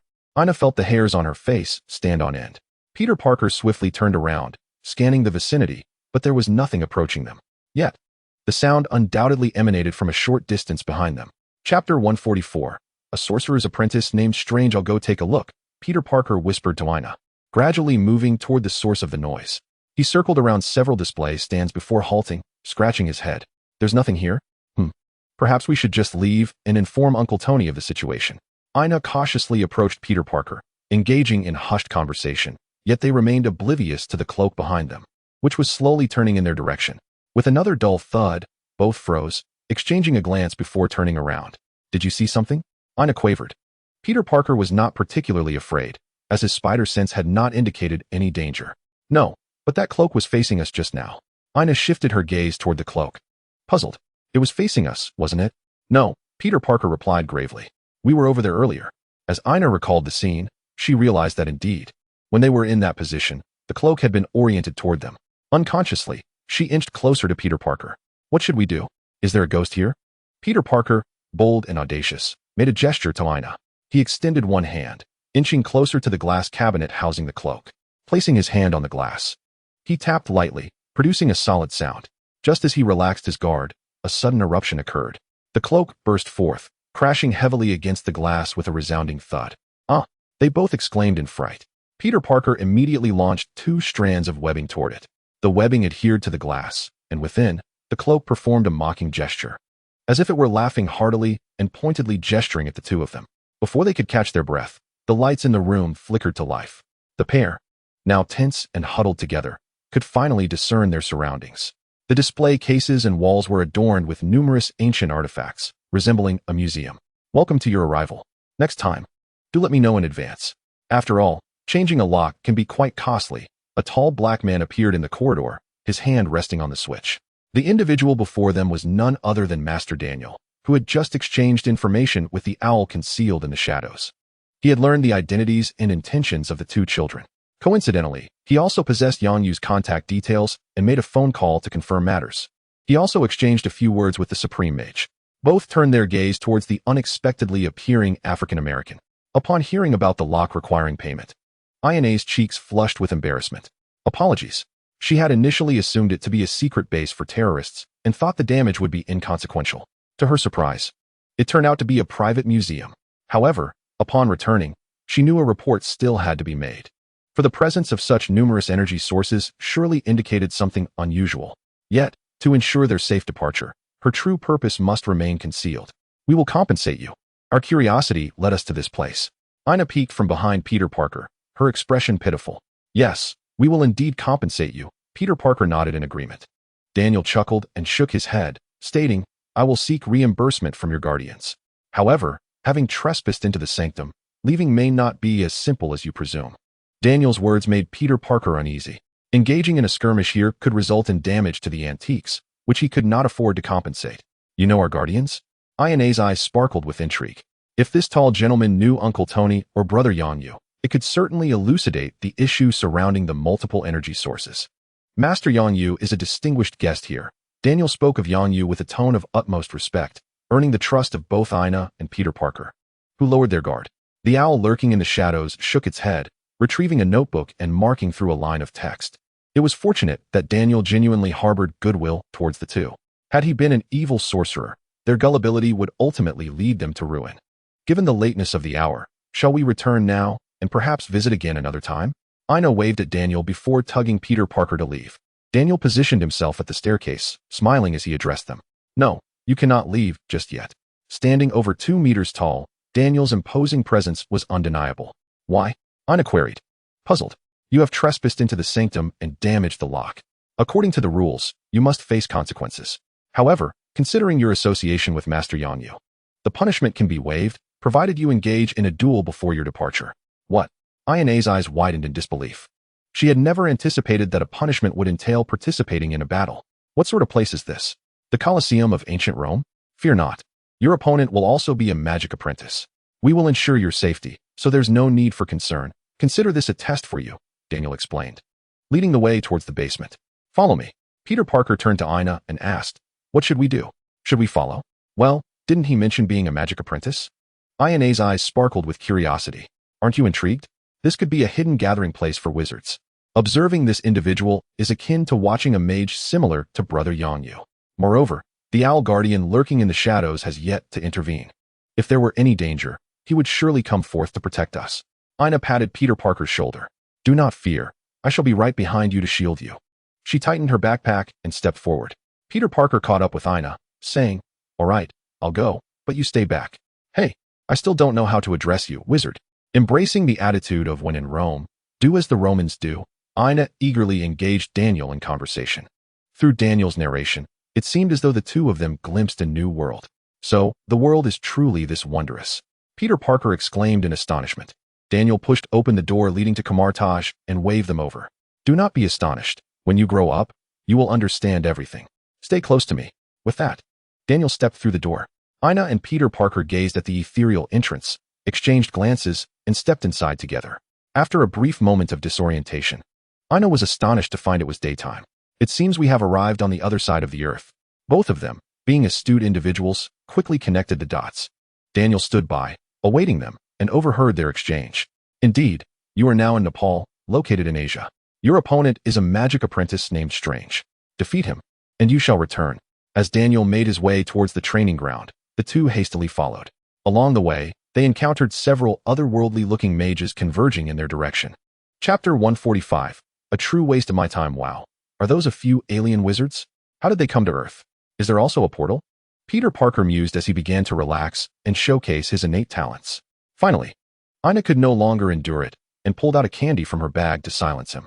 Ina tugged at Peter Parker's sleeve and, observing the surroundings filled with buildings that exuded an air of mystery, whispered, Peter, this is the sanctuary of wizards. We must be quiet. Peter Parker snapped to attention. Nodding vigorously, the three of them flowed with the crowd into a spacious plaza. The center of the plaza was divided into 9 sections by ropes, all of which remained vacant. Daniel led the two individuals towards the corridor on the right. A considerable number of people had already gathered there, all dressed in similar attire, engaged in animated discussions on a myriad of topics.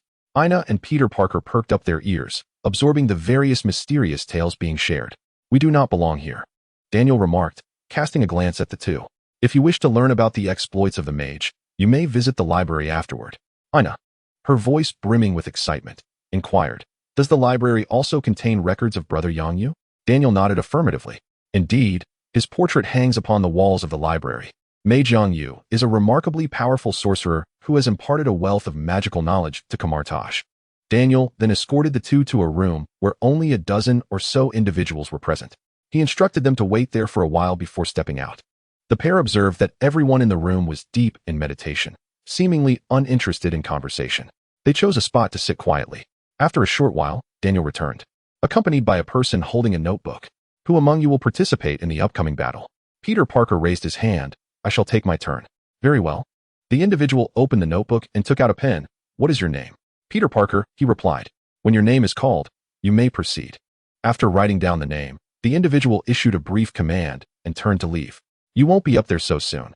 Pay attention and I hope you emerge victorious," Daniel encouraged, patting Peter Parker on the shoulder before departing. The room fell silent once more.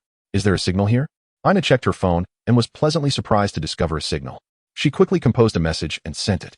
Yangyu, on the moon, received her message, which conveyed her current situation. "You even thought to message me instead of Ethan or Tony. How considerate." Yangyu mused as he replied with a message indicating that all was well and she should feel free to enjoy herself. After sending the message, he took a screenshot of their conversation and shared it in a group chat with 4 individuals, adding a note. "My dear niece knows who truly possesses the skills."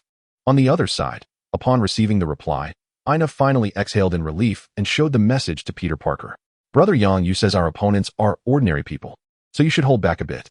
"Understood," Peter replied, his confidence soaring upon learning that their adversaries were merely ordinary individuals. In the square, as the Ancient One made her entrance, all the mages bowed respectfully. After returning the gesture, she calmly stated, "Let us commence." "Yes." An apprentice mage stepped forward, raising a megaphone and announcing loudly, "The advancement assessment for mage apprentices officially begins now. All named apprentices may choose their opponents. The victors shall proceed to the next stage." As names were called out, the number of people in the room dwindled. The apprentice magicians stood in the clearing, exchanging formal bows before commencing their advancement competition. Although their skills were limited to basic offensive and defensive spells, the atmosphere remained vibrant, enhanced by magical effects and the boisterous shouts during the duels. Peter Parker leaned against the window to watch, exclaiming, "This doesn't seem like an ordinary spectacle. With a mere flick of their wrists, they can shatter the ground beneath them." Ina's eyes sparkled with envy as she envisioned herself being just like them. No, she thought, only by completing the task would she be able to attain such prowess. She nudged Peter Parker with her shoulder, encouraging him, "You must have faith in Brother Yangyu. If he advised you to hold back, it surely means your opponent is not as formidable as you. You will surely prevail. If we lose, our mission might fail. Uncle Tony will undoubtedly inform Aunt May that you ventured out in your pajamas to play the superhero." The thought of Aunt May's wrath filled Peter's mind, and he imagined her deep concern. Noticing Peter's change in demeanor, Ina realized her encouragement might have missed the mark. Furrowing her brow in contemplation, she suddenly exclaimed, "Ah, pajamas. Peter, if you win, I shall gift you a new battle suit. How does that sound?" Peter Parker turned back, puzzled. Ina grinned. "Aren't you worried about Aunt May finding out you're out there fighting for justice? She must be concerned." She proudly adjusted her attire, lifting her chin. "This outfit is bulletproof and stab-resistant, with built-in insulation and remarkable elasticity. If your battle suit were made of such material, Aunt May would surely have no reason to worry." Peter's eyes brightened for a moment, clearly intrigued. Yet, he shook his head. "That material appears rather expensive." He gazed out the window, his tone resolute. "Rest assured, I shall win." Peter ceased his chatter, intently observing the combat styles of each apprentice magician. As time passed, the room grew increasingly sparse, ultimately leaving just the two of them and another individual. In the square, after the final round concluded, some judges began to dismantle the ropes, transforming the 9 squares into a single arena. "Now, the magician apprentice Strange and Peter Parker, please step forward." "I'm up." Peter Parker nervously adjusted his attire. "You got this. You're the best." Ina encouraged him with a clenched fist. The last remaining apprentice magician glanced at them, sneering. "So, my competitors are just you two kids?" Peter Parker and Ina simultaneously frowned and turned to him. "You must be Strange." Strange ignored Ina's remark, extending his hand to conjure a portal and stepping through, the portal vanishing behind him. Yet, before he departed, he left behind a parting comment. "What a waste of my time." Outside the square, a cacophony of sounds erupted. The two turned to gaze, only to find Strange standing in the plaza. Instantly, Peter Parker felt an overwhelming sense of pressure. Among the many magic apprentices he had encountered previously, none had demonstrated such prowess. This teleportation spell was evidently no ordinary incantation. Was his opponent truly just a mere magic apprentice? Chapter 146. A defeat in style. "You do not appear to be one of the mages here," Strange observed as Peter Parker approached. Although he had not been in this place for long, he was aware that the locals donned mage robes. "Are you both ready?" the judge inquired, eager to commence without unnecessary banter.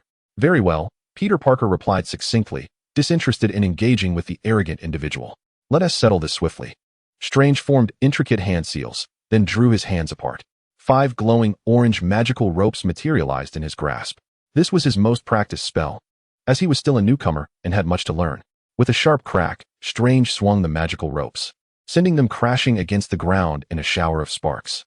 Mimicking the gestures of the previous competitors, Peter Parker attempted to signal in return. However, Strange showed no inclination to afford his opponent the respect of reciprocity. Let the battle commence. With the judge's command, Strange struck first, the swinging magical ropes hurtling toward Peter Parker. The ropes appeared to stretch infinitely, swiftly approaching him. Yet, to Peter, the oncoming strike seemed excruciatingly slow. He merely took a step back, allowing the magical ropes to pass over him, creating only a gentle breeze and a scattering of sparks from the ground. Quickly sidestepping, Peter raised his hand, launching a web. Crack. Strange felt a jolt through his body and looked down to see a strand of webbing adhering to him. Peter seized the web and yanked forcefully. Strange felt an immense force propel him into the air. As the ground rushed closer, he instinctively shielded his face with his hands. He crashed face first into the earth, rolling twice upon impact. Laughter erupted from the surrounding crowd. Strange held a certain notoriety here, albeit for the wrong reasons. I told you, he is just a rookie. He hasn't learned enough spells to advance to a full mage. It's painful to watch. But why did the Supreme Mage bring him back when he was expelled? Peter Parker, watching Strange writhe on the ground in agony, felt a mix of confusion and disbelief. What happened to your earlier bravado? Are you truly this weak? Was it all an act to lure me into a trap? Peter, why are you still hesitating? Finish him off with a kick, exclaimed Ina, waving her arms in excitement from the sidelines. Peter Parker snapped back to reality, noticing that Strange was attempting to rise. He swiftly raised his hands and activated his web shooters, unleashing a barrage of webs upon Strange. Wait, Strange began to protest, but a mass of webbing swiftly silenced him, enveloping him entirely like a white, writhing caterpillar. Helplessly, he lay on the ground, moving only by squirming. Peter pointed at the ensnared figure on the floor, glancing at the referee. "Have I won?" he stammered. The referee pondered for a moment before replying. "You could try to throw him out of the ring." In truth, it was already evident that Strange had lost, yet the earlier behavior of Strange had irked the referee. The pre-fight gestures were not merely a show of respect to one's opponent, but also to the officiator. Thus, he found no objection to allowing Strange to experience a moment of humiliation before the crowd. Naively, Peter heeded the referee's suggestion. He approached Strange and hoisted him up, striding towards the edge of the arena. Despite Strange's vigorous struggles, Peter remained unmovable, like a giant. He gently placed Strange outside the ropes. The referee, witnessing this, declared loudly, "The victor is Peter Parker." Hooray! Ina cheered, raising one arm while the other held her phone, capturing the entire match. Ancient One shook her head and spoke to Mordo. "Increase his training regimen. Do not grant him the Eye of Agamotto just yet. He shall receive it when he becomes a full-fledged sorcerer." Strange was still too inexperienced, and her time was limited. Thus, she had conferred with Yang Yu to arrange a match between Peter Parker and Strange. "Very well, Supreme Sorcerer, I shall make the arrangements," Mordo replied. As Ancient One departed, Daniel and Mordo approached Strange and Ina. Since Peter and Ina had not brought any belongings, they returned to New York after spending a day at Kamar-Taj. After acquiring Peter's physical data, Ina eagerly sought out Tony, requesting his assistance in crafting a new spider suit for Peter. For such a modest request, Tony readily agreed, snapping a photo and sharing it in their group chat. Yang Yu, upon seeing the message, scoffed. Just a worker. Today, a member of the inhuman race had barged into the lunar base with a large dog, seeking help. A rebellion had erupted in the inhuman city located on the far side of the moon. The king's brother was attempting to usurp the throne, while the king had been transported to Earth. The queen was imprisoned by the king's brother, and all loyal to the king had been captured. Yang Yu had long been aware of the Inhumans' existence, but had chosen to remain indifferent. Now that they sought his assistance, as a neighbor, he decided to investigate. A fighter aircraft was dispatched to locate the king of the Inhumans, the Black Bat King, Karnak. The individual whom Yang Yu referred to was the very Inhuman who sought assistance. He bore a striking resemblance to a Tyrian, with intricate patterns adorning the sides of his eyes. His extraordinary ability resembled a form of judgment. Upon learning of Maximus's impending rebellion, he promptly discerned that seeking help from Yang Yu on the far side of the moon was his only hope. Yang Yu regarded Karnak and asked, "Is this dog capable of breeding?" A large dog endowed with teleportation abilities piqued Yang Yu's interest. "Indeed, it can," Karnak replied after a moment of contemplation, nodding decisively. "Very well, let us proceed." Yang Yu effortlessly opened a spatial portal, leading both the Inhuman and the dog through it. The exit was directly within the Inhuman city of Adelan. Given Yang Yu's current prowess, dealing with these extraterrestrial beings was a trivial matter. He guided the Inhuman and the dog straight to their royal palace. Along the way, they encountered several superpowered Inhumans, whom Yang Yu incapacitated with a mere flick of his hand. For those possessing extraordinary speed, he sealed the surrounding space and swiftly subdued them. Karnak was left in a state of shock. It seemed that only the king of Adelan could rival Yang Yu's formidable strength. With unparalleled ease, Yang Yu located Maximus. Maximus anxiously scrutinized Yang Yu and, with a tremor in his voice, inquired, "Why do you assist them? What benefits have they offered you? Double? No, I shall provide tenfold." Yang Yu, uninterested in engaging in further discourse, approached and struck him down with a single blow. "Is it truly possible for an ordinary individual to overthrow your Adelan? Perhaps you should consider joining me, Karnak." Yang Yu turned to the still-dazed Karnak and added, "2 for 1, to make up for yesterday. I appreciate Mr. Yang Yu's recognition, but my presence is more urgently required here." Karnak politely declined. "Very well," Yang Yu waved dismissively. "Hasten to rescue your queen." Suddenly, Karnak recalled that the queen was still confined in her chamber, and with an acknowledgement, he dashed off to her aid. Once he departed, Yang Yu raised his hand and traced a circle in the air. A fiery ring materialized, from which emerged individuals clad in white coats. Chief. The leader among them was Ingzi. She was about to bow in respect to Yang Yu, but found herself unable to see her toes due to her lowered gaze. Yang Yu steadied her, saying, "Enough of that. Some here possess extraordinary abilities. When drawing blood, ensure to clarify matters with them to avoid misunderstandings." One of Yang Yu's secondary objectives was indeed to extract blood, for he believed that some compensation was warranted for the journey. It was rumored that the Inhumans were products of experiments conducted by the Kree, resulting in abilities that were less than perfect, with both strengths and weaknesses glaringly apparent. And they were unable to practice to enhance their powers. Yang Yu sought to investigate further, hoping to uncover new insights. Additionally, he recalled seeing some specimens in the S.H.I.E.L.D. warehouse. "The subordinates understand," Ingzi affirmed, having reviewed the materials prior to her arrival. She strode outside accompanied by medical personnel and several guards. Encountering those who had fainted, they were promptly restrained, for Yang Yu had asserted that all who collapsed were enemies. Since they were adversaries, Ingzi showed no mercy, drawing a substantial vial of blood before proceeding, leaving a trail of pale-faced beings in her wake. Upon locating those who had been imprisoned, Ingzi's demeanor transformed entirely. With a radiant smile and clad in a white nurse's uniform, she resembled an angel of mercy. The king decreed that everyone must undergo a blood test. By the time King Blackbat returned from Earth to Atlantean, it was already the following day. Yang Yu had achieved his objective, adding another section to the material repository. Within the palace, King Blackbat hosted a banquet for Yang Yu, where lively conversations ensued. "I am immensely grateful to you, Mr. Yang Yu. I scarcely know how to repay your kindness." The corners of King Blackbat's mouth lifted. His lips remained still, yet his voice resonated forth. Due to his abilities, he had not spoken for quite some time until Yang Yu employed a spell, allowing him to communicate without uttering a sound. Yang Yu chuckled heartily. "We are all neighbors. There is no need for formality." The guests raised their glasses in jovial unison, extolling Yang Yu's virtues.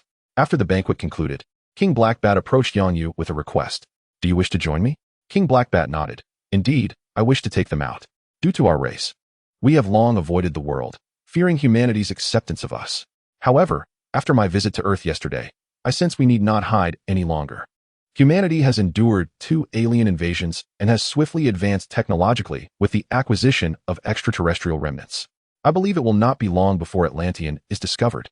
Rather than waiting to be found, it would be prudent to emerge ourselves. Furthermore, in observing you, Yang Yu, I perceive a commendable partner, both in strength and influence. Although you have secretly gathered blood from my kin, you have not harmed others. What do you propose? Yang Yu inquired. Understanding that the king's suggestion of joining meant collaboration rather than servitude. My kin possess unique abilities. I am concerned that Earthlings may not accept us. King Blackbat expressed anxiously. I can exchange Atlantean technology with you. Yang Yu felt a spark of interest regarding the technology of the Kree. Very well, he consented. We can assert that the beings are individuals who have ingested a superpower serum. If Dawn can yield longevity serums, then discovering superpower serums should not be deemed peculiar. I suspect governments worldwide will readily accept the existence of our kind. I have heard you are the most powerful of your people. Would you be interested in a friendly contest? Yang Yu gazed at King Blackbat with anticipation. The king pondered seriously, fully aware of Yang Yu's formidable prowess. Particularly as he had witnessed Yang Yu teleport a small asteroid to the moon every few days without concealment. It was hard not to be aware of his might. Is it safe? The Blackbat King was eager to ascertain the extent of Yang Yu's strength. Yang Yu responded with a confident smile, asserting that it was quite safe. In truth, countering the sonic attacks of the Blackbat King proved to be rather simple. He merely created a layer of vacuum around himself, and then charged directly towards the Blackbat King. The ensuing contest was nothing short of a one-sided affair. Once the matter was concluded, Yang Yu returned to the base. The research on the Inhumans required someone to take charge, and Yang Yu immediately thought of Maya Hansen, the developer of the extinction virus. Since Killian's demise, Maya had been taken away by the military. However, after Tony was threatened by the military's super soldiers, Yang Yu instructed his team members to secretly bring Maya Hansen over, effectively halting the military's experimental progress. Dr. Helen, you are here too. Yang Yu remarked upon finding Maya Hansen, noticing Zhao Helen present in the laboratory. Zhao Helen smiled upon seeing Yang Yu, stating, I came to learn from Dr. Maya. Maya Hansen exchanged a glance with Zhao Helen, shaking her head in disbelief, and inquired, Boss Yang, is there something you need? She had been there for quite some time and was familiar with Yang Yu. Presently, she was in charge of the super gene project within Yang Yu's God-creating plan. Yang Yu took a seat and explained, I recently acquired some blood samples from superpowered individuals. Human blood? Maya Hansen's eyes brightened. The base contained numerous samples of extraordinary organisms. Yet developing a super serum for human use posed significant challenges. They had yet to achieve tangible results. However, since a young man named Pietro joined the Dawn, their research into his blood revealed a unique gene that led to a significant breakthrough in their super serum studies. Unfortunately, Pietro was the only one exhibiting this special gene. His sister did not possess it. The lack of comparative subjects rendered much of their data unverifiable. With new material at hand, she hoped it would be of human origin. She wished to exchange for the Twilight Potion, but she still lacked sufficient points. If they did not produce results soon, they would all grow old. Yang Yu pondered for a moment, uncertainly replying, it should be considered human. The materials are in the blood bank, right? I'll be busy for now. You can continue your discussion. Maya Hansen, eager, rose and hurriedly summoned her assistants before casting a furtive glance at Zhao Helen. Zhao Helen understood and turned to Yang Yu. Her expression filled with anticipation as she asked, Boss, do you have time? Yes, I do. I have nothing pressing at the moment. Upon hearing Yang Yu's response, Zhao Helen's heart soared. She retrieved a board from her drawer, exclaiming, then let me update you on the progress of the super serum. With a swift motion, she pushed her office chair next to Yang Yu, sitting shoulder to shoulder with him. Chapter 147, Tomu's in New York City. A passerby was capturing the sky with his phone, exclaiming, Spider-Man really knows how to have fun. Meanwhile, Ina cheered exuberantly on Peter Parker's back. Peter Parker donned a snug suit adorned in vibrant shades of red and blue, a splendid gift from Ina. Ina, which direction should we head? He inquired. Let me check. Ina replied, glancing at her smartwatch. At the upcoming intersection, turn left and proceed straight ahead. Today, we shall surely apprehend them and accomplish our mission.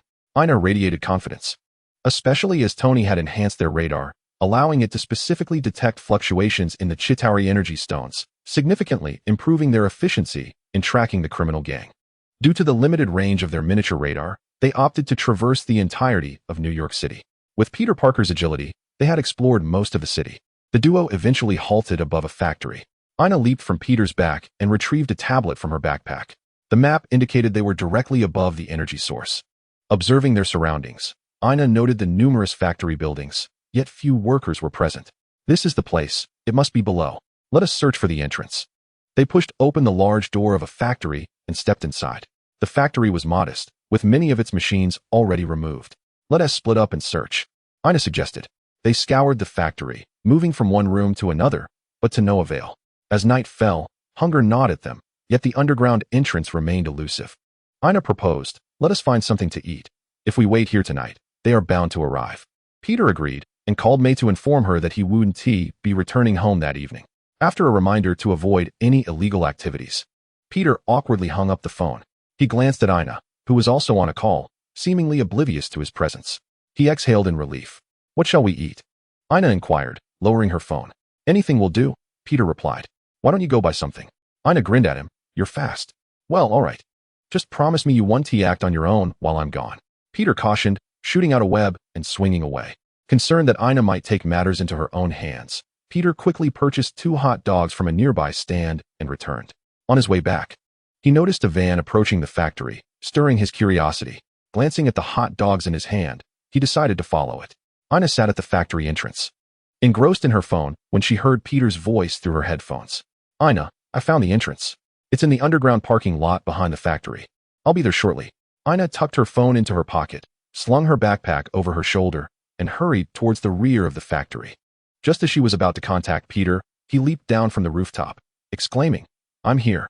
They descended into the underground. Should we alert the authorities? No. Ina shook her head resolutely. This is our mission. If the police arrive, how shall we reclaim the energy stones? With a confident wave of her hand, she declared, let us proceed. We possess talisman paper. They cannot overpower us. Very well. Peter Parker, clutching a hot dog, followed Ina into the depths. The pair moved with utmost stealth, unaware of the number of adversaries they might face, necessitating caution. I overheard voices. Ina felt her heart race, perhaps due to the impending completion of their task. Peter Parker tugged her back, instructing, you must hide behind me, Ina. I will heed your advice, she nodded earnestly. Upon entering the underground parking lot, they stealthily approached the source of the voices. Concealed behind a stone pillar, they observed 5 individuals within. The rotund figure was indeed clutching a Chitauri energy stone. Ina whispered, wow, they have transformed this place into a laboratory. How remarkable. Where did they procure such equipment? Peter Parker, brimming with excitement, couldn't contain his words. Ina nudged him. Hush, Peter. Oh, my apologies. Adrian Toombs, known as the Vulture, was preparing to deliver today as cargo. His nose twitched slightly as he inquired, did any of you bring hot dogs or other snacks? None. I happen to be quite hungry. Having been here all day, if someone has brought something, please share. I didn't bring anything. The 4 henchmen shook their heads, indicating their lack of provisions. This is curious. Why do I smell the aroma of sausage? Toombs mused, rubbing his nose. I think I smell it too. I do as well. Since everyone can smell it, it must be real. Toombs turned his gaze toward the entrance, prompting the others to become alert and look in that direction. There was nothing but the faint light illuminating the entrance. Toombs signaled for his 4 subordinates to retrieve their weapons. As he approached the computer, he addressed the entrance. I see you, my friend. If you are not the police, please reveal yourself. Perhaps we can collaborate. Fear not. We mean no harm. We are merely engaged in a small business endeavor. Toombs accessed the surveillance footage, reviewing the recordings since their entrance. The video displayed 2 seemingly diminutive children entering. One was a girl, and the other donned a tight-fitting suit. Toombs exhaled in relief, believing them to be merely 2 misguided high school students, not law enforcement or Avengers. Hey, kiddos, I see you, come out. Toombs strode confidently toward the entrance, dismissing them as mere children. His only concern now was how to deal with these 2 young intruders. Killing is out of the question. He has not yet descended into madness to such an extent. He merely seeks to earn a bit of money. However, should his presence here be revealed, he might find himself incarcerated for a decade or more. Behind a pillar, he hears the footsteps growing ever closer. Peter Parker takes a deep breath and gestures to Ina. I'll go. You stay put. Ina nods, clutching a talisman and waving it reassuringly. I've got this. You can count on me. With a sudden turn, Peter Parker bursts out, raising his hands like a quick-draw cowboy. 2 strands of web shoot forth simultaneously, ensnaring Toombs before he can react. Boss. Toombs. Eliminate them, otherwise we'll all end up in prison. A bearded man raises a peculiar weapon and pulls the trigger. A beam of purple laser shoots towards Peter Parker in an instant. Chapter 148. Without a hint of hesitation, Peter Parker's spider sense tingles, and he rolls to evade the laser. Simultaneously, he brings Tums down, the laser whizzing over his head. Boom. The laser strikes the wall, creating a large hole. The explosion startles Ina, who glances at Peter Parker's last position, only to find him missing, stirring concern for his safety. I must assist him. Ina begins rummaging through her backpack. On the other side, the three men are equally startled. You'll kill Tums like this? A black man shouts at the bearded one, while the others glare at him in anger. I don't care, the bearded man retorts, continuing to fire, this time solely aiming at Peter Parker. The other three decide not to intervene. As Peter Parker dodges, he quips, your aim is off. You nearly hit your boss. And you missed again. The bearded man and his companions are entirely focused on Peter Parker. Ina, meanwhile, retrieves a finely crafted small pistol loaded with tranquilizer darts. Peeking out from behind the pillar, she aims at the bearded man. Time for a good sleep. With a soft hiss, the tranquilizer needle strikes the bearded man. Ack! He cries out in pain, looking down to see a short needle embedded in his thigh. Before he can utter a curse, his eyes roll back, and he collapses. Ina continues firing at the remaining three, her aim precise, taking down two of them. Only one black man remains, closest to the bearded man. Upon witnessing his companion being shot, he instinctively ducks for cover. Leave this to me. Peter Parker swings toward the hiding place of the black man. The man, clearly hearing his voice, activates his weapon, a claw-like device with 4 claws glowing with purple light. As the black man spots Peter Parker, he raises the weapon, unleashing a gravitational wave that ensnares Peter Parker in midair. Wow, what a gravitational weapon! Peter Parker could only exclaim in astonishment before being violently hurled away, crashing against a pillar with a pained cry. Peter, Ina, witnessing Peter Parker being struck by the mysterious weapon, rushed over in haste. The man of color, noticing Ina's approach, intended to strike her as well. Yet, halfway through her sprint, Ina suddenly halted and dashed back, leaving him bewildered. Was she not coming to save someone? A strand of web shot forth, ensnaring his foot. It was at this moment of distraction that Peter Parker seized the opportunity. With a forceful tug, the man fell in disarray. Ina seized the chance to fire, unleashing 2 shots at him, certainly enough to render him unconscious for an entire day. Peter, are you all right? Ina hurried to Peter Parker, helping him to his feet and searching him with her hands. Peter quickly grasped her hand, embarrassed. I'm fine, truly, I'm fine. Ina withdrew her hand, frowning as she asked, did you forget to carry the talisman? Peter scratched his head sheepishly. I gave it to Aunt May, and I thought having my battle suit would suffice. Ina shot him a look of disapproval. The spider suit is not the same as the iron suit. She produced another talisman from her pocket and handed it to Peter Parker. Here, you must wear this. No refusal, I have plenty. Without allowing Peter to decline, she stuffed the talisman into the pocket of his suit. Noticing Peter's slightly embarrassed demeanor, Ina shifted the topic. Now that everyone is subdued, how do we transport all this stuff back? The two surveyed the secret base, which housed an impressive array of equipment, including several supercomputers and various tools and materials. They also spotted a massive set of mechanical wings. Ina's eyes lit up as she dashed towards the wings. She could already envision how exhilarating it would feel to fly wearing them. She adored the sensation of the wind against her, though they are rather unattractive. If they were mine, I would modify them into angelic wings. I could craft feathers from miniature gravitational devices, which would look far more appealing than these 2 large fans. Sure, if you like, I can help create them, but you'll have to wait until you come of age to use them. A steel suit entered the basement, and Tony's voice resonated from within. Mr. Stark. Ina and Peter Parker exclaimed in surprise, gazing at the armored figure. The suit explained, your mission is complete. The subsequent tasks are now our responsibility. The items here pose certain dangers and require specialized personnel for handling. Several individuals entered, all adorned with the Dawn insignia. Ina approached the armored suit, her eyes gleaming with anticipation. Our task is accomplished. When can we attend that training camp? What training camp? Peter Parker was perplexed. He had never heard Ina mention any training camp. The armored suit gently nudged the two aside, making its way toward a large object. Someone will take you there. This suit is sent to perform a task. Shortly, someone will arrive to escort you home for a good night's sleep, children. The two exchanged glances, initially believing it was Tony Stark, only to realize it was merely remote-controlled.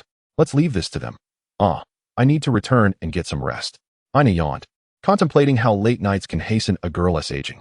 Once they departed, the owl emerged from the shadows, approaching Tums and lifting him off the ground. Tums gazed at the figure concealed beneath the owl mask. What do you intend to do? Kill me? Tums, everything you have done is for your family. The owl's voice was devoid of emotion. Bastard. Tums struggled. Don't touch my family. Come at me instead. He believed this individual sought to use his family as leverage. However, the owl's words left him momentarily speechless. Join us at dawn. The minimum salary is 10,000 per month, with a 6-hour workday. The more you work, the more you earn. Enjoy employee benefits, a house on the moon, free education for your children, and free healthcare. Will you join? Absolutely. Tums answered without hesitation. He was no fool. Given his circumstances, he had no right to negotiate with anyone. Moreover, joining Dawn was an opportunity. He had heard that the selection process was particularly stringent, with affluent individuals vying for a chance to be part of it. The thought that he, too, could one day join this globally recognized and formidable force was exhilarating. What about my companions? Tums glanced down at his subordinate lying on the ground, tongue out. The owl cast a fleeting glance. Aside from this one, the rest can join. As dawn broke on the second day, Ina and Peter Parker bid farewell to their families, carrying their belongings aboard a spacecraft bound for the moon. What kind of training camp could it be? Ina mused, resting her chin on her hand, gazing at the azure sky outside. Peter Parker recorded on his phone, perhaps something akin to special forces or a martial arts dojo. Little did they know, what awaited them was not a training camp, but a brutal trial. Chapter 149, The Deal. Place them on Bug Star. They will undergo a 20-day trial before being retrieved. We cannot delay the start of school.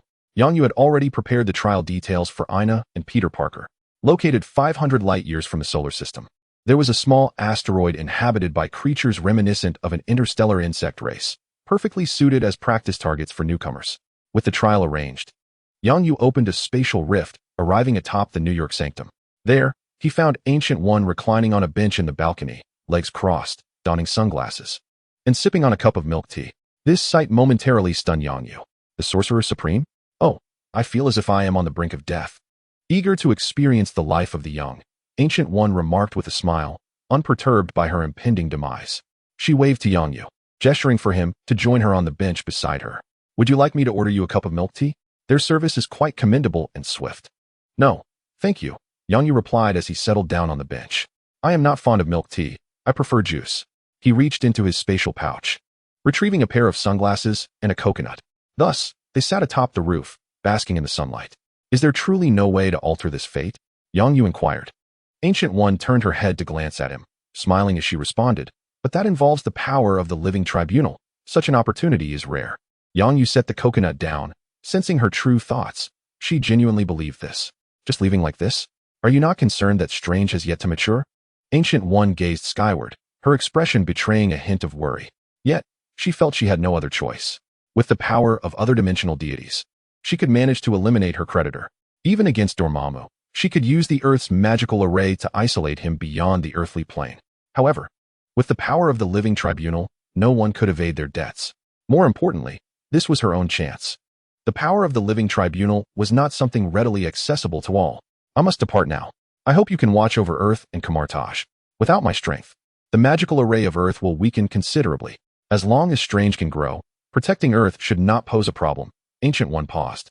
Provided he does not stray from the righteous path. I cannot contend with Dormammu at present. Are you not concerned about letting Kaecilius summon him? Yangyu was acutely aware of his own limitations. He could confront Dormammu, but not for long. Ancient One had tacitly allowed Kaecilius to engage with Dormammu. Otherwise, he would have been buried long ago. To expedite Strange's growth, Ancient One orchestrated a dimensional incursion. Her intent was to instill in him the weight of his responsibilities as the Sorcerer Supreme. Given Strange's proud disposition, he would undoubtedly shoulder this burden. To facilitate this, Ancient One had dispatched several powerful sorcerers to defend the dimensional battlefield. This served two purposes. 1. To enable Strange to resolve the crisis and gain prestige. 2. With the sanctum destroyed, the magical array of Earth would exhibit vulnerabilities, necessitating a substantial number of sorcerers to guard against further invasions. I will leave the Eye of Agamotto to Strange, Ancient One stated as she rose, regarding Yangyu intently. Your task is simply to observe. You are the final safeguard. She conjured a portal before her. I must take my leave. As Yangyu watched the portal vanish, he lifted his gaze to the sky. The azure expanse was adorned with but a few wispy clouds. In his eyes reflected the blue sky, the white clouds, and the golden magical array of Earth, a corner of which was fading away. It appeared that the sanctum in London had been destroyed. Strange stumbled as he pushed open the grand doors of the New York sanctum and dashed into the street, his disheveled appearance drawing the attention of passers-by. Yangyu stood atop a building, observing Strange, who, in turn, glanced up but could only discern the symbol of the sanctum, failing to spot Yang Yu. Strange hurried back inside, shortly followed by Kaecilius, whose shadowy eyes regarded Yang Yu with a shake of his head.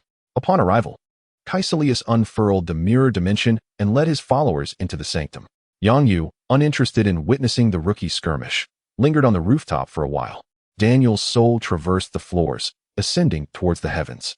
Yang Yu intervened, intercepting Daniel. Suddenly, a gaze pierced through the space towards Yang Yu, imbued with authority and ire. Yet, upon recognizing Yang Yu, the anger dissipated. Yang Yu sensed that gaze and looked back, piercing through the fabric of space. His projection materialized in a realm of white, enveloped in misty white magic. This, however, was not the dimensional space of the Triune Vishanti. It was merely a small dimensional demigod wielding white magic. Daniel had not yet earned the favor of such a great deity to borrow power. His soul, bound by contract to me, rightfully belongs to me. A woman emerged from the white mist, unclad, her form shrouded by the fog, resembling a goddess. He is my friend. I am here to negotiate. Yang Yu stated with a steady tone, refraining from lingering his gaze upon her beauty, aware that her true form was far from that of a human. Oh, who are you, and why should I bargain with you? The woman approached Yang Yu, tilting her head, her pearlescent eyes scanning him from head to toe. Are you looking to test my worthiness for this exchange? Yang Yu smirked confidently at the woman. The Earth Dimension's array has just malfunctioned, allowing you to unleash your full power against me. Contemplating Yang Yu's proposal, the woman fell silent. She perceived that Yang Yu was not weak, yet his true strength eluded her sight. Finally, she shook her head. Though it defies convention, I accept your request. Uncertain of why the Earth array had faltered, she had no desire to oppose Kamar-Taj, particularly not the Ancient One, who had slain several dimensional masters stronger than herself. What do you offer in exchange for his soul? 100 pounds of vibranium, ideal for crafting weapons or armor, Yang Yu responded, presenting a piece of vibranium to the woman. Upon receiving it, she examined it with a form of magic, her eyes lighting up. Deal. The woman produced a scroll. This is his contract. Yang Yu accepted the scroll. This was his objective, to destroy it, ensuring Daniel's true safety. Chapter 150. The fall of Dormammu. Yang Yu returned to the lunar base with Daniel's soul and body. Employing the magic of time reversal, he restored Daniel's body to its original state and subsequently reinserted his soul. However, Daniel did not awaken immediately. He would only do so once the affairs with Dormammu were resolved. To spare Yang Yu the arduous task of explaining matters that were best left unknown to him at that moment, Yang Yu made his way to his study, where a dark-robed version of himself was engrossed in studying the Dark Codex. Forming a hand seal, the dark-robed Yang Yu dissipated into wisps of white smoke. Yang Yu took the Dark Codex with him as he exited. The Dark Codex was not merely a tome chronicling dark magic, but also a formidable artifact, potentially of divine caliber, rivaling even Mjolnir, the hammer of Thor. This served as one of Yang Yu's trump cards, especially now that he was facing Dormammu. To prepare for any eventualities, Yang Yu resolved to make comprehensive arrangements, dispatching a clone to host a banquet and invite Tony and others to the moon. Upon returning to Earth, Yang Yu discreetly observed Strange. From Strange's battle in the hospital to the death of the Ancient One, Yang Yu watched silently. Before her soul departed, the Ancient One cast a glance in Yang Yu's direction, evidently recognizing his presence. Following the Ancient One's guidance and witnessing her demise, Strange chose to shoulder the responsibilities of the Sorcerer Supreme. In Hong Kong, Wong, accompanied by the mages of the Hong Kong Sanctum, confronted Kaecilius. Yet, empowered by the Dark Dimension, Kaecilius annihilated Wong and his contingent of mages. The Hong Kong Sanctum was obliterated, and Dormammu seized the opportunity to invade the earthly dimension. Streets nearby were devastated, buildings collapsed, resembling an apocalyptic scene. Yang Yu nearly succumbed to the temptation of intervening. When Strange arrived, he cast a time spell, reversing the flow of time. Yang Yu felt the effects as his body staggered, as if the magical force sought to pull him into the time reversal as well. However, possessing his own mastery over time magic, Yang Yu quickly liberated himself from its influence. Strange, awakened by Kaecilius' declaration of transcending time, plunged into the dark dimension. Initiating the time loop, Strange confronted Dormammu. Dormammu, I come to negotiate terms. Having converted his own energy into time magic, Yang Yu remained unaffected by the time loop. Following Strange into the dark dimension, he witnessed the peculiar scene of Strange and Dormammu caught in a stuttering cycle, as if a video were buffering, endlessly looping between the previous second and the next. Yang Yu stood by, uncertain of how long it would last, growing weary of waiting. When will this end? He mused. Although the sight was mundane, Yang Yu dared not disrupt them. Dormammu's immense power was something he could not contend with. Within the dark dimension, even the cosmic cube sealed within his hands had lost its potency. It is inconceivable to engage Dormammu on Earth, for the planet cannot endure such a magnitude of conflict. Yang Yu retrieved his Huawei 60 and began to photograph his surroundings. As Yang Yu's strength grew, he had exhausted all the locations on Earth available for check-ins. The rewards for these check-ins were diverse, yet regrettably, they held little value for him. Successful check-in, Dark Dimension, prized Dark God Fragment, contains a complete Dark Law. A golden reward? Yang Yu was somewhat taken aback. He hastily extracted the Dark God Fragment from his phone. It appeared as a diamond-shaped crystal radiating a golden glow. One might mistake it for a diamond light bulb. Why does the Dark God Fragment emit golden light? Yang Yu questioned, observing the fragment in his hand, which seemed rather unremarkable. Aside from its luminosity, it exuded no detectable energy.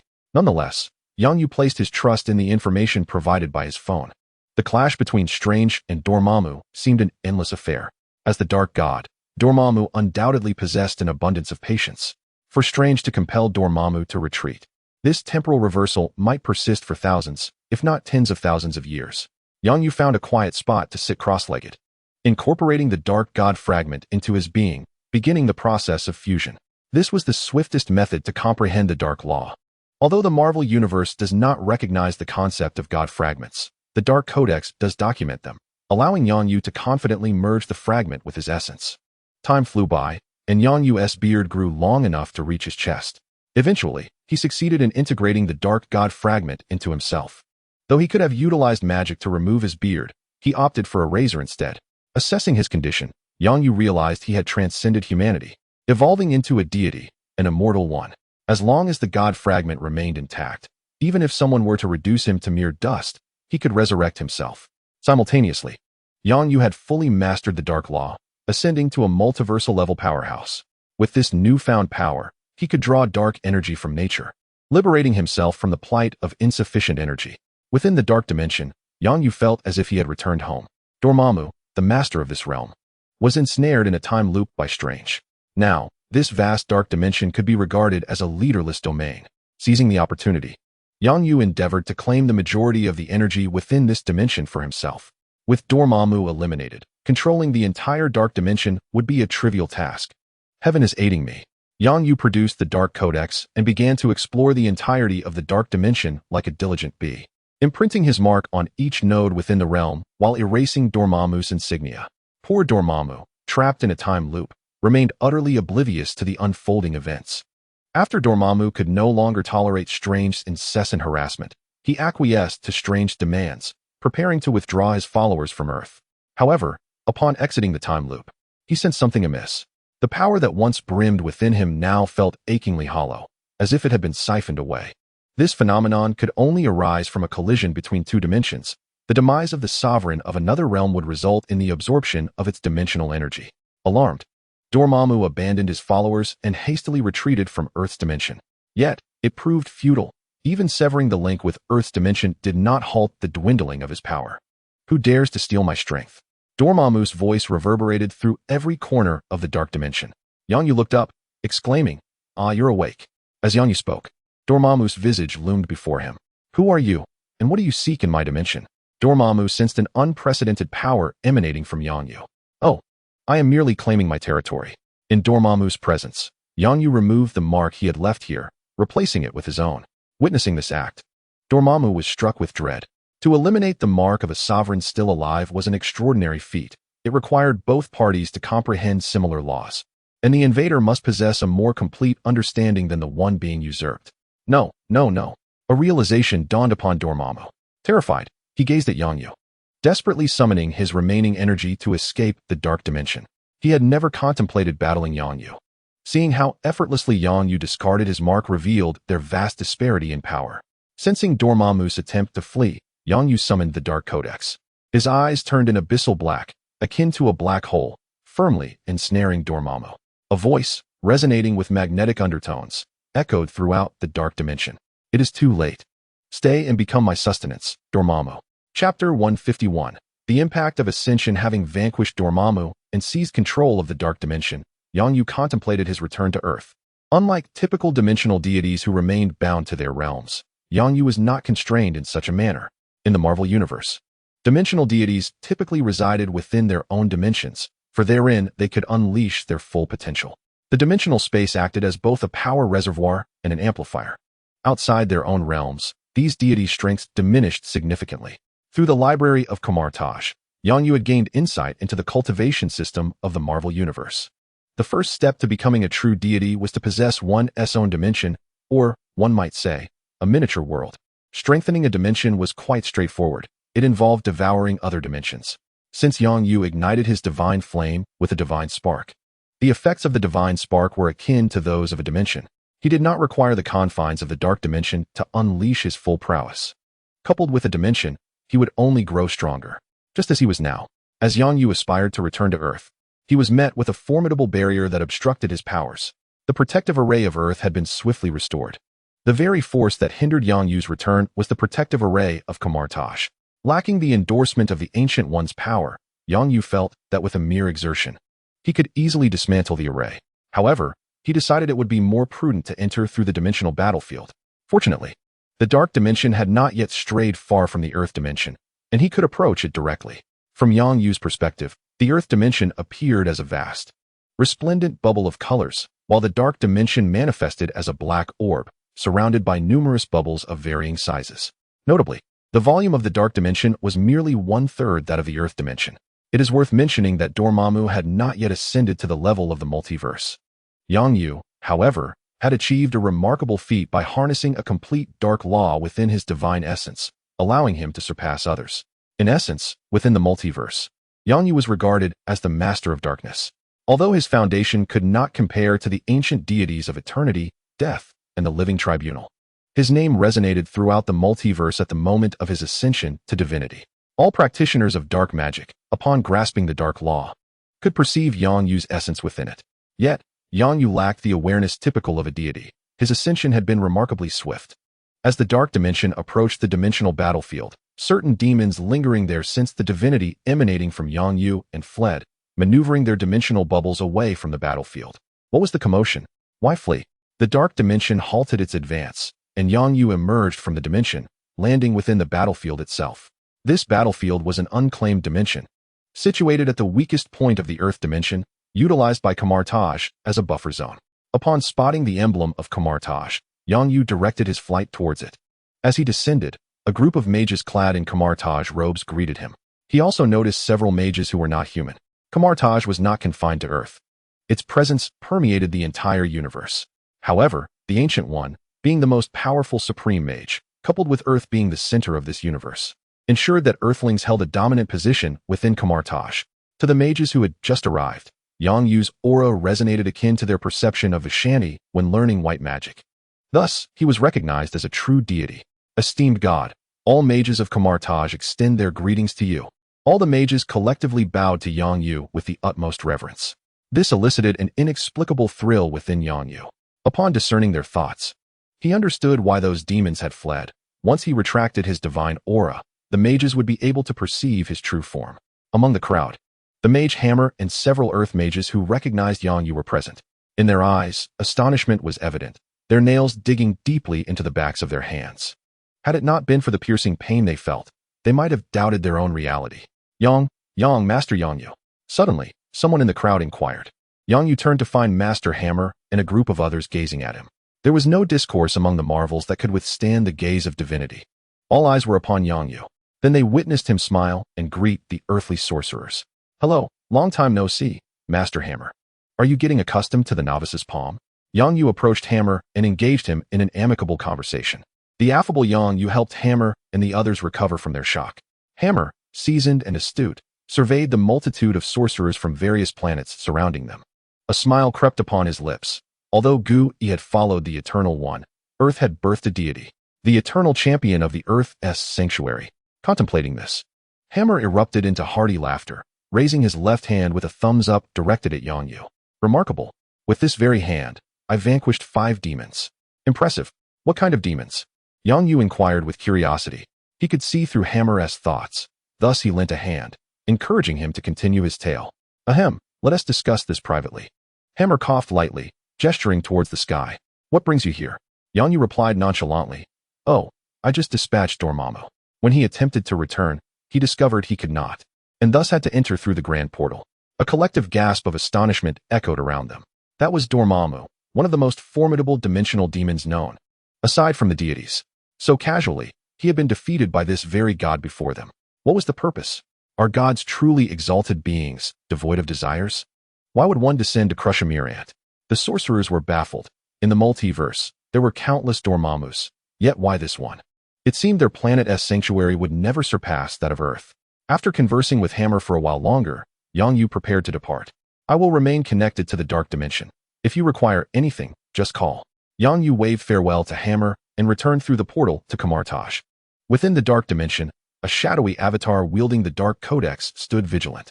Any dimensional demon foolish enough to invade Earth would merely provide sustenance for the dark dimension. Upon his return to Kamar-Taj, Strange approached him. Who are you, Dormammu? Strange sensed an overwhelming darkness emanating from Yang Yu. A weight akin to a mountain pressed upon him. Yet as the Sorcerer Supreme, he approached nonetheless. Observing Yang Yu, Strange's muscles tensed, the Eye of Agamotto activated, and he clutched the time-looping spell in his hands. Whenever Yang Yu exhibited any signs of abnormality, he would replicate the negotiations with Dormammu. Yang Yu cast a glance at him, transforming his dark magic into primal energy. Strange tilted his head in confusion, sensing the absence of darkness, replaced by an unfamiliar essence. Who are you truly? Chapter 152. A journey through dimensions. Have you never visited the library? Yang Yu suddenly inquired of Strange. What? The library contains my portrait. It seems you have not thoroughly acquainted yourself with the history of Kamar-Taj. The tension in Strange's expression dissipated significantly. Yang Yu was correct. He had indeed not frequented the library often. Possessing an eidetic memory, he could retrieve desired tomes through portals, conveniently bypassing the rule against borrowing multiple volumes at once. At that moment, Wang entered hastily, armed and accompanied by a group of mages. Where are the enemies? Wang scanned the surroundings before his gaze settled on Yang Yu. Master Yang, did you eliminate the foes? Yes, Yang Yu acknowledged with a nod. Upon hearing Wang's words, Strange realized he had misjudged Yang Yu. As for the dark aura surrounding Yang Yu, it was a power once wielded by Master Gui. He bore no prejudice against those who employed dark magic, provided it served a righteous purpose. With the time loop spell dispelled, Strange approached Yang Yu and extended his hand. I am Stephen Strange, thank you. Yang Yu noticed Strange winking at him and smiled in return. You may call me Yang, just like Wang. After releasing his hand, Yang Yu patted his shoulder. Do take the time to learn more about history. Having a narrow focus is unwise. After conversing briefly with Wang, Yang Yu exited the room and returned to the moon. Everything is fine. You may disperse, Strange instructed the gathered individuals before proceeding to the library, where he indeed spotted Yang Yu's portrait on the wall. Is there an honorary mage title akin to that of an honorary dean? Upon returning to the lunar base, Yang Yu realized he had spent nearly a month in the dark dimension. I hope Daniel hasn't starved. Rushing to the room where Daniel was housed, he found him comfortably ensconced in a life pod, alleviating his concerns. It turned out that Little White had noticed Yang Yu's prolonged absence, and, after 2 days of enchanted slumber, Daniel was cared for. I was afraid he would starve, so I placed a life support device here. Well done, Little White, Yang Yu praised, gently ruffling her hair. Crouching down to meet Little White's gaze, he smiled and declared, Little White, your brother has ascended to godhood, eternal and invincible. Do you wish for a body, one akin to that of a human? Little White processed his words, discerning the true meaning of divinity, not the mythological Thor, but a genuine god. How impressive. Little White's expression brightened with a smile. However, I find solace in this. For the span of human life is insufficient for me to accompany you, dear brother. I yearn to be by your side, forever and ever. Xiaobai extended her hand and embraced Yang Yu. He was momentarily taken aback, warmth gleaming in his eyes as he patted Xiaobai's back. In a certain sense, Xiaobai was indeed the closest person to Yang Yu in this world. Then I must assist you in forging the most resilient core known to mankind. The hardest material that Yang Yu could conceive of was neither vibranium nor URU metal, but rather his own Huawei 60 and the Dark Divine Core. Nevertheless, a mobile phone should not be subjected to arbitrary experimentation. Thus, the Divine Core would suffice. The Divine Core is a manifestation of the laws, and during the fusion of the Divine Core, Yang Yu acquired the method to condense it. He intended to seek out a dimension to refine it into a semi-finished Divine Core, which would serve as the core of a supercomputer. As long as the core remains intact, Xiaobai could exist eternally, and perhaps one day ascend to divinity. To enhance Xiaobai's chances of achieving divinity, it would be prudent to search for a dimension whose laws of power closely align with hers. The data dimension or the mechanical dimension would be ideal for Xiaobai, albeit the rarest and most challenging to locate. Yang Yu ventured once more into the dimension battlefield, investigating the various types of dimensions that had been discovered. He found a mechanized civilization universe that met his criteria. Subsequently, Yang Yu piloted the dark dimension to annihilate this universe. This universe was devoid of organic life, populated solely by intelligent robots, which were not products of natural evolution, but rather creations of carbon-based life forms from eons past. The absence of natural evolution implied that this dimensional universe was not governed by the laws of data or mechanics. Ultimately, Yang Yu devised a rather unorthodox strategy. It appeared he would have to resort to the most rudimentary method, casting a wide net. Yang Yu dispatched countless avatars. Although they possessed limited power, they could navigate through the forces of darkness, secretly infiltrating every world touched by darkness. Once a world was identified as either a data or mechanical universe, Yang Yu would ascertain its location and subsequently launch a direct assault with the dark dimension. Gazing upon the multitude of heads before him, Yang Yu gestured grandly. Let us embark. Utilizing the powers of the Dark Codex and Dark Laws, he sent numerous avatars into the multiverse. It was uncertain how many would successfully penetrate other universes. Yang Yu murmured to himself, returning to Earth to patiently await the outcomes, taking the opportunity to acclimate to the powers of divinity. The avatars, though lacking in strength, bore the abilities of ordinary mages, possessing some knowledge of dark magic. Encounters with dimensions like Earth, which were fortified with protective arrays, proved impossible to infiltrate. However, this would alleviate Yang Yu of the trouble of invading dimensions later on. In another universe, within a damp alley, a shadowy figure writhed in the corner. How foul! How did I end up in this heap of refuse? Yang Yu kicked away the banana peel at his feet and stepped out of the narrow alley. The surrounding houses appeared dilapidated, devoid of streetlights, yet in the distance, a vibrant glow illuminated the skyline. Ascending onto a rooftop, he gazed upon the towering edifices of a modern metropolis. Ah, so this is a slum. Just as Yang Yu prepared to venture into the city, he bent his knees and leapt down. As he neared the ground, an unseen force caught him. Hey, I've got you. A voice called from behind. Turning, Yang Yu beheld a Spider-Man clinging to the wall, the web he held connecting to him. This Spider-Man was slender and tall, prompting a realization in Yang Yu. It seems you know me. Would you like my autograph? Promise me you won't jump off the building, and I shall grant you that signature. Spider-Man gently lowered Yang Yu to the ground. Once Yang Yu steadied himself, Spider-Man leapt gracefully before him. You look quite dapper, Asian lad. Why the leap? Did a girlfriend break your heart? The Spider-Man, seemingly quite familiar, patted Yang Yu on the shoulder while offering comfort. Why so silent? Are you startled? No, Yang Yu replied, adjusting the creased fabric of his attire.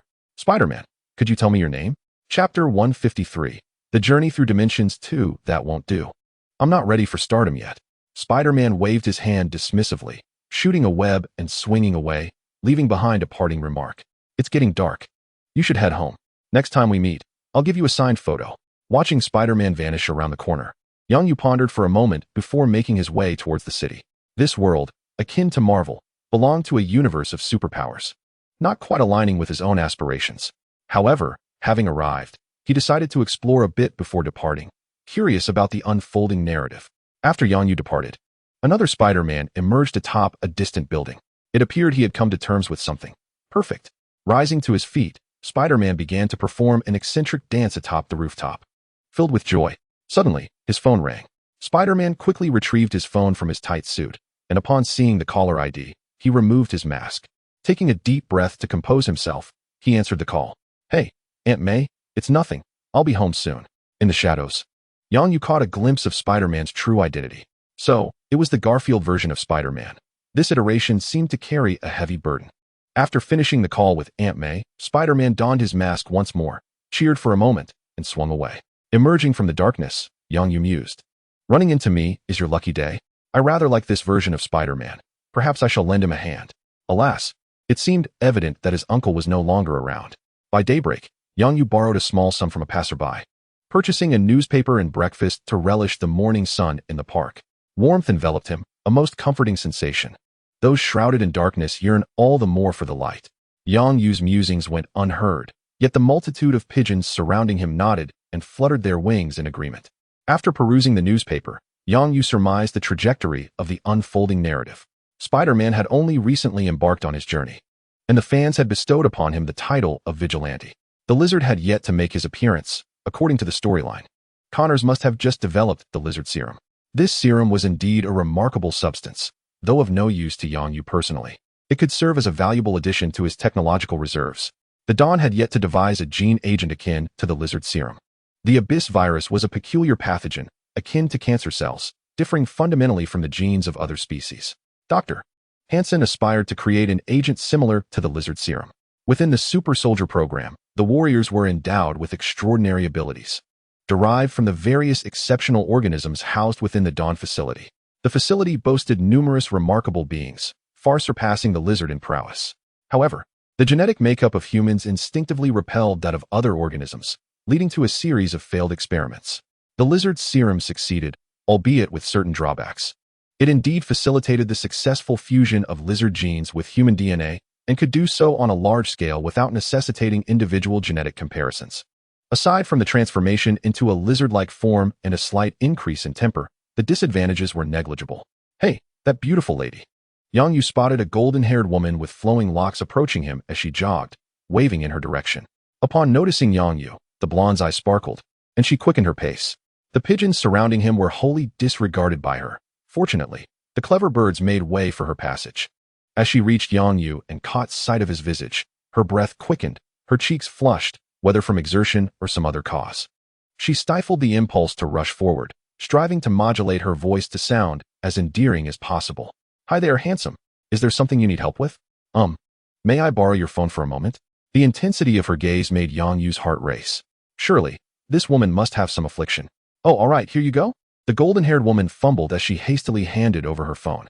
As Yang Yu accepted the device, his fingers brushed against her palm. A jolt coursed through her, as if she had been electrocuted, and her body softened, threatening to topple backward. Whoa! Yang Yu reacted swiftly, using his magic to catch her and gently guide her to a nearby bench. After examining her, he found her in good health, with no apparent ailments. Recalling their earlier contact, it seemed the issue lay within her own being. The woman appeared as if she were inebriated, dazed, her gaze fixated on Yang Yu. You are the most captivating man I have ever encountered. Dream on, for I am a person you shall never possess in this lifetime. Yang Yu, rendered speechless, gently tapped the woman's forehead, inducing her into a deep slumber. Fortunately, her phone remained unlocked, allowing Yang Yu to commence his search for the desired information. Once he obtained the details, he discreetly placed the phone in the woman's pocket and vanished like a wisp of smoke. A short while later, the woman awoke, her expression one of utter bewilderment, completely unaware of how she had come to be there.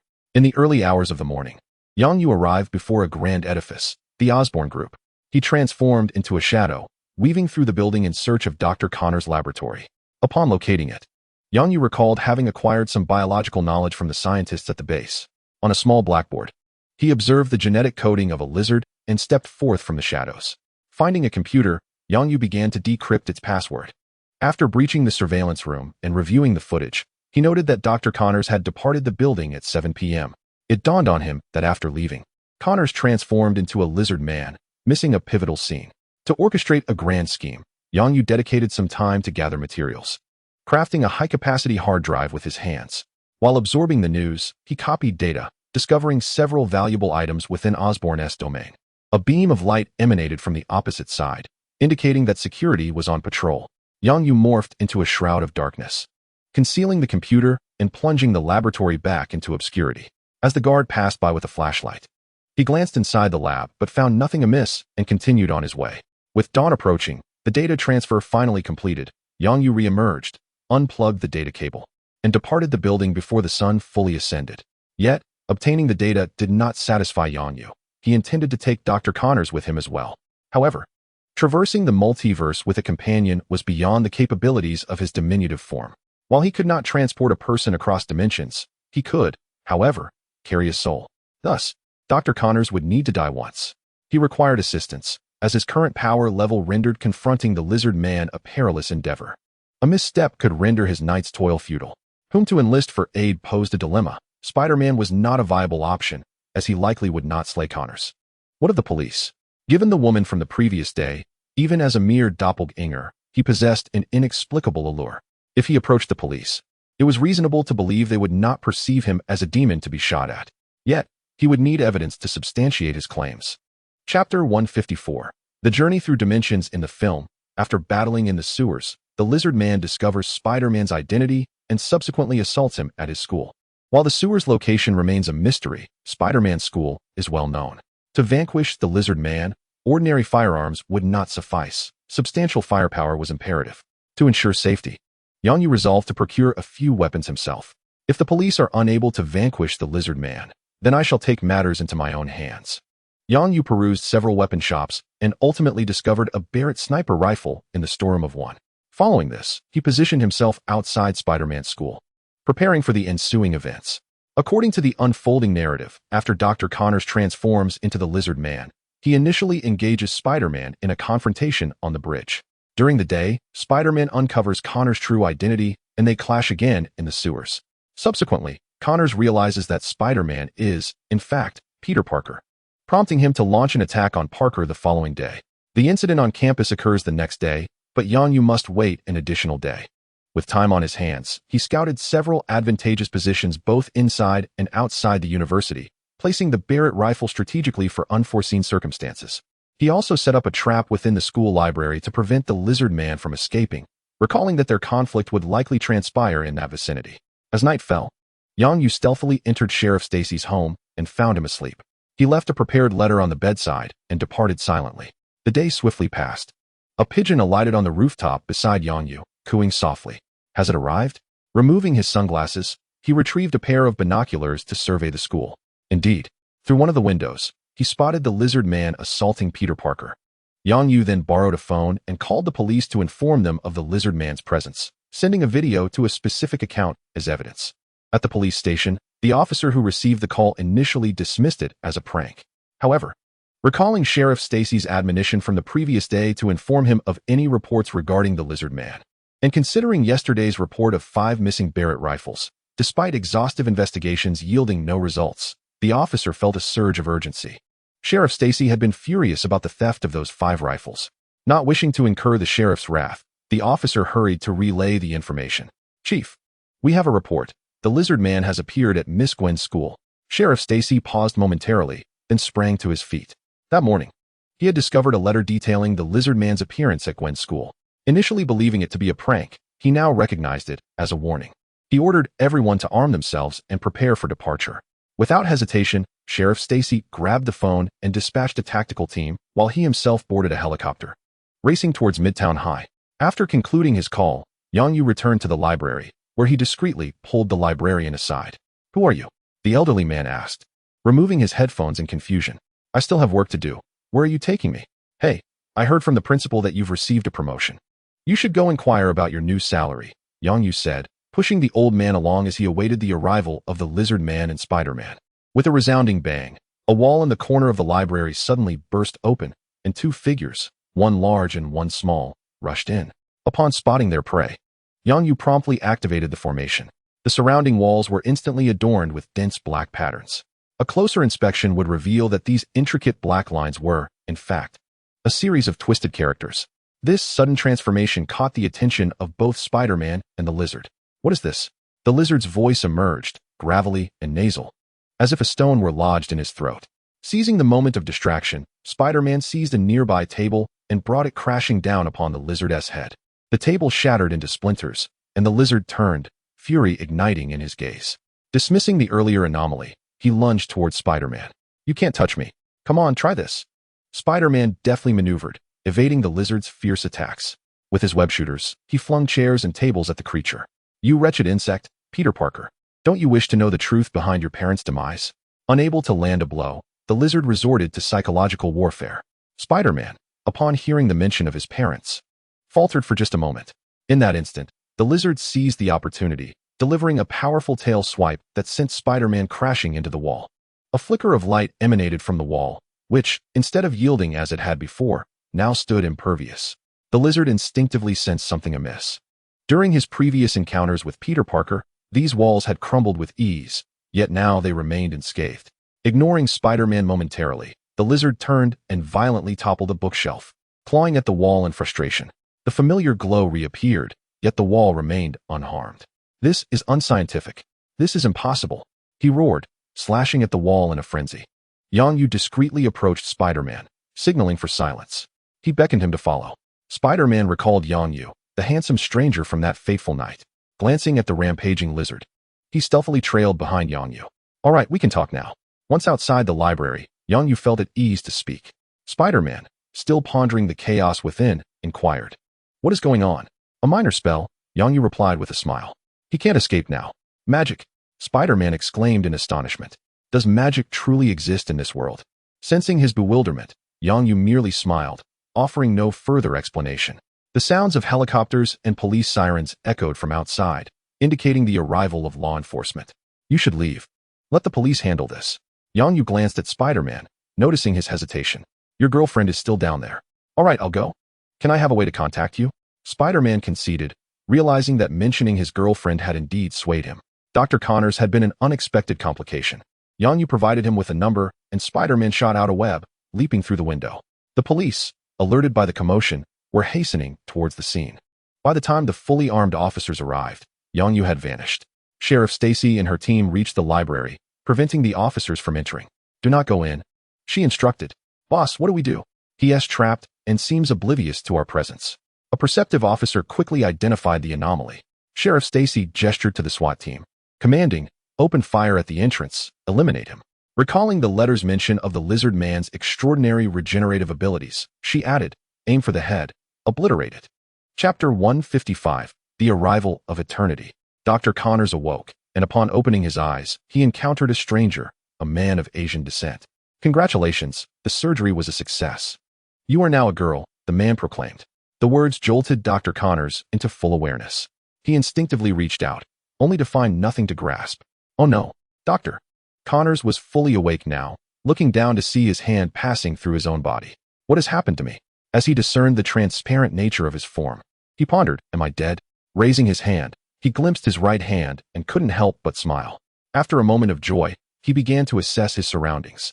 He remained in the library, surrounded by disheveled furniture, scattered books, and debris, with police tape cordoning off the entrance. Spider-Man was nowhere to be found. Yet there stood the unfamiliar Asian man. Who are you, the Grim Reaper? Yang Yu, noticing Connors had regained consciousness, introduced himself. You may consider it that way. As you surmised, you are dead. However, fortune smiles upon you, for you have been chosen by the divine. Dr. Connors, examining his body, raised his gaze upon hearing Yang Yu's words. God, the Grim Reaper? Is there truly a deity? Yang Yu gestured towards Connor's transparent form. Your soul has departed. What more evidence do you require? Why was I chosen? Dr. Connors appeared to accept the truth. Although his worldview had been shattered, the reality was before him, and disbelief would change nothing. Moreover, his hand had returned. Nothing could surpass that. Save that question for the other realm. For now, you need to enter. Yang Yu produced a piece of wood, beckoning Connors. What is this? Dr. Connors felt an inexplicable allure emanating from the wood in Yang Yu's hand. This is the heart of the locust tree. Before you transition to another world, you must reside within it. How do I get in? Doctor. Connors instinctively reached out to touch the heart of the locust tree, only to be enveloped by a sudden force, letting out a startled cry. Yang Yu withdrew his hand, the heart being drawn into his body by several dark tendrils. All set. Subsequent to the unfolding events, Yang Yu refrained from intervening, indulging instead in feasting and awaiting the emergence of the Green Goblin. When Spider-Man's beloved plummeted from a height, Yang Yu made a timely intervention to rescue her. Within the realm of the dark dimension, numerous avatars traversed back and forth, subsequently venturing into another universe. These manifestations seldom returned empty-handed, as they brought forth an array of distinctive products and technologies from alternate realities. As diverse technological marvels surfaced, the scientific advancements within Dawn surged incessantly. Breakthroughs in technology emerged at an astonishing pace, akin to a rapid acceleration in innovation. This left the cohort of scientists at the Peach Blossom Conference utterly astounded. Their jaws agape. Questions posed in the morning were met with solutions by afternoon, an efficiency that defied all scientific rationale. On the lunar base's surface, the United Nations continued the production of the lawn bird modifications, while clandestinely developing a genuine spacecraft. The two endeavors were entirely incomparable, with the latter far surpassing the former. In a room adorned with expansive floor-to-ceiling windows, Yang Yu was engrossed in reviewing recent documents. With the addition of Dr. Connors, the super soldier program achieved significant breakthroughs. Experiments were progressing in an orderly fashion, with results anticipated by year's end. On Earth, the United Nations officially designated it as the Earth Federation. Led by 5 major nations, Dawn assumed the role of adjudicator, overseeing and safeguarding the security of the Earth Federation. They were tasked with monitoring the nations of Earth. Should any nation recklessly initiate warfare, the adjudicator would intervene to deliver judgment upon the aggressor. Yang Yu demanded that any nation daring to defy humanity or the Earth would face annihilation from Dawn's formidable might. Initially, countries vehemently opposed this proposition.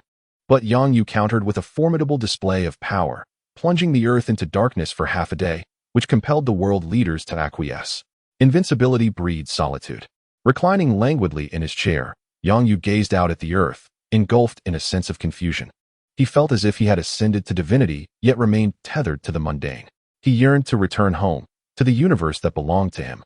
Yet his attempts were thwarted, whether anchored to himself or connected through the old backpack and worn garments he had brought along. He could not ascertain the coordinates of his original universe. Why was this so? Yang Yu pondered as he stared at the ceiling. Suddenly, an ethereal voice echoed within the room. Because we cannot breach the barriers of worlds. Startled, Yang Yu bolted upright, realizing that, despite his divine status, he had failed to notice the presence that had entered his chamber. Upon discerning the visitor, his brow furrowed in discontent. Eternity. The figure before him was none other than the deity he had glimpsed in films but never encountered. Eternity. Now, Yang Yu had finally laid eyes upon his visage. Appearing distinctly masculine. Greetings, new god of darkness. You are far younger than we had anticipated, Eternity remarked, observing Yang Yu with curiosity, taken aback by the youthfulness of this new deity. In the moment Yang Yuqing ascended to divinity, he convened with the other 4 primordial deities. Having concluded their meeting, they resolved to extend an invitation to Yang Yuqing. Thank you for the compliment. I possess a commendable talent, he remarked, gesturing for Eternity to take a seat. Might I inquire what brings the esteemed god of Eternity to our presence? As he posed the question, Yang Yuqing meticulously prepared and served tea, his movements fluid and graceful. A cup of tea was presented before Eternity, who lifted it with elegance and savored a sip. Ah, quite an intriguing manner of hospitality, Eternity praised, then inquired. What is your level of understanding regarding us? Reflecting on his knowledge, Yang Yuqing refrained from disclosing information from his original universe, instead recounting what he had gleaned from this one.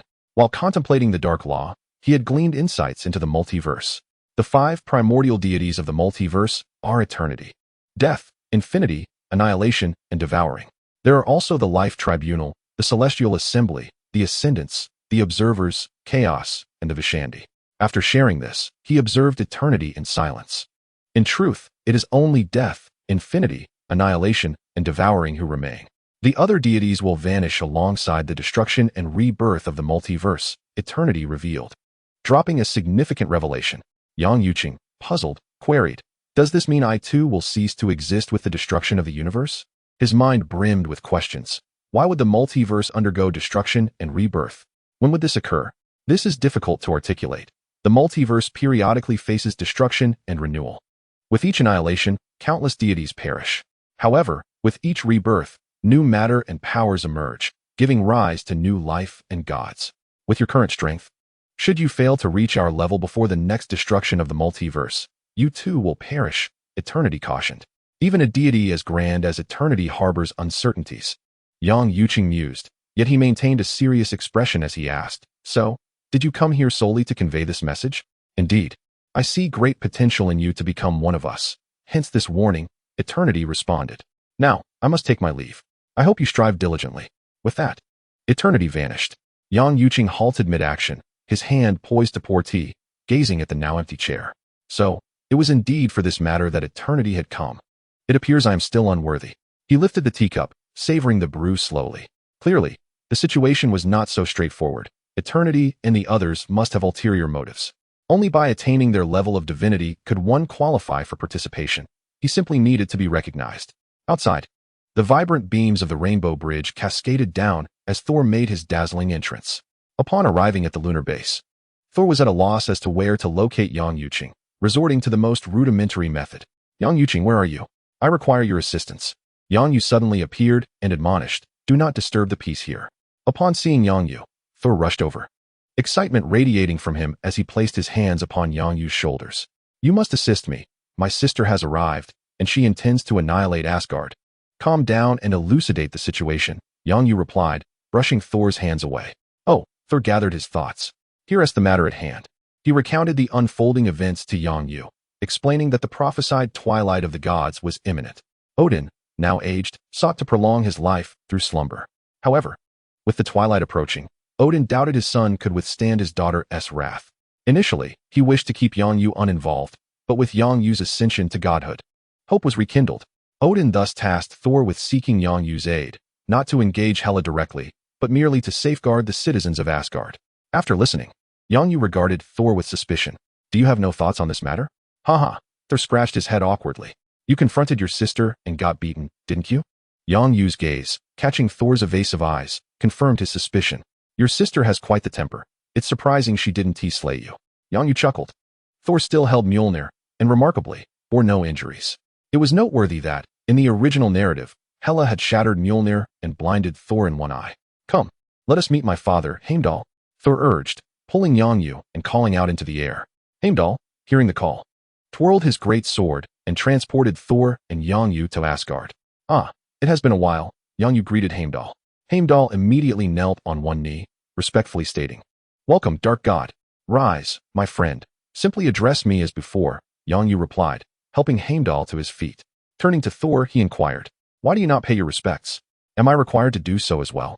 Thor exclaimed, wide-eyed and pointing at himself, as if to say, Are we not brothers? Not at all, Yongyu laughed, patting his muscular arm. Ignoring Thor's foolishness, he strode purposefully outside. On the Rainbow Bridge, Odin and Frigga, accompanied by a host of Asgardian deities, were poised to welcome Yongyu. Upon his emergence, they intended to bow to him, but soon found themselves unable to move. Teacher, allow them to disperse, Yongyu requested as he approached Frigga. Seeing Yongyu still refer to her as teacher, Frigga smiled knowingly. Ignoring Odin, she commanded the assembly to scatter and took Yongyu's hand, leading him toward the palace. Seeing all eyes upon him, Odin cleared his throat and declared, As the queen commands. Within the palace, a grand feast commenced once more. However, this time, the focal point was Yongyu, whose seat was even elevated above Odin's. This time, it is Odin who accompanies, while Frigg bears the primary responsibility. Yongyu, I must trouble you this time. Should Hela confront you, I hope you can spare her life. Regardless of the circumstances, Hela is still her daughter. As a mother, the guilt of failing to protect her initially weighs heavily upon me. Now that my daughter has returned seeking vengeance, it is merely the retribution for our actions. Nevertheless, I desperately wish for Hela not to lose her life because of it. Silence. Odin attempted to interject, but was silenced by a piercing glance from Frigg. Though she had been conversing with Yongyu, her attention remained fixed on Odin. The fate of their daughter rests squarely upon this man's shoulders. Had he not sought to conquer the universe and brought young Hela to the battlefield, she would not have become so warlike and bloodthirsty. Nor would she have been sealed in Niflheim for a millennium. Thus, it is all Odin's fault. Yongyu, observing Odin's discomfort, felt an urge to laugh. But the gravity of the moment held him back. Rest assured, teacher, I will exercise discretion, Yongyu assured her. As soon as the banquet concluded, Yongyu made his way to Niflheim, the realm of the dead. The sky was shrouded in gloom, and the ground was dark and glistening, littered with frostbitten, withered trees. Here, only the deceased resided, the sole living entity being Hela. She had been imprisoned here by Odin, destined to remain until his demise. The dark god happens to be my mother's pupil. Does that mean we are family? Hela mused, tilting her head and smiling at the sudden appearance of Yongyu. Without makeup and her hair in disarray, she still possessed a certain beauty that Yongyu could not deny. You may perceive it as such. And I also thank you for sparing that fool Thor once, Hela replied with a sardonic laugh. Ah, had it not been for your existence, I would have slain him. I would have then marched upon Asgard to reclaim my rightful place. Alas, with you around, I refuse to die just yet. I wish to witness Odin's downfall and the destruction of Asgard. Hela cast a reluctant glance at Yongyu before settling upon a stone. Her gaze vacant as she stared into the silent darkness ahead, despite having seen it for over a millennium. Perhaps I could release you. You might go and give Odin a good thrashing, provided you do not kill him, and refrain from harming your mother. As for your two other brothers, feel free to give them a few good beatings. They're still young and resilient, Yongyu proposed. Really? Hela regarded Yongyu with skepticism. It was not that she doubted him. A being of true divinity would have no need to deceive her, but rather, she was uncertain of his motives. What price must I pay? If she could emerge and strike Odin, she would relish the opportunity. Given Odin's age, Perhaps a single blow could lead to his demise in a few days. Work for me for 1,000 years, Yang Yu stated, manifesting a contract through the power of the laws, allowing it to float before Hela. Hela hesitated for a moment before inscribing her name upon the contract. Far away in Asgard, Odin was preparing to enter the Odin sleep when a sudden chill surged from beneath, accompanied by a foreboding sense of dread. Chapter 157. The Temporal Anomaly Management Bureau. As Hela signed her name, Yang Yu sensed a fluctuation of spatial energy emanating from behind him. Hela, having perceived this, turned her head to glance at what lay behind Yang Yu. A pale orange rectangular prism materialized suddenly, from which emerged 4 individuals clad in black helmets. 3 of them brandished a glowing yellow rod directed towards Yang Yu and Hela. A robust black woman, adorned with a scornful smile, surveyed her surroundings. She compared an object resembling a gaming device against Hela. Temporal offender, Hela Odinson. Your associates? Hela queried Yang Yu with palpable irritation, for she loathed being labeled a criminal. Yang Yu regarded the 4 enigmatic figures and shook his head. No, I do not recognize them. It is a standard temporal violation. The pace of temporal branch development is stable, one of them proclaimed, identifying himself as a representative of the Temporal Anomaly Management Bureau. I hereby arrest you on the grounds of infringing the sacred timeline. Come with us, Lady Hela. Another individual, brandishing a rod that glowed with a violet hue, seemed poised to act should Hela refuse compliance, displaying utter disregard for the formidable goddess of death. Yang Yu watched them with curiosity, pondering their audacity. Here they stood, merely 4 ordinary individuals, bold enough to confront a deity armed with rods infused with temporal and spatial energies. Though Hela was a mythological being, she was not to be trifled with. I shall eliminate them. You have no objections, I trust? Hela's patience wore thin. In less than 2 millennia, her reputation had fallen to such depths that even insects dared to bare their teeth at her. Yang Yu stepped back, clearing the way and signaling Hela to take action. Without transforming, she conjured a sword and advanced towards the group. With a mocking laugh, the individual wielding the violet rod swung it towards Hela. Perhaps dismissing the attack of a mere mortal, or perhaps out of disdain for evasion, Hela merely raised her sword to parry the blow. To her surprise, she felt her body slow down. Oh, how intriguing. It seems they have the ability to decelerate matter. Their temporal technology is quite advanced, Yang Yu mused, intrigued by the technological prowess of the adversaries. Why not come along quietly? One of them suggested, placing a collar around Hela's neck. I possess considerable experience in dealing with deities, though this is my first time capturing you rather than your brother. The individual entirely disregarded Yang Yu, instructing their companions to seize Hela. To another, they commanded, reset the timeline.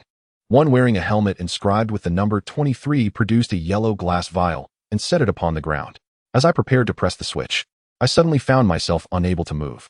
Yang Yu approached, grasping the glass vial, peering into the visions of the future. Do you intend to annihilate this universe? The future revealed that the convergence of 2 energies within the glass vial would generate a temporal spatial energy capable of transferring the entirety of this universe's time and space to another realm. Thus, these 4 individuals are the antagonists. Release it. The other 2, abandoning Hela, charged at Yang Yu with their staffs raised. To Yang Yu, their attacks were nothing but glaring flaws. How could mere mortals aspire to slay a deity? With merely a glance at one, that person's staff inadvertently struck their ally. Oh, no. The suddenly betrayed comrade could only emit a terrified wail, akin to a tissue ignited in flames, consumed utterly. 15 recognized the predicament and seized Hela, dragging her into the portal before swiftly shutting it behind them. The time reset device could transport only one at a time. She could only return to summon aid. Yet, when she produced the miniature time terminal to examine the mutated timeline, she discovered that the aberrant timeline had vanished. Meanwhile, Yang Yu retrieved the staff of the vanished individual, intending to send it back to the lunar base for study. Hela had forged a pact with him, allowing Yang Yu to sense her location. Astonishingly, she was beyond time. What could she be doing there? Yang Yu pondered. According to the inheritance of the dark laws, time resided in a realm known as beyond time. It was not a dimension, but rather a mirrored world within the multiverse. Aside from the timelines of various cosmic dimensions, it contained nothing else. Unless one sought to alter their own universe's timeline, no one would venture into the realm beyond time. However, beings like Yang Yu, true deities, had transcended time. They could change the timelines of their dimensions without the need to traverse beyond time. Having learned about the so-called Time Mutation Management Bureau from the individual under control, Yang Yu followed the direction of Hela's position, breaking through the barriers of space and time to arrive at her side. Hela, currently under interrogation, sensed Yang Yu and cast an ominous smirk at the judge, Lavna. I hope that the time guardians you speak of are genuine deities. Lavna, perplexed, inquired. What do you mean? However, she soon understood, for a rift in space materialized, and Yang Yu emerged from it. I do not sense the presence of another deity here, Yang Yu declared, immediately denying their god, inciting the ire of the time management personnel present. A flicker of panic crossed Lavna's eyes as she commanded, eliminate him. The others surged forward, while she discreetly retreated. Magic cannot be utilized here, Hela cautioned Yang Yu. Oh, Yang Yu acknowledged, casually dispatching the advancing individuals against the wall. The inability to wield magic was merely a triviality. He still possessed divine power derived from his divine essence, enabling him to command the laws with their inherent force. A mere magical restraint was utterly beneath Yang Yu's consideration. Hyla rushed to the fallen figure beside her and crouched down, searching her body. She discovered a switch and removed the collar from her neck, not forgetting to deliver a couple of kicks. What shall we do next? Hyla inquired, approaching Yang Yu. Yang Yu glanced around, suggesting, let us explore and see if we can uncover anything valuable. Ideally, we should locate the person in charge here. Subsequently, Yang Yu led Hyla through the Temporal Anomaly Management Bureau. Upon seeing Yang Yu, the personnel transformed into his allies, guiding him through the intriguing landscapes and cultures of the place, while sharing unique technologies, such as time and space energy liquefaction, material time manipulation, and time-shearing techniques. Under the guidance of the reformed staff, Yang Yu and Hyla arrived at a room. Sir, this is the place. The time guardian resides within, the staff member said, opening the door and gesturing for Yang Yu to enter. The room was dimly lit, shrouded in white mist, emanating an eerie ambience. Upon entering, Yang Yu beheld 3 time guardians suspended on the wall. Observing them, he remarked, they are truly grotesque. Chapter 158. The end of time. Yang Yu had no intention of conversing with the 3 robots. Instead, he reached out and pulled them down. Upon their descent, it was evident that their backs were adorned with mechanical components, sparking with electricity. What kind of robots are these? Hyla approached for a closer inspection. They lack any life force. They are not sentient beings, Yang Yu remarked, disinterestedly regarding the unsightly robots, before delivering a kick that shattered one into fragments. The Lady of Time you mentioned should possess some knowledge, yet she seems to be hiding. It appears that her backer is not a significant figure, as they dare not even meet me. Hyla rose and, mimicking Yang Yu, kicked another robot aside. What should we do then? These individuals have been brainwashed. They remain oblivious to who the true puppeteer is. Yang Yu pondered, ultimately, those who manipulate time will be ensnared by it as well. This Temporal Anomaly Management Bureau, while ostensibly upholding the sacred timeline, merely exists to prevent other timelines from supplanting it. The universe does not inherently possess a sacred timeline, yet someone seeks to preserve it. This suggests that the force behind it is indeed someone within this timeline. They do not wish for other timelines to evolve to a level that could usurp their position. Thus, they continuously eradicate any branches of time that emerge within this timeline. We shall proceed directly to the end of this timeline, if they are not a deity. They cannot escape from their own temporal confines. Will you accompany me? Yang Yu asked, looking at Hyla. Without a moment's hesitation, Hyla nodded, yes. Yang Yu took her hand, tearing through a rift in space, and they both slipped beyond the confines of time. Beyond time lay an expanse of unimaginable vastness, devoid of any sense of up or down. A vast tapestry of timelines weaves intricately through the expanse of time, where countless smaller timelines exist within the grander scheme. The Time Management Bureau finds its place upon one of these immense timelines, creating a pivotal nexus. The immense and complex timelines are condensed into a singular, sacred timeline. Yang Yu, accompanied by Hela, soars forward along the profound timeline. As Hela is still unaccustomed to the onslaught of temporal energy, she can only be drawn along by Yang Yu. At the terminus of this sacred timeline lies stillness. Hela, not fully grasping the concept of time, gazes at the end of the sacred timeline and inquires, what does this mean? Yang Yu gestures towards other timelines situated elsewhere. While timelines do have endpoints, they do not come to a halt. A normal timeline continues to progress indefinitely. The stagnation of this sacred timeline indicates that something is obstructing its advancement. It is possible that the mastermind behind this temporal anomaly is the Time Anomaly Management Bureau. As Hela surveys the surrounding timelines, she observes, as Yang Yu described, that the other timelines are steadily advancing, while the sacred timeline remains motionless. She furrows her brow and asks, what occurs when a timeline ceases to grow? Yang Yu casts a glance in her direction and replies softly, it signifies that everything is subject to orchestration. The future of this timeline is already predetermined.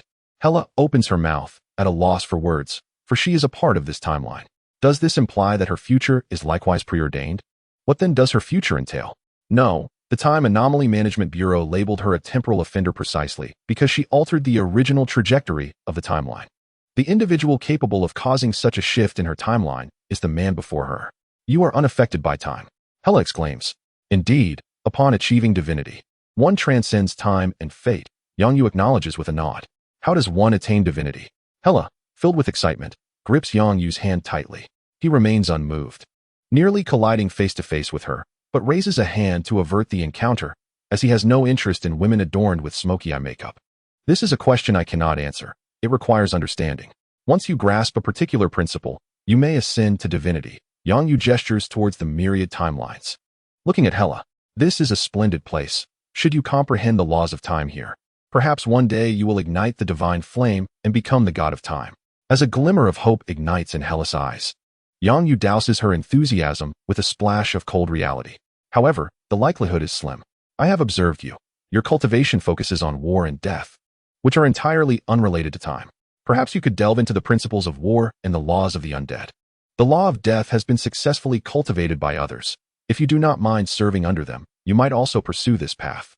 Hela falls into contemplation, seemingly weighing her choices for the direction she should take.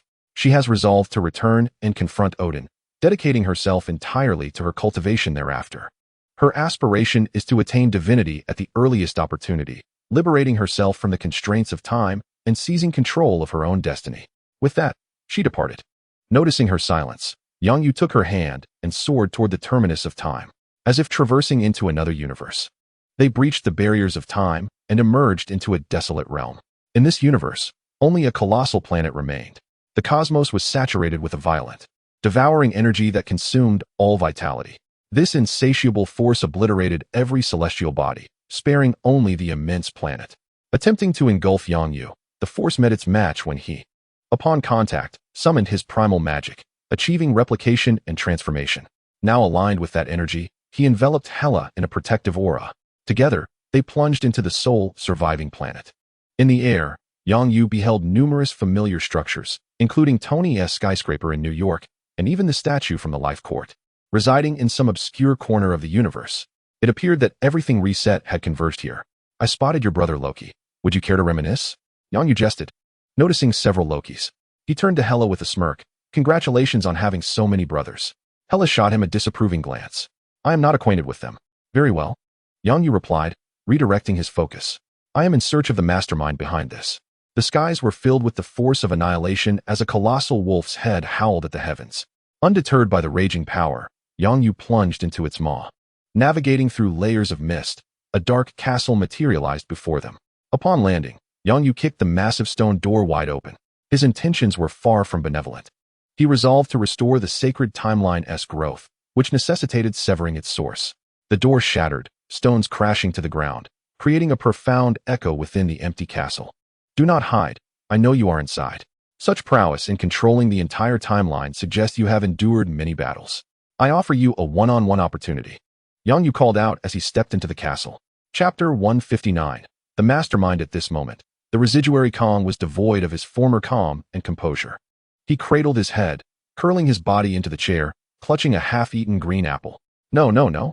Who is this person? The Time Mistress showed him the video of Yangyu arriving at the Temporal Anomaly Management Bureau. He realized he had no knowledge of Yangyu whatsoever.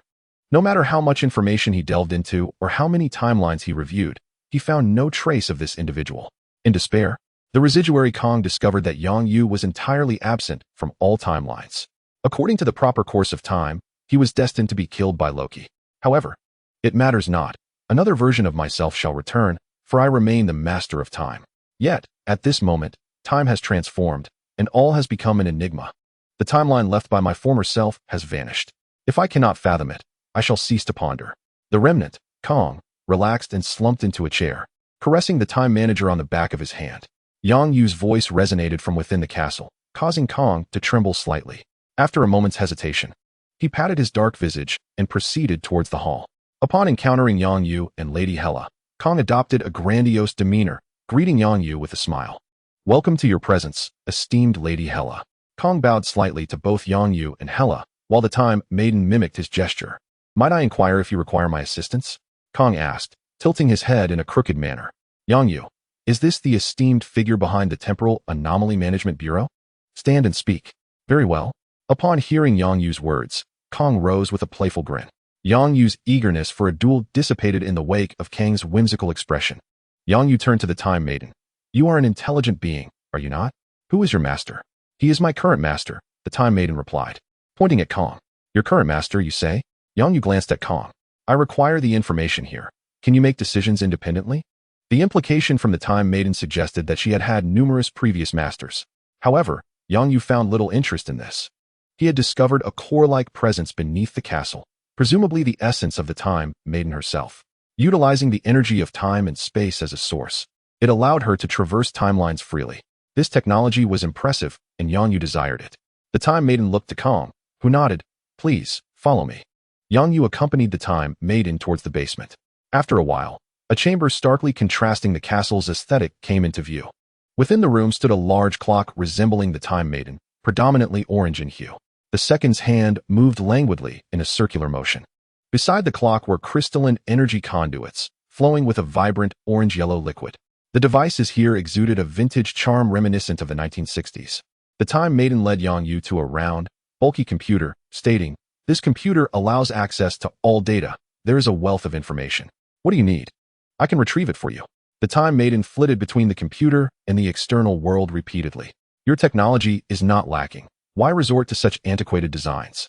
Yang Yu inquired as he powered up the computer, only to discover it functioned even better than his own. After living for so long, one tends to feel nostalgic. The Time Maiden remarked, her demeanor suggesting a profound understanding of life. Yang Yu found this intelligence quite intriguing, evoking a sense of nostalgia. With her current capabilities, she could effortlessly pursue her own desires. Thus, she pondered why she chose to linger beside an ordinary individual. This perplexity stemmed from the notion that, wielding the power of Time, she need not adhere to the commands of the Relic Keeper, Kong. I have expressed my nostalgia, she remarked. Should she wish to ascend to a position of sovereignty, she could select a timeline and guide it toward the emergence of a mechanical civilization. Conversely, if she desired to evade the Temporal Anomaly Management Bureau, she could traverse various timelines at will, evading capture. The only exception would be if someone intruded upon her domain. Time cast a cautious glance at Yang Yu. Thus, you have chosen to assist the Relic Keeper Kong across generations. Yang Yu's speed in absorbing information was remarkable, and she had gleaned much about the backgrounds of Time and the Relic Keeper Kong. The inaugural Relic Keeper Kong discovered parallel universes and subsequently collaborated with his counterparts to explore these alternate worlds. As more Kangs emerged, human desires inevitably flourished, leading to divergent aspirations even among counterparts. This culminated in the outbreak of war, during which Time was born, though she was not yet known by that name. Following the war's conclusion, the data from countless Times converged, resulting in a qualitative transformation, giving birth to Time as an intelligent life form. Subsequently, the Relic Keeper Kong established the Temporal Anomaly Management Bureau to impose order upon the chaotic timelines. Time remained steadfastly by his side, nurturing successive generations in his stead. This cycle persisted, and should an ordinary person or deity behold this information, they would likely regard the actions of the Temporal Anomaly Management Bureau as commendable and just, offering their praise. However, Yang Yu possessed a modicum of understanding regarding the laws of time. Thus, you are the true architect behind the Temporal Anomaly Management Bureau, she asserted, her gaze fixed upon the grand clock adorning the wall. 2 seconds later, Time vanished, and the colossal clock revealed a pair of large eyes. Indeed, Yang Yu squinted and inquired, to prevent the cataclysmic clashes between timelines, was it your decision to sever other timelines, or was it the directive of the Relic Keeper Kong? It was my decision, Time boldly confessed, for it is the only viable course of action. Is that so? I perceive this as anything but the sole solution. As a being endowed with temporal energy, Yang Yu possessed a fundamental comprehension of timelines. In the absence of external interference, timelines typically do not collide. There are ample opportunities for development. A prerequisite for large-scale timeline collisions is the contact between two timelines. The Relic Keeper Kang's initiation of parallel worlds hastened time, facilitating this contact. As the interaction deepened, the growth rates of the two timelines synchronized increasingly, leading to a convergence in their development, much like two distinct liquids that, despite their disparate structures, cannot amalgamate. When these liquids evolve into a similar essence, Their proximity compels them to blend seamlessly. The ultimate solution to the chaos of the timeline lies in the annihilation of Kong, this insidious entity. This must be accomplished across the multiverse, transcending both time and space. A black chair materializes, elevating Yang Yu to a level where he can gaze into the clock's face. From the very beginning, you have exhibited an air of reverence. Are you implying that I should disregard this matter? The clock remains silent for 10 seconds, fixated on Yang Yu. Indeed, Kong is my father. Chapter 160, The Zombie Universe. And so, Yang Yu regards her coldly. You cannot obstruct me. Regardless of the circumstances, Yang Yu's objective remains steadfast. He intends to sever the end of this sacred timeline to avert an impending turmoil between times. He is determined to eliminate all iterations of Kong, whether past or future. If I cannot hinder you, then I implore you to join me in becoming lost at the end of time. The Lady of Time speaks with indifference. As surrounding instruments begin to emit a dazzling radiance, she seeks to detonate the temporal energy, exiling Yang Yu beyond time itself.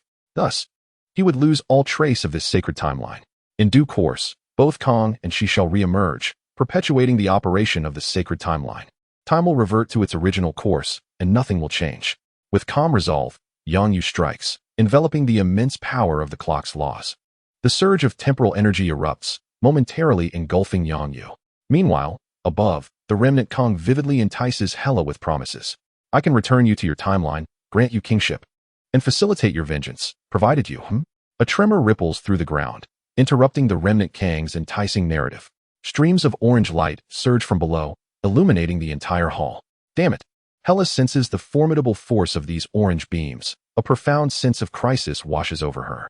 Realizing she cannot evade this, she seizes the opportunity to wield magic.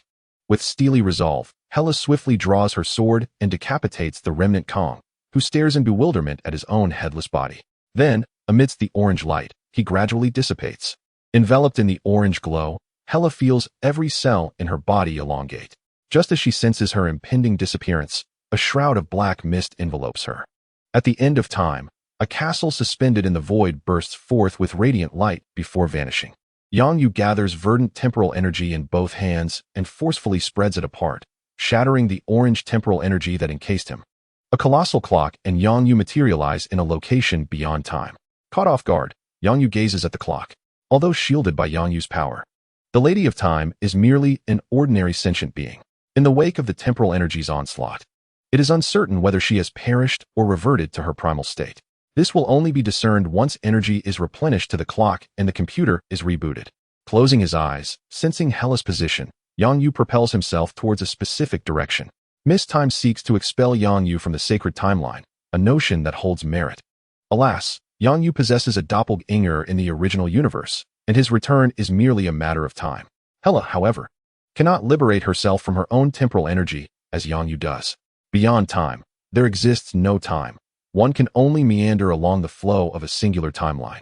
Fortunately, Hela finds herself merely affected, remaining in close proximity to the sacred timeline. Yang Yu, not needing to venture far, swiftly locates the timeline and plunges into it. This timeline resides in the latter half of the sacred timeline, beyond the jurisdiction of the Temporal Anomaly Management Bureau. Hela gazes at her delicate hands, a look of bewilderment adorning her face. She has become youthful, exceedingly so. Surveying her surroundings, she observes a dilapidated environment, reminiscent of a city in post-apocalyptic despair. With her petite legs, Hela strides into a rundown shop and discovers a mirror. Gazing at her youthful visage reflected back, she feels both familiarity and strangeness. The young girl in the mirror beams, not too shabby. Her powers remain intact, and her body has rejuvenated. Such fortuitous circumstances have befallen her. Hela wields a sword, finding it excessively long, and shortens it to approximately 20 centimeters.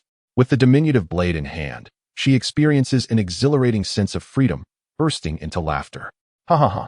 After being confined for a millennium, fortune has finally turned in her favor. Roar.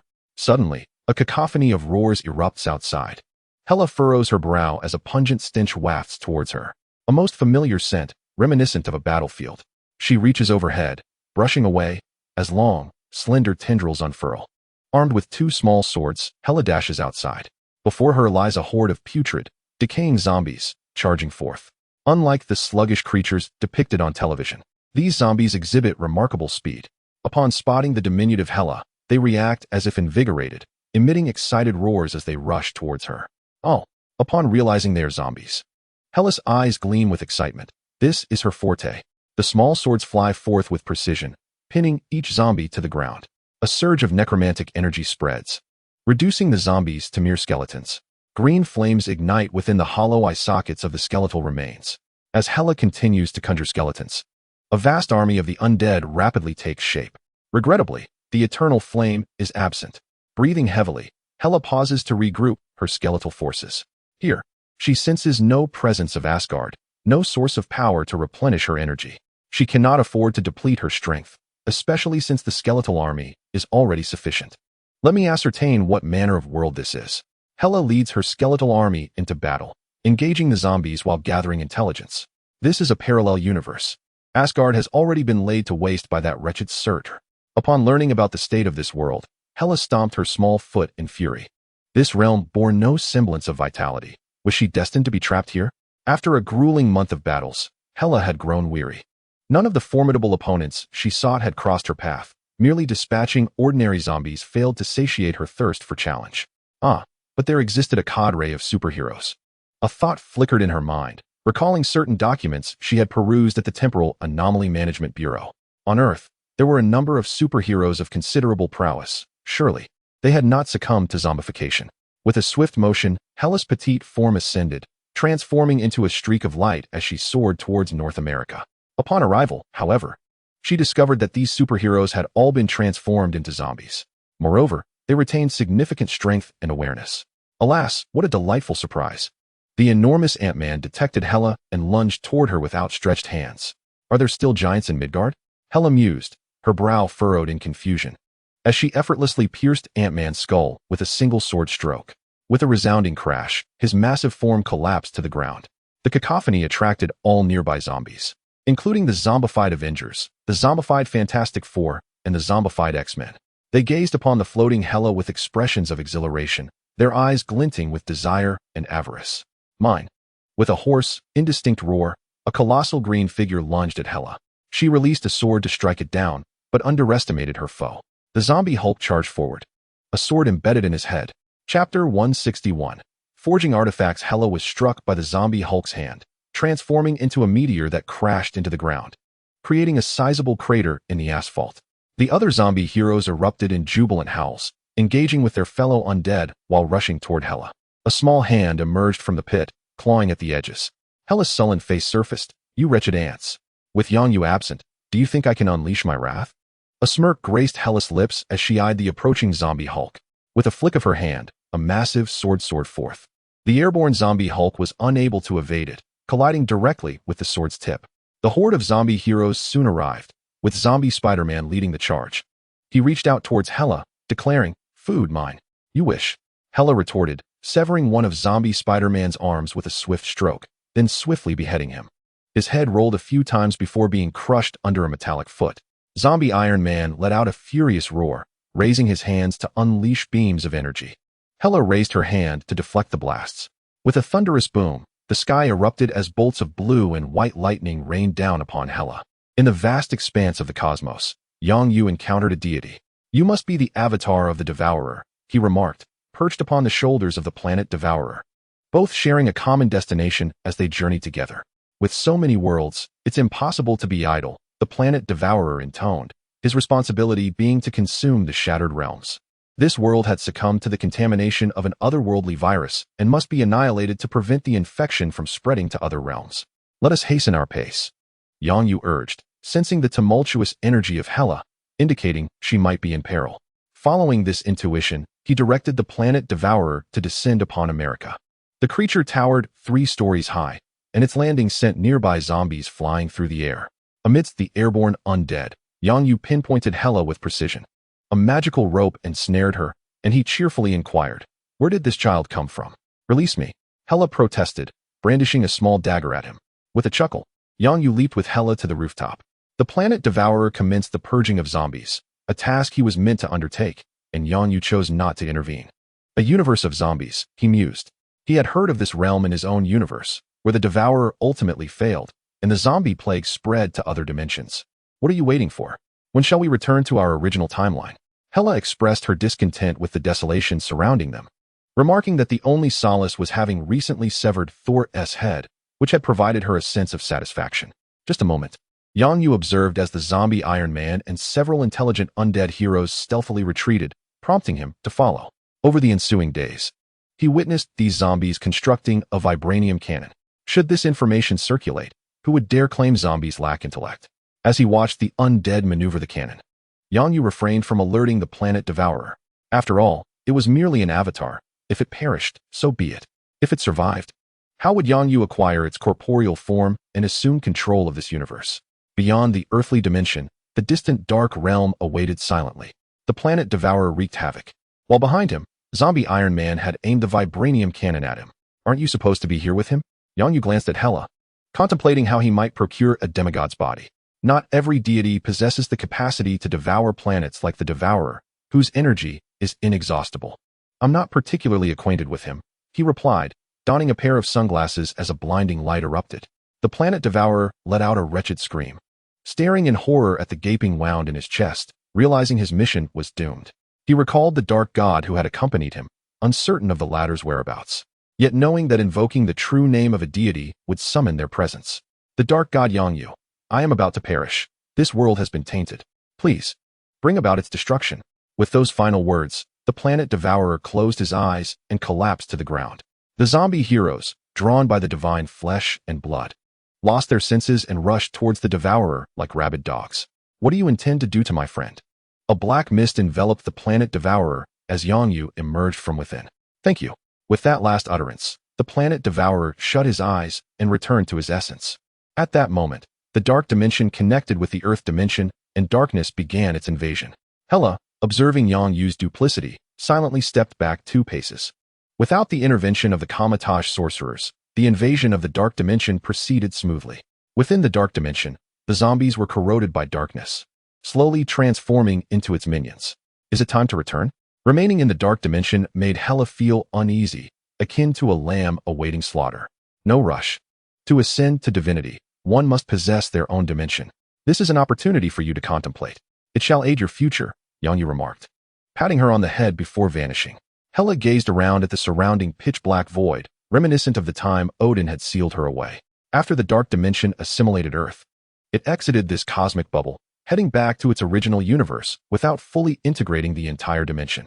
Yang Yu stepped beyond the confines of time, severing the now darkened timeline.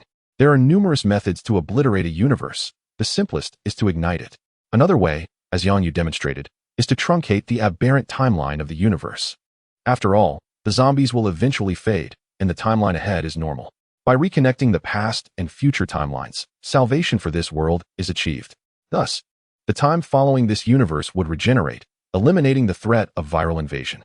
Although some individuals within this universe may experience memory overlaps, survival is paramount. What more is needed? Holding the timeline, Yang Yu conceived a bold idea. Discarding it would be wasteful. Instead, why not refine it? Time is formless, and without a vessel, it cannot be forged into a divine artifact.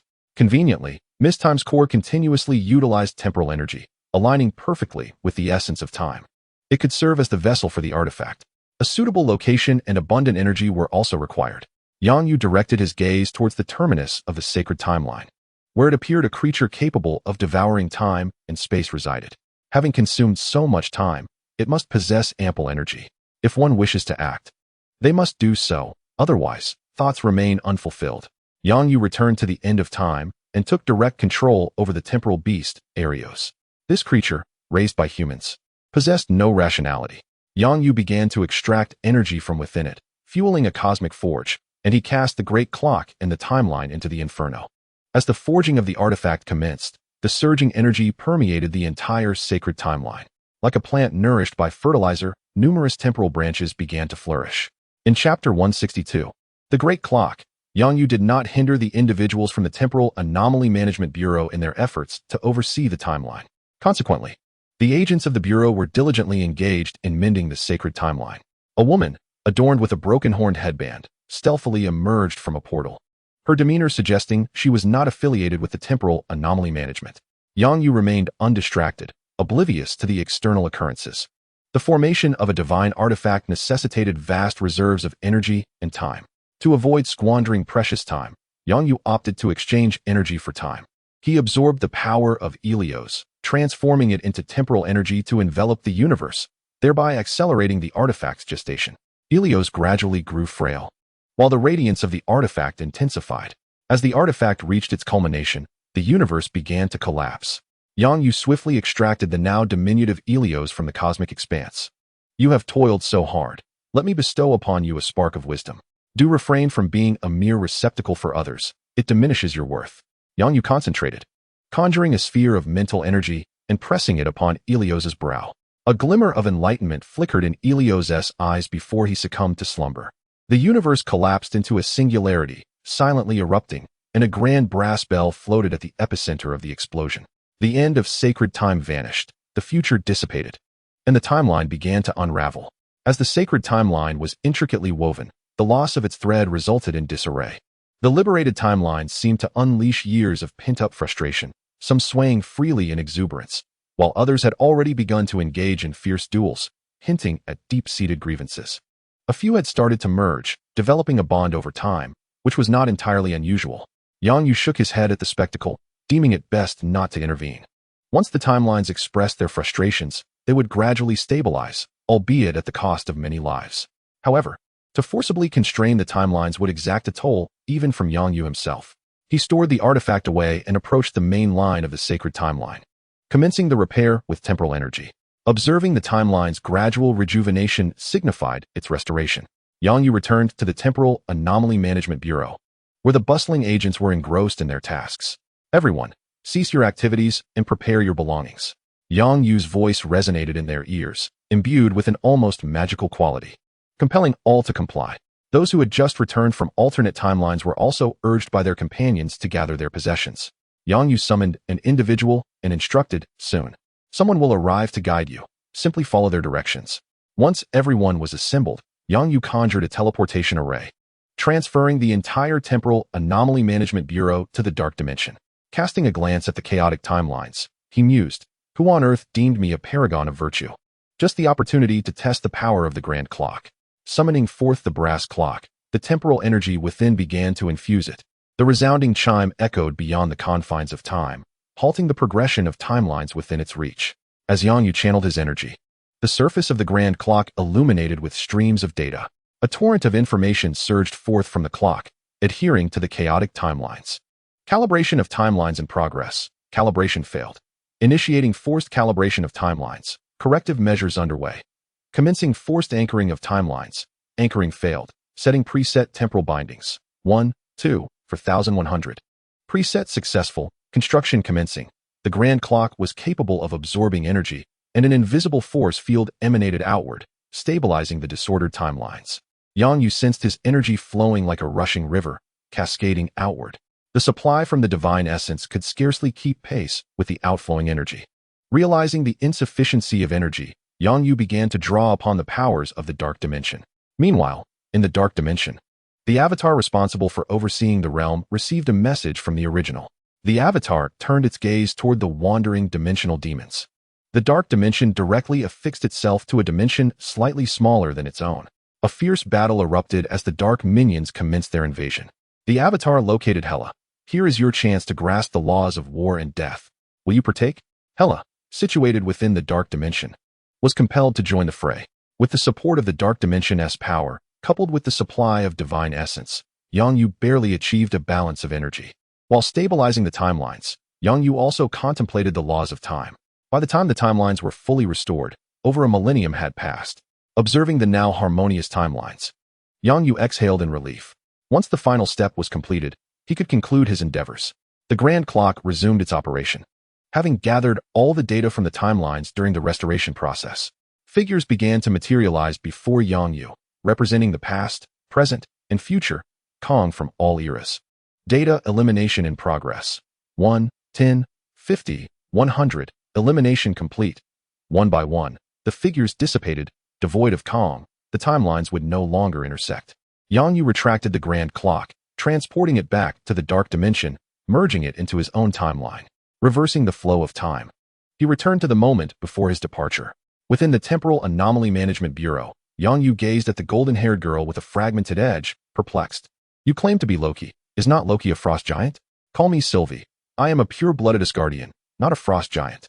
Sylvie struggled momentarily. Yet the black ropes binding her were unyieldingly strong. Yang Yu turned his attention to Hela. What say you to acknowledging this, sister? She seems quite intriguing. You already have 2 brothers, a perfect 2 against 2. I trust your mother will side with you, making it 3 against 3.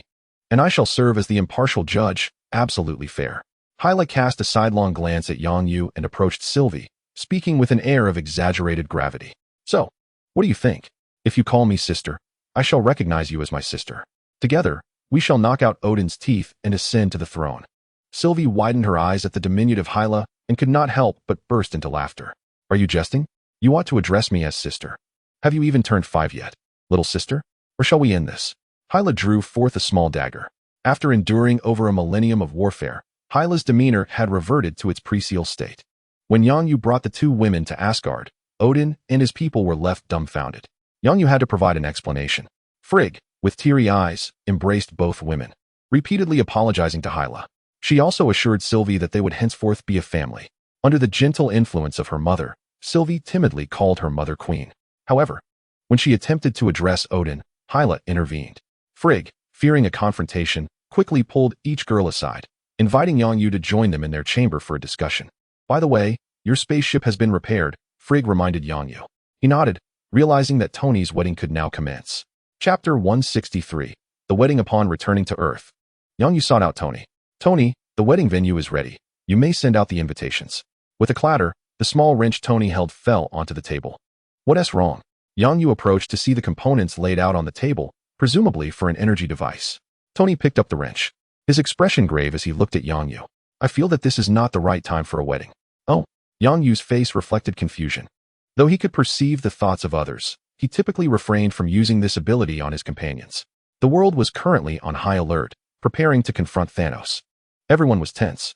Your plans for such a grand wedding are inappropriate, Tony stated, wearing an expression of national concern that left Yang Yu momentarily stunned. Doubts crept into Yang Yu's mind. Had he returned to the wrong world or the incorrect timeline? He checked the great clock and confirmed that he was indeed correct. Leaving the issue with Tony. What have you been doing lately? Yang Yu inquired, casting him a knowing glance. Don't misunderstand. I assure you, I haven't been up to anything.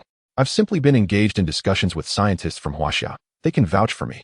Tony pointed the wrench at Yang Yu. Inching closer. Should Yang Yu utter any slanderous words against him, he would retaliate. Cough. Well then, have you mentioned this to Pepper? No. Suddenly leaning closer, Tony whispered. Wasn't your spaceship damaged? Isn't it supposed to take a couple of years to repair?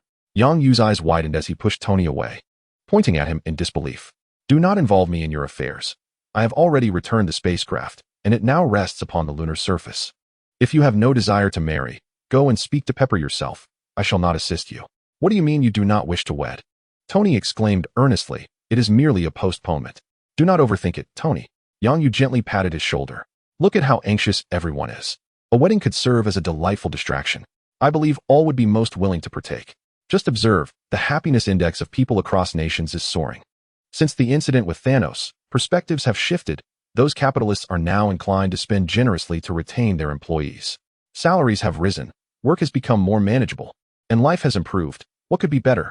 The tension among nations exists solely at a governmental level.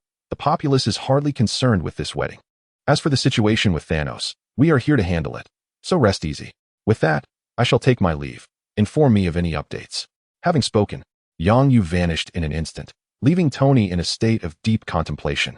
Very well, a celebratory wedding is not out of the question. After some reflection, Tony conceded that Yang Yu had a point.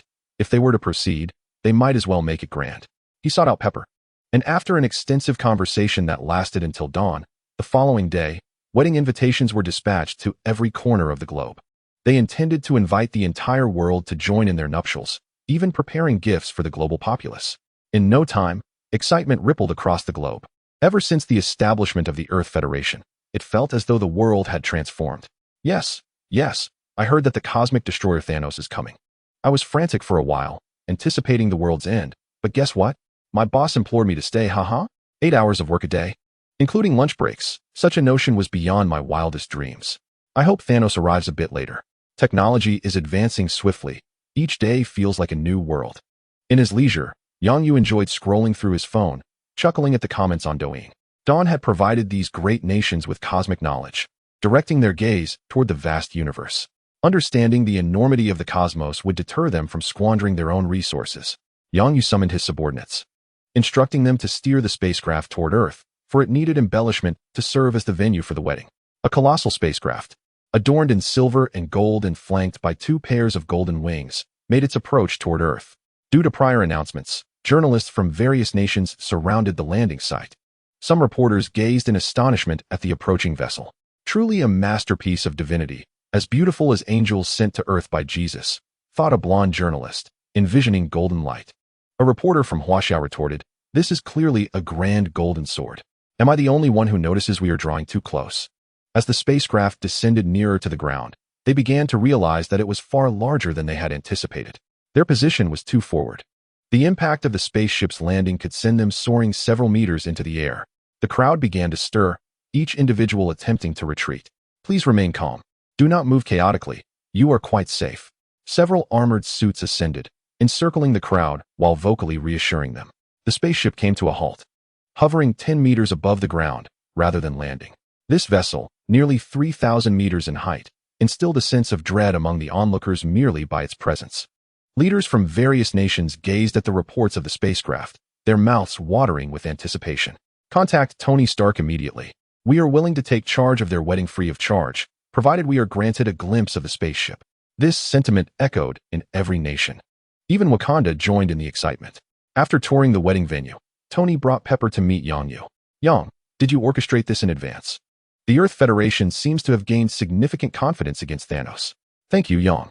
I visited that castle and found it utterly enchanting. I appreciate you making it the site for my wedding." Upon seeing Yang Yu, Pepper's eyes brimmed with tears as she enveloped him in a warm embrace. Yang Yu gently patted her back, saying, "We are friends, are we not? Your happiness is what matters." In a perspective unseen by Pepper, Yang Yu raised his middle finger at Tony. Unfazed, Tony began rummaging through the items in Yang Yu's office, which housed many unique treasures not found elsewhere. On the wedding day, a photographer hoisted a camera aimed at Steve. On Douyin Live, Steve Rogers, clad in a suit and holding a microphone, greeted the audience. "Hello everyone. I am Steve Rogers, also known as Captain America. Many of you are likely familiar with me due to my films. Some detractors have even coined the nickname Captain Honeyed Lips. I sincerely appreciate that. However, today, I shall refrain from discussing such matters." The comments section exploded with playful banter, with numerous viewers teasingly chiming in. "I watched Captain's movie. It was genuinely hilarious, though I couldn't quite hear what was being said." A commenter noted, "To understand the Captain's films, one has to traverse foreign networks." They continued, setting aside everything. "With the incessant alien invasions lately, I felt utterly despondent. Thankfully, Captain's movie had me in stitches. Did everyone follow that?" Chapter 164. Why abandon the attack on Earth? Steve glanced at the comments with a sense of resignation. Ever since he agreed to star in a few films at Yang Yu's behest, his image had been irrevocably altered. Initially, he had been resistant, but Yang Yu's reasoning was compelling. With Thanos approaching, humanity lacked confidence, and the atmosphere was heavily laden with despair. What harm is there in sacrificing a bit of oneself to create a film that brings joy to others? He thought. Ultimately, he acquiesced, and the results were remarkable. The first film grossed an astounding $25 billion worldwide. The crux of the matter is that he has indeed rescued many individuals. Some pessimistic viewers, after watching his film, have genuinely become more optimistic. Now, you lot, the wedding is about to commence. Remember to collect your gifts from the Stark official by presenting your personal information. Let us proceed and allow this crowd to witness the grandest wedding in the world." Steve gestured to the cameraman, and the live broadcast began to focus on the spacecraft. A floating platform descended, and the live feed ascended. First, the metallic surface of the spacecraft appeared against the backdrop of the blue sky and white clouds, accentuating the city below, which seemed minuscule in comparison. "Oh my, this spacecraft appears colossal. It could certainly withstand Thanos. If I could host a wedding here, I would gladly sacrifice my boyfriend. Wait, what do I see? Why is there an island atop the spacecraft, complete with a castle? My heavens!" A scene reminiscent of a medieval castle garden, alive with the sounds of birds and fragrant blooms, materialized in the live stream. Astonishing, isn't it? This is the true venue for the wedding. The spacecraft serves merely as an accompaniment. Steve reappeared in the live footage, holding the camera as he walked forward, providing an introduction. A multitude had already gathered there, including dignitaries from various nations and prominent business figures, along with Tony and Pepper's friends. Upon spotting familiar faces, Steve would approach to greet them. Ever since filming the movie, he had grown fond of this liberating sensation. Hey, Happy. Your large face is not what anyone wishes to see. You must turn the camera back. Happy, holding a tablet, shot a disapproving glance at Steve. I'm recording a video. Upon seeing Yang, Steve's eyes brightened, prompting the accompanying cameraman to hurry over. Allow me to introduce you. This is Yang. And this spacecraft is his. If you wish to borrow the venue for a wedding, he's your go-to. By the way, he's still single. Gentlemen, seize the opportunity. Yang was engaged in conversation with several scientists responsible for the Super Soldier project, including Xiao Bai and Zhao Hailun. With the addition of the Grand Clock and the corpse of the Planet Devourer, the Super Soldier initiative was progressing swiftly. While Yang was gathering information, he overheard Steve introducing him. Yang turned and smiled. Hello, Captain Telegram.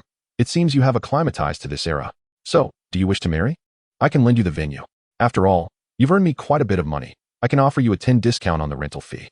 Steve exchanged a fist bump with Yang. Their relationship was quite amicable, at least in terms of Yang providing a salary. He relied on that income to support himself, Bucky, and a few World War II veterans.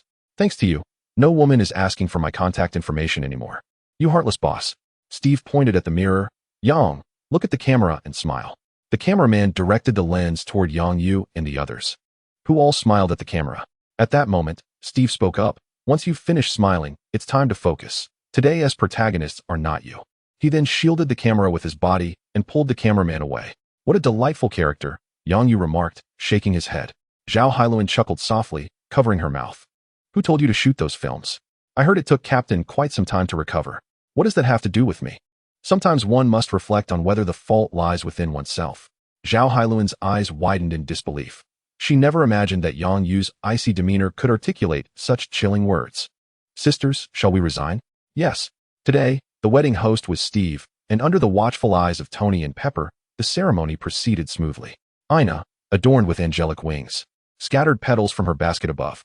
The spacecraft would take everyone on a tour of the Earth, capturing memories at renowned landmarks before returning to the starting point, marking the official conclusion of the week-long celebration. On the final day, only a select few at dawn would partake in the evening festivities.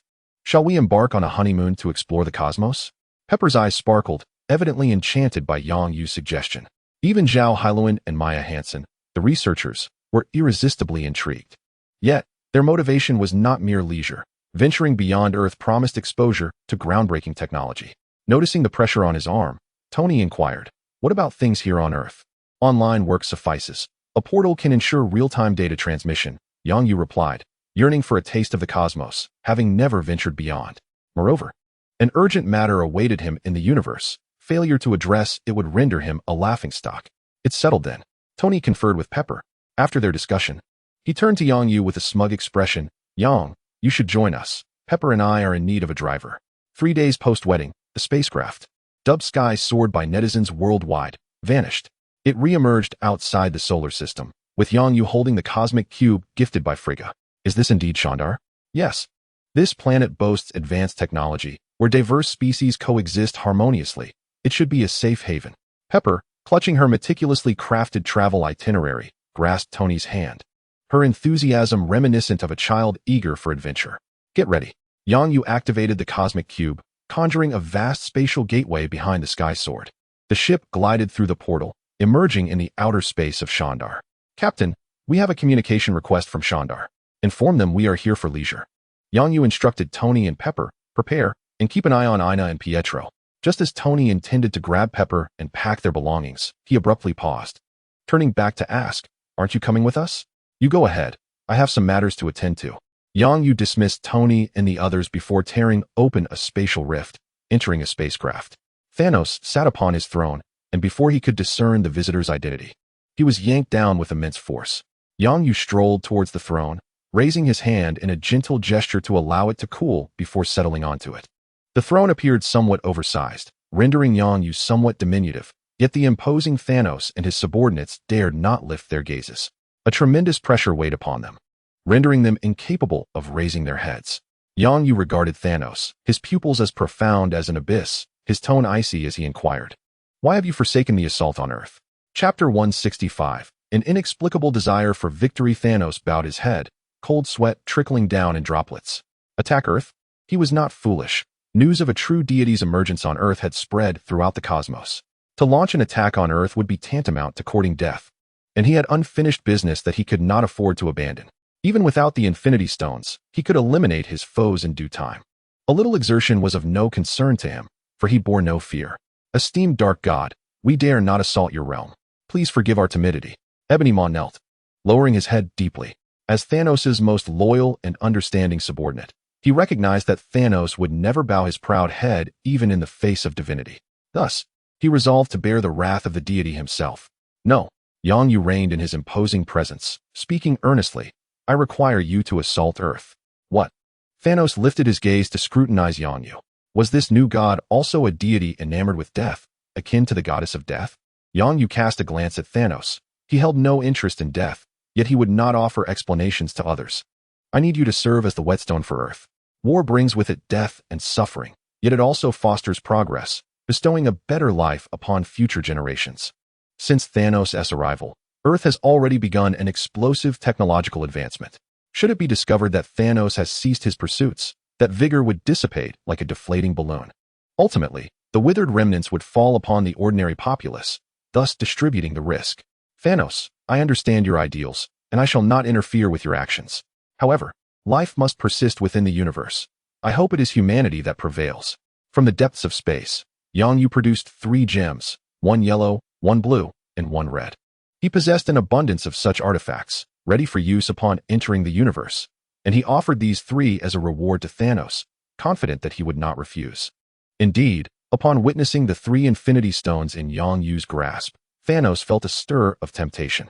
After all, the goal was merely to eradicate half of the universe's life. There were no specific requirements regarding which race to eliminate. Humanity, as a race of deities, numbered merely around 7 billion, insignificant and unlikely to impede the cosmos's development. Having reached this understanding, Thanos rose to his feet. Ebony Maw, observing Thanos' expression, instantly comprehended his intentions. At your service, he proclaimed, bending forward to accept the Infinity Stones from Yang Yu's hands. Yang Yu nodded with satisfaction. Let today's affairs remain buried in your hearts. As Yang Yu's words echoed, Ebony Maw felt as though a colossal hand had tightly grasped his heart. It is a curse. For both myself and others have been ensnared by the malevolent will of a deity. Yang Yu has vanished, as if he never existed. The ship's detectors have failed to register his presence from start to finish. Thanos clutched the location of his heart, pondering the nature of this god, who bore no semblance to divinity. In his dreams, he had beheld the visage of the goddess of death, cold, noble, selfless, and indifferent. That was the true essence of a god. With telekinetic prowess, Ebony Maw reverently brought 3 Infinity Stones before Thanos. Gazing upon the stones, Thanos remarked, send some of the Outriders to entertain the humans on Earth. As he approached the threshold of the door, he turned back to say, do not land on Earth. Remain in space and keep them company. Understood. Yang Yu returned to Xander, seeking out Tony and the others. Tony, Banner, and Ethan were seated around a circular table, sipping extraterrestrial beverages. What troubles you? You all seem preoccupied, Yang Yu inquired as he approached, noticing the somber expressions on their faces. The trio, upon Yang Yu's return, shared the alarming news of a recent assault by Thanos' minions. Without the assistance of a band of cosmic pirates and a group known as the Guardians of the Galaxy, their stronghold might have been obliterated. Ethan concluded, I reviewed the footage from the day of the battle. If Thanos' minions possess such a fleet, Earth's current technology stands no chance of victory. If you intervene, we could emerge triumphant, Banner added. Having watched the complete video, they were aware that even Yang Yu's avatars could defeat Thanos. Thus, his true self would undoubtedly be even stronger. Yang Yu pulled a chair from a nearby table and joined them, keeping a vigilant eye on the women and children engaged in play, ever watchful for any potential threats. Do not worry. I will intercept any enemies surpassing the Earth fleet, he reassured them. Tony and the others nodded in agreement, uncertain of Yang Yu's full strength, yet confident in his abilities. Yang Yu's inaugural super soldier program had reached fruition, with data revealing each participant to be akin to a humanoid Hulk. Their lifespans had achieved a remarkable breakthrough, extending to 5 millennia. Should Yang Yu disseminate this information, nations across the globe would eagerly raise the flag of Dawn, not out of allegiance, but in a bid to assert Dawn as a sovereign entity, thus enabling them to negotiate under their own terms. In a burst of excitement, Ina approached, tugging at Yang Yu's sleeve. I wish to see that ship that resembles a twisted pastry. But those aliens won't let us near. Can you take me, big brother? Yang Yu glanced toward the group of researchers, including Zhao Hailuan, who were observing them. It was evident that this entourage had sent Ina. For Little White would not assist others. Very well, I shall negotiate on your behalf, Yang Yu said, affectionately patting Ina's head. Tony, intrigued, rose alongside Yang Yu, adjusting his attire with a smirk. I'm coming with you. This is my area of expertise. Yang Yu exchanged a glance with Tony. An inexplicable sense of rivalry surging within both of them. The leader of the Shandar Star, the Nova Supreme, furrowed her brow upon hearing the report from her subordinates. This group hailed from Earth, a civilization rumored to have birthed a deity, and not just any deity, but the most malevolent dark god. What could their intentions be in requesting a tour of Ronan's flagship? Following the previous assault by Ronan, the Nova fleet had suffered catastrophic losses and had yet to recover. The cerebral interface projected the profiles of Yang Yu and his companions, revealing information on each individual. They had proactively gathered intelligence on Earth long before rumors began circulating. Given that the Shandar Star in the Andromeda Galaxy is the closest to the Milky Way, if they were merely a group of scientists, could it be possible to retain them? According to the data, these individuals represented the pinnacle of intelligence on Earth, each possessing one or more exceptional technologies. Some officials pointed to the profiles of Tony and Zhao Hailuan, noting that the Iron Man suit and life cradle technology would be immensely beneficial to them, particularly the life cradle technology, which they themselves lacked. The Nova Supreme pressed her lips together, contemplating in silence for a moment. She agreed to their request, instructing someone to engage with them and attempt to persuade them to remain. They should feel our sincerity, and a few measures could be employed. After all, our aesthetic sensibilities are quite similar to those of Earth. The officials nodded in understanding, aware of what needed to be done. Chapter 166. The specially prepared room, please follow me. A Nova personnel clad in a blue uniform respectfully invited Yang Yu and the others. Have you agreed to our request for a tour of the warship? Tony stepped forward to inquire. Among those present were Banner, Yang Yu, and Ethan, who typically refrained from involvement. This trip was also Tony's honeymoon, so he felt compelled to assume the role of leader. Yes, I will take you all to tour the spaceship now, and we have also prepared a welcoming banquet for you. The Nova personnel replied amiably, adept at conversing.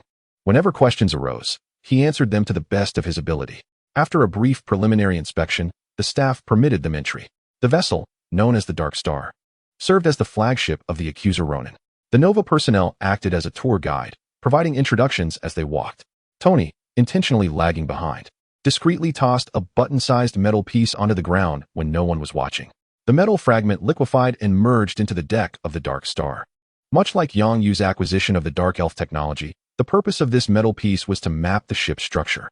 Upon returning, they would employ artificial intelligence to match materials and ultimately reverse engineer the principles. The Dark Star was vast, making it impossible to complete the tour in a single day. That evening, the group followed the Nova personnel to a magnificent hall for the banquet. The Nova Supreme was the host of this opulent gathering, where the attendees adorned themselves in splendid attire. Except for Yang Yu, who remained in casual attire, the others donned their most exquisite garments upon receiving the invitation. As Yang Yu and his companions entered the hall, all eyes turned towards them, revealing a spectrum of emotions, curiosity, bewilderment, and scrutiny. Just as Tony and the others were grappling with their confusion, a soothing female voice resonated through the air. Welcome, dear friends from Earth. On stage stood a regal elderly woman, elegantly holding a goblet, gesturing warmly towards Tony and the others. As she spoke, the guests throughout the banquet hall raised their glasses in unison, echoing, "Welcome, dear friends from Earth." Their smiles radiated warmth, expressing genuine enthusiasm toward Yang Yu and his companions.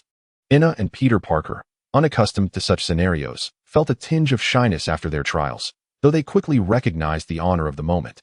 Their cheeks flushed with a hint of embarrassment. "Dad, is our Earth renowned?" Ina tugged at Ethan's sleeve, her eyes sparkling with curiosity. Yang Yu, intrigued, peered into the elderly woman's heart and was left speechless. It was evident that those who ascended to leadership positions often harbored ulterior motives. The allure of beauty was clearly at play. Yet, he pondered, where was the beauty? He was determined to observe how stunning these extraterrestrial beauties truly were. While Yang Yu was engrossed in his observations, the Nova Prime descended from the stage, goblet in hand, and approached them. Her first greeting was directed towards Tony, the captain of their group. "Greetings, Mr. Tony Stark. I possess a modest understanding of your endeavors. We, the Shandarans, are a peace-loving race. and your heroic deeds are most fitting for celebration in our realm. Tony was slightly taken aback. He had not anticipated that the Nova Prime would seek him out. However, he quickly regained his composure, having navigated similar encounters with ease in the past. The Nova Prime exuded no air of authority, resembling a benevolent matron instead. She greeted each of Yang Yu's companions, even acknowledging the young and Navi Bai, who still had much to learn. With the Nova Prime initiating the interactions, an increasing number of attendees approached them for conversation. Upon closer observation, a pattern emerged. The majority of those seeking Tony and Banner were striking women, while those approaching Zhao Helen and Maya Hansen tended to be handsome men and distinguished gentlemen. Guests from various races mingled, some even creating space for Tony and the others to avoid any shyness stemming from their companions. Occasionally, the Nova Prime would return to engage with Tony and Banner. As for Yang Yu and Ethan, they were not afforded the same privilege, prompting Tony to cast a teasing glance at Yang Yu. They seemed quite busy, so let us tend to the children. Ethan had grown accustomed to the playful rivalry between Tony and Yang Yu, often stepping in to ease the tension. With a bemused expression, Yang Yu remarked, "It's fine, let them enjoy themselves." As the evening progressed towards its conclusion, the Nova Prime took her leave first. The interactions had been delightful, but she understood the importance of pacing. There was no need to rush. Ensure they are well received and assign them the most prestigious accommodations, commanded the Supreme Star as she walked alongside her subordinates. Suddenly, the lights in the corridor flickered ominously. The Supreme Star halted, her guard immediately positioning himself protectively behind her. The path behind them had vanished. The assistant glanced back, calmly reporting to the Supreme Star. In a frenzy, the Supreme Star racked her brain, attempting to identify any potential adversaries. Yet, despite contemplating numerous foes, she could not discern who might dare to attack her in this place. This gathering had been meticulously arranged by her, comprising only trusted individuals. The Star Legion surrounded them, so who could possibly launch an assault? And why had they not yet acted? Above them, only the 3 chandeliers continued to illuminate the corridor, while darkness enveloped the pathways ahead and behind, with no sign of the surrounding guards rushing to their aid. Darkness, Earthlings. A fleeting thought ignited in her mind, and the Supreme Star seized upon this elusive insight. Clear the way. The Supreme Star pushed aside the guard obstructing her path. The guard and assistant attempted to intervene, but the Supreme Star raised her hand to stay them. She composed herself, offering a slight bow towards the darkness. "Esteemed God of Darkness, I mean no offense to our guests from Earth. I implore your forgiveness, and the Star Alliance shall offer compensation."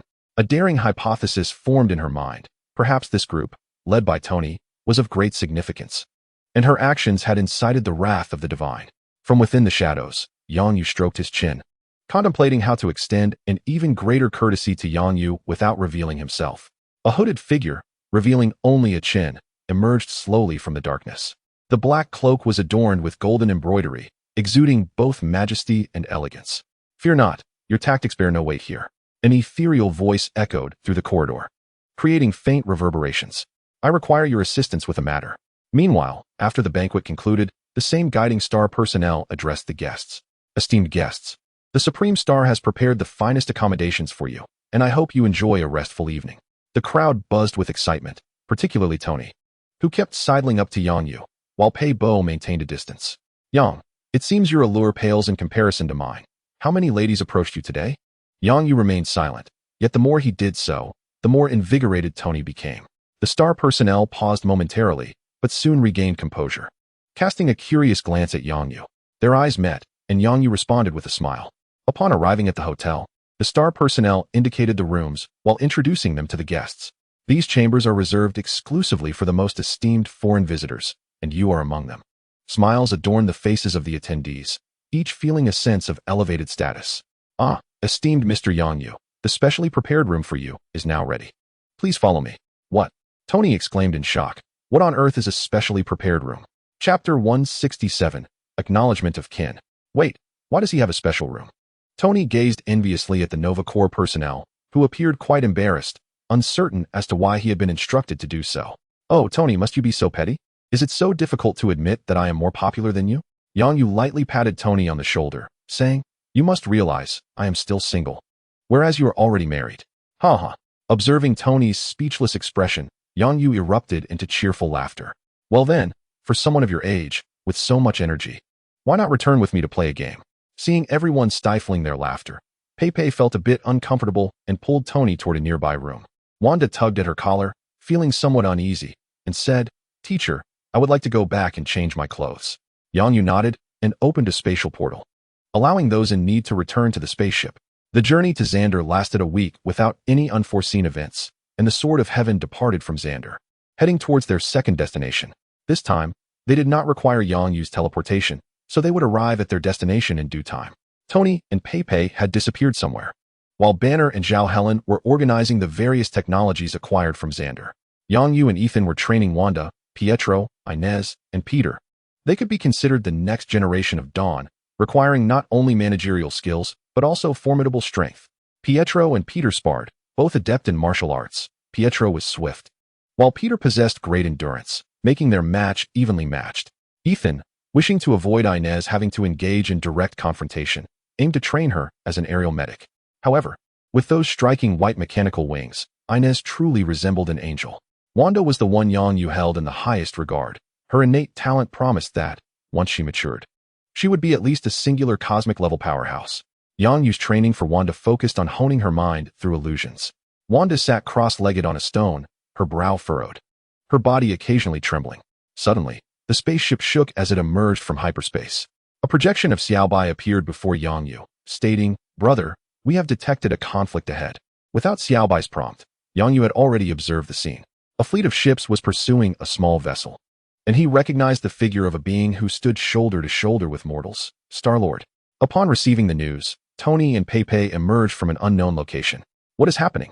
Tony inquired as he arrived at the command center, just in time to see the profiles of the Guardians of the Galaxy projected on the screen. The tales they had heard most frequently during their time on Xander revolved around the exploits of the Guardians. Upon seeing the returning images, Tony deduced the situation. The one being pursued is the Guardians of the Galaxy? Indeed, Yang Yu affirmed with a nod. Beep, beep, beep. A third-party spacecraft has been detected. The intelligence system of the Tianjin displays that a white, oval-shaped ship is approaching the battlefield, resembling an egg. Tony remarked while observing the projection. "Do you wish to lend assistance?" Yang Yu looked at Tony and replied, "If we do not help, we shall depart. Of course, we must assist. The Guardians of the Galaxy are awaiting the Earth's defenders for rescue." Tony believed the Guardians to be benevolent and felt compelled to aid them. "Very well. Proceed with caution. It may be perilous. Ensure everyone is prepared," Yang Yu stated enigmatically before turning to exit the command center. "Understood," Tony acknowledged, initiating the Tianjin's rescue protocols. Meanwhile, on the other side, surrounded by a multitude of drones, Star-Lord and his companions faced imminent destruction as the cockpit glass threatened to shatter. Suddenly, two beams of light, one white and one gold, surged towards them, obliterating the drones on either side. Star-Lord and his team were left astonished and bewildered as they maneuvered their ship through the flames. Rocket spotted a white, oval-shaped vessel approaching, seemingly with a tiny figure waving at them. "What is that?" he inquired. Star-Lord, preoccupied with piloting their severely damaged ship, gravely responded, "Never mind. The jump node is right there." Had it not been for Rocket's struggle for control, their ship would not have sustained such catastrophic damage, rendering stability impossible. Skillfully steering, Star-Lord managed to guide the craft perilously through the spatial jump point. However, due to the energy shock, the ship was ultimately rendered inoperable, plummeting towards the forest below. "Oh no, he is still outside," Gamora exclaimed, realizing Drax was still clinging to the exterior. The Tianjin's intelligence system analyzed the Guardian's jump location and reported their ship was critically damaged, necessitating rescue. "Did that egg-shaped vessel also jump in?" "Indeed, Commander," came the response. With a decisive gesture, Tony commanded, "Follow them." The Tianjin swiftly navigated towards the spatial node, emerging on a planet known as Boert. Star-Lord and Rocket continued to bicker over control of the ship when a shadow loomed over them, revealing two descending vessels. "Someone has followed us through the node," Nebula warned, while simultaneously urging Star-Lord and the others, "Release me. You require my assistance." The Guardians formed a protective circle, throwing jibes at Nebula. A small white ship and a massive sword-shaped vessel landed simultaneously, and figures began to emerge from both crafts. From the small white ship, two individuals disembarked, an elder and a woman with two antennae on her head. Meanwhile, a throng of people emerged from the larger ship, with Peter Parker being the first to address Star-Lord and his team. "You are indeed the Guardians of the Galaxy. We have heard tales of your exploits on Xander. You managed to persuade a band of interstellar pirates to join you in resisting invaders?"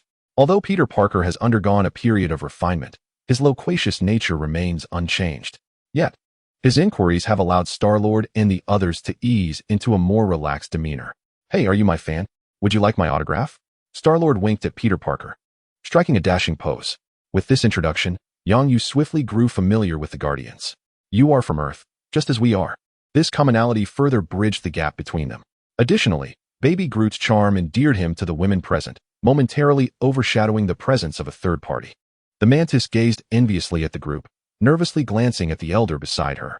Ego, unperturbed, smiled warmly at everyone and, after a brief pause, cleared his throat. Ahem. Once all eyes were upon him, he spoke with a grin. After all these years, I have finally found you.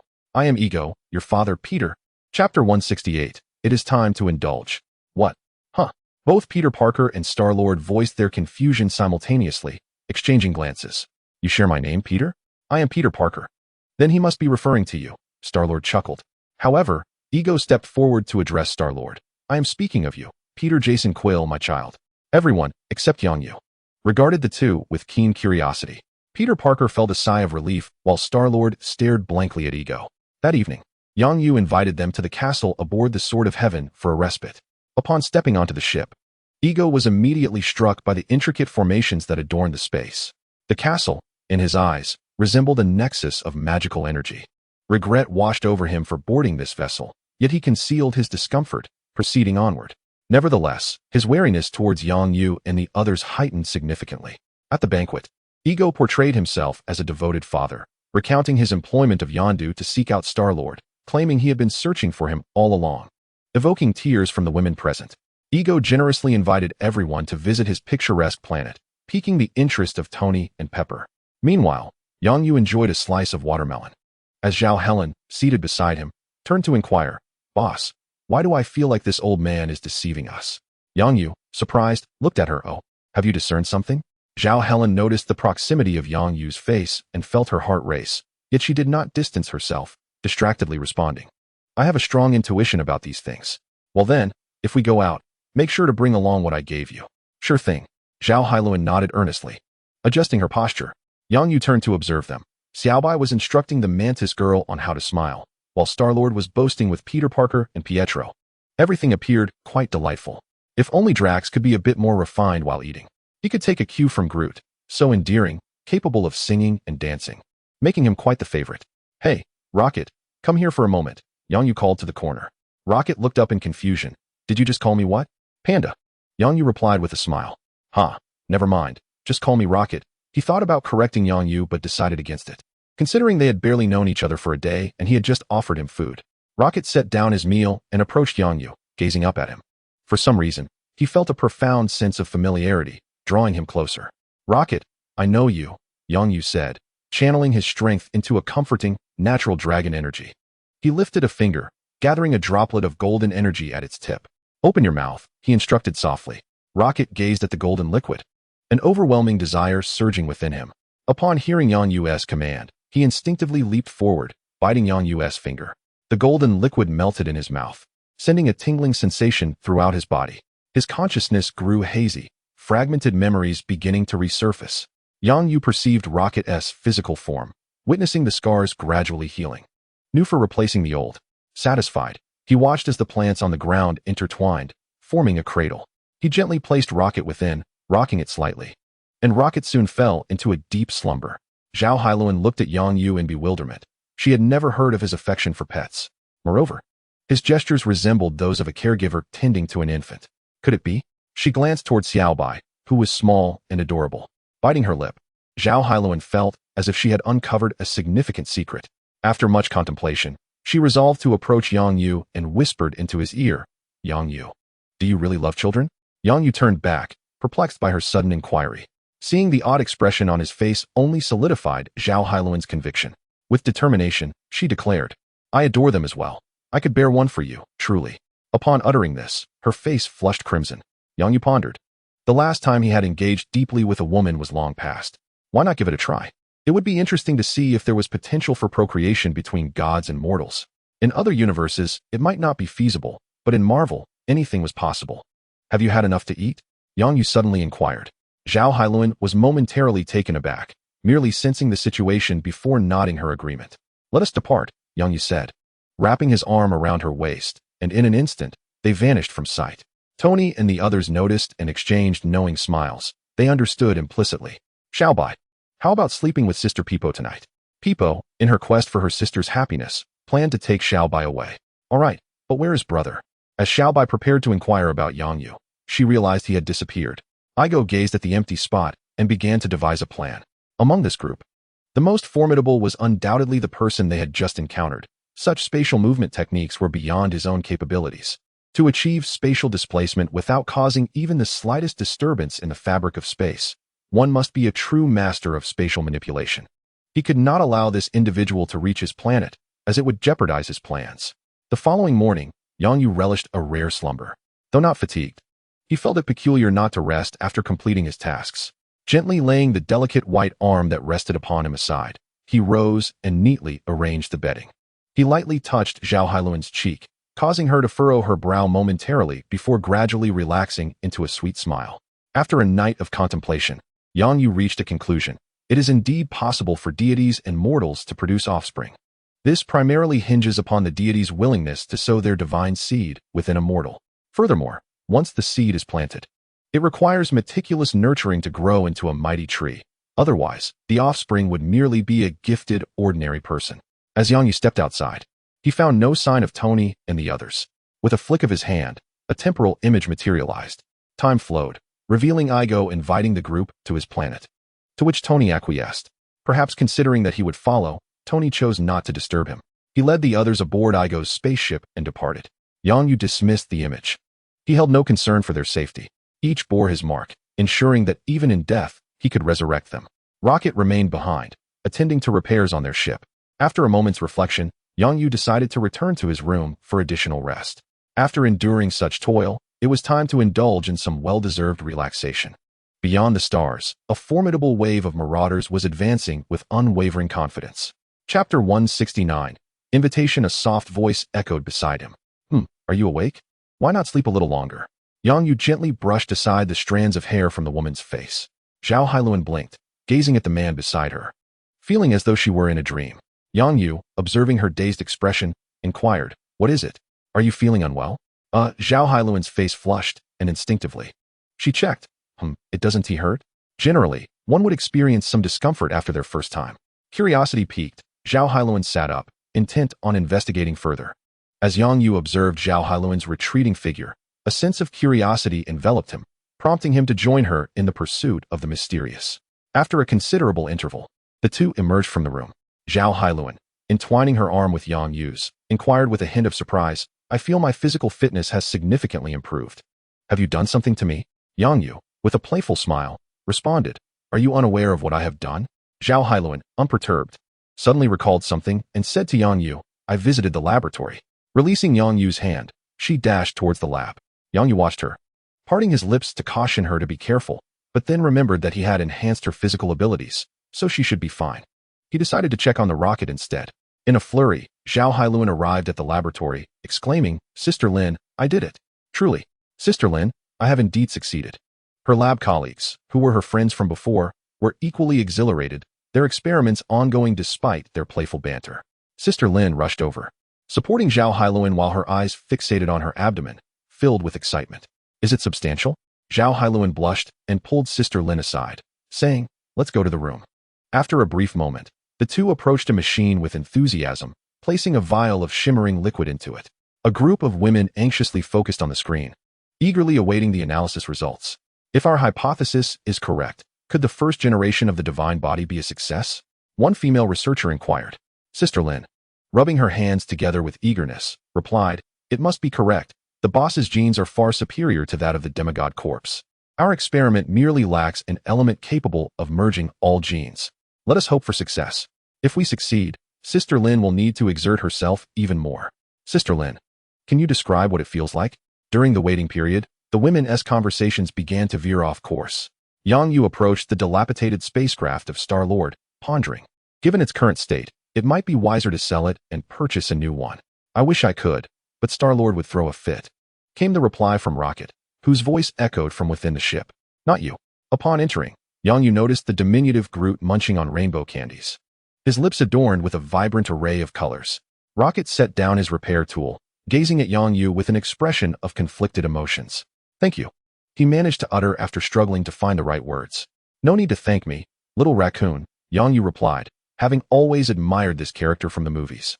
Assisting him was merely a casual act. However, upon hearing Yang Yu refer to him as a little raccoon, Rocket recalled Star-Lord, who often used the term mockingly. Yet, he could sense that Yang Yu's intent was not to ridicule him. Consequently, he turned his back to Yang Yu, baring his teeth, and began firing his repair tool at the wall. Damn earthling. Yang Yu's gaze sparkled as he noticed that Rocket's internal injuries and technological modifications had vanished, making him appear even more raccoon-like. It seems you are still unaware of your true heritage. You know my species? Rocket turned to face him, a glimmer of longing flickering in his eyes. Little Groot raised one tiny hand, while the other was busy stuffing rainbow candies into his mouth. Come along too, Yang Yu said, lifting Little Groot. He conjured a magical projection of a corner of Earth, showcasing a family of raccoons. Rocket felt his heart clench, instinctively moving closer to the image. Little Groot hopped down from Yang Yu's hand and climbed onto Rocket, wrapping his arms around him. Hey, could I have something to eat? Nebula, bound and observing Yang Yu's seemingly kind demeanor, contemplated how to manipulate him. Rocket's emotions were interrupted by Nebula's words, and as he realized the situation, he wiped away his tears. She's one of Thanos' people, a dangerous individual. She cannot be freed. Furthermore, she is a cyborg and can survive for a long time without food or water, Rocket explained quickly to Yang Yu after glancing at Nebula. He feared that Yang Yu might release her. Thus far, Yang Yu had appeared to be rather benevolent. I understand, Rocket. Have you considered coming with me? I can assist you in seeking revenge, Yang Yu proposed. He had little interest in Nebula and was quite keen to whisk away the little raccoon. Yang Yu's unexpected invitation momentarily stunned Rocket. After a glance at Groot, he declined, saying, No, while I am grateful for your healing and for enlightening me about my heritage, I cannot abandon my friends. Rocket offered Yang Yu an apologetic expression. Groot, perched on Rocket's shoulder, nibbled on his tiny hand, reminiscing about the delicious food from the previous night, drool escaping uncontrollably. Oh no, you must stay with your father, Rocket admonished as he gently pulled Groot down, earnestly instructing him. By the way, we were pursued by the Sovereign, and they might track us here. I suggest you leave, Rocket warned Yang Yu, recounting the reasons behind their pursuit. Yang Yu, aware of the storyline, recognized that the pursuers were not the Sovereign, but rather the Marauders led by Yondu. All right, I understand. Since Rocket does not wish to join my side, so be it. Yang Yu returned to the ship, using magic to observe Tony and the others. That evening, a large spacecraft emerged from a spatial point. As soon as it appeared, it was struck by a beam of light, plummeting toward the forest amidst a cloud of black smoke. Watching the ship descend, Rocket glanced down at the switch in his hand, lamenting, what a wasted effort. He rushed back to the ship, grabbing a gun as he prepared to head out. Hey, unbind me. You need my help, Nebula shouted. Ignoring her, Rocket instructed Groot to stay inside the ship and not venture out. He made his way toward the site of the fallen ship, recalling that it belonged to the blue-skinned individual. Upon his arrival, he found Yang Yu standing before the Marauders, who were ensnared by tree roots, hanging like mummies. The women clad in white garments were drawing blood from them, evoking unpleasant memories in Rocket. Do not worry, it is merely a blood draw, Yang Yu reassured him. Though facing away, Rocket sensed that the words were directed at him. Approaching Yang Yu, Rocket pointed at the bound blue figure. How do you intend to deal with them? They seem to be friends of Star-Lord. After the researchers completed their sampling and withdrew, Yang Yu approached them. Shall we engage in a game? A chorus of muffled whimpers arose from a group of bound Marauders, their mouths gagged, struggling desperately. Excellent. It appears you consent, Yang Yu smiled. Rocket regarded Yang Yu with a smirk. You truly possess a wicked sense of humor. You may cast a vote to select one person to perish, and then I shall grant you your freedom. Let us commence the recording. Wooden boards emerged from the ground as Yang Yu tapped a pen. Releasing the gag from one of the bound Marauders, Yang Yu inquired, Please choose your voting subject. You may select only one, for if you choose more, I shall bury you alive. I. The Marauder glanced around at his companions, whose eyes darted towards one individual. I choose Yongdu, the blue one. Boo-hoo. He looked at Yongdu, saliva splattering as he spoke through uneven teeth. Yang Yu inscribed Yongdu's name on the board, marking it with a stroke beneath. The roots once again sealed the Marauder's mouth, proceeding to the next. As the tally of strokes beneath Yongdu's name increased, Rocket approached Yongdu. Blue Waste. It seems your crew is quite eager for your demise. Yongdu merely cast a glance at Rocket, closing his eyes and ignoring him. Once the voting concluded, Yang Yu divided those who wished for Yongdu's death from those who did not. A staggering 70% desired Yongdu's demise, a clear indication of his unpopularity. Now, it is time for the final participant, Yongdu. Whom do you wish to vote for? Yongdu gazed at him with a smile. The roots released Yongdu's mouth. Oh, how truly sorrowful. If I die, will you truly release them? Yongdu did not select anyone, but posed a question instead. Do you wish for me to release them? Yongdu countered. No, let them perish. As long as those who support me remain, I vote for myself. Yongdu's eyes fixed on Yongdu as he declared his choice. He could accept death, but it must not be in vain, nor could he allow those who betrayed him to survive. He was acutely aware of the nature of these marauders. If released, the faction that supported him would undoubtedly be eliminated.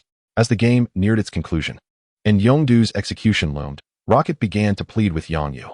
Yongdu, you wouldn't truly contemplate taking his life, would you?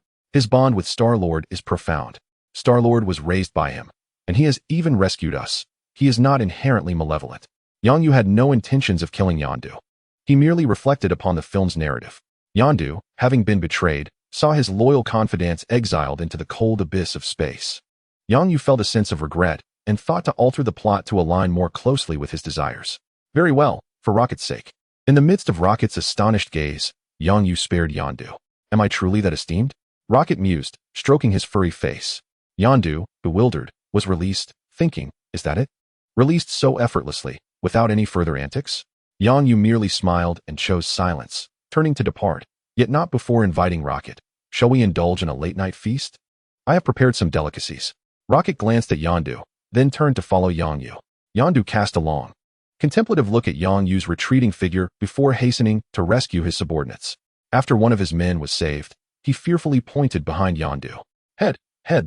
They're all dead. Yongdu whirled around, witnessing those who had chosen their demise now transformed into desiccated corpses. Turning back to the direction where Yongdu had vanished, he noticed a board inscribed with the words, "No need for thanks. I have resolved your issue." What a devil! Yongdu resumed his efforts to save his men. Aboard the Sword of Heaven, Yongdu gathered those remaining to host a barbecue party. Zhao Hailuan approached Yongdu, visibly anxious, standing silently, as if grappling with something. While tending to the grill, Yongdu noticed her and inquired, "What troubles you?" Zhao Hailuan pondered briefly. Realizing she could no longer keep it hidden, "I have good news." "Oh, do share." Yongdu offered her a portion of the grilled beast meat. Zhao Hailuan accepted it. Taking a gentle bite, the synthesis of the first-generation divine body gene has been successful.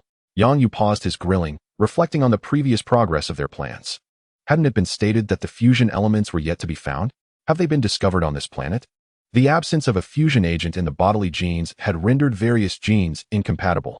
Given this situation, Yongdu intended to explore other universes for the symbiote venom. Zhao Hailuan blushed, taking a large bite of meat, mumbling incoherently, "Oh, we embraced your wisdom and made this happen." She cast her gaze elsewhere, appearing guilty. If only Koyi's flower could provide a bit more of that. Yongdu widened his eyes. "When you asked me, you articulated your request quite clearly."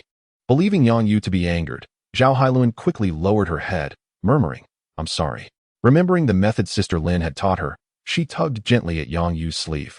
Adopting a coy demeanor, "Please show me the data." Yongdu felt a sense of helplessness as he continued to flip through the barbecue. After all, people were merely engaged in their own affairs. What could be done? The thought processes of these scientists were indeed perplexing. Zhao Hailuan had reverted to her former self, eagerly presenting a tablet to Yongdu. "With just a drop, we could synthesize a super gene," she gestured with her fingers. "Don't even think about it. Not a chance." Yongdu felt a pang of discomfort. He had no intention of parting with even a single drop. After reviewing the data, his head throbbed with uncertainty. Should he give or withhold? Presently, it seemed that to achieve the fusion of various genes, a more potent fusion agent was required. Even employing venom might not guarantee success, as some genes originated from extraordinary beings, their power rivaling that of legendary deities. For instance, the primary gene of the completed first-generation divine body was derived from the six-legged Pegasus of Asgard, Odin's steed, a dominant entity capable of effortlessly overpowering Thor, the god of thunder. Yongdu had expended considerable effort to procure its gene. To serve as the fusion agent, a divine seed was necessary. As he gazed at the rocket, a particular god came to mind, or rather, a grotesque deity. Ego, the incomplete celestial being who delighted in sowing seeds everywhere, was the quintessential genetic fusion agent. Chapter 171. You do not count, alas. According to the narrative, Ego ultimately met a disastrous fate, leaving no trace of his existence. However, Tony and his companions had yet to uncover Ego's true nature. Otherwise, they would have sent word back. It was not too late to eat before proceeding. So Yang Yu continued to grill chicken wings, listening to Zhao Hailuan recount her latest experimental results. After the party concluded, Yang Yu ordered the Tianjin to set sail. Destination, Ego's planet. Captain, they have departed. Shall we proceed with our commission? Yongdu inquired, watching the Tianjin leap into the void before turning to his subordinate. Do you wish to perish? Ah, certainly not, the subordinate replied, images of a line of desiccated corpses, former crew members, flashing through his mind as he fervently shook his head. Then let us retreat. Inform the sovereign that we shall not undertake their task. Yongdu paused, adding, tell them the guardians of the galaxy are on Ego's planet. Understood, the subordinate quickly set off to relay the message. On Ego's planet, the environment was quite pleasant, abundant with flora, and not a mosquito in sight during the evening. Tony strolled with Pepper, savoring their meal, while Pepper expressed keen interest in the unfamiliar flowers and plants. Sonic, how are things? Have you detected anything unusual? Tony discreetly contacted Pietro while Pepper was momentarily distracted. Ever since arriving on this planet, he had sensed an eerie atmosphere pervading the surroundings. On this vast planet, he had yet to encounter any other life forms. As soon as Ego returned, he took Star-Lord to an unknown destination, accompanied by the peculiar Mantis, who seemed rather enigmatic. When questioned about the situation, she faltered, as if concealing something. Tony decisively instructed Pietro and Peter Parker to investigate the emotional atmosphere here. Pietro's voice crackled through the communication device, tinged with exasperation. He reported a lack of unusual activity, merely noting the absence of other life forms. Furthermore, Mr. Stark, I am Pietro, not Sonic. Pietro's presence flitted from one location to another, appearing wherever he sensed something amiss. In a subterranean chamber, the rocks above undulated like the surface of water, and Peter Parker emerged from within. Descending like a spider, he exclaimed, Sir, I have discovered a location. You must come quickly. The cavern was filled with a chilling array of bones, leaving him profoundly shocked. Had it not been for his recent experience in the trial camp, where he had battled insects for over 20 days, the sight would have left him utterly paralyzed. With location sharing enabled, Pietro arrived swiftly, gazing at the cavernous expanse of skeletons. Is this a graveyard? Transforming into a fleeting shadow, he rapidly surveyed the surroundings, comparing the forms of several skeletons. In Yang Yu's teachings, there was a course dedicated to extraterrestrial races. The skeletons here belonged to beings from various planets, undoubtedly not the indigenous inhabitants of this locale. Peter Parker interjected, just like us. Upon Tony's arrival, his suspicions about the area's danger intensified, prompting him to contact the Sword of Heaven. Learning that it was en route, he instructed the two to return. Pietro, you should head back and inform your sister and Ethan. Let the others remain unaware for now. Follow your sister's lead, Tony earnestly advised. Understood. With a rustle of leaves, Pietro vanished. I'll search for Star-Lord. You locate the ship, Tony declared, donning his suit and soaring into the sky. Once airborne, J.A.R.V.I.S. began scanning the ground, seeking Star-Lord's position while directing Peter Parker. Found him. The footprints revealed Ego's and Star-Lord's trail, displayed before Tony's eyes. He landed stealthily before a building. Peering inside, Ego's voice reached Tony's ears, confirming that the old man was far from human. Moreover, Star-Lord's demeanor appeared unsettling, as if he were under control. Without news from Pietro yet, Tony refrained from alarming the others. After Pietro relayed the information, Wanda and Ethan promptly gathered everyone. Upon seeing Mantis, Wanda, with her hands glowing red, prepared to exert control over her. Wait, she's one of the good ones. Drax interjected, positioning himself between Wanda and Mantis. Mantis had already divulged the situation to him, but had yet to inform the others before Wanda's summoning. Those bones belonged to Ego's offspring. Indeed, he had finally found what he sought. The situation regarding the Mantis warrior Ego was conveyed to everyone. If Ego were the planet beneath their feet, then Tony would undoubtedly be no match for him. He must be brought back. Ethan instructed Pietro to take everyone to the spaceship while he prepared to rescue Tony. Wait. Stark is signaling us to leave, Pietro said, pulling Ethan, indicating his earpiece. Everyone go ahead. Stark will be fine. Trust that our mentor is already on his way. Wanda urged the group, and they raced towards the white spacecraft. Meanwhile, Ego had underestimated Star-Lord's love for his mother. What? Upon learning that his mother's brain cancer was a result of Ego's actions, Star-Lord's senses suddenly returned to clarity. He drew his twin guns and relentlessly fired at Ego, taking off half of his head. Just as Tony, witnessing the entire scene from outside, believed it was over, Ego quickly recovered and summoned a blue tendril, piercing Star-Lord from behind.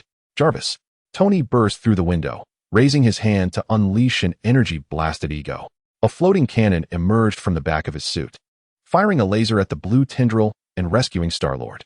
I hope you don't mind if I give your father a beating, Tony asked Star-Lord, who could hear the Mantis warrior's words from within the castle. No, I don't acknowledge him, Star-Lord replied, regaining his composure and joining the assault on Ego. They struck Ego so fiercely that he could barely maintain his humanoid form. However, Ego's powers began to escalate, causing the entire planet to tremble. Oh no! Someone stop the ball. Yang Yu suddenly appeared between the two sides. As the celestial sword emerged from the spatial rift, Yang Yu noticed the entire planet shaking and glowing. Realizing that the situation was dire, he first cast a spell to stabilize the planet, then transported himself to Tony's side. Yang, this guy is a planet. Do you have any magic that can resolve him? Tony, uncertain of Yang Yu's capabilities, only knew him to be a formidable sorcerer. Once the fighting ceased, Ego seized the opportunity to restore his form, sensing the forces binding him. He gazed at Yang Yu in fear. You are the new god born of Earth, as rumored. Why? What? Two other voices resonated nearby. Despite the helmet, Yang Yu could still perceive the astonishment on Tony's face. Star-Lord, boasting to Tony, declared actually. I am a god too. Yang Yu glanced at Star-Lord and shook his head. You do not count. Chapter 172. The Great Darkness observing Yang Yu and the other two. Ego attempted a sneak attack, but quickly realized he could not harness the planet's power. What have you done to me? We are of the same kind. Why help them? Yang Yu turned to face Ego, green light flickering in his eyes. Ego's life history began to manifest from the river of time. The first batch of celestial beings was created by the first firmament, which later fled. The birth of the multiverse has diversified existence, and the celestial beings of other realms are eternally forged. The Celestial Assembly's mission is to create planets and propagate new deities. Ego, himself an underdeveloped deity lacking the knowledge passed down by the Celestial Assembly, found himself unrecognized by them. Upon his inception, no celestial being was present to welcome him. The state of the cosmos was entirely reliant on Ego's gradual exploration. Upon discovering a planet teeming with life, he instinctively began to sow his seeds across other worlds. However, devoid of heritage and merely guided by instinct, he remained ignorant of how to cultivate new deities. Nevertheless, through his innate talent, he developed an alternative method, assimilation, transforming other life planets into extensions of himself. Regrettably, his power was insufficient, compelling him to reproduce in a manner akin to ordinary organisms. In hopes of birthing a deity to assist him, when Yang Yu cast a glance at him, Ego felt as though his very essence had been laid bare. For the first time since his creation, he experienced a profound sense of fear, his voice quivering. Yang Yu conjured a portal behind him, gesturing to Tony and Star-Lord. You two return to the ship, I will handle this. The other side of the portal led to the ship, and Tony, confident in Yang Yu's abilities and concerned for cautioned, be careful. If you can't hold your ground, retreat. I won't mock you. With that, he stepped through the portal. Star-Lord glanced at the portal, then at Ego, recalling his mother, and a surge of rage compelled him to confront Ego. I will fight alongside you. I seek vengeance for my mother. Yang Yu cast a sidelong glance at Star-Lord. Very well, you go ahead and hold him off. I shall unleash my magic to vanquish him. Initially intending to resolve the matter himself, Yang Yu found Star-Lord's plea impossible to decline. Releasing Ego from his constraints, Yang Yu tapped Star-Lord's forehead, and his figure vanished from the hall. Suddenly, a torrent of information flooded Star-Lord's mind, revealing that he could harness the power of this planet. You shall pay for what you did to my mother, you wretched being. Star-Lord bellowed in fury, propelling himself towards Ego with immense force. The ground beneath them shattered under the impact, debris flying in all directions. Do you think you are worthy of such power, my son? Ego exclaimed, regaining control of his abilities. The father and son engaged in a fierce battle, with Star-Lord empowered by Yang Yu, resulting in a stalemate. The entire structure began to collapse around them, yielding a gaping abyss in the ground. Yang Yu materialized in the cosmos, gazing down upon the Crimson Planet. A living deity is far more valuable than a deceased one. Yang Yu envisioned transforming Ego into a source of genetic fusion, yet Ego's consciousness must be eradicated. Once a certain level of power is attained, one can manipulate others through their very cells. Yang Yu was reluctant to see the subordinates he had painstakingly nurtured become the lackeys of another. However, with Ego's consciousness extinguished, the very essence of this planet would fade away as well. In his mind, Yang Yu began to explore methods for replacing consciousness. fortuitously discovering that the Dark Magical Codex chronicled numerous such techniques. A tome with a black cover materialized before him, flipping its pages autonomously. The great darkness heralded the descent of shadows upon the world, with the world's consciousness succumbing to the abyss. Yang Yu scrutinized the incantation inscribed within the book. A medium was required. He reached out, tearing open a rift in space, and retrieved a crimson seed. The seed had already sprouted, its roots seemingly imbued with awareness as one of them lifted and waved at Yang Yu, as if greeting him. You are growing at a painfully slow pace, unable to keep up with me. Therefore, let us pursue a different path. This planet is quite suitable for you, and your future shall depend upon your own fortunes. The configuration of the seed's roots mirrored his own burgeoning spirit, serving as a unique avatar. Yang Yu's ambitions were intrinsically linked to its aspirations. Commencing the incantation, darkness began to surge. 9 beams of black light descended upon the earth, and 8 dark figures arose from where they landed. Aboard the Tianjian, all personnel congregated in the command center, observing the 8 shadowy entities that resembled ink, darkening everything in their wake. Hey, your friend isn't some malevolent deity, is he? Peter is still on the planet. Kamala remarked as she sought to rescue Star-Lord, but was obstructed by Rocket. Trust Yang, he will find a solution. Our task now is to buy them time. Tony presented a projection to the group, revealing a swarm of autonomous aircraft belonging to the Sovereign heading their way. Anyone interested in trying sword flying? Tony inquired with a tilt of his head. Sword-shaped vessels emerged from both sides of the Tianjian. Inside the cockpit, Rocket stood atop a controller resembling a flying sword. Wearing a sensor helmet, the flying sword executed a 360-degree flip, evading multiple attacks, and as it crossed paths with 2 enemy aircraft, it retaliated with a side strike. Wow! Exhilarating. The flying sword performed various drifts, turns, and spins through the cosmos, locking onto targets with sheer thought, completely bypassing the need for aiming. Missing was inconsequential. With abundant energy, they could fire at will. What is the energy source for this contraption? Why is it still showing as charging? Rocket queried over the channel. Having just noticed that after expending a bar of energy, pausing fire resulted in an immediate replenishment. Dark energy, Tony replied. Rocket was momentarily taken aback, losing focus just as the flying sword was struck by a drone. A protective shield manifested, absorbing the attack without so much as a tremor. Regaining his composure, Rocket expertly maneuvered the flying sword, turning to obliterate the drone that had targeted him. If I had known, I would have agreed to join sooner. Dark energy? I've never heard of any civilization possessing such energy technology. Mastering dark energy equated to wielding infinite power. Most of Ego's planet has succumbed to darkness. In the midst of this abyss, a crimson seed harnessed Yang Yu's energy, rapidly flourishing.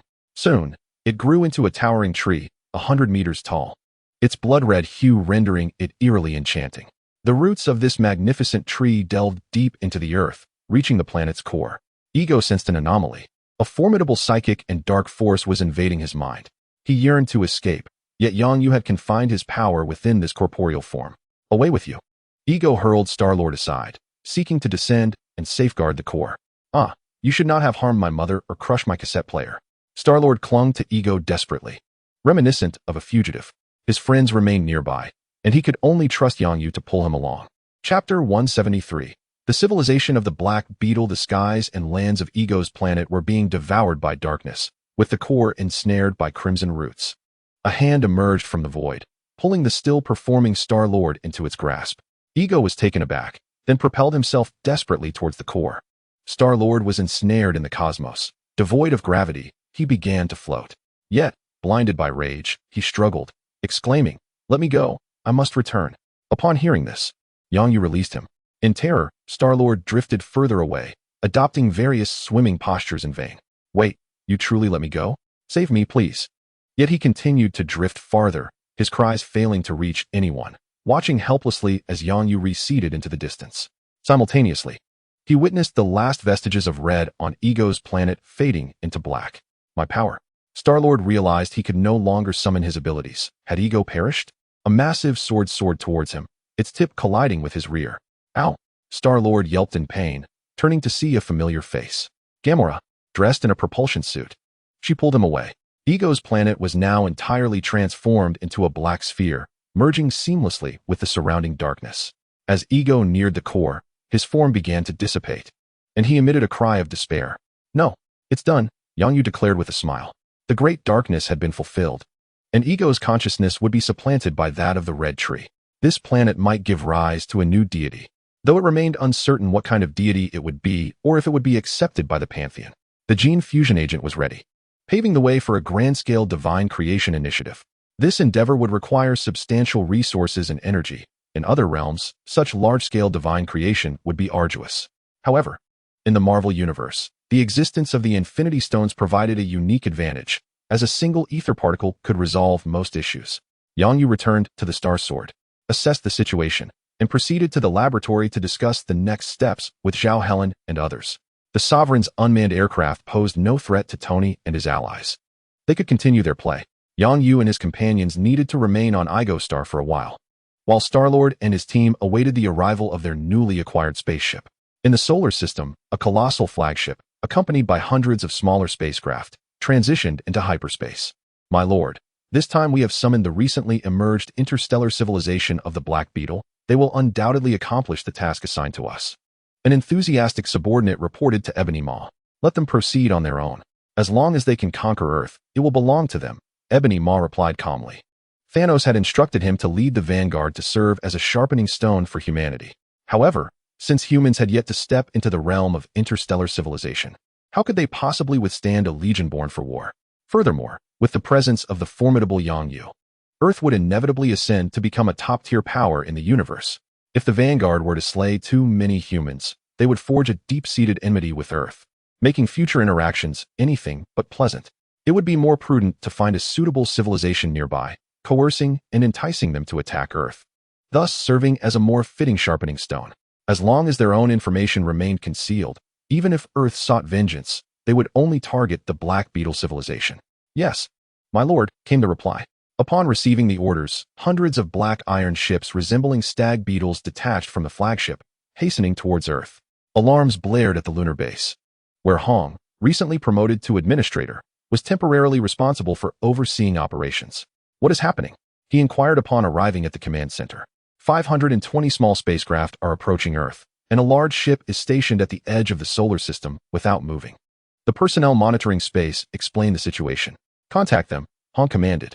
They refused to communicate. Hong's expression darkened, although he was aware that their side was likely strong. He had never engaged in a space battle and was uncertain if they could prevail against the adversary. Contact the leader, he ordered, seeking to establish a connection. Upon learning the situation, Yang Yu grasped the gravity of the matter. However, Tony and the others were oblivious to the details. All they knew was that aliens were once again approaching, prompting them to desire a swift return to Earth. Yang, open a portal. I want to unleash a powerful strike upon them, Tony exclaimed, irritated by the interruption of their journey, knowing that upon returning, he might be confined to Earth for an extended period. Understood, Yang Yu replied, not disclosing that he intended to stay behind for further observation. He opened a portal to send them back. Yang, if Earth is in peril, please be sure to return and lend us your aid, Banner implored before departing. Yang Yu nodded. Since the revelation of his identity, aside from Tony, Zhao Helen, and Pietro, the others had begun to regard him with a newfound respect. Teacher, do we truly not need to return? Wanda asked cautiously. The realization that her teacher was a deity was somewhat daunting, as only those familiar with such knowledge understood the immense value of a true god. Wanda understood that with Yang Yu's formidable strength, vanquishing the alien invaders threatening Earth was merely a fleeting thought. In truth, she harbored aspirations of eventually liberating her mentor, Aspen, from his constraints. Of course, she had no intention of causing harm to her teacher. She merely wished to explore her capabilities. However, this plan now seemed doomed to fail. Humanity required unification against external threats rather than perpetuating the oppression of the underprivileged. In the vast cosmos, the number of Earthlings remained woefully insufficient. Just as Pietro found himself perplexed by Yang Yu's sudden disappearance, Wanda pondered the need for such concerns. After all, Earth had its champions like Stark. Her teacher was not their caretaker. Moreover, there were no loved ones of theirs on Earth to warrant such anxiety. As her twin brother, he could sense Wanda's apprehension to some degree. Well then, Wanda said, raising her hand to gently pat her cheek, attempting to awaken her senses. However, her recent sleep had been restless, as if something on Earth was drawing her in, instilling a sense of urgency. Pietro suggested, should we inform the teacher? She shook her head. No, Dr. Zhao is currently engaged in body modifications. We shouldn't disturb him. Besides, the feeling I've been experiencing seems not entirely mine. At the lunar base, a fleet of Phoenix-class warplanes ascended into the sky. Upon returning to Earth with reinforcements from the Guardians of the Galaxy, Tony and his allies were promptly approached by members of the Earth Federation, who had detected an unidentified fleet. After establishing contact with the lunar base, they preliminarily identified the threat as hostile. The Earth Federation began mobilizing global forces, heralding what could potentially be humanity's first interstellar war. To err on the side of caution, uncertain if their adversary was Thanos, the Federation resolved to dispatch all 160 Phoenix-class ships to intercept the enemy within Martian territory. On board the Beetle fleet, a humanoid rhinoceros beetle sat in command. He belonged to the royal lineage of the Beetle civilization and was the leader of this expeditionary force. Casually toying with an unexpectedly acquired blue ladybug, he listened to his subordinates' reports. No need for concern. Although our intelligence was flawed, it appears that the Earthlings possess only this limited number of ships. Prepare the warriors, polish their armor, and let these unprotected insects know our might. Below, various armored humanoid creatures wave their weapons in excitement, eagerly anticipating the flavor of the defenseless insects. Chapter 174. The Martian landing battle. Humanity's first interstellar conflict ended in an exceedingly primitive defeat. The Supreme Commander of the Earth Federation issued orders for 10 Phoenix-class ships to serve as the vanguard. The Beetle fleet also deployed 10 warships. Both commanders cautiously engaged in tentative exchanges, firing energy cannons at one another. However, both sides' energy blasts were deftly intercepted by their respective energy shields. Just as the federal forces of Fong Song took a moment to breathe, believing their adversaries to be rather unimpressive, a pivotal turn of events unfolded in the war. The black armored fleet, upon confirming the technological capabilities of the opposing fleet, erupted in laughter. Its commander, resembling a centipede, brandished 2 axes and declared, "Indeed, they are but newly emerged natives from their planet, daring to exchange fire with us. Who do they think we are? Advance. Men, charge forth and let us tear them apart." In an unexpected surge, 10 vessels from the black armored fleet accelerated towards the federal fleet. What are they planning? Do they intend to collide with us, akin to Somali pirates?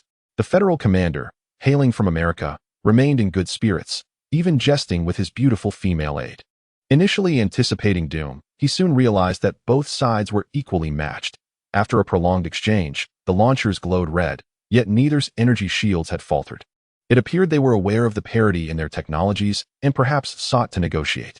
The commander's heart swelled with joy as he envisioned himself on stage, receiving the Federal Hero Medal from the Speaker of the Federation. I must discover who proposed my leading role. I shall repay them handsomely, he thought fiercely, mentally revisiting those he had offended. Is there any communication from the enemy? The beautiful aide, seeing the commander lost in daydreams, felt compelled to issue orders herself. If not for her slightly lesser background, she believed she should have been the captain of this ship. No, sir. They continue to close in rapidly. Shall we create distance? The commander was in a peculiar state of exhilaration, contemplating his imminent rise to heroism while simultaneously focusing on his mission to probe the enemy. Since we have accepted this task, it must be executed flawlessly. Who would dare question my ascension as a human hero then? He resolutely declared, "No, we shall not retreat even an inch. With our shields intact, can they truly collide with us?" Indeed, the operator, inspired by his fervor, responded with enthusiasm.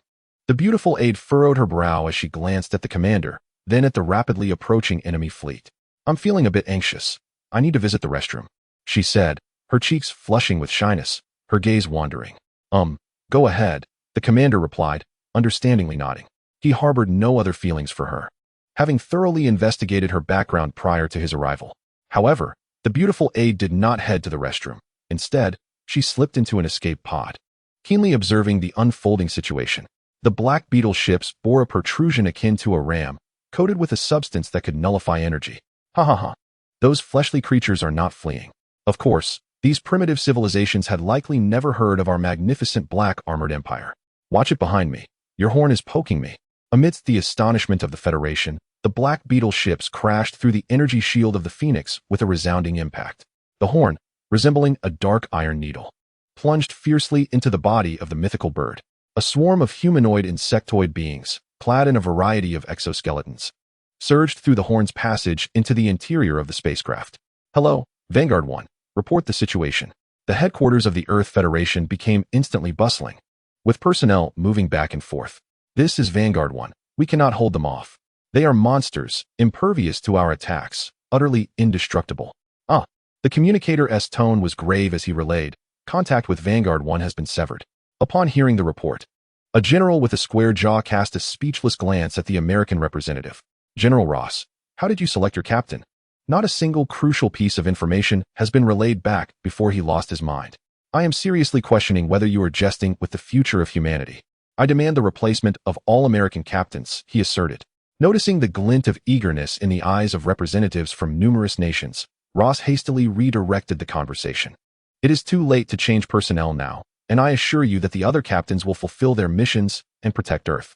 Our duty is to support them, not to doubt them. Ross instructed his assistant to project some data, revealing the various intelligence cores of the ships from different countries. Vanguard 1's intelligence core had transmitted some information for collective examination. Ross observed the assembly, his meaning clear. I have acknowledged my error and even produced valuable data. If you continue to dwell on a singular issue, that becomes your own predicament. In the video, insect-like beings charged directly into the crew's gunfire, with armed crew members being brutally torn in half, a gruesome sight.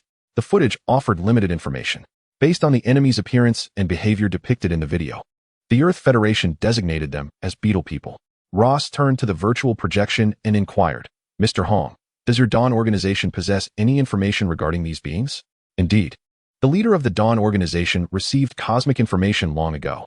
Perhaps there exists data on these Beetle People. The representatives from all nations fixed their gaze on Hong, with some displaying skepticism. I regret to inform you that the most recent update on the data provided by our leader is from 2 centuries ago, Hong replied, shaking his head. When they first appeared, the Dawn Intelligence Corps had already conducted comparisons. There is no record of such a civilization. They likely emerged only within the last 200 years. Precisely, Tony's projection materialized. I examined their spacecraft. They lack the capability for interstellar travel. Mr. Stark, what information have you discerned? Tony had previously ventured aboard the Vanguard fleet, returning only after gathering intelligence. Streams of data projections unfolded, showcasing various types of Beetle People. Accompanying their figures were details regarding the hardness and thickness of their exoskeletons, muscle strength, height, and other statistics. The technological prowess of the Beetle People is not significantly superior to that of humanity. However, their close combat capabilities surpass ours by at least tenfold. In attendance are numerous professional advisors, adept at swiftly discerning the disparities between our forces through data analysis. Currently, it appears that both sides possess comparable technology. However, the Bugmen favor close combat utilizing melee weapons. On the battlefield of space, our fleet is insufficient in numbers, and they possess means to circumvent our energy shields. Additionally, we are lacking personnel aboard our ships, which places us at a significant disadvantage. Therefore, I propose that we lure the enemy to Mars, capitalizing on our superiority in firepower to annihilate them on Martian soil. With the endorsement of General Gua, known for his square-jawed visage, the initiative dubbed Mars Landing Operation commenced. Chapter 175. Let us play alone. So, you intend to draw the Bugmen to Mars? Yet, it seems implausible to entice them there. Yang Yu's holographic visage materialized at the Earth Federation's assembly, his expression inscrutable as he regarded the assembly. The Federation's command swiftly approved the Mars landing operation. As for how to lure the Bugmen to Mars, time was of the essence. Thus, the Earth Federation opted to extend a formal challenge of war to the Bugmen. Psychological experts surmise that the Bugmen are a civilization fervently inclined toward melee combat. Logically, they would respond to the challenge. The commander of the Bugmen's fleet, for the sake of energy reserves, would likely acquiesce, as this is their forte. However, upon issuing the invitation, it became apparent that the Bugmen could not comprehend it. Their fleet continued its advance toward Earth. The Earth Federation then reached out to Yang Yu, aware of his unique teleportation capabilities. Although Stark had informed them that unless Earth faced annihilation, Yang Yu would remain inactive, they still wished to implore him for assistance. Given that the fate of Earth hung in the balance, Tony, realizing he could not dissuade them, abruptly severed the connection and proceeded to gather the Avengers aboard the Dawn's vessel. Let us play alone, he thought. Indeed, Mr. Yang Yu, we earnestly desire your intervention. For the sake of Earth, Ross began, instinctively placing a heavy burden of expectation upon Yang Yu. Do you all share this sentiment? Yang Yu did not respond to Ross, but instead surveyed the assembly, calmly stating, I can reveal that your adversary is merely a civilization that has recently emerged from the cosmos, having existed for less than a century. Your technology is, in fact, on par with theirs, perhaps even superior, as you possess nuclear weaponry. I am capable of intervening, even annihilating the Bugmen's fleet outright. Yet I hope you will resolve this yourselves. Yang Yu made it abundantly clear that this was a trial.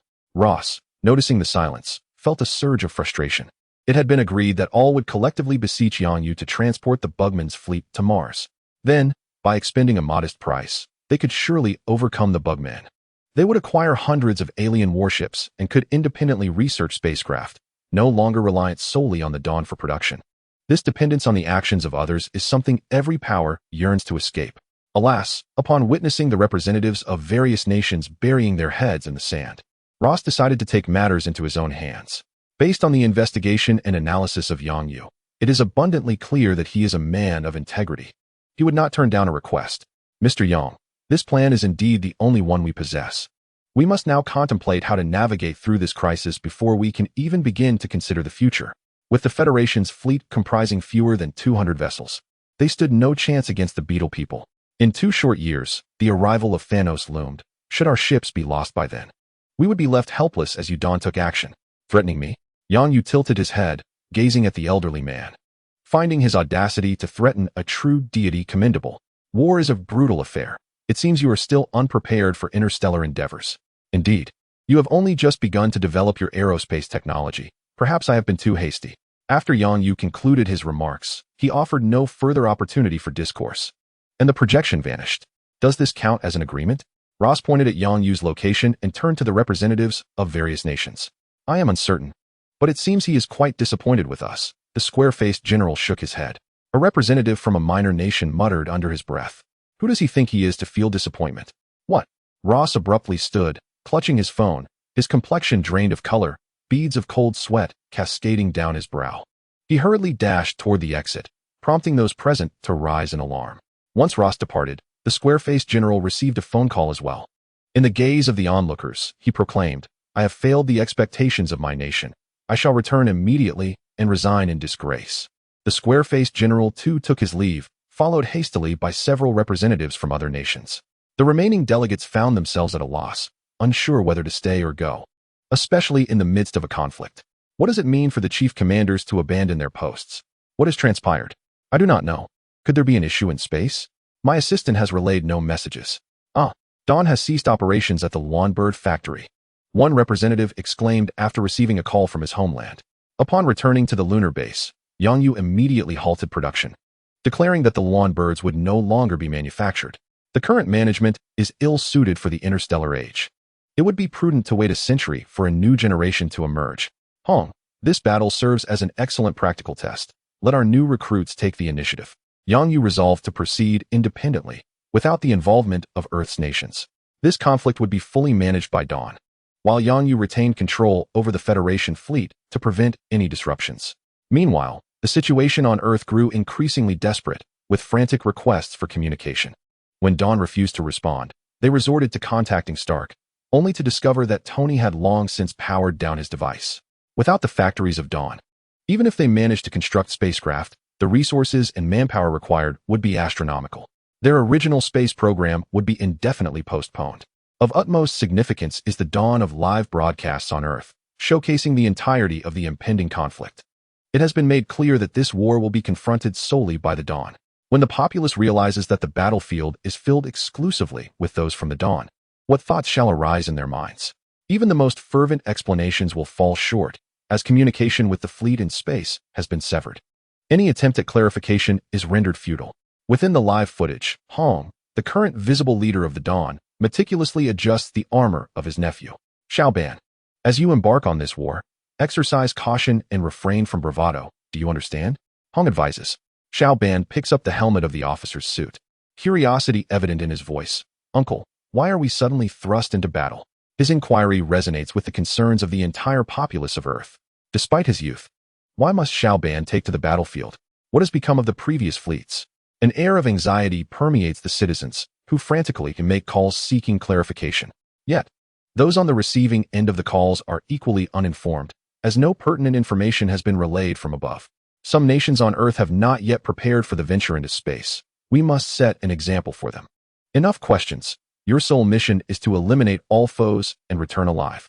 Hong adjusts the helmet upon Xiaoban's head, playfully tapping it. Quite sturdy. Present arms. Hong suddenly salutes Xiaoban and the contingent of soldiers preparing for battle. Xiaoban and the soldiers stand at attention, returning the salute. Onward. Vessels reminiscent of the Tianjin appear out of thin air on the moon, with a continuous flow of soldiers boarding. The nations of Earth watch in stunned silence as hundreds of ships depart from the moon, leading to the hasty withdrawal of several commands. Chapter 176. The valiant soldiers. The Black Beetle fleet has discerned a shift in adversaries. The design and scale of the new fleet are evidently superior to their predecessors. Let us test their mettle, the Stag Beetle captain remarks with caution. Despite his formidable appearance, he is no mere brute. His strength lies in his intellect. Otherwise, the Black Beetle Empire would not have entrusted him with such a critical mission. In the depths of space, the vanguard of the Black Beetles initiates a tentative assault. Energy cannons striking the vessel occupied by Tony. How shall we engage? Should we charge directly? Banner queries. As a principal member of the Dawn, their presence is essential in this inaugural battle, both to bolster morale and to assert the stance of the Dawn to the outside world. Tony, along with the Avengers, gathers in contemplation upon hearing Banner's inquiry. We adhere to the plan. One-on-one, we shall confront their mothership directly. The Tianjin battle group dispatches 10 swift vessels to intercept the Black Beetle vanguard, while the remaining fleet surges towards the distant main fleet of the Black Beetles. Oh. The Stag Beetle captain rises. It appears they wish to engage us head-on. We must not allow these grotesque creatures to underestimate us. Advance. With a commanding gesture, the Beetle leader signaled for the fleet to accelerate. Soon, both sides entered the range for combat, and the Sword of Heaven battle group initiated the assault. Although many weapons were rendered inoperative to better hone the new recruits, our technological superiority over the Black Beetle civilization remained substantial, making it effortless to shatter their energy shields. Witnessing their vanguard fleet obliterated by these newcomers, the Beetle leader recognized the existing disparity between the two forces.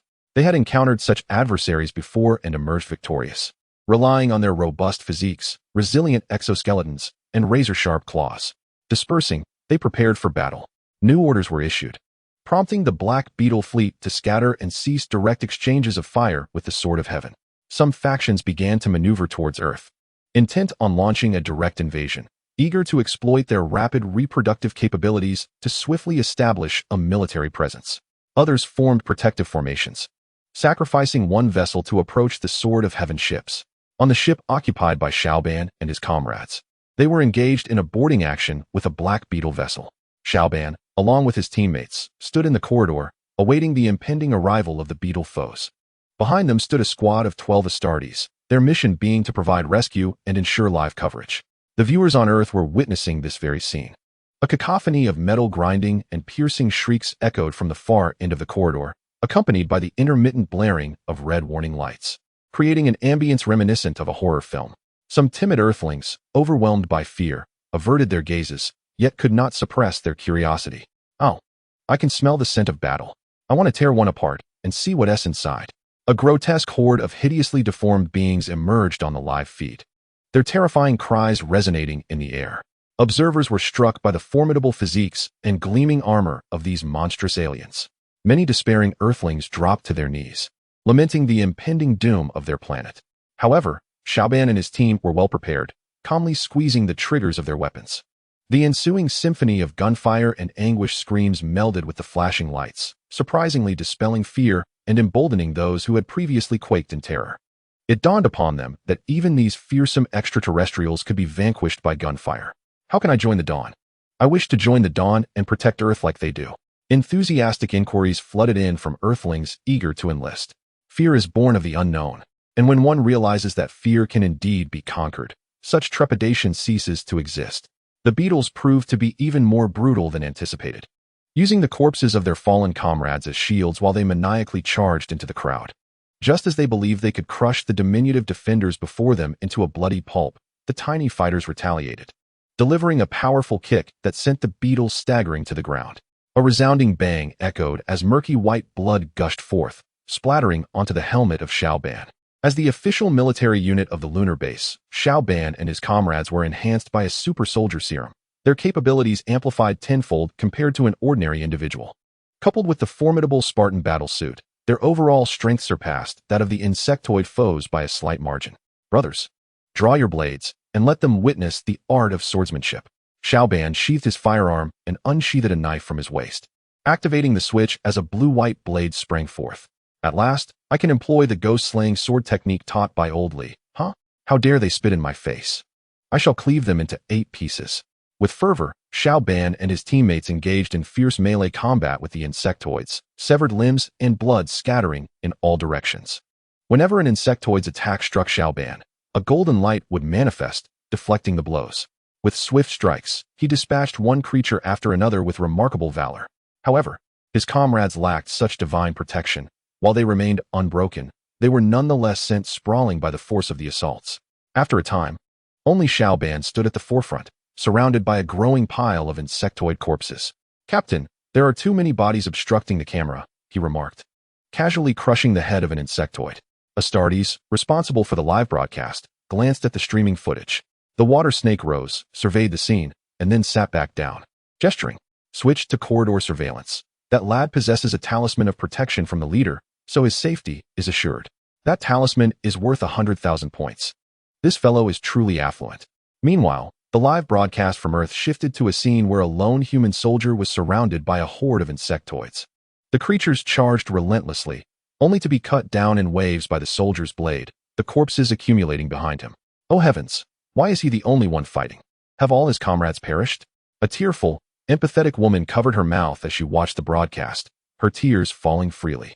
It was daytime, and many on the streets shared her sentiments. Suddenly, a man shouted, pointing at his phone, "Number 01, I recognize him.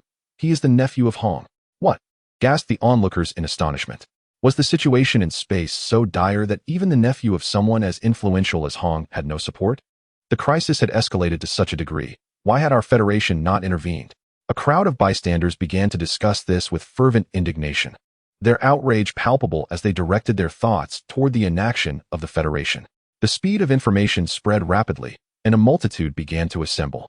"We must go to the White House. We demand answers," they proclaimed. "Indeed, that soldier appears to be underage.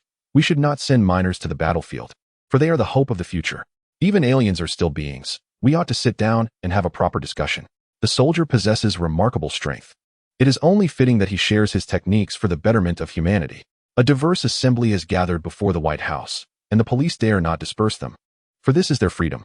Inside the White House, the president watches the live broadcast, his gaze fixed upon the formidable soldier. This battle armor would be perfectly suited for our troops. Chapter 177, A New Universe. There are foreign forces inciting the populace, and currently, public opinion online is decidedly unfavorable towards us. In the conference room, the individual responsible for online surveillance reports the latest developments to the assembled dignitaries. Their expressions remain unchanged, as if they had anticipated such circumstances. A group of short-sighted individuals. One leader, eyes glued to the live feed on the screen, casually remarks without turning his head. Ahem. The senior leader clears his throat and states, "Regardless of the reasons behind Yang Yu's termination of our collaboration, we cannot position ourselves against him. We must manage the online narrative regarding our affairs and control the information concerning Dawn. Furthermore, let us not harbor resentment. Our partnership with Dawn has significantly favored us. Although our collaboration has now ceased, the previous batch of workers was safely returned, and no confidentiality agreements were signed. With this experienced workforce, we can establish our own factories." Upon hearing the senior leader's words, the assembly nods in agreement. "We shall issue a public statement expressing our goodwill towards Dawn and treat them as a major power." Soon, Huaxiao released a statement declaring that should Dawn require assistance, the nation would mobilize its full strength to help. The news rapidly spread across the globe. It seemed that those nations had grasped a lifeline, as similar public announcements surfaced online. Yang Yu noticed the developments, but found himself preoccupied with matters beyond Earth. Just moments ago, Death had extended an invitation for a meeting. Though uncertain of Death's intentions, Yang Yu felt compelled to oblige. After arranging affairs at the base and leaving a few avatars behind, his true self traversed from this universe to the multiverse, arriving within a realm of utter desolation. "Captain America, would you care to compete to see who can slay more bugs?" Steve, having felled a centipede creature with a single punch, turned to the voice calling to him. The figure donned a combat suit resembling battle armor, yet was unfamiliar to him. "Are you addressing me?" Steve straightened up, exhaling slowly as he eased his sore arms, reminiscing about his shield.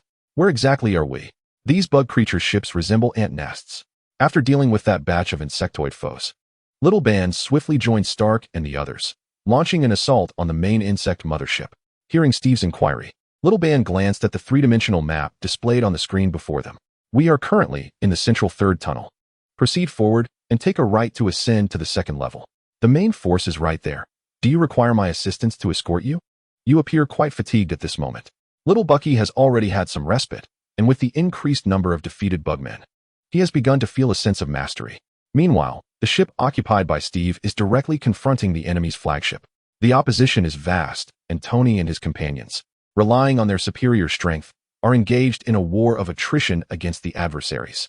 Due to the circumstances surrounding Bucky, Steve has lost his weapons. Moreover, the bugman's prowess is not inferior to that of this super soldier, leading him to detach from the main force. Upon your mention, I indeed feel a bit weary. Steve, clutching his side, reached up to remove his helmet. Blood trickled from the corner of his eye. He was injured, and quite severely.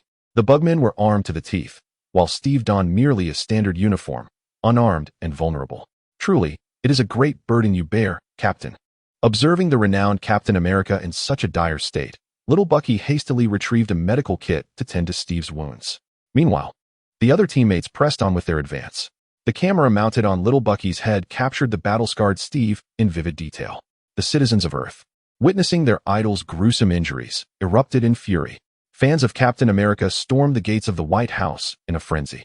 Why does the captain wield no weapon? Why wasn't he equipped with an armored suit? All the taxes we pay have been squandered by you gluttons. The captain's injuries are a direct result of your negligence. Where's the support? Where have our soldiers gone? The captain is in dire need of assistance. It is so pitiful. Oh dear. A secretary, drenched in sweat, rushed into the president's office. Mr. President, the public has begun to riot once more. For safety's sake, it may be prudent to relocate to the basement. Without hesitation, the president acknowledged his responsibility to ensure his own safety. En route to safety, he made a resolute decision. Inform Dawn that we must send our personnel to the battlefield. They may present any demands, and we shall acquiesce if feasible. Judging by the current circumstances, Dawn possesses the capability to bring this conflict to a close. Will they agree? The aides accompanying the president appeared somewhat lacking in confidence. Previously, they all played together in a village, familiar with one another, making games enjoyable. Now, with the sudden emergence of a city dweller, their glamorous appearance has instilled a sense of insecurity among them. When engaging in games, should they be displeased, they could simply refuse to play and cast them out of the room. This is the only course of action left to us, the president's side. Prepare the soldiers injected with the desperation virus for departure. Striking them may preserve their nation's reputation. To refrain from action would render America no more significant than a small tribe in East Africa. Furthermore, participation in this war is the only means to obtain what they desire. On the mothership of the Beetle Man, 2 armored suits, one red and one blue, clashed incessantly, sending sparks flying. Jarvis, have you analyzed the nature of the enemy's armor? Tony inquired, his tone unruffled despite being hurled against the wall by the adversary's formidable force. Though it appeared he was being tossed around, the opponent had yet to breach his defenses. Had it not been for the desire to study the unknown armor adorning the beetle, they would have swiftly subdued it. Sir, I have collaborated with Xiao Bai to analyze this set of armor and discovered that it might not belong to this universe. I suggest contacting Yang. He would find this information intriguing. Tony's eyes brightened. Indeed, sir. The footage of Tony's battle with the beetle was being projected in the Dawn Base laboratory, surrounded by a multitude of researchers of varying ages. The base's AI continuously relayed data for their examination. Yang Yu stood on the upper walkway, observing them. This is troublesome. This entity is not of the Marvel universe. Yang Yu could distinctly sense the aura of another realm emanating from the beetle's blue armor. It was not from the Marvel multiverse, but rather from an entirely new universe. He pondered whether he should prepare in advance for this situation. A cosmic war loomed. Indeed, an expansion of forces was necessary. Yang Yu turned and departed.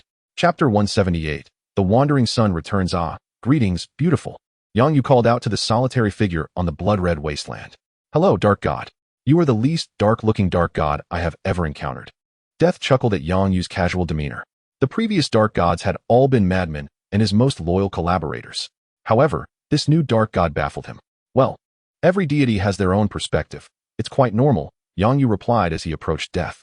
Not a skull, I see, Yang Yu remarked, retracting his thoughts. So, what brings you to seek me? Thanos is my subject, tasked with collecting souls for me. Your presence has diminished my offerings considerably, Death stated flatly. To an ordinary person, it would seem as if Death was issuing a warning. Yet, as a being of equal rank, Yang Yu understood that the loss of half the lives in a mere universe was trivial to Death, akin to crumbs from a fallen loaf of bread. Yang Yu was not foolish enough to claim, that universe is mine, Its lives are under my dominion. Is that all? He mused, stroking his chin. As compensation, how about I obliterate a few worlds for you? Would that suffice? Death paused for a moment before bursting into laughter. Now that exudes a sense of divinity. However, it is precisely your humanity that led us to choose you. Choose me for what? Yang Yu's eyes narrowed, realizing the gravity of the situation was far greater than he had anticipated. Yet Death spoke little, merely gesturing to unveil a portal of darkness, beckoning Yang Yu. Their initial encounter was intriguing. Come with me, we shall discover something fascinating. With that, Yang Yu followed Death's lead. It appeared that the matter involved other divine beings. Entities who also found this revelation captivating. What could it be? Stepping through the portal, Yang Yu was greeted by a resplendent expanse of stars. Here resided the Eternal, the Infinite, the Annihilator, alongside many deities unfamiliar to Yang Yu. Without uttering a word, the divine beings allowed Yang Yu to discern the issues at hand. What is this place? He perceived that each star represented a world, another realm entirely. Upon closer inspection, Yang Yu could penetrate the veils of these worlds. Witnessing the scenes within, there existed worlds where colossal mechs defended their homelands, worlds adrift in the cosmos, and worlds enveloped in oceans or overrun by the undead. Some of these realms were known to Yang Yu, while others were not, yet they all left an impression upon him. A notion began to take shape within him, prompting a desire to consult the divine beings. As the first to discover this realm, the Eternal began to elucidate for the newly arrived deity. Roughly a day prior, the Eternal sensed the disappearance of something significant. Following that instinct, he arrived here and uncovered this vast expanse. It is a place beyond our universe, a sanctuary of countless worlds, which we shall temporarily call the Sea of Worlds. The Sea of Worlds? Following the Eternal's gaze, Yang Yu beheld a world vastly larger than the others. A profound sense of kinship surged within him, causing a subtle tremor to course through his body. It seemed that this world eluded comprehension. Noticing Yang Yu's unease, the Eternal sighed softly, his gaze lingering on that world, imbued with an inexplicable sorrow. Yang Yu soon regained his composure, turning to the Eternal with a question. Have you attempted to enter that world? The Eternal nodded. Indeed, but I could not penetrate its depths. It is far more formidable than I had imagined. What say you? Would you care to try? The Eternal turned his head towards Yang Yu. You might succeed. Locking eyes with the Eternal, Yang Yu saw only sadness reflected back. Why? He inquired. I shall give it a try. Ultimately, Yang Yu resolved to attempt the challenge, having been in this realm for a decade. He was eager to learn of his family's fate in that world. Then let us assist you. Before Yang Yu could decline, pure forces of law surged into his being. The power was assimilated and devoured by primal magic, accepting all that came. For the first time, Yang Yu realized his true strength, merely obscured by the wrong associations. The dark divinity within him transformed from its original black hue to a brilliant blue-white. Invincible. Such was Yang Yu's sensation. Go forth, do not squander your time. The Eternal encouraged, giving Yang Yu a reassuring pat. Yang Yu regained his senses and expressed his gratitude with a nod, transforming into a brilliant light as he soared towards that world. Would he succeed? Death inquired. Eternity shook its head. Success or failure is inconsequential. Our sky has vanished, and we remain oblivious to what the future holds. The passage of time remains a mystery. As Yang Yu approached the immense membrane of the world, he found himself uncertain of how to enter. He explored with his hands, finding the texture surprisingly pleasant. Suddenly, a thought struck him, his smartphone from the Marvel Universe. Indeed, upon retrieving the device, it radiated a luminous glow. A magnetic voice resonated in Yang Yu's ear. Welcome back, wayfaring traveler.